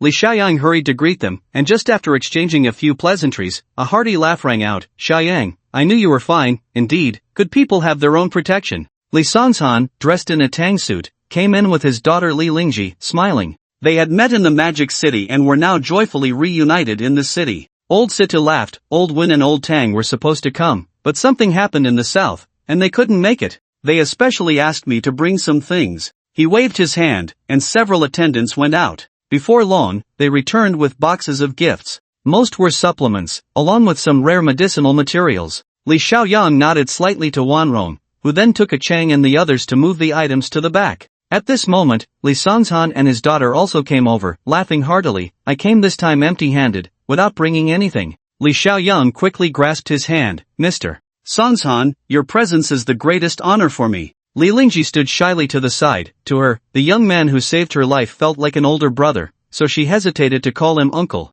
At this time, Pei Shuefei stood somewhat dejected in a corner, and Li Hanong approached with a glass of wine. "Xiao Pei, why are you here too?" Pei Shuefei shot him a glare. "Captain Li, the provincial department has closed the case. What else can I do? The Huang Shaoling case has been classified as a suicide, and my attempts to apprehend Zhang Haoran and Tian Xingli have been suppressed." Li Hanong frowned. "The school explosion case is now the priority. Those smaller cases naturally have to be put on hold." Pei Shuefei sneered. "Smaller cases? 4 people died in Tang Yanran's old house, and the ground was littered with heavy weapons. I suspected that these individuals had a direct connection to the school explosion case." Li Hanong glanced at her and said, "Then why don't you ask Li Xiaoyang? He must know the inside story." Pei Shuefei remained silent, looking at the busy man with a complex expression. "Wait, I don't want him to continue investigating the Tian Xingli case." Li Hanong smiled slightly. "Little Pei, the city is in chaos right now. I think we need someone like Xiaoyang to participate in the investigation.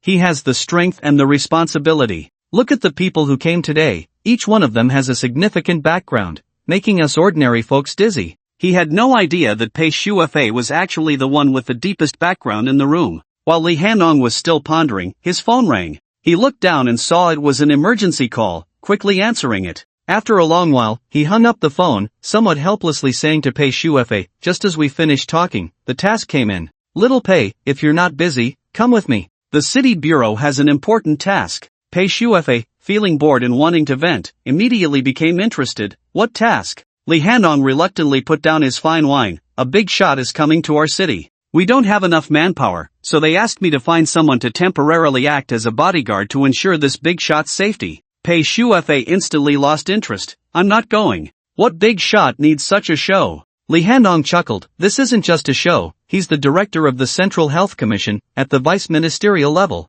Of course, safety work is important. Pei Shufa frowned. What is this director doing here, and where are we supposed to protect him? Li Handong shook his head. No news yet. Director Zhao just got off the special car, and the specific arrangements will be notified once confirmed. This is also a safety measure. Just as they were talking, the phone rang again. This time, after Li Handong answered, he listened for a few sentences and was stunned, taking a long time to hang up, his face full of surprise. Pei Shufa was already prepared for the task and quickly asked, "Where is Director Zhao going? Is it far?" Li Handong didn't answer, only deepened thought for a moment before quietly saying, Director Zhao Jianming will arrive at Yijing Hotel in half an hour. It's not for official business, but to visit a friend, and that friend is Li Xiaoyang. Pei Shufa stretched lazily. That's good. It saves us some trouble. Sister, that's not the point. The criminal police captain looked at Li Xiaoyang in the distance and sighed. This kid, what kind of background does he have, being friends with someone at the vice ministerial level?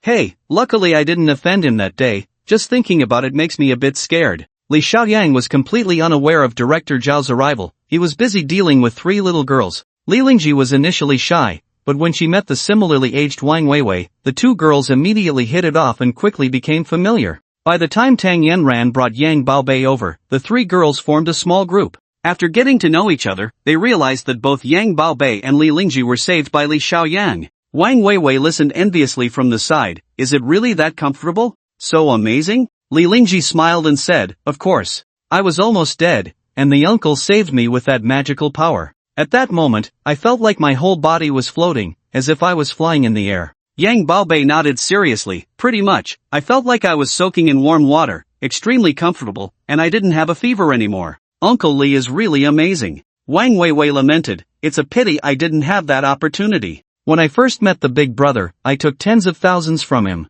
I knew he had a lot of money, but I didn't know he was this impressive. Li Lingji leaned closer to her ear and whispered. Over there, Yang Baobei clapped her hands in approval, and the 3 little girls surrounded Li Xiaoyang, insisting that he use that magical power to treat Weiwei again. Li Xiaoyang was at a loss whether to laugh or cry. Is that something you can just play with? You all stop making a fuss, be good, and I'll give you pocket money later. Uncle Li, big brother. The 3 girls had different personalities and thus different ways of addressing him. Wang Weiwei appeared obedient, but her personality was quite scheming. Li Lingji was straightforward and generous, while Yang Baobei was introverted and spoke little. At that moment, all 3 girls were acting spoiled, leaving Li Xiaoyang feeling helpless. Li Songzhan hurried over and sternly said to his daughter, Lingji, don't be mischievous. If you act like this, how will you learn medicine from Uncle Xiaoyang in the future? Li Xiaoyang was taken aback. Brother Songzhan, you can't be serious. I've already said I don't know medicine. Li Songzhan smiled slightly. Originally, I planned to send Lingji abroad to study Western medicine, majoring in rehabilitation, so she could later combine the essence of both Chinese and Western medicine.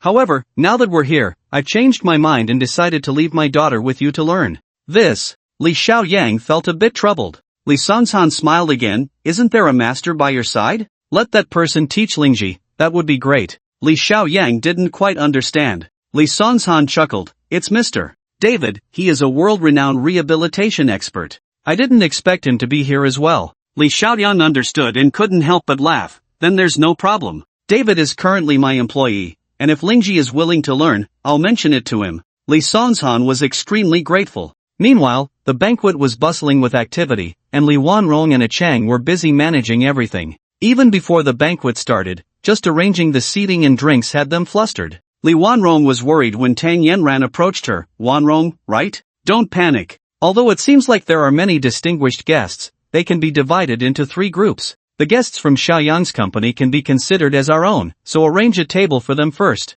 She spoke slowly. The second group consists of local guests. They are few in number and can be seated at General Zhao's table since they are from the same place and should have met before. As for those 2 old gentlemen, they seem to be old friends and are the 2 most distinguished guests today. Along with Mr. David, they should have a separate table, with Xiaoyang accompanying them. With Tang Yanran's clear division, Li Wanrong's eyes brightened, and she couldn't help but admire her. Tang Yanran smiled again. Those 2 old gentlemen are VIPs and may have some dietary restrictions. That's not a problem. You see, they all brought attendants. Let a Chang and Yang Guang set up a separate table for them, so they can accompany these guests and also find out the preferences of the two old gentlemen. Li Wanrong clapped her hands in approval and was even more impressed with Tang Yanran. She quickly called a Chang and Chang Yangguang to give them instructions. Tang Yanran then approached her again. Wanrong, do you have a camera? Li Wanrong was taken aback. Sister Tang, what do you need a camera for? I have a phone that can take pictures. Tang Yanran shook her head. All the guests today are distinguished, everyone has their status. You need to use a camera to take a few pictures. Look, this is just the right place for Xiaoyan's buffet restaurant. Once the restaurant opens, these photos will be useful. Do you understand? Li Wanrong suddenly realized, yes, these are all Li Xiaoyan's connections. Taking a few pictures to display when the restaurant opens would be excellent advertising. In this day and age, the effect of celebrity influence cannot be ignored. Sister Tang really sees far, I truly can't compare to her. Li Wanrong thought to herself. Tang Yanran seemed to sense her thoughts and smiled again. Wanrong, I can tell you really like it here. You are someone Xiaoyang values highly, and we should get closer in the future. Li Wanrong slowly grasped the meaning behind this sentence. Tang Yanran was clearly hinting at wanting to win her over and establish a defensive alliance. As for the opponent, she silently glanced at Pei Shuefei in the distance. This policewoman, with her luxury cars worth tens of millions, had such financial power, and coupled with her ambiguous relationship with Li Xiaoyang, she was naturally Tang Yanran's top enemy. Li Wanrong smiled. The principle of two tigers competing for profit was something she understood 10 years ago. She nodded slightly and sweetly called out, Sister Tang, before hurrying off. If Li Xiaoyang had seen this scene, he would surely marvel at Wang Weiwei's foresight. 3 women in a play, indeed. Wang Weiwei's game theory was perfectly validated here. When Zhao Jianming arrived with director Jiang, the dining table was already set. This director Zhao clearly wanted to keep a low profile, as he did not enter the restaurant but met Li Handong and Pei Shuefei at the door to express his gratitude for the city leader's arrangements. Only then did he let director Jiang go in to see Li Xiaoyang. Li Xiaoyang was surprised to see director Jiang, and even more astonished to hear that Zhao Jianming had come. Director Zhao is so busy, he shouldn't have come specifically to see me. Director Jiang smiled modestly. Now it's Director Zhao. He has just been reassigned to the Health Committee's Supervision Department. This time, Director Zhao is here to inspect the implementation of medical reforms across various regions. Upon hearing about your situation, he changed his schedule to visit you in a private capacity. Li Xiaoyang felt grateful. Director Jiang made it clear that Zhao Jianming was coming as a private friend and did not put on any airs of authority, proving to be a pragmatic leader. He looked around. It's too chaotic here. The city is not peaceful right now. Let me arrange a meeting. Just a brief one will do, as you all have important matters to attend to. Director Jian looked at him with appreciation. Li Xiaoyang was not overly excited just because a leader came to visit. Such an unpretentious attitude was particularly rare. At that moment, Li Xiaoyang secretly called for Baldi and had Xie Chaoyang arrange a quiet meeting room, where he met the weary Zhao Jianming. Zhao Jianming was a pragmatic person. Upon seeing Li Xiaoyang, he exchanged a few casual pleasantries before getting straight to the point. Xiaoyang, I heard you're opening a restaurant. That's a good thing, but about what I mentioned last time, have you really not considered it at all? Zhao Jianming was referring to the matter of working under him. Li Xiaoyang immediately replied, Brother Jianming, I'm really glad you came to see me, but as for being an official, I truly can't do it. Zhao Jianming smiled slightly and did not press the issue. I'm happy for your choice, but the business world is like a battlefield. Sometimes it's not as simple as you think. He stood up and smiled. Take the city's Tianhe, for example. You're working there now, right? Tianhe is currently facing a crisis, and the one taking action against it is precisely an old friend by your side. You didn't see that coming, did you? Li Xiaoyang was suddenly shocked. What do you mean by that? Zhao Jianming waved his hand. I'm just in a position to have received some information. I heard that the Situ family from the north, under the Pei family's instructions, is recently laying out plans in the province. With just this one sentence, Li Xiaoyang understood many things. He shook his head in disbelief. Old Sang and Situ are old friends. That can't be. Businessmen prioritize profit. For the sake of profit, they can do anything. Moreover, this time Tianhe embarrassed the military, and the Pei family has close ties with the military, so they will naturally intervene. If I'm not mistaken, old Mr. Situ is probably here too, and it's likely not just to see you. After saying this, Zhao Jianming looked down at his watch. It's getting late, little brother. I haven't slept for a day and a night. Can I borrow your place to rest for a bit? Li Xiaoyang retracted his thoughts and smiled. You haven't eaten yet, right? I'll go get some local specialties for you to try. Zhao Jianming took off his coat, lay back on the sofa, and waved his hand. No need, just help me fend off people for a while so I can get a good sleep, that's better than anything to eat. Li Xiaoyang smiled as he closed the door for him, and the noise from outside grew louder. Li Wanrong hurried over and whispered, people from the city have arrived, many leaders. They said they want to hear Director Zhao's instructions, and we can't stop them. Li Wanrong's face was filled with anxiety, as chaotic sounds were already coming from the cafeteria. Li Xiaoyang furrowed his brows, still pondering Zhao Jianming's earlier words. Was the Situ family really targeting Tianhe? As a vassal of the Pei family, the Situ family's industries spanned biology, medicine, health, and more, but their influence was confined to the 3 provinces near the capital. If they wanted to push south, Tianhe in the province would naturally be a roadblock. However, given the friendship between Old Situ and Old Sang, he shouldn't be doing something like this. Should he remind Zhao Haji? Li Xiaoyang hesitated in his heart, and as he listened to the distant chaos, he began to feel restless. He told Li Wanrong to go back first and strode toward the door. At the entrance stood 2 or 3 people, with a man in a suit and slicked back hair leading the group. His pointed leather shoes shone so brightly they could reflect light. He raised his head and loudly asked, who set up the banquet here? Where's Xie Chaoyang? Where's the boss of Yijing? Xie Chaoyang walked over slowly. Old Hu, why are you so excited? There's an event here today. I know, Old Hu said, picking at his nails, his hair and shoes shining, but his demeanor was quite arrogant. Our secretary Gui is waiting in the car downstairs. You know how leaders are, there's no need for so much nonsense. Xie Chaoyang smiled. In the past, he would have definitely wanted to avoid offending this person, but today, Xie Chaoyang coughed lightly and, seeing the sullen-faced Li Xiaoyang approaching from a distance, kindly said, the city leaders are here to meet Director Zhao, right? Old Hu, listen to me, let's talk nicely. Don't stir up trouble. His reminder was meant to be kind, but it was met with a slap. Old Hu smirked, you little brat, have you forgotten who I am? If you make our secretary Gua unhappy, I'll make you miserable for life. He stood with his hands on his hips, full of bravado. I don't care who is holding an event here today, you need to clear the place for me. Where's Director Zhao? Our secretary Gua is eager to meet him. Seeing that Xie Chaoyang was still standing there, Old Hu's anger flared up, and he raised his hand to strike, only to be caught firmly by a large hand, sending a sharp pain through him. He howled, ouch, ouch, and looked up to see a young man gripping his hand with a serious expression.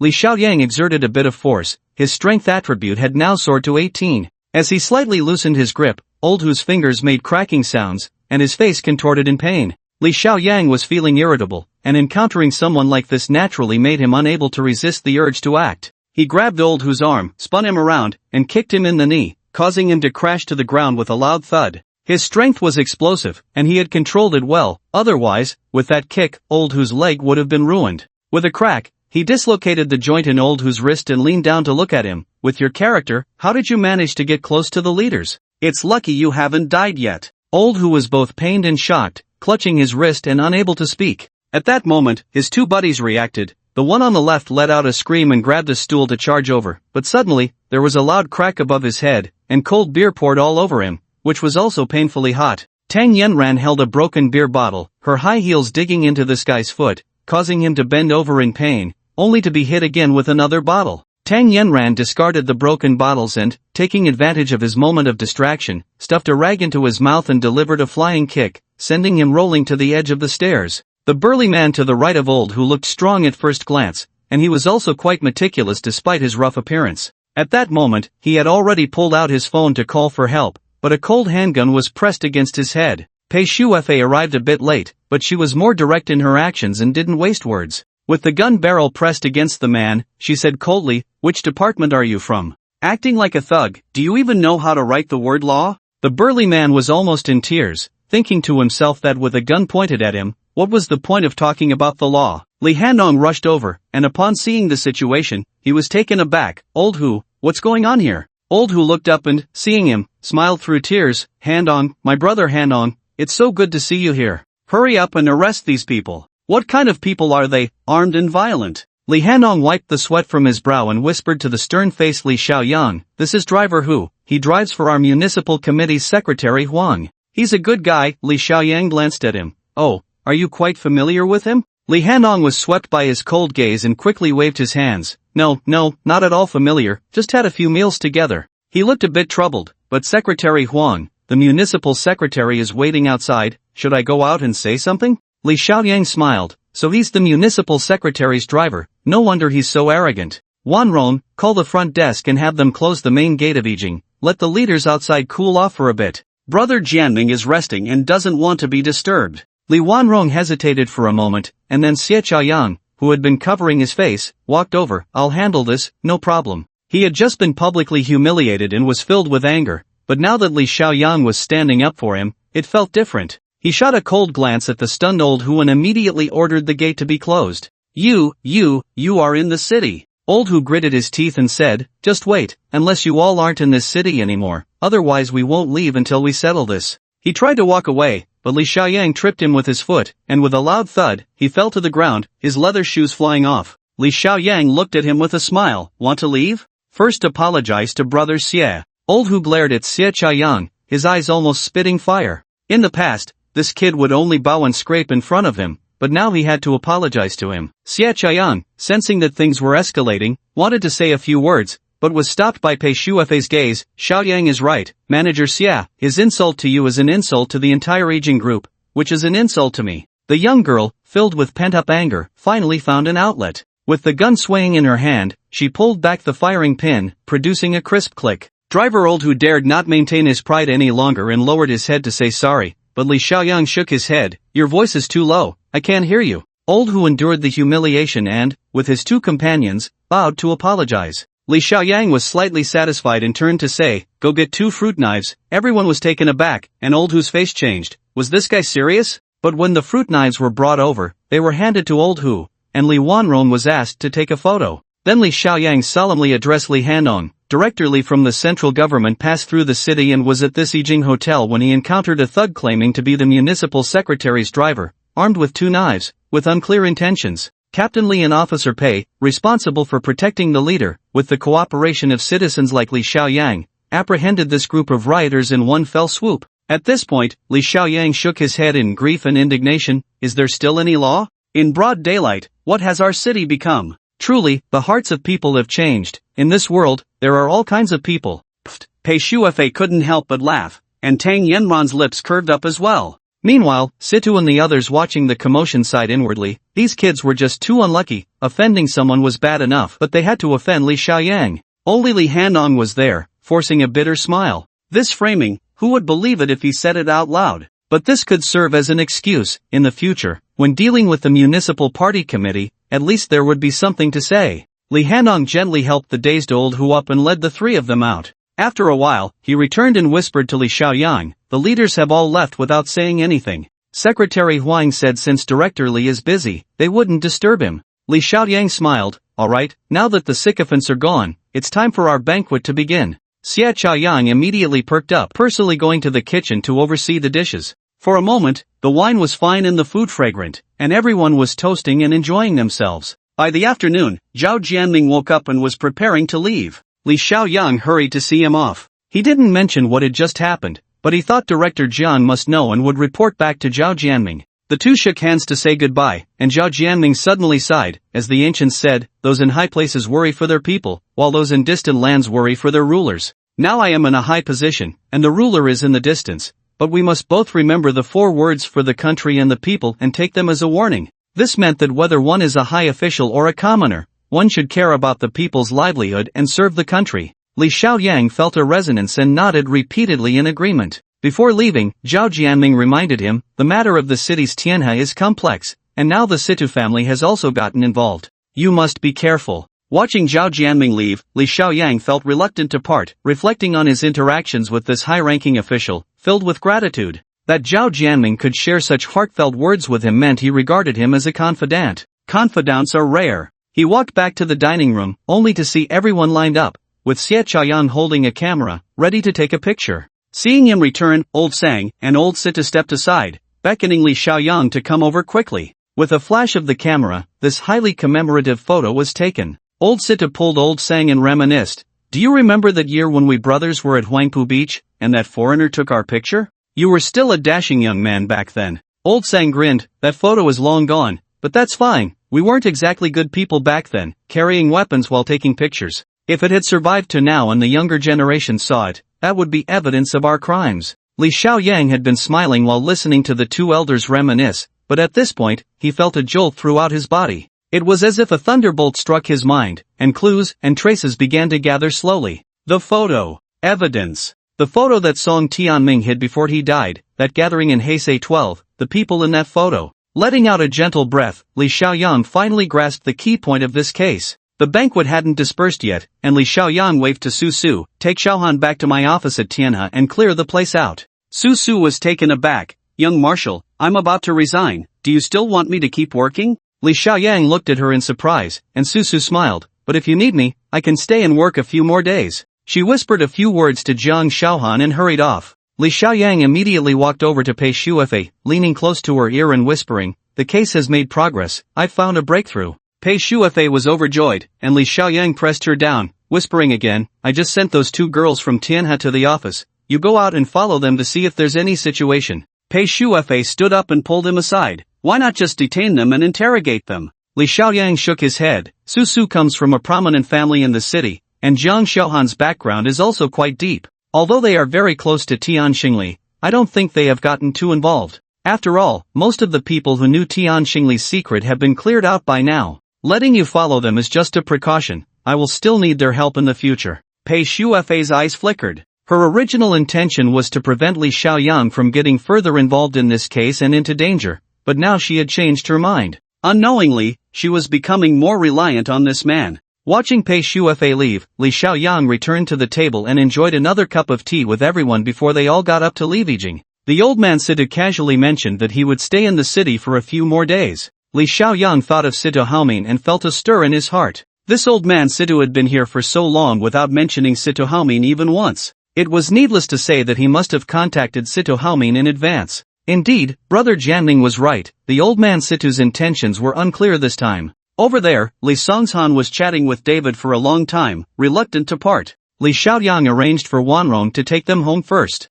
He took out the keys from his house and handed them to Li Wanrong. Li Wanrong touched the keys, feeling sweet in her heart, as if she were a hostess finally receiving a pass to enter a man's home. As everyone dispersed, only Tang Yanran, who was with her child, stood there gracefully. Li Xiaoyang slowly walked over. "Yanran, you must be tired today. You can't stay in that old house anymore. I've already told Xie Chaoyan to open a suite for you in Yijing for now. My house is crowded right now, so once they leave, you can move in temporarily. I'll find you another place later." Tang Yanran was initially unwilling to be with too many people, but upon hearing this, she felt greatly comforted. This man's thoughtfulness was a sign of his regard for her. With everything arranged, Li Xiaoyang stood by the roadside waiting. After a while, a loud engine sound came from afar, and a silver Lamborghini stopped beside him. The unique scissor doors of the silver phantom rose up like a pair of wings, immediately attracting a lot of attention from passers-by. Pei Shuefei propped herself up in the car, performed a graceful flip, and landed in the passenger seat. She extended her hand, revealing a limited edition silver key shaped like a Batman figurine. "Hey, can you drive?" Li Xiaoyang took the key. "Not really." A few cars by the roadside couldn't help but stop, and a group of onlookers stared, seeing this young man dressed ordinarily, yet surrounded by beautiful women in luxury cars, feeling quite indignant. "This kid definitely can't drive." A man in a geely muttered, "Just look at that car key, TSK. A good car is a good car. Stop looking, he's just a parking boy. Does he really think a rich guy fell from the sky?" said another man on an electric bike, sounding sour. Although they were far away, Li Xiaoyang could clearly hear them and couldn't help but frown. It was just a Lamborghini, although it was expensive, it shouldn't be like this. Pei Shuefei called from the passenger seat. "What are you doing? Hurry up and get in." Li Xiaoyang looked at her. "Didn't you hear what they were saying over there?" Pei Shuefei frowned. "What did they say? It's so far away, how could I hear anything?" Li Xiaoyang's heart skipped a beat.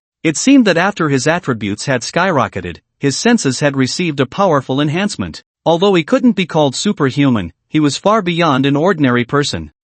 This was impressive, much better than any luxury car or beautiful woman. But once he got into the car, he was stunned. He hadn't noticed before, but now he realized that Pei Shuefei was sitting on the left, while the driver's seat was clearly on the right. What the hell, in Huagua, this kind of driving method was completely unsuitable. Pei Shuefei also looked helpless. "It's my fault, I forgot about this. This car was brought over from the UK, where they drive on the right side. Let's just make do with it for now." Li Xiaoyang glanced awkwardly and said, "Forget it, you drive. I can't handle this." Both of them felt frustrated. Wasn't this just asking for trouble? They could only open the car door and switch places again. At that moment, a golden luxury car zoomed in with a whoosh and came to a stop beside them, blocking the way. A young man wearing blue sunglasses got out, accompanied by a middle-aged man, and began to inspect the silver luxury car. The two were also driving a Lamborghini, but it was the golden version, looking brand new and shiny, still coated with imported wax. Li Xiaoyang frowned. "What do you want?" The young man chuckled. "Nothing much, just heard there's another car in the city. So I came to take a look. Bro, here's my car club's business card. Interested in joining us?" He handed over a golden card with dark patterns, which was actually gold-plated. Li Xiaoyang glanced at it. Emperor's Car Club. Emperor. Just the name made him feel disgusted. He swatted the young man's hand away. "I have things to do. I'm busy, not interested." "Oh, come on, driving a silver Batmobile makes you so impressive. You won't even give me, Huang Xiao, face?" The young man took off his sunglasses, revealing bulging eyes. "My car club is the best in the city, all the good cars are there. Inviting you is giving you face." Li Xiaoyang held back the furious Pei Shuefei. "Alright, we have things to do. You can't teach a lesson to someone like him, they're everywhere." He quietly asked, "Are Su Su and Xiaohan okay?" Pei Shuefei frowned. "Those two went straight to your office and are packing things up. I can't tell if there's a problem." Li Xiaoyang nodded. "Even if they have a problem, it's an opportunity to observe secretly. Maybe we can draw out Tian Xingli." The two spoke softly, treating Huang Xiao as a mere shadow. Huang Xiao couldn't take it anymore and kicked the car. "Is it registered? I think your car looks stolen. Do you want me to make a call and have you detained? Get your foot off, you can't afford to pay for it." Pei Shuefei noticed more and more onlookers gathering and didn't want to cause trouble by revealing her police identity. Huang Xiao laughed at this. "Do you know how much my car is worth? The Lamborghini Vienna Golden Age version, just released this year, worth 12 million. Your broken Batmobile is only worth a few million at most." Li Xiaoyang was speechless. Huang Xiao was about to kick again when the man beside him pulled him back firmly. "Huang Xiao, let's go. This car is really expensive." Huang Xiao put his glasses back on. "Wu technician, don't try to scare me. Just because you're a luxury car enthusiast doesn't mean you know Lamborghini." The technician Wu sighed. "Really, this car is rarely known, only rumored in the circle." He greedily looked at the decorations inside the silver luxury car. "If I'm not mistaken, this is a special commemorative edition customized by Lamborghini when director Nolan shot Batman in 2005. Look, there's even Christian Bale's autograph inside, and the car key is custom-made." Huang Xiao's face turned red, and he gruffly said, "Just tell me how much it's worth." Wu technician smacked his lips. "Hard to say. The value of this car lies in its commemorative significance. Not to mention the Batman cruise signatures, just the fact that in 2009, the British royal family bought it from director Nolan as a birthday gift for Prince Harry, and the exterior was changed to a layer of platinum. If you really calculate it, just this layer of decoration is worth half of your car." Huang Xiao was left speechless. At this moment, Li Xiaoyang was still discussing the case with Pei Shuefei. Noticing the time was getting late, he directly tossed the car keys to her. "Forget it, let's just take a taxi. We'll leave the car here. I'm too lazy to drive it, it's too trashy." Pei Shuefei also felt it made sense, so she locked the car and followed Li Xiaoyang to hail a taxi, heading straight for Tianhe. They left behind the crowd of onlookers and the bewildered Huang Xiao standing in front of the golden luxury car. "This damn. So embarrassing." Technician Wu reluctantly touched the silver luxury car, unable to resist taking out his phone to take pictures. What is a true luxury car? It's not just a simple string of numbers representing its price, but this car in front of him, embodying perfect craftsmanship and cultural value. It's a pity that the man and woman didn't understand at all and just tossed this artwork to the roadside. Thinking of this made technician Wu's heart ache. Touching the silver luxury car felt like caressing a beautiful woman, and it took a long time before Huang Xiao pulled him back into the car, and they sped away. In Tianhe's office, everything had been cleared out. The shattered glass walls now had a layer of special film hanging on them. Although it wasn't very aesthetic, it was usable. Li Xiaoyang praised Su Su and Jiang Xiaohan a few times, then asked them to wait in the office downstairs, before pulling Pei Shuefei to sit down at the computer desk. Only then did he cautiously take out the photo left by Song Tianming. He opened the desk drawer and was taken aback. The book A Thousand Cranes was missing. Pei Shuefei looked seriously at the yellowed photo and noticed his expression was off. "What's wrong?"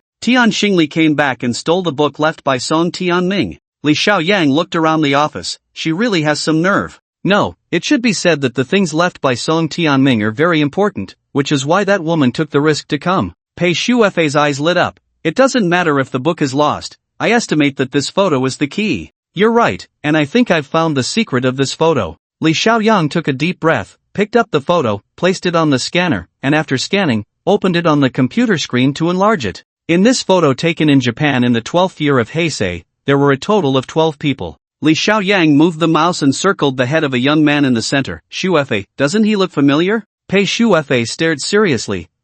He does look a bit familiar, but I can't remember. Li Xiaoyang's tone turned a bit eerie. This is Song Tianming. Well, it should be said to be Song Tianming from 15 years ago. Although I'm very familiar with him, I really didn't recognize him at first glance. Now that I look closely, it's definitely him. Pei Shuefei looked at the photo. That's nothing. Song Tianming might just have left an old photo. The key isn't here. Li Xiaoyang picked up the landline and called the HR department of Tianhe, requesting an immediate copy of Zhang Juanhao's employment photo. After a while, the email with the HR department's photo was received. Li Xiaoyang enlarged Zhang Juanhao's appearance from a few years ago when he joined, then circled another person in the group photo. Look, the third person in the back row is Zhang Juanhao, he's also in this group photo. Pei Shuefei was still a bit confused. Li Xiaoyang opened two documents. Now I realize that both Song Tianming and Zhang Juanhao studied abroad in Japan. Zhao Haji told me before that Song Tianming came to Tianhe after returning from studying abroad. I didn't ask much at the time.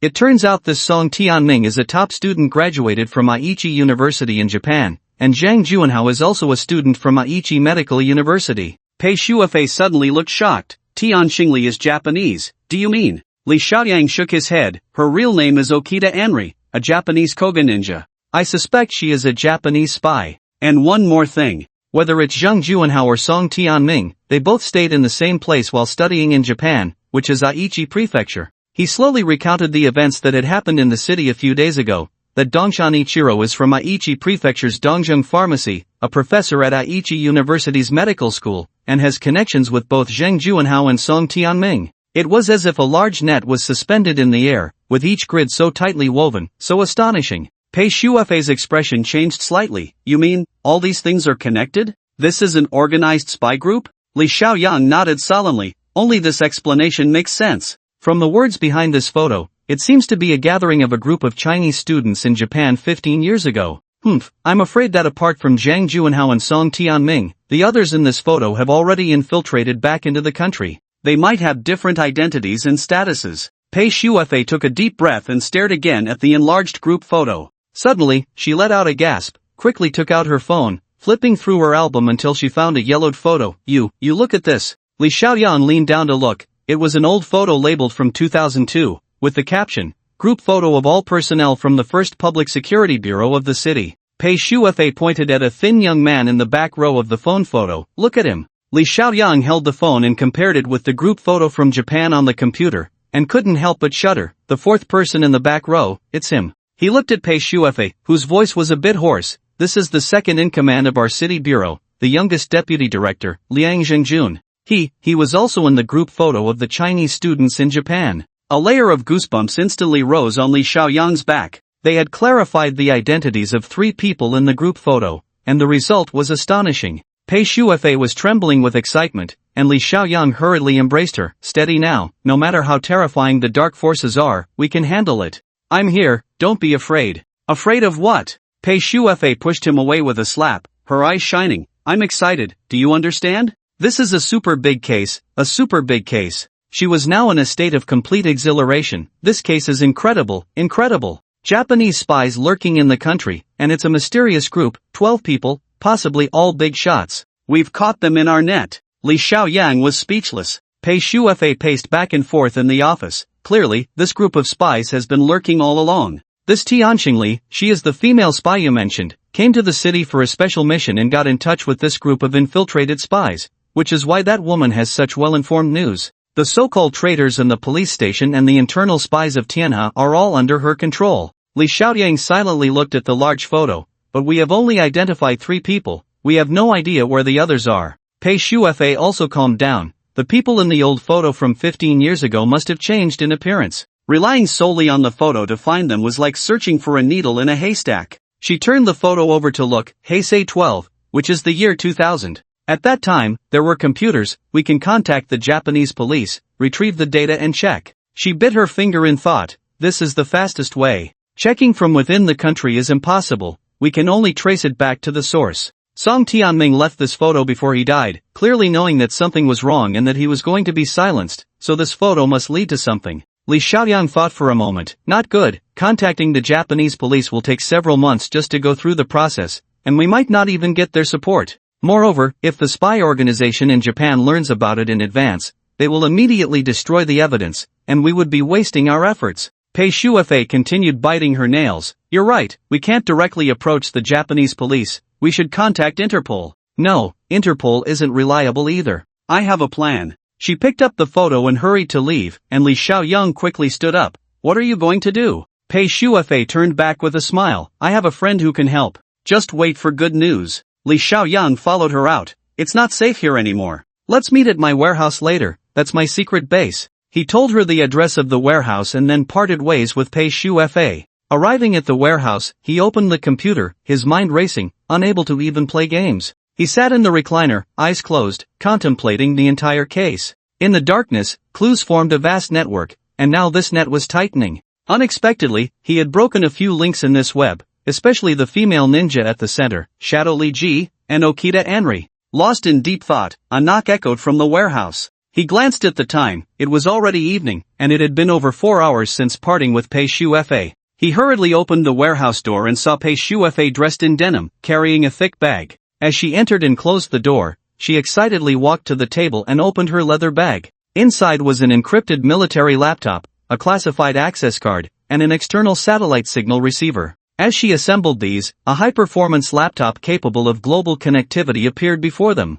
I borrowed it temporarily from the widow. Pei Shuefei patted her chest. That woman makes me uncomfortable the moment I see her, but this time I had no choice but to ask her. Li Xiaoyang nodded. Any good news? Pei Shuefei powered on the computer and connected to a strange website featuring a curvy American woman dancing. The female officer clicked a few times with the mouse, and the American woman immediately began to strip, then let out a shriek as the entire web page turned gray and white, followed by a video popping up, showing a chubby man with a full beard. Hi, is this your boyfriend? Not bad at all, even the Ice Queen has company now. The chubby man spoke perfect Mandarin, yet he was an unmistakable American uncle, chewing gum as he continued. I found what you wanted me to check. Well, the confidentiality level isn't high, so I can do you a personal favor, but don't expect it again. Li Xiaoyang turned to Pei Shuefei. Who is this? Pei Shuefei greeted the chubby man in the video before smiling. This is Uncle David, a student of mine in the U.S., now an employee of the National Security Agency, specializing in intelligence analysis for the Asia-Pacific region.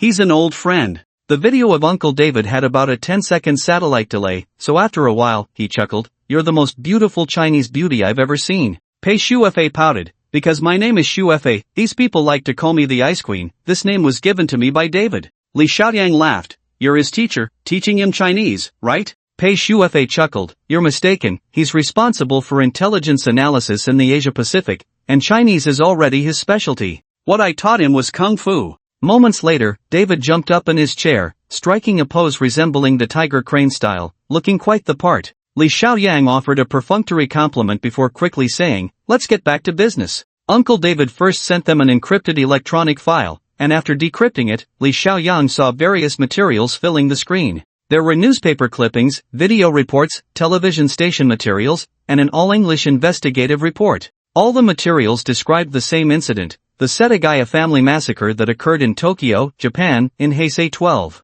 The case wasn't particularly complex. A family was murdered in a row house near Setagaya, Tokyo. Li Xiaoyang frowned at the materials. What does this have to do with the spy organization? Oh, the place they took photos was right in front of the Setagaya villa, and the time was also that year. Uncle David began to explain, this massacre may not have a direct connection to what you're investigating, but because of this massacre, I was able to uncover the identities of the 12 people in that photo. David slowly continued, revealing that the Setagaya massacre in Tokyo had still not been solved, and at the time, the Japanese police, under pressure, had sought assistance from the CIA. The CIA specially dispatched a team to investigate everyone who had appeared near Setagaya. Because of this coincidence, the 12 Chinese international students who had taken photos were also questioned separately. Although they were eventually released, those 12 individuals were forced to leave their information behind. The data has been kept in the CIA archives. Li Xiaoyang clapped his hands and said, Truly, the net of heaven is vast and nothing escapes it. Can that information be sent over directly? David nodded. I can send a copy, but the original cannot be given to you.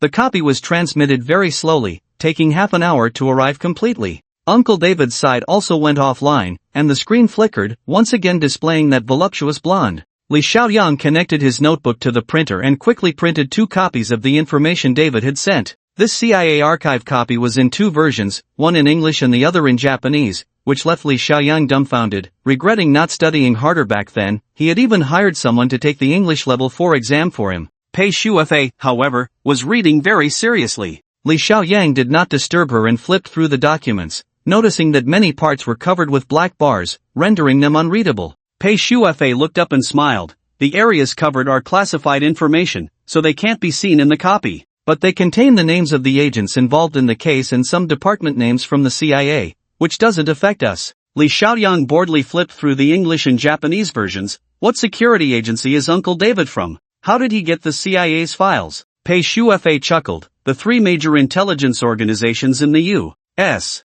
have different responsibilities. The FBI mainly handles domestic affairs, while the CIA focuses on foreign matters. But when it comes to intelligence gathering and analysis, the NSA is the leader. Those 2 departments can't compare. Li Xiaoyang was left speechless, feeling quite proud. You must be confused. You definitely don't understand these things. Let me give you an example. Tom Cruise in Mission Impossible is like Arnold Schwarzenegger in True Lies. Li Xiaoyang found it very interesting. What about the NSA? Pei Shufe smiled slightly. Snowden. Li Xiaoyang fell silent, realizing that the so-called PRISM program, which claims to monitor the entire world, was indeed run by the NSA. No wonder it was called the top intelligence agency. At this moment, Pei Shufe finished reading the materials and let out a sigh. The 12 people who were questioned left their records using Japanese names, but they still provided quite a bit of information, although it's very chaotic and fragmented. It will take some effort to figure out their identities. Li Xiaoyang hurriedly asked, how long will it take? Pei Shufe looked around. Is there a place to sleep?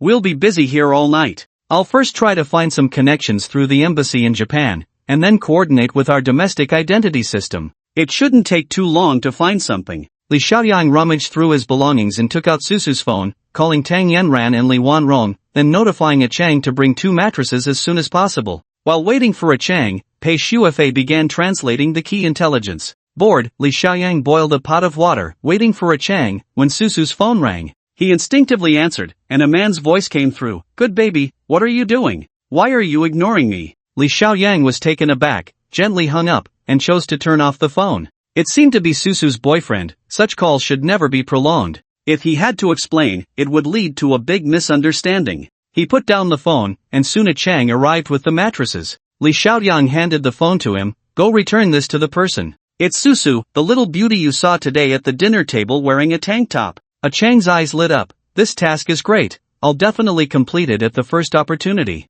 Li Xiaoyang smiled. Let me borrow your phone. Go get to work. The autumn heat of September still lingered. The warehouse was damp and stuffy, and the huge exhaust fan was hardly effective. Pei Shufe was drenched in sweat, with a few mosquitoes buzzing around, so she angrily tore open her denim vest, revealing a thin shoulder strap. From the side, one could see a hint of snow-white flesh, but the edges of her breast pads were particularly conspicuous. Pei Shufe seemed to forget that a man was right behind her, folding a document. Fan me, it's so hot. The paper fan made from the document was only moderately effective, and Li Xiaoyang silently fanned her, watching the girl's fair back and the beads of sweat rolling down it. He swallowed hard, suddenly harboring a mischievous thought of wanting to touch her. In the quiet and secretive warehouse, with the electronic lock securing the door, there was no disturbance except for the sound of the exhaust fan. In such an environment, with such a girl, touching her wouldn't kill him, and no one would know. Li Xiaoyang gently extended his large hand and pressed it against the girl's tender back.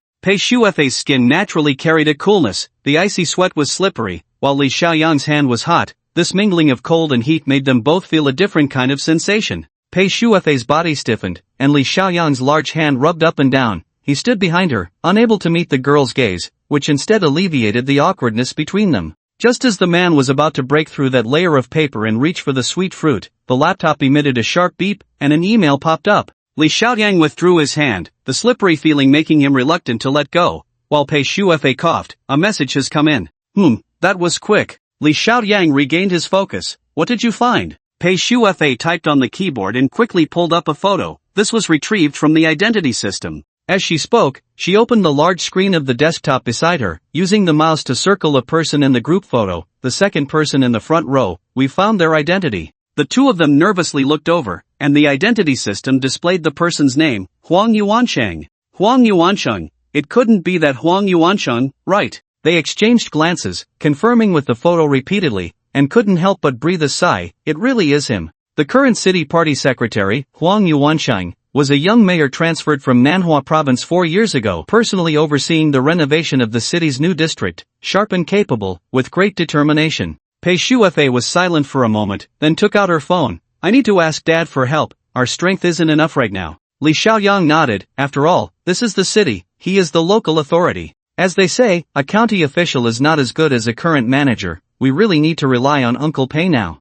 Pei Shuefei was on the phone for a long time, then quietly put on her outerwear and whispered, wait a moment, Dad is taking this seriously, he's going to form a temporary team to handle this. I've sent him all the information. The two of them lay on separate mattresses in the dim warehouse, both filled with thoughts. By the early hours, Pei Shuefei's phone rang. She answered the call, and at the same time, an email popped up on the laptop. Pei Zhengdong sent over 100 documents. Li Xiaoyang opened the documents, and 8 photos popped up on the screen. Pei Shuefei walked over to look. We've already found the identities of 8 of them. Dad is reporting to his superiors, and there will probably be action tomorrow. The identities of these 8 people varied. The deceased Song Tianming and Zhang Juanhao were executives at Tianhe. Liang Jingjun was the second in command of the city police, while Huang Yuancheng was the mayor. Besides these 4, there was also a logistics department chief from the military, whose position was not low either. Pei Shuefei opened another document, shaking her head. Dad suspects that this group is very likely members of the Japanese right-wing spy organization Xuanlonghui. Xianlong Society? Li Xiaoyang frowned. Pei Shuefei was checking the information. The predecessor of the Xianlong Society should be the organization Xianyang she established during the Meiji Restoration period. It was a group centered around the patriots of the Meiji Restoration, but later absorbed by Japanese right-wing forces and transformed into a complete spy organization. Before the War of Resistance against Japan, Xianyang she offended the Japanese military and was forced to disband, replaced by the newly formed Hailonghui. She slowly read through the materials. Hailonghui combined the strength of Xianyang she and absorbed spies from the puppet Manchukuo Railway Bureau during the war, cooperating with the Japanese military's Tako, committing numerous atrocities. After the war, some of its core members were secretly dealt with by the CIA, but it has now revived and is called Xianlong Society. Li Xiaoyang clenched his fists. Zhang Juanhao, Song Tianming, they are all Chinese, able to study abroad, and they are all talents. Damn it, how could they be turned? Pei Shuefei clicked on the profiles of several individuals. You're mistaken. Strictly speaking, they can all be considered half Japanese. Li Xiaoyang took a closer look. Japanese war orphans? Pei Shuefei sighed. Zhang Juanhao, Song Tianming, Huang Yuancheng. All are descendants of Japanese war orphans, probably the 3rd generation of orphans. Their grandfathers had Japanese blood, but after the war ended, they were forced to remain in China and gradually integrated into the land of China. Pei Shuefei kept clicking the mouse, and the connections between the 8 individuals gradually became clearer. As descendants of Japanese war orphans, they indeed had reasons to be turned, but such a tightly knit organization had infiltrated China for so long without being discovered, which was truly frightening. Just as Li Xiaoyan was discussing the next course of action with Pei Shuefei, his phone in his pocket vibrated violently. It was a Chang's phone, but it displayed an unfamiliar number. Li Xiaoyang immediately answered, and a Chang's coughing voice came through. I've been caught. Li Xiaoyang sensed something was off. A Chang, what's wrong? Speak clearly. A cold laugh came from the other end, as if a man had taken the phone, his tone unfriendly. Is this kid one of yours? So, Susu's phone was just with you. It was the one who had called earlier, Susu's boyfriend? He actually captured a Chang? A Chang's voice came through. These guys are unreasonable. A muffled grunt was heard on the line. A Chang was at a disadvantage, and the man's tone grew even colder. Who the hell are you? How did Susu's phone end up with you? Damn it, you even had someone deliver the phone. If I hadn't felt something was off, I wouldn't have caught you, you bastard. Could it be that a Chang ran into her boyfriend while trying to change Susu's phone? But this was something that could be explained in one sentence. The other party was actually holding him and hitting him, clearly not a good person. Li Xiaoyang immediately said coldly, let my person go, and let Susu listen to the phone. The man on the other end sneered, damn it, you think you can touch my woman and still have the right to complain? Susu isn't here, but I've taken your person. If you have the guts, come to Kayang building, I'll be waiting for you here.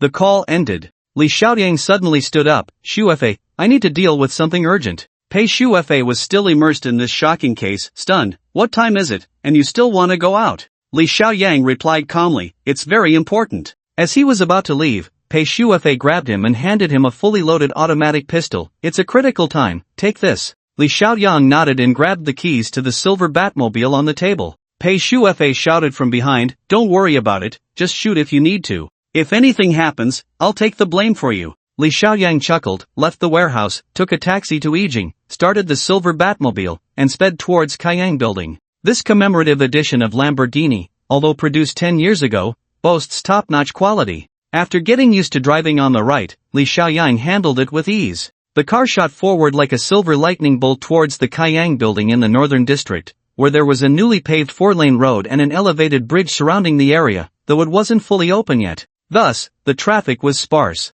As they approached the Kaiyang Building, before getting close, Li Xiaoyang saw a dazzling array of lights and heard loud music. Right in front of the building was the entrance to the newly constructed elevated bridge, with a large area freshly laid with cement, now transformed into a wild outdoor party. A dozen luxury sports cars were lined up, and amidst the noisy drumbeats, scantily clad beauties flitted about, while the real stars were the few wealthy young men sitting in the center. Li Xiaoyang parked, and as the scissor doors opened, two beauties came over. So handsome, another bull has arrived. A knowledgeable girl nearby laughed, sisters, don't embarrass yourselves, that's a silver bat, not a Lamborghini bull. This girl, wearing only a 3-piece bikini, directly sat in the car. Handsome, take me for a spin, you can touch me however you like. As she spoke, she swayed her chest, but unfortunately, it was flat enough to be disappointing. Li Xiaoyang stepped out of the car and locked it, leaving the girl startled, banging on the window. He surveyed the surroundings until the girl in the car started crying, then he opened the door and stuffed a wad of cash into her flat chest. Tell me, who's the main character today?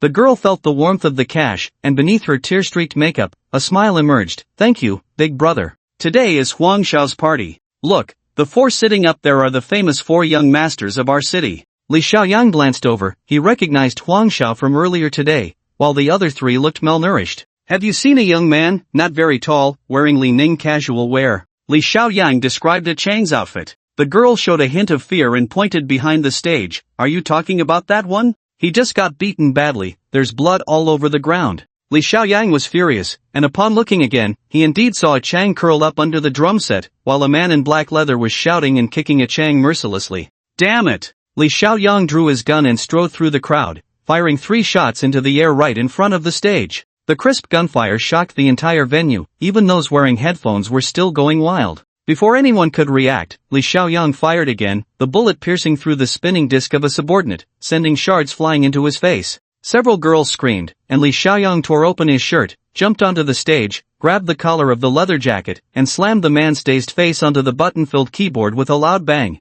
A row of broken teeth flew out from the keyboard, and the 2 tall bouncers behind trembled slightly, silently retreating. After helping a Chang, who was coughing up blood, Li Xiaoyang grabbed the microphone and coldly addressed the crowd. 13, whose phone is it? The men and women in the crowd trembled, while the 4 young masters in the back were all furious, with Huang Xiao being the first to rush out. It's my phone number, who the hell are you? Li Xiaoyan looked at him in surprise, and Huang Xiao recognized him too, gritting his teeth. So it's you. You're Su Su's boyfriend? Li Xiaoyang put down the microphone and jumped off the stage. Before Huang Xiao could speak, a clear voice came from behind. He's not my boyfriend, Xiao, I'm late. Su Su ran over, panting, and shot an angry glare at Huang Xiao. Let him go quickly, or I'll be mad at you tonight. Mad or not, the young master likes it when you're mad. With a beauty in front of him, Huang Xiao grew bolder. Sweet baby, how come your phone is in this bastard's hands? Su Su's face turned pale with anger. If you keep talking nonsense, I'll have Xiaohan find someone to castrate you. Huang Xiao's expression changed. He was somewhat wary of the gang of thugs at Zhang Xiaohan's house. But when he saw Su Su rush over, his first instinct was to lean into the man's embrace, and he couldn't hold back his anger. Is having a gun so impressive?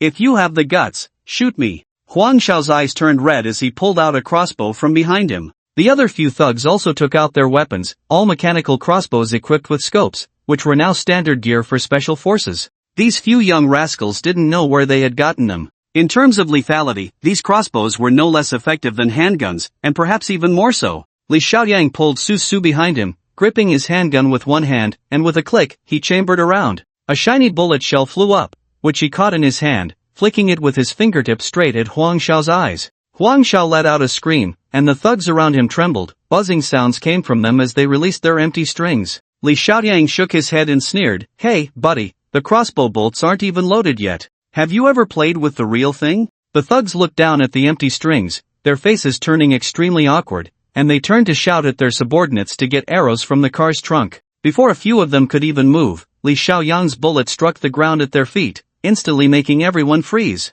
"Damn it, if you have the guts, put down the gun, and I'll fight you one-on-one," Huang Xiao shouted, covering his eyes. Li Xiaoyang clicked the safety off his gun, pulling open his shirt to reveal his muscular torso. "You can all come at me together. Don't worry, if I don't take you down today, I won't be able to face my brothers." At this moment, Huang Xiao hesitated, but a few of his subordinates howled and charged forward. Li Xiaoyang's figure instantly flashed like a ghost, pressing down on the heads of two of them, and with a loud bang, they collided together. With another kick, he sent another man flying 3 meters away. The last one, who was running at the back, slammed on the brakes, but Li Xiaoyang's fist was already flying towards him. That was truly a face full of peach blossoms. Li Xiaoyang clapped his hands, stepping over the 4 men lying on the ground, and slowly walked towards Huang Xiao. "Wait!" Huang Xiao shouted, his voice fierce yet weak, holding up a phone. "Su, stop him. This is your phone, and there are quite a few good photos in it. Do you believe I'll upload them online?" Li Xiaoyang stopped in his tracks, and Su behind him gritted her teeth. "Bastard, son of a bitch.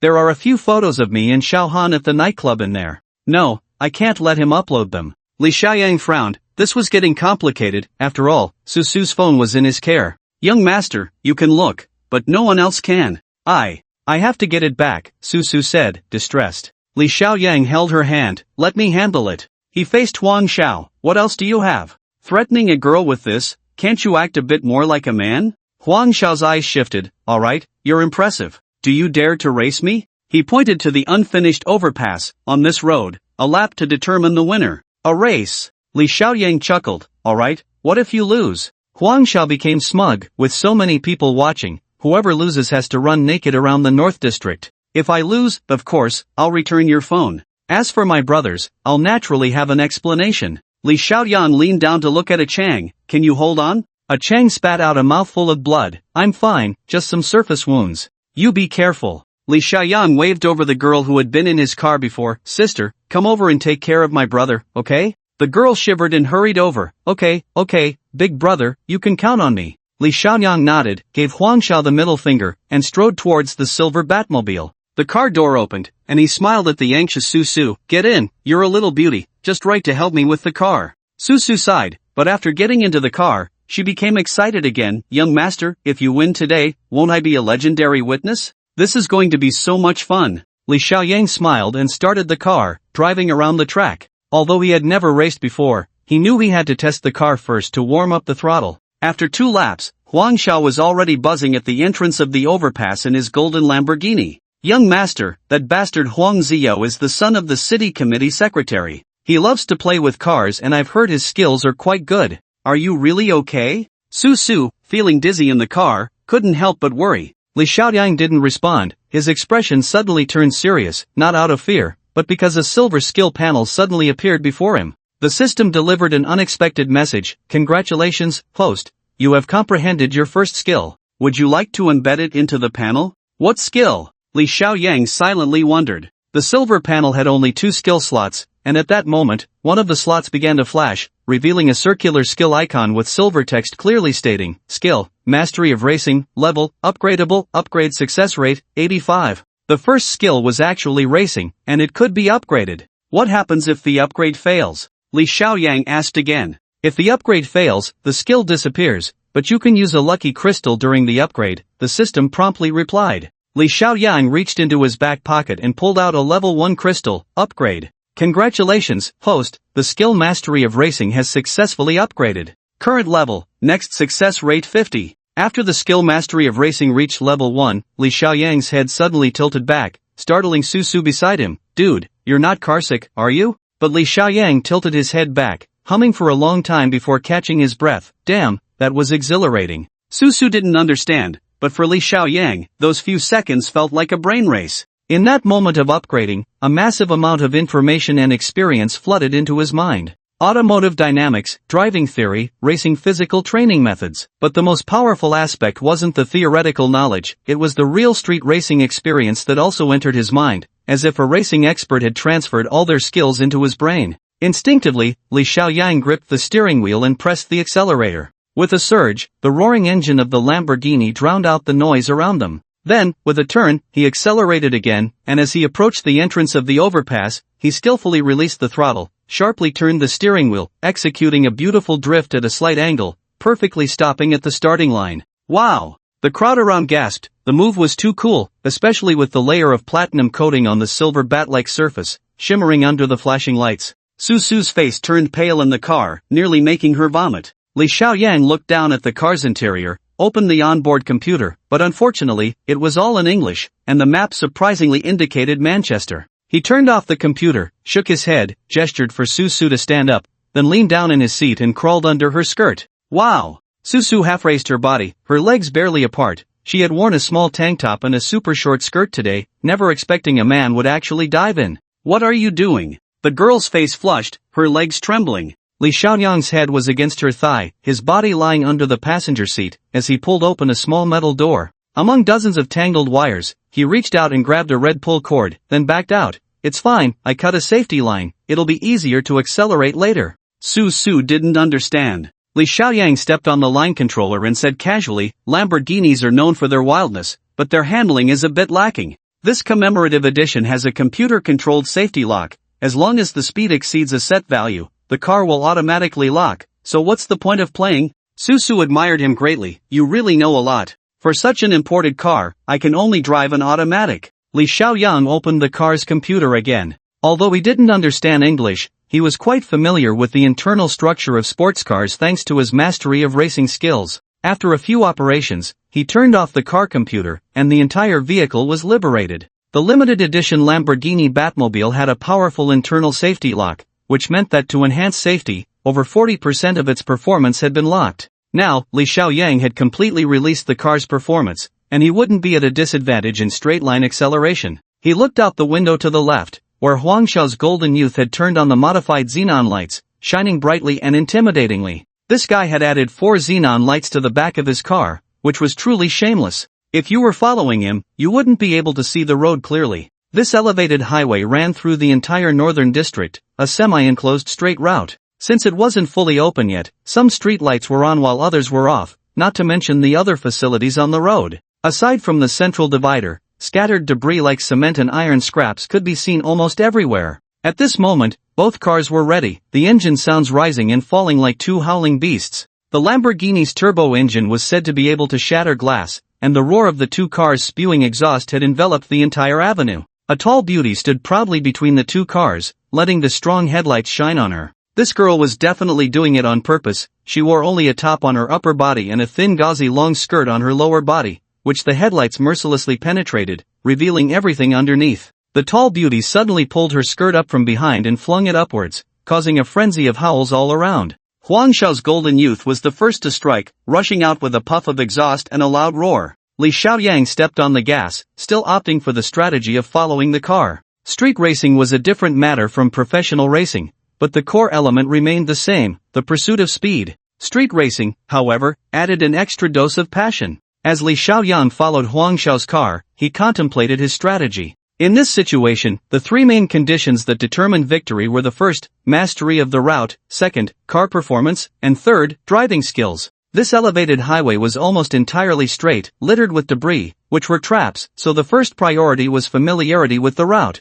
where Huangshao had a clear advantage. As for car performance, although both cars were the same brand, Huangshao's was a newer model and clearly modified for racing. This gave him the upper hand. All Li Xiaoyang could rely on was his driving skills. Susu sat in the car, completely immersed in the thrill of speed, except for the annoying xenon lights in front that made it hard for her to open her eyes. Aren't you afraid? At this speed, if we hit a stone, we'll be done for. Li Xiaoyang suddenly accelerated while casually asking. Susu didn't respond, but her small hand rested on his leg, her eyes showing a dazed look that only comes from being high. As the silver bat accelerated again, skimming past a stone at over 180, roaring forward, the girl suddenly screamed wildly, Li Xiaoyang, I love you. Li Xiaoyang seemed not to hear, his focus entirely on the headlights ahead, tightly tailing Huang Xiao. Susu's shout wasn't a confession, it was just a result of the overwhelming thrill, a nonsensical outburst in the face of the adrenaline rush. Adrenaline isn't something that only men can experience. Women often express it when they are emotionally stirred. Calm down, have you raced on this road before? Li Xiaoyang controlled the speed in the rush. On this rough asphalt road, this speed was already the limit. If he went any faster, he wouldn't be able to control the car. Susu gasped for breath. Yes, I ran with Xiaohan once, but I can't remember the route. How many turns? Li Xiaoyang asked calmly, the roar of the engine vibrating the car with a buzzing sound. Susu closed her eyes, trying hard to recall. It seems like there's just one turn. When we reach the end of Beicheng Road, we turn down, then climb up again, and that leads back to the road. Hearing her description, Li Xiaoyang immediately understood that running a lap meant reaching the end, turning around through the circular road, and then coming back. On the straight track, Huang Xiao's golden years had an absolute advantage. The modified Lamborghini could theoretically reach a speed of 380, but on this road, he dared to push it to only about 200. The critical point of victory was the sharp turn at the intersection. Get ready, we're entering the turn, Li Xiaoyang shouted to Susu. Ah! Susu looked up but saw nothing, only the dazzling xenon taillights. Huang Xiao's golden years began to slow down, clearly preparing for the turn. He chose a relatively safe route, planning to slow down on the left side before entering the turn, using inertia to drift at the second turning point of the curve. For Huang Xiao, with Li Xiaoyang still trailing behind, on this road, victory was assured, but it had to be a beautiful win. Li Xiaoyang saw through his thoughts, thinking I would eat your exhaust fumes was too naive. He sneered, and at the moment Huang Xiao slowed down, he instantly floored the accelerator. The silver bat, with a flash of light, successfully overtook in the last few hundred meters of the straight section, and Huang Xiao, who was slowing down for the turn, never expected that Li Xiaoyang would risk it at this moment. Entering the turn at this speed was like courting death. Susu felt as if she had grown wings, hurtling towards the guardrail of the upcoming turn. She didn't even have time to scream, her whole body was suddenly thrown to the right. Li Xiaoyang was completely focused. He began to sharply turn the steering wheel before entering the turn, downshifting as the car sped forward, and as the car slid into the turn, he simultaneously corrected the steering. The front of the silver bat perfectly entered the turn facing the exit, flooring the accelerator again. It rushed towards the second turn, hugging the guardrail. Huang Xiao could only see the silver car shadow flash by, like a curved blade, elegantly drifting out of the turn. How is this possible? Is this even human? At this moment, Li Xiaoyang had already pressed the brake. A cloud of smoke billowed from under the wheels, the entire car suddenly lost its balance, the rear swung out, and he perfectly drifted out of the second turn. He released the brake, pressed the accelerator, and sped down the straight road back. Huang Xiao was completely dumbfounded. In that moment of distraction, his golden years crashed into the guardrail. Fortunately, he had slowed down for the turn, so the car barely flipped, but half of it was smashed, and the right tire was scraped off half its tread by the concrete groove. Damn, what the hell? Huang Xiao angrily slammed the steering wheel but could only face the outcome of his car being wrecked. Sweating profusely, he pressed the accelerator and turned the steering wheel, finally correcting his direction, but ahead, he couldn't even find the exhaust fumes of Li Xiaoyang's car. The silver bat shot towards the finish line like a flash of lightning. At this moment, Susu had collapsed into Li Xiaoyang's arms, not knowing how they had made it through the turn. Li Xiaoyang glanced at her apologetically. That hurt, didn't it? I forgot to tell you to fasten your seatbelt. Luckily, you're soft, otherwise, we both would have been injured just now. Susu rubbed the bump on her head and couldn't help but look back. Where's Huang Xiao? How come I can't even see his car lights? At the scene of the Kaiyang building, 4 or 5 police cars were firmly blocked at the intersection. The arriving officers hadn't said much when several ruffians approached, offering cigarettes and making small talk. On the other side, a phone call was made to smooth things over, and soon the police cars turned around and left, though they did issue a warning to disperse by 6 a.m. at the latest. It was already past 3 a.m., and the crowd was anxiously waiting for results at the intersection. When the silver Batmobile appeared like lightning, the crowd fell silent. The ruffians exchanged glances. Huang Xiao had actually lost. Just moments ago, reports indicated that Huang Xiao was in the lead, but now there was no sign of his car. Moreover, this was a route Huang Xiao drove every day, and with that modified Lamborghini Golden Era, he was unbeatable on the straightaway. The silver Batmobile slowly came to a stop, kicking up a cloud of dust, followed by a black van. Several people with walkie-talkies jumped out, their faces filled with excitement. What the hell did you guys do? What happened? The crowd gathered around. The reporters were panting. It was thrilling, really thrilling. The leader was Technician Wu, who was holding a camera and quickly connected it to a nearby projector. Soon, the scene at the overpass intersection was fully displayed. What the hell is this? Did you see clearly? It was drifting. Do you understand drifting? Have you seen the movies? The crowd began to discuss eagerly. Technician Wu frowned, clearly dissatisfied with the comments from these novices. What do you mean drifting? Let me tell you, there are many types of drifting. This kind of curve is almost a 90-degree angle. Do you dare to drift? This is called serpentine weaving. The silver Batmobile took the turn with the gas pedal pressed down. TSK, with this skill, it would be impressive even abroad, almost comparable to movie special effects. Several ruffians angrily approached. Wu Tong, who the hell are you to say that? Hurry up and shut it down. As a professional automotive technician, Wu Tong had integrity in this regard. Their driving skills are good, that's just it. There's nothing to be ashamed of. Huang Xiao is decent, but this time he met his match. With a slap, he received a hard blow to the face from one of the ruffians, who said fiercely, "Fine, you don't need to come to work at D-Show anymore. We don't want someone like you who eats from both sides." Wu Tong covered his face and said nothing, silently retreating. The crowd erupted in commotion as the golden Lamborghini, emitting white smoke, slowly approached, its tires screeching. Huang Xiao got out of the car and immediately started coughing. Li Xiaoyang opened the car door and brought Su Su to him. Huang Xiao had a dark expression and said nothing. Li Xiaoyang kicked him to the ground, and Su Su hurriedly picked up the phone that had fallen on the road. "Young master, that's enough,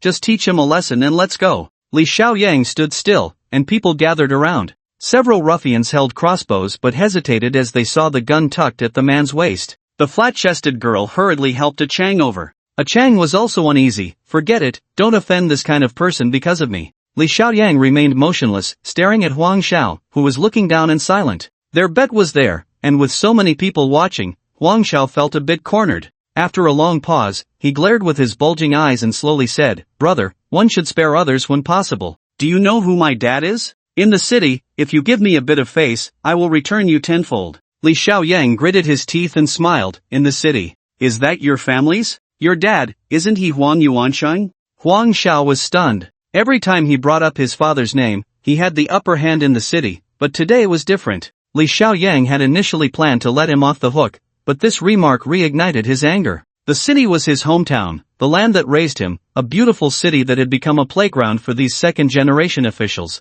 How could he not be furious? Li Xiaoyang stepped on Huang Xiao's wrist, exerting a fierce force, and with a crisp crack accompanied by Huang Ziyao's scream, the entire venue was shaken. Li Xiaoyang pulled out his gun and suddenly turned, aiming it at the other ruffians, and said in a deep voice, "The city will be destroyed by your hands. Today, I want to make it clear, as long as I, Li Xiaoyang, am in this city, you bastards will not dare to insult her again." He made a motion as if to shoot, causing several ruffians to shudder in fear. Li Xiaoyang then turned to the crowd of onlookers. "You're all a bunch of trash." Susu tugged at him, indignant. Let's go, young marshal, I'll treat you to a drink. It's a pity that Xiaohan got her period today, so she can't enjoy it with you. I'll have to tell her when I get back, she'll regret it to death." Li Xiaoyang helped her into the car and then had the flat-chested girl assist a Chang inside before starting the engine. Susu giggled, "I'm a witness to today's events. If Secretary Huang gives you trouble when you get back, I'll talk to him." "Huang Yuansheng, ha!" Li Xiaoyang snorted. "This city committee secretary won't last long either."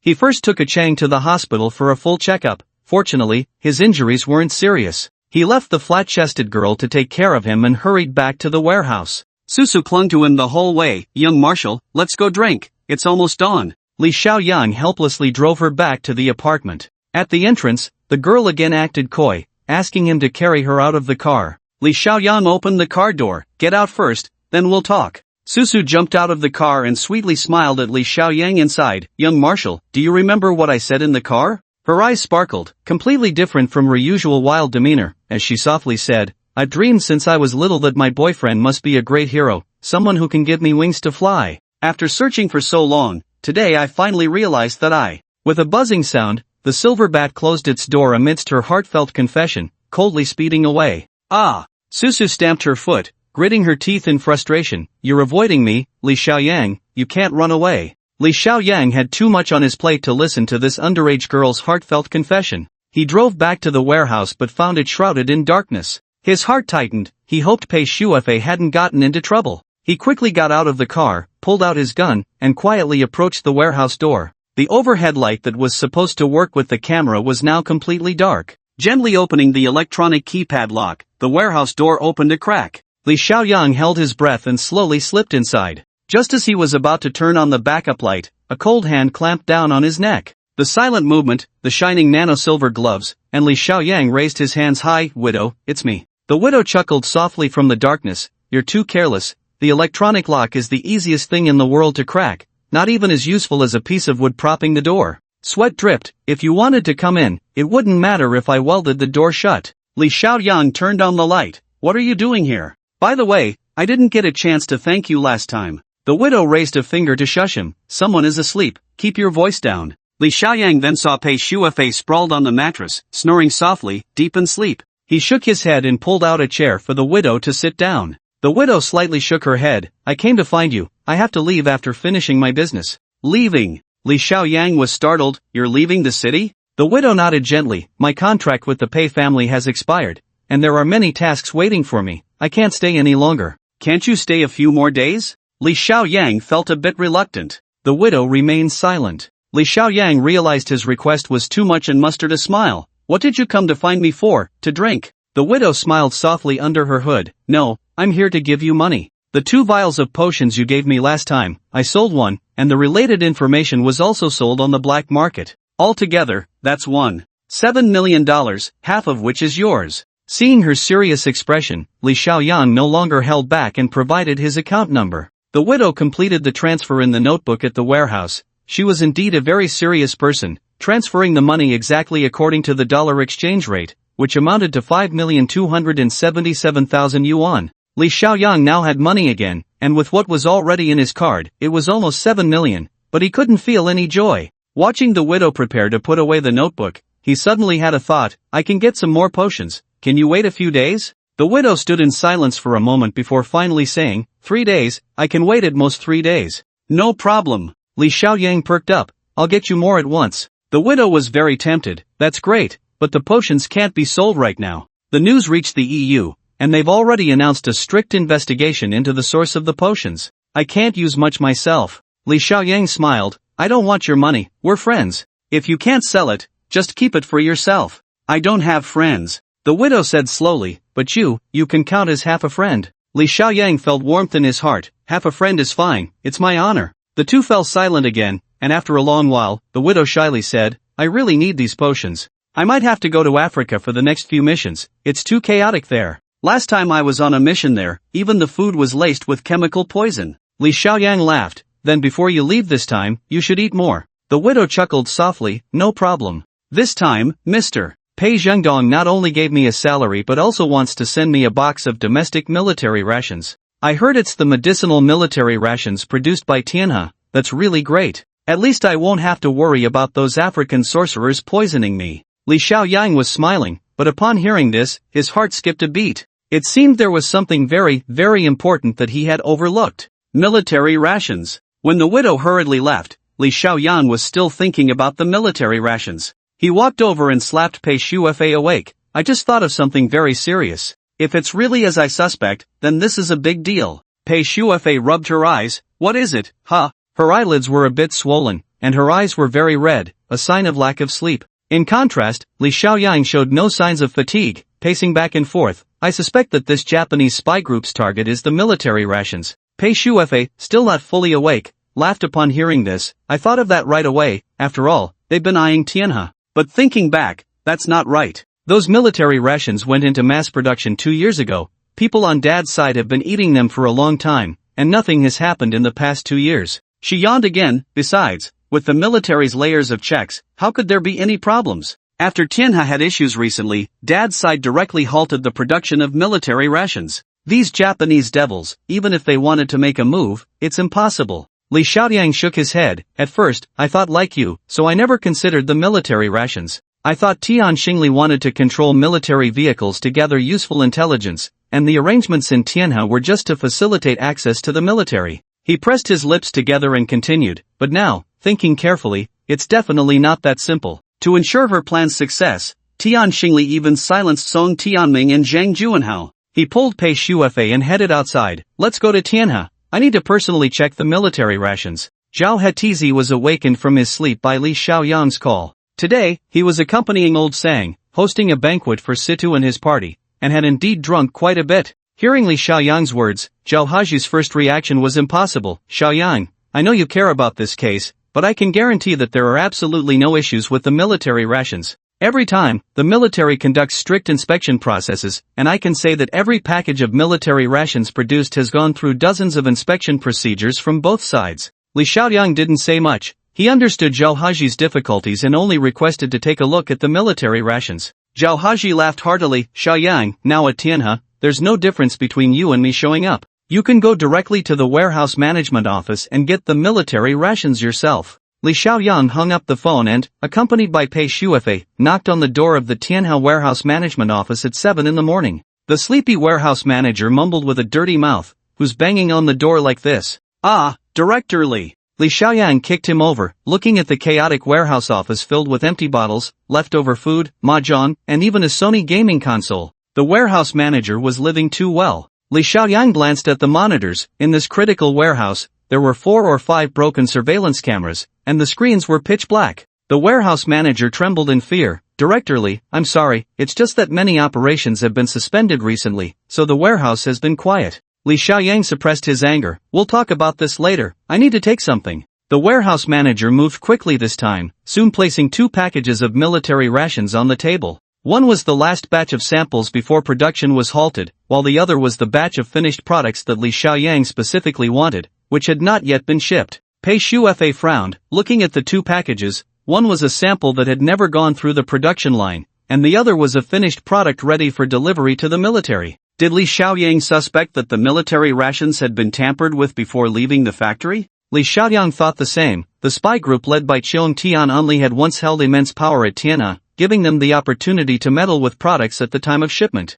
The military rations produced by Tianhe were the latest formula, but the main ingredients were similar to the original, only with some special herbs added as per military requirements. The entire packaging was vacuum compressed, providing a soldier with a day's worth of energy, compressed into a thin slice. These military rations looked remarkably like a piece of paper, astonishingly thin, and the packaging was specially produced, with a layer of soft hooks and spikes that were nearly invisible to the naked eye, allowing them to be directly attached to backpacks, uniforms, or even weapons in various environments. Li Xiaoyang first picked up the sample package. Military rations, quality, value assessment level, upgrade success rate 40, ability assessment. Li Xiaoyang mainly focused on the ability assessment, which clearly displayed, edible, storable, provides high-intensity energy, healing. In summary, it was edible, healing, and energy storing. It seemed that Tianhe had indeed put in effort. The medicinal properties in the military rations already had healing significance. Li Xiaoyang set down the sample and picked up the finished product beside it.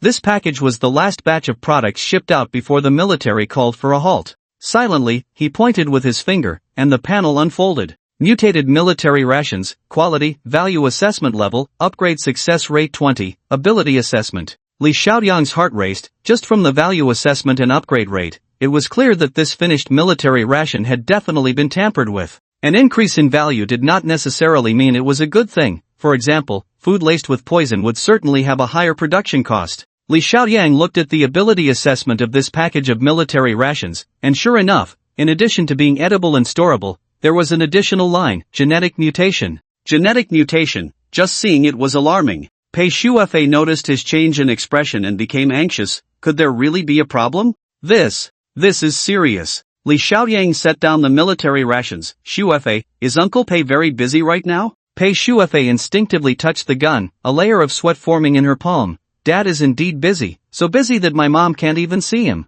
But if something happens to the military supplies, no matter how busy he is, he has to put it down. This matter is too serious. The female officer was genuinely worried about her father. If there was a problem with the military supplies, as a member of the military, he would definitely be held responsible. Call Uncle Pei, there's a problem with the military supplies, someone has tampered with them. Li Xiaoyang calmed down and looked at the warehouse manager beside him. You, come here. After the manager approached, Li Xiaoyang picked up 2 bags of military supplies. From now on, all warehouses are to be sealed. No one is allowed to enter or exit without my orders. The warehouse manager could only nod. Li Xiaoyang frowned and asked him again, you just said that Tianhe has suspended many operations recently. What's going on? The manager rubbed his hands. I don't know. There have been many incidents lately. I heard from colleagues in the sales department that several contracts signed last year are now being rejected by the other party. Our salespeople in various cities have all returned for vacation.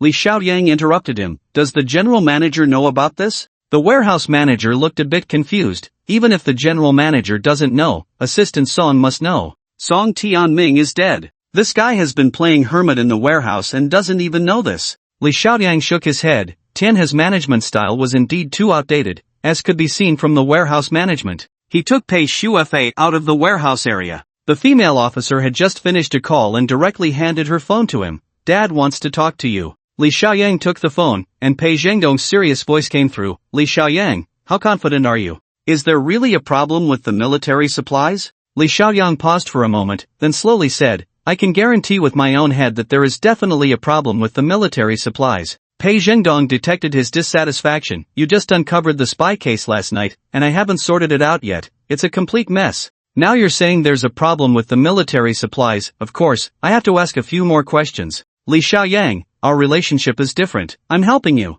If you falsely report military matters, that would be a big deal. Li Xiaoyang was surprised. How is our relationship different? Uncle Pei, the last time you saw me, you were ready to fight. On the other end, Pei Zhengdong was furious. Li Xiaoyang, don't play dumb with me. Shu Fa. Forget it, just wait. I'll be there soon. The call ended with a beep. Li Xiaoyang returned the phone to Pei Shuefei. Where is Uncle Pei now? He said he would arrive soon. He wouldn't be nearby, would he? Pei Shuefei stood still, constantly surveying the surroundings, and smiled. I don't know where he is, but he must be far away, otherwise, he wouldn't have asked me to find a place to land the helicopter. Li Xiaoyang was startled. What did you say, land a helicopter? At that moment, Pei Shuefei looked towards the rooftop of Tianhe and immediately clapped her hands. That's a good spot. Don't be silly, it's a helicopter. For such a big matter, he must come as quickly as possible. Li Xiaoyang and Pei Shuefei stood on the rooftop of Tianhe, looking around. Besides the central office, there was enough space on both the west and east sides of the rooftop to serve as a temporary helipad. Pei Shuefei, carrying a bag of spray paint she had found temporarily, along with Li Xiaoyang, painted a huge circle on the empty space to the west. This fluorescent spray paint was specially made to reflect light even at high altitudes, and this large circle was naturally a landing mark for the helicopter. After finishing this, Pei Shuefei also made a simple wind speed meter with a few long soft iron wires. Although the wind on the rooftop in September was not strong, the weather could be unpredictable. While the helicopter had specialized instruments, sometimes such a simple wind meter could be more accurate and effectively help the pilot land safely. After they finished, they sat in the office waiting, and through the broken glass wall, they could directly see the temporary helipad to the west. About 3 hours later, at around 11 a.m., a tremendous rumbling sound came. When the helicopter appeared, it looked like a high-flying kite, and after a moment, its dragonfly-like shape was revealed before them. Li Xiaoyang couldn't recognize the model of the helicopter, but Pei Shuefei beside him scoffed. I thought Dad was bringing something grand, turns out it's just a wuji. The domestically produced helicopter is a multifunctional small aircraft with a capacity of 2 tons and 6 seats, small in size, inexpensive, and easy to operate. Compared to those large monsters, it pales in comparison. Even the G is stronger, so it's no wonder Pei Shuefei was disappointed. But regardless, this is still an armed helicopter, not to mention its large diameter infrared scanning system at the front and the rapid-fire cannons hanging on both sides, which are a significant deterrent. The sound of the helicopter's rotor blades was so loud that almost nothing else could be heard. The thin film temporarily hung in the office was immediately blown away, and office supplies inside the room were sent flying everywhere. However, Pei Shuefei seemed to enjoy the roar, as if she had returned to her days in the mercenary camp. She bent down and walked out, and Li Xiaoyang hurriedly followed. The helicopter safely landed, and Pei Zhengdong was the first to jump down. This time, he wasn't in military uniform but had changed into a stylish black suit. One must say, this uncle had a star-like charisma. If he could just grow a little mustache, he would resemble Cha Sungwon. The first thing Pei Zhengdong did after getting off the helicopter was to walk towards his daughter, his previously serious expression now filled with warmth and a smile. Shuefei, Daddy's here, and I brought you a gift. This uncle smiled so sweetly that Li Xiaoyang could hardly bear to watch. Pei Zhengdong presented a wooden box to his daughter like a treasure, and Pei Shuefei giggled, hugging her father's neck and giving him a kiss. Dad, did you find any women while you were out? Don't talk nonsense. Pei Zhengdong wasn't angry, just coughed lightly. Your dad trains with hundreds of men every day. Where would I find any women? At this moment, 3 more people got off the helicopter and followed Pei Zhengdong into Li Xiaoyang's office. The office only had hot water available, and the few of them sat in silence, with only Pei Zhengdong and his daughter laughing and joking. Pei Shuefei opened the wooden box and jumped up joyfully. Ruger-08 pistol. Dad, you are just too awesome. Li Xiaoyang leaned over to take a look and couldn't help but feel envious. This was a pistol that embodied both masculine and feminine qualities. The slender silver barrel and the perfectly maintained wooden stock were striking,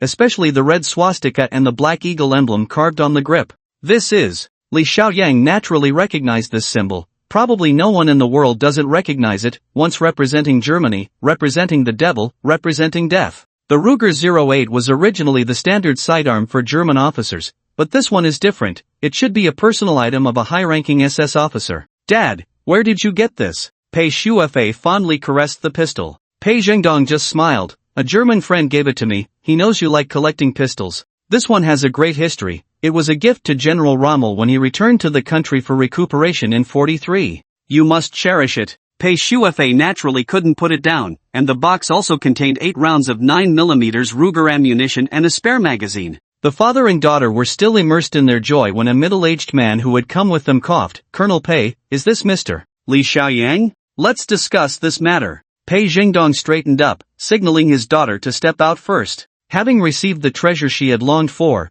Pei Shuefei was very accommodating and obediently went out to stand guard. Pei Zhengdong then introduced the 3 people who had come with him. This is Mr. Wang, a colleague from the National Security Department. This is Major Yuan from the General Staff Department, and, the chubbiest one is my old partner, Professor Yang. The 3 of them nodded slightly. Li Xiaoyang instinctively remembered their characteristics, matching them with their respective backgrounds and names. This astonishing memory and analytical ability had become second nature to him. He curiously looked at Mr. Wang from the National Security Department, who appeared to be a smooth businessman, while Colonel Yuan from the General Staff wore glasses, presenting a bookish image. Only the chubby Professor Yang looked the most agreeable, with a simple and honest expression. Pei Zhengdong paused for a moment. Let's first discuss the military rations. Professor Yang is an expert in this area. He glanced at Professor Yang. Professor Yang nodded. We have received a total of 6 batches of military rations customized by Tianhe, and each batch has been tested.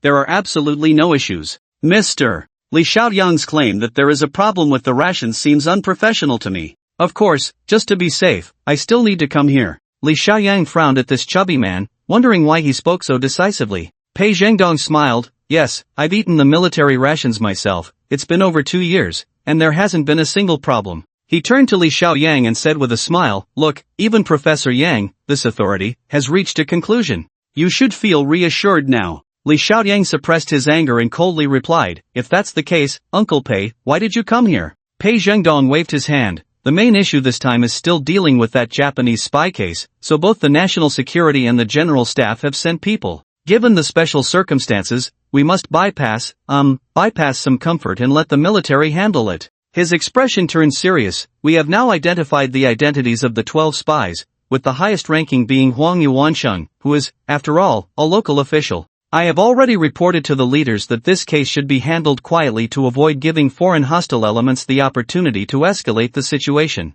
Mr. Wang from the National Security Department nodded. This operation mainly relies on Zhengdong to lead. Our brothers from the 6th Bureau of National Security are responsible for investigation and intelligence, and for matters involving the military, it's better for Colonel Yuan to speak. The bookish Colonel Yuan immediately stood up and saluted Pei Zhengdong. The 3rd Department of the General Staff obeys Colonel Pei's command and will strictly follow orders. The few of them began to discuss on the spot, without giving Li Xiaoyang a chance to speak. These individuals all had extraordinary backgrounds. The mysterious organization of the National Security Department was said to have over a dozen branches, and the 6th Bureau seemed to specialize in investigation and intelligence analysis. As for the 3rd Department of the General Staff, Li Xiaoyang had read about it before. Like most countries, Huagua's intelligence organization was divided into 2 parts, domestic and military intelligence. The domestic part was handled uniformly by the 16 branches of the National Security Department, while the military part was managed by the 2nd and 3rd Departments of the General Staff. The origins of the 3rd Department could be traced back to before the founding of the country.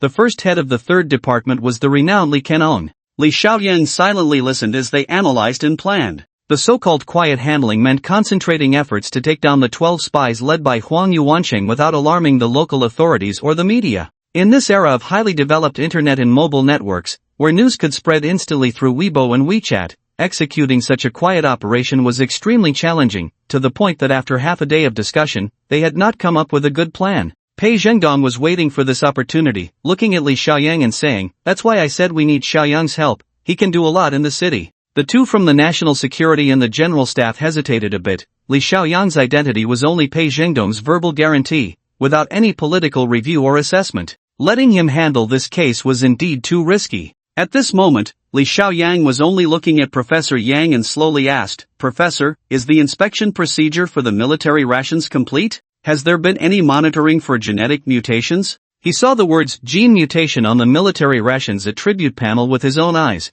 and there was no mistake about it. Professor Yang was taken aback by his stubbornness and then smiled. "Young man, gene mutation sounds frightening, but that's just the trick of horror movies. In fact, gene mutation has been occurring since the moment life appeared. Not to mention, the rice we eat now is a variety obtained through gene mutation by Mr. Yuan Longping. It is gene mutation that has provided people with ample food." Li Xiaoyang chuckled. "Professor Yang, there's no need to explain all that. I don't understand it. I just want to ask, has the military rations been tested for gene viruses?" Professor Yang tapped his leg with his fingers, his eyes flickering, and slowly laughed again. "Young man, do you know how long gene testing takes? Do you know how high the testing costs are? In other words, if the enemy really used gene viruses, that would not only be a technical problem but also extremely costly. I don't think the Japanese would spend such financial and human resources just for a few packs of military rations." He shook his head repeatedly as he spoke. Li Xiaoyang remained silent but couldn't help but scrutinize Professor Yang.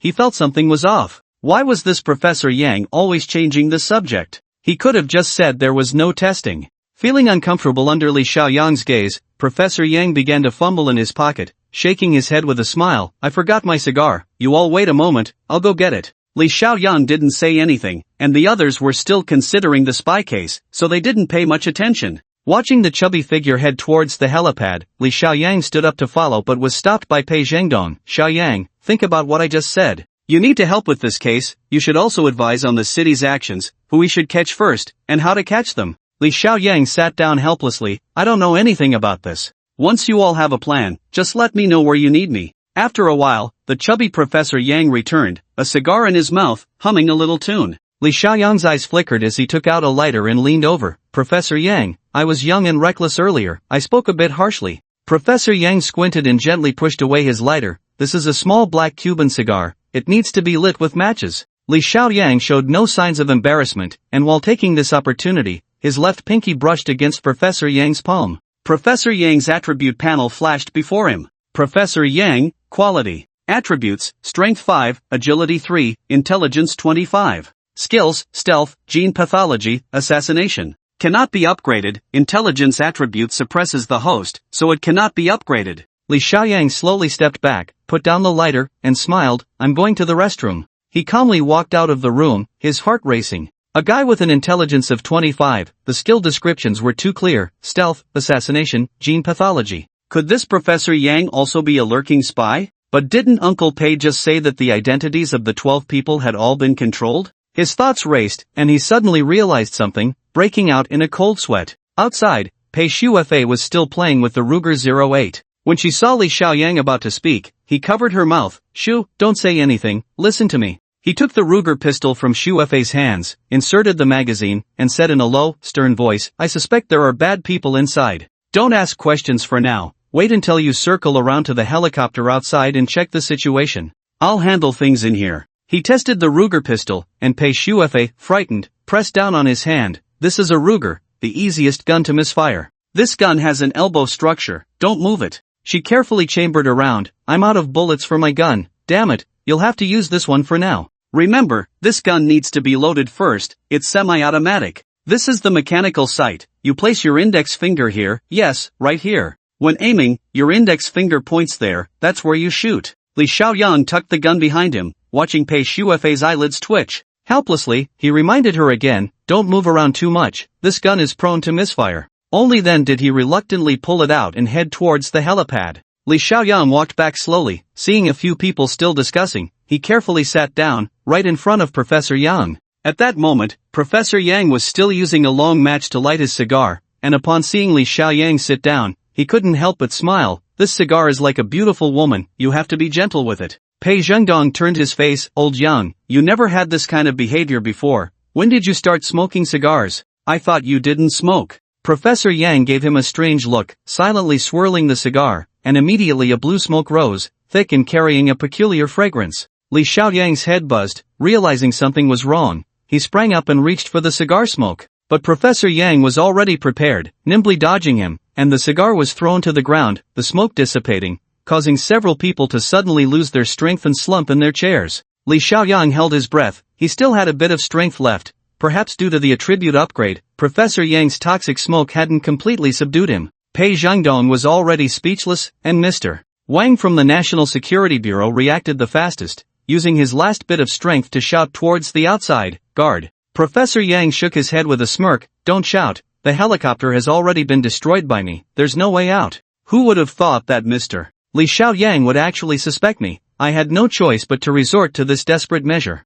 Pei Zhengdong's eyes widened. Yang Junshan, you are also a spy. Professor Yang said nothing, slowly sitting in front of Li Xiaoyang. That shadow guy said you were very capable, and indeed you are. If I hadn't taken the initiative, I might have fallen into your hands this time. Li Xiaoyang forced a smile. What can I say? You still won. Professor Yang's eyes flickered. Are you waiting for that little girl outside? Pei Shu Fa? Ha, I'm waiting for her too. The gas in this room is colorless and odorless. Within 3 hours, anyone who enters will be affected. I'm just sitting here, safe and sound. Pei Zhengdong immediately gathered all his strength to call out to his daughter, Shu Fa, don't come in, hurry and call the police. Li Xiaoyang wanted to stop him but it was too late. He couldn't help but sigh, Uncle Pei, you're being foolish. By shouting like this, Shu Fa wouldn't have come in, but now she has to. Pei Zhengdong was taken aback, and over there, Professor Yang clapped his hands. Indeed, if we really talk about it, among these few fools here, you are the smart one. Over there, Pei Shu Fa indeed rushed in with a gun, and immediately fell victim to the gas, gritting her teeth as she said, the helicopter's fuel tank is ruined, and the pilot is dead.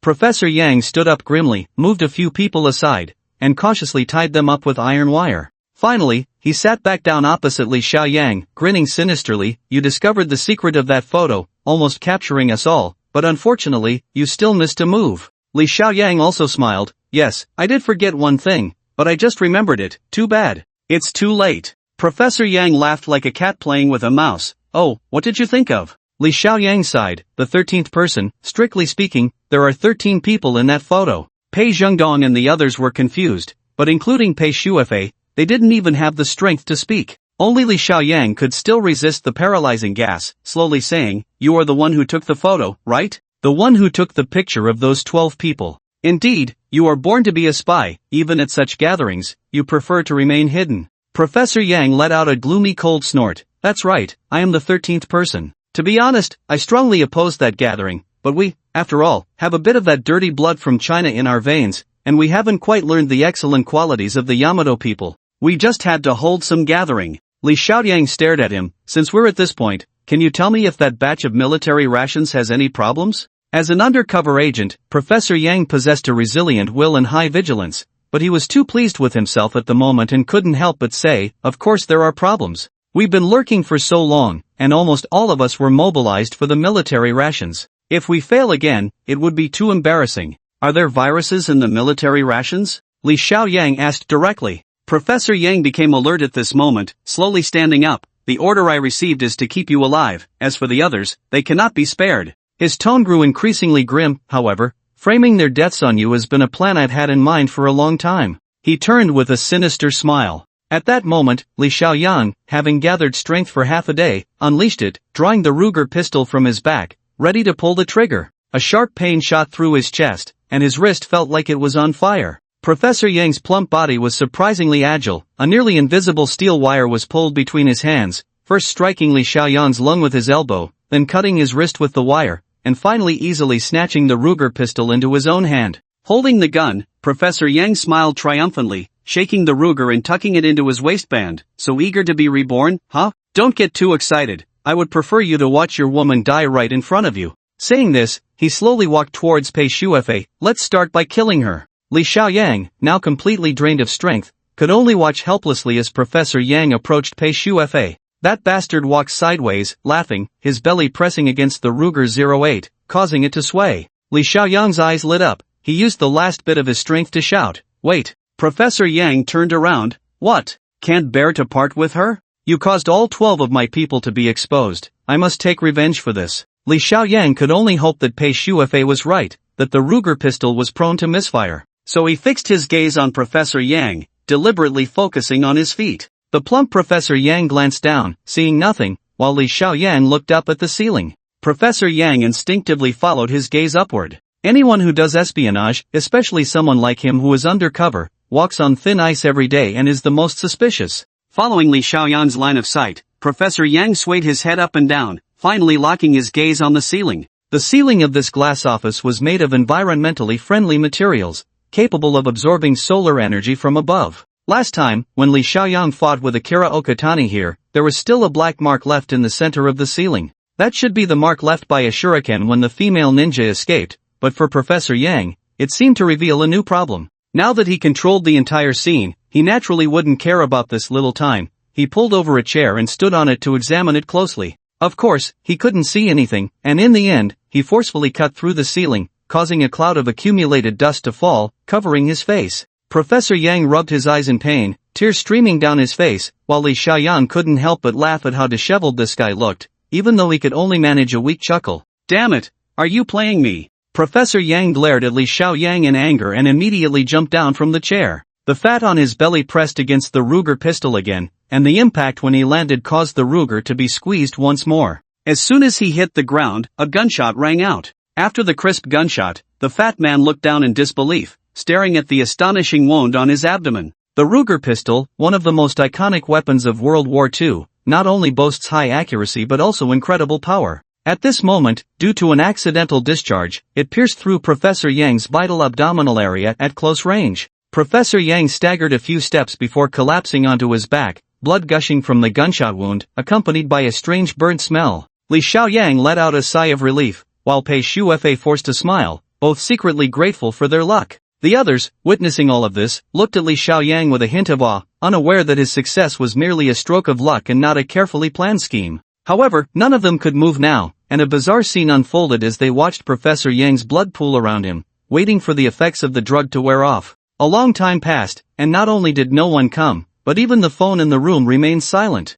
This was because so much had happened in recent days that Li Xiaoyang's office had become a no-go zone. Without his orders, no one dared to enter. As time ticked by and the sun slowly dipped in the west, Li Xiaoyang sprang to his feet. Professor Yang had said the drug would last no more than 3 hours, but now only 2 had passed, and Li Xiaoyang felt his strength returning. He rushed to Professor Yang's side, reached out to check for a pulse, but found none. Unfortunately, there were no survivors. Li Xiaoyang rummaged through his belongings and found a small vial, sniffed it, and checked its properties. It was of high quality, with an ability assessed as detoxification, so it should be correct. He opened the vial and let a few people smell it. Pei Shuefei sneezed and immediately stood up, exclaiming, "What a powerful poison!" Pei Zhengdong shook his head with a serious expression. Yang Junshan was originally a dual PhD in chemistry and biology. I never expected he was also a spy. Mr. Wang from the National Security Bureau side, he is different from those 12 individuals. If I'm not mistaken, this person should be in a mentor role. We'll understand everything once we investigate. Yang Junshan must have connections with the Japanese. Major Yuan from the general staff wiped the sweat from his brow. Our political review is inadequate. Leaving aside those 12, how did a senior military researcher like Yang Junshan pass the political assessment? Pei Zhengdong walked toward the helipad, looking sorrowfully at the fallen pilot. How am I supposed to explain this to the 1st Aviation Brigade? We merely borrowed their helicopter, and now we've lost a comrade. His anger was barely contained, mixed with profound guilt. Major Yuan adjusted his glasses. Mr. Wang and I will head back immediately. We need to inspect the military supplies. Professor Yang has already confessed, and there must be an issue with the supplies. Pei Zhengdong nodded, while Mr. Wang jumped onto the helicopter, took off his outer coat to cover the fallen pilot, and turned to say solemnly, "Zhengdong, you're right, Li Xiaoyang is a talent. I will mention this to the higher-ups and ensure he is given a suitable identity." Major Yuan took the pilot's seat, skillfully flipping various switches. It's manageable. The main fuel tank is damaged, but the auxiliary tank is still usable. We'll go directly to the Qingniao ship to refuel, and after we handle everything, we'll return to meet you. Pei Zhengdong saluted, silently watching the two take off. He walked back to the office with heavy steps and saw Pei Shuefei nestled beside Li Xiaoyang, both cleaning the Ruger pistol together. Pei Zhengdong paused at the doorway for a moment, feeling somewhat gratified as he looked at Li Xiaoyang. If his initial impression of this young man had been average, after all that had happened, he now felt quite satisfied. The most delightful part was that Xu Fei genuinely liked him, otherwise, she wouldn't have threatened to sacrifice herself last time, saying such foolish things about dying if anything happened to Li Xiaoyang. Pei Zhengdong sighed inwardly. Whether these two kids could make it together depended on the temper of the mother tiger at home, but he had a good feeling about it. Yet, seeing his daughter leaning against a man, speaking intimately, left him with an uncomfortable feeling, as if something precious had been taken from him. Pei Zhengdong coughed and strode inside. He first wrote down a number and handed it to Pei Xu. Call this number and have them handle the body.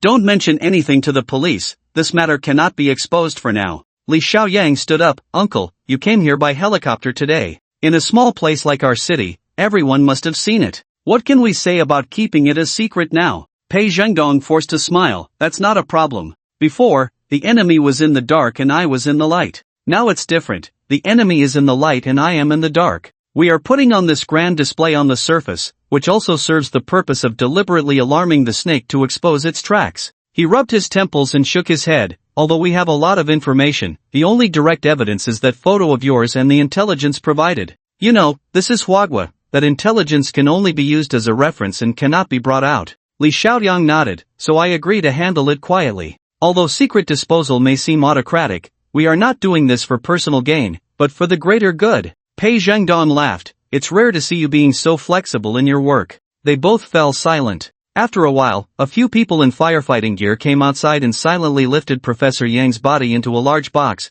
made some minor arrangements, and quietly took it away. Using a fire inspection as a pretext to discreetly remove the body indeed caught Li Xiaoyang off guard. Seeing Pei Zhengdong in low spirits, he perked up and said to Pei Xu, go get some food and a bit of wine, I'll have a drink with uncle. We won this round, and although we didn't catch anyone alive, at least we have new leads on the military supplies case. Pei Xu quickly returned with 2 bags of drunken peanuts and a bottle of Red Star Erguotu. Pei Zhengdong smiled. My daughter knows what her old man likes. Pei Xu took the paper cups from the office and obediently filled one for each man. After downing the strong liquor, Pei Zhengdong shook off his gloom, patted Li Xiaoyang on the shoulder, and said, this is our second meeting, but I really admire you. Li Xiaoyang hurriedly raised his glass. Uncle, you are handsome and wise. I admire you too. Pei Zhengdong shot him a glance. I don't like being called uncle. Li Xiaoyang, feeling the effects of the alcohol, replied, then can I call you brother? Pei Xu suddenly exclaimed, no way. Then what would I be to you?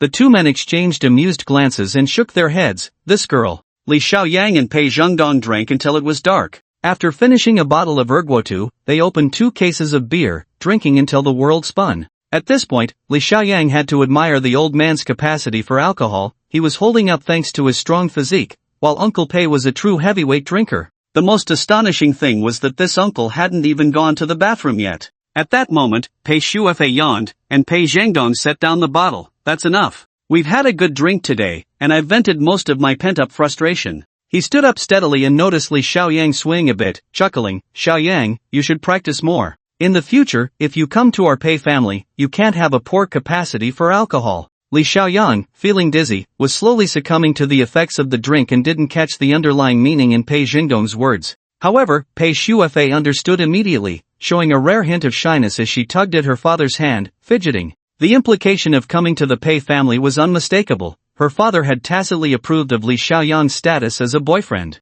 The 3 of them exited the Tianhe building, and Li Xiaoyang couldn't help but feel nauseous. His alcohol tolerance was quite average, and he had indeed drunk a bit too much today. Pei Xu quickly drove over in a silver Batmobile, sweetly saying to her father, old man, you go rest first, I'll take Xiaoyang home. Pei Zhengdong gently touched the Batmobile, feeling a pang of heartache. Really, a daughter can't be kept at home. Isn't this my ride? How did you get it here? Look, it's all scratched up. Back when he was mingling in Kyoto, Pei Zhengdong relied on this silver Batmobile to navigate the city with style, earning the nickname Bat Young Master. Now, his beloved car had been brought here by his daughter to please a man, which was truly unbearable. Let him go back on his own. Pei Zhengdong smacked his lips. A man should be able to stand and go home even when drunk. Good daughter, take your old man to the military district. I have things to do. Pei Xu pouted. With your drinking capacity, don't bully people. I've already given this car to Li Xiaoyang. Just as they were talking, Li Xiaoyang came swaying over. Xu, I can go back by myself.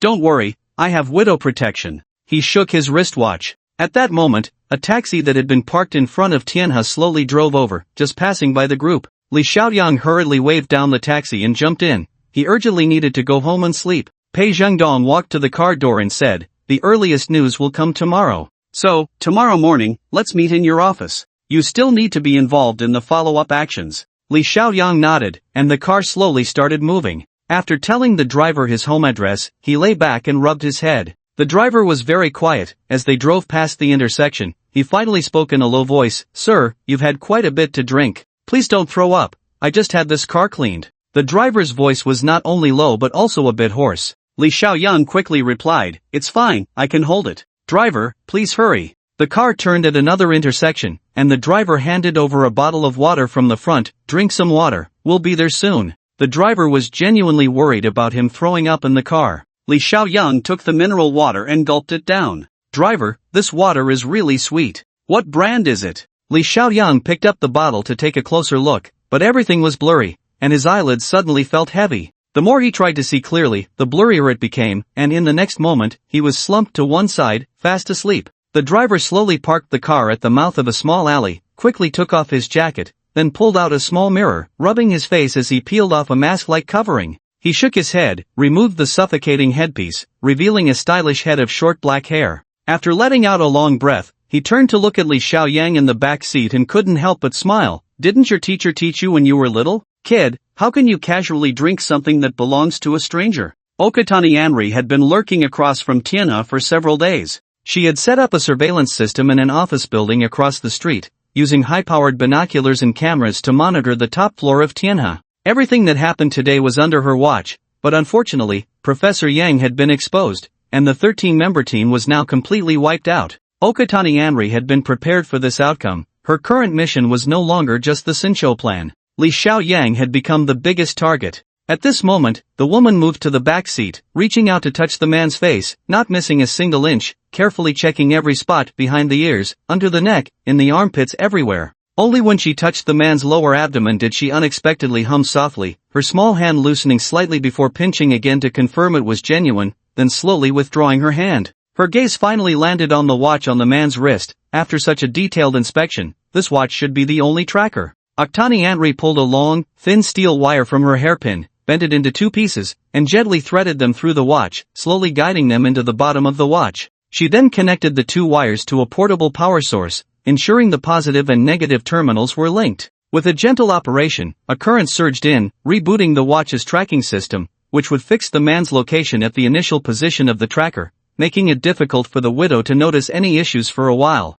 After completing all this, Oktani Anri drove smoothly to the Chess Street. She hid the car and, supporting the unconscious Li Xiaoyang, entered the Yang family's old residence through a hole in the wall. This house, having been the site of a murder, was now abandoned, with few daring to approach. Supporting Li Xiaoyang through the living room, she arrived at a side guest room, which was the best maintained part of the entire house. Oktani Anri placed the man aside and took out a pack of gum. Carefully unwrapping it, she revealed yellowed strips of plastic explosives. After placing these bombs, identical to gum, around the room, she put away the detonator and quietly exited the guest room. Taking out her personal satellite phone, Oktani Anri once again took the risk to contact the distant adult. This time, the call connected almost instantly, and the adult's tone was quite troubled. "Liji, do you have any good news? Since the last time I returned, all I've heard are bad news. I've even turned a hair white. Are these sad thoughts, these chaotic failures, really going to descend upon me?" Oktani Anri comforted her as one would a child. "Adult, your beauty is forever as warm as spring days.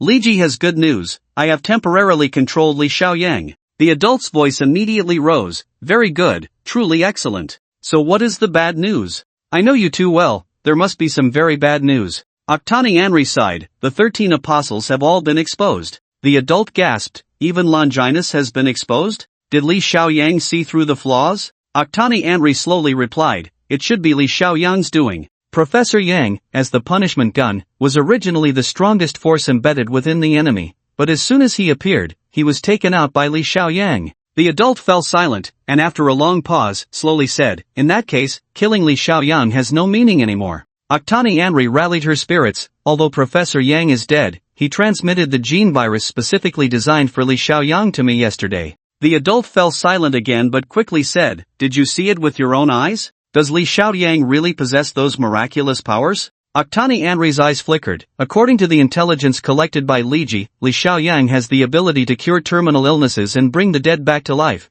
and he also possesses super self-healing powers. Last time, I saw his heart pierced through, but now it seems he has no external injuries at all. The adult's breathing became extremely rapid. Is it possible that such abilities really exist in this world? Is there really such a superpower? Octani Anri hesitated. Given the current situation, I cannot bring him back to headquarters alive. If you only need a part, I can try to bring a part back. The adult on the other end laughed sharply. Silly child, of course, I want to study him, but we need at least a living specimen. Rotting flesh cannot provide delicacies, only rotten meat and maggots. Octani Anri remained silent, and the adult gave the final instruction: inject the gene virus into him. Before that, I hope you can bring back his seed. Octani Anri continued to remain silent. The adult gently said on the other end, I know you don't like to get close to men, but this time is different. If we can bring back Li Xiaoyang's seed, we can study his unique abilities. You should understand the importance of this to our cause. Anri Okita's lips curled into a strange smile, but her tone was filled with a delicate weakness. My lord, you know Riji's feelings. My pure body has always been reserved for you.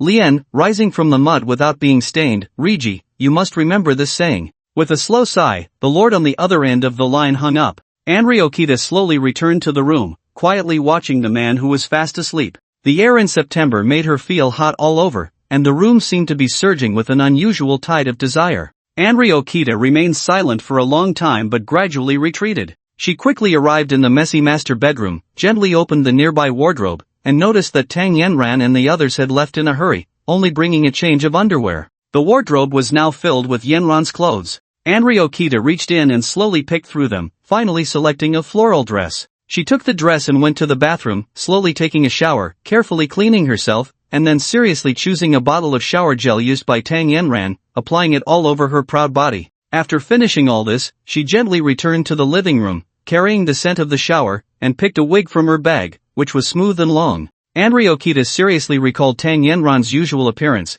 put on the wig, and took out a mirror, glancing at it a few times in the moonlight outside, satisfied as she posed a few times. Now, due to the explosion, the house's electrical system was broken, but this female ninja still felt the moonlight was too bright and pulled the curtains, instantly plunging the room into darkness. Only a faint beam of moonlight filtered in, and in this darkness, with long hair cascading down and the familiar scent of the shower, Anri Okita had perfectly transformed into Tang Yanran's likeness. She first walked to the bedside, carefully cleaning the dust-covered bed, then brought over a soft new blanket to replace it, and finally helped the man beside her onto the bed. She reached out her small hand to touch the man's face, and the antidote hidden beneath her nails slowly seeped into Li Xiaoyang's nostrils. Li Xiaoyang sneezed, feeling a splitting headache, unsure of how he had returned. It was so dark, he reached out to turn on the light but realized something was off. The effects of the alcohol still surged within him, and his throat was extremely dry. A soft body pressed against him from the side, cold yet carrying a familiar fragrance, a faint intoxicating scent.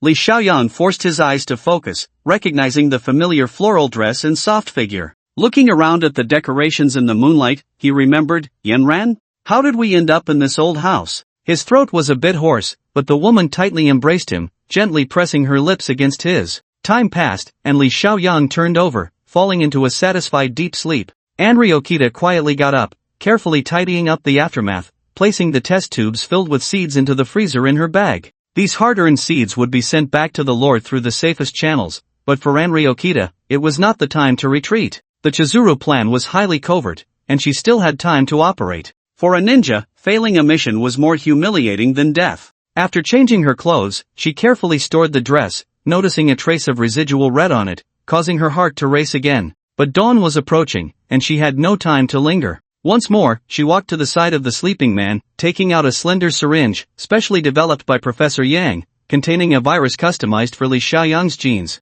Injecting it into the man's body would be like planting a time bomb, ready to explode at any moment. But at that moment, the female ninja hesitated. She had instinctively taken the Lord's orders as her own, yet what had happened tonight made her waver. After pondering for a long time, she sighed, pulled out the syringe, and let the precious gene virus spill onto the ground. Then she leaned down and kissed the man, placing a neatly folded paper crane by his pillow before disappearing into the dawn's darkness. The midday sun once again shone on the man's backside, a familiar scene, but this time it seemed he wasn't wearing any clothes. Li Xiaoyang opened his eyes and instinctively reached out. Yanran? but the bed was empty. Li Xiaoyang turned over and sat up, looking around. Yes, this was the old house of the Young family, the same bedroom he had slept in last time, but now it was silent. Could it be that last night was a dream? He had stumbled here to sleep, but that didn't make sense. The vivid sensations from last night had perfectly released his stress, and that was definitely not a dream. Dreams were never that real. He looked down, his clothes were neatly arranged beside him, folded meticulously.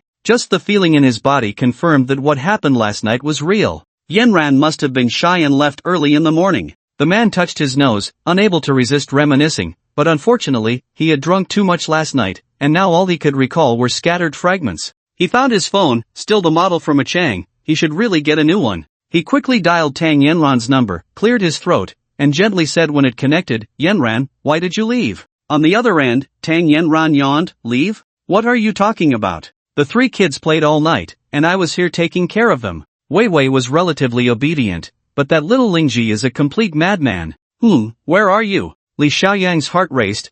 Nothing, I'm at work. Thank you for your hard work. Li Lingji is a bit lively, but kids need friends like that, right? He hurriedly hung up, momentarily lost in confusion. If it wasn't Tang Yanran, then who was it? That familiar dress, that familiar bathing scent. He turned to look again and was startled to see the neatly folded paper crane by the pillow. The crane was beautifully folded, unlike the paper folding methods of Huagua. Its wings were gracefully poised, and the smooth surface was lifelike. Li Xiaoyang picked up the crane, and on the white paper, there were elegant little characters. The crane flies, never to return, farewell to spring. This haiku-style poetry, combined with the beautiful handwriting, made Li Xiaoyang's head spin. Could it be that the person who was with him last night was Okita Anri? After leaving the Yang family's old house, Li Xiaoyang quietly arrived at the office. While waiting for Pei Zhengdong, his mind was still a mess. Now that he thought about it, the person from last night could really have been Okita Anri. She must have disguised herself as Tang Yanran. He should have noticed earlier the completely different fullness, the awkward and clumsy reactions.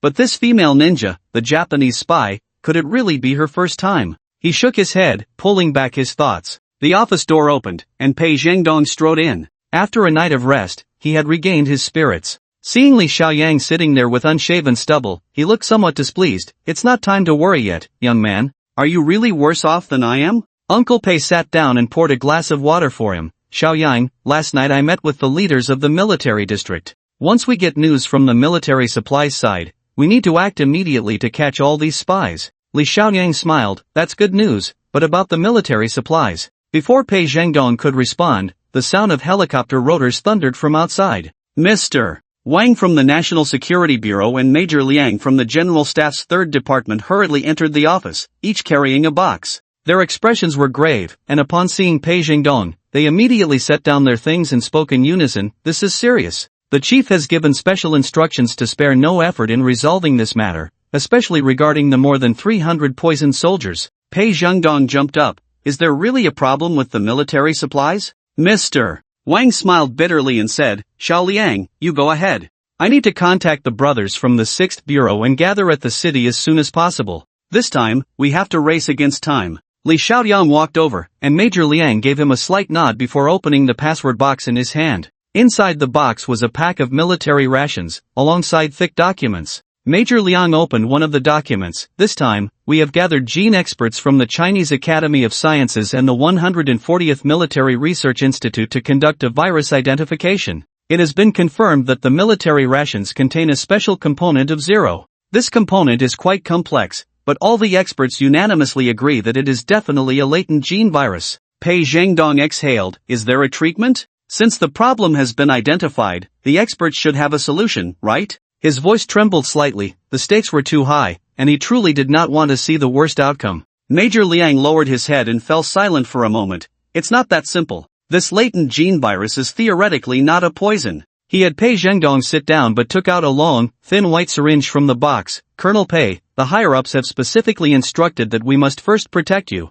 He handed over the syringe. "This is a temporary medication made by the experts overnight. It is not an antidote, but it can suppress some common gene viruses. This is all we can do for now." Pei Zhengdong said solemnly, "What about my brothers? Do they have?" Major Liang hesitated. "The experts are working on it, but it won't be quick. Right now, there is only this one." Pei Zhengdong took the syringe and threw it away with a swish, his expression grave. "No, I will not accept this order." Major Liang sighed and opened another document. The gene virus mixed in the military rations is a virus that possesses both latency and uniqueness. Pei Zhengdong frowned. What do you mean by uniqueness? Major Liang glanced at Li Xiaoyang and then adjusted his glasses. Have you heard of biological hacking? Both of them shook their heads. Biological hacking, also known as gene hacking, is a newly emerging dark profession in the world today. If computer hackers invade others' computers through various technologies to control their permissions and achieve their goals, then biological hackers invade others' genes to gain control over them and launch attacks. Major Liang explained, to be more precise, gene hackers possess specific individual lethal weapons.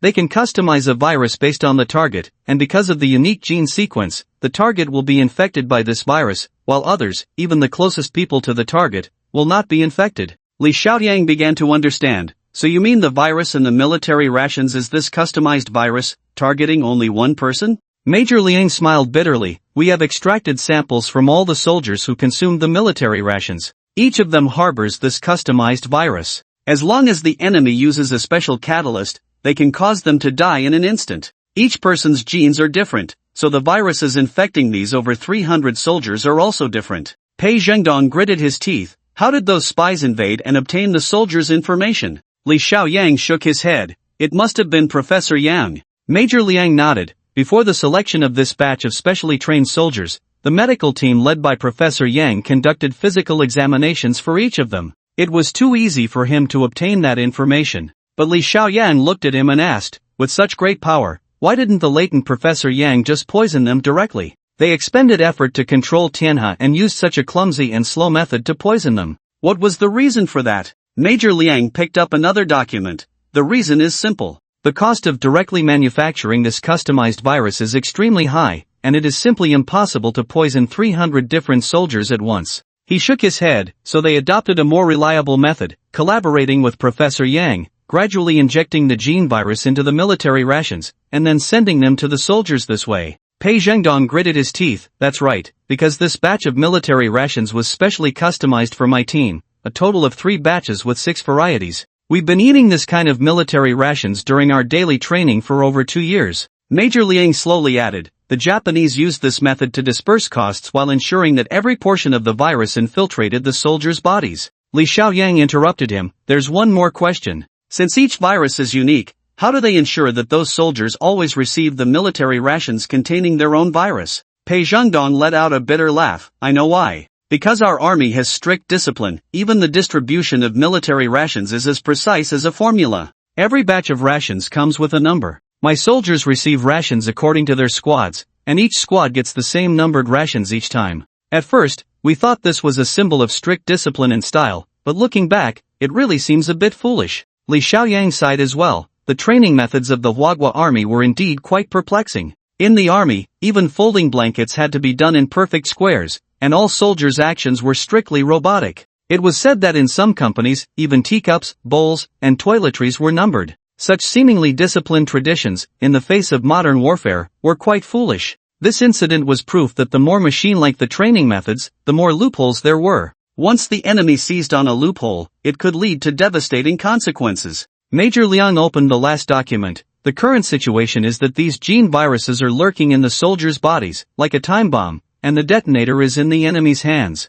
They can choose any time and place to trigger the virus at will. Li Xiaoyang fell silent for a moment, then turned to Pei Zhengdong. Uncle, there's one thing I've never understood. What kind of team are you training? Why are military rations so important to you that you had to customize a batch? Are you training special forces? Pei Zhengdong looked at him. This is classified. Li Xiaoyang fell silent, but Pei Zhengdong quickly continued, however, now I can only tell you. He got up and moved aside, letting Li Xiaoyang come over, then whispered, I'm training the Navy Special Forces. We've been training at a secret coastal base, thinking we had evaded those spies, but it turns out we were still exposed. Li Xiaoyang frowned. Navy Special Forces? Is it the Marine Corps? Pei Zhengdong shook his head, and after a long pause, said solemnly, my team is codenamed Dragon King. We are training a special force capable of deep-sea stealth operations, with powerful underwater individual combat capabilities. To put it more vividly, our goal in future naval battles is for every soldier to possess the destructive power of a submarine.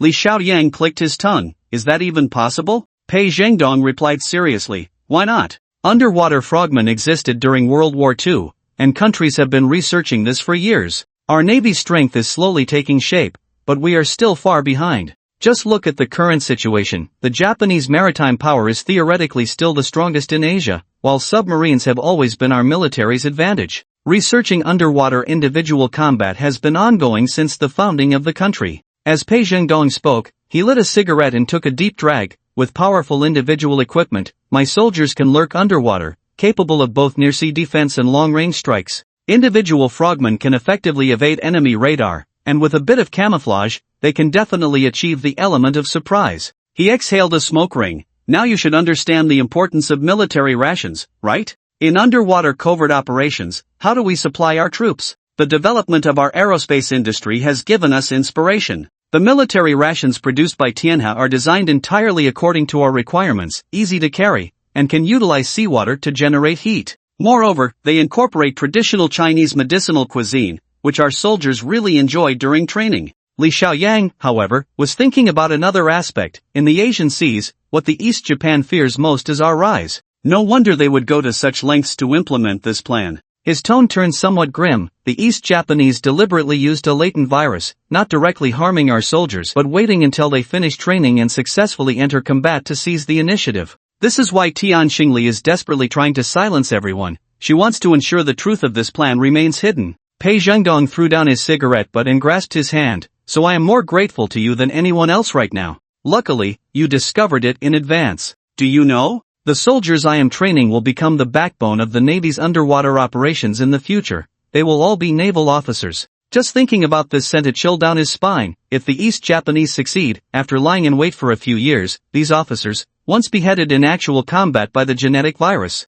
Li Xiaoyang also felt a cold shiver. Then the East Japanese would effectively destroy the entire underwater combat unit. The destructive power of that would be millions of times greater than simply killing them. Both of them couldn't help but look at Major Liang. This virus was like a thorn, a devastating bomb. If it wasn't removed, they would be the sinners of the nation. A complete timeline was laid out on the office's document board. Mr. Wang and Major Yuan, as elites of the two major intelligence organizations in the country, collaborated this time to compile various intelligence, finally simulating the outline of this espionage case. Tianhe officially began producing military rations 2 years ago, but the cooperation between both sides dates back 10 years. Thus, the entire timeline starts from July 2005. Li Xiaoyang fell silent. His parents had also sown the bitter fruit that year. It was precisely because of Zhang Haoran's reckless behavior that a large-scale illegal fundraising occurred, leading to his parents' tragedy and changing his fate. He looked at the timeline, feeling somewhat emotional, realizing that his fate, all the twists and turns, originated from this case.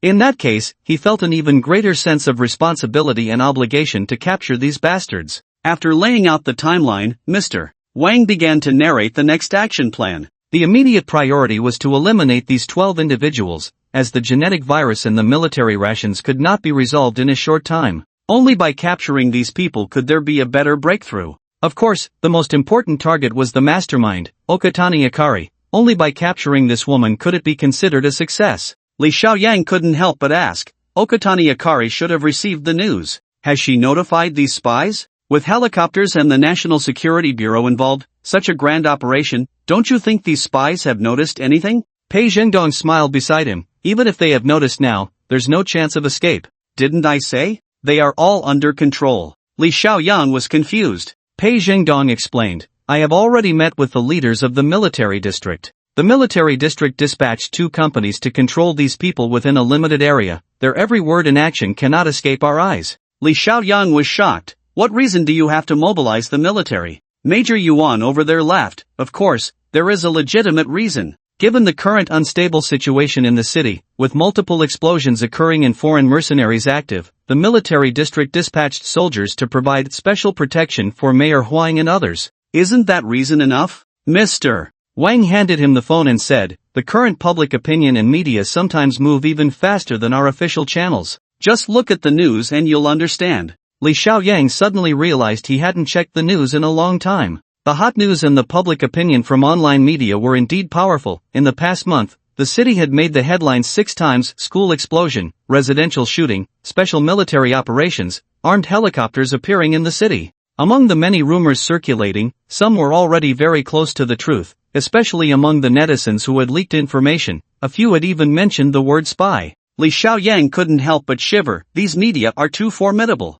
Mr. Wang smiled wryly. So you should understand, we never wanted to handle this low-key. The original plan for a cold response can no longer be implemented. We can only come in this high-profile manner, using a large-scale military operation to attract the media's attention, while the real action cannot involve the police or military, and can only rely on you as the main force. Li Xiaoyan looked at the three serious men and finally understood why they valued him. To put it bluntly, his own strength was all superficial. It was about the secrecy of this operation. The National Security Bureau and the General Staff Department had to find an outsider to lead the operation to avoid media scrutiny. In these media reports, we have detected a special undercurrent that has been inciting netizens, steering public opinion in a direction unfavorable to us. Mr. Wang sighed. One can imagine that these spies began to act as soon as they sensed something was off. The current public opinion is very dangerous. Some uninformed netizens are starting to suspect that the city is undergoing a political purge, with all sorts of claims. Many foreign organizations are also reacting, and if we're not careful, we might face a riot online. His tone became serious. Xiaoyang, you are currently outside the public opinion, equivalent to an invisible man. It is best for you to lead this operation. We need to act quickly and decisively, to catch this group before the online media and public opinion can react. Pei Zhengdong stepped in front of Li Xiaoyang and said solemnly, Xiaoyang, do you know about the night crow? It is a type of crow that only appears at night. During the day, they hide in the jungle nests, and at night they roam in the darkness. Their feathers are the same as the night, but they have bloodthirsty eyes and sharp claws. Li Xiaoyang's heart raced. Are you asking me to be this night crow? Pei Zhengdong patted his shoulder. Last night we conducted a political review and assessment of you. Everyone knows about your situation, and the leaders have agreed to our plan. The National Security Bureau and the General Staff Department have arranged your identity. You can say that from now on, you are a dual agent. The term dual agent here does not mean a double agent, but rather that Li Xiaoyang would simultaneously hold the identities of agents from both the National Security Bureau and the General Staff Department, a first since the founding of the country. As a man, Li Xiaoyang naturally yearned for the identity of an agent, but he never expected to become a dual agent in an instant. The leap was too great. He looked at the three men and after a long pause said, as a citizen of Huagua, I have this responsibility and obligation. I am willing. The three of them breathed a sigh of relief. But Li Xiaoyang then changed his tone and smiled. However, since I am a formidable dual agent, you won't just give me a verbal title, right? You have to give me something else to make my work more enjoyable. Seeing his playful demeanor, the three shook their heads. Pei Zhengdong suppressed a laugh. Alright, you can't catch wolves without first letting go of the kids. I've known what kind of person you are for a long time. Li Xiaoyang glanced at him and said, you must be reluctant to let your daughter not find a suitor, right? Pei Zhengdong rolled his eyes. Stop giving me that silly grin. You're an agent now, you need to have a demeanor. Your code name is Night Crow. I mentioned the meaning of this title earlier. If you want to live up to it, you need to show it through your actions. He turned to Mr. Wang and Major Yuan. Have you arranged everything on your side? Mr. Wang nodded, picked up the password box that had been beside him, gently opened it, and beckoned to Li Xiaoyang. This is the unique support we provide you. The black box had 2 layers. The first layer contained only a small black license, about the size of a palm. Li Xiaoyang frowned at the little black book. This is your support? A little notebook? He reached out to take it, but Mr. Wang blocked him, his expression extremely serious. Before you take this license, I need to ask, have you thought it through? So serious. Li Xiaoyang also became serious. Since I promised you, I understand the weight of my responsibility. If you're not at ease, you can wait until this operation is completed before assessing me. Mr. Wang nodded in satisfaction. After this operation, we will certainly provide you with comprehensive training. Being an agent is not a flashy romantic profession. It involves blood on your hands and facing death at any moment. After saying this, he asked, have you heard of a license to kill? Li Xiaoyang's heart raced. The license to kill from 007, something only found in movies, no way. Unable to resist, he reached for the black license, gently opened it, and was stunned. In the middle of the small black book was a brand new silver card, about the size of an ID or bank card, but it was completely blank. This isn't a license to kill. Li Xiaoyang looked at the silver card embedded in the book. It looks more like a bank card. Mr. Wang smiled. There's no such thing as a license to kill. His tone was deep. Countries around the world consider killing the most inhumane act. How could they grant their subordinates the power to kill? Moreover, even if an agent needs to kill during a mission, they wouldn't carry a little book around that would clearly leave evidence. Li Xiaoyan looked at him suspiciously. Then why did you bring it up just now? Mr. Wang exchanged a glance with Major Yuan and then said quietly, I just want to remind you that the power we give you does not include the right to kill at will. If you violate this rule, we won't even need the law, we will clean our own house. Li Xiaoyang touched the silver card. Then how do we define who should or shouldn't be killed? Mr. Wang didn't speak but picked up the black manual, pried the silver card from the middle, and instructed Li Xiaoyang to place his thumb on it. Li Xiaoyang felt a warmth in his thumb as a barely visible protrusion on the card pierced it, and a drop of blood flowed in. Damn, it even requires blood to claim ownership? Is this some kind of treasure? The blank silver card quickly absorbed the blood. Its surface began to shimmer, revealing a high-resolution screen, similar to a mobile phone screen, displaying various data. Li Xiaoyang's information was evidently pre-entered. Now, as long as he placed his thumb on it, his code name and special identity would appear on the card, complete with the seals of the National Security Bureau and the General Staff Department. This manual, including the card, has a self-destruct system. If it's not verified within half an hour, it will self-destruct and explode. Safety is not an issue, Mr. Wang said, putting on a pair of gloves and carefully introducing the functions of the manual and card to him. Once the card is activated, it serves as identification, a bank card, a task receiver, and has satellite communication capabilities. Mr. Wang demonstrated as he spoke. The funds you need for executing tasks later will be deposited into this card. It can locate your position through the Beidou system, and we can also mobilize our own satellites for long-distance information transmission. If we have special tasks and you are not present, we can also transmit the task content through this card. Li Xiaoyang touched the card, momentarily shocked. I didn't expect our technology to have developed to this extent. The United States developed this 3 years ago. Their goal is for all soldiers to have such dog tags in the future. We are still lagging behind. Major Yuan shook his head. However, you will be the first in the country to use this thing. This technology is derived from the development of smartphones. You know that the military technologies of various countries have actually surpassed today's smartphone technology. In the eyes of military researchers, fruit phones are outdated. In fact, we can now completely create card-style phones. Mr. Wang chuckled. Someone has said that this card is the future Fruit 10 phone. Li Xiaoyang also felt a sense of emotion. Mr. Wang then picked up a black manual. This manual can absorb solar energy to charge your card, but the key point is here. He pointed to a circular protrusion on the back of the black manual. This is a high-precision camera.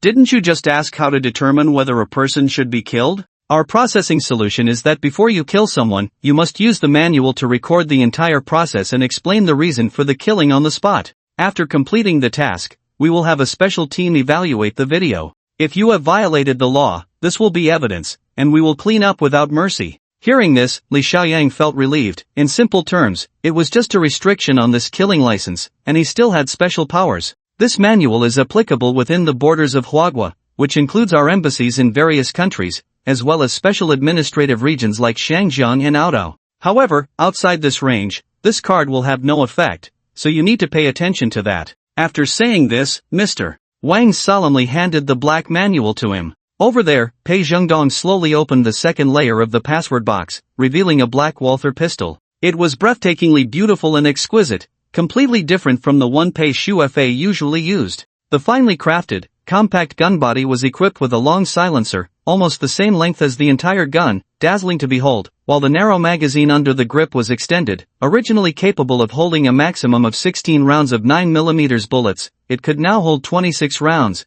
plus the unique tactical attachments for aiming on the gun body. Li Xiaoyang couldn't put it down as he played with it, and Mr. Wang pointed to the pistol. This gun is given to you because of its high precision and low recoil, modified to be suitable for beginners. This gun was seized by our National Security Bureau during a mission from a spy. That guy was a gun modification fanatic, quite famous in the circle, so consider yourself lucky. Li Xiaoyang touched the pistol. The tactical attachments on it were simply too cool. Mr. Wang reached out to stop him. Don't rush. Our operation is scheduled to start at dawn tomorrow. It's currently 2 p.m., so you have about 10 hours left. We have arranged for an instructor from the military district to give you basic firearms training. Li Xiaoyang shook his head while holding the gun. I don't need it. I know how to handle guns. Pei Zhengdong's face darkened. That's nonsense. Even if you've fired a gun before, it doesn't matter. This is a serious matter. You must pass the most basic shooting training to qualify to use this gun. Li Xiaoyang's heart stirred. That's fine, but I want to choose my own instructor. Pei Zhengdong frowned. Do you have a more suitable candidate? If I weren't busy, I could train you myself. Li Xiaoyang smiled slightly. The instructor I choose is much more capable than you. Pei Zhengdong let out a sound of disbelief, his face full of defiance, telling, in the city, who is stronger than me? The widow. Li Xiaoyang lightly uttered 2 words, leaving Pei Zhengdong speechless. That would cost quite a bit of money. The young master of the Pei family frowned and said, the widow has a special status, even if you pay, she might not agree. Li Xiaoyang chuckled, I'll just have a word with her, it should be fine. We're friends. Friends. A friend of the widow. Pei Zhengdong's eyes widened, and after a long pause, he laughed, you're just bragging. Li Xiaoyang hurriedly left Tianhe and went straight home. There were quite a few people living in the house now. After Li Wanrong moved in, she reorganized the entire place, and the 3 girls, Li Lingji, Wang Weiwei, and Yang Baobei, who weren't attending school, spent their days together causing a ruckus, making the house their base. When Li Xiaoyang got home, only Li Wanrong was there, so he called her over and took out his bank card. There should be about 6 million in here, you can distribute the necessary payments. Li Wanrong quickly calculated, the breach of contract fees on my side, plus compensation and the cost of the clothes, along with Wang Chang and the others' salaries, should be around 2 million. The restaurant is still under renovation, so we need to set aside about 1 million for that. I'm not too good with finances. Li Xiaoyang smiled, after you disperse the money, pay off that 2 million first, then give the card to Yanran, she'll handle the finances from now on. After all, Tang Yanran was a finance major and had that experience, so it was only fitting for her to manage the financial matters. Hearing this, Li Wanrong relaxed. Yes, Sister Tang is definitely suitable for this. Li Xiaoyang looked around the house. With only 2 bedrooms, it was starting to feel cramped. He hurriedly added, look for nearby houses too. If you find something suitable, buy another one nearby. I have a lot of people now, and things are quite chaotic. I don't want a trouble-aging anymore. It's better to find a suitable place ourselves. Li Wanrong raised an eyebrow. From the man's words, she could tell he didn't want to rely on Pei Shuefei's influence anymore, which indicated something. She began to overthink and couldn't help but say, if that's the case, your money will be spent again. Yes. Li Xiaoyang scratched his head. No matter how much money there is, it's still not enough, but these things must be done. He checked the time. You should get busy. I have other matters to attend to. Li Xiaoyang didn't go directly to find the widow. Instead, he first went to the yard and opened a large wooden box. The box was filled with ointments, including the Tianshan Earth Grass Lingji ointment that hadn't been fully upgraded last time, and more of the premium licorice oil. He remembered the promise he made to the widow. He needed to produce more strategic potions. Last time, the widow sold just one, making a profit of over $200,000. If it weren't for the EU's embargo, he could have made a fortune just from selling this. He began to call upon the system, bringing up his attribute panel and skill panel. The golden panel on the left still displayed those familiar attributes. Host, Li Xiaoyang quality, attributes, strength 18, agility 18, intelligence 18. Next upgrade success rate, 9 normal upgrade attempts, 9,971 special upgrade attempts, 2 special ability, upgrade success rate bonus 0. The upgrade success rate remained at a 6,000th bonus, but Li Xiaoyang wasn't worried because he now possessed hundreds of various lucky crystals, most of which were level 1, but there were also over 20 level 2 crystals. He had used quite a few for the last skill upgrade. Li Xiaoyang then opened the silver skill panel on the right. There were still 2 skill slots, and the skill racing mastery displayed a silver level prompt. He pondered for a long time, reflecting on that racing experience. Even at level 1, it already hinted at a professional racing driver. If he upgraded a few more times, how incredible would his driving skills be? But no matter how good, it was just driving. Li Xiaoyang shook his head and closed the panel. He began to seriously upgrade the potions. This time, he nearly used up all the level 1 crystals, but successfully upgraded 6 strategic potions. According to the quotes from the international mercenary black market, these 650-gram potions were worth $3 million.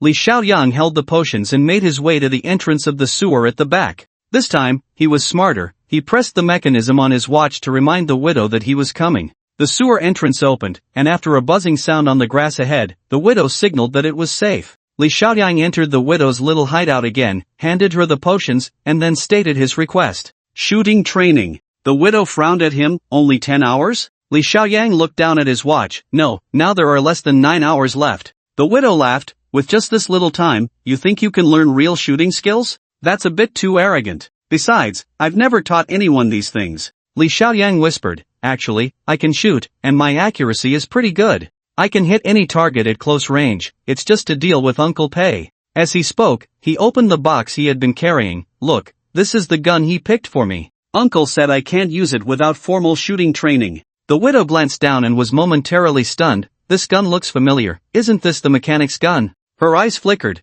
No wonder the famous mechanic in the mercenary circle went missing. He must have fallen into the hands of Chinese agents. This is useful information. Li Xiaoyang hurriedly closed the box, having forgotten that this woman's obsession and sensitivity to information were truly astonishing. Since she could deduce million-dollar intelligence from the production time of a potion, the origin of this gun would naturally not escape her notice. At that moment, the widow turned around and opened a high-performance laptop, which had originally been in Li Xiaoyang's warehouse but had somehow been taken back by her. After a series of taps on the laptop, the widow turned back and smiled. Don't worry, I'm not selling information, I just want to tell my friend about the mechanic. That friend is the one I mentioned last time, who has been very concerned about the mechanic's whereabouts. A series of beeping sounds came from the widow's laptop, and she looked down, excitedly exclaiming, "Awesome! I got 100 points, my account just leveled up." Li Xiaoyang curiously looked at the screen but saw nothing, only laughing. "Account level, points? You still play forums?" The widow chuckled. "You wouldn't understand. This isn't an ordinary account, it's an uncharted territory account. Do you know what uncharted territory is?" Li Xiaoyang naturally did not know. The widow didn't hide it from him, explaining, Uncharted Territory was originally a small website established by Blackwater Company, which later developed into an underground trading site for mercenaries worldwide. In 2009, due to the scandal of Blackwater Company killing civilians in Iraq, the company nearly collapsed, and this website became a free land. Now it is controlled by several big shots in the mercenary world, and almost all underground transactions can be completed here. Li Xiaoyang immediately became interested. He had heard rumors about Blackwater Company, the largest private security company in the U.S., and a well-known mercenary organization in the world, but was this uncharted territory really that powerful? The widow smiled. "I handle potions and intelligence here." Although Uncharted Territory is a trading place for underground mercenaries, it has developed rapidly in recent years, and now intelligence organizations from various countries are also mingling in it, so accounts on this website are very valuable. The most important thing is that ordinary people can't get accounts. Creating an account on the No Man's Land website requires the introduction of at least 2 senior members of the site to obtain an invitation code. The website has a complex account level system, ranging from level 1 to level 10, each with different privileges and credits. The widow's account is currently only level 5, but she has gained a bit of fame in No Man's Land. Li Xiaoyang thought of something. By the way, last time I accidentally heard about the Atlantic Alliance and the Pacific Empire. What kind of organizations are those? With a swish, the widow stood up, startling Li Xiaoyang. The look in her hooded eyes was somewhat terrifying. "Where did you hear that?" Li Xiaoyang sensed her hostility and fell silent for a moment. The widow sighed for a long time. "You'd better forget about this matter, don't investigate further, and don't ask anything about these 2 organizations. I can only tell you that even the official intelligence agency of Huagua cannot provoke these 2 organizations." Li Xiaoyang had merely asked out of curiosity, and seeing her so serious made him laugh. "Alright, I'm actually not interested at all, but this No Man's Land website is quite intriguing." He was indeed more interested in the website. After all, it was an underground trading site that spanned the globe. If he could also get an account, he could take the initiative if something similar came up in the future. The widow saw through his thoughts. "You want to register an account? Then you need recommendations from at least 2 level 5 accounts to get an invitation code." At this point, she suddenly changed the subject. "What time is it now? Didn't you want me to train you? We at least need a training ground." The city military district was located near the Riverside Square, with a large area of undeveloped land behind it. This land had just been demolished, with ruins everywhere. Li Xiaoyang chose this place as the training ground instead of the shooting range in the military district, which surprised the widow. "You have some talent, at least you understand one thing, real marksmanship cannot be practiced by shooting at targets," the woman said slowly, clearly satisfied with the nearby environment. "This place is very much like the city of Wardak in Afghanistan in 2012. Thinking back, that was truly a brutal urban battle." She seemed to be reminiscing about that mission, and after a long while, she laughed.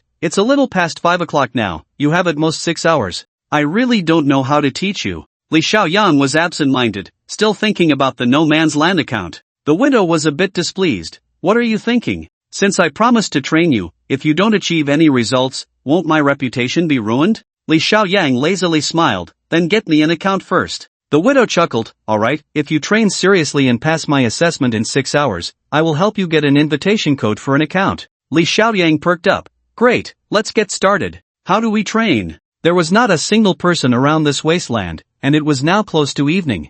Under the slanting rays of the setting sun, there was a sense of desolation reminiscent of a post-apocalyptic ruin. The widow stood in front of a broken wall, looking at the impatient Li Xiaoyang, and couldn't help but smile slightly. Take out your gun. If the person standing in front of him were not the widow, a harbinger of death, Li Xiaoyang might have teased, do you want to see the gun above or the one below? But now he could only obediently take out his handgun and hold it lightly in his hand. Wrong, the widow said flatly. Wrong, Li Xiaoyang looked at the handgun. Are you saying my grip is wrong? No, I'm saying your gun placement is wrong. The widow pointed to his waistband. If you keep the gun here and accidentally discharge it, the loss won't just be a bit of flesh. Li Xiaoyang looked down and felt a chill. Indeed, if it went off, he wouldn't be a man anymore. Professional police officers and soldiers have specialized holsters for a reason. First, to prevent accidental discharge, and second, to allow for a quick draw of the weapon, the widow said softly. Depending on the type of gun, the magazines carried are different, as are the types of bullets, the use and installation of tactical accessories, and the maintenance of the firearms.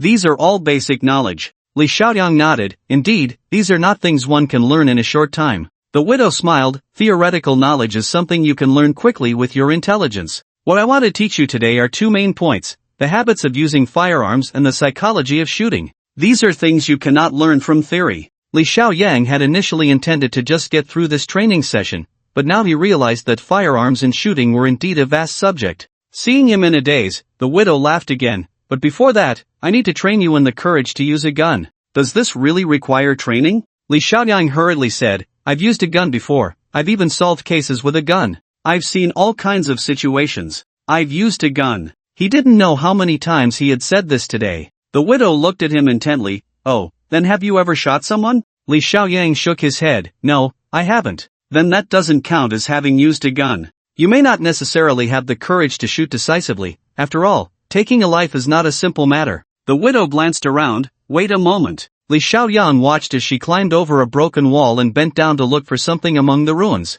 After a while, the widow slowly returned, holding a lively, wriggling mouse in her hand. Sister, you can't be. Li Xiaoyang looked at the gray-brown, furry creature with disgust. Like any ordinary person, he felt uncomfortable at the sight of a mouse. That's right, this is your first lesson. Use the gun in your hand to kill this mouse, the widow said slowly. Li Xiaoyang gripped the gun, checked the magazine, chambered around, and aimed at the mouse. He couldn't describe his current feelings. He was filled with both disgust for the little creature and a sense of sympathy. The feeling of having a life in his hands was not a beautiful thing. Instead, it brought a tremendous pressure. It's just a mouse. He silently repeated in his mind, yet he couldn't pull the trigger. Look into its eyes. You must look into its eyes. The widow chanted wickedly. Li Xiaoyang instinctively focused on its eyes, the small black orbs spinning as if they understood the fate that awaited them. The little paws beneath the gray-brown skin began to curl up. Li Xiaoyang turned and vomited, drenched in cold sweat. I don't understand. He wiped his mouth. I once faced 3 armed thugs in a nightclub,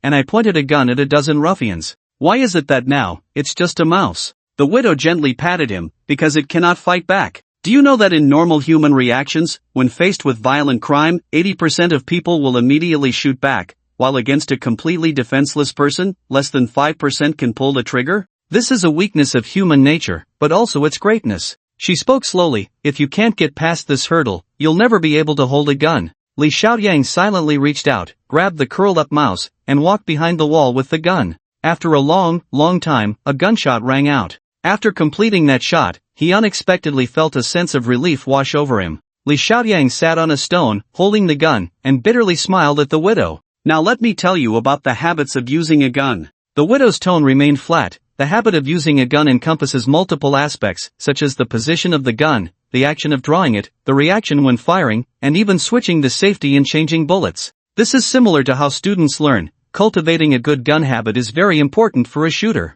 In my view, a good gun habit is primarily one that suits oneself. The widow seemed to have stated the obvious, but she quickly elaborated. It's like how we modern people use our phones. You can see that everyone has a different place to put their phone, each with their own habits. Some like to keep it in their breast pocket, some prefer their pants, and others like to keep it in their bags. This habit is to ensure that when the phone rings, you can take it out immediately. The widow smiled slightly. Drawing a gun is the same. Personal habits may differ, but the ultimate goal is to draw the weapon as quickly as possible and accurately fire to complete the task of killing or injuring the target. She walked in front of Li Xiaoyang and slightly pulled open her cloak. Let me show you my gun. Li Xiaoyang looked up curiously. It was the first time he had seen what was under the widow's cloak. Underneath, she wore only a military green tank top, her waist astonishingly slim, with a black gun belt wrapped around her waist, each side holding a holster, where two palm-sized handguns were tucked in, a method of carrying in a reverse cross-draw style. The widow extended her arms, crossing them, forming a cross shape, her hands perfectly gripping the guns on either side.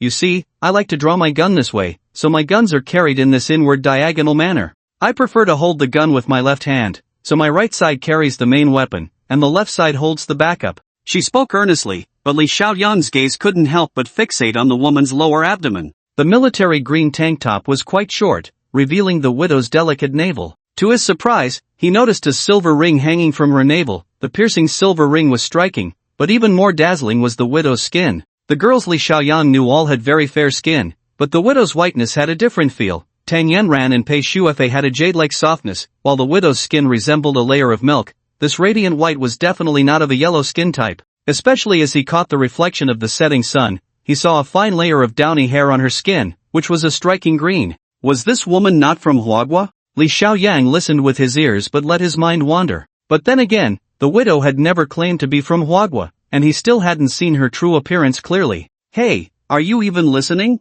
The widow closed her cloak and shouted in annoyance. Ah! Li Xiaoyang awkwardly scratched his head. I am listening. I actually prefer to keep my gun behind me, so I can draw it quickly from my back. I'm just teaching you the importance of developing a gun habit. How to cultivate that habit is up to you. The widow grew impatient. It's about time. Let's talk about shooting psychology. So soon, Li Xiaoyang held the gun, lowering his head like a student, this time fully focused. Gun structure, shooting essentials, the 3 points in a line, yes, that's the line of sight, the front sight, and the target. All these basics you can learn on your own. What I'm going to talk about now is shooting psychology, something you can't learn from others. The widow slowly sat down. What is called shooting psychology can also be referred to as combat psychology. This area of study was initially part of sniper training courses, but I believe that whether it's handguns, rifles, or sniper rifles, and regardless of urban warfare, capture, or sniper battles, all aspects require research into shooting psychology. Shooting psychology. This was indeed the first time Li Xiaoyang had heard of it.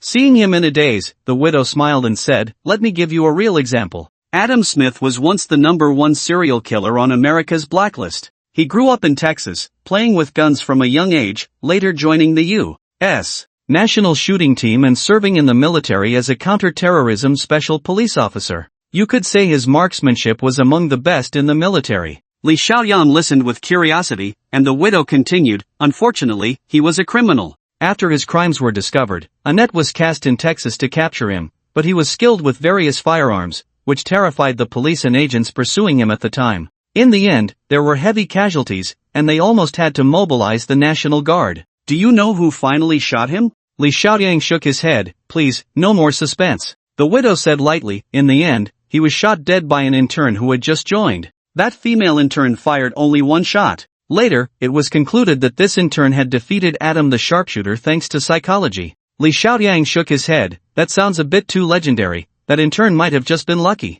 Luck is fair to everyone. The key is whether you can create luck for yourself. The widow described the battle to capture Adam in detail. After the female intern discovered Adam's whereabouts, she immediately followed him. She had a deep understanding of Adam's psychology because he was a very proud person, always believing his marksmanship was unbeatable. The intern used this psychology to challenge him to a duel. The widow spoke vividly. Naturally, Adam was not afraid. Instead, he found it exciting and agreed to duel in the style of Western cowboys. At that time, they were about 60 meters apart, and at that distance, being hit would mean certain death. The competition was about who could draw their gun faster. At this point, the widow smiled down. They agreed to use the ringtone of a phone as the signal. When the ringtone sounded, they would see who could draw their gun first. As a result, Adam was shot dead. Li Xiaoyang was captivated and couldn't help but ask, "What do you mean? How did the female intern do it?" The widow chuckled. After setting the phone ringtone, the female intern immediately turned around, drew her gun, and fired just one shot to resolve it.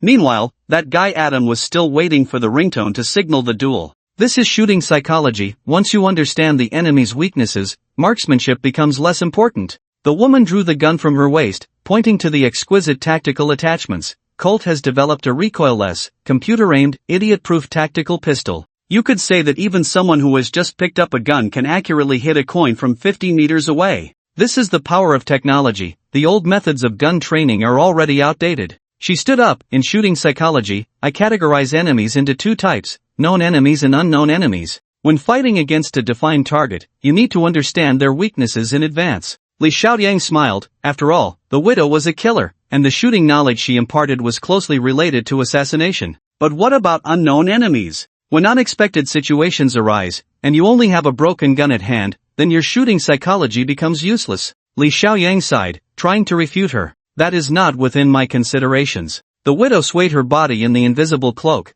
At least for me, unexpected battles are rare. Even if they occur, I can avoid my weaknesses. Li Xiaoyang silently gripped the gun. Although the things taught by the widow felt a bit self-righteous, they had indeed broadened his horizons. He raised the gun and aimed at the crumbling wall, gently pulling the trigger. The feel was truly excellent. Beneath the wall stones, a gray mouse was startled by the gunshot and quickly scurried away. The widow glanced at it and couldn't help but smile. I knew it, you really haven't killed that mouse. Sigh, what a self-deceiving guy. She turned to face the man. Now let's start the assessment. Li Xiaoyang was taken aback. So soon?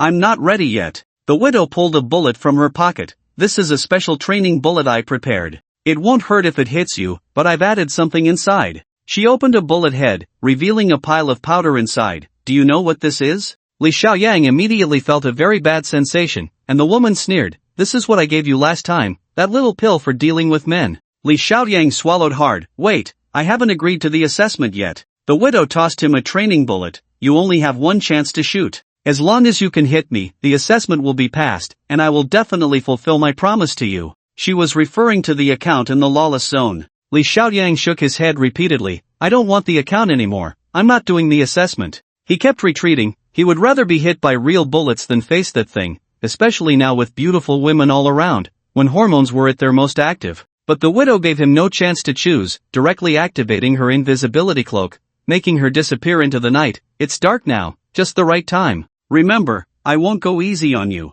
Damn, she even used an invisibility cloak. This was like having a duel with a top expert who was cheating. Li Xiaoyang hurriedly picked up the training bullet, removed the magazine, and nervously loaded the training bullet, sweating all over. At this moment, the sun had set, and only the streetlights by the river provided light. He could see nothing, while the widow's voice sounded behind him. I'll give you 1 more minute, I'm about to start. The sound of her gun being loaded made Li Xiaoyang tense up. Although it was just a training assessment, the widow's bullets, that little pill. He took a deep breath, immediately climbed over the broken wall, curled up beside it, and held the gun across his chest, his heart racing. Just then, a voice from the system suddenly rang in his ear. Congratulations, host, you have comprehended a new skill. Would you like to embed it into the panel? Li Xiaoyang was extremely excited. He could guess what this new skill was without thinking. Choose to embed. The silver skill panel opened, the second skill slot began to flash, and a bullet-shaped skill icon appeared, with the text flashing, Gunfire Mastery, Level, Upgradable, Upgrade Success Rate 65.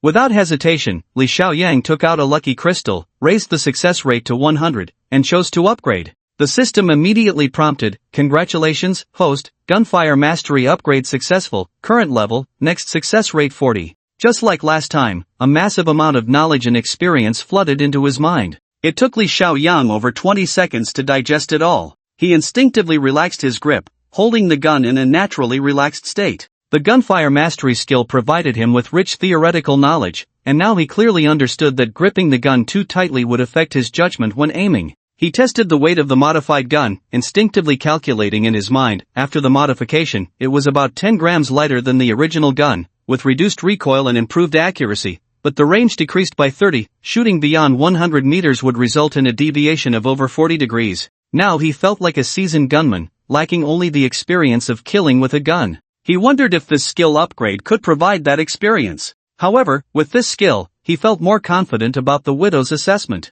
Holding the gun with one hand, he adjusted the sights, skillfully ejected the training round, gently pulled the trigger near his ear to listen to the chamber's condition, and then reloaded. He held his breath, turned, and attempted to aim through the low wall. The widow's words echoed in his ears, shooting psychology. This woman was a natural killer. Recalling her movements when she killed last time in the Yang family mansion, it was a simple yet fierce beauty of violence. Li Xiaoyang repeatedly recalled every action of the widow, suddenly gaining insight. This woman was accustomed to striking from behind and rarely faced her enemies directly. She had a strong reliance on her equipment, especially with her incredible cloaking device. Analyzing from the widow's psychological perspective, she would definitely strike from behind and only shoot after close contact. Li Xiaoyang grasped the widow's thoughts, suddenly bending down and moving along the low wall. He had formed a combat strategy in his mind, sprinting and turning along various low walls, finally slipping into a depression, leaning against a bare water pipe inside, slowly regulating his breathing. Facing the opposite side of the depression, he entered a state of full alert,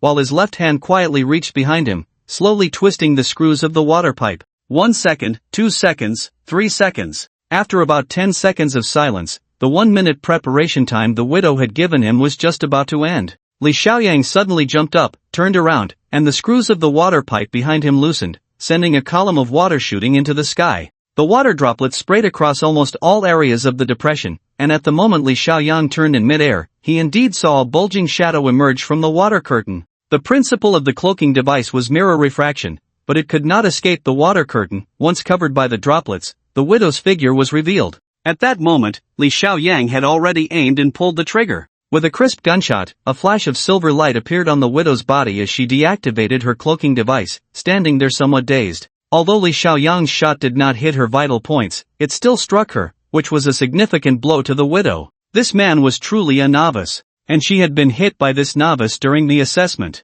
As night deepened, Li Xiaoyang hummed a tune back to the Tianhao office building. From downstairs, he could still see the warning lights flashing on the helicopter on the rooftop. This had become Pei Zhengdong's temporary command center. Li Xiaoyang walked into the building in a good mood. After all, being able to make a master like the widow suffer was something to be proud of. Of course, the happiest was the account of the unclaimed territory. The widow said she could get the invitation code as soon as tomorrow, and then he could register an account, experiencing what was claimed to be the world's largest underground mercenary trading market, which was indeed something to look forward to. Upon reaching the rooftop and entering the office, he saw Pei Shuefei sitting in a chair, bored, while Pei Zhengdong was earnestly saying, "My dear daughter, this operation is very dangerous. You should obediently follow your father and be the on-site commander." "How impressive." Pei Shuefei, with vacant eyes, replied, "Ah, then who is going to take action? Am I just sitting here waiting?" Pei Zhengdong looked up and saw Li Xiaoyang, and couldn't help but breathe a sigh of relief. "Look, the person for the operation has arrived." Li Xiaoyang strode in, finding Mr. Wang and Major Yuan absent, leaving only the father and daughter. Pei Zhengdong held down his restless daughter and smiled at Li Xiaoyang. "I received news from the widow, and it's true, she passed her assessment. Now I officially authorize you to use weapons." Li Xiaoyang smiled back. "What about Mr. Wang and the others?" Pei Zhengdong's expression turned serious. "They have already begun preparations, helping you with the preliminary work. At exactly midnight, we will officially take action." "Preliminary work?" Li Xiaoyang sat down and casually picked up a folder nearby, filled with information on 12 spies. Pei Zhengdong opened the folder. "The so-called preliminary work consists of necessary but tedious tasks. You will understand this better when you carry out missions in the future. For example, we have restricted the exit of the 12 spies, frozen their bank assets, cleared their close associates, and dealt with subsequent aftermath issues. These are all troublesome, but only by doing these well can you achieve a successful strike." Pei Zhengdong pinned 4 photos to the folder. "We have dealt with 6 spies lurking in the military and business sectors. The remaining 6 are in the city. Among them Zhang Juanhao and Song Tianming have already faced justice, leaving us with these 4 tough nuts." Li Xiaoyang looked up at the photos. Huang Yuansheng, Liang Jingjun, and one was a courier, while the last was the district chief of the development zone. Pei Zhengdong pointed to the district chief's photo and said, "This spy is very important. He is not only the head of the development zone but also controls significant power over the city's new airport. We suspect he is responsible for escapes within the spy organization." Li Xiaoyang, however, was looking at the spy from the courier company. "What does this person do?" Pei Zhengdong frowned and explained, "Don't underestimate a courier. Since the city is not a big metropolis, the courier industry is quite chaotic. This spy almost controls the entire courier business in the city, collaborating with major courier companies. Relying on these companies, this spy directly manages the logistics in and out of the city. You should understand the importance of logistics to a city today." Li Xiaoyang exhaled. "Indeed, the division of labor is clear. Controlling courier logistics, combined with the airport, the police station, and Huang Yuanqing's position, anything can be brought into the city. And anything, anyone, can easily escape as well." Pei Zhengdong took out a cigarette. "Xiaoyang, what are your thoughts?" "Our action plan is to first take down Huang Yuansheng." "Why Huang Yuansheng?" Li Xiaoyang slowly flipped through the materials, analyzing nervously in his mind. Since his attributes had improved and his intelligence reached 18, his wisdom had qualitatively increased. Pei Zhengdong tapped Huang Yuanqing's photo and said solemnly, because among all the spies, only Huang Yuanqing has married and had children, and he holds a high position with a corrupt lifestyle. A significant portion of the funds for this spy organization is in his hands. We believe he could be a breakthrough point. If we capture him, we might be able to get him to talk. Pei Zhengdong became serious as he continued, they are all fish in a barrel. Our goal is still to capture the mastermind, that female ninja. Li Xiaoyang shook his head slightly. I think the breakthrough point is not Huang Yuancheng, but Liang Zhengjun. He spoke slowly. This spy organization has a clear division of labor, and each infiltrator has their own task. From this perspective, Huang Yuanqing's position serves as a deputy role. Such an important position is definitely not easy to deal with. Pei Zhengdong acknowledged, and what else? Just based on this speculation. Li Xiaoyang opened the materials. In recent days, Huang Yuanqing's activities have all been public, including a series of official events. It says here that he hasn't even returned home. Pei Zhengdong frowned. What does this indicate? Li Xiaoyang's thoughts expanded. You may not know, but Huang Yuanqing's son, Huang Ziao, is still lying in the hospital. Huang Yuanqing was surprisingly indifferent. He adopted a clear-cut attitude between public and private matters, but I must say this person truly has a heart of stone. Pei Zhengdong indeed did not expect this, but he still disagreed. Why do you say Liang Zhengjun is the breakthrough point? Li Xiaoyang opened Liang Zhengjun's file and smiled faintly. It's nothing, I just made this inference based on his weight changes. Pei Zhengdong was confused. What does this have to do with weight? Li Xiaoyang pondered for a moment. Have you compared these files? Whether it's Huang Yuansheng, Zhang Juanhao, Song Tianming, or other spies, the data from over 10 years ago compared to now shows that aside from aging, their weights have remained consistent. Only Liang Zhengjun's weight has surged from 70 kilograms to 130 kilograms. Before Pei Zhengdong could respond, Pei Shuefei's eyes lit up. I understand this. Whether man or woman, maintaining one's figure indeed reflects a person's willpower and mindset. I agree with Xiaoyang's inference. Liang Zhengjun's weight gain symbolizes a change in his mentality, a sign of corruption. The female officer did not hide the admiration in her eyes, looking at Li Xiaoyang with newfound respect. Impressive, it really has a detective vibe. Although this inference was indeed a stretch, Pei Zhengdong had to consider Li Xiaoyang's analysis. After a long pause, he checked the time. Alright, since you're in charge of this operation, we must trust you. He picked up an earpiece, opened his computer, and contacted Mr. Wang. Wild Wolf, where are you? Mr. Wang quickly responded from the other end, and Pei Zhengdong briefly relayed Li Xiaoyang's analysis, concluding with, target change, confirm the action location at the City Bureau's Sanyang community, target Liang Zhengjun, repeat, target Liang Zhengjun. Half an hour before dawn, Li Xiaoyang changed into a new outfit, tucking the black leather manual into his pocket, with a borrowed holster at his waist. His gear included a pistol, 2 magazines, and the remaining lucky crystals. After checking these items, he put on a small earpiece, adjusted the frequency, contacted Pei Zhengdong at the headquarters, and synchronized the time with Mr. Wang before quietly making his way to the Sanyang community of the City Bureau. This community had been established for over 10 years, housing only police families. Liang Zhengjun had remained single over the years, maintaining a simple lifestyle, residing in Building 3. Building 3 had only 6 floors, and Liang Zhengjun lived on the top floor, room 602. By the time Li Xiaoyang arrived, the residents of the 5th floor had already been relocated.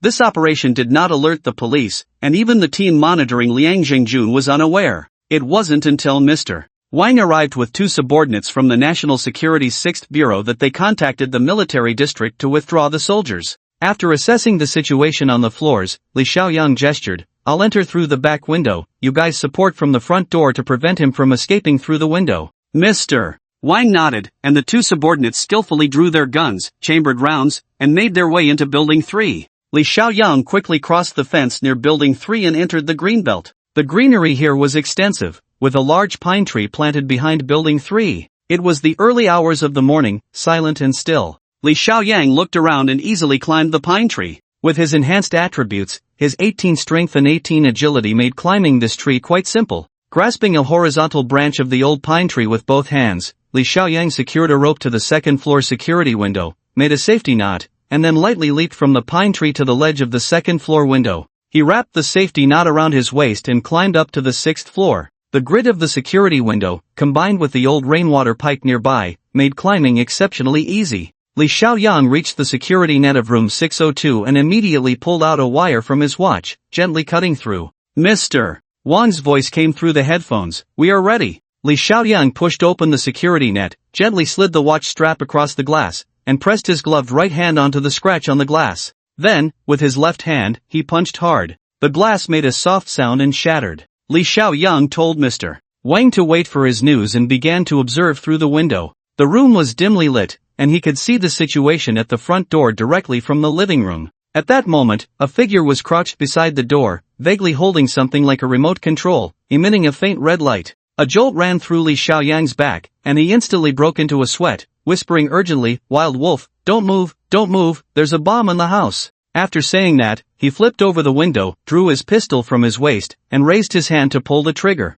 The gunshot rang out, muffled by the silencer, sounding somewhat like a spit in the extreme silence, accurately hitting Liang Zhengjuan's right hand. Then, with a loud bang, Mr. Wang and his team burst through the door, strong floodlights shining on Liang Zhengjuan's face, leaving the fat man in pajamas looking panicked. Li Xiaoyang aimed his gun at Liang Zhengjuan and cautiously approached, kicking away the detonator that had fallen from his right hand, while Mr. Wang turned on the living room lights. "Who are you? What do you want?" "I'm a party member, you need organizational consent to arrest me. You can't use violence." Liang Zhengjun howled exaggeratedly, but Li Xiaoyang kicked him to the ground, and two young men from the National Security Bureau quickly handcuffed him, pointing their guns at his head to silence him. Only then did Li Xiaoyang have time to check around, but he found no bombs. Looking down at the detonator that had been knocked away, he couldn't help but laugh. It was not a detonator at all, but a small flashlight with infrared. Mr. Wang closed the door and checked the time. The entire operation took less than 10 minutes,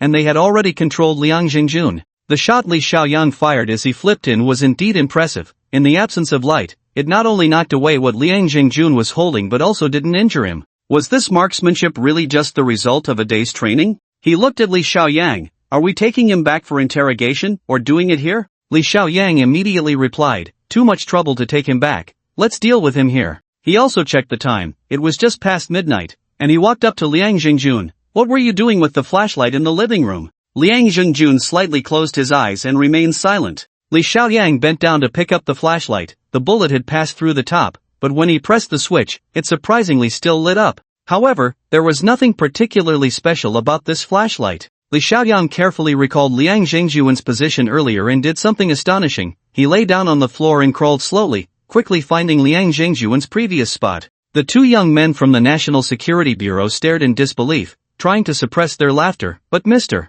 Wang shot them a glare and made a shushing gesture. Li Xiaoyang lay on the ground, and his gaze finally landed on the shoe cabinet across from him. It was a large shoe cabinet. Liang Zhengjun was a man living alone, so what did he need a shoe cabinet for? He immediately opened the cabinet, only to find layers of newspapers, old magazines, and two pairs of leather shoes. Liang Zhengjun coughed, clearly getting nervous. Li Xiaoyang signaled Mr. Wang to come over, and the two of them cleared out the contents of the shoe cabinet, revealing a thick metal plate. The smooth metal plate divided the shoe cabinet into two layers, with a compartment inside. Mr. Wang pushed it hard, but it didn't budge. He immediately drew a dark dagger from his waist, gently tapped the metal plate, and tested it with the tip of the dagger for a while before shaking his head. "I don't see any mechanism." He stood up and walked in front of Liang Zhengjun. "You should know our policy. Confessing will lead to leniency." Liang Zhengjun squinted. "It's just a shoe cabinet. I don't know what you're talking about." Mr. Wang frowned tightly. Although Liang Zhengjun was a spy, his identity was special, and he didn't want to use torture for now, as it would cause a lot of trouble. On the other side, Li Xiaoyang thought of something and picked up the flashlight again, gently shining it with infrared light. Sure enough, on the smooth metal plate, under the infrared light, a row of circular buttons appeared in the center, which was a series of numbers, clearly a password lock. Mr. Wang secretly gave Li Xiaoyang a thumbs up and turned around with a cold smile. "Liang Zhengjun, what else do you have to say?" Liang Zhengjun rolled his eyes. "I don't know." He repeated the same phrase over and over. "I don't know." Mr. Wang's gaze was icy as he slightly nodded to his two subordinates. One young man quickly grabbed a nearby scarf and suddenly wrapped it around Liang Zhengjuan's face, while the other young man rushed to the bathroom and brought out a basin of water. Liang Zhengjuan's feet were lifted, surpassing his head, and then the water from the basin began to flow rapidly onto the scarf. Under the scarf, Liang Zhengjun emitted painful gurgling sounds, struggling violently, but was held down tightly by the two men. Li Xiaoyang had seen this kind of water torture many times in movies, but he had always doubted where the pain lay. Now, seeing Liang Zhengjuan's appearance, he finally understood that this method was indeed simple and effective. However, Liang Zhengjun still held on. After changing the water twice, he had already fainted several times, and blood began to seep from his nose and mouth. The pain of this torture lay in the feeling of drowning and suffocation, yet this fat man surprisingly managed to endure. Mr. Wang wanted to change the water again, but Li Xiaoyang reached out to stop him. No need, let me try. I should be able to open his password lock. Liang Zhengjun, still somewhat conscious, showed a cold smile. He was very confident in his password lock. Unless it was violently cut with a laser, even concentrated explosives wouldn't work. But Li Xiaoyang just squatted there and fiddled for a moment, and after a flash of barely visible golden light, the smooth metal plate actually creaked open. Liang Zhengjun was stunned, collapsing weakly to the ground, feeling more miserable than during the torture. Mr. Wang hurriedly held up the flashlight, and both of them were dumbfounded. Inside the shoe cabinet, there was nothing secret as imagined, just layers upon layers of cash. Cash, all cash, neatly stacked, with bills from various countries, mostly U.S. dollars. But even if the shoe cabinet space was large, the cash it could hold was limited. All of it added up to only a few million. Mr. Wang turned to Liang Zhengjun in surprise. You endured torture for these few million. Liang Zhengjun's eyes were vacant. That's what I saved bit by bit. You know nothing. In the organization, my task was to infiltrate the police system, but damn it, once I got in, I realized this position had too little benefit. So what if I was the deputy director? I worked diligently for the organization's mission, even afraid to accept money sent by criminals. How much suffering have I endured over the years? They, on the other hand, eat and drink well every day. This guy really had a lot of grievances. Li Xiaoyan looked again at the cash in the shoe cabinet. How did you get this money?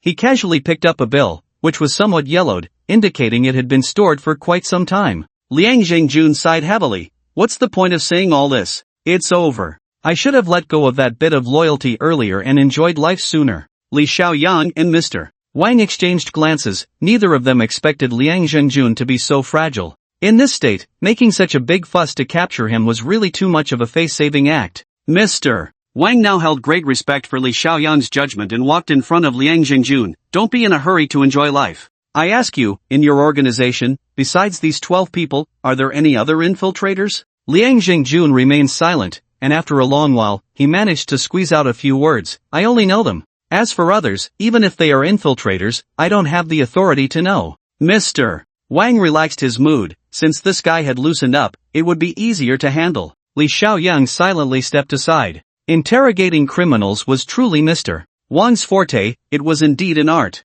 Looking around Liang Zhengjun's room, everything from the furniture to the appliances could only be described as frugal. Liang Zhengjun's life was probably quite difficult, no wonder he had so many grievances. The only valuable item in the entire room was likely the pair of jade lions on the bookshelf. Li Xiaoyang picked one up and felt it. It looked like real jade, exquisitely crafted, with a valuation of a gold finger. Mr. Wang quickly walked over. Liang Zhengjun said that Okatani Anri has already escaped the country and returned to the east, but we can't confirm whether this is true or false for now. Li Xiaoyang couldn't help but think of that enchanting night and reached into his pocket. He still carried the paper crane with him. Recalling the small words on the crane flies away and does not return. Farewell to spring. Okatani Anri must have left. He slowly said to Mr. Wang, the only chance Okatani Anri had to escape was before we acted, using spies at the airport to take a private plane out, so I believe she has indeed escaped. Mr. Wang gritted his teeth in anger. This woman must be skilled in disguise, otherwise, she wouldn't have been able to escape. Li Xiaoyang felt heavy-hearted as well. If they couldn't catch Okatani Anri, this operation couldn't be considered a complete success. But for some reason, he felt a bit relaxed. After what happened that night, he probably couldn't bring himself to deal with Okatani Anri. At 1 a.m., the temporary interrogation of Liang Zhengjun ended. Mr. Wang pressed the tape recorder and listened to it twice, confirming there were no omissions before he was about to take him away. Li Xiaoyang walked over and whispered, leave him, I have an idea. Mr. Wang now valued his opinions greatly. After all, Li Xiaoyan's strength was evident. I want to use Liang Zhengjun to catch the others all at once. Li Xiaoyang said slowly, if Okatani Anri has escaped, it means they have given up on them. I believe these people won't sit idly by, they will seize every opportunity to escape. We can use Liang Zhengjun to lure the others out. Mr. Wang's eyes lit up. This was indeed a feasible plan. If we can convince Liang Zhengjun to draw out the others, then it will be easier. But I think he probably won't be willing. Mr. Wang said softly, confessing is one thing, cooperating with us is another. Li Xiaoyang smiled slightly. You all go out first, I'll talk to him alone. After Mr. Wang took his men out, Liang Zhengjun looked at Li Xiaoyang with suspicion. Liang Zhengjun had once put effort into investigating this mysterious young man, but after digging around, he found that this kid's background was quite simple. From birth to high school, he had seen all the information Li Xiaoyang could leave behind. Just an ordinary kid, yet he had defeated their 12 elite infiltrators. Who would believe that? Moreover, even their leader, the Shadow Queen, had been defeated by this person. Li Xiaoyang observed Liang Zhengjun's changing expression and guessed his thoughts, saying lightly, "You've been in the police station for so many years, you understand the policies well, right?" Liang Zhengjun, with his hands cuffed, tried to sniffle. "Yes, I understand very well. China is different from Western countries. It will never negotiate with criminals, especially someone like me, a spy. China has a wealth of experience in dealing with people like us. I really have no thoughts on this." Although he spoke with such despair, the meaning behind his words was all a test. Li Xiaoyang naturally picked up on it. "What you said is just one aspect. The ones who came to arrest you today are not from the judicial system, but from the National Security Bureau. If you can help us, we will naturally offer you a different kind of treatment." Liang Zhengjun had been waiting for this moment, and immediately said, "Alright, my conditions are very simple. Publicly disclose my identity as a spy, publicly try my case, and I request to serve my sentence in Qincheng prison as a special political prisoner." Li Xiaoyang thought he had misheard. "You want to disclose your identity and have a public trial?" Liang Zhengjun gritted his teeth and replied, "That's right. Only in this way can I live the rest of my life in peace. My demands aren't high, just give me a comfortable environment to retire in." Li Xiaoyang frowned and opened the communicator to contact Pei Zhengdong. After listening, Pei Zhengdong was silent for a moment before coldly laughing. "Liang Zhengjun has a good plan." Li Xiaoyang stepped aside and whispered, "Why does he want to go public? Is he afraid of being silenced by the National Security Bureau?" Pei Zhengdong laughed. "What are you talking about? How could that be? Let me tell you, this group of important spies is usually kept alive by the National Security Bureau, interrogated periodically, and slowly squeezed for information. Once they've been drained of their intelligence, they will use their confessions and identities to pressure the East Japan side, or even confront the Americans directly, putting them in a passive position. This is all part of a strategic big picture. In short, captured spies are extremely valuable and will never be wasted." Li Xiaoyang frowned, then his demands can be agreed to. After all, we have long prepared to make one public, at least we need to give the media an explanation. The National Security Bureau will handle this matter. Besides, now that Qing Tianqingli has escaped, our most important target is naturally the big fish, Huang Yuansheng. Li Xiaoyang turned off the communicator and returned to Liang Zhengjun's side. "I have reported to the superior, and they have basically agreed to your conditions. However, do you have a way to lure the others here?" "Yes." Liang Zhengjun perked up. "Since our identities were leaked, we have secretly discussed that once we find an opportunity to escape, they will meet up with me." Liang Zhengjun raised his neck and shouted, But you must promise me first, I need your written guarantee." These matters were no longer Li Xiaoyang's concern. He went out to see Mr. Wang and explained the situation. The subsequent matters would be handled by him. At 3:30 a.m., in Liang Zhengjun's room, several other spies were captured together. By 3:40 a.m., other spies in different locations were also captured, and thus, this major spy organization, except for Huang Yuansheng, had been completely apprehended. Mr. Wang from the 6th Bureau of National Security was feeling much lighter at this moment. The spies captured were of extraordinary value to the National Security Bureau. More importantly, these spies had been lurking for over a decade without the National Security Bureau noticing, and the responsibility for this, for Mr. Wang, who was specifically in charge of East Asian affairs in the 6th Bureau, could ruin his political career. It was Li Xiaoyang's appearance that changed this difficult situation. Therefore, Mr. Wang was very grateful to Li Xiaoyang. Only Huang Yuansheng is left. Now they stood in the Shihak community in the eastern part of the city, a villa area, the most scenic and expensive land in the entire city, with the most wealthy residents. In front was a standalone villa, surrounded by grass and a small garden. This was not a property under Huang Yuansheng's name, but his wife's. However, Mr. Wang had already grasped Huang Yuansheng's whereabouts and knew he was currently inside the house. Capturing Huang Yuansheng is the main achievement of this operation. Mr. Wang smiled at this moment. "Xiaoyang, I want to give you this opportunity. After all, we will be colleagues in the future. You are still a double agent, and you need to achieve something to gain respect." Li Xiaoyang understood that for intelligence departments like the National Security Bureau and the General Staff there was a set reward and punishment system. If he suddenly became a prominent figure in two major intelligence organizations without any prior reputation, it would naturally raise eyebrows. Mr. Wang was genuinely considering his future. He nodded. I guarantee to complete the mission and capture Huang Yuanqing alive. Li Xiaoyang entered directly through the front door this time. The tactical attachment on his handgun gently opened. The first floor of the villa was furnished with several old-fashioned arcade machines, the kind that takes coins, a billiard table, and a dozen sets of fitness equipment. He ascended to the second floor with his gun drawn. This should be the bedroom. As he circled around a decorative stone screen, just as he was about to check the situation, the large light on the second floor turned on. Li Xiaoyang immediately caught a strong smell of blood. Huang Yuansheng was neatly dressed in a light blue kimono, sitting cross-legged on the floor, with two corpses sprawled beside him. Li Xiaoyang covered his nose. These two bodies had likely been dead for a long time. On the left was a beautiful woman, and on the right was a young girl. That's my wife and the nanny. Huang Yuanqing calmly raised a cup of sake. Li Xiaoyang, seeing you in person is more impressive than hearing about you. You are indeed formidable, but I have long had the heart to serve my country with my death, so I will never walk out that door with you.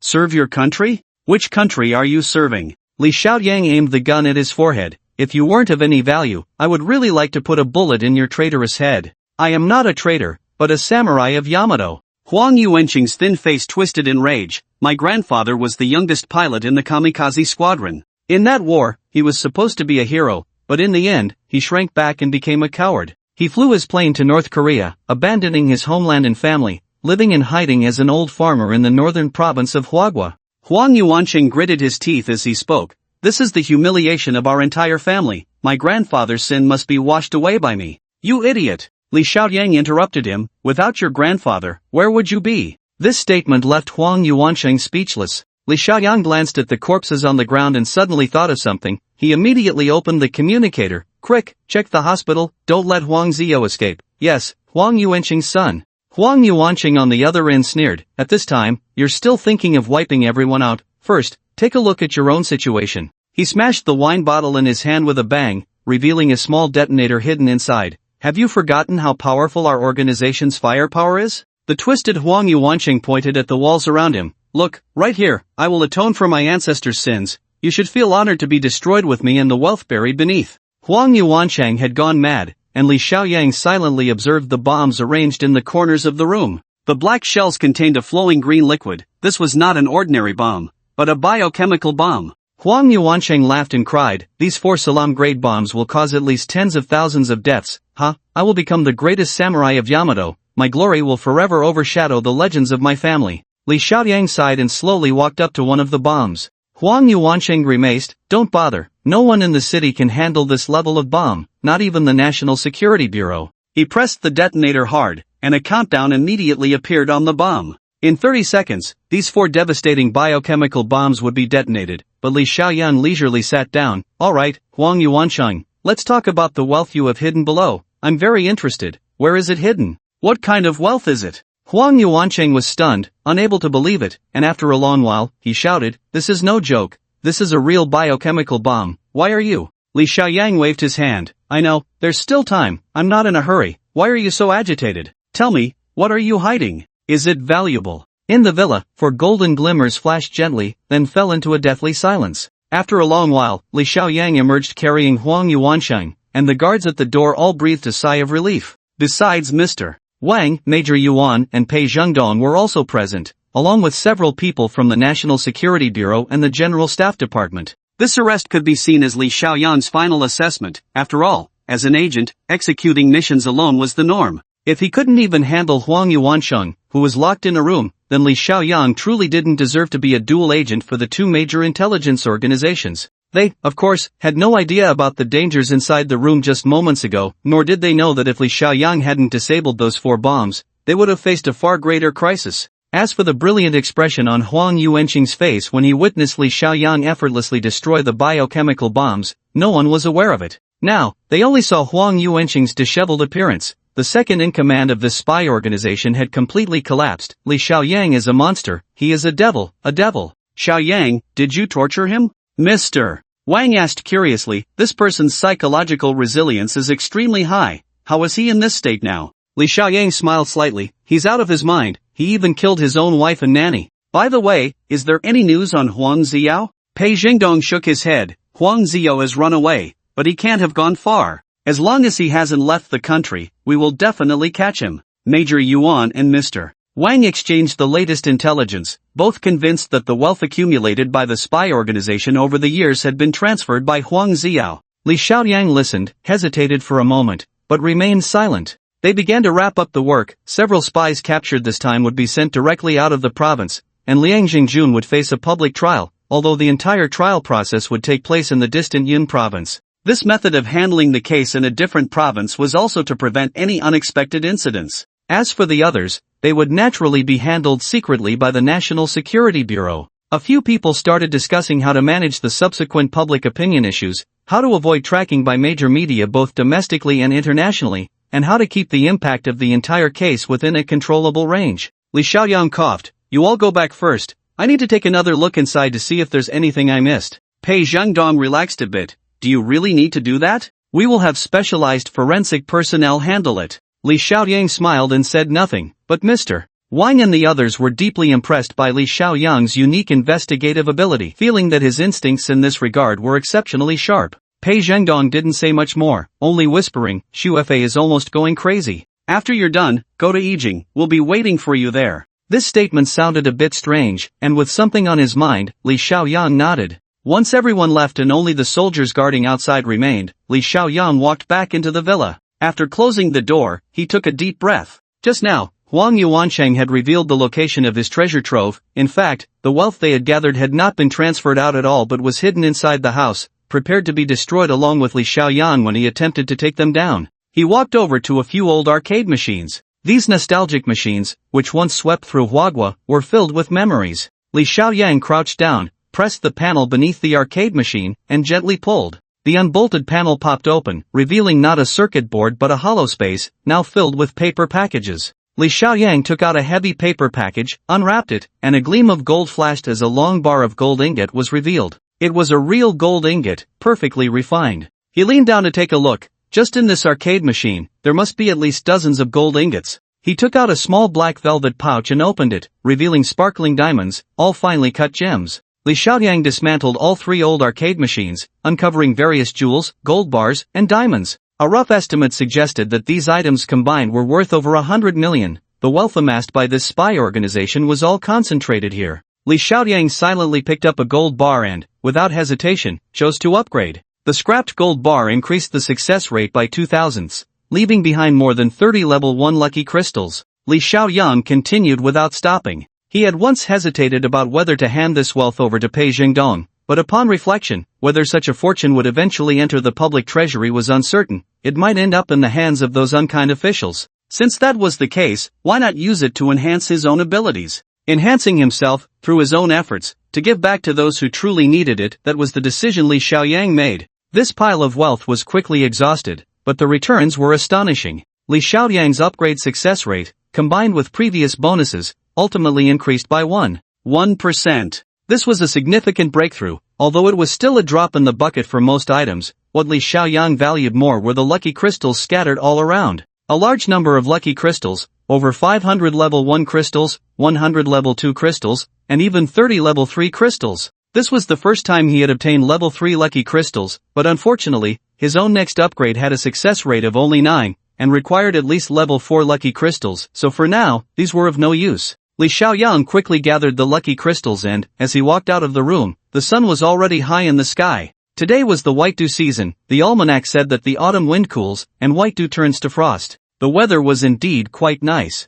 Li Xiaoyang arrived at Yijing feeling relaxed, where Xie Chayan was waiting in the lobby. The young lady is in the dining room waiting, having a meal with the young master. Li Xiaoyang nodded and went to the restaurant on the top floor, where he saw Pei Zhengdong sitting on the sofa, frowning as he flipped through a stack of documents. Pei Shuefei sat beside him, looking quite displeased. Upon seeing Li Xiaoyang, Pei Zhengdong waved. Xiaoyang, you're just in time, we found Huang Ziyou. So soon, Li Xiaoyang hurried over. Huang Ziyou is dead. The location of death is on the border of Huangzhou, and the time of death was last night at 9 p.m. Pei Zhengdong handed him a stack of photos. Take a look, these are the photos from the scene. Li Xiaoyang took a look, and the photo showed the wreckage of a broken airplane, with a body lying prone among the debris. Huang Ziyou was piloting a small plane, forcibly taking off from the city airport last night. intending to escape to South Korea. He was shot down after warnings were ineffective while passing through Huangzhou. Pei Zhengdong frowned. We have only confirmed that the body is indeed Huang Ziao, but no other clues have been found.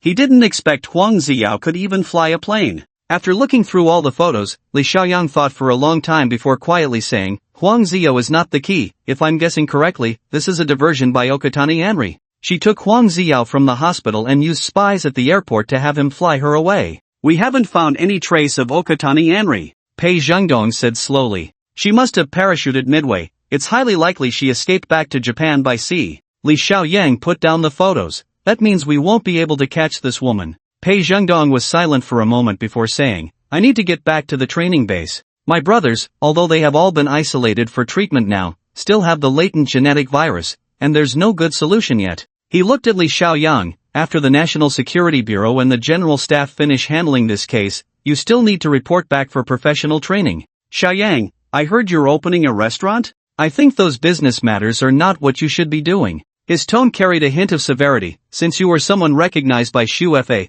I naturally have to take on the role of an elder and say this, compared to doing business, we need your abilities to be directed to the right places. Although he was serious, this was indeed something he would only say to someone he considered one of his own. It was very similar to what Zhao Jianming had said to persuade Li Xiaoyang to enter politics. Unfortunately, Li Xiaoyang already had a complete plan for his future career. Neither politics nor being a special agent was his pursuit. So he simply nodded. I will meet with Mr. Wang and the others. As for other matters, we can discuss them when I return. Pei Zhengdong stood up, no longer insisting. I will take Xu Fa home for a few days. Of course, I'm not asking for your opinion. I'm just letting you know. This uncle was asserting his sovereignty, while Pei Xu Fa looked at Li Xiaoyang with eager eyes, constantly signaling him. Li Xiaoyang sighed and walked over to pat her head. Be good, listen to me. Once Liangjing Jun falls, the city police system will soon undergo a round of inspections. This is a time of turmoil. If you stay here, aren't you just asking for trouble? Uncle is doing this for your own good. Pei Xu Fa fell silent, her previous assertiveness replaced by obedience. The subtle change in her demeanor in front of Li Xiaoyang was something only she could truly feel. Pei Zhengdong was quite satisfied, and before leaving with his daughter, he added, there's still one Zhang Haoren who hasn't been caught in the whole case. Li Xiaoyang smiled as he stood by the door. Zhang Haoren. I want to deal with him myself. Pei Zhengdong already knew about his grudge with Zhang Haoren and didn't say anything else, only warning him, no matter how you want to handle it, remember the laws of the country and military regulations. You are not only a citizen now but also a national agent with privileges. Don't let down the trust the organization has in you. Li Xiaoyang didn't respond, just watching them leave. Throughout the handling of the entire case, he had never mentioned Zhang Haoren, waiting for this day when he would personally send this bastard on his way. After leaving Yijing, Li Xiaoyang immediately contacted Guantou. Yangguan, have you found the old ghost? Li Xiaoyang asked as soon as the call connected.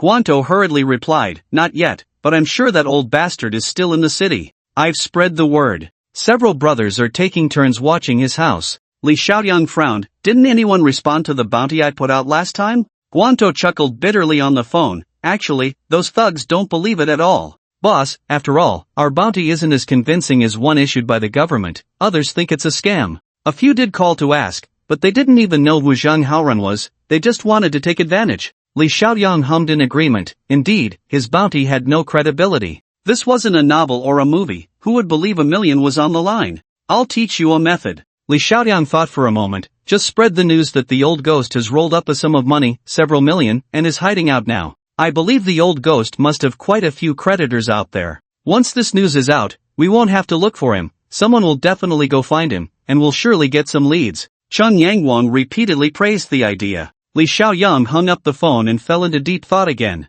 Finding the old ghost was the first step, aimed at drawing out Zhang Haoren. The reason the old ghost was so important was that Li Xiaoyang wanted to use him as bait. He had already formed a complete plan in his mind, now he just needed a bait. After thinking it through, Li Xiaoyang contacted Li Wanrong again, asking her to help him buy a new phone. Get an iPhone 6, nothing else. I need this phone for something. After hanging up, Li Xiaoyang drove his silver Batmobile, speeding straight to the guesthouse behind the Tianha office building. This is the guesthouse of the Tianha group, and now Old Man Situ and his party are staying in the garden area at the back. Li Xiaoyang got out of the car and entered the guesthouse. He still held the title of vice president of Tianha, so he smoothly found Old Man Situ. The old man was leisurely practicing Tai Chi on a quiet patch of grass, surrounded by 4 or 5 burly men acting as professional bodyguards. Seeing Li Xiaoyang arrive unannounced, old man Situ was quite pleased. "Xiaoyang, I know you've been busy these days, it's rare for you to come see this old man." Li Xiaoyang smiled and sat down at the stone table with old man Situ, or a waiter brought over a pot of fragrant tea.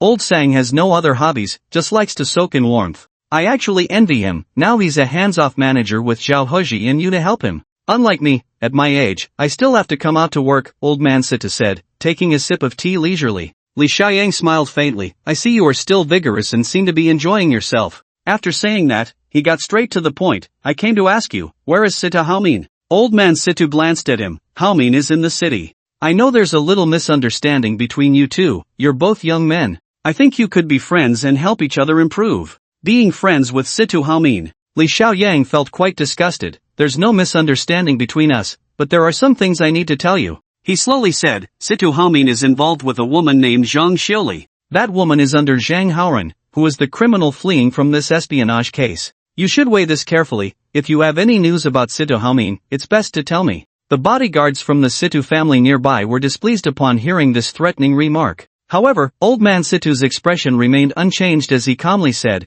"Haomin is indeed a bit flawed, but I believe he can uphold his principles on major issues. The descendants of the Situ family are certainly not people who sell out their country for personal gain." Li Xiaoyang shook his head. "Do not dismiss small good deeds, nor condone small evils. Even if it's not a major issue, should you allow small treachery and wrongdoing to go unchecked?" Old man Situ's expression finally changed. "Xiaoyang, have you not heard that a wayward son returning is worth more than gold? Haomin has already told me about that woman, and I trust my child." At this point, neither of them could continue the conversation. Li Xiaoyang finally said slowly, "Old man, I respect you as a lifelong hero and truly do not wish for our friendship to be ruined because of Situ Haomin." Old man Situ's expression softened as well. "Xiaoyang, I'm very comforted to hear you say that. By the way, do you remember I told you about my girl Mingyue? She's about to return to the country." The old man chuckled. "Li Songshan has sent his daughter to be your disciple. I also want Mingyue to learn something from you." Li Xiaoyang didn't expect him to bring up the old matter again.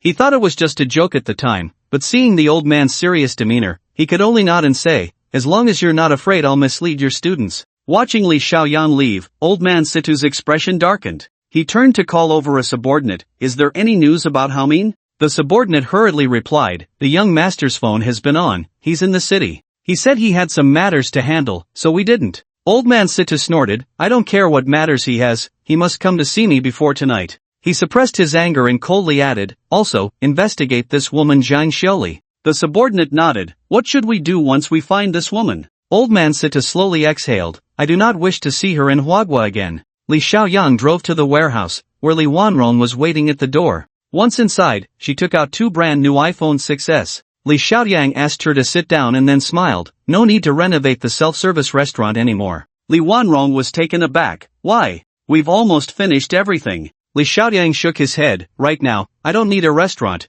nor do I want to just open a diner. The location and space of the Yijing building are quite good, and with the background of the Yijing group, opening a restaurant there would be a waste." Li Wanrong was somewhat dissatisfied. "So all the work we've done in the early stages is for nothing?" Li Xiaoyang looked at her. "Wanrong, do you think I'm unreliable in my work?" On this matter, Li Wanrong was very persistent. "You have the support of Tianhe, such a good background and connections, plus your research in traditional Chinese medicine, and we have someone as capable as David. As long as the restaurant opens, it will definitely make a name for itself." Li Xiaoyang just looked at her. So what?" Li Wanrong was stunned. "We can open branches nationwide, even take the brand abroad, and promote the art of Chinese medicine. We can make a lot of money. A lot of money. It might take decades of hard work to earn less than what Li Xiaoyang got from Huang Yuanqing's house. But the point isn't making money." Li Xiaoyang stood up and looked at her. "Wanrong, do you want to run a mediocre restaurant as a boss, or do you want to follow me and change the world?" "Change the world." Li Wanrong chuckled. "Bro, don't scare me with the classic quotes of Fruit Joe. I don't know how you plan to change the world." "I haven't figured it out yet," Li Xiaoyang murmured, "but I have a feeling that I really can change the world with my own strength." Li Wanrong stood up. "It's good that you have this ambition, but some things can't be done by human effort. Since you don't want to open a restaurant, what are you planning to do?" Li Xiaoyang smiled slightly. "I want to build a laboratory." This time, Li Wanrong was truly dumbfounded. "A laboratory? What are you planning to do, develop biological weapons?" Li Xiaoyang laughed heartily. "Not quite, but not far off. A different light sparkled in his eyes. Once I'm done with my current tasks, I'll talk to David about setting up this laboratory. Li Wanrong could only sigh. You're the boss, you call the shots. Li Xiaoyang gently held her hand. One day, you'll understand what I want to do. Seeing the man so confident, Li Wanrong became serious. As long as it's what you want to do, I'll naturally follow you. I hope that one day, you really can change the world. Watching the girl leave, Li Xiaoyang slowly sat back down. Although he had just spoken boldly, he still had a long way to go to realize his plans. Holding the phone that Li Wanrong had bought, Li Xiaoyang quietly took out the lucky crystal. Now he wanted to do something he had wanted to do for a long time, which was to upgrade to the latest Fruit 6 phone. Li Xiaoyang wanted to test if his abilities could upgrade to a future phone. If this theory could be confirmed, he would gain access to future technology. Changing the world's technology, starting with a phone, this was a classic story that had once happened. Li Xiaoyang placed the phone and the lucky crystal down, then opened his attribute panel to take a look. Host, Li Xiaoyang quality, attributes, strength 18, agility 18, intelligence 18. Next upgrade success rate, 10 ordinary upgrade attempts, 10,030 special upgrade attempts, 2 special ability, upgrade success rate bonus 1. Recalling the usage rules of the lucky crystal, for ordinary items to upgrade, previously, a level 1 crystal could be used. Then, a level 2 crystal could be used, then a level 3 crystal. Special upgrades, from the start, required crystals of level 2 or above, needing level 3 crystals. Currently, he had sufficient upgrade attempts, and with these lucky crystals, theoretically, he could upgrade the item to above. But this was just a theory. He was reluctant to casually use the lucky crystals he had painstakingly obtained. Moreover, the upgrade required a large number of level 2 crystals, and he had only accumulated about 100 of them. So, Li Xiaoyang decided to first upgrade his iFruit 6 to see what would happen. The success rate for upgrading the iFruit was only 40%, and after using 10 level 1 lucky crystals, Li Xiaoyang chose to proceed with the upgrade. Utilizing the lucky crystals significantly increased the success rate, and the iFruit 6 in his hand successfully upgraded. The phone's appearance didn't change much, only the ugly horizontal bar on the back had completely disappeared. It still looked like an iFruit 6, but it felt noticeably lighter in his hand, and the rear camera had an additional circle, seemingly indicating a larger aperture. If he guessed correctly, the upgraded device in his hand should be the iFruit 6 that had not yet been released on the market. Li Xiaoyang played with it for a while and immediately decided to upgrade again. This time, he was determined and used 50 level 1 lucky crystals, smashing them directly into the upgrade. According to the naming convention of the iFruit company, this device should be the iFruit 7. This meant that Li Xiaoyang's ability had broken the constraints of time and space, allowing him to obtain a future product that wouldn't appear for another 2 or even 3 years. In other words, he was holding the latest technological achievement from 3 years in the future, true future technology. He looked at the iFruit 7 in his hand with excitement. The appearance had undergone a tremendous change. Its thickness had been reduced to 6 millimeters, no longer the bland rounded corners, but had returned to the classic angular structure from the era of Old Joe. The back was thick, the edges thin, and it felt incredibly good to hold. Li Xiaoyang noticed that the camera on the back of the iFruit 7 had been moved to the center, with a secondary camera on either side, a larger aperture, and the entire camera no longer protruded, seemingly possessing more functions. The entire body was made of a single piece of aluminum, and the surface screen was a genuine sapphire screen. Li Xiaoyang examined it closely. Although it hadn't yet broken through the bezel-less limitation, the iFruit 7 featured a curved screen. The most astonishing change was that the circular button on the front had disappeared,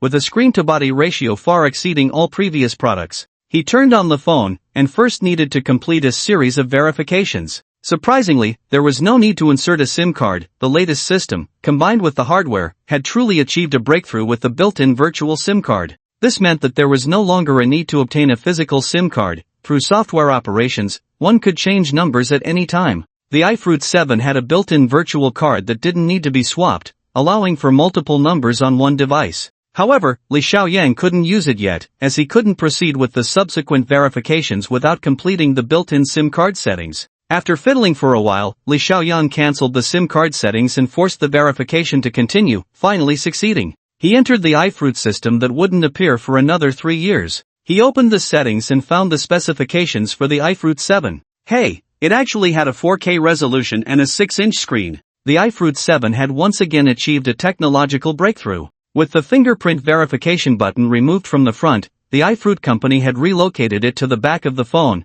where the unique fruit shape now had a slight protrusion, specifically designed for fingerprint verification. In addition, the screen could respond differently based on varying pressure levels. Li Xiaoyang slowly played with this future phone, having already validated his theory that his upgrading ability could indeed access future technology. This was just the beginning. If so, how many years' worth of technological achievements could he obtain? It was unimaginable. Of course, this iFruit 7 in his hand was completely unusable. He had merely acquired future technology without the ability to transform it into something of his own. Li Xiaoyan carefully set the upgraded iFruit 7 aside, left the warehouse, and went straight home. Unexpectedly, the girl Wang Weiwei was actually obediently at home. When she saw him return, she handed him an envelope. What is this? Li Xiaoyan looked at the envelope, which was blank and didn't even have a signature. It's from that hooded sister, Weiwei said, then pulled out a heavy laptop from under the coffee table. And this too, it's for you. The widow had left, and this time it was for real. Li Xiaoyang felt a sense of loss. Opening the envelope, he found a white card with a website for the No Man's Land and a complex account number. But even more complicated was the password,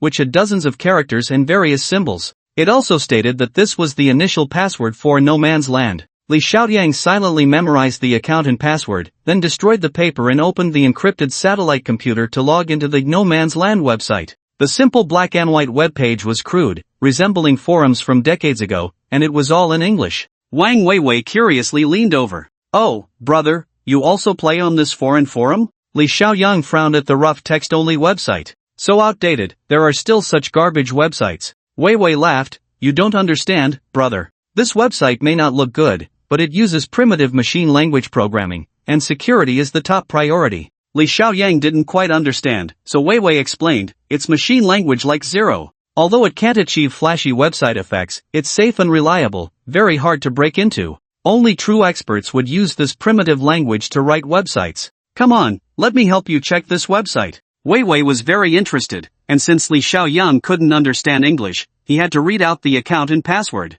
Weiwei logged into the website. This seems to be an information classification website with various personal transactions, a bit like our country's 85 city. As she spoke, she casually opened a post, and after just one glance, her face turned bright red, and she stood up with her little mouth pouting. Brother Xiaoyang, you're so perverted. What is all this mess? Li Xiaoyang was puzzled. All he saw was a string of English, nothing special, and it wasn't a dating site. Weiwei huffed. Look at what it says here, it's so disgusting. She slowly translated, I have a blonde beauty for sale, priced at $3 million.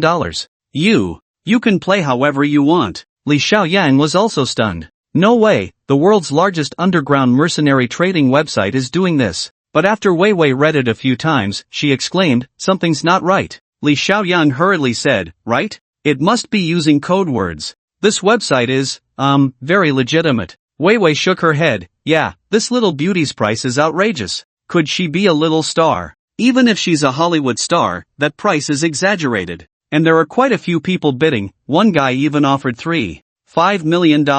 What is going on? Li Xiaoyang tapped her lightly. Stop talking nonsense. Open a search and look up blonde beauty using a foreign search engine, search in English, and see if there's anything special. Weiwei opened a search engine he had never seen before, which had a pirate flag logo. After a dazzling series of operations, Weiwei manually filtered the search results. Seeming to find it a bit slow, she even opened a notepad on the spot and quickly wrote a small search program. Li Xiaoyang was dumbfounded and instinctively reached out to tap her shoulder. Wang Weiwei, quality 4, strength 4, agility 5, intelligence 15. Compared to the last time he checked, strength and agility had both increased by 1 point, especially intelligence, which had remarkably increased by 5 points. Weiwei's attributes were actually growing, perhaps because she was a child and still had room to grow. Li Xiaoyang checked her skills, and it clearly stated, Hacker Mastery. This girl has a bright future. At this moment, the little girl had completed her search and, upon opening a page, couldn't help but gasp, what a magnificent vehicle!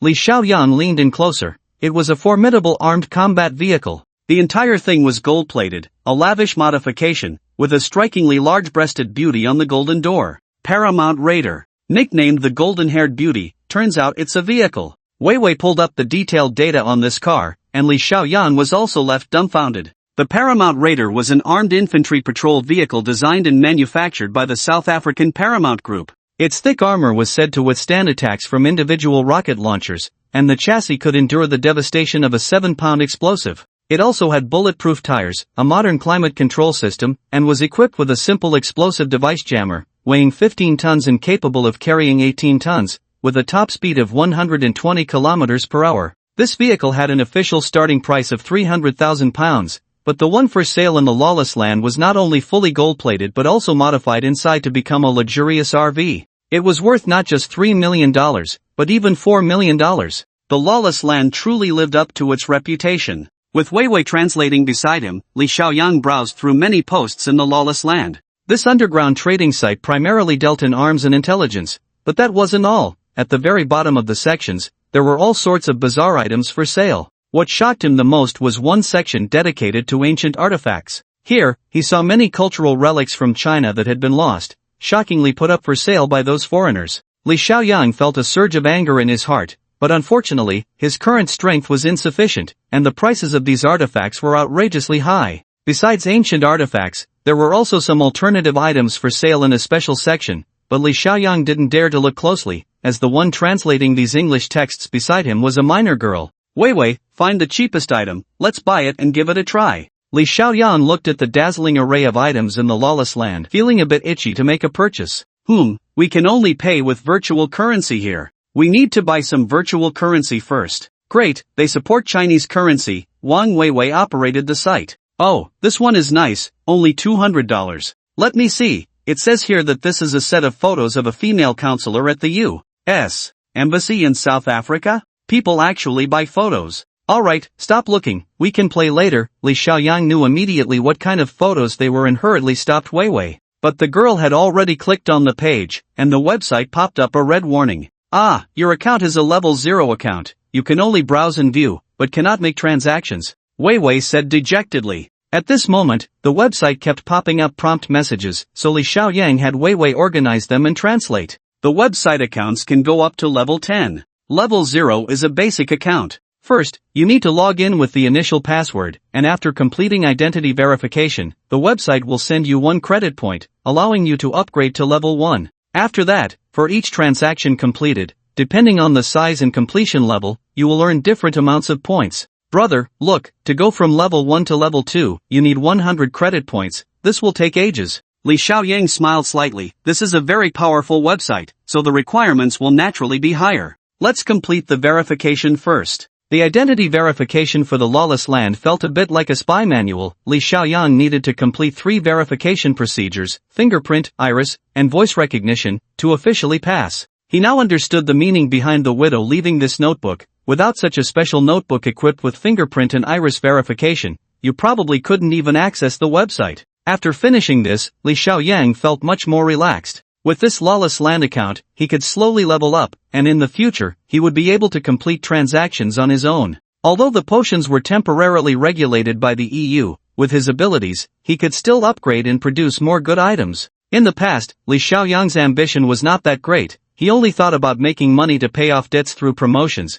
aiming to become a wealthy man. But now it's different. With the ability to master future technology, he certainly wants to pursue a more high-end career. This is also why he wants to build a laboratory. Li Xiaoyang wants to take the technological route and realize his ideals through technological upgrades. David, where are your brother and the bald guys? Li Xiaoyang asked as he closed the computer. Wang Weiwei pouted, don't mention it. Bald Chang and the others are just loafing around, taking David out for drinks and meals every day. Recently, it's been better since Bald Brother has been busy, but once Lingji's sister comes, Uncle David goes even crazier. She chattered on, and Li Xiaoyang was confused. Wait, who is Bald Chang, and what's up with Li Lingji? Weiwei giggled. Bald plus my brother makes the name Bald Chang, right? As for Lingji's sister? You don't know yet, but she's a natural foodie. Uncle David used to go out looking for food, but now Lingji's sister makes him delicious meals every day. Li Xiaoyang laughed. Where are they? Weiwei stood up. Come on, I was just about to take you to see them. They're next door, in the house we just bought. Ha, Li Xiaoyang almost forgot. He had asked Li Wanrong to look for a house nearby, not expecting it to be right next door. Crossing the grass behind, Li Xiaoyang told Weiwei to wait a moment, jumped into the widow's little nest to take a look. Everything had been cleared out, but it was still clean and tidy. Now, inside the drain, there was even a small table. Li Xiaoyang walked over to take a look, and it was a square table filled with various dolls and toys. He paused for a moment and understood. After the widow left, this little nest naturally became the secret base for Weiwei, Lingji, and Yang Baobei. He smiled and climbed up, following Weiwei into the next room. The original owner of the house had just moved out and hadn't redecorated yet. It was empty everywhere, but the living room had a set of luxurious kitchenware, a complete dining table, and a valuable stove. At that moment, Li Lingji, wearing a pink apron, was cooking, while Tang Yanran and Yang Baobei were helping out. The dining table was an ancient-style pear blossom table, with David and Li Songshan sitting at the head, while Li Wanron was pouring tea beside them. Bald Chang was busy on the phone, and a Chang was sitting on the floor with a notebook, playing ranked matches.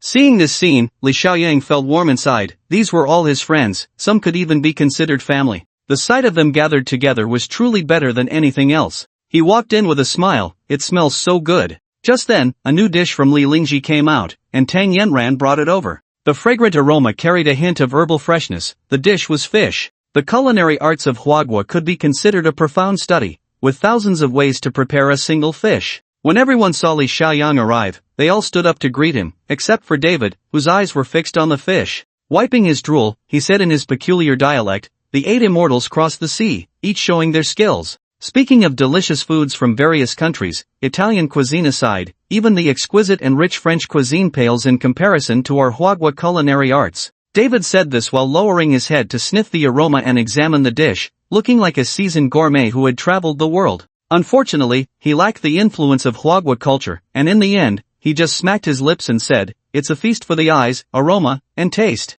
Little 2, bring the wine." Hearing this, everyone laughed. Li Songshan first invited Li Xiaoyang to take the seat of honor, then smiled. "Speaking of our country's cuisine, there are the 4 great schools, which later expanded to the 10 great schools, most of which are named after their geographical locations. There's actually another saying, such as imperial cuisine, folk wild flavors, and medicinal cuisine." He looked at his daughter with a loving glance and said, "The people of the East Sea are known for being the best at seafood. Last time I took Lingji to a banquet, I met a chef from the East Sea who claimed to be the heir of traditional cuisine, the best in the Kanto region, the head chef of some Yagumo restaurant.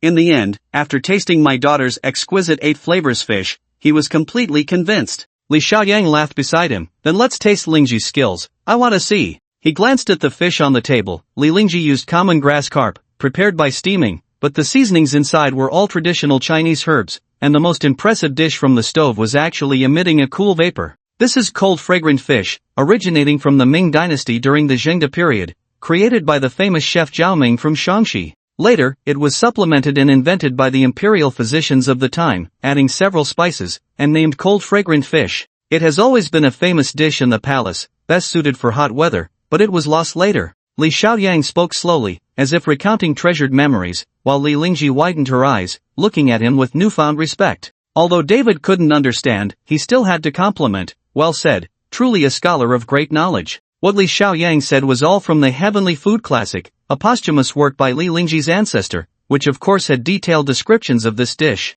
At this moment, he gently used his chopsticks to part the herbs on the fish, took a look, and smiled. "Lingji, this dish is missing something, it lacks one ingredient." Li Lingji was unconvinced. Although the man in front of her was her savior, she had absolute confidence in her culinary skills. "What do you think is missing?" The so-called returning to one, this cold fragrant fish only has 8 seasonings, so it can only be called the gathering of the 8 immortals. If you could add one more ingredient, little fragrant radish, it could be called the 9 gods in heaven, Li Xiaoyang said lightly. "Little fragrant radish?" Li Lingji bit her finger. "That herb has long been extinct. Where am I supposed to find it?" Li Xiaoyang patted his head. "Now that you mention it, I remember, a Chang." A Chang hurried over. Li Xiaoyang pointed outside. "The herbs you brought from Li River last time are still being kept in the yard, in the 8th slot of the 4th row. That light purple herb is the little fragrant radish. Go check if it has borne fruit." A Chang quickly came in holding a square wooden box. Inside the box, about the size of a flower pot, were dense and thriving purple little herbs,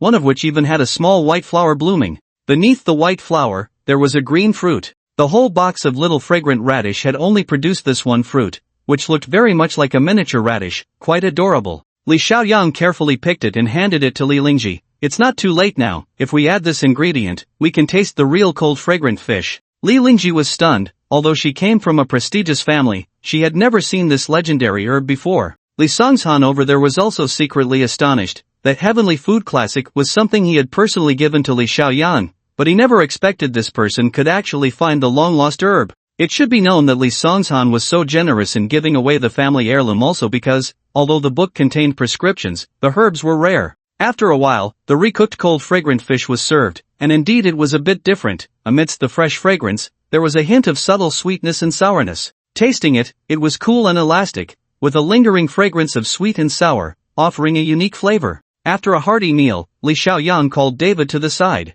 When he mentioned his idea of building a laboratory, David stroked his messy beard and said, You want to build a private laboratory? He glanced at Li Xiaoyang. Without the right tools, don't take on porcelain work, a private laboratory, you can't do it. Li Xiaoyang was already used to his colloquial sayings and wasn't anxious, pulling David to sit down. Tell me in detail, is it really that difficult to open a private laboratory? David laughed. That depends on what kind of laboratory you want to build. If it's the kind for high school students, then of course you can get that going. Li Xiaoyang shook his head slightly. I want to build a real laboratory that can conduct research and produce samples, like Iron Man's workshop. David exaggeratedly stuck out his tongue. Iron Man's workshop. You know, just the holographic simulation system that Tony has in the movies is something that current technology can't achieve. Even if you have money, you can't do it. He's a super rich second generation, holding an international arms group, with that kind of power. That workshop in the movie, you can't build it without tens of millions of dollars. Li Xiaoyang smiled. Things need to be done slowly. You can't rush to eat hot tofu.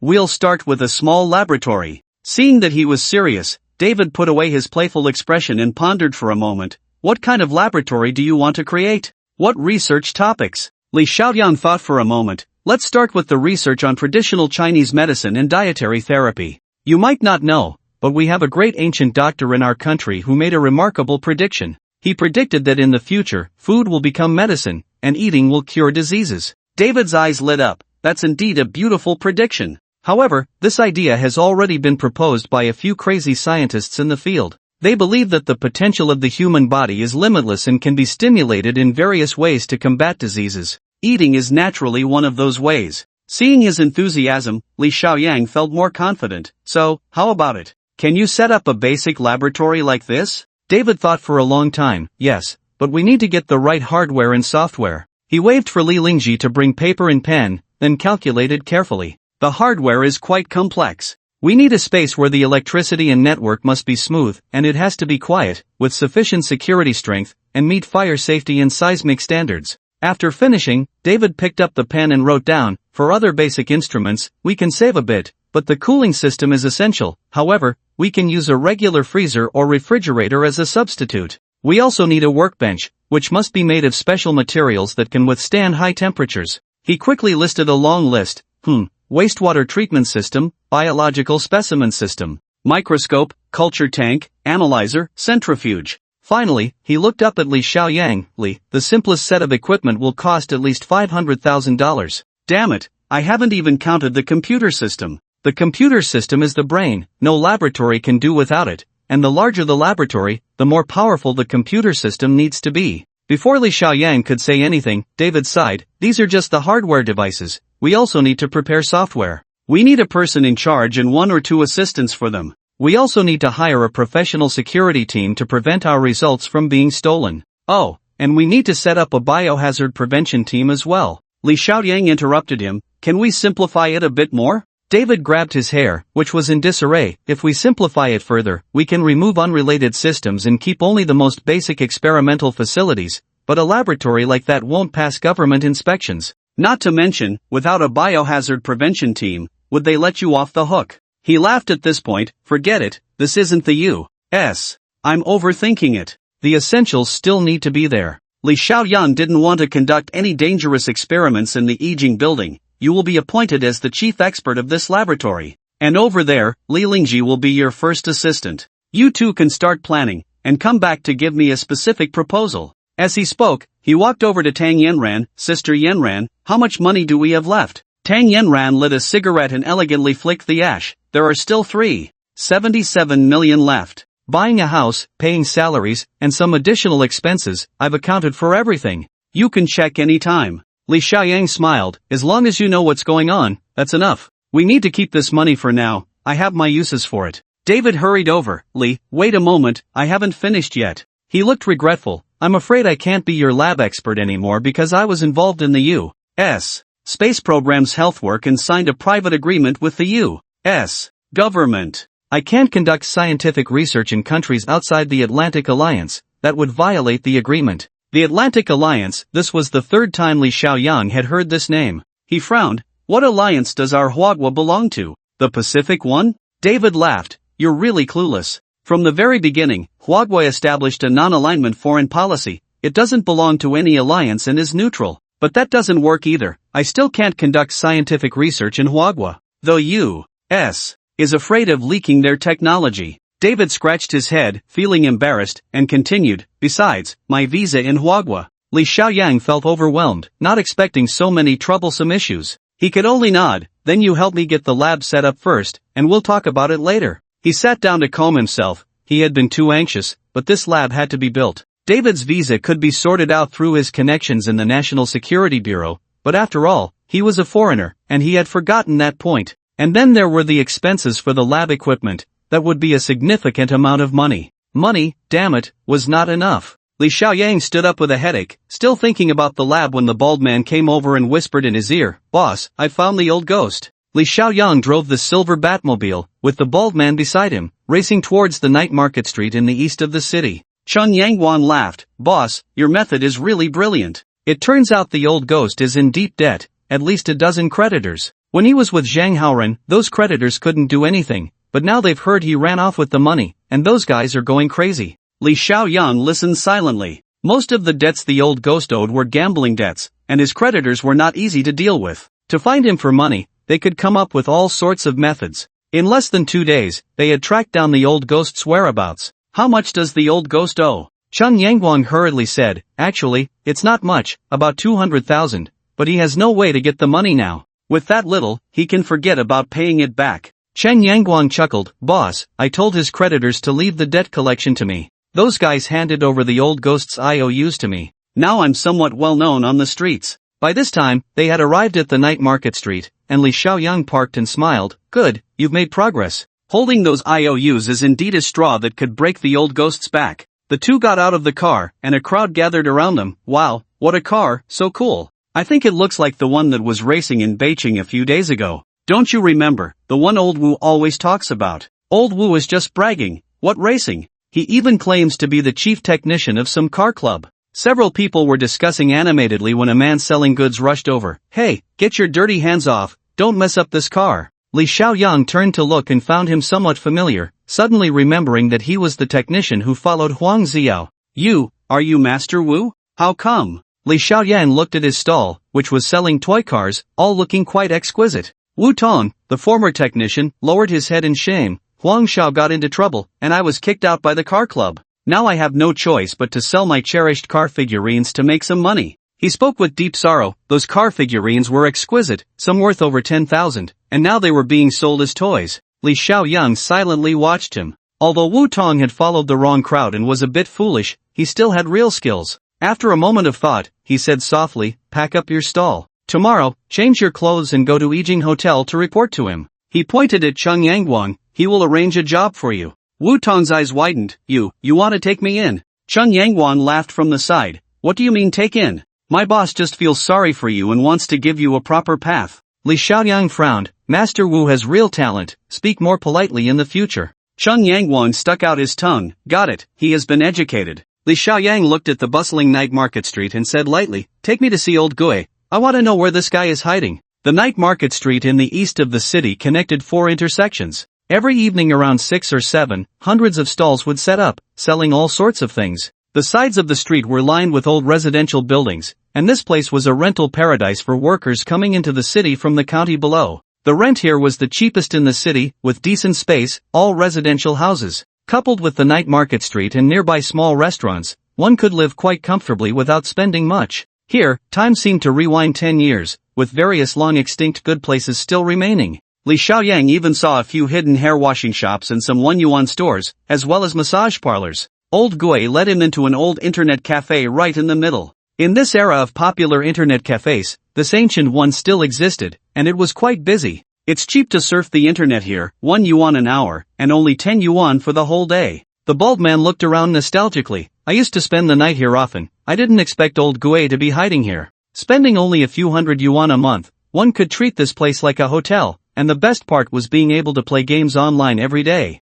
For those workers, this old internet cafe was also a rare place to relax. Cheng Yangguang took Li Xiaoyang to a private room on the second floor, in the corner near the restroom, and pointed to the dirtiest and most dilapidated room. Old Gui is inside. The mess in the internet cafe's restroom was second only to that of a train station. Right at the restroom door, a few blood-red sanitary napkins were thrown on the ground, and buzzing flies thrived amidst the noise of the old air conditioner. Li Xiaoyang covered his nose, and at that moment, Cheng Yangguang also felt nauseous. He kicked open the private room door, and immediately a mix of instant noodle smell and heavy smoke wafted out, blending with the odors outside, making it feel like stepping into hell. Li Xiaoyang quickly spotted old Gui, who was scruffy and had messy hair. Surprisingly, he looked quite well and seemed to have gained some weight. The windows in the room were blocked, and the old air conditioner hissed loudly. In such weather, old Gui was draped in a military coat, staring blankly at them. The 17-inch flat monitor on the table flickered, displaying a web-based game, and the small space had a hard cardboard floor covered with a dirty blanket of indistinguishable color.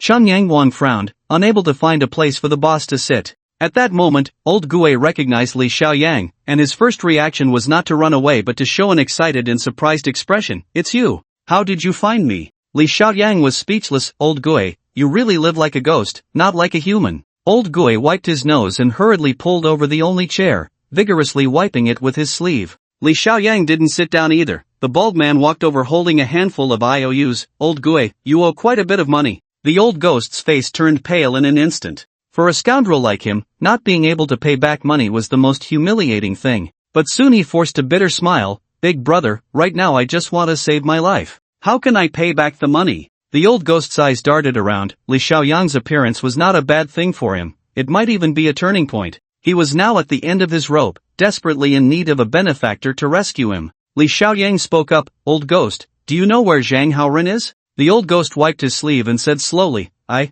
might know where he is." Cheng Yangguang immediately got angry. "What nonsense is that? The boss is asking you a question. Just say whether you know or not, no need for might and might." Li Xiaoyang sneered inwardly, fully aware of the old ghost's intentions. He coldly said, "You want to bargain with me? Baldy, call those creditors over." No. The old ghost was on the verge of tears, slapping himself. "I was wrong, brotherly, please sit down and let me explain slowly." Li Xiaoyang shook his head and sighed. "Didn't I give you that video? You did nothing and let Zhang Haoren push you to this point?" The old ghost lowered his head in shame. It turned out that when he got that piranha video, his first thought was to extort some money and then run away. But he underestimated Zhang Haoren, the former boss. The extortion failed, the video was lost, and he almost got silenced. He was lucky to have a good relationship with Xiaoli, one of Zhang Haoren's subordinates, and managed to escape, hiding in an internet cafe, neither human nor ghost. Li Xiaoyang was not interested in any of this and frowned, asking again, "Do you really know where Zhang Haoren is?" The old ghost shook his head. "That bastard is hiding too deep. I don't know exactly where he is, but," he whispered with a flattering smile, "I know where that woman Zhang Xioli is. She must know Zhang Haoren's whereabouts." Li Xiaoyang looked at him with disdain and turned to Cheng Yangguang. "Take him to change clothes, have a good meal, and find out where Zhang Xioli is hiding. Don't alert that woman yet, wait for me to handle it." He then looked at the old ghost. "If you handle this well, I can help you clear your debts, but if you dare to play any tricks..." He swiftly drew his gun and aimed it at the old ghost's feet, pulling the trigger. Because it had a silencer, the gunshot was very faint, but the bouncing shell and the smell of gunpowder made the old ghost wet his pants on the spot. After leaving the internet cafe, Cheng Yangguang caught up, his face hesitant. "Boss, are you really going to take in this guy?" "You mean the old ghost?" Li Xiaoyang shook his head with a smile. "I won't take in trash like him." His tone softened as he patted Cheng Yangguang's shoulder. "You're different from him. Although you're both scoundrels, I take you in because you still have a chance to walk the right path. A person like the old ghost is beyond saving." He let out a slow breath. "You follow him, bring a couple more people just in case, and especially be careful. If you find any trace of Sito Haomin, don't act impulsively, safety first." Cheng Yangguang reflected on the boss's words, feeling warm inside. He was no longer the small-time thug he used to be, but a promising young man working with Li Xiaoyang. Just this alone was enough for him to be grateful for a lifetime. Watching Cheng Yangguang take the old ghost away, Li Xiaoyang walked back to the silver bat. At that moment, Wu Tong was holding a large woven bag, standing in front of the car, scolding the children playing around. "Don't touch it. You, yes you. Who's your parent? Who told you to draw all over it?" Li Xiaoyan looked at this amusing scene. Wu Tong's actions were not to please him. She truly loved the car, almost obsessively, and was doing this entirely for the silver bat. Walking up to Wu Tong, Li Xiaoyang handed her the car keys. Do you want to take it for a spin? Wu Tong's mouth dropped open in surprise. Can I? Wu Tong was a shy person, but once the topic of cars came up, he could talk endlessly. All the way home, he drove while sharing the story of this silver bat with Li Xiaoyang, mentioning how the crew of Batman had once let the Joker drive this car to shoot some cool scenes, but unfortunately, they were cut from the final version. It wasn't until they reached home that Li Xiaoyang finally interrupted him, saying, Master Wu, don't forget to go to Yijing tomorrow. Chang Yangguan will arrange a job for you. Wu Tong reluctantly got out of the car, still talking as he left. Your car's right brake system has some issues, you need to fix it quickly. Also, the engine needs maintenance, don't delay it. There's only one of this car in the world, remember. Li Xiaoyang shook his head as he watched him leave, turned around, and opened the door, only to be startled by the lively scene before him. A brand new game console was set up in the living room, and a 69-inch ultra-large TV was also there. At that moment, 3 girls, including Wang Weiwei, were gathered around the sofa, shouting and playing games. Next to them sat a pretty girl, continuously directing, Weiwei, walk east, there's a new pet you can capture over there. Lingji, why are you so slow? Didn't I say to activate defense first when attacking? Li Xiaoyang coughed lightly. Susu, what are you doing at my house? Susu was wearing a tank top, radiating youthful energy. She had dressed up deliberately before coming, the light yellow shorts complemented her fair skin, and a pair of black lace high heels made her petite figure look taller. This girl even painted her toenails black, which looked a bit odd. She smiled brightly and said, Xiaoyang, as a friend, can't I come over? I heard it's lively here, so I brought a game console for them to play. Isn't that great? This girl had even changed how she addressed him, calling him so sweetly. Li Xiaoyang looked at the 3 kids who were having a blast and shook his head helplessly. How did you know it was lively here? Who told you? Secrets can't be revealed, Susu replied with a sweet smile. Besides, I just left Tianhe and wanted to see some old friends. Thank you for taking care of me before, isn't that okay? Fine.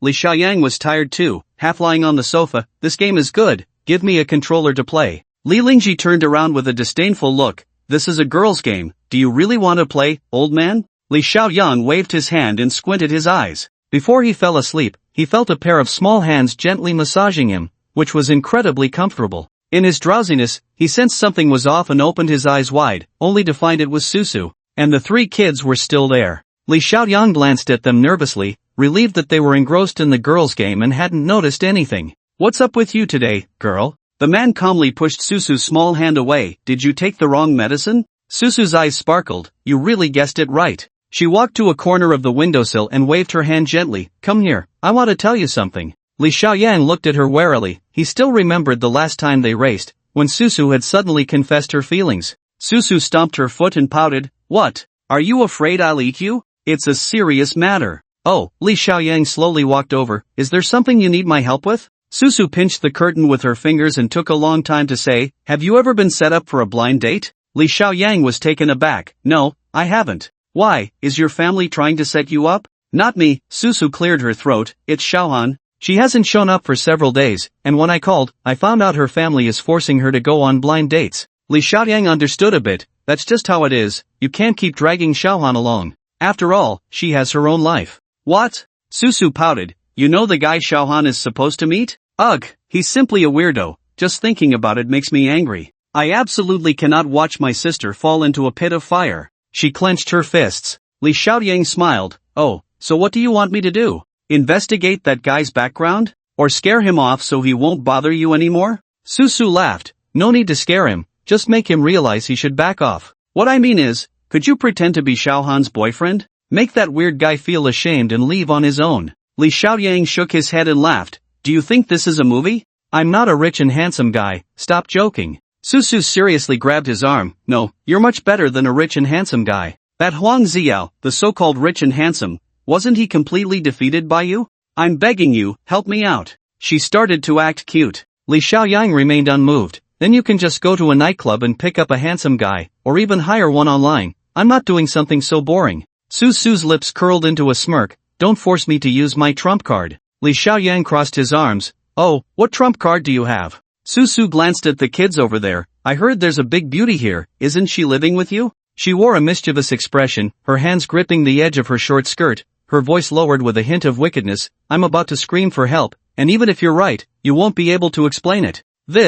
Although this tactic was a bit shameless, it was very effective in this situation. Li Xiaoyang wasn't afraid of Tang Yanran misunderstanding, but he was worried about the three kids misunderstanding. Wang Weiwei was fine, but if Li Lingji and Yang Baobei saw this scene, his image would be completely ruined. He cleared his throat and said seriously, "Alright, let's talk outside." "So you're agreeing then?" Su giggled and walked out. Once outside, the girl immediately spotted the silver Batmobile. Her eyes lit up. "I almost forgot about this car. With this car, that weird guy would probably cry on the spot." But Li Xiaoyang didn't even take the car keys. "I hate driving luxury cars to show off, it's too lacking in skill. Come on, let's take your car." Su chuckled, "Still mad? Don't be, you helped us out this time, we will definitely repay you. Aren't you planning to open a restaurant? Xiaohan and I both quit our jobs, we can come help you." This was a more realistic form of repayment, and Li Xiaoyang nodded slightly. "Since I promised you, I will definitely handle this beautifully." Su drove directly to a boutique men's clothing store, right in the center of the square, where all the men's clothing was branded.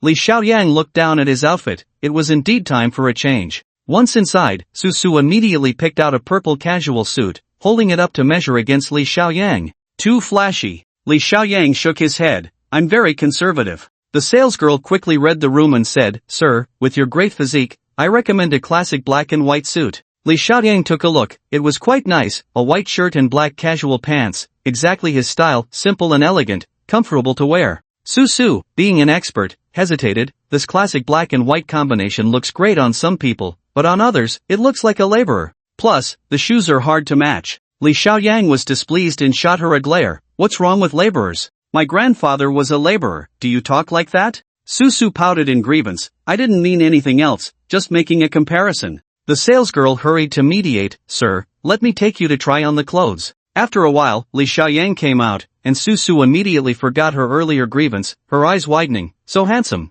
The salesgirl beside them also blushed slightly. Truly, people rely on their clothes. After 3 upgrades, Li Xiaoyang's physique could definitely be called perfect, and not in a scary muscle-bound way, but rather a powerful yet slender build. This shirt was designed specifically for the model, perfectly highlighting the man's inverted triangle shape. Paired with straight-leg casual pants, it showcased Li Xiaoyang's handsome and tall figure. In fact, just like women, as long as a man has a good physique, he possesses 7 parts of charm. Moreover, Li Xiaoyang was already good-looking, with a faint stubble at the corners of his mouth. He really looks like Zhang Jin, that big star from Taiwan. The young girl selling clothes said enviously, thinking how nice it would be to have a boyfriend like that. Su thoroughly enjoyed the feeling of being envied by others. After paying, she linked arms with the man and walked out of the store, but instead of driving, she insisted on pulling him to stroll around the bustling pedestrian street a few times. Don't rush, I'm starting to regret it. That cheap girl Xiaohan," Su said, intimately linking her arm with his. "Sai, just walk with me a few rounds, let me enjoy the envy and jealousy of those women."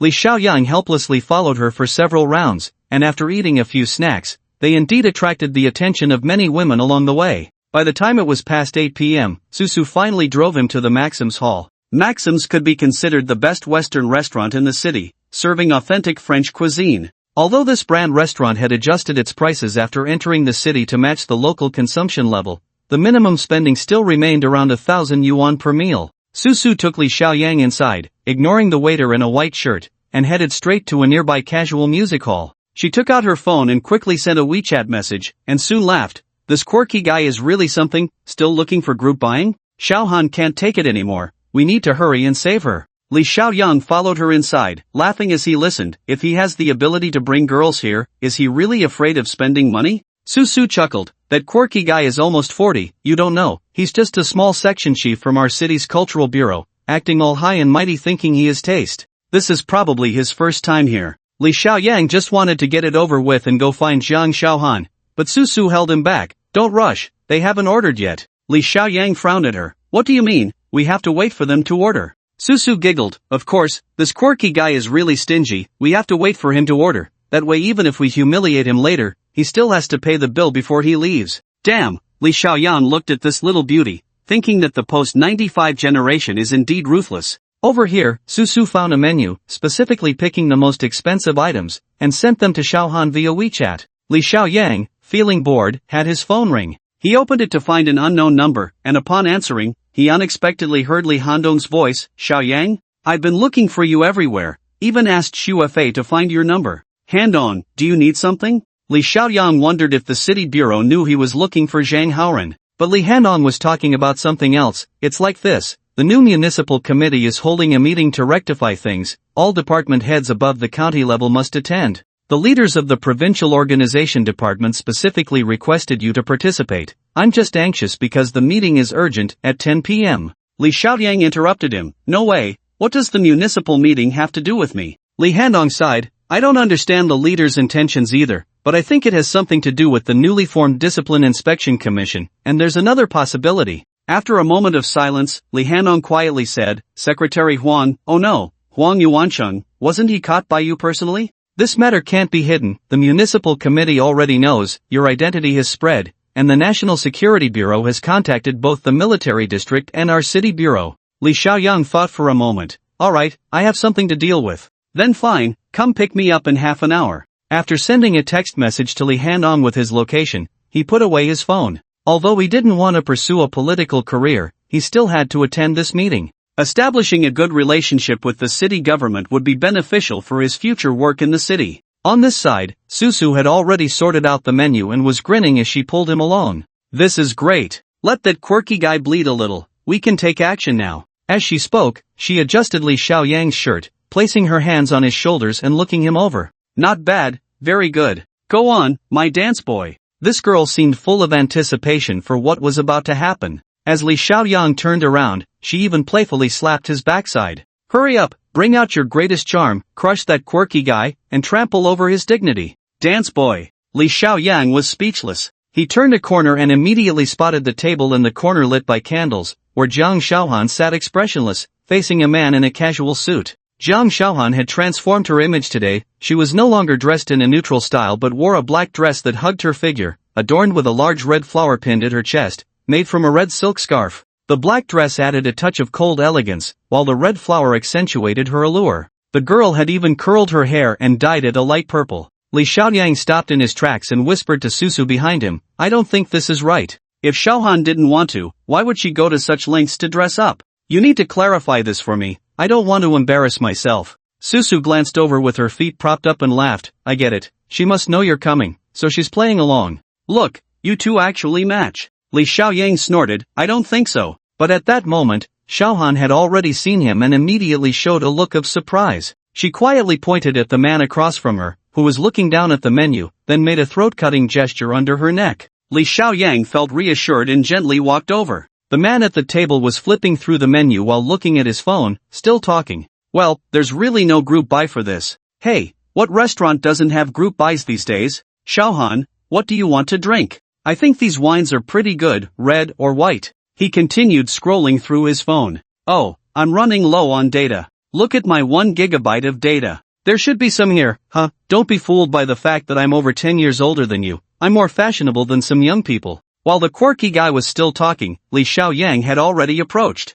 The man slightly raised his head, saw Li Xiaoyang in a white shirt and black pants, and immediately misunderstood. Waiter, you're just in time. What's your password? Li Xiaoyang was taken aback, looking at him amusingly. Suddenly, he remembered a long-standing joke and laughed. The password is. The quirky guy was so focused on his phone that he fell right into the trap, muttering, so complicated. Most restaurants use phone numbers for passwords, why make it so long? Say it again. Not difficult. Li Xiaoyang was laughing so hard his stomach hurt. It's bring me a bottle of 1982 Lafite, the initials. The quirky guy exclaimed, oh, that's easy to remember.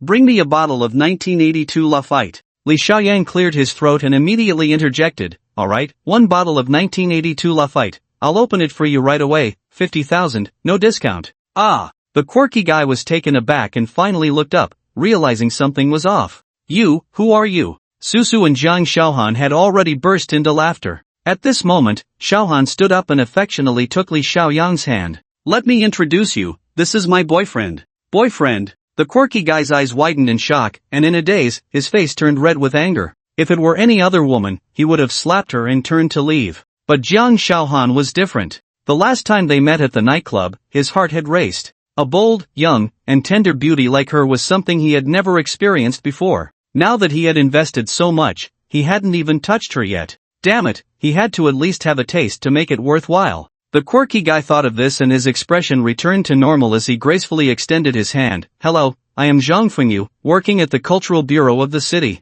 Li Xiaoyan thought to himself, indeed a quirky character, able to endure this. Without even looking at the other person, he reached out and wrapped his arm around Zhang Xiaohan's waist, leaning in for a passionate kiss without any warning. The quirky guy was stunned, and Su Su was also taken aback. Even Zhang Xiaohan, who was in the middle of it, felt her body stiffen, but as the man's warm kiss continued, she gradually softened. This kiss was passionate enough. Li Xiaoyang whispered in her ear, "This is the interest, specially charged. Don't worry, I'll make this quirky guy leave right away." Zhang Xiaohan's eyes sparkled with laughter, and her lips made a biting gesture. The quirky guy finally exploded. "Zhang Xiaohan, do you still have any shame? You're on a blind date with me." Zhang Xiaohan's expression darkened. "Zhang Fengyu, I've checked your background. Don't you have a wife in the county? Your kid is almost old enough to buy soy sauce. You flatter my family and force me to meet you. What are you really after?" Li Xiaoyang was now wide-eyed, not expecting Zhang Fengyu to be this kind of person. Zhang Fengyu, having his true colors revealed, also tore off the mask. "You filthy woman, I won't argue with you here." His anger turned towards Li Xiaoyang. "Kid, if you know what's good for you, break up with her quickly. Don't pretend to be cool in front of me. So what if you're handsome? Do you believe I can take you down later?" As he spoke, he threw off his suit jacket, revealing a bony frame, and pointed at Li Xiaoyang. "You son of a bitch, listen carefully." Li Xiaoyang's eyes turned cold, and just as he raised his finger, he grabbed a plate of fruit, still with ice cubes, and smashed it down on the guy's head with a loud crash. Before the quirky guy could even scream, a flaming candle was forcefully shoved into his mouth. Li Xiaoyang grabbed him by the collar and threw him onto a large wooden chair, using his left hand to stuff a napkin into his mouth to block the candle. "I hate it when others insult mothers. What right do you have to insult someone else's mother?" The candle in his mouth made the man's face turn red, but he was blocked by the napkin. Seeing that Zhang Fengyu was about to suffocate, Su Su and Zhang Xiaohan hurriedly pulled Li Xiaoyang. Don't kill him." Li Xiaoyang reluctantly let go, delivering a flying kick that sent Zhang Fengyu crashing to the floor, rolling a few times.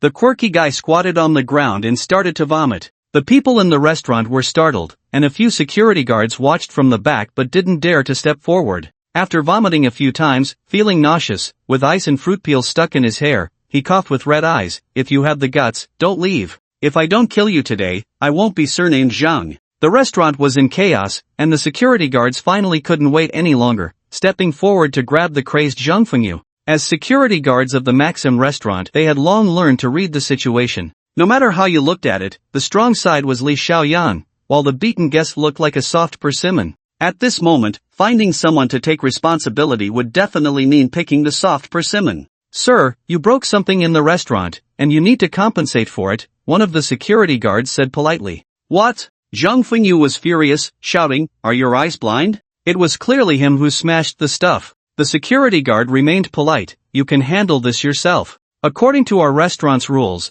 you are the guest who signed the bill, so we can only look for you. You guys." Zhang Fengyu's face turned red, and a piece of melon peel drooped down from his head, making him tremble with anger. Li Xiaoyang looked at his defiant expression and, with a cold face, was about to kick him again when a man in a police uniform strode over. "What's going on? What happened?" As Li Handong entered the restaurant, he saw the scene and, momentarily confused about the situation, noticed Li Xiaoyang's displeased expression, causing him to furrow his brows. In the current city, who would dare to cause trouble for Xiaoyang? Were they tired of living? Over there, Zhang Fengyu saw him and exclaimed in surprise, "Captain Li, old Li, you came just in time. Quickly, arrest this guy, he just hit me." Li Handong glanced at him. "You are?" "I'm old Zhang from the Cultural Bureau." Zhang Fengyu hurriedly wiped his face with a napkin. "Last time we went to the county for research, we even shared a car." Li Handong's brows remained furrowed. This person looked familiar, but he couldn't recall him clearly. Zhang Fengyu was full of expectation. Li Handong was the captain of the city's criminal police, and with this big mountain around, that kid was doomed today.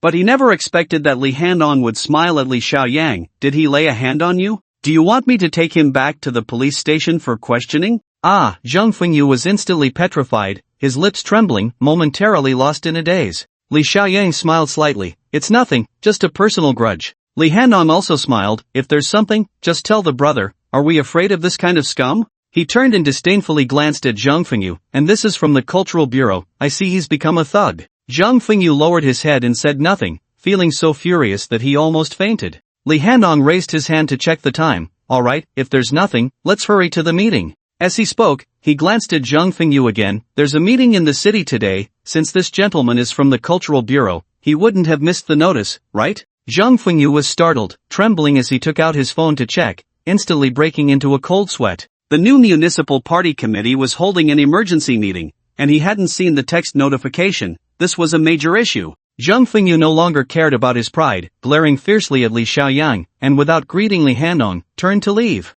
Over there, Susu giggled, Director Zhang, you haven't settled the bill yet, and there's also the compensation for these things, don't forget. Zhang Fengyu lowered his head, wordlessly going to settle the bill. He was in a hurry to change clothes. The meeting was important, especially since it was the new leadership's meeting. Jiang Xiaohan, and that whoever, you dog couple, just wait and see, what can the criminal police captain do? Can he protect you for a lifetime? Zhang Fengyu gritted his teeth with malice, feeling heartache as he swiped his card to pay, while plotting how to deal with that dog couple later. Li Xiaoyang got into Li Handong's SUV, hurrying towards the municipal party compound. This time, people from the provincial organization department are coming. Huang Yuanqing's case can't be closed because the Discipline Inspection Commission has no news about him. Since he was taken away by the National Security Bureau, the follow-up handling is quite troublesome. Li Handong lit a cigarette. Now that the provincial leaders are here, it will be easier. It seems the province intends to directly select someone from the Municipal Standing Committee to temporarily take charge. As Li Handong spoke, he noticed that Li Xiaoyang wasn't paying attention at all, and couldn't help but smile. It's meaningless to tell you this. In short, the city is about to change. I'm feeling quite anxious myself. I want to ask, do you have any news on who the next municipal party secretary might be? Li Xiaoyang finally understood why this criminal police captain had come to pick him up. It turned out he wanted to probe for insider information, but unfortunately, he had picked the wrong person. I really don't know about this, Li Xiaoyang said earnestly. If I knew, would I not tell you? Our friendship is here. Li Handong grinned. With Li Xiaoyang's words, he felt much more at ease. Upon entering the municipal party compound, they saw a crowd of cadre leaders huddled together, discussing animatedly. At this meeting, the arrival was quick, the start was late, and it left people perplexed. Recently, the city's political scene had experienced a seismic upheaval, and now those in power were on edge. Li Handong walked a few circles among the crowd and returned to whisper to Li Xiaoyang. Several standing committee members have been in a meeting all day,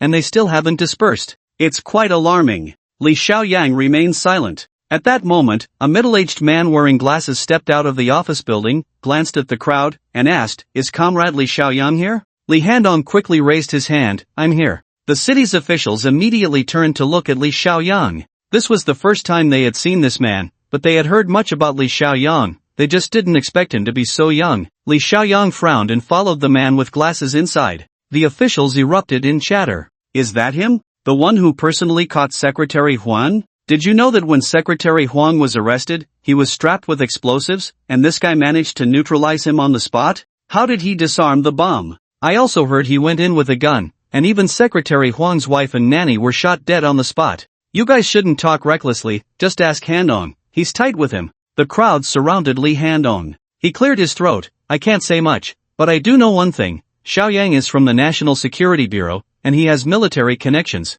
The crowd quieted down. At that moment, Zhang Fengyu hurried in, straightening his clothes as he joined his colleagues. What's going on? Why is everyone so serious? Yang, an official from the Cultural Bureau, smiled. Director Zhang, you're a bit late. We just saw Li Xiaoyang. Li Xiaoyang? Zhang Fengyu gasped. Is he the one who personally took down Secretary Huang? Shoo! Yang nervously pulled him aside. Be careful, walls have ears. Let me tell you, in this city, you can offend anyone, but never offend this guy. Do you know that Deputy Liang from the City Bureau was also taken down by him? I heard Li Xiaoyang carries a gun and has a license to kill. Zhang Fengyu wiped his sweat and nodded repeatedly. Do I need you to tell me? Anyone who offends him is doomed. He felt a bit regretful. I'm having a bad day, running into those scoundrels, wasting time, and I didn't even get to see what Li Xiaoyang looks like. Yang mysteriously pulled out his phone. I took a picture just now. Zhang Fengyu patted him on the shoulder. Good job, as expected from an old photographer. Let me see.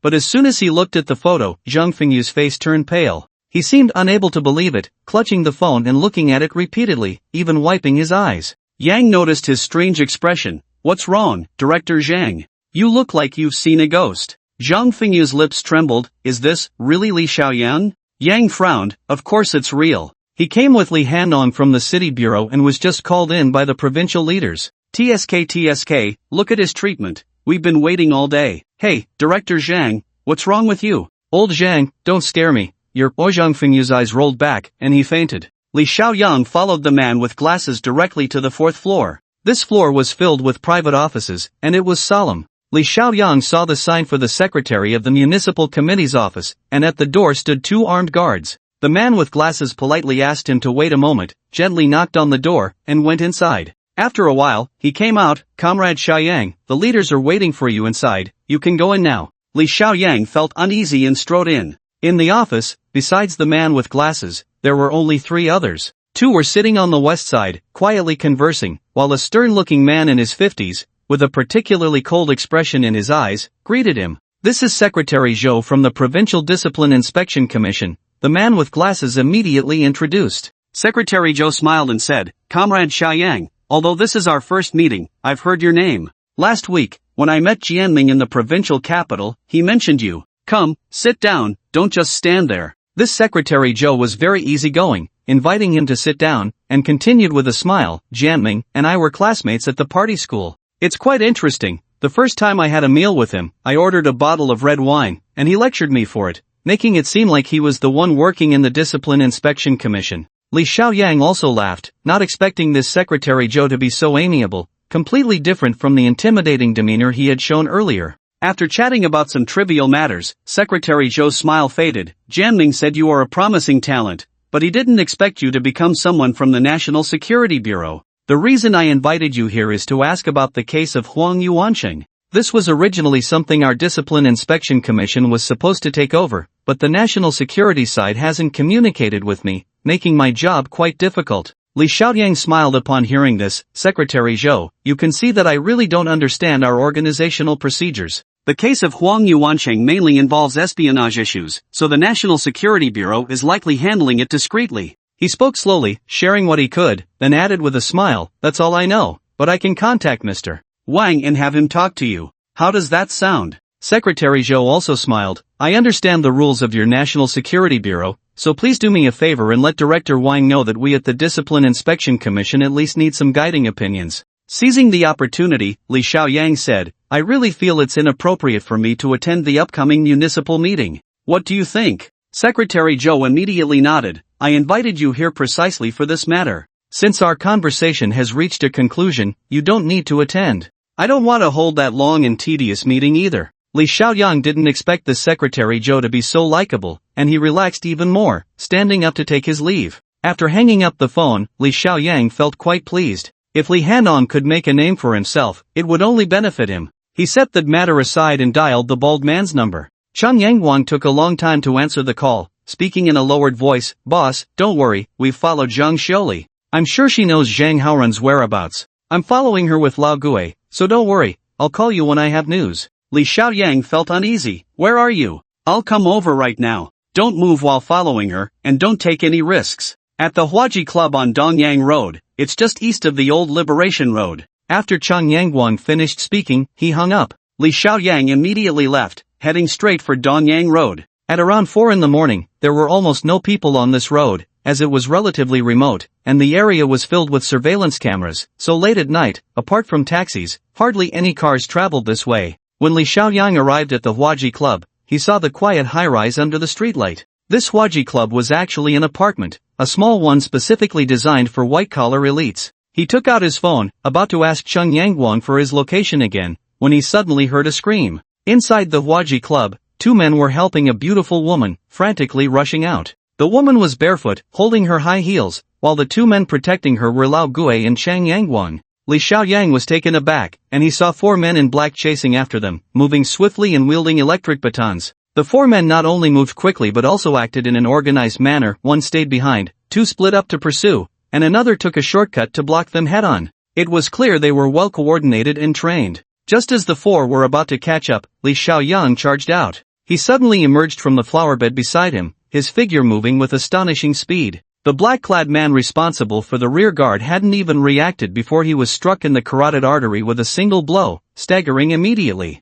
Li Xiaoyang was taken aback. With his strength upgraded 3 times, he had put everything into that strike, yet he hadn't knocked this man out. The black-clad man's physical prowess was indeed formidable. But the black-clad man was even more surprised. Despite his skills, he had been hit, and in a vital spot at that. The man who had suddenly appeared not only moved with precision but also struck accurately, clearly a master of combat. At that moment, one person in front had already blocked Zhang Xiaoli and the bald man, wielding a blue glowing electric baton that crackled as it forced the three of them to retreat. The black-clad man behind whistled, and with two others, surrounded Li Xiaoyang. "This kid is tough, don't hold back," the black-clad man sneered. With their combined strength, even if this guy was a champion fighter, he wouldn't stand a chance. But Li Xiaoyang revealed a strange smile, reaching behind him to effortlessly draw a gun.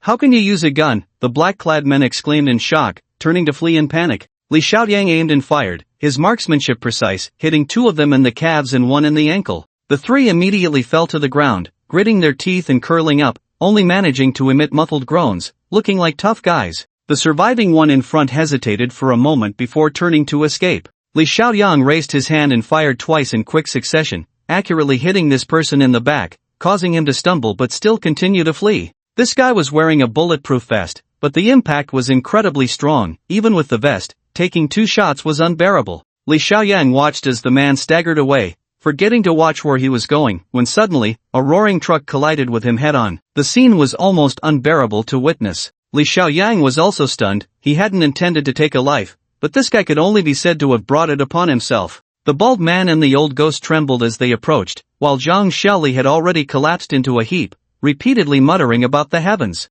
Li Xiaoyang signaled for the two to stand guard to the side and walked over to the injured black-clad man, bending down to take a look. Their injuries weren't severe, although they were penetrating wounds. They hadn't hit any vital spots or arteries. The three men were all dressed in identical unbranded black suits, their expressions fierce. Upon seeing Li Xiaoyang, the so-called demon, they merely gritted their teeth and groaned. "Who sent you?" Li Xiaoyang asked, looking at the three, instinctively feeling that they were definitely not under Zhang Haoran. Zhang Haoran's men weren't this professional or tough. These people looked very much like mercenaries. Sure enough, the three black-clad men remained silent. Li Xiaoyang sneered, reaching out to search the lead black-clad man, quickly finding a phone. He took it out, opened the call log, flipped to the most recent entry, and directly redialed. The black-clad man struggled to reclaim his phone, but Li Xiaoyang turned the gun around and smashed it firmly onto the ground. The phone beeped, and soon a calm voice came from the other end. "Is the job done? The young master is still waiting for news." Li Xiaoyang remained silent, listening quietly.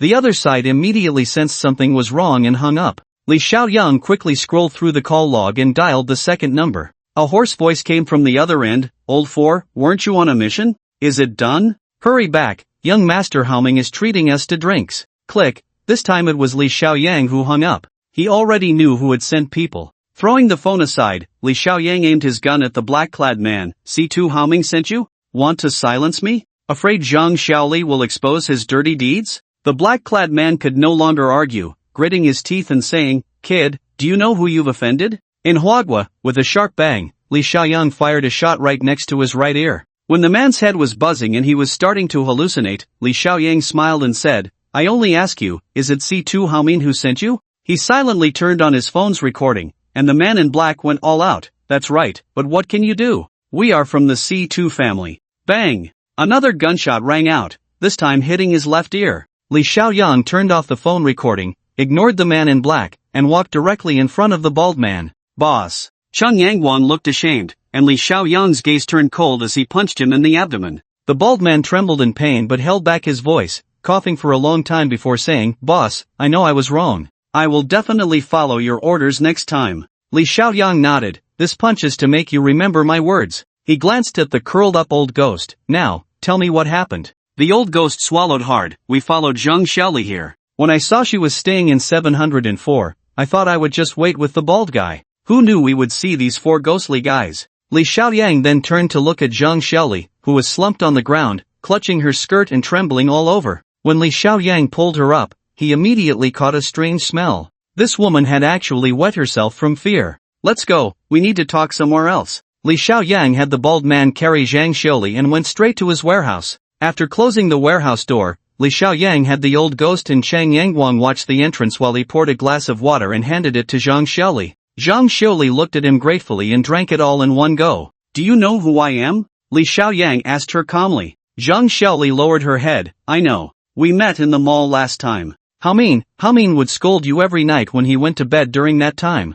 You are his nemesis. Ha, Li Xiaoyang didn't expect her to say that and couldn't help but smile. So do you know who wanted to kill you today? Zhang Shili shook her head slightly, daring to raise her eyes. But they weren't the first batch to come. Yesterday, someone came too. Oh, Li Xiaoyang took out a pack of cigarettes from the drawer, tore it open, and threw one to her. Take your time, you are absolutely safe here. Zhang Shili greedily lit it and took a deep drag, then sighed in relief. Just yesterday, Hao Min suddenly left without saying a word to me. I was watching TV in the room when a man came to the door. Zhang Shili sighed. That man was very cultured and polite, said he was sent by Old Master C2, wouldn't harm me, just hoped I could leave Huagua. Li Xiaoyang's heart stirred. Old Master C2, could it be someone sent by the old man C2? Zhang Shili continued. That man also said Old Master C2 would give me 1 million, and help me with my passport, so I could leave Huagua, and I could choose any place, he could send me there. Li Xiaoyang interrupted her. It seems you refused. Zhang Shili regained some spirit, smiled habitually,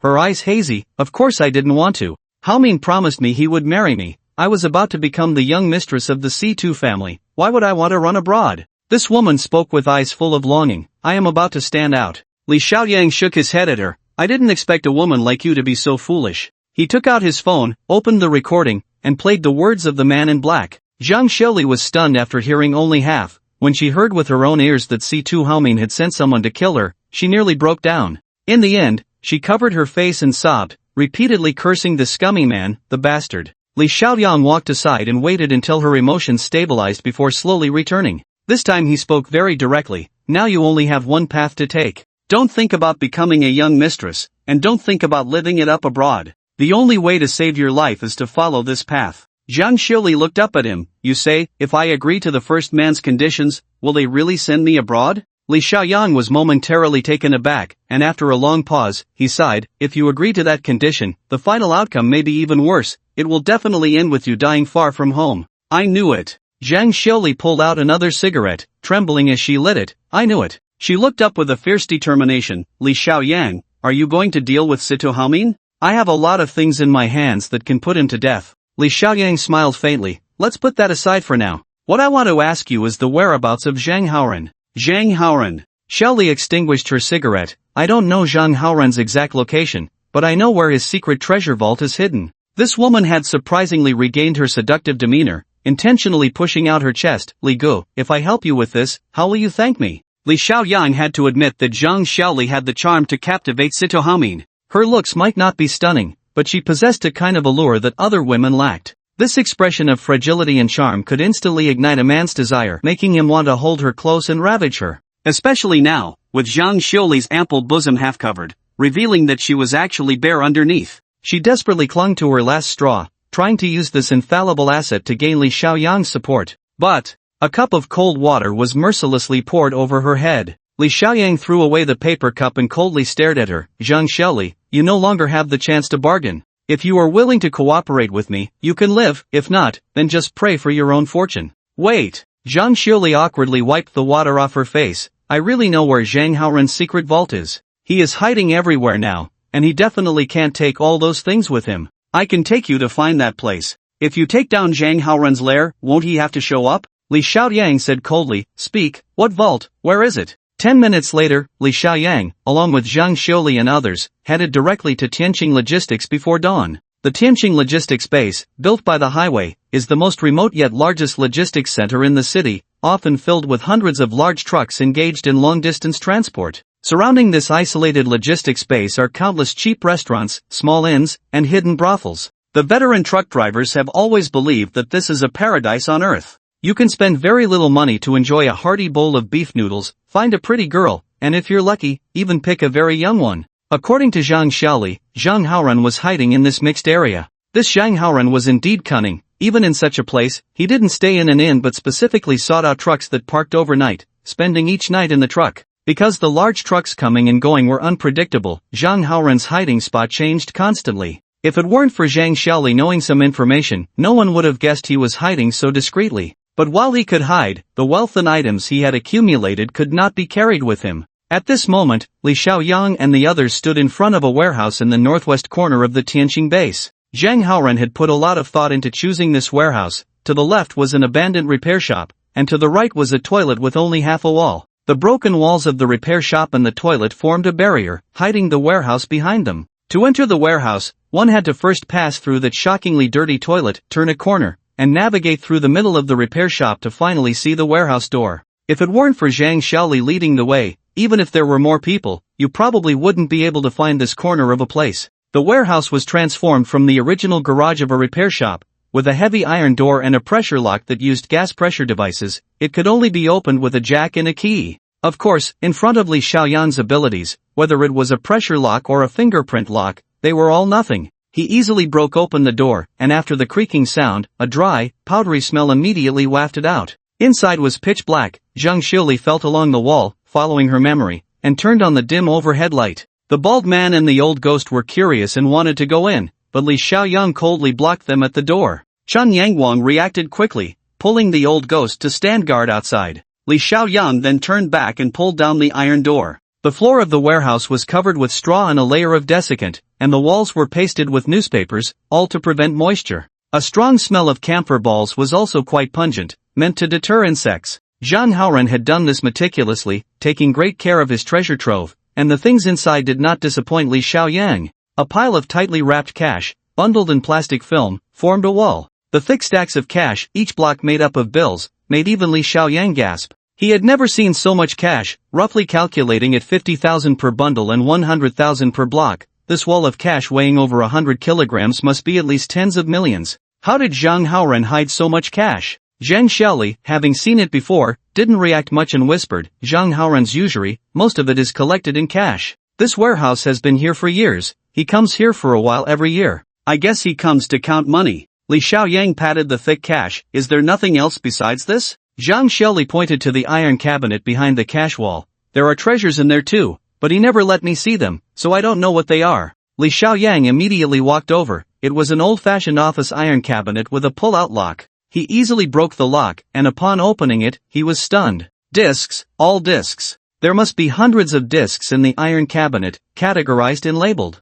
Below the discs was an old-fashioned small television, surprisingly still plugged in. Zhang Xiaoli gasped when she saw the discs and suddenly screamed, "Don't look, don't look." But Li Xiaoyang had already pulled out the top one, labeled Sita Haomin Year 8 Month 31. He placed it in and turned it on. The small television immediately emitted a series of sultry gasps. Although the image was small, it was quite clear. Sita Haomin and Zhang Xiaoli were in various indecent poses on the screen, even deliberately edited, especially with several jaw-dropping close-ups. Zhang Xiaoli rushed over to turn it off, trembling with anger. "Old bastard, son of a bitch, I curse his 18 generations of ancestors." She cursed incoherently. Li Xiaoyang, however, looked at the rows of disc labels. Director of Finance Year 6 Month 7, City Bureau Longfeihu, Tax Bureau Old Tang Special Edition. Almost all departments of the city were covered. Li Xiaoyang looked at the pale-faced Zhang Xiaoli. "This, all your videos?" Zhang Xiaoli spat. Except for me." Zhang Haoran originally had 4 other women under him.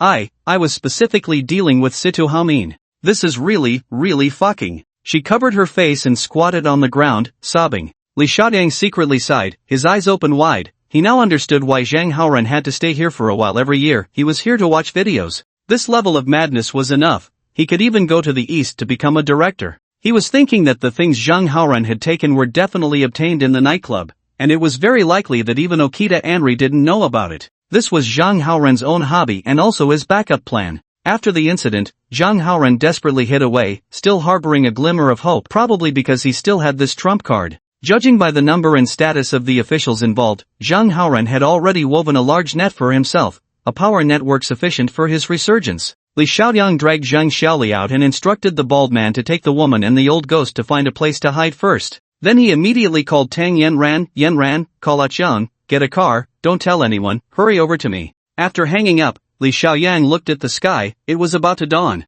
He walked back into the secret warehouse and checked again carefully, finally finding a briefcase under the iron cabinet. When he opened it, it was filled with accounts that Zhang Haoran had personally recorded, with the front pages detailing bribes to certain officials, while the last few pages were records of his loan sharking. Li Xiaoyang looked at the last page, which had signatures from more than a dozen people, along with red fingerprints, and at the bottom were the bank account details of the debtors. A pang of pain struck his heart as he saw his parents' signatures on the first line. The blood-red fingerprints pierced through him like a knife. He was still in a daze when Tang Yanran and Achang arrived. Oh my god! Achang was stunned as soon as he walked in, but Tang Yanran shot him a glare. Don't speak, listen to what Xiaoyang has to say. Li Xiaoyang forced a smile. Yanran, take Achang, and move this money. I will call the Tianhe Finance Department to deposit it into the account under Tianhe's name first, and then according to this list, return the money to the victims. He spoke concisely, handing the list to Tang Yanran. This kind of transfer was naturally a piece of cake for Tang Yanran,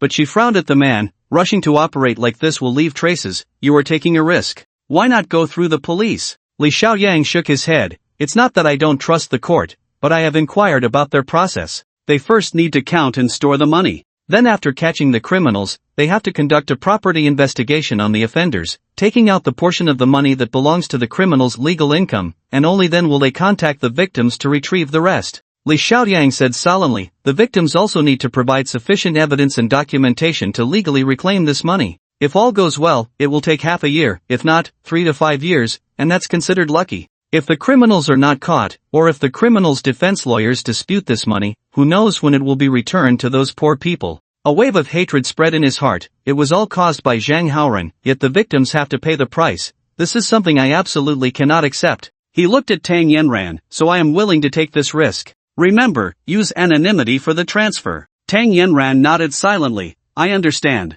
Don't worry, I will handle this well. Watching Tang Yanran and Achan leave with the items, Li Xiaoyang felt a little calmer inside. He walked to the iron cabinet and first took the CD labeled Sito Haoming for himself, then dialed Li Handong's number. Handong, it's Li Xiaoyang. Li Handong's still sleepy voice came through. Xiaoyang, do you know what time it is? Li Xiaoyang replied lightly. Don't sleep, I have a big gift for you. When Li Handong arrived, the sky had just begun to brighten. He hadn't even washed his face and rubbed his eyes as he walked in. Xiaoyang, what are you doing? Why did you insist on me coming alone? What's going on? Li Xiaoyang stood by the iron cabinet and first handed him Zhang Haoran's account book. Li Handong looked down at it a few times, and his expression changed. This is not something our city bureau can handle. I need to ask if Secretary Zhou from the Discipline Inspection Commission is still around. He flipped through the list in the ledger, and cold sweat broke out all over him. After a quick glance, Li Handong looked up and glared at Li Xiaoyang. If this thing gets out, at least dozens of people will suffer. The situation in the city has just stabilized, and it's about to get chaotic again. Li Xiaoyang looked at him deeply. Are you scared? Li Handong grinned. Scared of what? I just feel a bit suffocated. I've seen these people before, all looking respectable, but I didn't expect their true nature to be like this. Li Xiaoyang smiled faintly. Yeah, luckily I didn't see your name here, nor did I find your disc, otherwise. Disc? Li Handong looked at him in surprise. What disc? Li Xiaoyang turned around and pulled out the one labeled Dragon Flying Tiger, placing it into the machine. The screen flickered for a moment, and Li Handong's eyes widened. His expression gradually turned painful, eventually becoming somewhat distorted. Li Xiaoyang turned off the screen. Now you should understand. Li Handong nodded bitterly, pulled out a crumpled cigarette pack, and stood at the door, taking 3 hard puffs. He pinched the last cigarette, turned to Li Xiaoyang. You don't need to say anything. I know what to do. Li Xiaoyang smiled with satisfaction. Then I didn't misjudge you. This time, handling the spy case, doesn't your city bureau have commendations?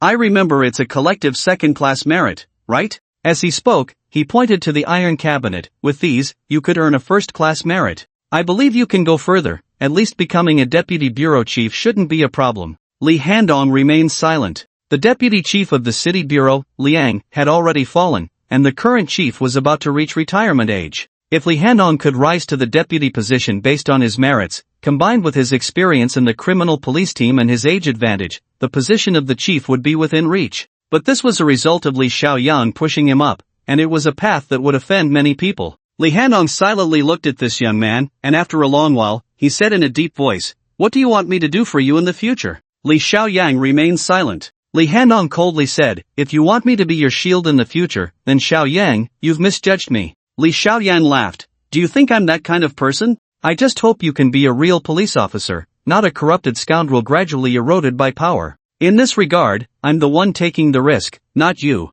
Li Handong bit his lip, unable to hold back, and picked up the cigarette but from the ground, greedily taking a puff. "I'll show you." His voice was a bit hoarse. "It's not that I want to be an official, but it seems that there are really no good people among the officials in the city now. If I don't strive a bit harder, how can I justify this police uniform?" Li Xiaoyang lightly flicked the dragon flying tiger disc. "Stop with the grandiose words. do something practical first. If you can't get past the dragon-flying tiger hurdle, don't talk to me about your police uniform. Li Hanong took all the evidence, including the disc and the ledger, except for the exclusive version of Sito Helming that Li Xiaoyang had put away in advance. Li Xiaoyang also specifically requested to temporarily use this warehouse, saying that after he finished his business, he would send someone to conduct a scene investigation. Li Hanong, eager to handle these pieces of evidence, didn't think much and immediately agreed, but he also said it couldn't be too long, giving him a maximum of 2 days. 2 days was enough. Li Xiaoyang carefully cleaned the traces at the warehouse door in the morning sunlight, including footprints, and then secured the iron door inside with a few steel bars, creating the illusion that the pressure lock was still in place. If Zheng Haoren came, he might discover the lock had issues, but Li Xiaoyang believed he would still get in. In criminal psychology, it is clearly stated that serial killers like to collect items from their victims as keepsakes to relive the thrill of killing. Zheng Haoren was the same, although he wasn't a killer, those discs were his keepsakes. He comes here every year to admire his masterpiece alone. It is a deep psychological dependence. Now, in a state of flight, Zheng Haoren needs these discs even more for comfort and relaxation. So he will definitely come. Li Xiaoyang sat cross-legged on the hay, patiently waiting in the dark. A faint sound startled Li Xiaoyang out of his meditation. He didn't know how long he had been waiting, but the sound indicated that Zheng Haoren, that old fox, had finally returned to his old lair. The sound of a jack soon followed, prying open the steel bar that sealed the iron door. Outside, Zheng Haoren was straining against the jack. He had been holding it in for a week and was eager to relax. The iron door was slowly pulled open. This guy was alert and didn't turn on the light, instead using the starlight outside to take a look before carefully pulling the iron door shut from the inside. Zheng Haoren took a breath in the dark before reaching out to turn on the light. He turned around and saw Li Xiaoyang. Zheng Haoren jumped in shock, instinctively leaping up and then screaming, collapsing to the ground. "Why you?" the visibly thinner Zheng Haoren pointed, terrified and unable to speak. "It's me. I've been waiting for you for a long time," Li Xiaoyang said expressionlessly, instantly darting forward. Zheng Haoren felt his whole body go limp with fear, suddenly feeling a pain in his neck, and everything went black as he fainted. Zheng Haoren took a long time to wake up, feeling his body swaying. He struggled a bit, realizing that both his hands and feet were tied, surrounded by darkness, with a bag over his head. He wanted to scream for help, but his mouth had already been sealed with strong tape. Zheng Haoren struggled, exhausting all his strength. "At least I'm still alive. I knew that Li Xiaoyang, that little brat, wouldn't dare to kill me." Zheng Haoren inhaled through his nose, feeling slightly reassured. He sensed that his body was swaying, likely in a car, but it was definitely not on a highway, as the vehicle was bumping violently. What did Li Xiaoyang want? Instinctively, Zheng Haoren began to fantasize positively. He must have discovered that money. He's going to find a remote place to lock me up and squeeze more out of me. No, he wants to negotiate terms with me, trying to use me to control those officials. This kid, though detestable, is indeed a character. If it's really like that, I could cooperate with him, Zheng Haoren imagined until the car came to a stop, and he was pulled out. The ropes on his legs were cut, and the bag on his head was removed. Zheng Haoren immediately squinted. Although it was early morning, he had been in the dark for too long, and even the faintest light made him uncomfortable. The sound of the mountain wind whistled in his ears, and the air was damp. He greedily breathed in the fresh air of the mountains. It was going to rain. The mountain wind at the end of September was so cold, yet it invigorated him greatly. Zheng Haoren licked his tongue and turned to see Li Xiaoyang. Li Xiaoyang stood before a new grave, carefully wiping the tombstone. After cleaning it, he reached out to pull some grass from the grave mound. He silently gazed at the photos of his parents on the tombstone, looking for a long time. This grave, built on the mountain of his hometown, was made with his own hands, one stone and one shovel of dirt at a time. A gust of wind blew through the mountain, and suddenly, autumn rain came, draping the entire mountain in a misty curtain of fine rain. Tang Yanran hurriedly opened an umbrella, shielding the man's head. Li Xiaoyang pushed the woman aside and said to the bald man and a Chang, "Bring him over." Zheng Haoren made gurgling sounds but was dragged and thrown in front of the tombstone by the two men. Li Xiaoyang glanced at a Chang and the bald man. "Thank you for your hard work. You can go back now. Leave a car. You don't need to wait for me." The bald man, scratching his head, wanted to say something but was pulled by a Chang. The two of them bowed 3 times in front of the tombstone and disappeared into the rain and mist together. Li Xiaoyang turned to look at Tang Yanran again. Tang Yanran shook her head slightly. "No matter what you want to do, I will be with you." Li Xiaoyang nodded indifferently, lighting 3 incense sticks and burning a bundle of paper money. Tang Yanran hurriedly raised the umbrella to shield the shrine beneath the tombstone, allowing the flames and flying ashes to drift slowly in the rain. Zhang Haoren, kneeling before the grave, understood something, his whole body trembling violently. But Li Xiaoyang had already come up behind him, slowly drawing out a gun and gently attaching the silencer, which would enhance the bullet's penetration and lethality. He had specially prepared a 40 caliber hollow-point bullet for Zhang Haoren. Zhang Haoren couldn't see behind him, but he could feel death approaching. When Li Xiaoyang tore off the tape from his mouth, he began to tremble and wail, You can't kill me. Yes, you don't dare to kill me, otherwise, you'd be a murderer too. Li Xiaoyang, listen to me, don't be foolish. I'll go to the police with you, I'll go to prison. Zhang Haoren shivered, saliva and mucus mixing with the rainwater on his face. Don't be confused, if you kill me, you'll be a criminal. You don't want to be a murderer, right? There are laws in Huagua, Li Xiaoyang silently savored the thrill of revenge, taking out a black license with his left hand. After turning on the camera, it hung above Zhang Haoren's head, while the cold muzzle of the gun gently pressed against the back of his head. Li Xiaoyang. Zhang Haoren was already in despair, his miserable voice laced with malice, even if I become a ghost, I won't let you go. In the next life, I'll cut you up piece by piece, and I'll kill your whole family in the next life, Li Xiaoyang gently turned off the camera, took a deep breath, and prayed silently at his parents' tombstone, then brought the gun forward and forcefully pulled the trigger. When the gunshot rang out, the rain fell even heavier. The old van silently sped along the county road, the autumn rain growing more persistent as night fell. Tang Yanran drove, her beautiful face alternating between brightness and darkness in the fleeting streetlights. Li Xiaoyang sat beside her, his heart calm, silently watching the woman. Tang Yanran smiled faintly. What are you looking at? Li Xiaoyang smiled back. I was thinking about when we first met, it was also in a car, and that day I was secretly watching you like this. Tang Yanran's lips curled up. You were so foolish and silly back then, looking like a naive kid fresh out of school. Who would have thought that today you have become such a powerful figure? Li Xiaoyang shook his head and laughed. What powerful figure? But I am indeed different from before. Although it's only been a few months, I feel like I've experienced a lot, and many of my thoughts have matured. Tang Yanran continued driving but said softly, I've already transferred the 10 million to their account. Based on the amount they were charging for high-interest loans at the time, I basically returned the money intact. Li Xiaoyang straightened up. That's good. You transferred it anonymously, right? I don't want anyone to know. Tang Yanran nodded slightly. To be honest, I really admire you. 10 million in cash, and you aren't tempted at all? Li Xiaoyang looked out at the increasingly dense autumn rain for a long time before saying, Yanran, don't you think this world is very wrong? People die for wealth, birds die for food. This era is so restless, everyone is chasing money. With money, you can go anywhere, without it, you can't move an inch. Tang Yanran scoffed. Which era hasn't been like this? The world is bustling for profit, whether in Huagui or abroad, whether ancient or modern, it's always been this way.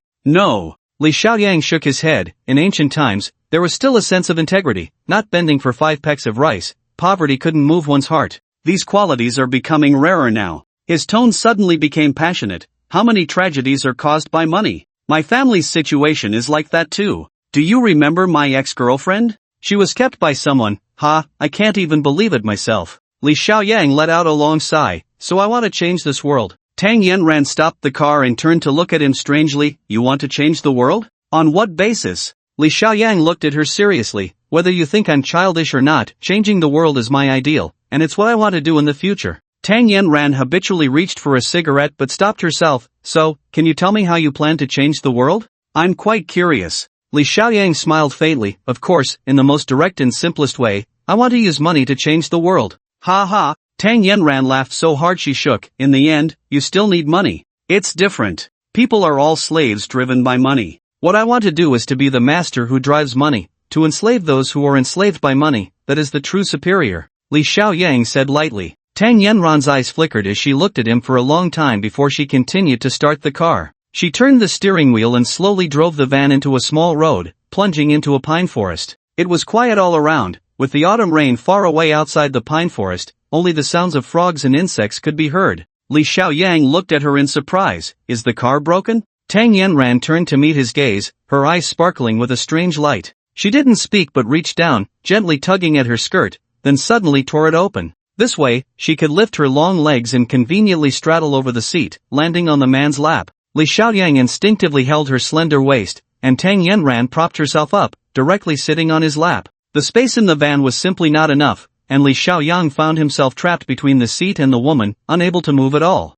The two locked eyes, and Li Xiaoyang understood something. It's still raining outside. Tang Yanran whispered in his ear, do you know that poem? Tonight's wind and moon are different, the autumn rain lightly moistens the peach blossom spring. That poem is really well written. Li Xiaoyang could only say this. The slanting wind, autumn rain, pine forest. In the extreme quiet, a slight tremor suddenly came, a cold crow was startled, and a snow-white arm stretched out from the car window in the rain, trembling, but seemed to be afraid of the cold, slowly retracting back into the warm cabin. The city in the morning was buzzing with a sense of unease. The major cases that had occurred in the past 2 days made this small town increasingly attract the attention of the world. Li Xiaoyang drove into the city and gently patted Tang Yanran, who was dozing off in the seat. Yanran opened her eyes lazily and swatted away the man's hand. I'm too tired, let me sleep a little longer. Her voice had a hint of a spoiled tone, and Li Xiaoyang gently helped her comb her long hair. We're almost home, we need to tidy up a bit. Tang Yanran ignored him, but her cheeks flushed.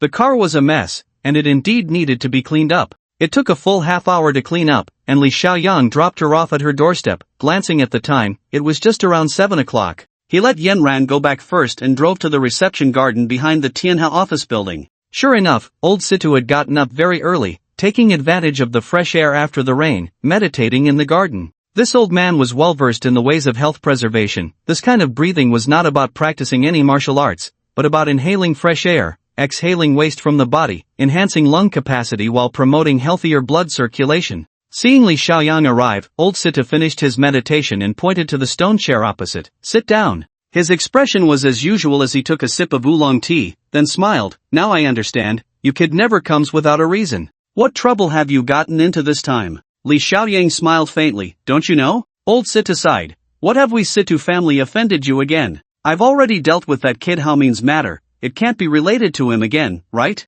Li Xiaoyang slowly took out a disc with playback function, pressed the button, and turned the volume to the maximum. Immediately, the conversation between Li Xiaoyang and the man in black came through. Did Situ Haomin send you? Want to silence me? Afraid that Zhang Xiaoli will expose his dirty deeds? Kid, do you know who you're offending? I only ask you, did Situ Haomin send you to silence me? Yes, but what can you do? We are from the Situ family. With a snap, Li Xiaoyang turned off the recording and silently looked at the old Situ. The old man held his teacup stiffly, his face looking extremely grim. After a long while, the old man finally said in a deep voice, do you want to threaten our Situ family? Li Xiaoyang remained silent. The old man slammed the teacup down heavily. Then what do you want? Li Xiaoyang smiled faintly. I want a promise from your Situ family. The old man raised an eyebrow. What promise? Li Xiaoyang gently pushed the plate forward. A promise to let Zhang Xiaoli go and no longer harm her. The old man pinched the plate, remaining silent for a long time before sighing. With this recording, you could have obtained more from me,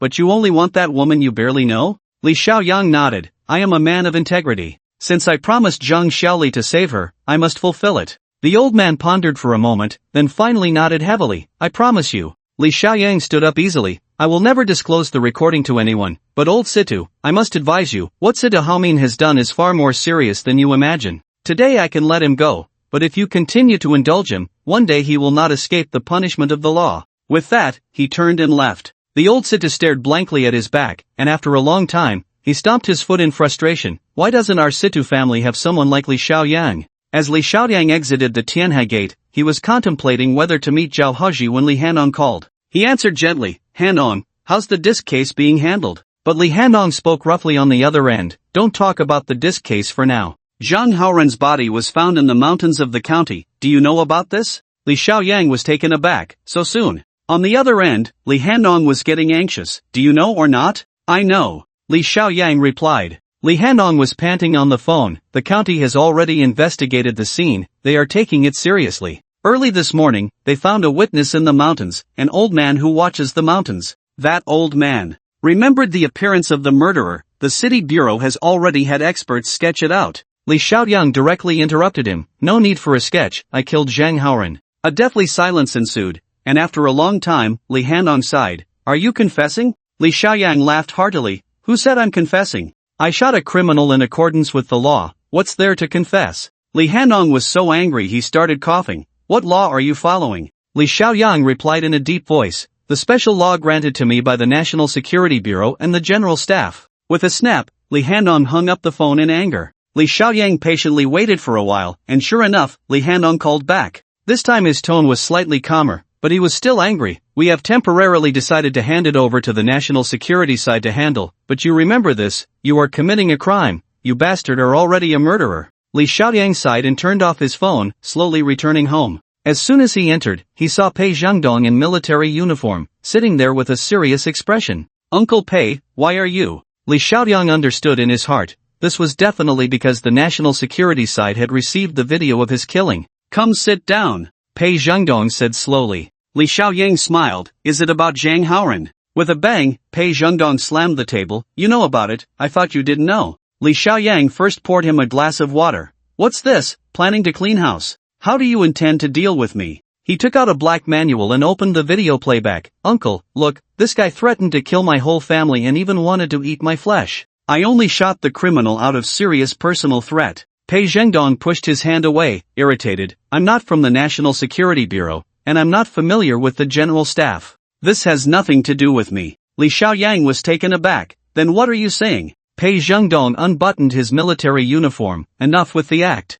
This matter has been suppressed. Director Wang and Major Yuan teamed up to protect you. Li Xiaoyang breathed a sigh of relief. This outcome was the best. What did Mr. Wang say? Pei Zhengdong chuckled. What did he say? Director Wang doesn't have time for that. He was temporarily suspended and is probably still writing a report. Li Xiaoyang felt warmth in his heart. It seemed Mr. Wang had suffered quite a bit to protect him. Major Yuan is also under confinement. Those two have been severely affected because of you. Pei Zhengdong sighed. And you yourself. Originally, you had the biggest contribution in breaking the spy case, and the National Security Bureau was ready to commend you with a special merit. Now, thanks to your shot, everything is gone. Li Xiaoyang fell silent. Anything he said now would be superfluous. Pei Zhengdong glanced at him. But you're clever. You opened the agent manual before killing. In this regard, you followed the agent's operational procedures, which is why Director Wang and the others could find a way to protect you. Otherwise, you'd be in prison right now. Li Xiaoyang lowered his head and took a sip of water. Uncle, you came all the way here from your busy schedule just to tell me this?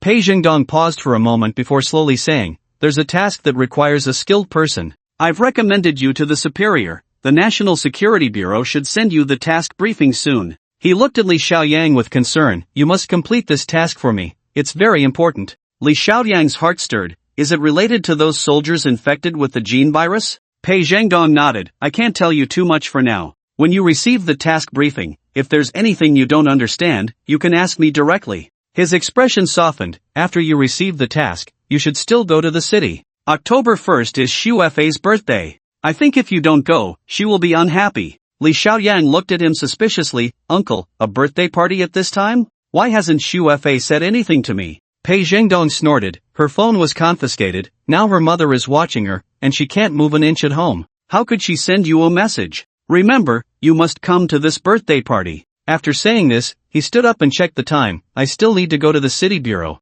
Li Xiaoyang was puzzled. Where are you going? Pei Zhengdong chuckled. Of course, to clean up after you. Do you think that just because the National Security Bureau suppressed it, you're in the clear? Now it's a rule of law. Do you know what the law is? He shook his head at Li Xiaoyang and strode out. Li Xiaoyang sat alone in the room, silently looking out the window. Reality is, after all, reality, not a movie. Even if he is an agent of the National Security Bureau, and even if Zhang Haoran is a heinous criminal, without a reasonable and legal explanation, killing is still illegal. He got up and took a bottle of chilled beer. Before he could take more than a couple of sips, he heard the sound of a door opening from the bathroom. Then he saw Su, wearing only a white shirt, shaking her wet hair as she slowly walked out. Li Xiaoyang was dumbfounded. How did you get in here? Why didn't you say anything while you were in the bathroom? He hadn't heard a sound from the bathroom earlier and never expected Su to be inside. With a pair of delicate long legs exposed, Su was still wearing his white shirt. This scene felt familiar, but unlike the boisterous Pei Shuifei, Su was being intentional. She just enjoyed teasing Li Xiaoyang, finding it quite amusing. Stop calling out. The key was given to me by Lingji. The game console is broken, so I came to help take a look. Su casually picked up a towel, drying her hair while laughing. I fixed it, and there's no one else here, so I figured I might as well wash up with all this sweat. Pouting, she continued, who would have thought that just after I finished washing up, that uncle would show up? By the way, who is that uncle? He's really handsome. Where's your clothes? Hurry up and put them on, and don't just hang around my house. Li Xiaoyang frowned, sipping his beer. It's not good for this to get out. Ha ha. Su pointed at his nose and burst into laughter. You're so hypocritical, I see you're more lecherous than anyone. Li Xiaoyang awkwardly pushed her hand away. Don't slander me. Su sneered, a repressed pervert, that's you. I know all about it. When you were playing roleplay with that Japanese bad woman in the office, I was already aware. And the other day when I asked you to help Xiaohan, you went straight for her first kiss. The more she spoke, the more sour she became, a wave of jealousy spreading. Li Xiaoyang interrupted her, deliberately stepping forward a few paces. I surrender, you're right, I am a big pervert. So now you're Little Red Riding Hood? Aren't you afraid? Su stepped forward instead, proudly puffing out her chest. Come on, as long as you have the guts, I'll keep you company to the end. The man stopped, shaking his head regretfully. I thought I was mistaken. It turns out what's on your chest isn't buttons? Su instinctively looked down at her flat chest, her anger flaring. Are you saying mine is smaller than 2 buttons? Li Xiaoyang smiled without replying. This time, it was Su who raised her hands in surrender.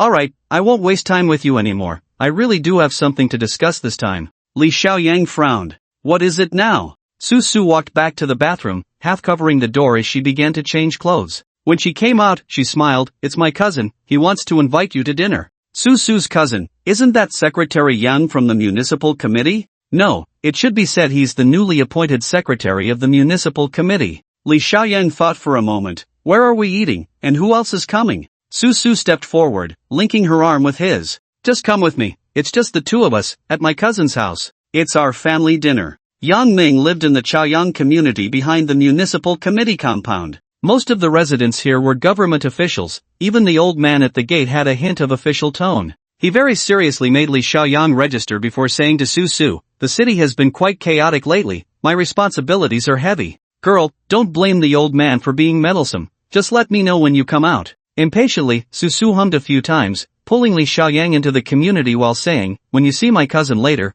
make sure not to mention that I often go to nightclubs. If he finds out, he'll definitely send me back home. Li Xiaoyang glanced at her. Where to send you? Aren't you a city person? Su giggled, of course. Can't you tell from my accent? I'm from Gusu. Li Xiaoyang truly hadn't expected that, as they usually spoke standard Mandarin, and everyone's pronunciation was quite correct. He really couldn't detect any regional accent. Soon they arrived at the building where Yang Ming lived. Su released her hold on the man's arm, adjusted her clothes, and especially pulled down her little skirt before leading Li Xiaoyang up to the 4th floor. The one who opened the door was Yang Ming. This time, Li Xiaoyang could see clearly that this future municipal secretary was actually not very old. He just looked a bit older than his age, and he had a good physique. When Li Xiaoyang exchanged a few pleasantries and stepped into the room, he indeed saw a simple fitness system, which was rare among officials, a high-ranking official who enjoyed exercising. Yang Ming's room was not large and was simply decorated. Apart from the fitness system,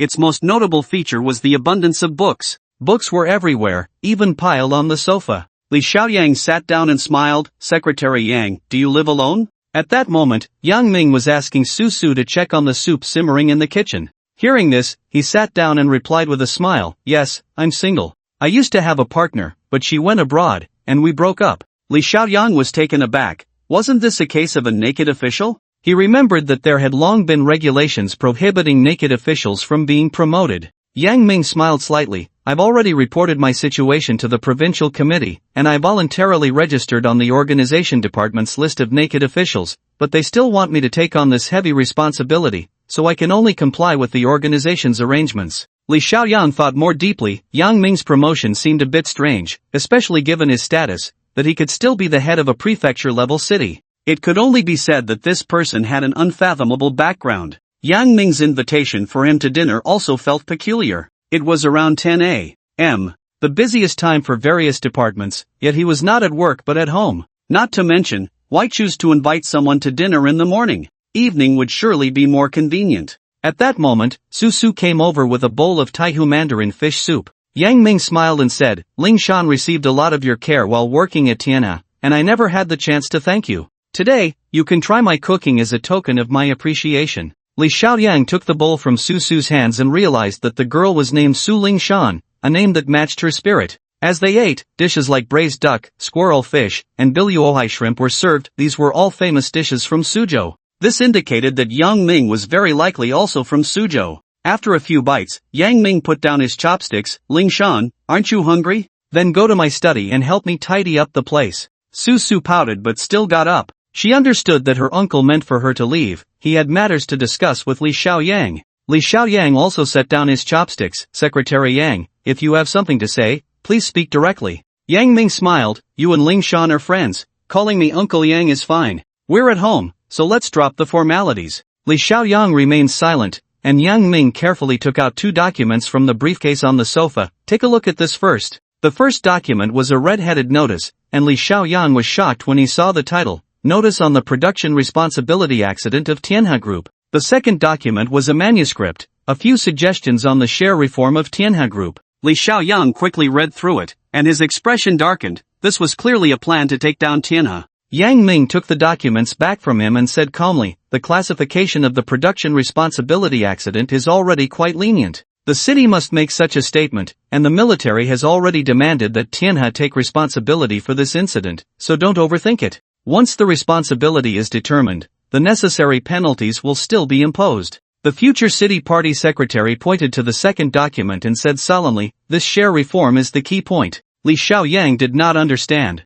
Yang Ming smiled slightly. Do you know the history of Tianhe Group? Li Xiaoyang could only shake his head. He indeed did not know this. Yang Ming stood up. In the 1980s, Tianhe was just a small pharmaceutical factory, a state-owned asset. Later, Zhao Haji's father took it over with the century-old Zhao family brand Jinhetang as a guarantee. Starting from scratch and over the years, it became the province's top pharmaceutical enterprise. As he spoke, he lit a cigarette. Until 2001, Tianhe was still primarily state-owned, with collective shares holding the majority. By 2005, the province implemented a policy of reducing state ownership and increasing private investment. Tianhe, having won the military grain business through bidding, saw the military, in order to protect its interests, invest in Tianhe under the guise of a military enterprise. Li Xiaoyang didn't quite understand, but Yang Ming was clearly very familiar with these matters, so now, the shares of Tianhe are partly held by the military, partly by the state, and partly by the Zhao family. As he spoke, he suddenly turned around. Now, with the military grain case involved, the military will definitely withdraw its investment,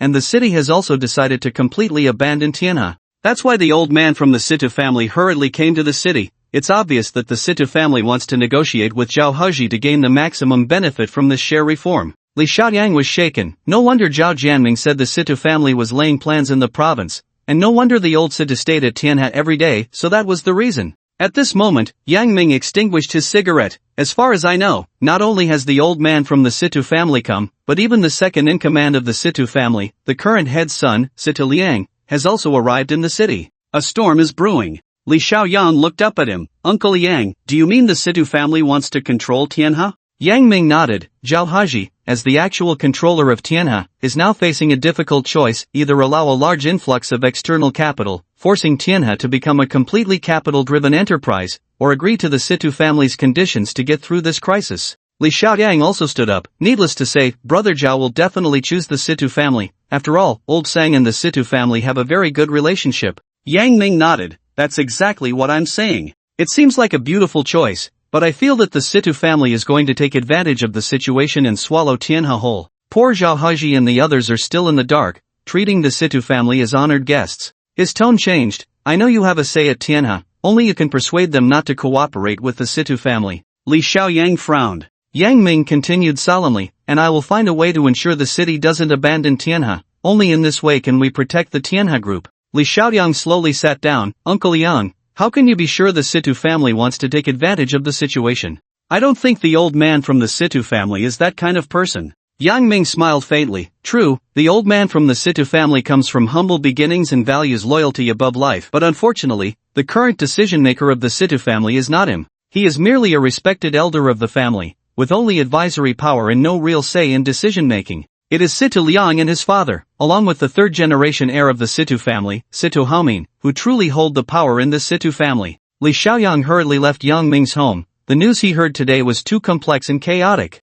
According to Secretary Yang, the Situ family was poised to swallow Tianhe whole, while Zhao Haji was still in the dark. But why would Yang Ming tell him all this? Did he really just want to protect a large enterprise for the city? As the secretary of the municipal committee, this reasoning made sense from a broader perspective, but Li Xiaoyang always felt something was off. He stood under a tree outside the community, deep in thought. According to what Zhao Haji had said before, the Situ family was merely a vassal of the Pei family. Did the Situ family's actions this time receive the tacit approval of the Pei family? What role did Pei Zhangdong play in all of this? North Situ, South Su, Li Xiaoyang suddenly jolted. North Situ referred to the Situ family in the north, and South Su naturally referred to the Su family in the south. After a long while, he let out a breath. Su Lingshan, how did I not think of this before? Yang Ming is also from Gusu and is her cousin. Could they all be from the Su family? With this thought, the whole matter became even more complicated. The conflict between the Situ and Su families is, in fact, a hidden struggle among the noble families of the capital. Within this, there are entanglements involving military supplies and espionage cases, layered upon one another, as if there truly is an invisible net once again shrouding the city. Li Xiaoyang looked up, gray clouds were gathering on the horizon, and it was about to rain. In the back garden of Tianhe, the autumn breeze blew through, bringing a refreshing air to the garden. At this moment, under the flower pavilion, the old Situ sat upright on a stone chair, while kneeling below him was the young man, Situ Haoming. Surrounding the flower pavilion were members of the Situ family, so there was no need to worry about being seen or heard. Enforcing family discipline here, the old Situ was also helpless, for he was truly furious. Situ Haoming knelt on the ground, his face pale. He wanted to argue a few words, when suddenly a middle-aged man in his 40s walked in from outside, silently pressing down on Situ Haoming. Beast, what else do you want to say? Dad. Situ Haoming gritted his teeth in a low voice. I refuse to accept this. I did nothing wrong, everything I did was for the family. The old Situ, sitting above, was furious. At this time, you still say you did nothing wrong. Ah Liang, you came just in time, this unfilial son, what do you think we should do? Situ Liang stood silently behind his son, different from the others, dressed in a tang suit, his expression blank, but his eyes were particularly narrow. This man, with a hawk-like gaze and keen hearing, had long been regarded as the talented hero of the second generation of the Situ family. At this moment, he remained silent, lightly gesturing, and someone handed him a long whip. Holding the whip, Situ Liang expressionlessly brought it down. Situ Haoming was soon carried away. He had already fainted 3 times, but Situ Liang still mercilessly struck him 100 lashes. Over there, the old Situ felt a pang of heartache. Ah Liang, 50 lashes would have been enough. You. Uncle, it's the father's fault for not teaching the son, I should be punished too. Situ Liang put down the whip and sighed at the old Situ. If it weren't for you presiding over everything here, I fear this kid would have long since died in the city. The old Situ shook his head. I am also powerless. After helping old Sang through this crisis, I need to go back and rest for a while. By the way, what did the family head say?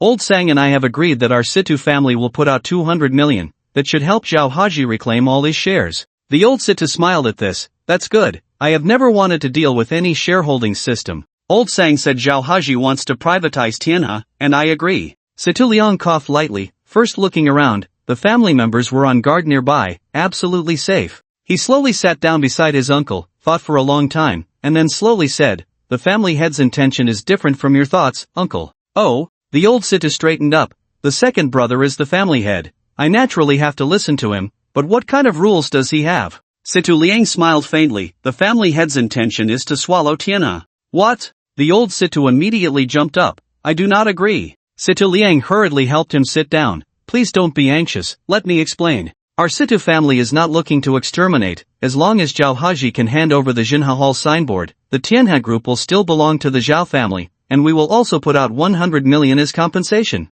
Nonsense. The old Situ glared. Jinha Hall is old Sang's lifeblood. What is Tianhe? Without the Jinha Hall signboard, Tianhe is just an empty shell. He angrily stood up again, feeling restless and uneasy. Jinha Hall, that was a signboard passed down by the Zhao family for hundreds of years. This sign not only represented reputation but also included the prescriptions and medical experience passed down by Jinha Hall for a century, and it is one of the 4 major brands in today's medical field. The significance behind it, not to mention, its economic value far exceeds $1 billion. Situ Liang looked at his uncle and sighed. You know, in order to open up the situation in the north, we must obtain the signboard of Shenhe Tang. Only then can we stabilize the northeast and subsequently lay out our plans for the southeast, directly encroaching on the Su family's territory. We have 100 years of enmity with the Su family. To completely defeat them, this is the only way. The old man Situ interrupted him with a stern face. Do you know my relationship with Lao Sang? Without waiting for Situ Liang to respond, he said angrily, we have a bond that is life and death. Not to mention that the whole world is watching, the entire medical community is watching. If we do this, how will we face our old friends in the future? He spoke with conviction. I absolutely do not agree. Situ Liang fell silent for a moment before shaking his head. Uncle, this is no longer the era of the rivers and lakes. Now it is an information society, a commercial world. You still cling to those old ways, but others will not abide by the rules. He stepped forward. You may not know, but the Su family has already laid out their plans ahead of us. What we are doing is actually out of necessity. The old man C2 looked at him in shock. What do you mean? The Su family is also involved. C2 Liang turned and took a document from the stone bench, gently handing it to his uncle. The old man opened it and glanced at it. Su Lingshan? I think I've seen this girl at the Xiaoyang family. C2 Liang sneered beside him. Su Lingshan is the legitimate daughter of the Su family, but 3 years ago she was sent to Tianhe as an ordinary cashier. The Su family's move is quite amusing. He pointed to the second page of the document, but Yang Ming is different.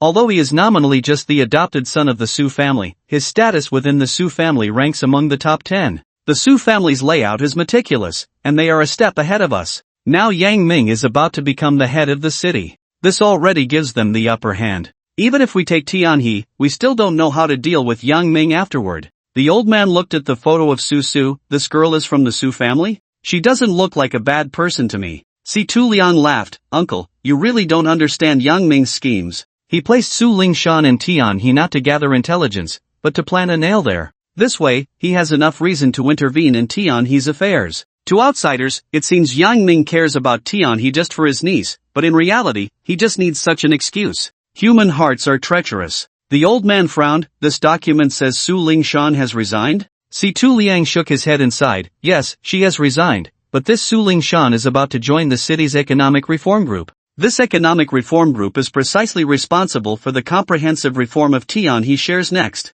Yang Ming's nail has been extended, and when it returns, it will be driven in deeper and harder. Isn't that impressive? The old man threw down the document and after a long time said solemnly, I really don't understand these matters, but still, I must say, we cannot completely eradicate Tianhe. His tone became severe. I will speak to the family head about this. Ah Liang, you must remain calm and wait for my news. C2 Liang smiled and nodded. I will listen to you, uncle. The old man looked at his gloomy nephew, sighed, and shook his head as he walked out of the flower pavilion. He truly understood C2 Liang too well. After watching his uncle leave, C2 Liang slowly walked out of the flower pavilion and directly went to the guesthouse behind, approaching C2 Haomin. Dad! C2 Haomin had just woken up and, seeing his stern father, instinctively curled up in fear. A trace of reluctance flashed across C2 Liang's face, but his expression remained cold as he waved his hand to the guards beside him. The bodyguards of the C2 family silently stepped back, guarding the door. Haomin, I will give you 100 lashes for your own good, C2 Liang said slowly. You don't need to nod.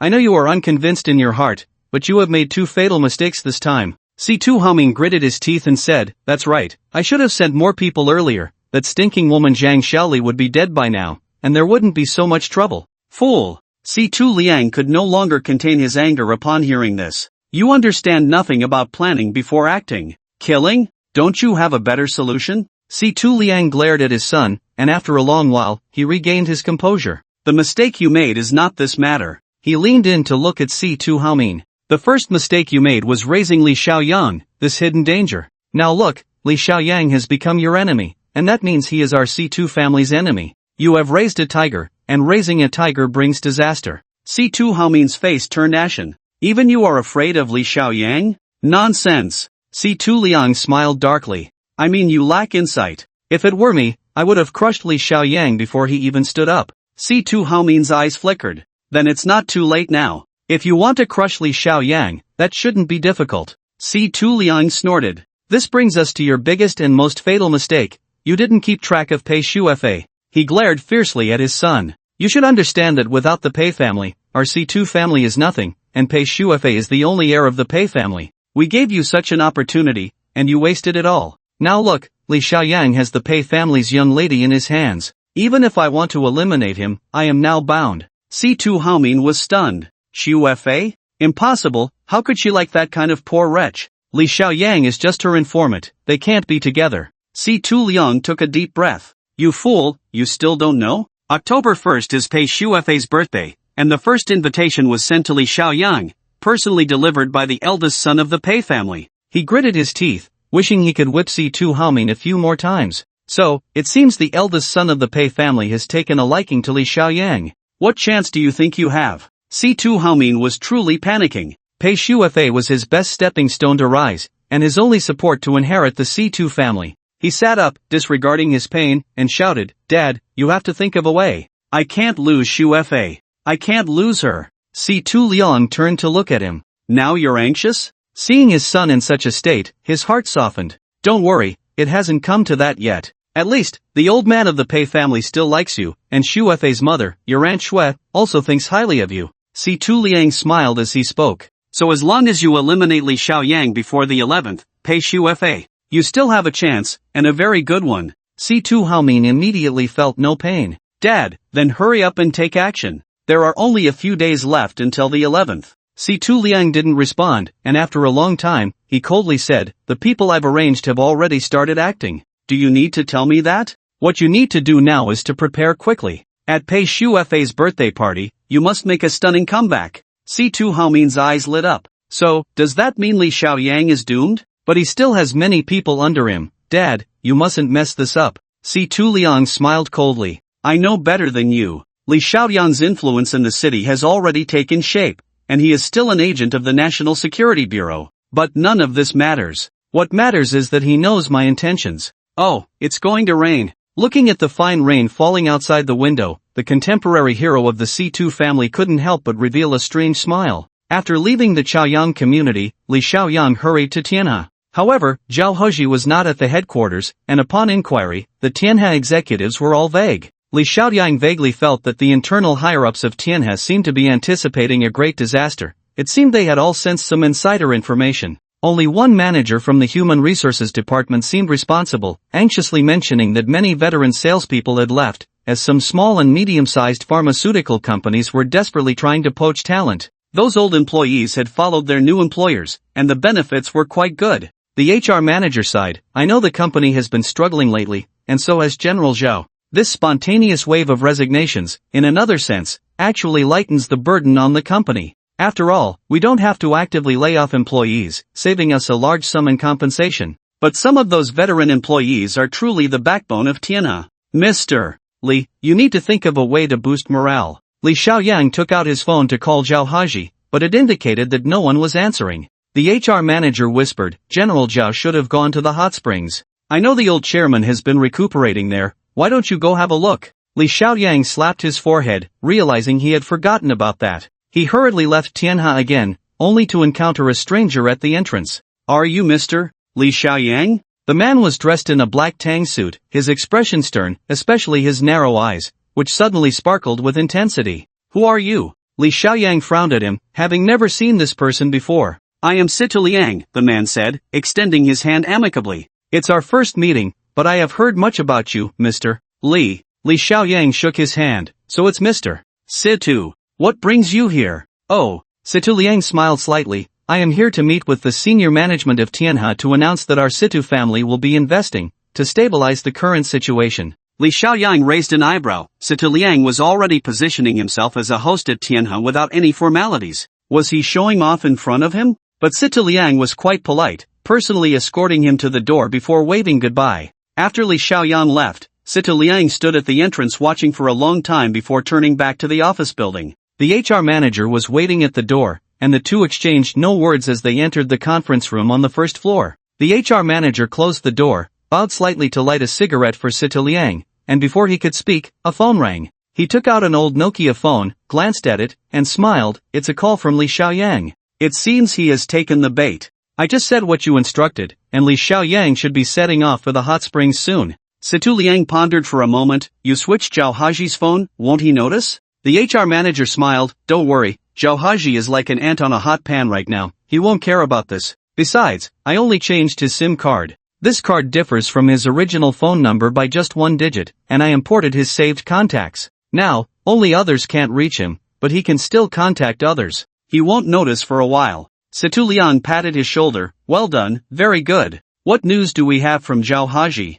The HR manager laughed. "Zhao Heji is desperately trying to persuade a few directors. Now, old Sang is probably also contacting other big shots in the medical field, trying to salvage the situation. If I guess correctly, their next step will be to raise funds." Situ Liang nodded. After all, Zhao Heji was the head of a group company. Although his uncle had been holding him back for several weeks without his knowledge, he was now realizing the situation was dire. The bank has already been dealt with, they can't get a loan and don't have enough collateral. The HR manager adjusted his glasses. What worries me are the two from Lingnan and Shuzhong. They have the capability to provide sufficient help. Si-Tu Liang smiled slightly. This is something I thought of long ago. Don't worry, the head of the family has already taken action. In the end, what those two from Lingnan and Shuzhong value most is how much benefit they can gain from this incident. Our Si-Tu family can offer more benefits, and they won't take action. The HR manager chuckled. When you do things, of course, it's flawless. Si-Tu Liang looked at him with satisfaction. This nail embedded in Tianhe was his proud creation.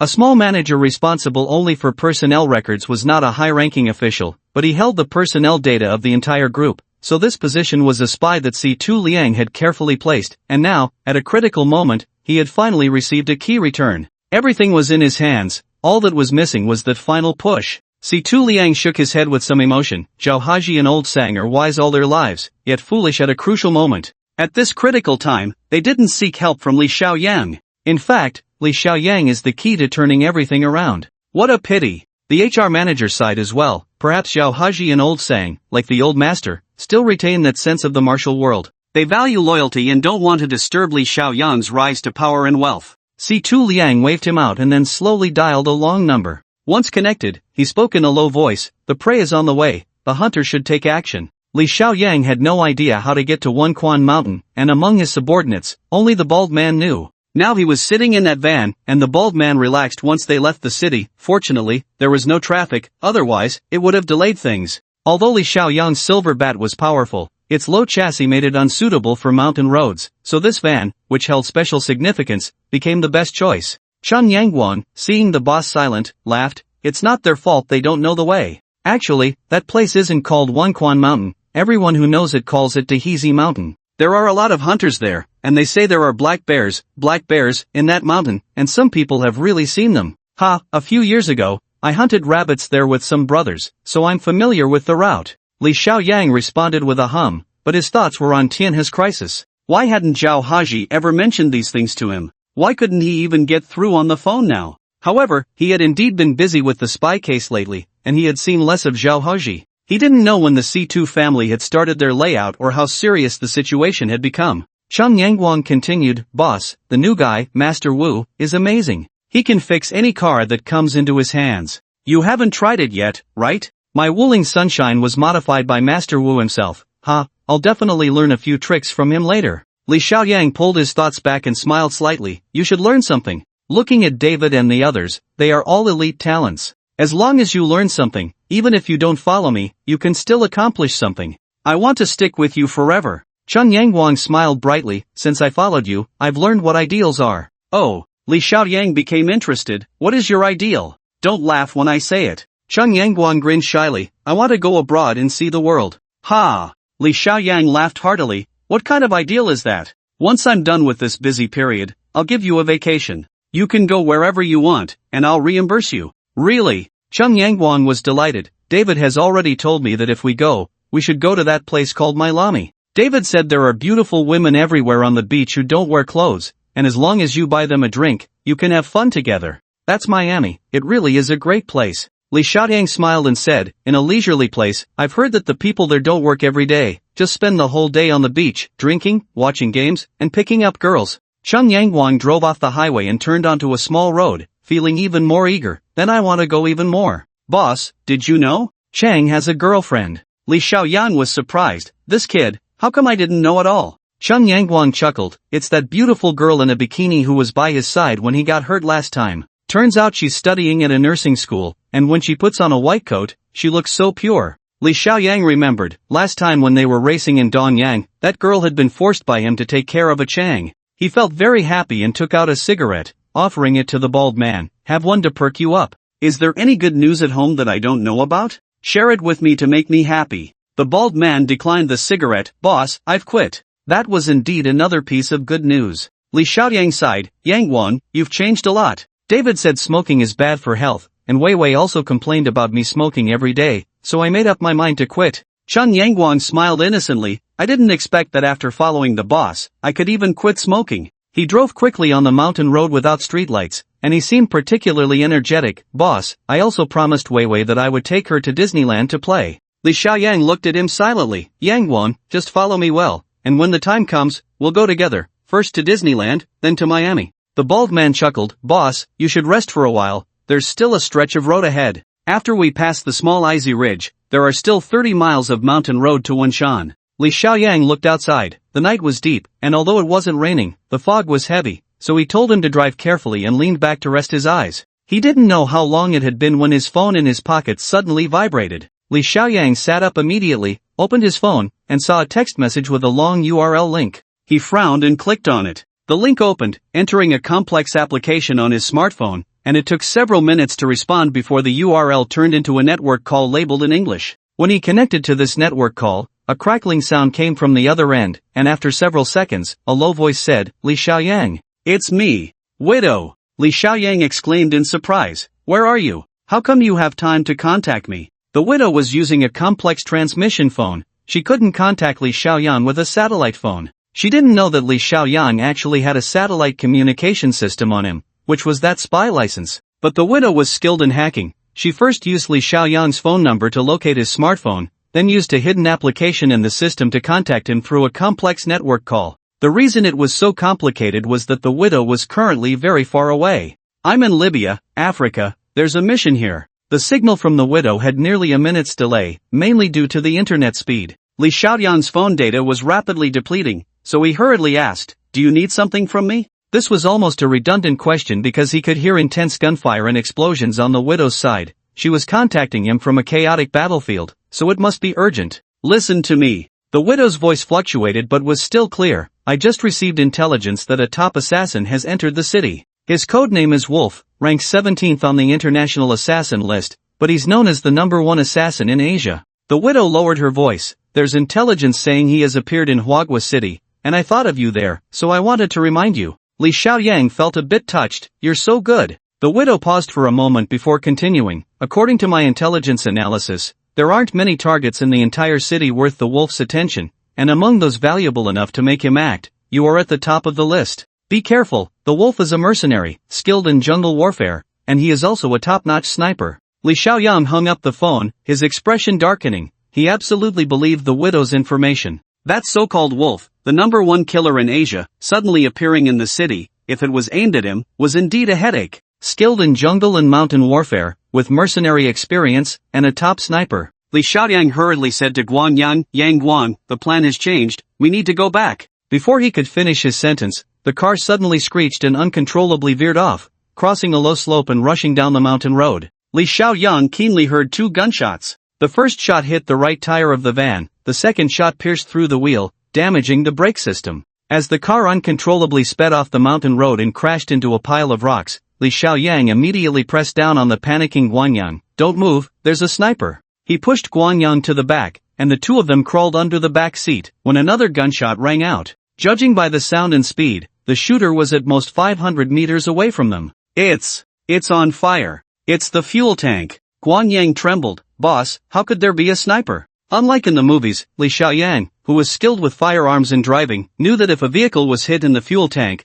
there was only a 50% chance of an explosion, and that explosion wouldn't happen instantly. It would occur after the vehicle caught fire and slowly burned through to the fuel tank, causing an explosion due to pressure. So they still had a few minutes. Guanyang, listen to me. Li Xiaoyang grabbed Cheng Guanyang's collar. The opponent is a top sniper, so you only have one chance. He pointed outside the car window, where, aided by the firelight, they could see a large rock protruding not far away. I will jump out to draw the sniper's fire. You quickly run behind that rock. From the sniper's shooting position, that rock is a blind spot, so you can escape down the mountain path. Guanyang's eyes widened. Li Xiaoyang shook his head. Don't say anything. I'm not going to die. I have a great chance to escape into the mountains. Once you're out of the mountain path, quickly call and directly find Li Hanong from the city bureau, and have him send someone. Guanyang took a deep breath, silently watching the firelight outside the window, then slowly turned his head and said, Big brother, you must be careful. Li Xiaoyang didn't notice his unusual expression, but comforted him. Don't worry, we still have to go to Miami together. I won't be in trouble. Time is running out. I'll count to 3, and then we rush out. Do you remember what I just said? Guanyang looked at him seriously. I remember everything. Li Xiaoyang gently opened the car door a crack, took a deep breath. 1. At that moment, Guanyang suddenly lunged out, decisively pushing the car door open and jumping out. He ran quickly. But the gunfire rang out immediately, the first shot hitting Guanyang's left leg, the second shot piercing through his right foot. "Boss, hurry up!" Guanyang shouted. Amid his cries, Li Xiaoyang gritted his teeth and charged out of the car, rolling along a zigzag path to the giant rock. He didn't look back, nor dared to, fearing he might rush back, but he absolutely could not return. This was an opportunity bought with Guanyang's life. "Boss, let's be brothers in the next life." With Chun Guanyang's heroic cry, a bullet pierced through his neck, and he fell silent. Li Xiaoyang rushed along the mountain path, gritting his teeth as he reached a slope. This was a blind spot for the sniper, but that blind spot could turn into a death zone at any moment, and he had only a short time to evade.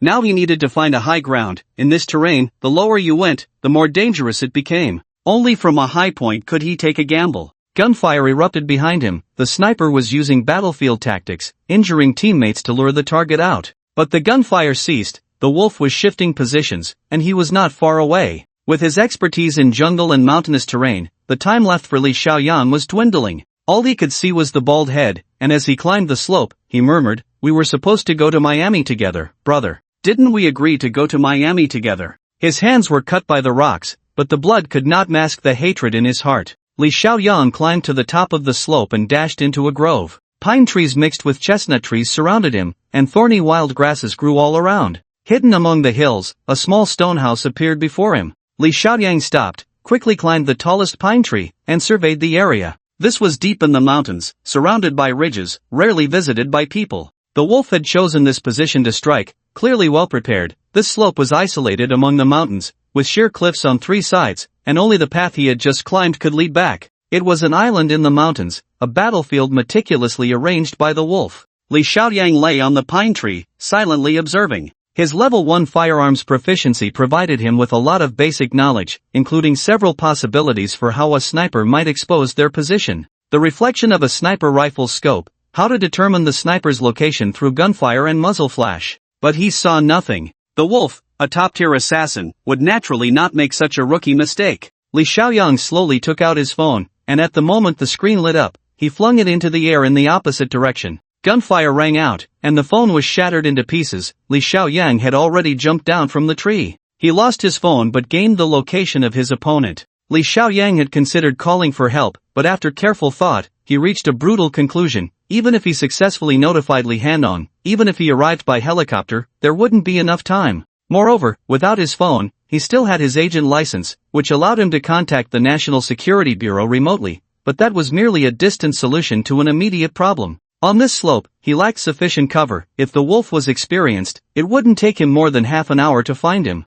Now, having lost his phone but gained the wolf's location, he had a better chance of safely escaping to the best hiding place available, that stone house. Li Xiaoyang quickly darted into the stone house, secured the doors and windows, and drew the handgun he carried, crouching beneath the stone window. If the wolf was truly skilled in mountain warfare, he would undoubtedly be equipped with explosives, so this stone house was only a temporary refuge. Li Xiaoyang looked at the handgun in his hand, filled with resentment. If only he had an equal weapon, even the roughest rifle, he would be willing to fight the wolf to the death. In this environment, what he held was truly just a toy. Li Xiaoyang took a slow breath. The stone house was pitch black, but he quickly adapted to the darkness. The clouds in the sky parted, and moonlight flowed into the room like water. This should be a temporary hut for a mountain guardian. Inside, apart from a few bundles of dry firewood, there was only a makeshift stove. But behind the firewood, a slender hunting rifle caught Li Xiaoyang's eye. Right, the bald guy said that people in these mountains like to hunt. Li Xiaoyang thought of Chun Yangwang, and his heart ached like a knife.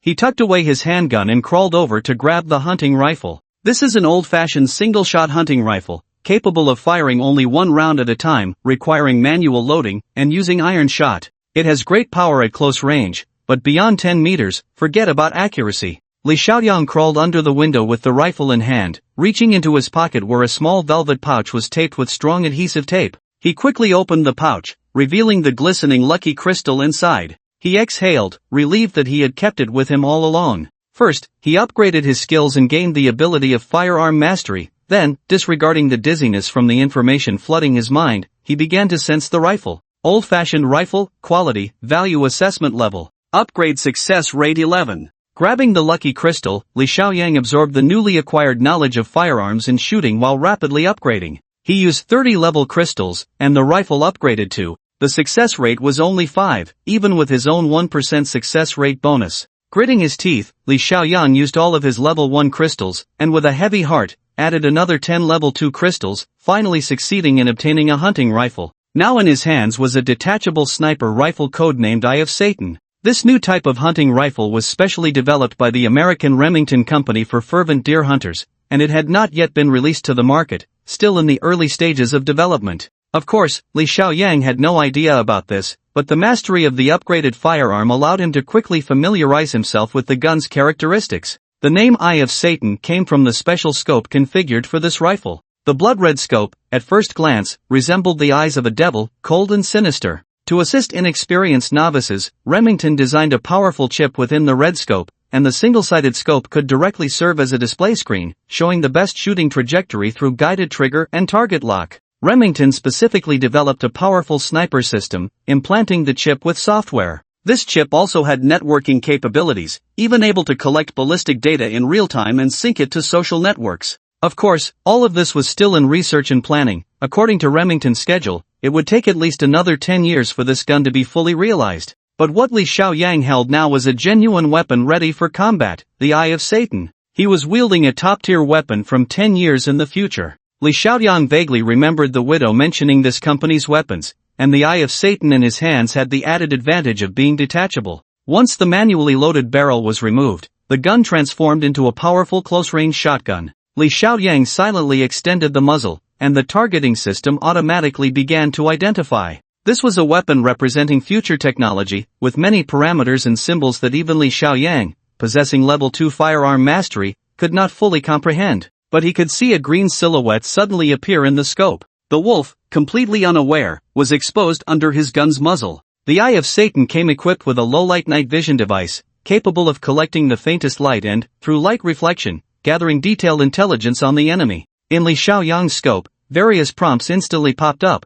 Although they were all in English, he could still understand part of it. The targeting system first marked the wolf, indicating that he was wearing a lightweight ceramic bulletproof vest, and the data showed he was carrying 2 blocks of liquid explosives, 4 plastic grenades, as well as 2 handguns and a dagger. The wolf in the scope was cautiously choosing his route. His first choice, like Li Xiaoyang's, was the tallest pine tree, occupying the absolute high ground. But Li Xiaoyang gave him no chance. Almost the moment the wolf appeared in the scope, he locked onto his neck. As the wolf slightly turned, Li Xiaoyang pulled the trigger. He chose the cervical vertebra 3 centimeters below the opponent's neck, or a hit would instantly incapacitate him without being immediately fatal. The moment the gunshot rang out, the wolf instinctively dropped to the ground, but the bullet still penetrated his cervical vertebra. The Eye of Satan was designed for hunters, meant to take down large wild animals, so the bullet was a flat-nosed type that would not pass through the body but remain lodged in the wound to inflict maximum pain. A scream echoed outside the stone house. The lethality of this bullet, intended for deer, was indeed too great. If it weren't for the wolf's instinctive reaction at a critical moment, his neck might have been shattered in an instant. Li Xiaoyang held the gun and slowly walked out of the stone house. In the moonlight, he could see clearly that the man lying on the ground had an Asian face, convulsing in place and making gurgling sounds. A burnt smell wafted from the wound on his neck. Li Xiaoyang approached, gun barrel aimed at his forehead, kicked his handgun away, and removed the explosives and grenades from his body. The wolf, around 40 years old and well-maintained, had muscles full of explosive power, but now he didn't even have the ability to move his fingers. You should have died with one shot, the wolf said in broken Mandarin, because your opponent is a real killer. He suddenly burst into wild laughter, stuck out his tongue, revealing a tiny black button, and bit down hard. Behind me, in the bulletproof vest, there's a detonating sensor bomb. In 10 seconds, this mountain will be blown to pieces. The wolf's laughter carried a hint of malice. This way, I still have a 100% success rate as a killer, because you are about to. But he couldn't finish his sentence. It took him over 6 seconds to say those useless words after detonating the bomb, while Li Xiaoyang only took 2 seconds to destroy his last trump card. Now, the bulletproof vest and detonating device connected to him had vanished in an instant, revealing a set of tight-fitting underwear, awkwardly lying on the ground. How did you do that? This is impossible. The wolf's eyes were about to pop out. Li Xiaoyang retracted his palm, a golden glimmer disappearing from his fingertips. He used the slender barrel of his gun to flip the wolf over and carefully checked him before dragging him to a pine tree, grabbing a handful of dry leaves and mud to stuff into his wound. The shot just now was astonishingly precise, not hitting the wolf's major arteries, so this makeshift mud bandage was quite effective. The intelligence was wrong. I didn't expect you to have counter-sniper equipment. Losing all his weapons and seeing his mutual destruction tactic fail, the wolf suddenly erupted with a strong desire to survive. It was evident that since the target hadn't killed him directly, he must be after information, which gave him a chance. Li Xiaoyang leaned down and looked at him. Who sent you? The wolf's eyes darted around. Don't you care about your friend's situation? I didn't kill him, he's just injured. Bang! The man in front of him was not swayed by his lies. Instead, he drew his handgun with incredible speed and shot directly at his toe. The combat boot on the wolf's foot was pierced with a round hole, the bullet accurately hitting his toe, swiftly tearing off the entire nail, then grazing his forehead. Ha! Ha! The wolf bared his teeth. This pain was nothing but the opponent's marksmanship and reaction speed. You have special training? And possess such weapons, you are not an ordinary person. The wolf babbled incoherently. Why is all the information about you wrong? Damn it, I was fooled. Li Xiaoyang raised his handgun, fired several shots into the sky, then pressed the red-hot barrel against his bloodied toe, and the wolf let out another scream. Who sent you? Li Xiaoyang continued to ask him calmly. If you want to play, we can play all day long.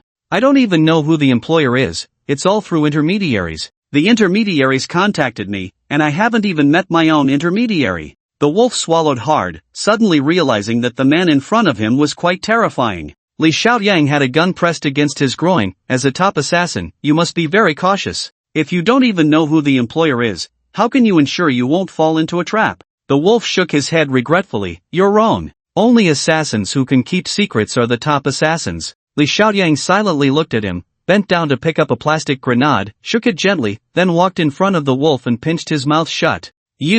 What are you doing? The wolf's words were muffled as he struggled to speak, but that fist-sized grenade was forcibly shoved into his mouth, and Li Xiaoyang showed no signs of stopping. Several minutes passed, the wolf coughed hoarsely, while Li Xiaoyang was sweating profusely, but he was very serious as he pressed on the wolf's stomach, confirming that the grenade had entered. If it weren't for the shotgun's long barrel, this task would indeed be impossible. Li Xiaoyang wiped his sweat and looked at the terrified wolf, whispering, the gastric juice in the human stomach is mainly composed of hydrochloric acid. The safety pin of the grenade you brought is made of environmentally friendly materials, which can be dissolved by hydrochloric acid. So, the question is, how long will it take for your stomach to dissolve the safety pin? After the firing pin strikes the fuse, will it continue to explode? He gently patted the wolf's face. Enjoy it, I hope you have enough luck. Maybe before the explosion, you can find a way to pull it out. It all depends on how elastic your rear end is. He slung the shotgun over his shoulder, casually collected the wolf's explosive grenade and dagger, and quickly walked down the hillside. Ugh!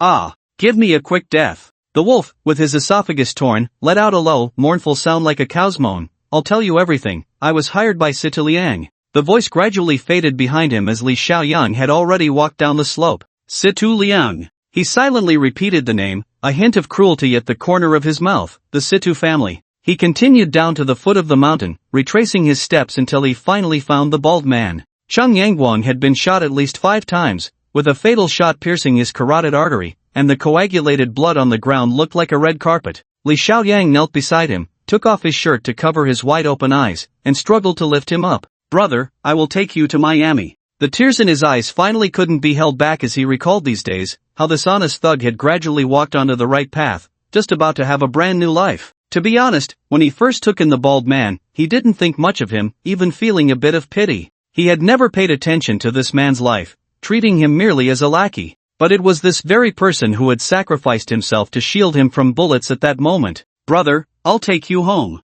You still need to take Wei to Disney, and you still want to go out with David to chase girls. Didn't you want to learn car repair from Master Wu? Li Xiaoyang, holding the stiff bald man, walked step by step onto the county road. At the county funeral home, at noon, Li Hanong grabbed his scalp and lit the last cigarette, the ground littered with cigarette butts. He looked at the indifferent Li Xiaoyang across from him, at the frightening weapons beside him, and after a long sigh, he quietly said to the officer beside him, put everything away, don't make it hard for him. The explosives, grenades, were all taken away, but no one dared to touch the eye of Satan that Li Xiaoyang held. Collecting fingerprints, gathering evidence, as the forensic doctor rushed over with Li Hanong, his face was extremely grim. The cause of death for that person on the mountain has been determined. Li Hanong frowned. Gunshot wound causing death? No, It was a foreign object entering the gastrointestinal tract, causing perforation. The deceased had a strong will to survive, trying to expel the foreign object, but the entire intestine. Stop talking. Li Handong felt a wave of nausea. Was the stuff in the stomach removed? The forensic doctor sighed. We know what it is, but we dare not take it out. Seeing Li Handong's wide-eyed stare, the forensic doctor helplessly took out his phone to show him. It's a grenade with a safety pin that is already melted, a very advanced model. Li Handong couldn't help but grit his teeth. What the hell do we do now? The best way, the forensic doctor said quietly, pursing his lips, is to detonate this thing with a shot, to avoid trouble, but then we won't be able to collect first-hand evidence. Just as he finished speaking, a loud bang suddenly erupted from behind. The forensic doctor ran over in a panic to check, and when he returned, he was smiling. Captain Li, you were worried for nothing. The grenade exploded, and we were really lucky, no one was hurt. Li Handong rubbed his head, feeling a splitting headache. Then let's wrap it up. Li Xiaoyang set down the urn he was holding and stood by a tree, lighting a cigarette. Li Handong waved for a few nervous officers protecting him to step aside before walking over with a frown. I remember you don't smoke. Li Xiaoyang slowly took a puff and then placed the cigarette on the urn, waiting until it burned out before speaking in a low voice. In an apartment in the city, there are two people, one nicknamed Old Ghost, and the other named Zhang Xiaoli. Find those two. Li Handong interrupted him. It's too late, they've already died. Li Xiaoyang's brow furrowed, and Li Handong explained with a bitter smile. It was discovered last night. The scene was determined to be an accident caused by a cigarette but igniting a gas explosion. One body has been confirmed to be Zhang Xiaoli, and the other was burned too badly, but it should be the Old Ghost you mentioned. Li Xiaoyang remained expressionless. Get me a car, I want to go back to the city. Li Handong paused in silence and shook his head. I'm going back with you. Li Xiaoyang slowly opened the nearby Eye of Satan and shook his head. You can't make an appearance. The Situ family has a huge influence. There's no need to drag you into this. Li Handong angrily threw away the cigarette. But they even hired a killer. This is a complete disregard for the law. As a police officer, how can I ignore it? Li Xiaoyang twirled the slender gun barrel. You won't find any evidence. Situ Liang, although I've only met him once, his methods show that he does things without leaving a trace. Li Handong chuckled. The net of heaven has large meshes but lets nothing through. We can slowly find evidence.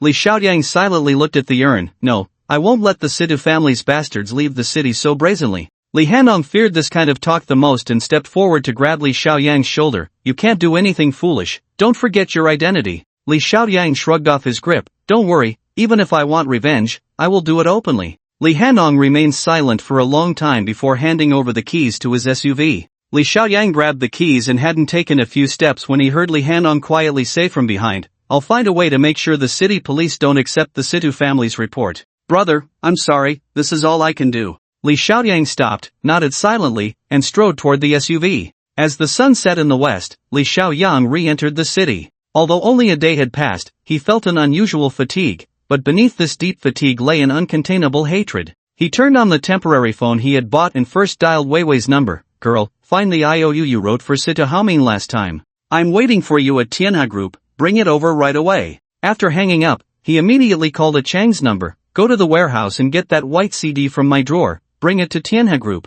Finally, he hesitated for a moment and dialed Li Wanrong's number. 20 minutes later, Li Xiaoyang was waiting for the tardy Li Wanrong, holding the IOU and the CD. I couldn't reach you all night last night, Sister Yanran is going crazy, Pei Shufa called too, and even that Colonel Pei is ready to mobilize the army to find you. Li Wanrong panted, you don't know, Zhao Haji is in the city. Just last night, Tianhe had a coup, and General Zhao was ousted overnight. The board of directors of Tianhe unanimously voted to remove him from the position of general manager. At this point, Li Wanrong suddenly saw the urn beside her and couldn't help but shiver. Li Xiaoyang pressed her shoulder. Wanrong, you are the calmest among them, that's why I asked you to come. Under the mottled shadows of the trees, Li Wanrong covered her mouth, unable to accept that the bald man they had dined with just yesterday had left like this. She cried and collapsed into Li Xiaoyang's arms. Silently watching Li Wanrong leave, Li Xiaoyang slowly walked into the gates of Tianhe. At this moment, after the sudden coup of capital injection, Tianhe was preparing to hold a formal press conference.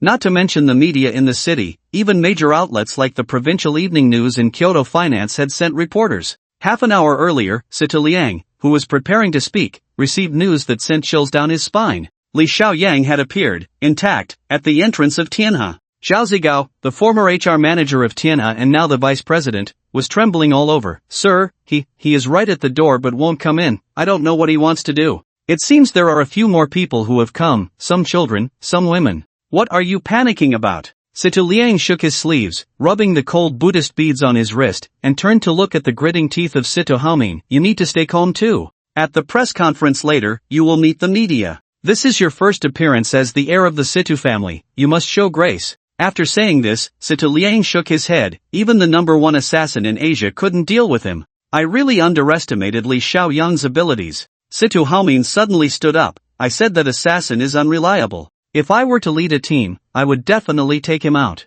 Nonsense. Situ Liang's anger surged. Use your brain a little, okay? Our Situ family has many experts, but this matter must not be linked to our family at all, which is why we need to discreetly hire an assassin through a middleman. Not to mention, if young Master Pei finds out, he won't let it go easily. Situ Haomin held his neck high, still unconvinced, thinking to himself that he could just be cleaner in his approach. Zhao Zigao whispered, should we find someone quickly? This time, sir, you only brought a team of 8, and last time we lost half. Situ Liang chuckled, you're just making things chaotic. Don't forget, this is the city, and it's Li Xiaoyang's home turf. He has a very good relationship with the city bureau, not to mention, there's Yang Ming from the Su family, who is a real official. Zhao Zigao couldn't help but wipe his sweat. Sir, what do you think we should do? Situ Liang pondered for a moment. It's fine, Li Xiaoyang has no evidence, and he wouldn't dare to play dirty. Don't forget his identity. Zhao Zigao didn't understand. He's an agent, what can't he do? Besides, he has many privileges. Situ Liang interrupted him. Just because he's an agent, he can't do illegal things. Our agents in Huadhua are the most disciplined in the world. Moreover, young Master Pei is still in the city, he can directly mobilize the local military district. Situ Liang had completely calmed down now. I'll call young Master Pei. You all just hold the media back and gather everyone in the grand auditorium. I don't believe that Li Xiaoyang would dare to pull out a gun and kill someone in front of dozens of media outlets. As long as he doesn't play dirty, on the surface, we have young Master Pei and the entire military district backing us. Even if Li Xiaoyang is a local tyrant, he will have to watch me play him. After Situ Liang's analysis, Zhao Zigao completely relaxed, and Situ Haomin beside him even showed a proud smile. Now they were looking forward to it, anticipating that Li Xiaoyang would barge in like this and then watch him embarrass himself. In the largest auditorium of Tianhe, various media outlets gathered, and all the mid-level staff of Tianhe were seated below. When Situ Liang and the others appeared, a warm round of applause immediately erupted. As everyone sat down, the host began to announce the interview rules, stating that Jingdu Finance and the Provincial Evening News had exclusive interview rights, while other media could only ask one question each. The media on site patiently waited, as everyone was focused on the same issue. How Situ Pharmaceutical managed to completely change the fate of an old enterprise overnight. What story lay behind this was truly worth anticipating. The reporter from the Provincial Evening News got the first round of questioning rights.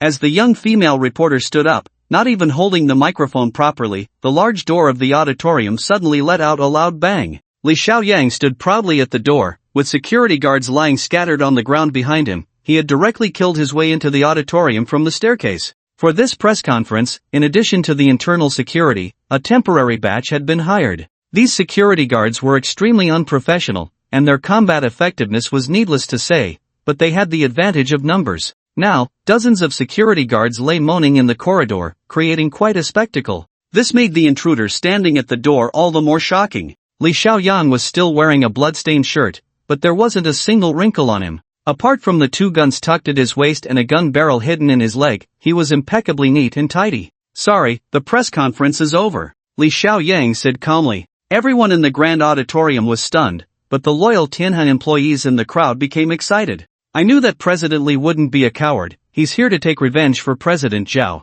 Director Li is really a man, rushing over alone. Damn, he's so cool. Situ Liang sneered, heavily coughing into the microphone to suppress the commotion in the room. Let me introduce to everyone, this is Mr. Li Xiaoyang, the former vice president of Tianhe and director of the supervision department. As Situ Liang spoke, the reporters below professionally began taking photos, and the flashes lit up the room. I believe Mr. Li is somewhat dissatisfied with this restructuring of Tianhe, Situ Liang said proudly. Well then, in front of these media friends, I can publicly debate with Mr. Li. Wow! The media below became excited, each one as if they had been injected with adrenaline. This was the scene they most wanted to see, an unexpected battle of words. Nowadays, who still watches serious news? Only news with a bit of gossip and full of drama attracts readers and catches eyes. In an instant, All the cameras and reporters focused on Li Xiaoyang. Li Xiaoyang's expression remained unchanged. Mr. Situ, you are mistaken. I came here today with nothing to do with Tianhe. I just want to resolve a personal grudge.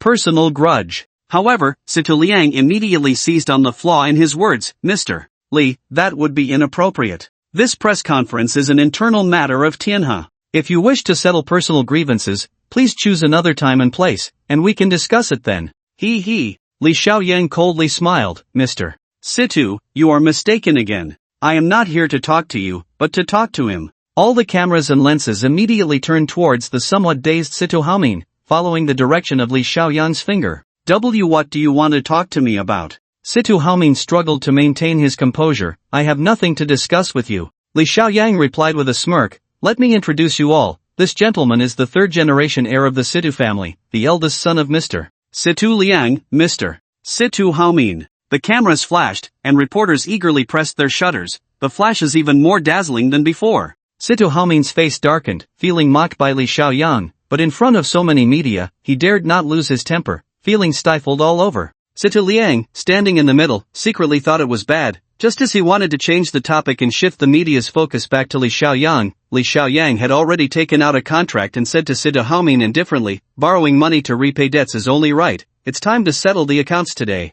Situ Haomin's face instantly turned pale. He had almost forgotten about this matter. He had borrowed 300,000 from that mysterious little girl, but had been unable to find the creditor since then. It was just that this amount was too small, so despite not being able to find that Annie bear, he hadn't taken it to heart, and out of pride, he hadn't mentioned it to anyone. At this moment, the reporters became excited. What a twist! Who would have thought that the heir of the Situ family would actually borrow money? Under the scrutiny of high-powered cameras, the handwriting on the loan document was clear enough to read. A few sharp-minded reporters began to calculate, in less than 2 months, but at this interest rate.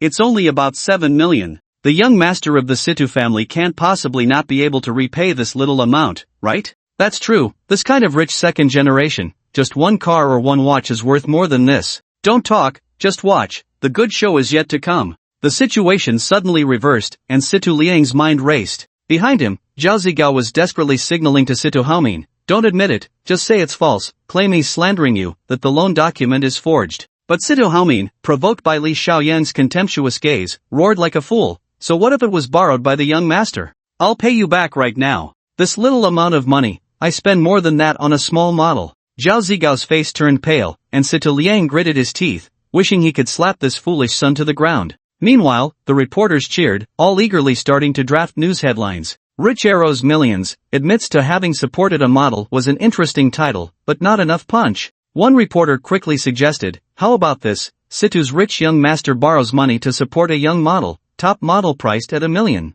Li Xiaoyang shook his head, looking at Situ Haomin. This guy was too cooperative. Could his IQ be negative? Situ Liang never expected that Li Xiaoyang held such a bomb in his hands. Although he was now in a state of chaos, he could only try to salvage the situation. Dear friends, Haomin has received a Western education, his thinking is very free, and I have never allowed him to spend money recklessly since he was young. Although he made a mistake this time by borrowing from loan sharks, I must say, he has grown up and knows he must rely on his own abilities to solve some problems. Situ Liang struggled to find a way out for his son, but the situation was already beyond redemption. The attention of major media outlets had completely shifted to this eye-catching gossip news, and many reporters surged forward, desperately holding up their microphones. Mr. Situ Haomin, may I ask why you borrowed money? Mr. Situ Haomin, did you really keep a model as your mistress? The entire hall was thrown into chaos. Amidst this turmoil, Li Xiaoyang slowly walked over to the projector beside the grand auditorium. Under his cold gaze, the Tianhe employee in charge of the projector trembled and stepped back. Li Xiaoyang opened the computer connected to the projector and gently slid in the disc of Situ Haomin and Zhang Xiaoli's love action film. He turned on the projector and amplified the sound, and instantly, on the massive screen across the auditorium, the provocative and grotesque images appeared. It must be said that Zhang Haoren's filming skills were quite impressive. Using a high-definition camera, what was displayed on the big screen was indeed crystal clear. Situ Haomin appeared first, completely naked, followed by Zhang Xiaoli, who had just finished her shower. Not only were there images, but there were also sounds. The nauseating flirtation, Zhang Xiaoli's moans calling out Situ Haomin's name, drove all the reporters wild. After a good 10 seconds, Situ Liang was the first to react, shouting, "Shut it off! Turn it the hell off! This seemingly scheming hero was now completely flustered. Zhao Zigao attempted to rush towards the projector but was intentionally or unintentionally blocked by several Tianhan employees, and he even took a few punches from unknown assailants. Situ Haoming jumped up, his hair disheveled, shouting as he rushed towards the big screen, disregarding his image, tearing at the screen.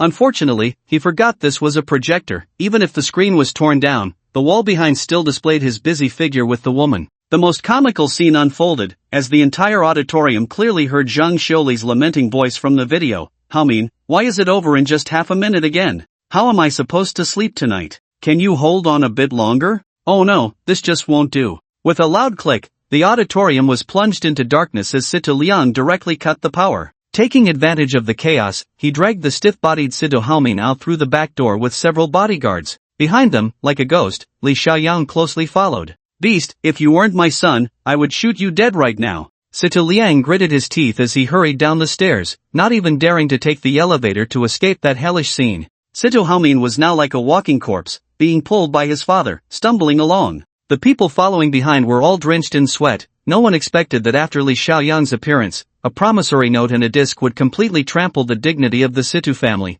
turning Sito Liang and his son into fools. As they hurried past a stairwell and were about to turn, a slender gun barrel emerged from the darkness, with a man standing there like a night crow. Li Xiaoyang gently extended the gun, pressing it against Sito Liang's shiny forehead, saying, Mr. Situ, now it's time for us to talk. The cold gun pressed against his head made all power, status, and identity feel like mere illusions. For the first time, Sito Liang felt regret and fear. He sensed the threat of death. The highly skilled bodyguards of the Situ family were also filled with terror. In this narrow stairwell, facing an opponent armed with heavy weaponry, they had no way out. Sito Liang forced himself to maintain a calm expression. Li Xiaoyang, don't think that the Situ family is afraid of you, even if you kill me today. With a swift motion, Li Xiaoyang drew another gun at a bodyguard attempting to sneak attack, firing 2 shots in quick succession. He hardly aimed. One shot knocked the bodyguard's concealed electric baton away, while the other shot pierced through his shoulder blade. Li Xiaoyang's wrist trembled slightly, the crisp gunfire echoed continuously, and on the dim floor, the shell casings sparkled with bright sparks.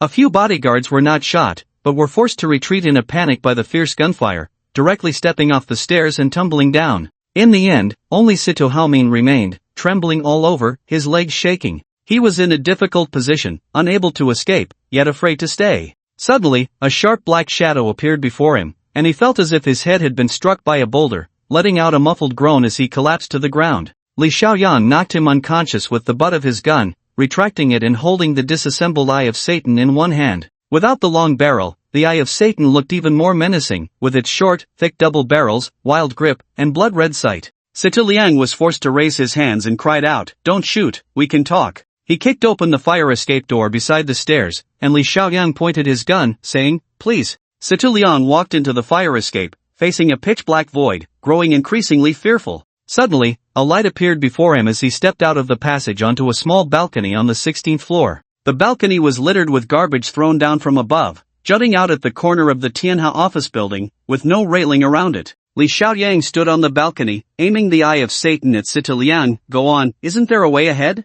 "A way." Sito Liang looked at the narrow and messy balcony, with a rusty barbed wire fence ahead, beyond which was emptiness. There was no way at all. But the cold gun barrel behind him continued to force him. Sito Liang was drenched in sweat, and he suddenly understood Li Xiaoyang's intention. You said you wanted to talk to me, this." Sito Liang's eyes darted around, desperately thinking of a way to escape. Li Xiaoyang shook his head lightly. "No, I want you to talk to my brother. After you finish talking, we can discuss further." "Your brother? Where is he?" Sito Liang asked foolishly. "Right in front." Li Xiaoyang clicked off the safety, and the Eye of Satan made the sound of a bullet being chambered. "He just left yesterday, and he's waiting for you in the sky. I think he'll be very happy to see you." Sito Liang's body stiffened. He understood everything now. Li Xiaoyang was determined to force him to jump. "Li Xiaoyang, we can negotiate terms. Whatever the terms, I agree to them." Sito Liang trembled, wanting to crouch down, but Li Xiaoyang forced him to stand up with the gun.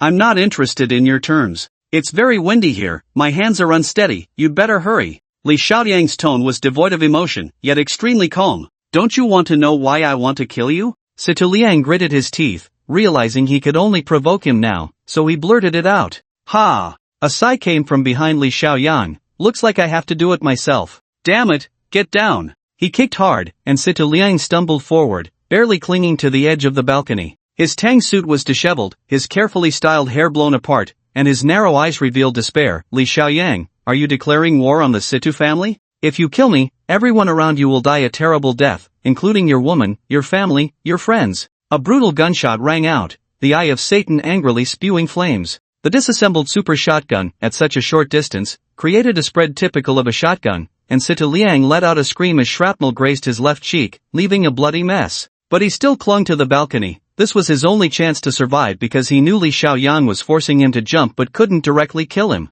Only in that way would Li Xiaoyang have an excuse and room for maneuver. Seeing him still gripping the ground, huddled like an old dog, Li Xiaoyang couldn't help but shake his head. Just as he was about to step forward to send him off, the door to the passage behind him was violently smashed open, and Pei Zhengdong charged in with a team of fully armed soldiers. Xiaoyang, stop! With Pei Zhengdong's furious shout, at least 6 guns were aimed at Li Xiaoyang. Li Xiaoyang turned his head to look around. On the 17th and 19th floors, there were 4 snipers, and on the opposite building, 2 snipers. Renowned marksmen, they must have already locked onto him. He sighed, looking at Pei Zhengdong's face filled with shock and anger, and slowly raised his hands. Pei Zhengdong rushed over, personally disarming him, and swung his hand to slap him, but Li Xiaoyang caught his hand and twisted it fiercely in the air. You bastard! Pei Zhengdong's face was full of regret. How could you do this, make such a foolish mistake? Do you think you deserve to face Director Wang and Major Yuan? Do you think you deserve to face me? Li Xiaoyang remained silent, only watching Situ Liang, who was being escorted away by soldiers. Situ Liang killed my brother, and I almost died on the mountain. If I die, is that what you want? Pei Zhengdong waved his hand, ordering the soldiers beside him to step aside, and then shouted angrily, we have already investigated clearly. The hired killer, the wolf, is a fallen subordinate of Zhang Haoren, unrelated to the Situ family. Also, the matter of Tianhe was only carried out after our Pei family's consent. The Situ family acted for the greater good. Xiaoyang, do you understand? Ha! Li Xiaoyang laughed wildly. Zhang Haoren's subordinate could actually hire Asia's top killer? You think that's a thug? Do you believe that? Pei Zhengdong said nothing, and Li Xiaoyang silently looked at him. Well, it turns out your Pei family can only play such despicable tricks. Then there's nothing more to say. He straightened his body, letting the wild wind blow through his clothes, and said lightly, as long as I, Li Xiaoyang, am alive, whether it's the Pei family or the Situ family, don't think you can continue to be arrogant. My life is worthless. I'm not afraid to drag you wealthy families down with me. Pei Zhengdong clenched his fists,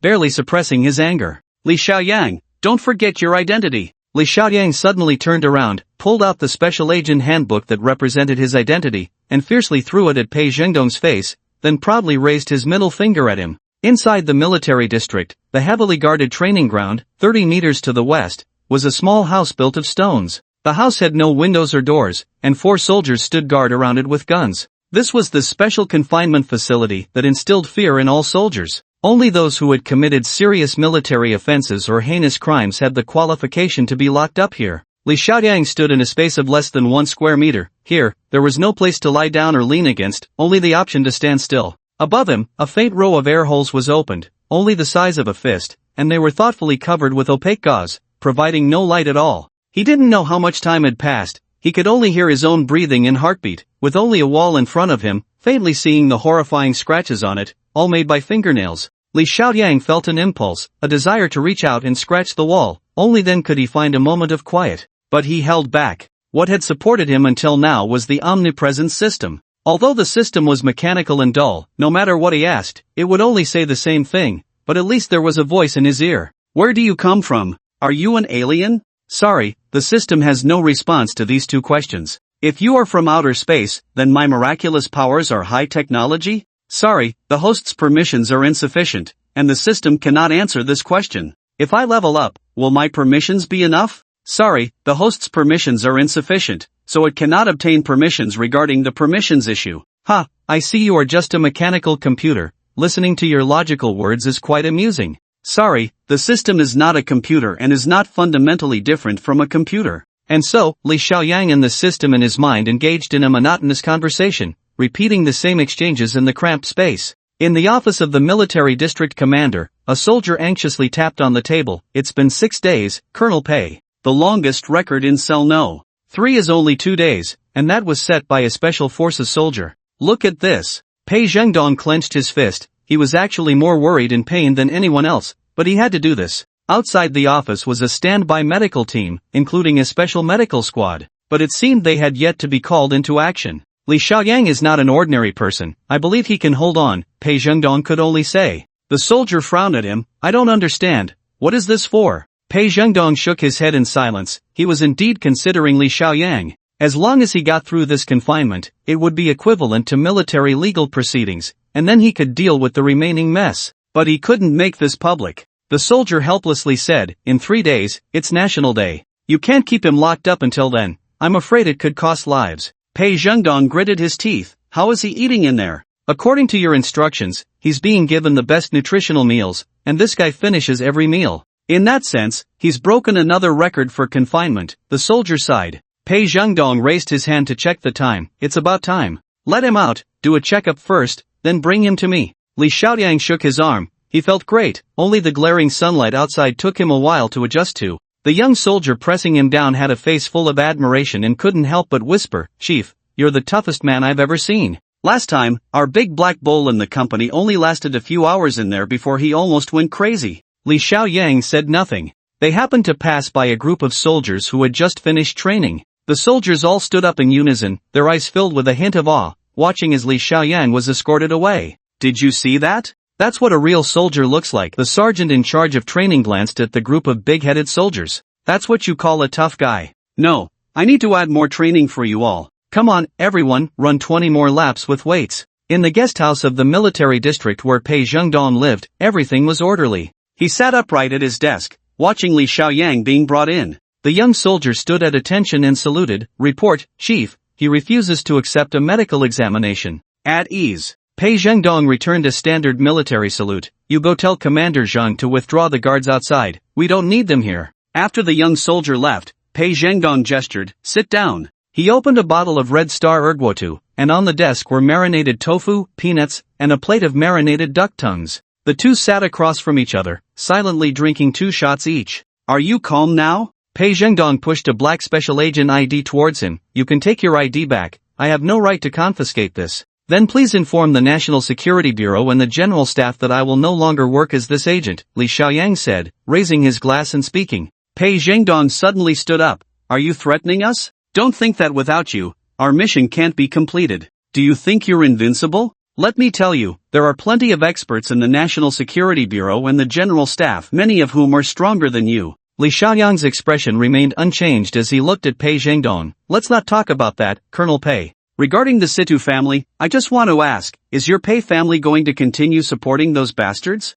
Pei Zhengdong glared at him. I see you haven't calmed down at all. This is a big picture, do you understand? After the espionage case, we must arrange for a trustworthy person to continue developing military rations. The Situ family is under our control, only they can efficiently and reliably complete this plan. He slowly softened his tone. Xiaoyang, I know your grievances, but is it worth it for a dead person? With a loud bang, Li Xiaoyang threw down his wine glass. A dead person? That was my brother. If one of your men was shot 5 times, what would you say? Ha! Pei Zhengdong let out a breath. So, you are declaring war on us? Li Xiaoyang shook his head with a cold smile. The war with the Situ family has long begun. This cup of wine today is my last toast to you. He raised the wine and drank it all in one go. I am neither a military man nor a national security agent now. You have no power to confine me. If you want to go through legal procedures, that's fine. I want to call a lawyer right now. Xiaoyang, Pei Zhengdong gritted his teeth in pain. Do you know? I once thought of entrusting Xu Fei to you, and this is how you repay me.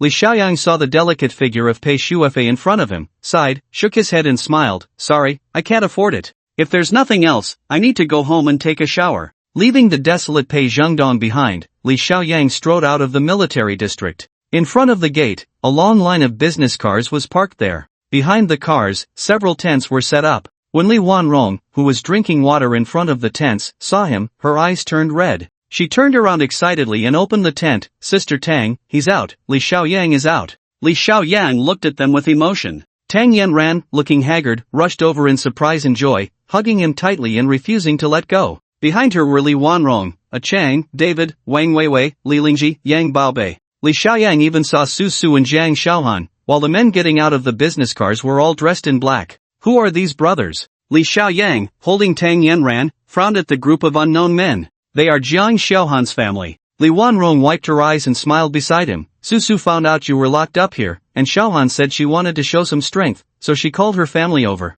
They've been here with us for several days. Li Xiaoyang was shocked. Several days? What day is it today? How long have I been inside? Tang Yanran reached out to wipe the dust off his face. Today is September 27th. You've been locked up for a week. Li Xiaoyang released her and slowly walked to Jiang Xiaohan's side, nodding. Sister, thank you. What are you being polite for? Jiang Xiaohan had returned to a neutral appearance, looking at him with a bit of pity. You've suffered inside, you look thinner. Susu's eyes were also red. Yeah, on what basis did they lock you up? Li Xiaoyang waved his hand. We'll talk about this later. After all, this is a military area. You all should leave quickly. It's already very considerate of them not to bring out their guns to chase you away. The imposing convoy left one by one, and Li Xiaoyang got into the last business car. Inside the car were only Tang Yanran and Li Wanrong. After a moment of silence, Li Xiaoyang asked, how's Cheng Yangguang's family? Li Wanrong's face darkened. Brother Cheng has no relatives left. He is considered an orphan. We bought the best burial plot in the 8th scenery area for over 2 million. Tang Yanran said softly, this is my decision, even though we don't have much money left. I heard from Li Hanong that it was the bald man who took the bullet for you. Li Xiaoyang remained silent for a long time before saying, let's not go back yet. Yanran, go buy some incense and paper. We should go see the bald man. The 8th scenery area, located in the suburbs near the river, has both mountains and water, where most of the burials are of wealthy families. There were once local tycoons who specially invited feng shui masters from the capital to assess the area, calling it Qianshan Kunsui, purple and white energy combined, a place of great fortune. The mountains here extend northward, and the water flows southward, reflecting the mountains and water. Not to mention the ethereal feng shui techniques, just from the scenery alone, it is an excellent place. Li Xiaoyang stood in front of Cheng Yangguang's newly built grave, lighting incense and praying. He waited alone for a long time until David walked over. David didn't quite understand these complex rituals and ancient sorcery. He only knew that he had lost a good friend, and the world had lost a good person. Li, David said softly from behind, whatever you plan to do, count me in, this isn't just your affair. Li Xiaoyang nodded silently and patted his shoulder. At that moment, Tang Yanran hurried over and pulled Li Xiaoyang aside. Xiaoyang, I have some news to tell you, but you have to promise me not to get too excited. Li Xiaoyang held her delicate hand. What is it? Tang Yanran sighed. Old Sang might not make it. Zhao Haji said he wants to see you. The Zhao family residence was located at the foot of Hot Spring Mountain, in an abandoned village, over 80 miles from the nearest county town, making it quite remote. This place was originally called Zhao Family Village, once a prosperous settlement known far and wide for its wealth before the liberation. However, after the founding of the country, during the campaign to destroy the Four Olds, the village's ancient homes were deemed landlord property and were all demolished. Even the ancestral hall was burned to the ground. The people of Zhao Family Village began to migrate to the county, and now only the old house of the Zhao family remained. When Li Xiaoyang arrived, it was just as the sun was setting, and he saw that the area was overgrown with wild grass.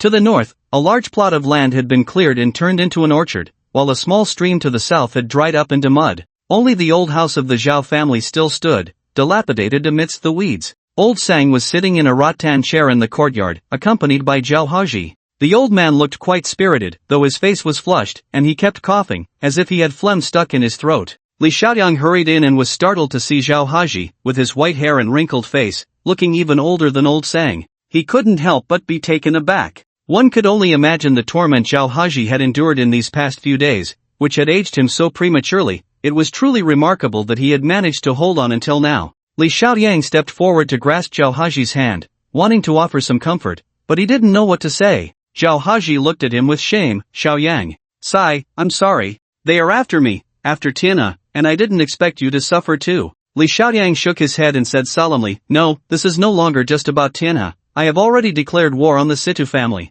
Zhao Haji's eyes widened in disbelief. Declared war on the Situ family? No, Xiaoyang, you can't fight them. The Situ family is already terrifying, and they have the Pei family behind them, which is a true giant. Li Xiaoyang patted his shoulder. Brother Zhao, they are all paper tigers. Don't worry, I will make sure they get the retribution they deserve, including for your grievances. Over there, Old Sang gently waved from his rattan chair. Xiaoyang, come here. Li Xiaoyang hurried over, and Old Sang took his hand. His once bright eyes were now clouded. This place is nice, isn't it? For years, we've talked about fixing up the old house, but both Xiao He and I have been too busy. Now, it's time for dust to return to dust, and I must return to my roots. Li Xiaoyang gently probed with his golden finger. Old Sang, don't worry. As long as I'm here, you will be fine. He still had 2 special upgrade opportunities, so he had long planned to ensure Old Sang regained his health. Li Xiaoyang first opened the attribute panel to check. Host, Li Xiaoyang quality, attributes, strength 18, agility 18, intelligence 18. Next upgrade success rate, 10 ordinary upgrade attempts, 100 special upgrade attempts, 2 special ability, upgrade success rate bonus 1 special upgrades remaining. 2. After reviewing his attributes, he held Old Sang's hand and immediately began to silently chant for an upgrade. But a cold prompt from the system echoed in his ears. I'm sorry, the intelligence attribute of this creature exceeds that of the host, and therefore does not meet the upgrade conditions, so the upgrade cannot be performed. Li Xiaoyan felt a chill run through his body and hurriedly checked Old Sang's attributes. Although Old Sang had reached the twilight of his life, his intelligence attribute still reached 20 points, surpassing his own 18 points. According to the upgrade rules, only when all attributes of the host exceed those of the other can a special upgrade be performed. Li Xiaoyang had never hated this upgrade rule as much as he did at this moment. The system patiently explained to him, the intelligence attribute does not solely refer to mental acuity, it also encompasses experience, life knowledge, and various other aspects. Indeed, perhaps Old Sang's mind was not as agile as that of the young, but his decades of experience and life wisdom were beyond what Li Xiaoyang could reach. Seeing the pained expression on Li Xiaoyang's face, Old Sang smiled nonchalantly. My illness cannot be cured by needles or stones, let alone Western medicine, this is a heart ailment. Though he smiled lightly, there was still a sense of regret. Zhao Haji, standing nearby, said sadly, the sign of Jinha Hall has been taken down, Uncle Sang has already been in low spirits these days, and with this blow. This is all my fault. Old Sang waved his hand, it was my mistake, I misjudged Master Situ, which delayed our actions. Otherwise, Situ Liang wouldn't have been able to take our Jinha Hall so easily. The old man sighed deeply, tapping the ground with his cane. Haji, kneel down. This was the first time he addressed Zhao Haji by name, and Zhao Haji quickly knelt. When I was 4, my family was destroyed. At 6, I fled to the northeast. At 11, for my poor sister, I killed the head of the medicine hall in the northeast with a chopping knife. Old Sang spoke slowly. Having committed murder and lost my family, I only saw death at that time. It was your grandfather, the old master of Jinha Hall, who exchanged 2 boxes of ginseng for my life. At this point, Old Sang looked gently at Zhao Haji, who was kneeling before him. The old master treated me as his own, gave me a name, allowed me to enter the Zhao family genealogy, and even went against the consensus to pass the sign of Jinha Hall to me.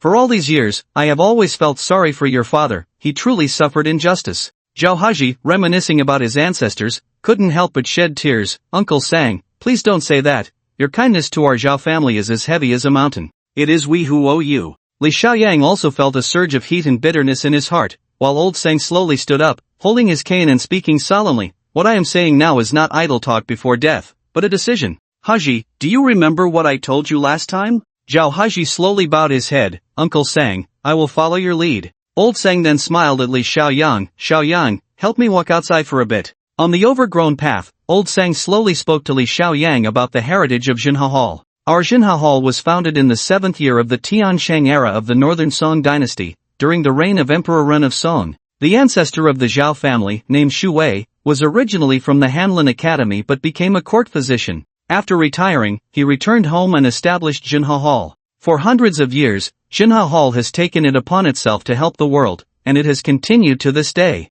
Li Xiaoyang felt a surge of emotions. No wonder a sign could bring so many stories. The significance of the Jinha Hall sign was indeed not something that could be measured with money. At this moment, Old Sang stopped and looked at him slowly. I am the 35th generation heir of Jinha Hall, but whether it is I or Haji, we are both alone, neither of us has a wife or children. I see that Haji does not intend to have offspring, so we have long discussed the candidate for the next generation heir of Jinha Hall. Li Xiaoyang vaguely understood something and looked at him in shock. Old Sang, you want to pass Jinha Hall to? That's right, we want to pass Jinha Hall to you, to make you the 36th generation master. Old Sang grasped his shoulder. Don't refuse just yet. In today's era, this ancient inheritance is on the verge of extinction. In fact, being the head of Jinha Hall brings nothing but responsibility, there are no real benefits. I want to ask you to take on this burden and help us reclaim the Jinha Hall's reputation. Li Xiaoyang fell silent. Although Old Sang spoke very directly, he did not believe that the position of head had no benefits. On the contrary, he felt there were too many advantages.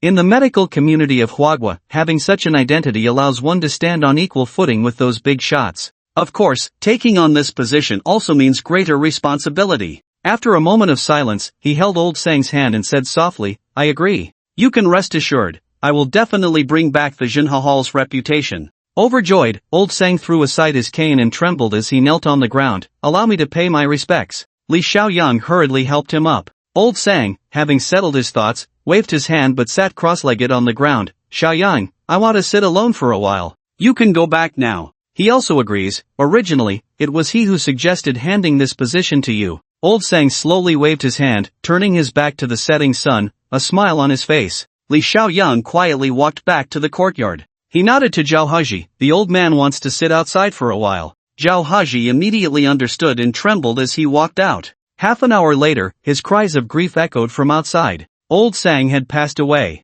According to Old Sang's last wishes, his body was not to be cremated but buried, right behind the old residence. Zhao Haji, following the old customs, had to keep vigil for 3 days. When he was still the head of Tianhe, he was surrounded by stars, but now he was alone, with no one to help. Naturally, Li Xiaoyang took on all of this. After finally finding a signal, he quickly called Tang Yanran and arranged everything. Since they were all familiar, Li Xiaoyang was very detailed in his instructions, including all his subordinates, even arranging matters for Weiwei and the other 3 children. Speaking of many people, in reality, only a few would show up. Zhao family village was remote, with no shops in front and no villages behind, and with inconvenient transportation, it was difficult to get even the necessary items over. When Tang Yanran arrived, she immediately saw that there weren't enough hands. Having experienced the world, and with Li Xiaoyang having handled his parents' affairs before, they discussed and notified Jiang Xiaohan, borrowed a few business vehicles, and with more than 20 strong men, the task became much easier.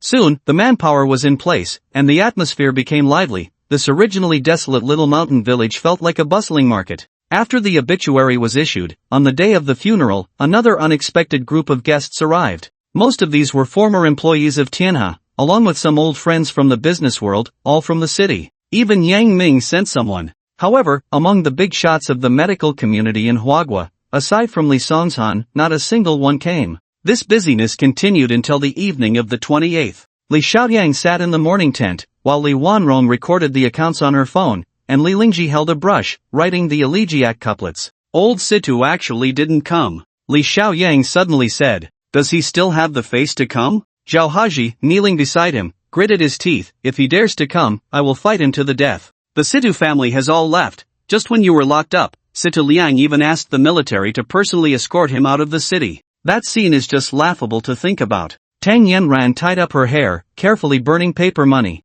Who is the current head of Tianhe? Li Xiaoyang asked. It's no longer called Tianhe, it's now renamed Situ Pharmaceutical. The current head is Zhao Zigao, a guy who suddenly appeared. Li Wanrong flipped through her phone. Yes, that's him, it was reported in the news. Zhao Zigao. Li Xiaoyang found him somewhat familiar, the manager of the Human Resources Department at Tianhe. He must be from the Situ family, otherwise, he wouldn't have risen so quickly, Tang Yanran whispered. Li Xiaoyang looked at the news and suddenly thought of something. He pulled Li Wanrong and said, you shouldn't stay here, go back and take care of something important. I have a video saved on my computer, copied from a disk. Go back and burn a few hundred copies, then send them to all the media. As he spoke, he lowered his voice again, find a few part-timers to upload that video online. Be careful, this could be considered illegal. Take Weiwei with you, she's good with computers. Li Wanrong's big eyes turned, is it the video of Situ Haomin? There's already a version online that's gone viral, but those media outlets probably received notifications and won't dare to spread it.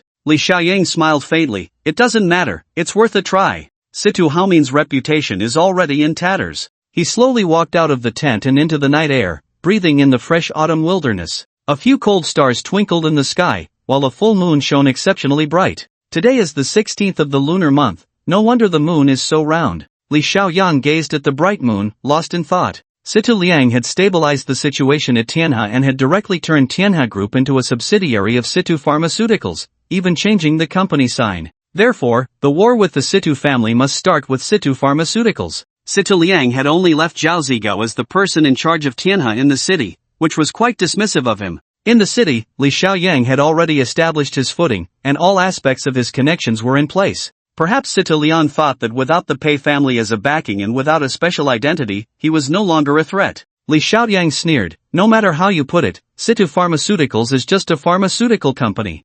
Situ Liang probably forgot about his other special network of connections. With this thought, Li Xiaoyang took out Li Wanrong's phone and immediately dialed Director Jiang of the medical center. Since it was late, he was afraid of disturbing Zhao Jianming, so he contacted Director Jiang first. Really? Director Jiang was overjoyed to hear that he wanted to join Zhao Jianming's work group. Last time, Director Zhao was here saying he lost a good talent. If you can help him, that would be the best. Li Xiaoyang then inquired about the progress of the provincial medical center and finally asked, can our city also establish a medical center? Director Jiang laughed on the other end. The reform of medical centers is still in the pilot stage. In the province, there are only 2 points, Qingmiao City and Nanjishi City. Your city isn't qualified yet. Li Xiaoyang thought for a moment and said, although our city is considered small, when you include the districts and counties, it becomes the largest city in the province. Not to mention, the population is close to 10 million, and there are at least 100 hospitals, plus a large pharmaceutical company.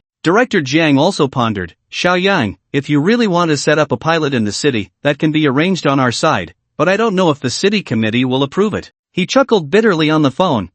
Such medical pilots will first impact many people's interests, including some leaders' achievements, and it could bring trouble, so I'm afraid your city committee might not agree. Li Xiaoyang thought of Yang Ming and immediately said, that's not a problem, our city committee should be able to approve it. Director Jiang was clearly pleased with his enthusiasm. That's great. With you taking the initiative, I think Director Zhao will be very happy to hear this. Li Xiaoyang asked again, does this medical center have the authority to inspect pharmaceutical companies in various cities? Director Jiang thought for a moment. This restructuring will allow the medical center to have some functions related to drug supervision, but pharmaceutical companies are primarily commercial entities. We won't interfere with normal economic laws, and the direct supervisors of pharmaceutical companies should be the Food and Drug Administration. It was clear that Director Jiang understood Li Xiaoyang's meaning, and he chuckled on the phone. Xiaoyang, sometimes the functions of certain institutions are not singular. Director Zhao now says he works at the Ministry of Health, but that's just an old saying. In fact,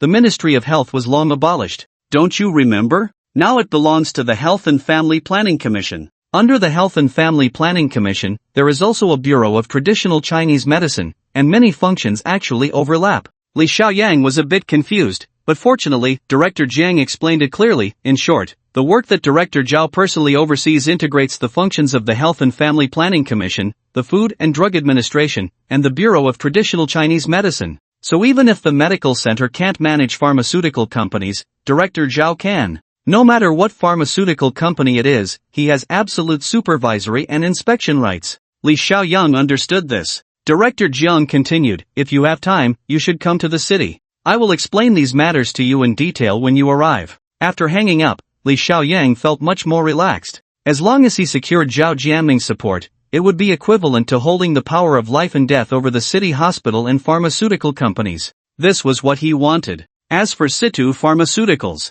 when the time comes, they could play however they wanted in front of him.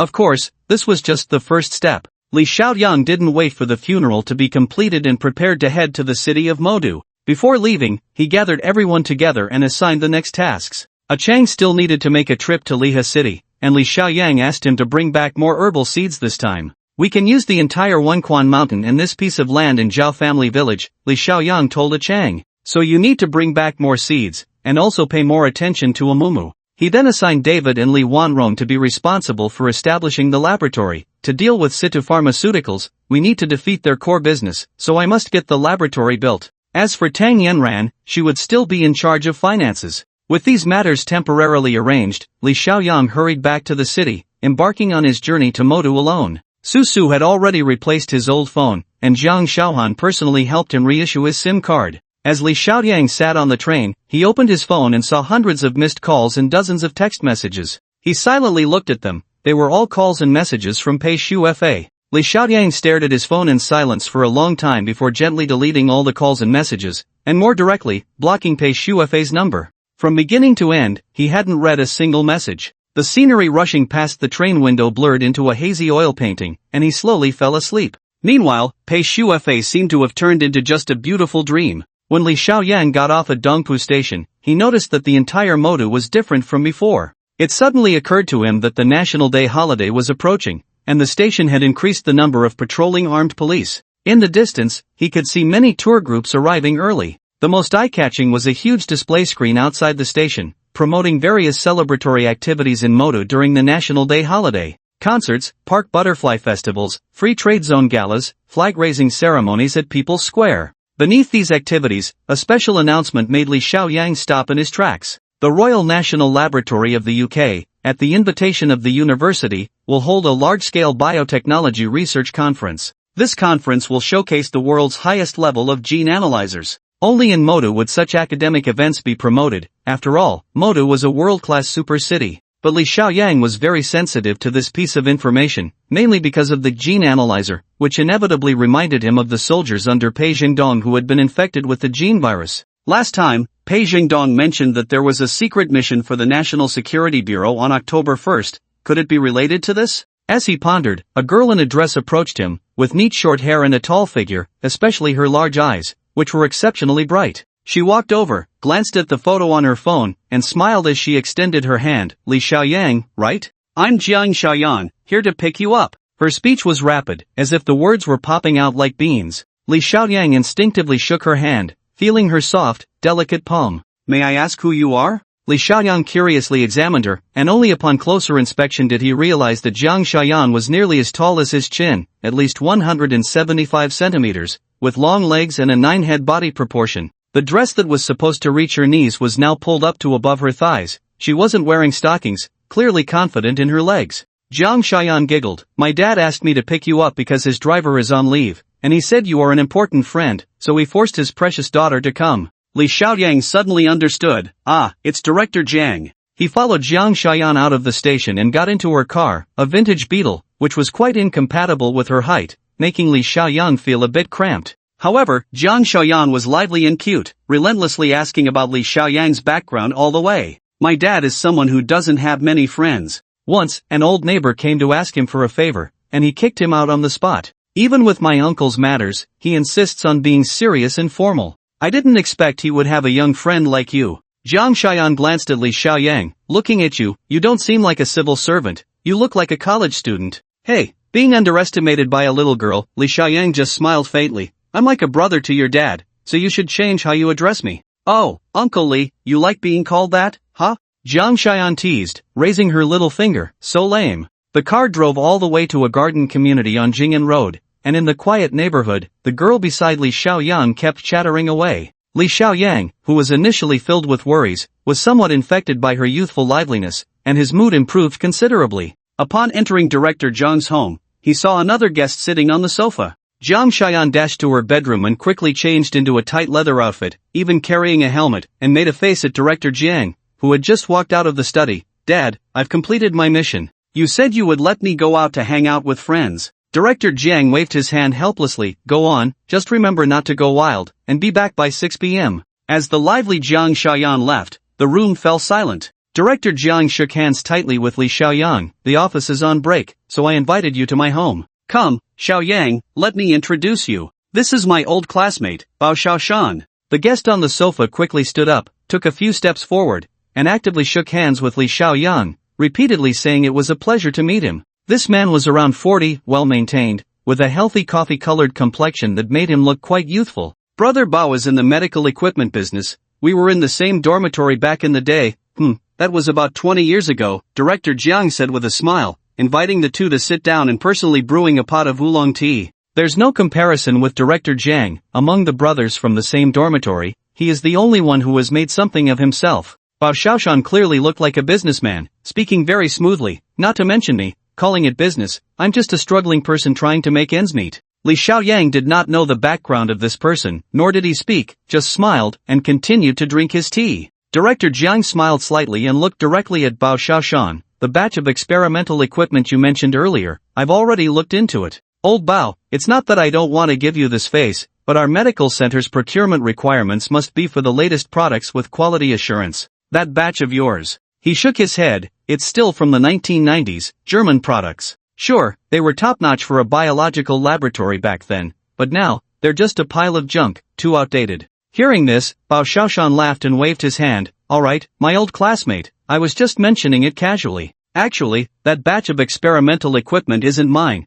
it's just a friend who wanted to ask. Although it's equipment from 20 years ago, it was the highest technology product at the time and could completely assemble a standard laboratory. He thinks it's a waste to keep it, so he wants to sell it at a low price. Now that you mention it, I understand. Let's not talk about business anymore, old classmates meeting. Can't we reminisce a bit? Director Jiang, having been in the bureaucracy for many years, was very familiar with the tactics of these businessmen. He knew that this old classmate felt unwilling after being rebuffed and wanted to find a way around it, so he smiled and said, "Let's talk about it after I'm done with this period. The class reunion you arranged has too high a standard. I heard you even invited a few female celebrities? You know our regulations." As he spoke, he placed his teacup down, signaling it was time to end the conversation. Bao Xiaoshan indeed intended to lead this powerful old classmate into the gentle embrace he had designed, but he didn't expect him to be so vigilant. However, he showed no signs of embarrassment and instead gave a thumbs up. "Old classmate, I admire your style." Director Jiang saw that Li Xiaoyang had been waiting for a long time and inwardly cursed this person for being slow, directly getting up to see him out. Bao Xiaoshan, however, walked leisurely, still smiling. "Actually, this class reunion is just a nostalgic thing. Even my girlfriend is going to the reunion soon and wants me to go with her." Director Jiang patiently replied, "I heard from classmates that your little girlfriend is over 20 years younger than you, right? You too, an old bull eating tender grass, and still want to join in their fun?" Bao Xiaoshan had reached the door and laughed upon hearing this. "What tender grass? It's mutual consent, and let me tell you, she's still a college student at a normal university." Director Jiang frowned, wishing he could kick him out, but Li Xiaoyang, who had been drinking tea, suddenly stood up. "Oh, Mr. Bao's girlfriend is actually my schoolmate." Bao Xiaoshan felt a pang of disappointment, but upon hearing this, his eyes lit up, and he stood at the door, refusing to leave. What a coincidence! She graduated in 11, from the journalism department. Li Xiaoyang's expression suddenly became a bit strange. "That's even more coincidental. I also graduated from the journalism department in 11. Director Jiang coughed. "Then how about this? Let's find a chance to sit together, but we'll talk about it later."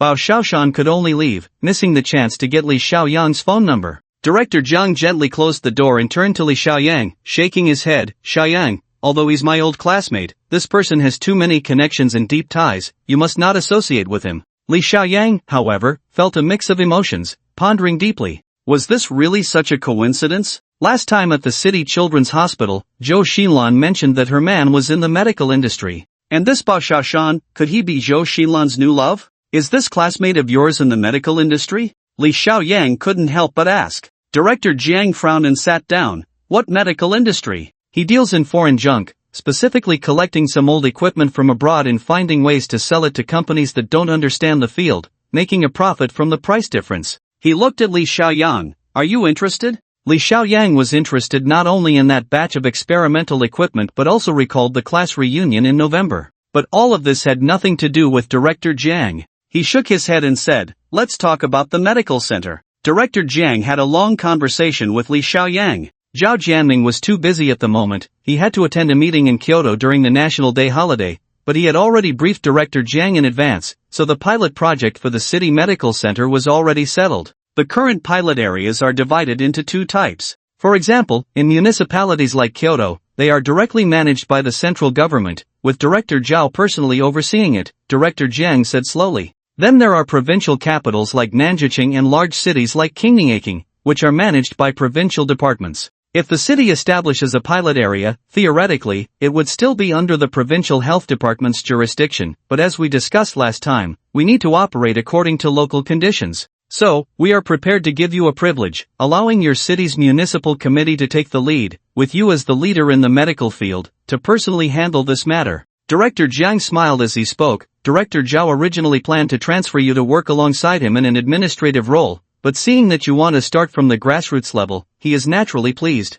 Xiaoyan, this is a training opportunity for you, you will eventually need to move up. Director Jiang looked at him meaningfully. You are young, I am almost 50. That's why Director Zhao values you so much. Brother, your future is limitless. After bidding farewell to Director Jiang, Li Xiaoyang felt a sense of ease. This outcome was the most satisfactory for him. If Yang Ming from the city could cooperate a bit, he would soon grasp the power over the entire city hospital and pharmaceutical companies. He had not yet walked out of the community gate when a black Mercedes-Benz stopped beside him. Bao Xiaoshan opened the car door and personally stepped out. Mr. Li, finished with your discussion? He approached with enthusiasm and shook hands. I felt a strong connection with you earlier. I didn't expect you to be an alumnus of my girlfriend. Her name is Zhou Xinlun, you wouldn't know her, would you? Li Xiaoyang secretly sighed. Confirming this made him feel a bit awkward, but he didn't expect Bao Xiaoshan to have the patience to wait for him in the community. Bao Xiaoshan used all his charm to invite Li Xiaoyang into the car, driving straight to the city center. Xiaoyang, since we have this connection, we can't be distant. It's getting late, let's go have a meal together. You studied in the city, so you must know that the steak at the Baikal restaurant is top-notch. Li Xiaoyang did not respond, and the two soon arrived at the luxurious Baikal restaurant. After ordering, Bao Xiaoshan tastefully requested a bottle of wine. We ordered grass-fed beef. This type of beef has a good texture and less fat, though it's slightly tangy. Paired with a rich fruit-flavored wine, it complements each other and enhances the flavor. He spoke gracefully, exuding charm. Li Xiaoyang didn't understand these things and just smiled. Bao Xiaoshan then subtly inquired about his relationship with Director Jiang. Li Xiaoyang directly told him, I have a colleague relationship with Director Jiang, but we are not in the same department. Bao Xiaoshan naturally understood and became even more attentive. Since things weren't working out with Director Jiang, this young man seemed to hold significant power, and more importantly, he was young and easier to tempt. Bao Xiaoshan calculated in his mind and casually mentioned his batch of equipment.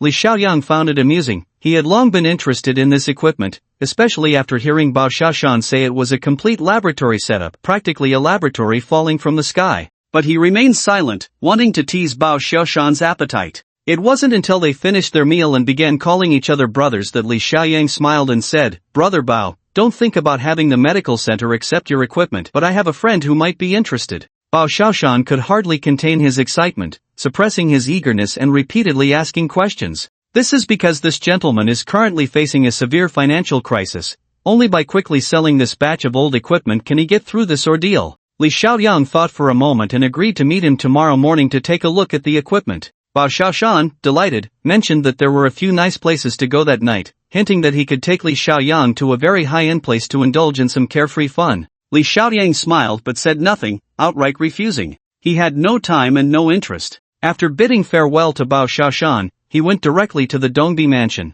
Li Songshan was still on the other side of the city, but the butler at Dongbi mansion had already received the call and warmly welcomed Li Xiaoyang inside, treating him as a host for having personally saved the young lady and defeated the Japanese on the spot. Li Xiaoyang was not polite. He leisurely changed into slippers and asked the butler to call the children's hospital to invite Director Zhang for dinner. In the evening, Director Zhang hurried over. Li Xiaoyang greeted him with a smile. I heard you've been promoted to director? That means I should change how I address you. Director Zhang had always held a sense of reverence towards him and inquired about David's situation, finally exclaiming, I never expected he wouldn't come back, and that you would take him under your wing. I had tried for years to get him to be a consultant at the hospital, but it never worked out. Li Xiaoyang poured him a glass of wine. Let's not talk about that. Are you busy, Director? Tomorrow, I'd like to ask for your help. Director Zhang, or rather, Director Zhang, pushed the wine away. Don't mention it, I'm even more exhausted now. There are fewer surgeries scheduled, but there are too many meetings, not to mention all the socializing.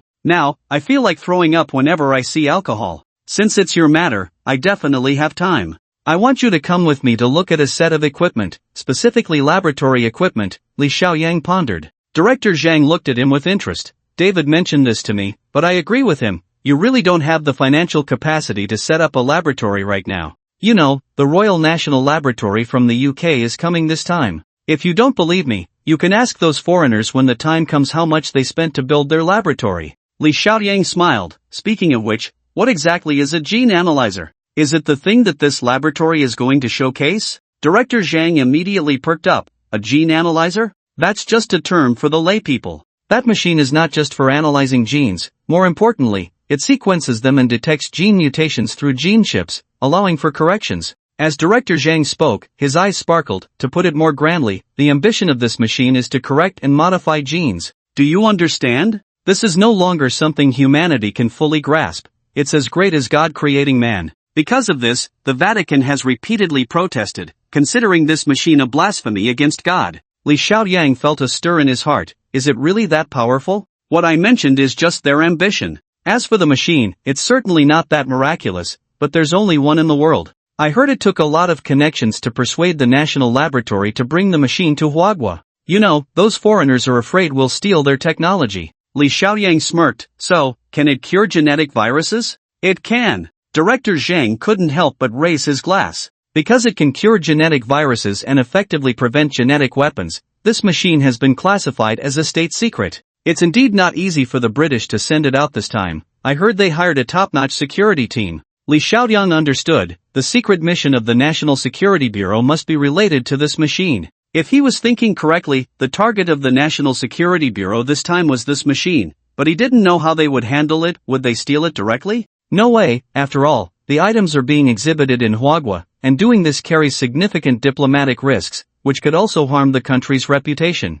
He thought about a lot, but then shook his head. What did it have to do with him? Why should he worry about Pei Zhengdong's matters? Director Zhang, however, had already downed several glasses. When he was still a primary physician, he absolutely did not drink, but this was clearly a habit developed after becoming the director due to socializing. Li Xiaoyang pressed down on his wineglass, just about to say something, when Director Zhang's phone rang. He hurriedly took it out and quickly flipped through a set of images. Li Xiaoyang laughed. You also play Weibo? No. Director Zhang stood up with a serious expression. A batch of unexpectedly injured patients have been admitted, and there are quite a few of them, all young people. I need to go back and make arrangements. With a glance, Li Xiaoyang saw in the photos from the scene a girl in a short black leather jacket, anxiously standing next to the injured. He immediately stood up as well. I'll go with you. Jiang Xiaoyan had actually appeared in the hospital. Although she looked uninjured, Li Xiaoyang still felt uneasy. Not to mention anything else, just for the fact that she came to pick him up today, he had to go see her personally.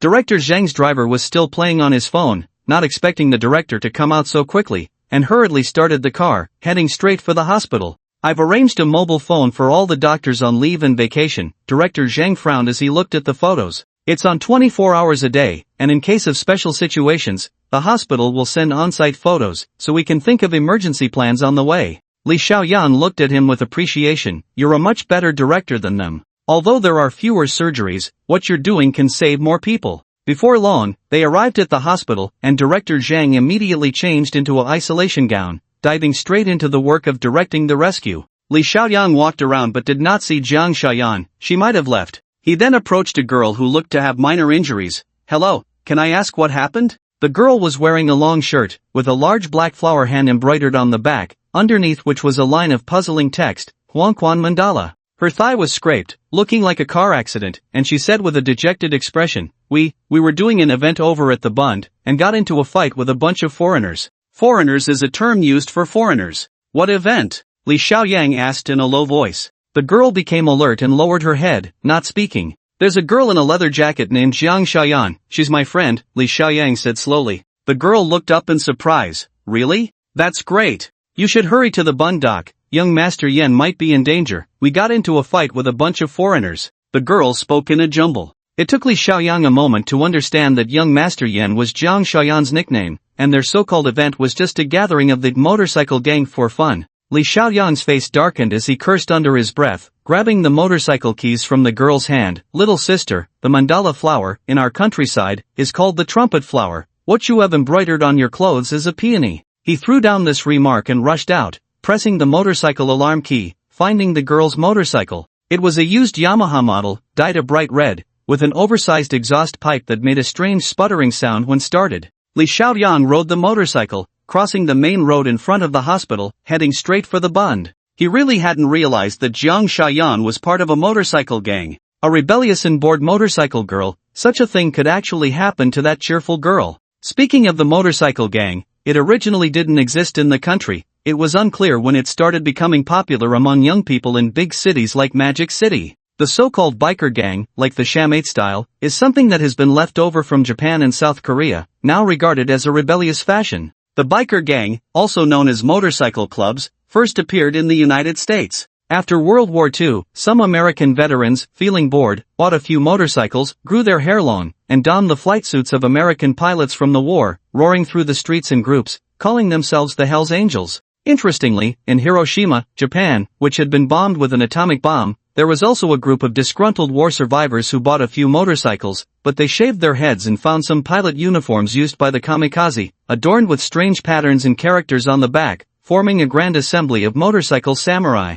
When Li Xiaoyang arrived at the Bund's T-shaped pier, he saw a group of mismatched young people. Rubber tires soaked in gasoline were burned to a crisp, and discarded metal barrels were arranged in a circle, resembling an old arcade game. Two groups of bikers glared at each other. On the left was a group of foreign youths, dressed as Hell's Angels, numbering at least 30. The group on the right was weaker, consisting entirely of girls, whose rebellious hairstyles could not hide their youthful innocence. Jiang Xiaoyan was their leader, clad in a black leather jacket that hugged her long legs, with a pretentious long coat billowing behind her like a flag in the wind. On the back of this young Master Yan's coat was embroidered a long sword, with blood-red characters, Jini Yeshing Yen Shirsan. At that moment, Jiang Xiaoyan glared at a burly man with a mohawk across from her. "This is Huagua, this is Modu, this is my territory. You foreign devils, what right do you have to hit people?" The foreign man whistled and replied in broken Chinese, "Young Master Yan, this pier has long been ours, you guys came looking for trouble first." A dull-faced girl beside Jiang Xiaoyan, covering her arm, piped up,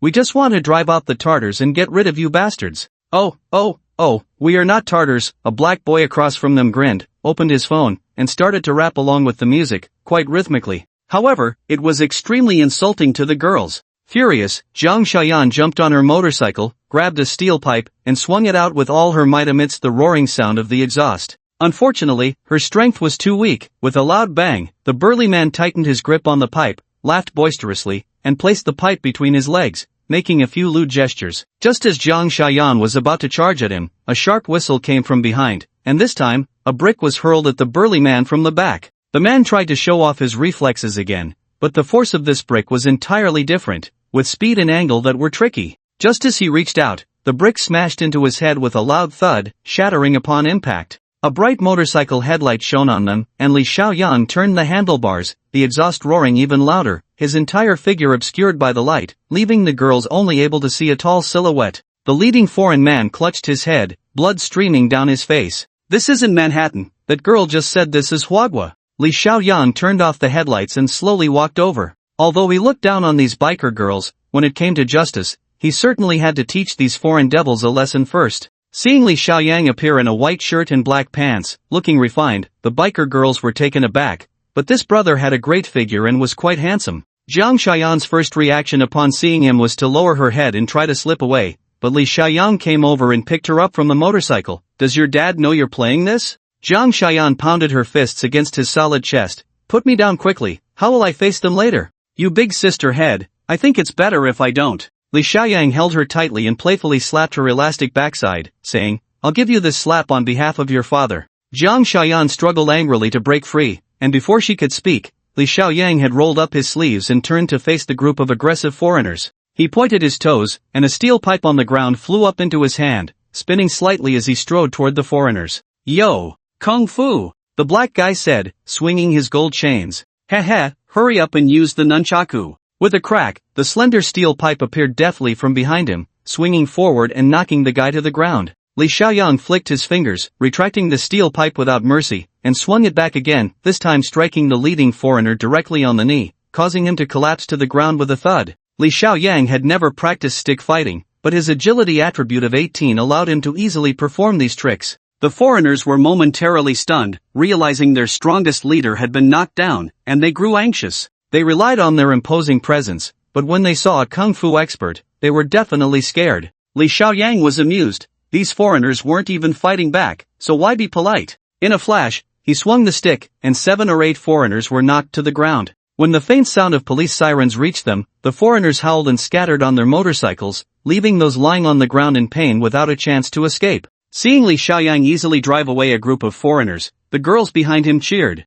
"Hurry, hurry." Jiang Xiaoyan, both surprised and delighted, grabbed the man's hand. "We've taken back our territory, let's go quickly." The girls jumped onto their motorcycles in an orderly fashion, letting their leader, Jiang Xiaoyan, go first. Li Xiaoyan rode his motorcycle, following Jiang Xiaoyan to a place. "Fireworks bar?" He looked up and saw a bar. Behind the bar was a large warehouse. The girls giggled as they neatly parked their motorcycles in the warehouse and quickly changed their clothes. They were bold, even with Li Xiaoyan present. They only pulled aside a thin curtain and giggled as they changed. Jiang Xiaoyan stylishly tossed aside her windbreaker and embraced the round-faced girl affectionately. Once the other girls finished changing, they emerged looking gentle and refined, like young ladies from a good family. Li Xiaoyan frowned. Apart from Jiang Xiaoyan, the oldest was only about 16 or 17, and the youngest was still in middle school, evident from their school uniforms. Most were students, with high schoolers as the main group and middle schoolers as the cute ones, except for the round-faced girl, who was the owner of the bar. Like Jiang Xiaoyan, they were both considered adults. Jiang Xiaoyan reluctantly let go of the round-faced girl, sending a few girls to the hospital to check on the injured and notify their families before bowing to Li Xiaoyang in gratitude. The bar was set up with drinks, and the girls gathered around Li Xiaoyang, giggling. "This bike belongs to Xiaolan, you must be the savior," she called, "right?" The round-faced girl asked with a smile. "I think he looks like Yan Gongzi's boyfriend." "Yes, definitely," the youngest middle school girl chimed in, not fully understanding, and was nudged by a few companions. "What are you saying?" Yan Gongzi is Sister Hongshue's person. The round-faced girl, referred to as Sister Hongxue, smiled slightly. "Let's call it a day. The next event is scheduled for October 7th, the last day of your holiday." The girls laughed and bid farewell to Li Xiaoyang, with the youngest even daring to pinch him. Once the kids had left, Li Xiaoyang's expression turned serious. "Xiaoyan, you should explain this to me." Jiang Xiaoyan blinked, and beside her, Hongxue sneered, "Don't think that just because you helped out today, you become a hero. What gives you the right to speak to Yenner like that?" Li Xiaoyang then noticed, "So, you are the big sister." He suddenly grabbed Jiang Xiaoyan's hand, looking at her smooth and delicate palm.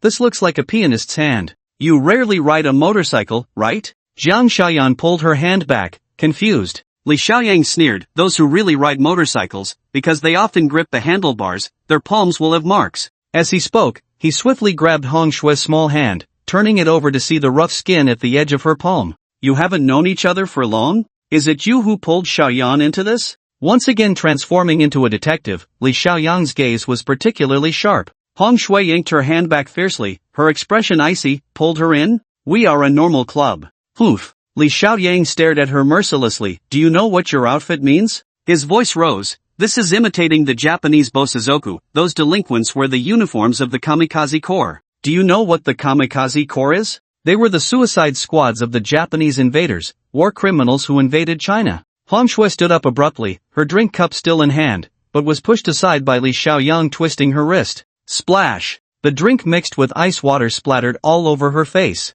Hongxue gritted her teeth, standing up without wiping her face. Get out of my bar." Li Xiaoyang coldly laughed, adjusting his shirt, "Ignorant child," and walked out of the bar without saying another word. He actually appreciated some genuine things and did not oppose those beautiful Japanese comics, but he believed there must be a principle of not forgetting history and remembering who you are. It was absolutely not like Hongxue, who used rebellion as an excuse to waste her youth recklessly. Not far from the bar, Jiang Xiaoyan chased after him, panting, and grabbed him angrily. "You need to go back and apologize to Hongxue." Li Xiaoyang shrugged, lifted the tall girl up, threw her onto the back seat of her motorcycle without mercy. He fished the keys out of the girl's pocket and started the motorcycle, speeding away almost madly. Jiang Xiaoyan screamed, instinctively hugging his waist tightly, closing her eyes and shouting, slow down, I get carsick." The motorcycle sped away like a knight galloping through the night. It was only when they were almost at Jiang Xiaoyan's home that Li Xiaoyang slowed down.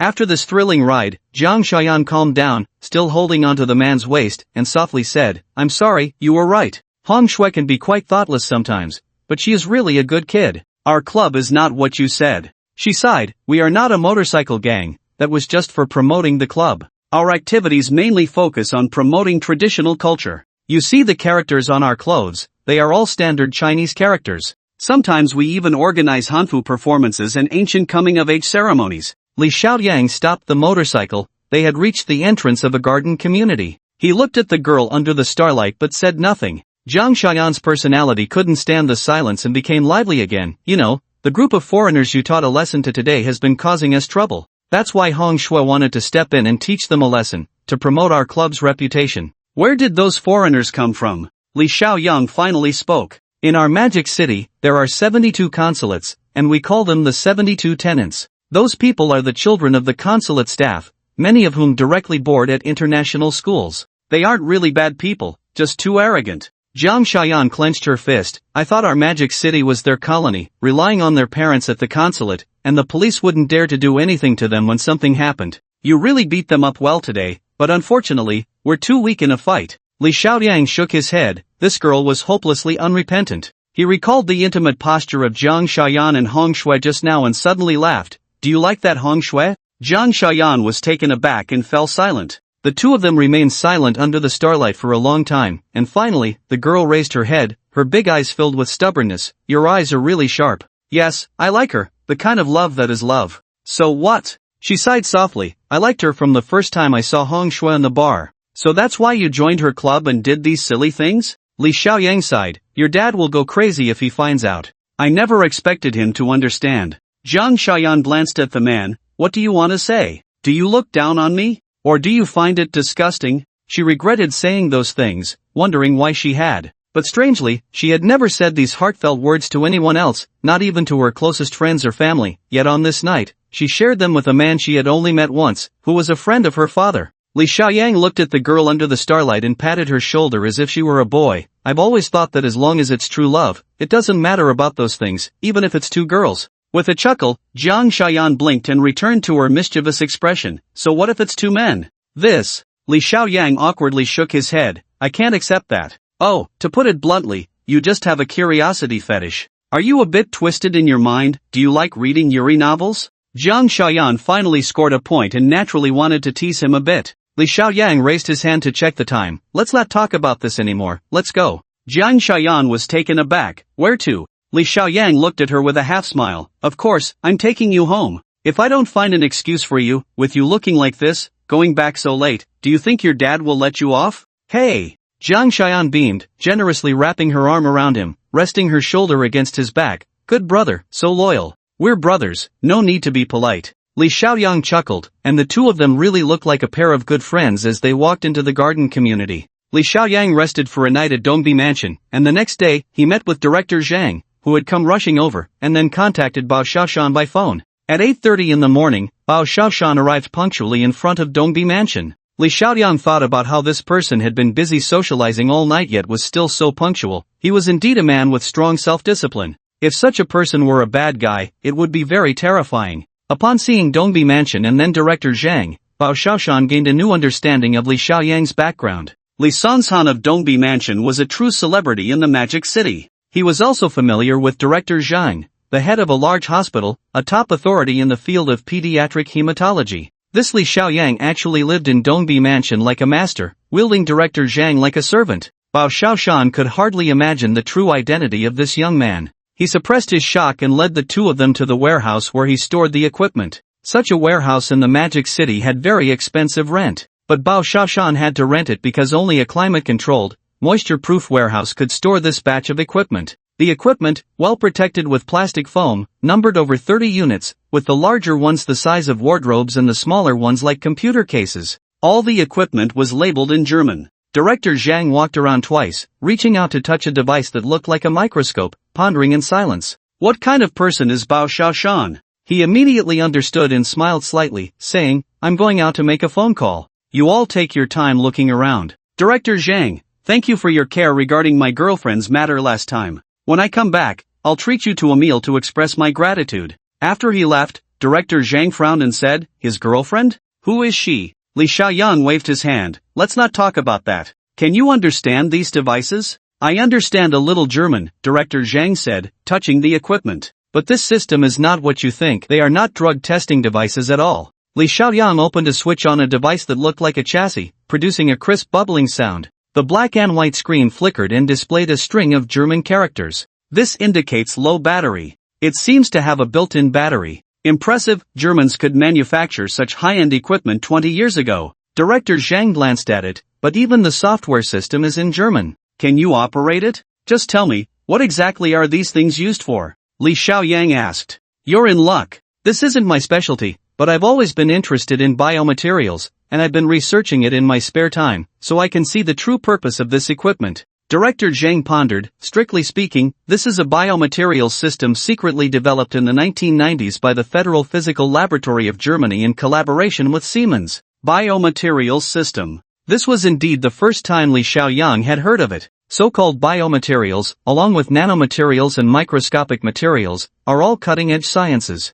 They involve extracting materials from biological sources, then synthesizing them to create special items. Director Zhang became animated. He walked over to the largest device. Look at this. This is a perfect material extraction device that can extract special materials from biological sources. Director Zhang smiled as he spoke. Let me give you a simple example. In our traditional Chinese medicine, the plant hemp skin is a very effective insect repellent. Unfortunately, purifying this medicine is very difficult, but this system made by the Germans can directly extract the purest components from hemp skin. He leaned in closer and lowered his voice, but this is just the beginning. The most powerful aspect of this device is that it can combine the components of hemp skin with other biological materials. For example, synthesizing the insect-repelling components of hemp skin into silk threads, then weaving a scarf. If you wear that scarf, you won't have to worry about mosquitoes. Li Xiaoyang suddenly realized, so it's the synthetic materials often mentioned, like synthetic fibers, artificial materials, polymer materials, and so on.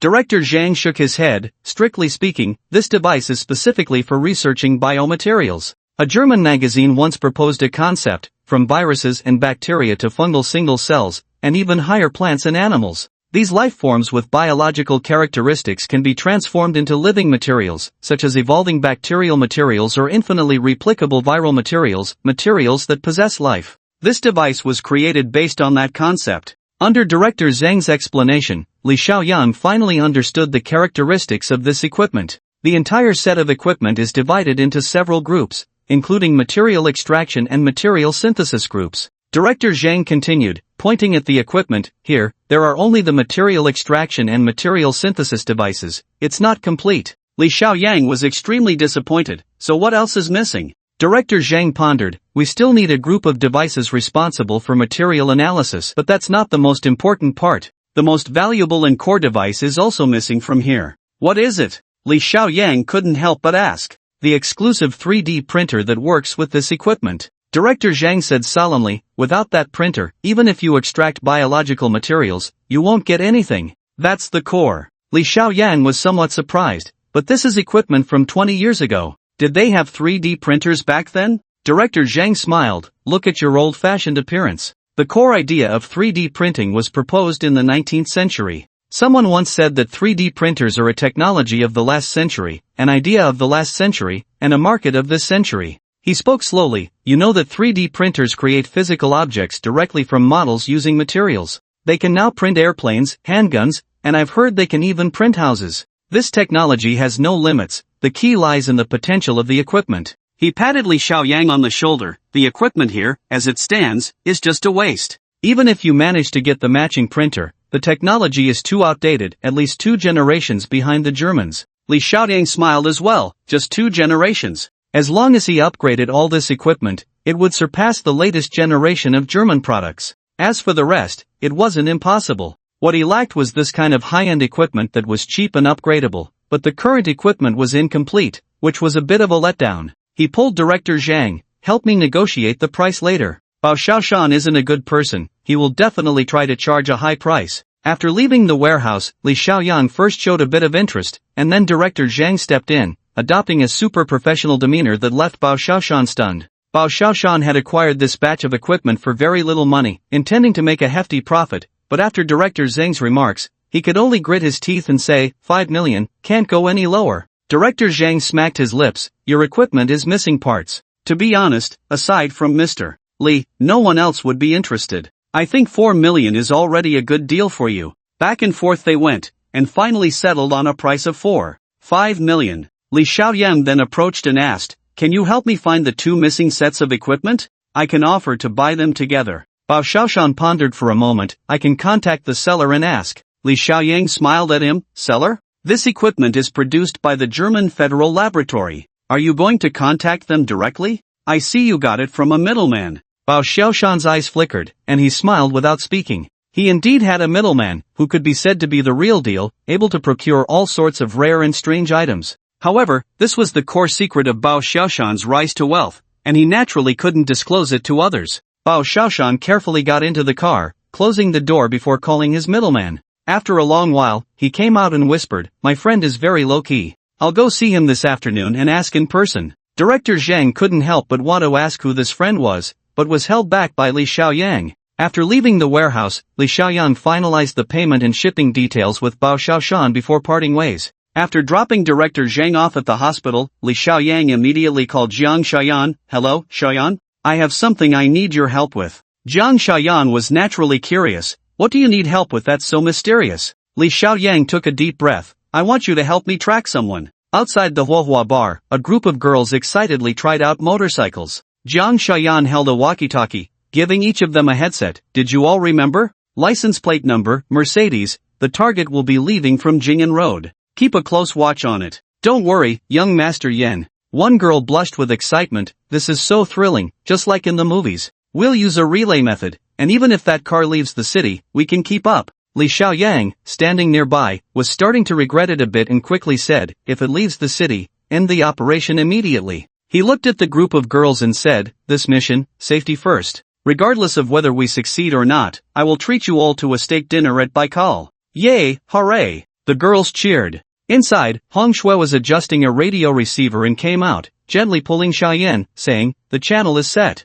This batch of walkie-talkies has a range of about 10 kilometers. If it's too far, just use WeChat. Why not just use our phones? Li Xiaoyang couldn't help but ask. Hong Shui snorted, ignoring him, and walked back into the bar. Jiang Xiaoyan smiled beside him. Using walkie-talkies makes it seem more professional, right? We always see this in movies. Short-distance signal transmission. Walkie-talkies are stable in real time. We can't let these girls use their phone data. That would be too wasteful. However, Li Xiaoyang kept looking at Hong Shui in the bar, growing increasingly displeased. He didn't go into the bar but sat quietly on the steps outside, waiting for news. Jiang Xiaoyan, caught between lover and brother, found it difficult, but in the end, she decided to forget friends for love and went into the bar to find her Hong Shui. Li Xiaoyang didn't wait long before Jiang Xiaoyan rushed out. I found him. The person you want to track is at the location now. Li Xiaoyang quickly got up. Where? Jiang Xiaoyan looked at her phone map. According to this marked location, it should be a small convenience store next to Wang's mansion.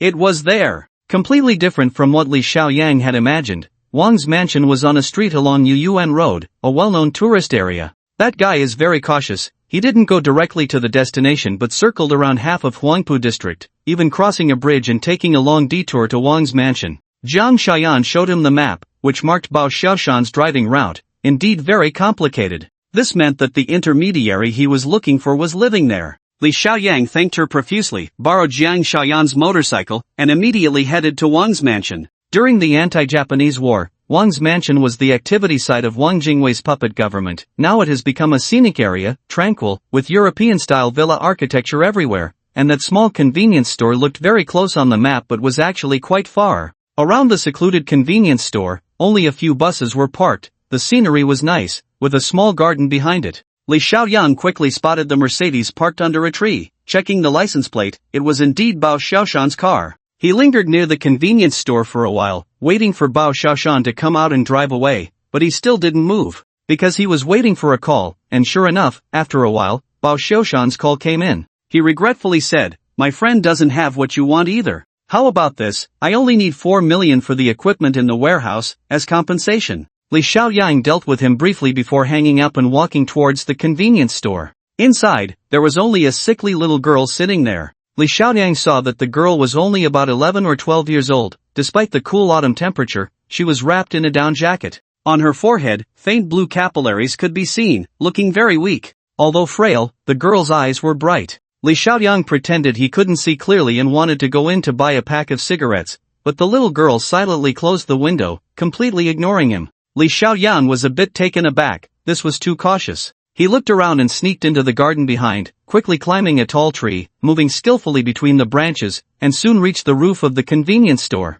Li Xiaoyan hooked his feet around the tree trunk, reached out to grab a power supply on the roof, and silently chanted upgrade. Suddenly, a tripping sound came from the convenience store, and he quickly slid down the tree, pressing himself against the door. Sure enough, after a while, the little girl in the wheelchair came out. Her legs were covered by a blanket, and the exposed parts were frighteningly thin. After coming out, she struggled to stand up to check the roof situation. Li Xiaoyang silently muttered an apology to the girl. He slipped in through the door. The small shop was orderly. Apart from the shelves, there was nothing particularly special. Li Xiaoyang focused on the ground. Bao Xiaoshan had definitely been here. Since it was close to the park, the ground was muddy, and he was now looking for footprints. Since Bao Xiaoshan had just left not long ago, the little girl couldn't have cleaned it up completely, so Li Xiaoyang quickly found muddy footprints. The footprints finally stopped in the middle of the second row of shelves. Time was running out. Li Xiaoyang had already heard the sound of the little girl's wheelchair outside. He rushed to the front of the shelf, concentrating on examining it.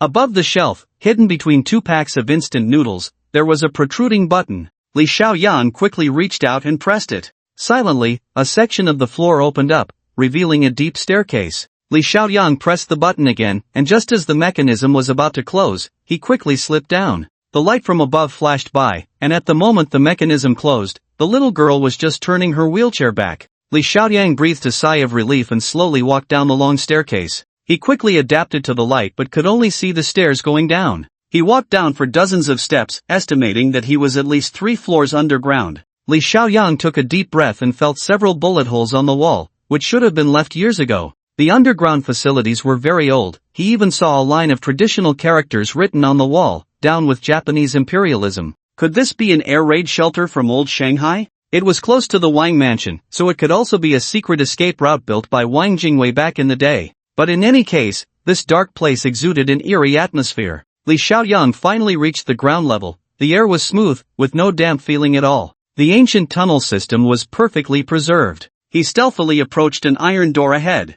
The small iron door resembled a sewer gate but was slightly larger. After gently twisting the valve a few times without success, he heard a click, and light flooded in. Someone had turned on the lights. Li Xiaoyang squinted against the brightness, still not fully processing what was happening when he heard a click behind him, and a double-barreled shotgun was pressed against his back. He turned his head slightly and was taken aback. "Little sister, weren't you up there just now?" The little girl in the wheelchair had somehow appeared behind him, struggling to hold the shotgun but not saying a word. Li Xiaoyang, taking advantage of the light, suddenly realized that besides the staircase, there was actually an elevator, and the little girl had come down directly via it. "This elevator is impressive, it makes no sound at all," Li Xiaoyang said, raising his hands in a relaxed manner, greatly admiring the elevator. The little girl took a deep breath, barely able to hold the gun. "Let's talk, go in." She was referring to the iron door. Li Xiaoyang had no choice but to grip the valve and was about to turn it when the girl behind him urgently said, "First turn right 3 times, then turn left 4 times. Li Xiaoyang followed her instructions, and as the valve opened, the little girl shouted, "Don't move around, let me watch you go in." Li Xiaoyang shrugged, keeping his back under the little girl's gun, and slowly slipped inside. Immediately, a strong herbal smell hit him, a familiar scent. Li Xiaoyang saw countless test tubes, alcohol lamps, and even a complete chemical separation system along with a centrifuge. In the midst of these chemical instruments, a man with his face wrapped in cloth was frantically conducting experiments. He was so engrossed that he didn't even notice Li Xiaoyang's entrance. "Brother, I caught a bad guy," the girl behind shouted loudly. Li Xiaoyang was startled, and the man shook his head as if he had heard something but continued with his experiment. "Brother, I caught a bad guy." The girl behind him was practically screaming this time. The man raised his head, half of his face wrapped in cloth, but the other half was quite handsome, looking not very old. At this moment, he finally saw Li Xiaoyang, the unexpected guest. The man put down the test tube and smiled gently. "I'm sorry, my hearing isn't very good, I didn't see you." His voice was soft and elegant, which made Li Xiaoyang feel embarrassed for a moment. "Brother, I told you, he's a bad guy, a bad guy," the little girl behind him shouted in exasperation. In her rush, she had exhausted her strength, and her arms were sore and numb, causing the shotgun to tremble even more. Li Xiaoyang suddenly turned around, swiftly pulled the shotgun from her hands, quickly turned it around, and firmly gripped the handle, aiming it precisely at the little girl. This double-barreled shotgun was quite heavy, and Li Xiaoyang was already impressed that the little girl could hold it for so long. At this moment, he felt he had the situation under control, and just as he was about to smile, he heard a click. A pair of gun barrels sprang up from the sides of the little girl's wheelchair, making a hissing sound, and a chain of bullets hidden beneath the wheelchair also dangled down. "No way!" Li Xiaoyang was dumbfounded. A Gatling Type 3-barrel machine gun, 13mm caliber, with a firing rate of 500 rounds per minute. Although it was a low-performance machine gun, it was still a cannon. Li Xiaoyang looked at the double-barreled shotgun in his hands, shook his head, and threw the gun away. "This cannon and the bullets together must weigh dozens of kilograms. Your wheelchair is really impressive." The little girl huffed, pressing her left hand on the wheelchair, remaining silent. "I've experienced your mechanical wheelchair," Li Xiaoyang said with a wry smile. "You, my dear, are simply the heartless leader of the 4 great detectives. I'm impressed." The little girl still didn't speak, and the man behind her said softly, "Aji, don't make things difficult for this gentleman. I can see he means us no harm." "Brother, a saint like you wouldn't understand." The little girl tightly gripped the firing button. "We all agreed, except for Uncle Bao, no one can be trusted, especially this sneaky guy." The little girl had such a strong presence at this moment that before Li Xiaoyang could explain, she suddenly changed the subject. "Brother, do we still have concentrated sulfuric acid?" The man sighed. "Sulfuric acid won't work. Don't forget, the human body is very complex. Bones, muscles, hair. Concentrated sulfuric acid can't deal with the bones. The little girl nodded. Then we have inorganic alkali acids too. The man shook his head. Can't deal with hair. Potassium permanganate. Average effect. Remember the last experiment I did for you? If the concentration exceeds a certain level, other reactions will occur. Brother, we also have strong alkali reagents. That could be tried, but it seems we have too little stored. The amount isn't enough. Li Xiaoyang felt a chill run down his spine. What were these siblings talking about? Disposing of a body. But the brother and sister were seriously discussing this frightening topic. Brother, what if we use mixed acids? I think we can use sulfuric acid and potassium dichromate together. It can handle both muscles and bones, and hair too. Sister, don't forget about fat and teeth. Most importantly, the smell would be too strong. The ventilation system here can't handle it. Li Xiaoyang finally couldn't take it anymore. You two have had enough. Is it really necessary to go this far? I came to find you with no malice at all. Can't we sit down and talk properly? I'm sorry, I listened to Aji, the man said apologetically. Li Xiaoyan looked at the 3-barrel machine gun. Even if he had extraordinary abilities, as long as the little girl pressed the button, he would surely end up being shot to pieces on the spot. In such a narrow space, the bullets from the machine gun would destroy the entire basement. Li Xiaoyang sighed. Before he could finish, the man to the side suddenly let out a muffled grunt and crouched down, covering half of his face. He seemed to be enduring immense pain, finally howling in agony. The little girl hesitated, and Li Xiaoyang stamped his foot, saying, "First save your brother." The girl, named Aji, finally released the button, turned the wheelchair, and rushed over, quickly pouring out a bundle of cold green liquid from a test tube, carefully unwrapping her brother's veil and applying it. The air was filled with the scent of Ganoderma frost, a remedy for burns that Li Xiaoyang had once upgraded to a potion. He glanced at the injuries on the man's face and couldn't help but be shocked again. The refined man had what looked like hundreds of red worms crawling on the left side of his face, and at that moment, they were even emitting smoke. This didn't look like a burn, it resembled the aftermath of a chemical weapon attack. The little girl desperately rubbed her brother's face, and Li Xiaoyang hurriedly took a test tube, squatting down to help her. After a long while, the blood-red wound stabilized, turning into a dull dark red. Aji sighed softly, tears of heartache welling up in her eyes as she finished wrapping her brother's bandage. What kind of injury is this? Li Xiaoyang squatted beside her, feeling a pang of sorrow. Seeing the man's earlier agony made his own face ache. The little girl's hostility towards him had lessened by half, and after a long pause, she whispered, "It was an accident during an experiment, it's incurable, and he has attacks every day." Is this a burn? Li Xiaoyang sniffed the test tube. Ganoderma frost is currently the best folk remedy for burns. Are you purifying this for healing? The man's condition had eased, and he looked at him gratefully. Actually, it's a chemical burn, mainly due to bad luck. That kind of agent can destroy human cells, and I happened to come into contact with it. Li Xiaoyang stepped forward, gesturing to show he meant no harm. Can I take a look? I can actually be considered a doctor. The little girl hesitated for a moment, then stepped aside, allowing Li Xiaoyang to extend his golden finger and gently touch the man. Man, quality, attributes, strength 3, agility 3, intelligence 90. Li Xiaoyang's heart raced at this attribute, an intelligence of 90, more than 5 times his own, was something he couldn't even dare to imagine, but that wasn't the most astonishing part. When Li Xiaoyang saw the man's skill attributes, he was left speechless. Skills: mechanical engineering, chemical alchemy, hacking mastery, bomb expert, virus engineering. A series of skill listings dazzled Li Xiaoyang. His first reaction was that no matter what, he had to recruit this guy as his subordinate, even if it meant risking his life. If reality were seen as a game, and talents in reality were viewed as pets in the game, then this man before him was a super pet with built-in skills, powerful attributes, and perfect qualifications. Li Xiaoyan looked at the man as if he were gazing at a priceless super pet, his expression slightly different. I wonder what you want to extract from the Ganoderma frost. Li Xiaoyang reluctantly released his hand, feeling that the man was increasingly rare talent. The potion formula, I've been researching it for over half a month and extracted part of the raw materials from the Ganoderma frost, but it's not complete yet. The man extended his hand amicably. Thank you for your concern, let's get to know each other again. My name is Vic.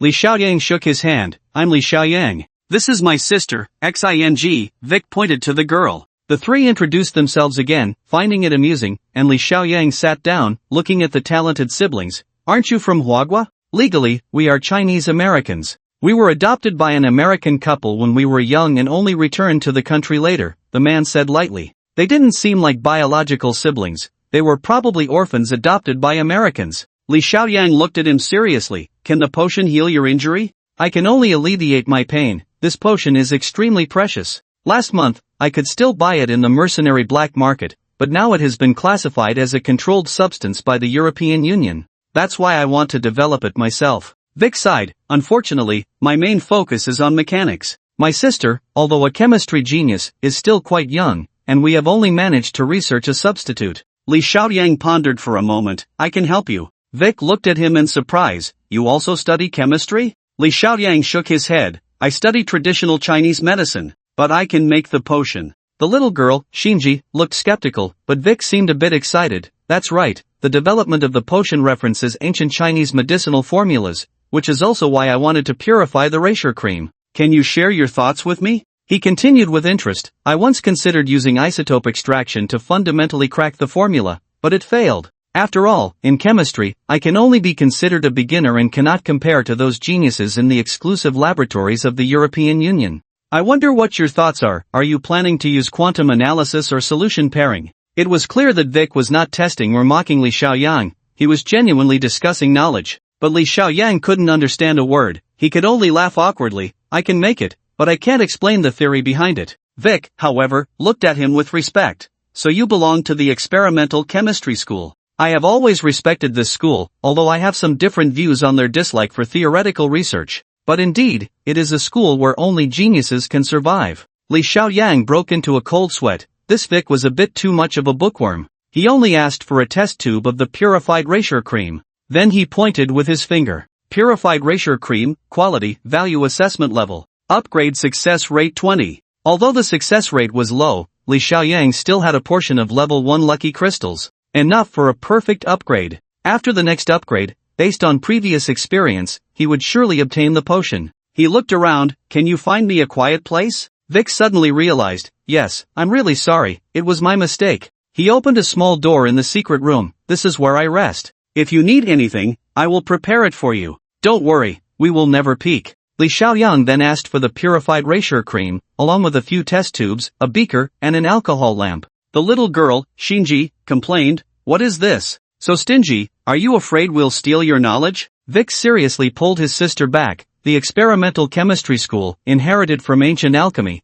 prohibits others from being present during their alchemical experiments. They are a great group of people who dedicate their lives to their beliefs, and we should give them enough respect. Li Xiaoyang entered the small room, feeling a bit guilty, afraid that the brother and sister would notice something wrong. After all, with a flash of golden light, the experiment succeeded. It would be strange if these geniuses didn't go crazy. Using all the level 1 crystals, he successfully upgraded the erasure cream in the test tube. The green liquid had now turned into a milky white solid. This was the potion. Li Xiaoyang sat in the small room for a while longer, deliberately stalling for time to prove that his experiment was very complex and arduous. After waiting for half an hour, he finally emerged, sweating profusely, and handed the test tube to Vic. Vic carefully cradled the test tube and quickly walked to the testing platform. In less than 10 minutes, he stood up in surprise from in front of the electron microscope. Oh my god, Li, your potion has completely surpassed the European Union's formula. You are truly a genius among geniuses. Li Xiaoyang felt a bit embarrassed.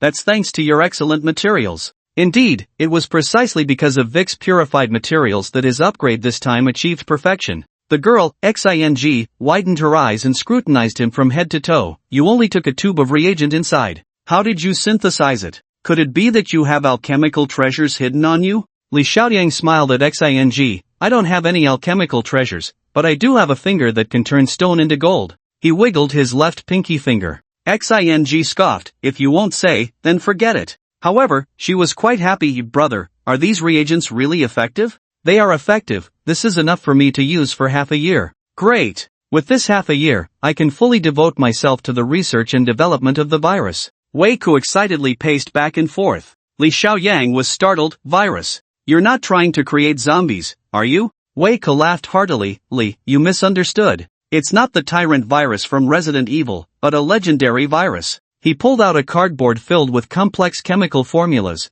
Look, this is a benign virus that can stimulate a person's potential. I'm developing this virus for Aji. Li Xiaoyang glanced at the frail Xing. What illness does she have? A severe muscle atrophy disease caused by a genetic defect, so it can't be treated with medication or surgery. The virus I'm developing can stimulate her potential and give her a new lease on life. Hearing Weike's crazy claims, Li Xiaoyang still felt that this was just like the script of a biohazard crisis. He walked in front of XING and extended his finger to test. XING, quality. Attributes, strength 9, agility 25, intelligence 20. Unexpectedly, XING's agility and strength attributes were surprisingly powerful, and although her intelligence attribute was only 20, it still amazed Li Xiaoyang. He excitedly looked at the girl's skills: chemical alchemy, close combat mastery, assassination sniping. Li Xiaoyang looked up at XING in astonishment. This girl was completely different from what his brother had described. She was currently sitting in a wheelchair, her muscles atrophied. If she were a normal person,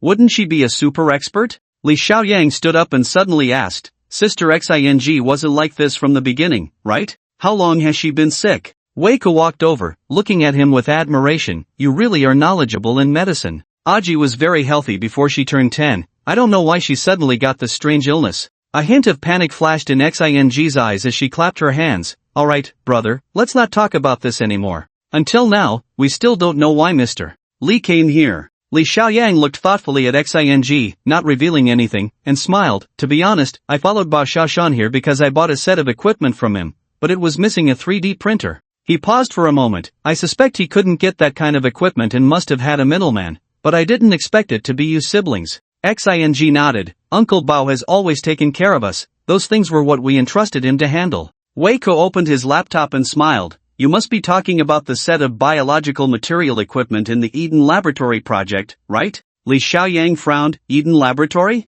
Weike laughed. That was a concept proposed by a group of German scientists in the 90s. Trying to establish a perfect biological laboratory to cultivate new life, hence the name Eden Laboratory. Cultivating new life. These German madmen. Li Xiaoyang shook his head. I thought that was just a set of machines for making biological materials. Weike gestured for him to sit down. You could say that too, because the Eden project was essentially a fantasy. The scientists soon discovered that while materials extracted from living organisms could be synthesized, they couldn't break through the three major definitions of new life, and ultimately failed. Li Xiaoyang was very interested. What are the three major definitions of new life? Vic thought for a moment. It's about determining whether humanity can create life based on three definitions. The first is that it exists uniquely and independently. The second is that it can be replicated and inherit life genes. The third is that it can survive and evolve. His eyes sparkled. What a magnificent idea, to create brand new life by human hands. But what the German scientists obtained through the Eden Laboratory was merely a batch of waste. This plan was soon cast aside, and the machines were thrown into the garbage. Can I ask how you got hold of these machines? Li Xiaoyang asked a crucial question. Vic fell silent, and after a long pause, he whispered, I'm sorry, I can't say. Li Xiaoyang didn't press further. Then the 3D printer I want. Vic smiled. It's far away yet right in front of you. He pointed to the huge table filled with experimental equipment. It's this. Li Xiaoyang was taken aback. The table occupied half the basement, measuring over 3 meters in length and width. What a massive printer. Uncle Bao asked me about it, but I was too lazy to move this table, so I said it was gone. Vic chuckled. If you really want it, you can take it away now. Li Xiaoyang patted the printer. This still needs to wait. By the way, that set of Eden Laboratory equipment is still missing some material analysis instruments. Vic looked regretful. That part is indeed gone, but you can find better alternatives. He took out a newspaper. Look, the Royal Laboratory from the UK is coming to the Magic City. The gene analyzers they bring are much better than the German technology.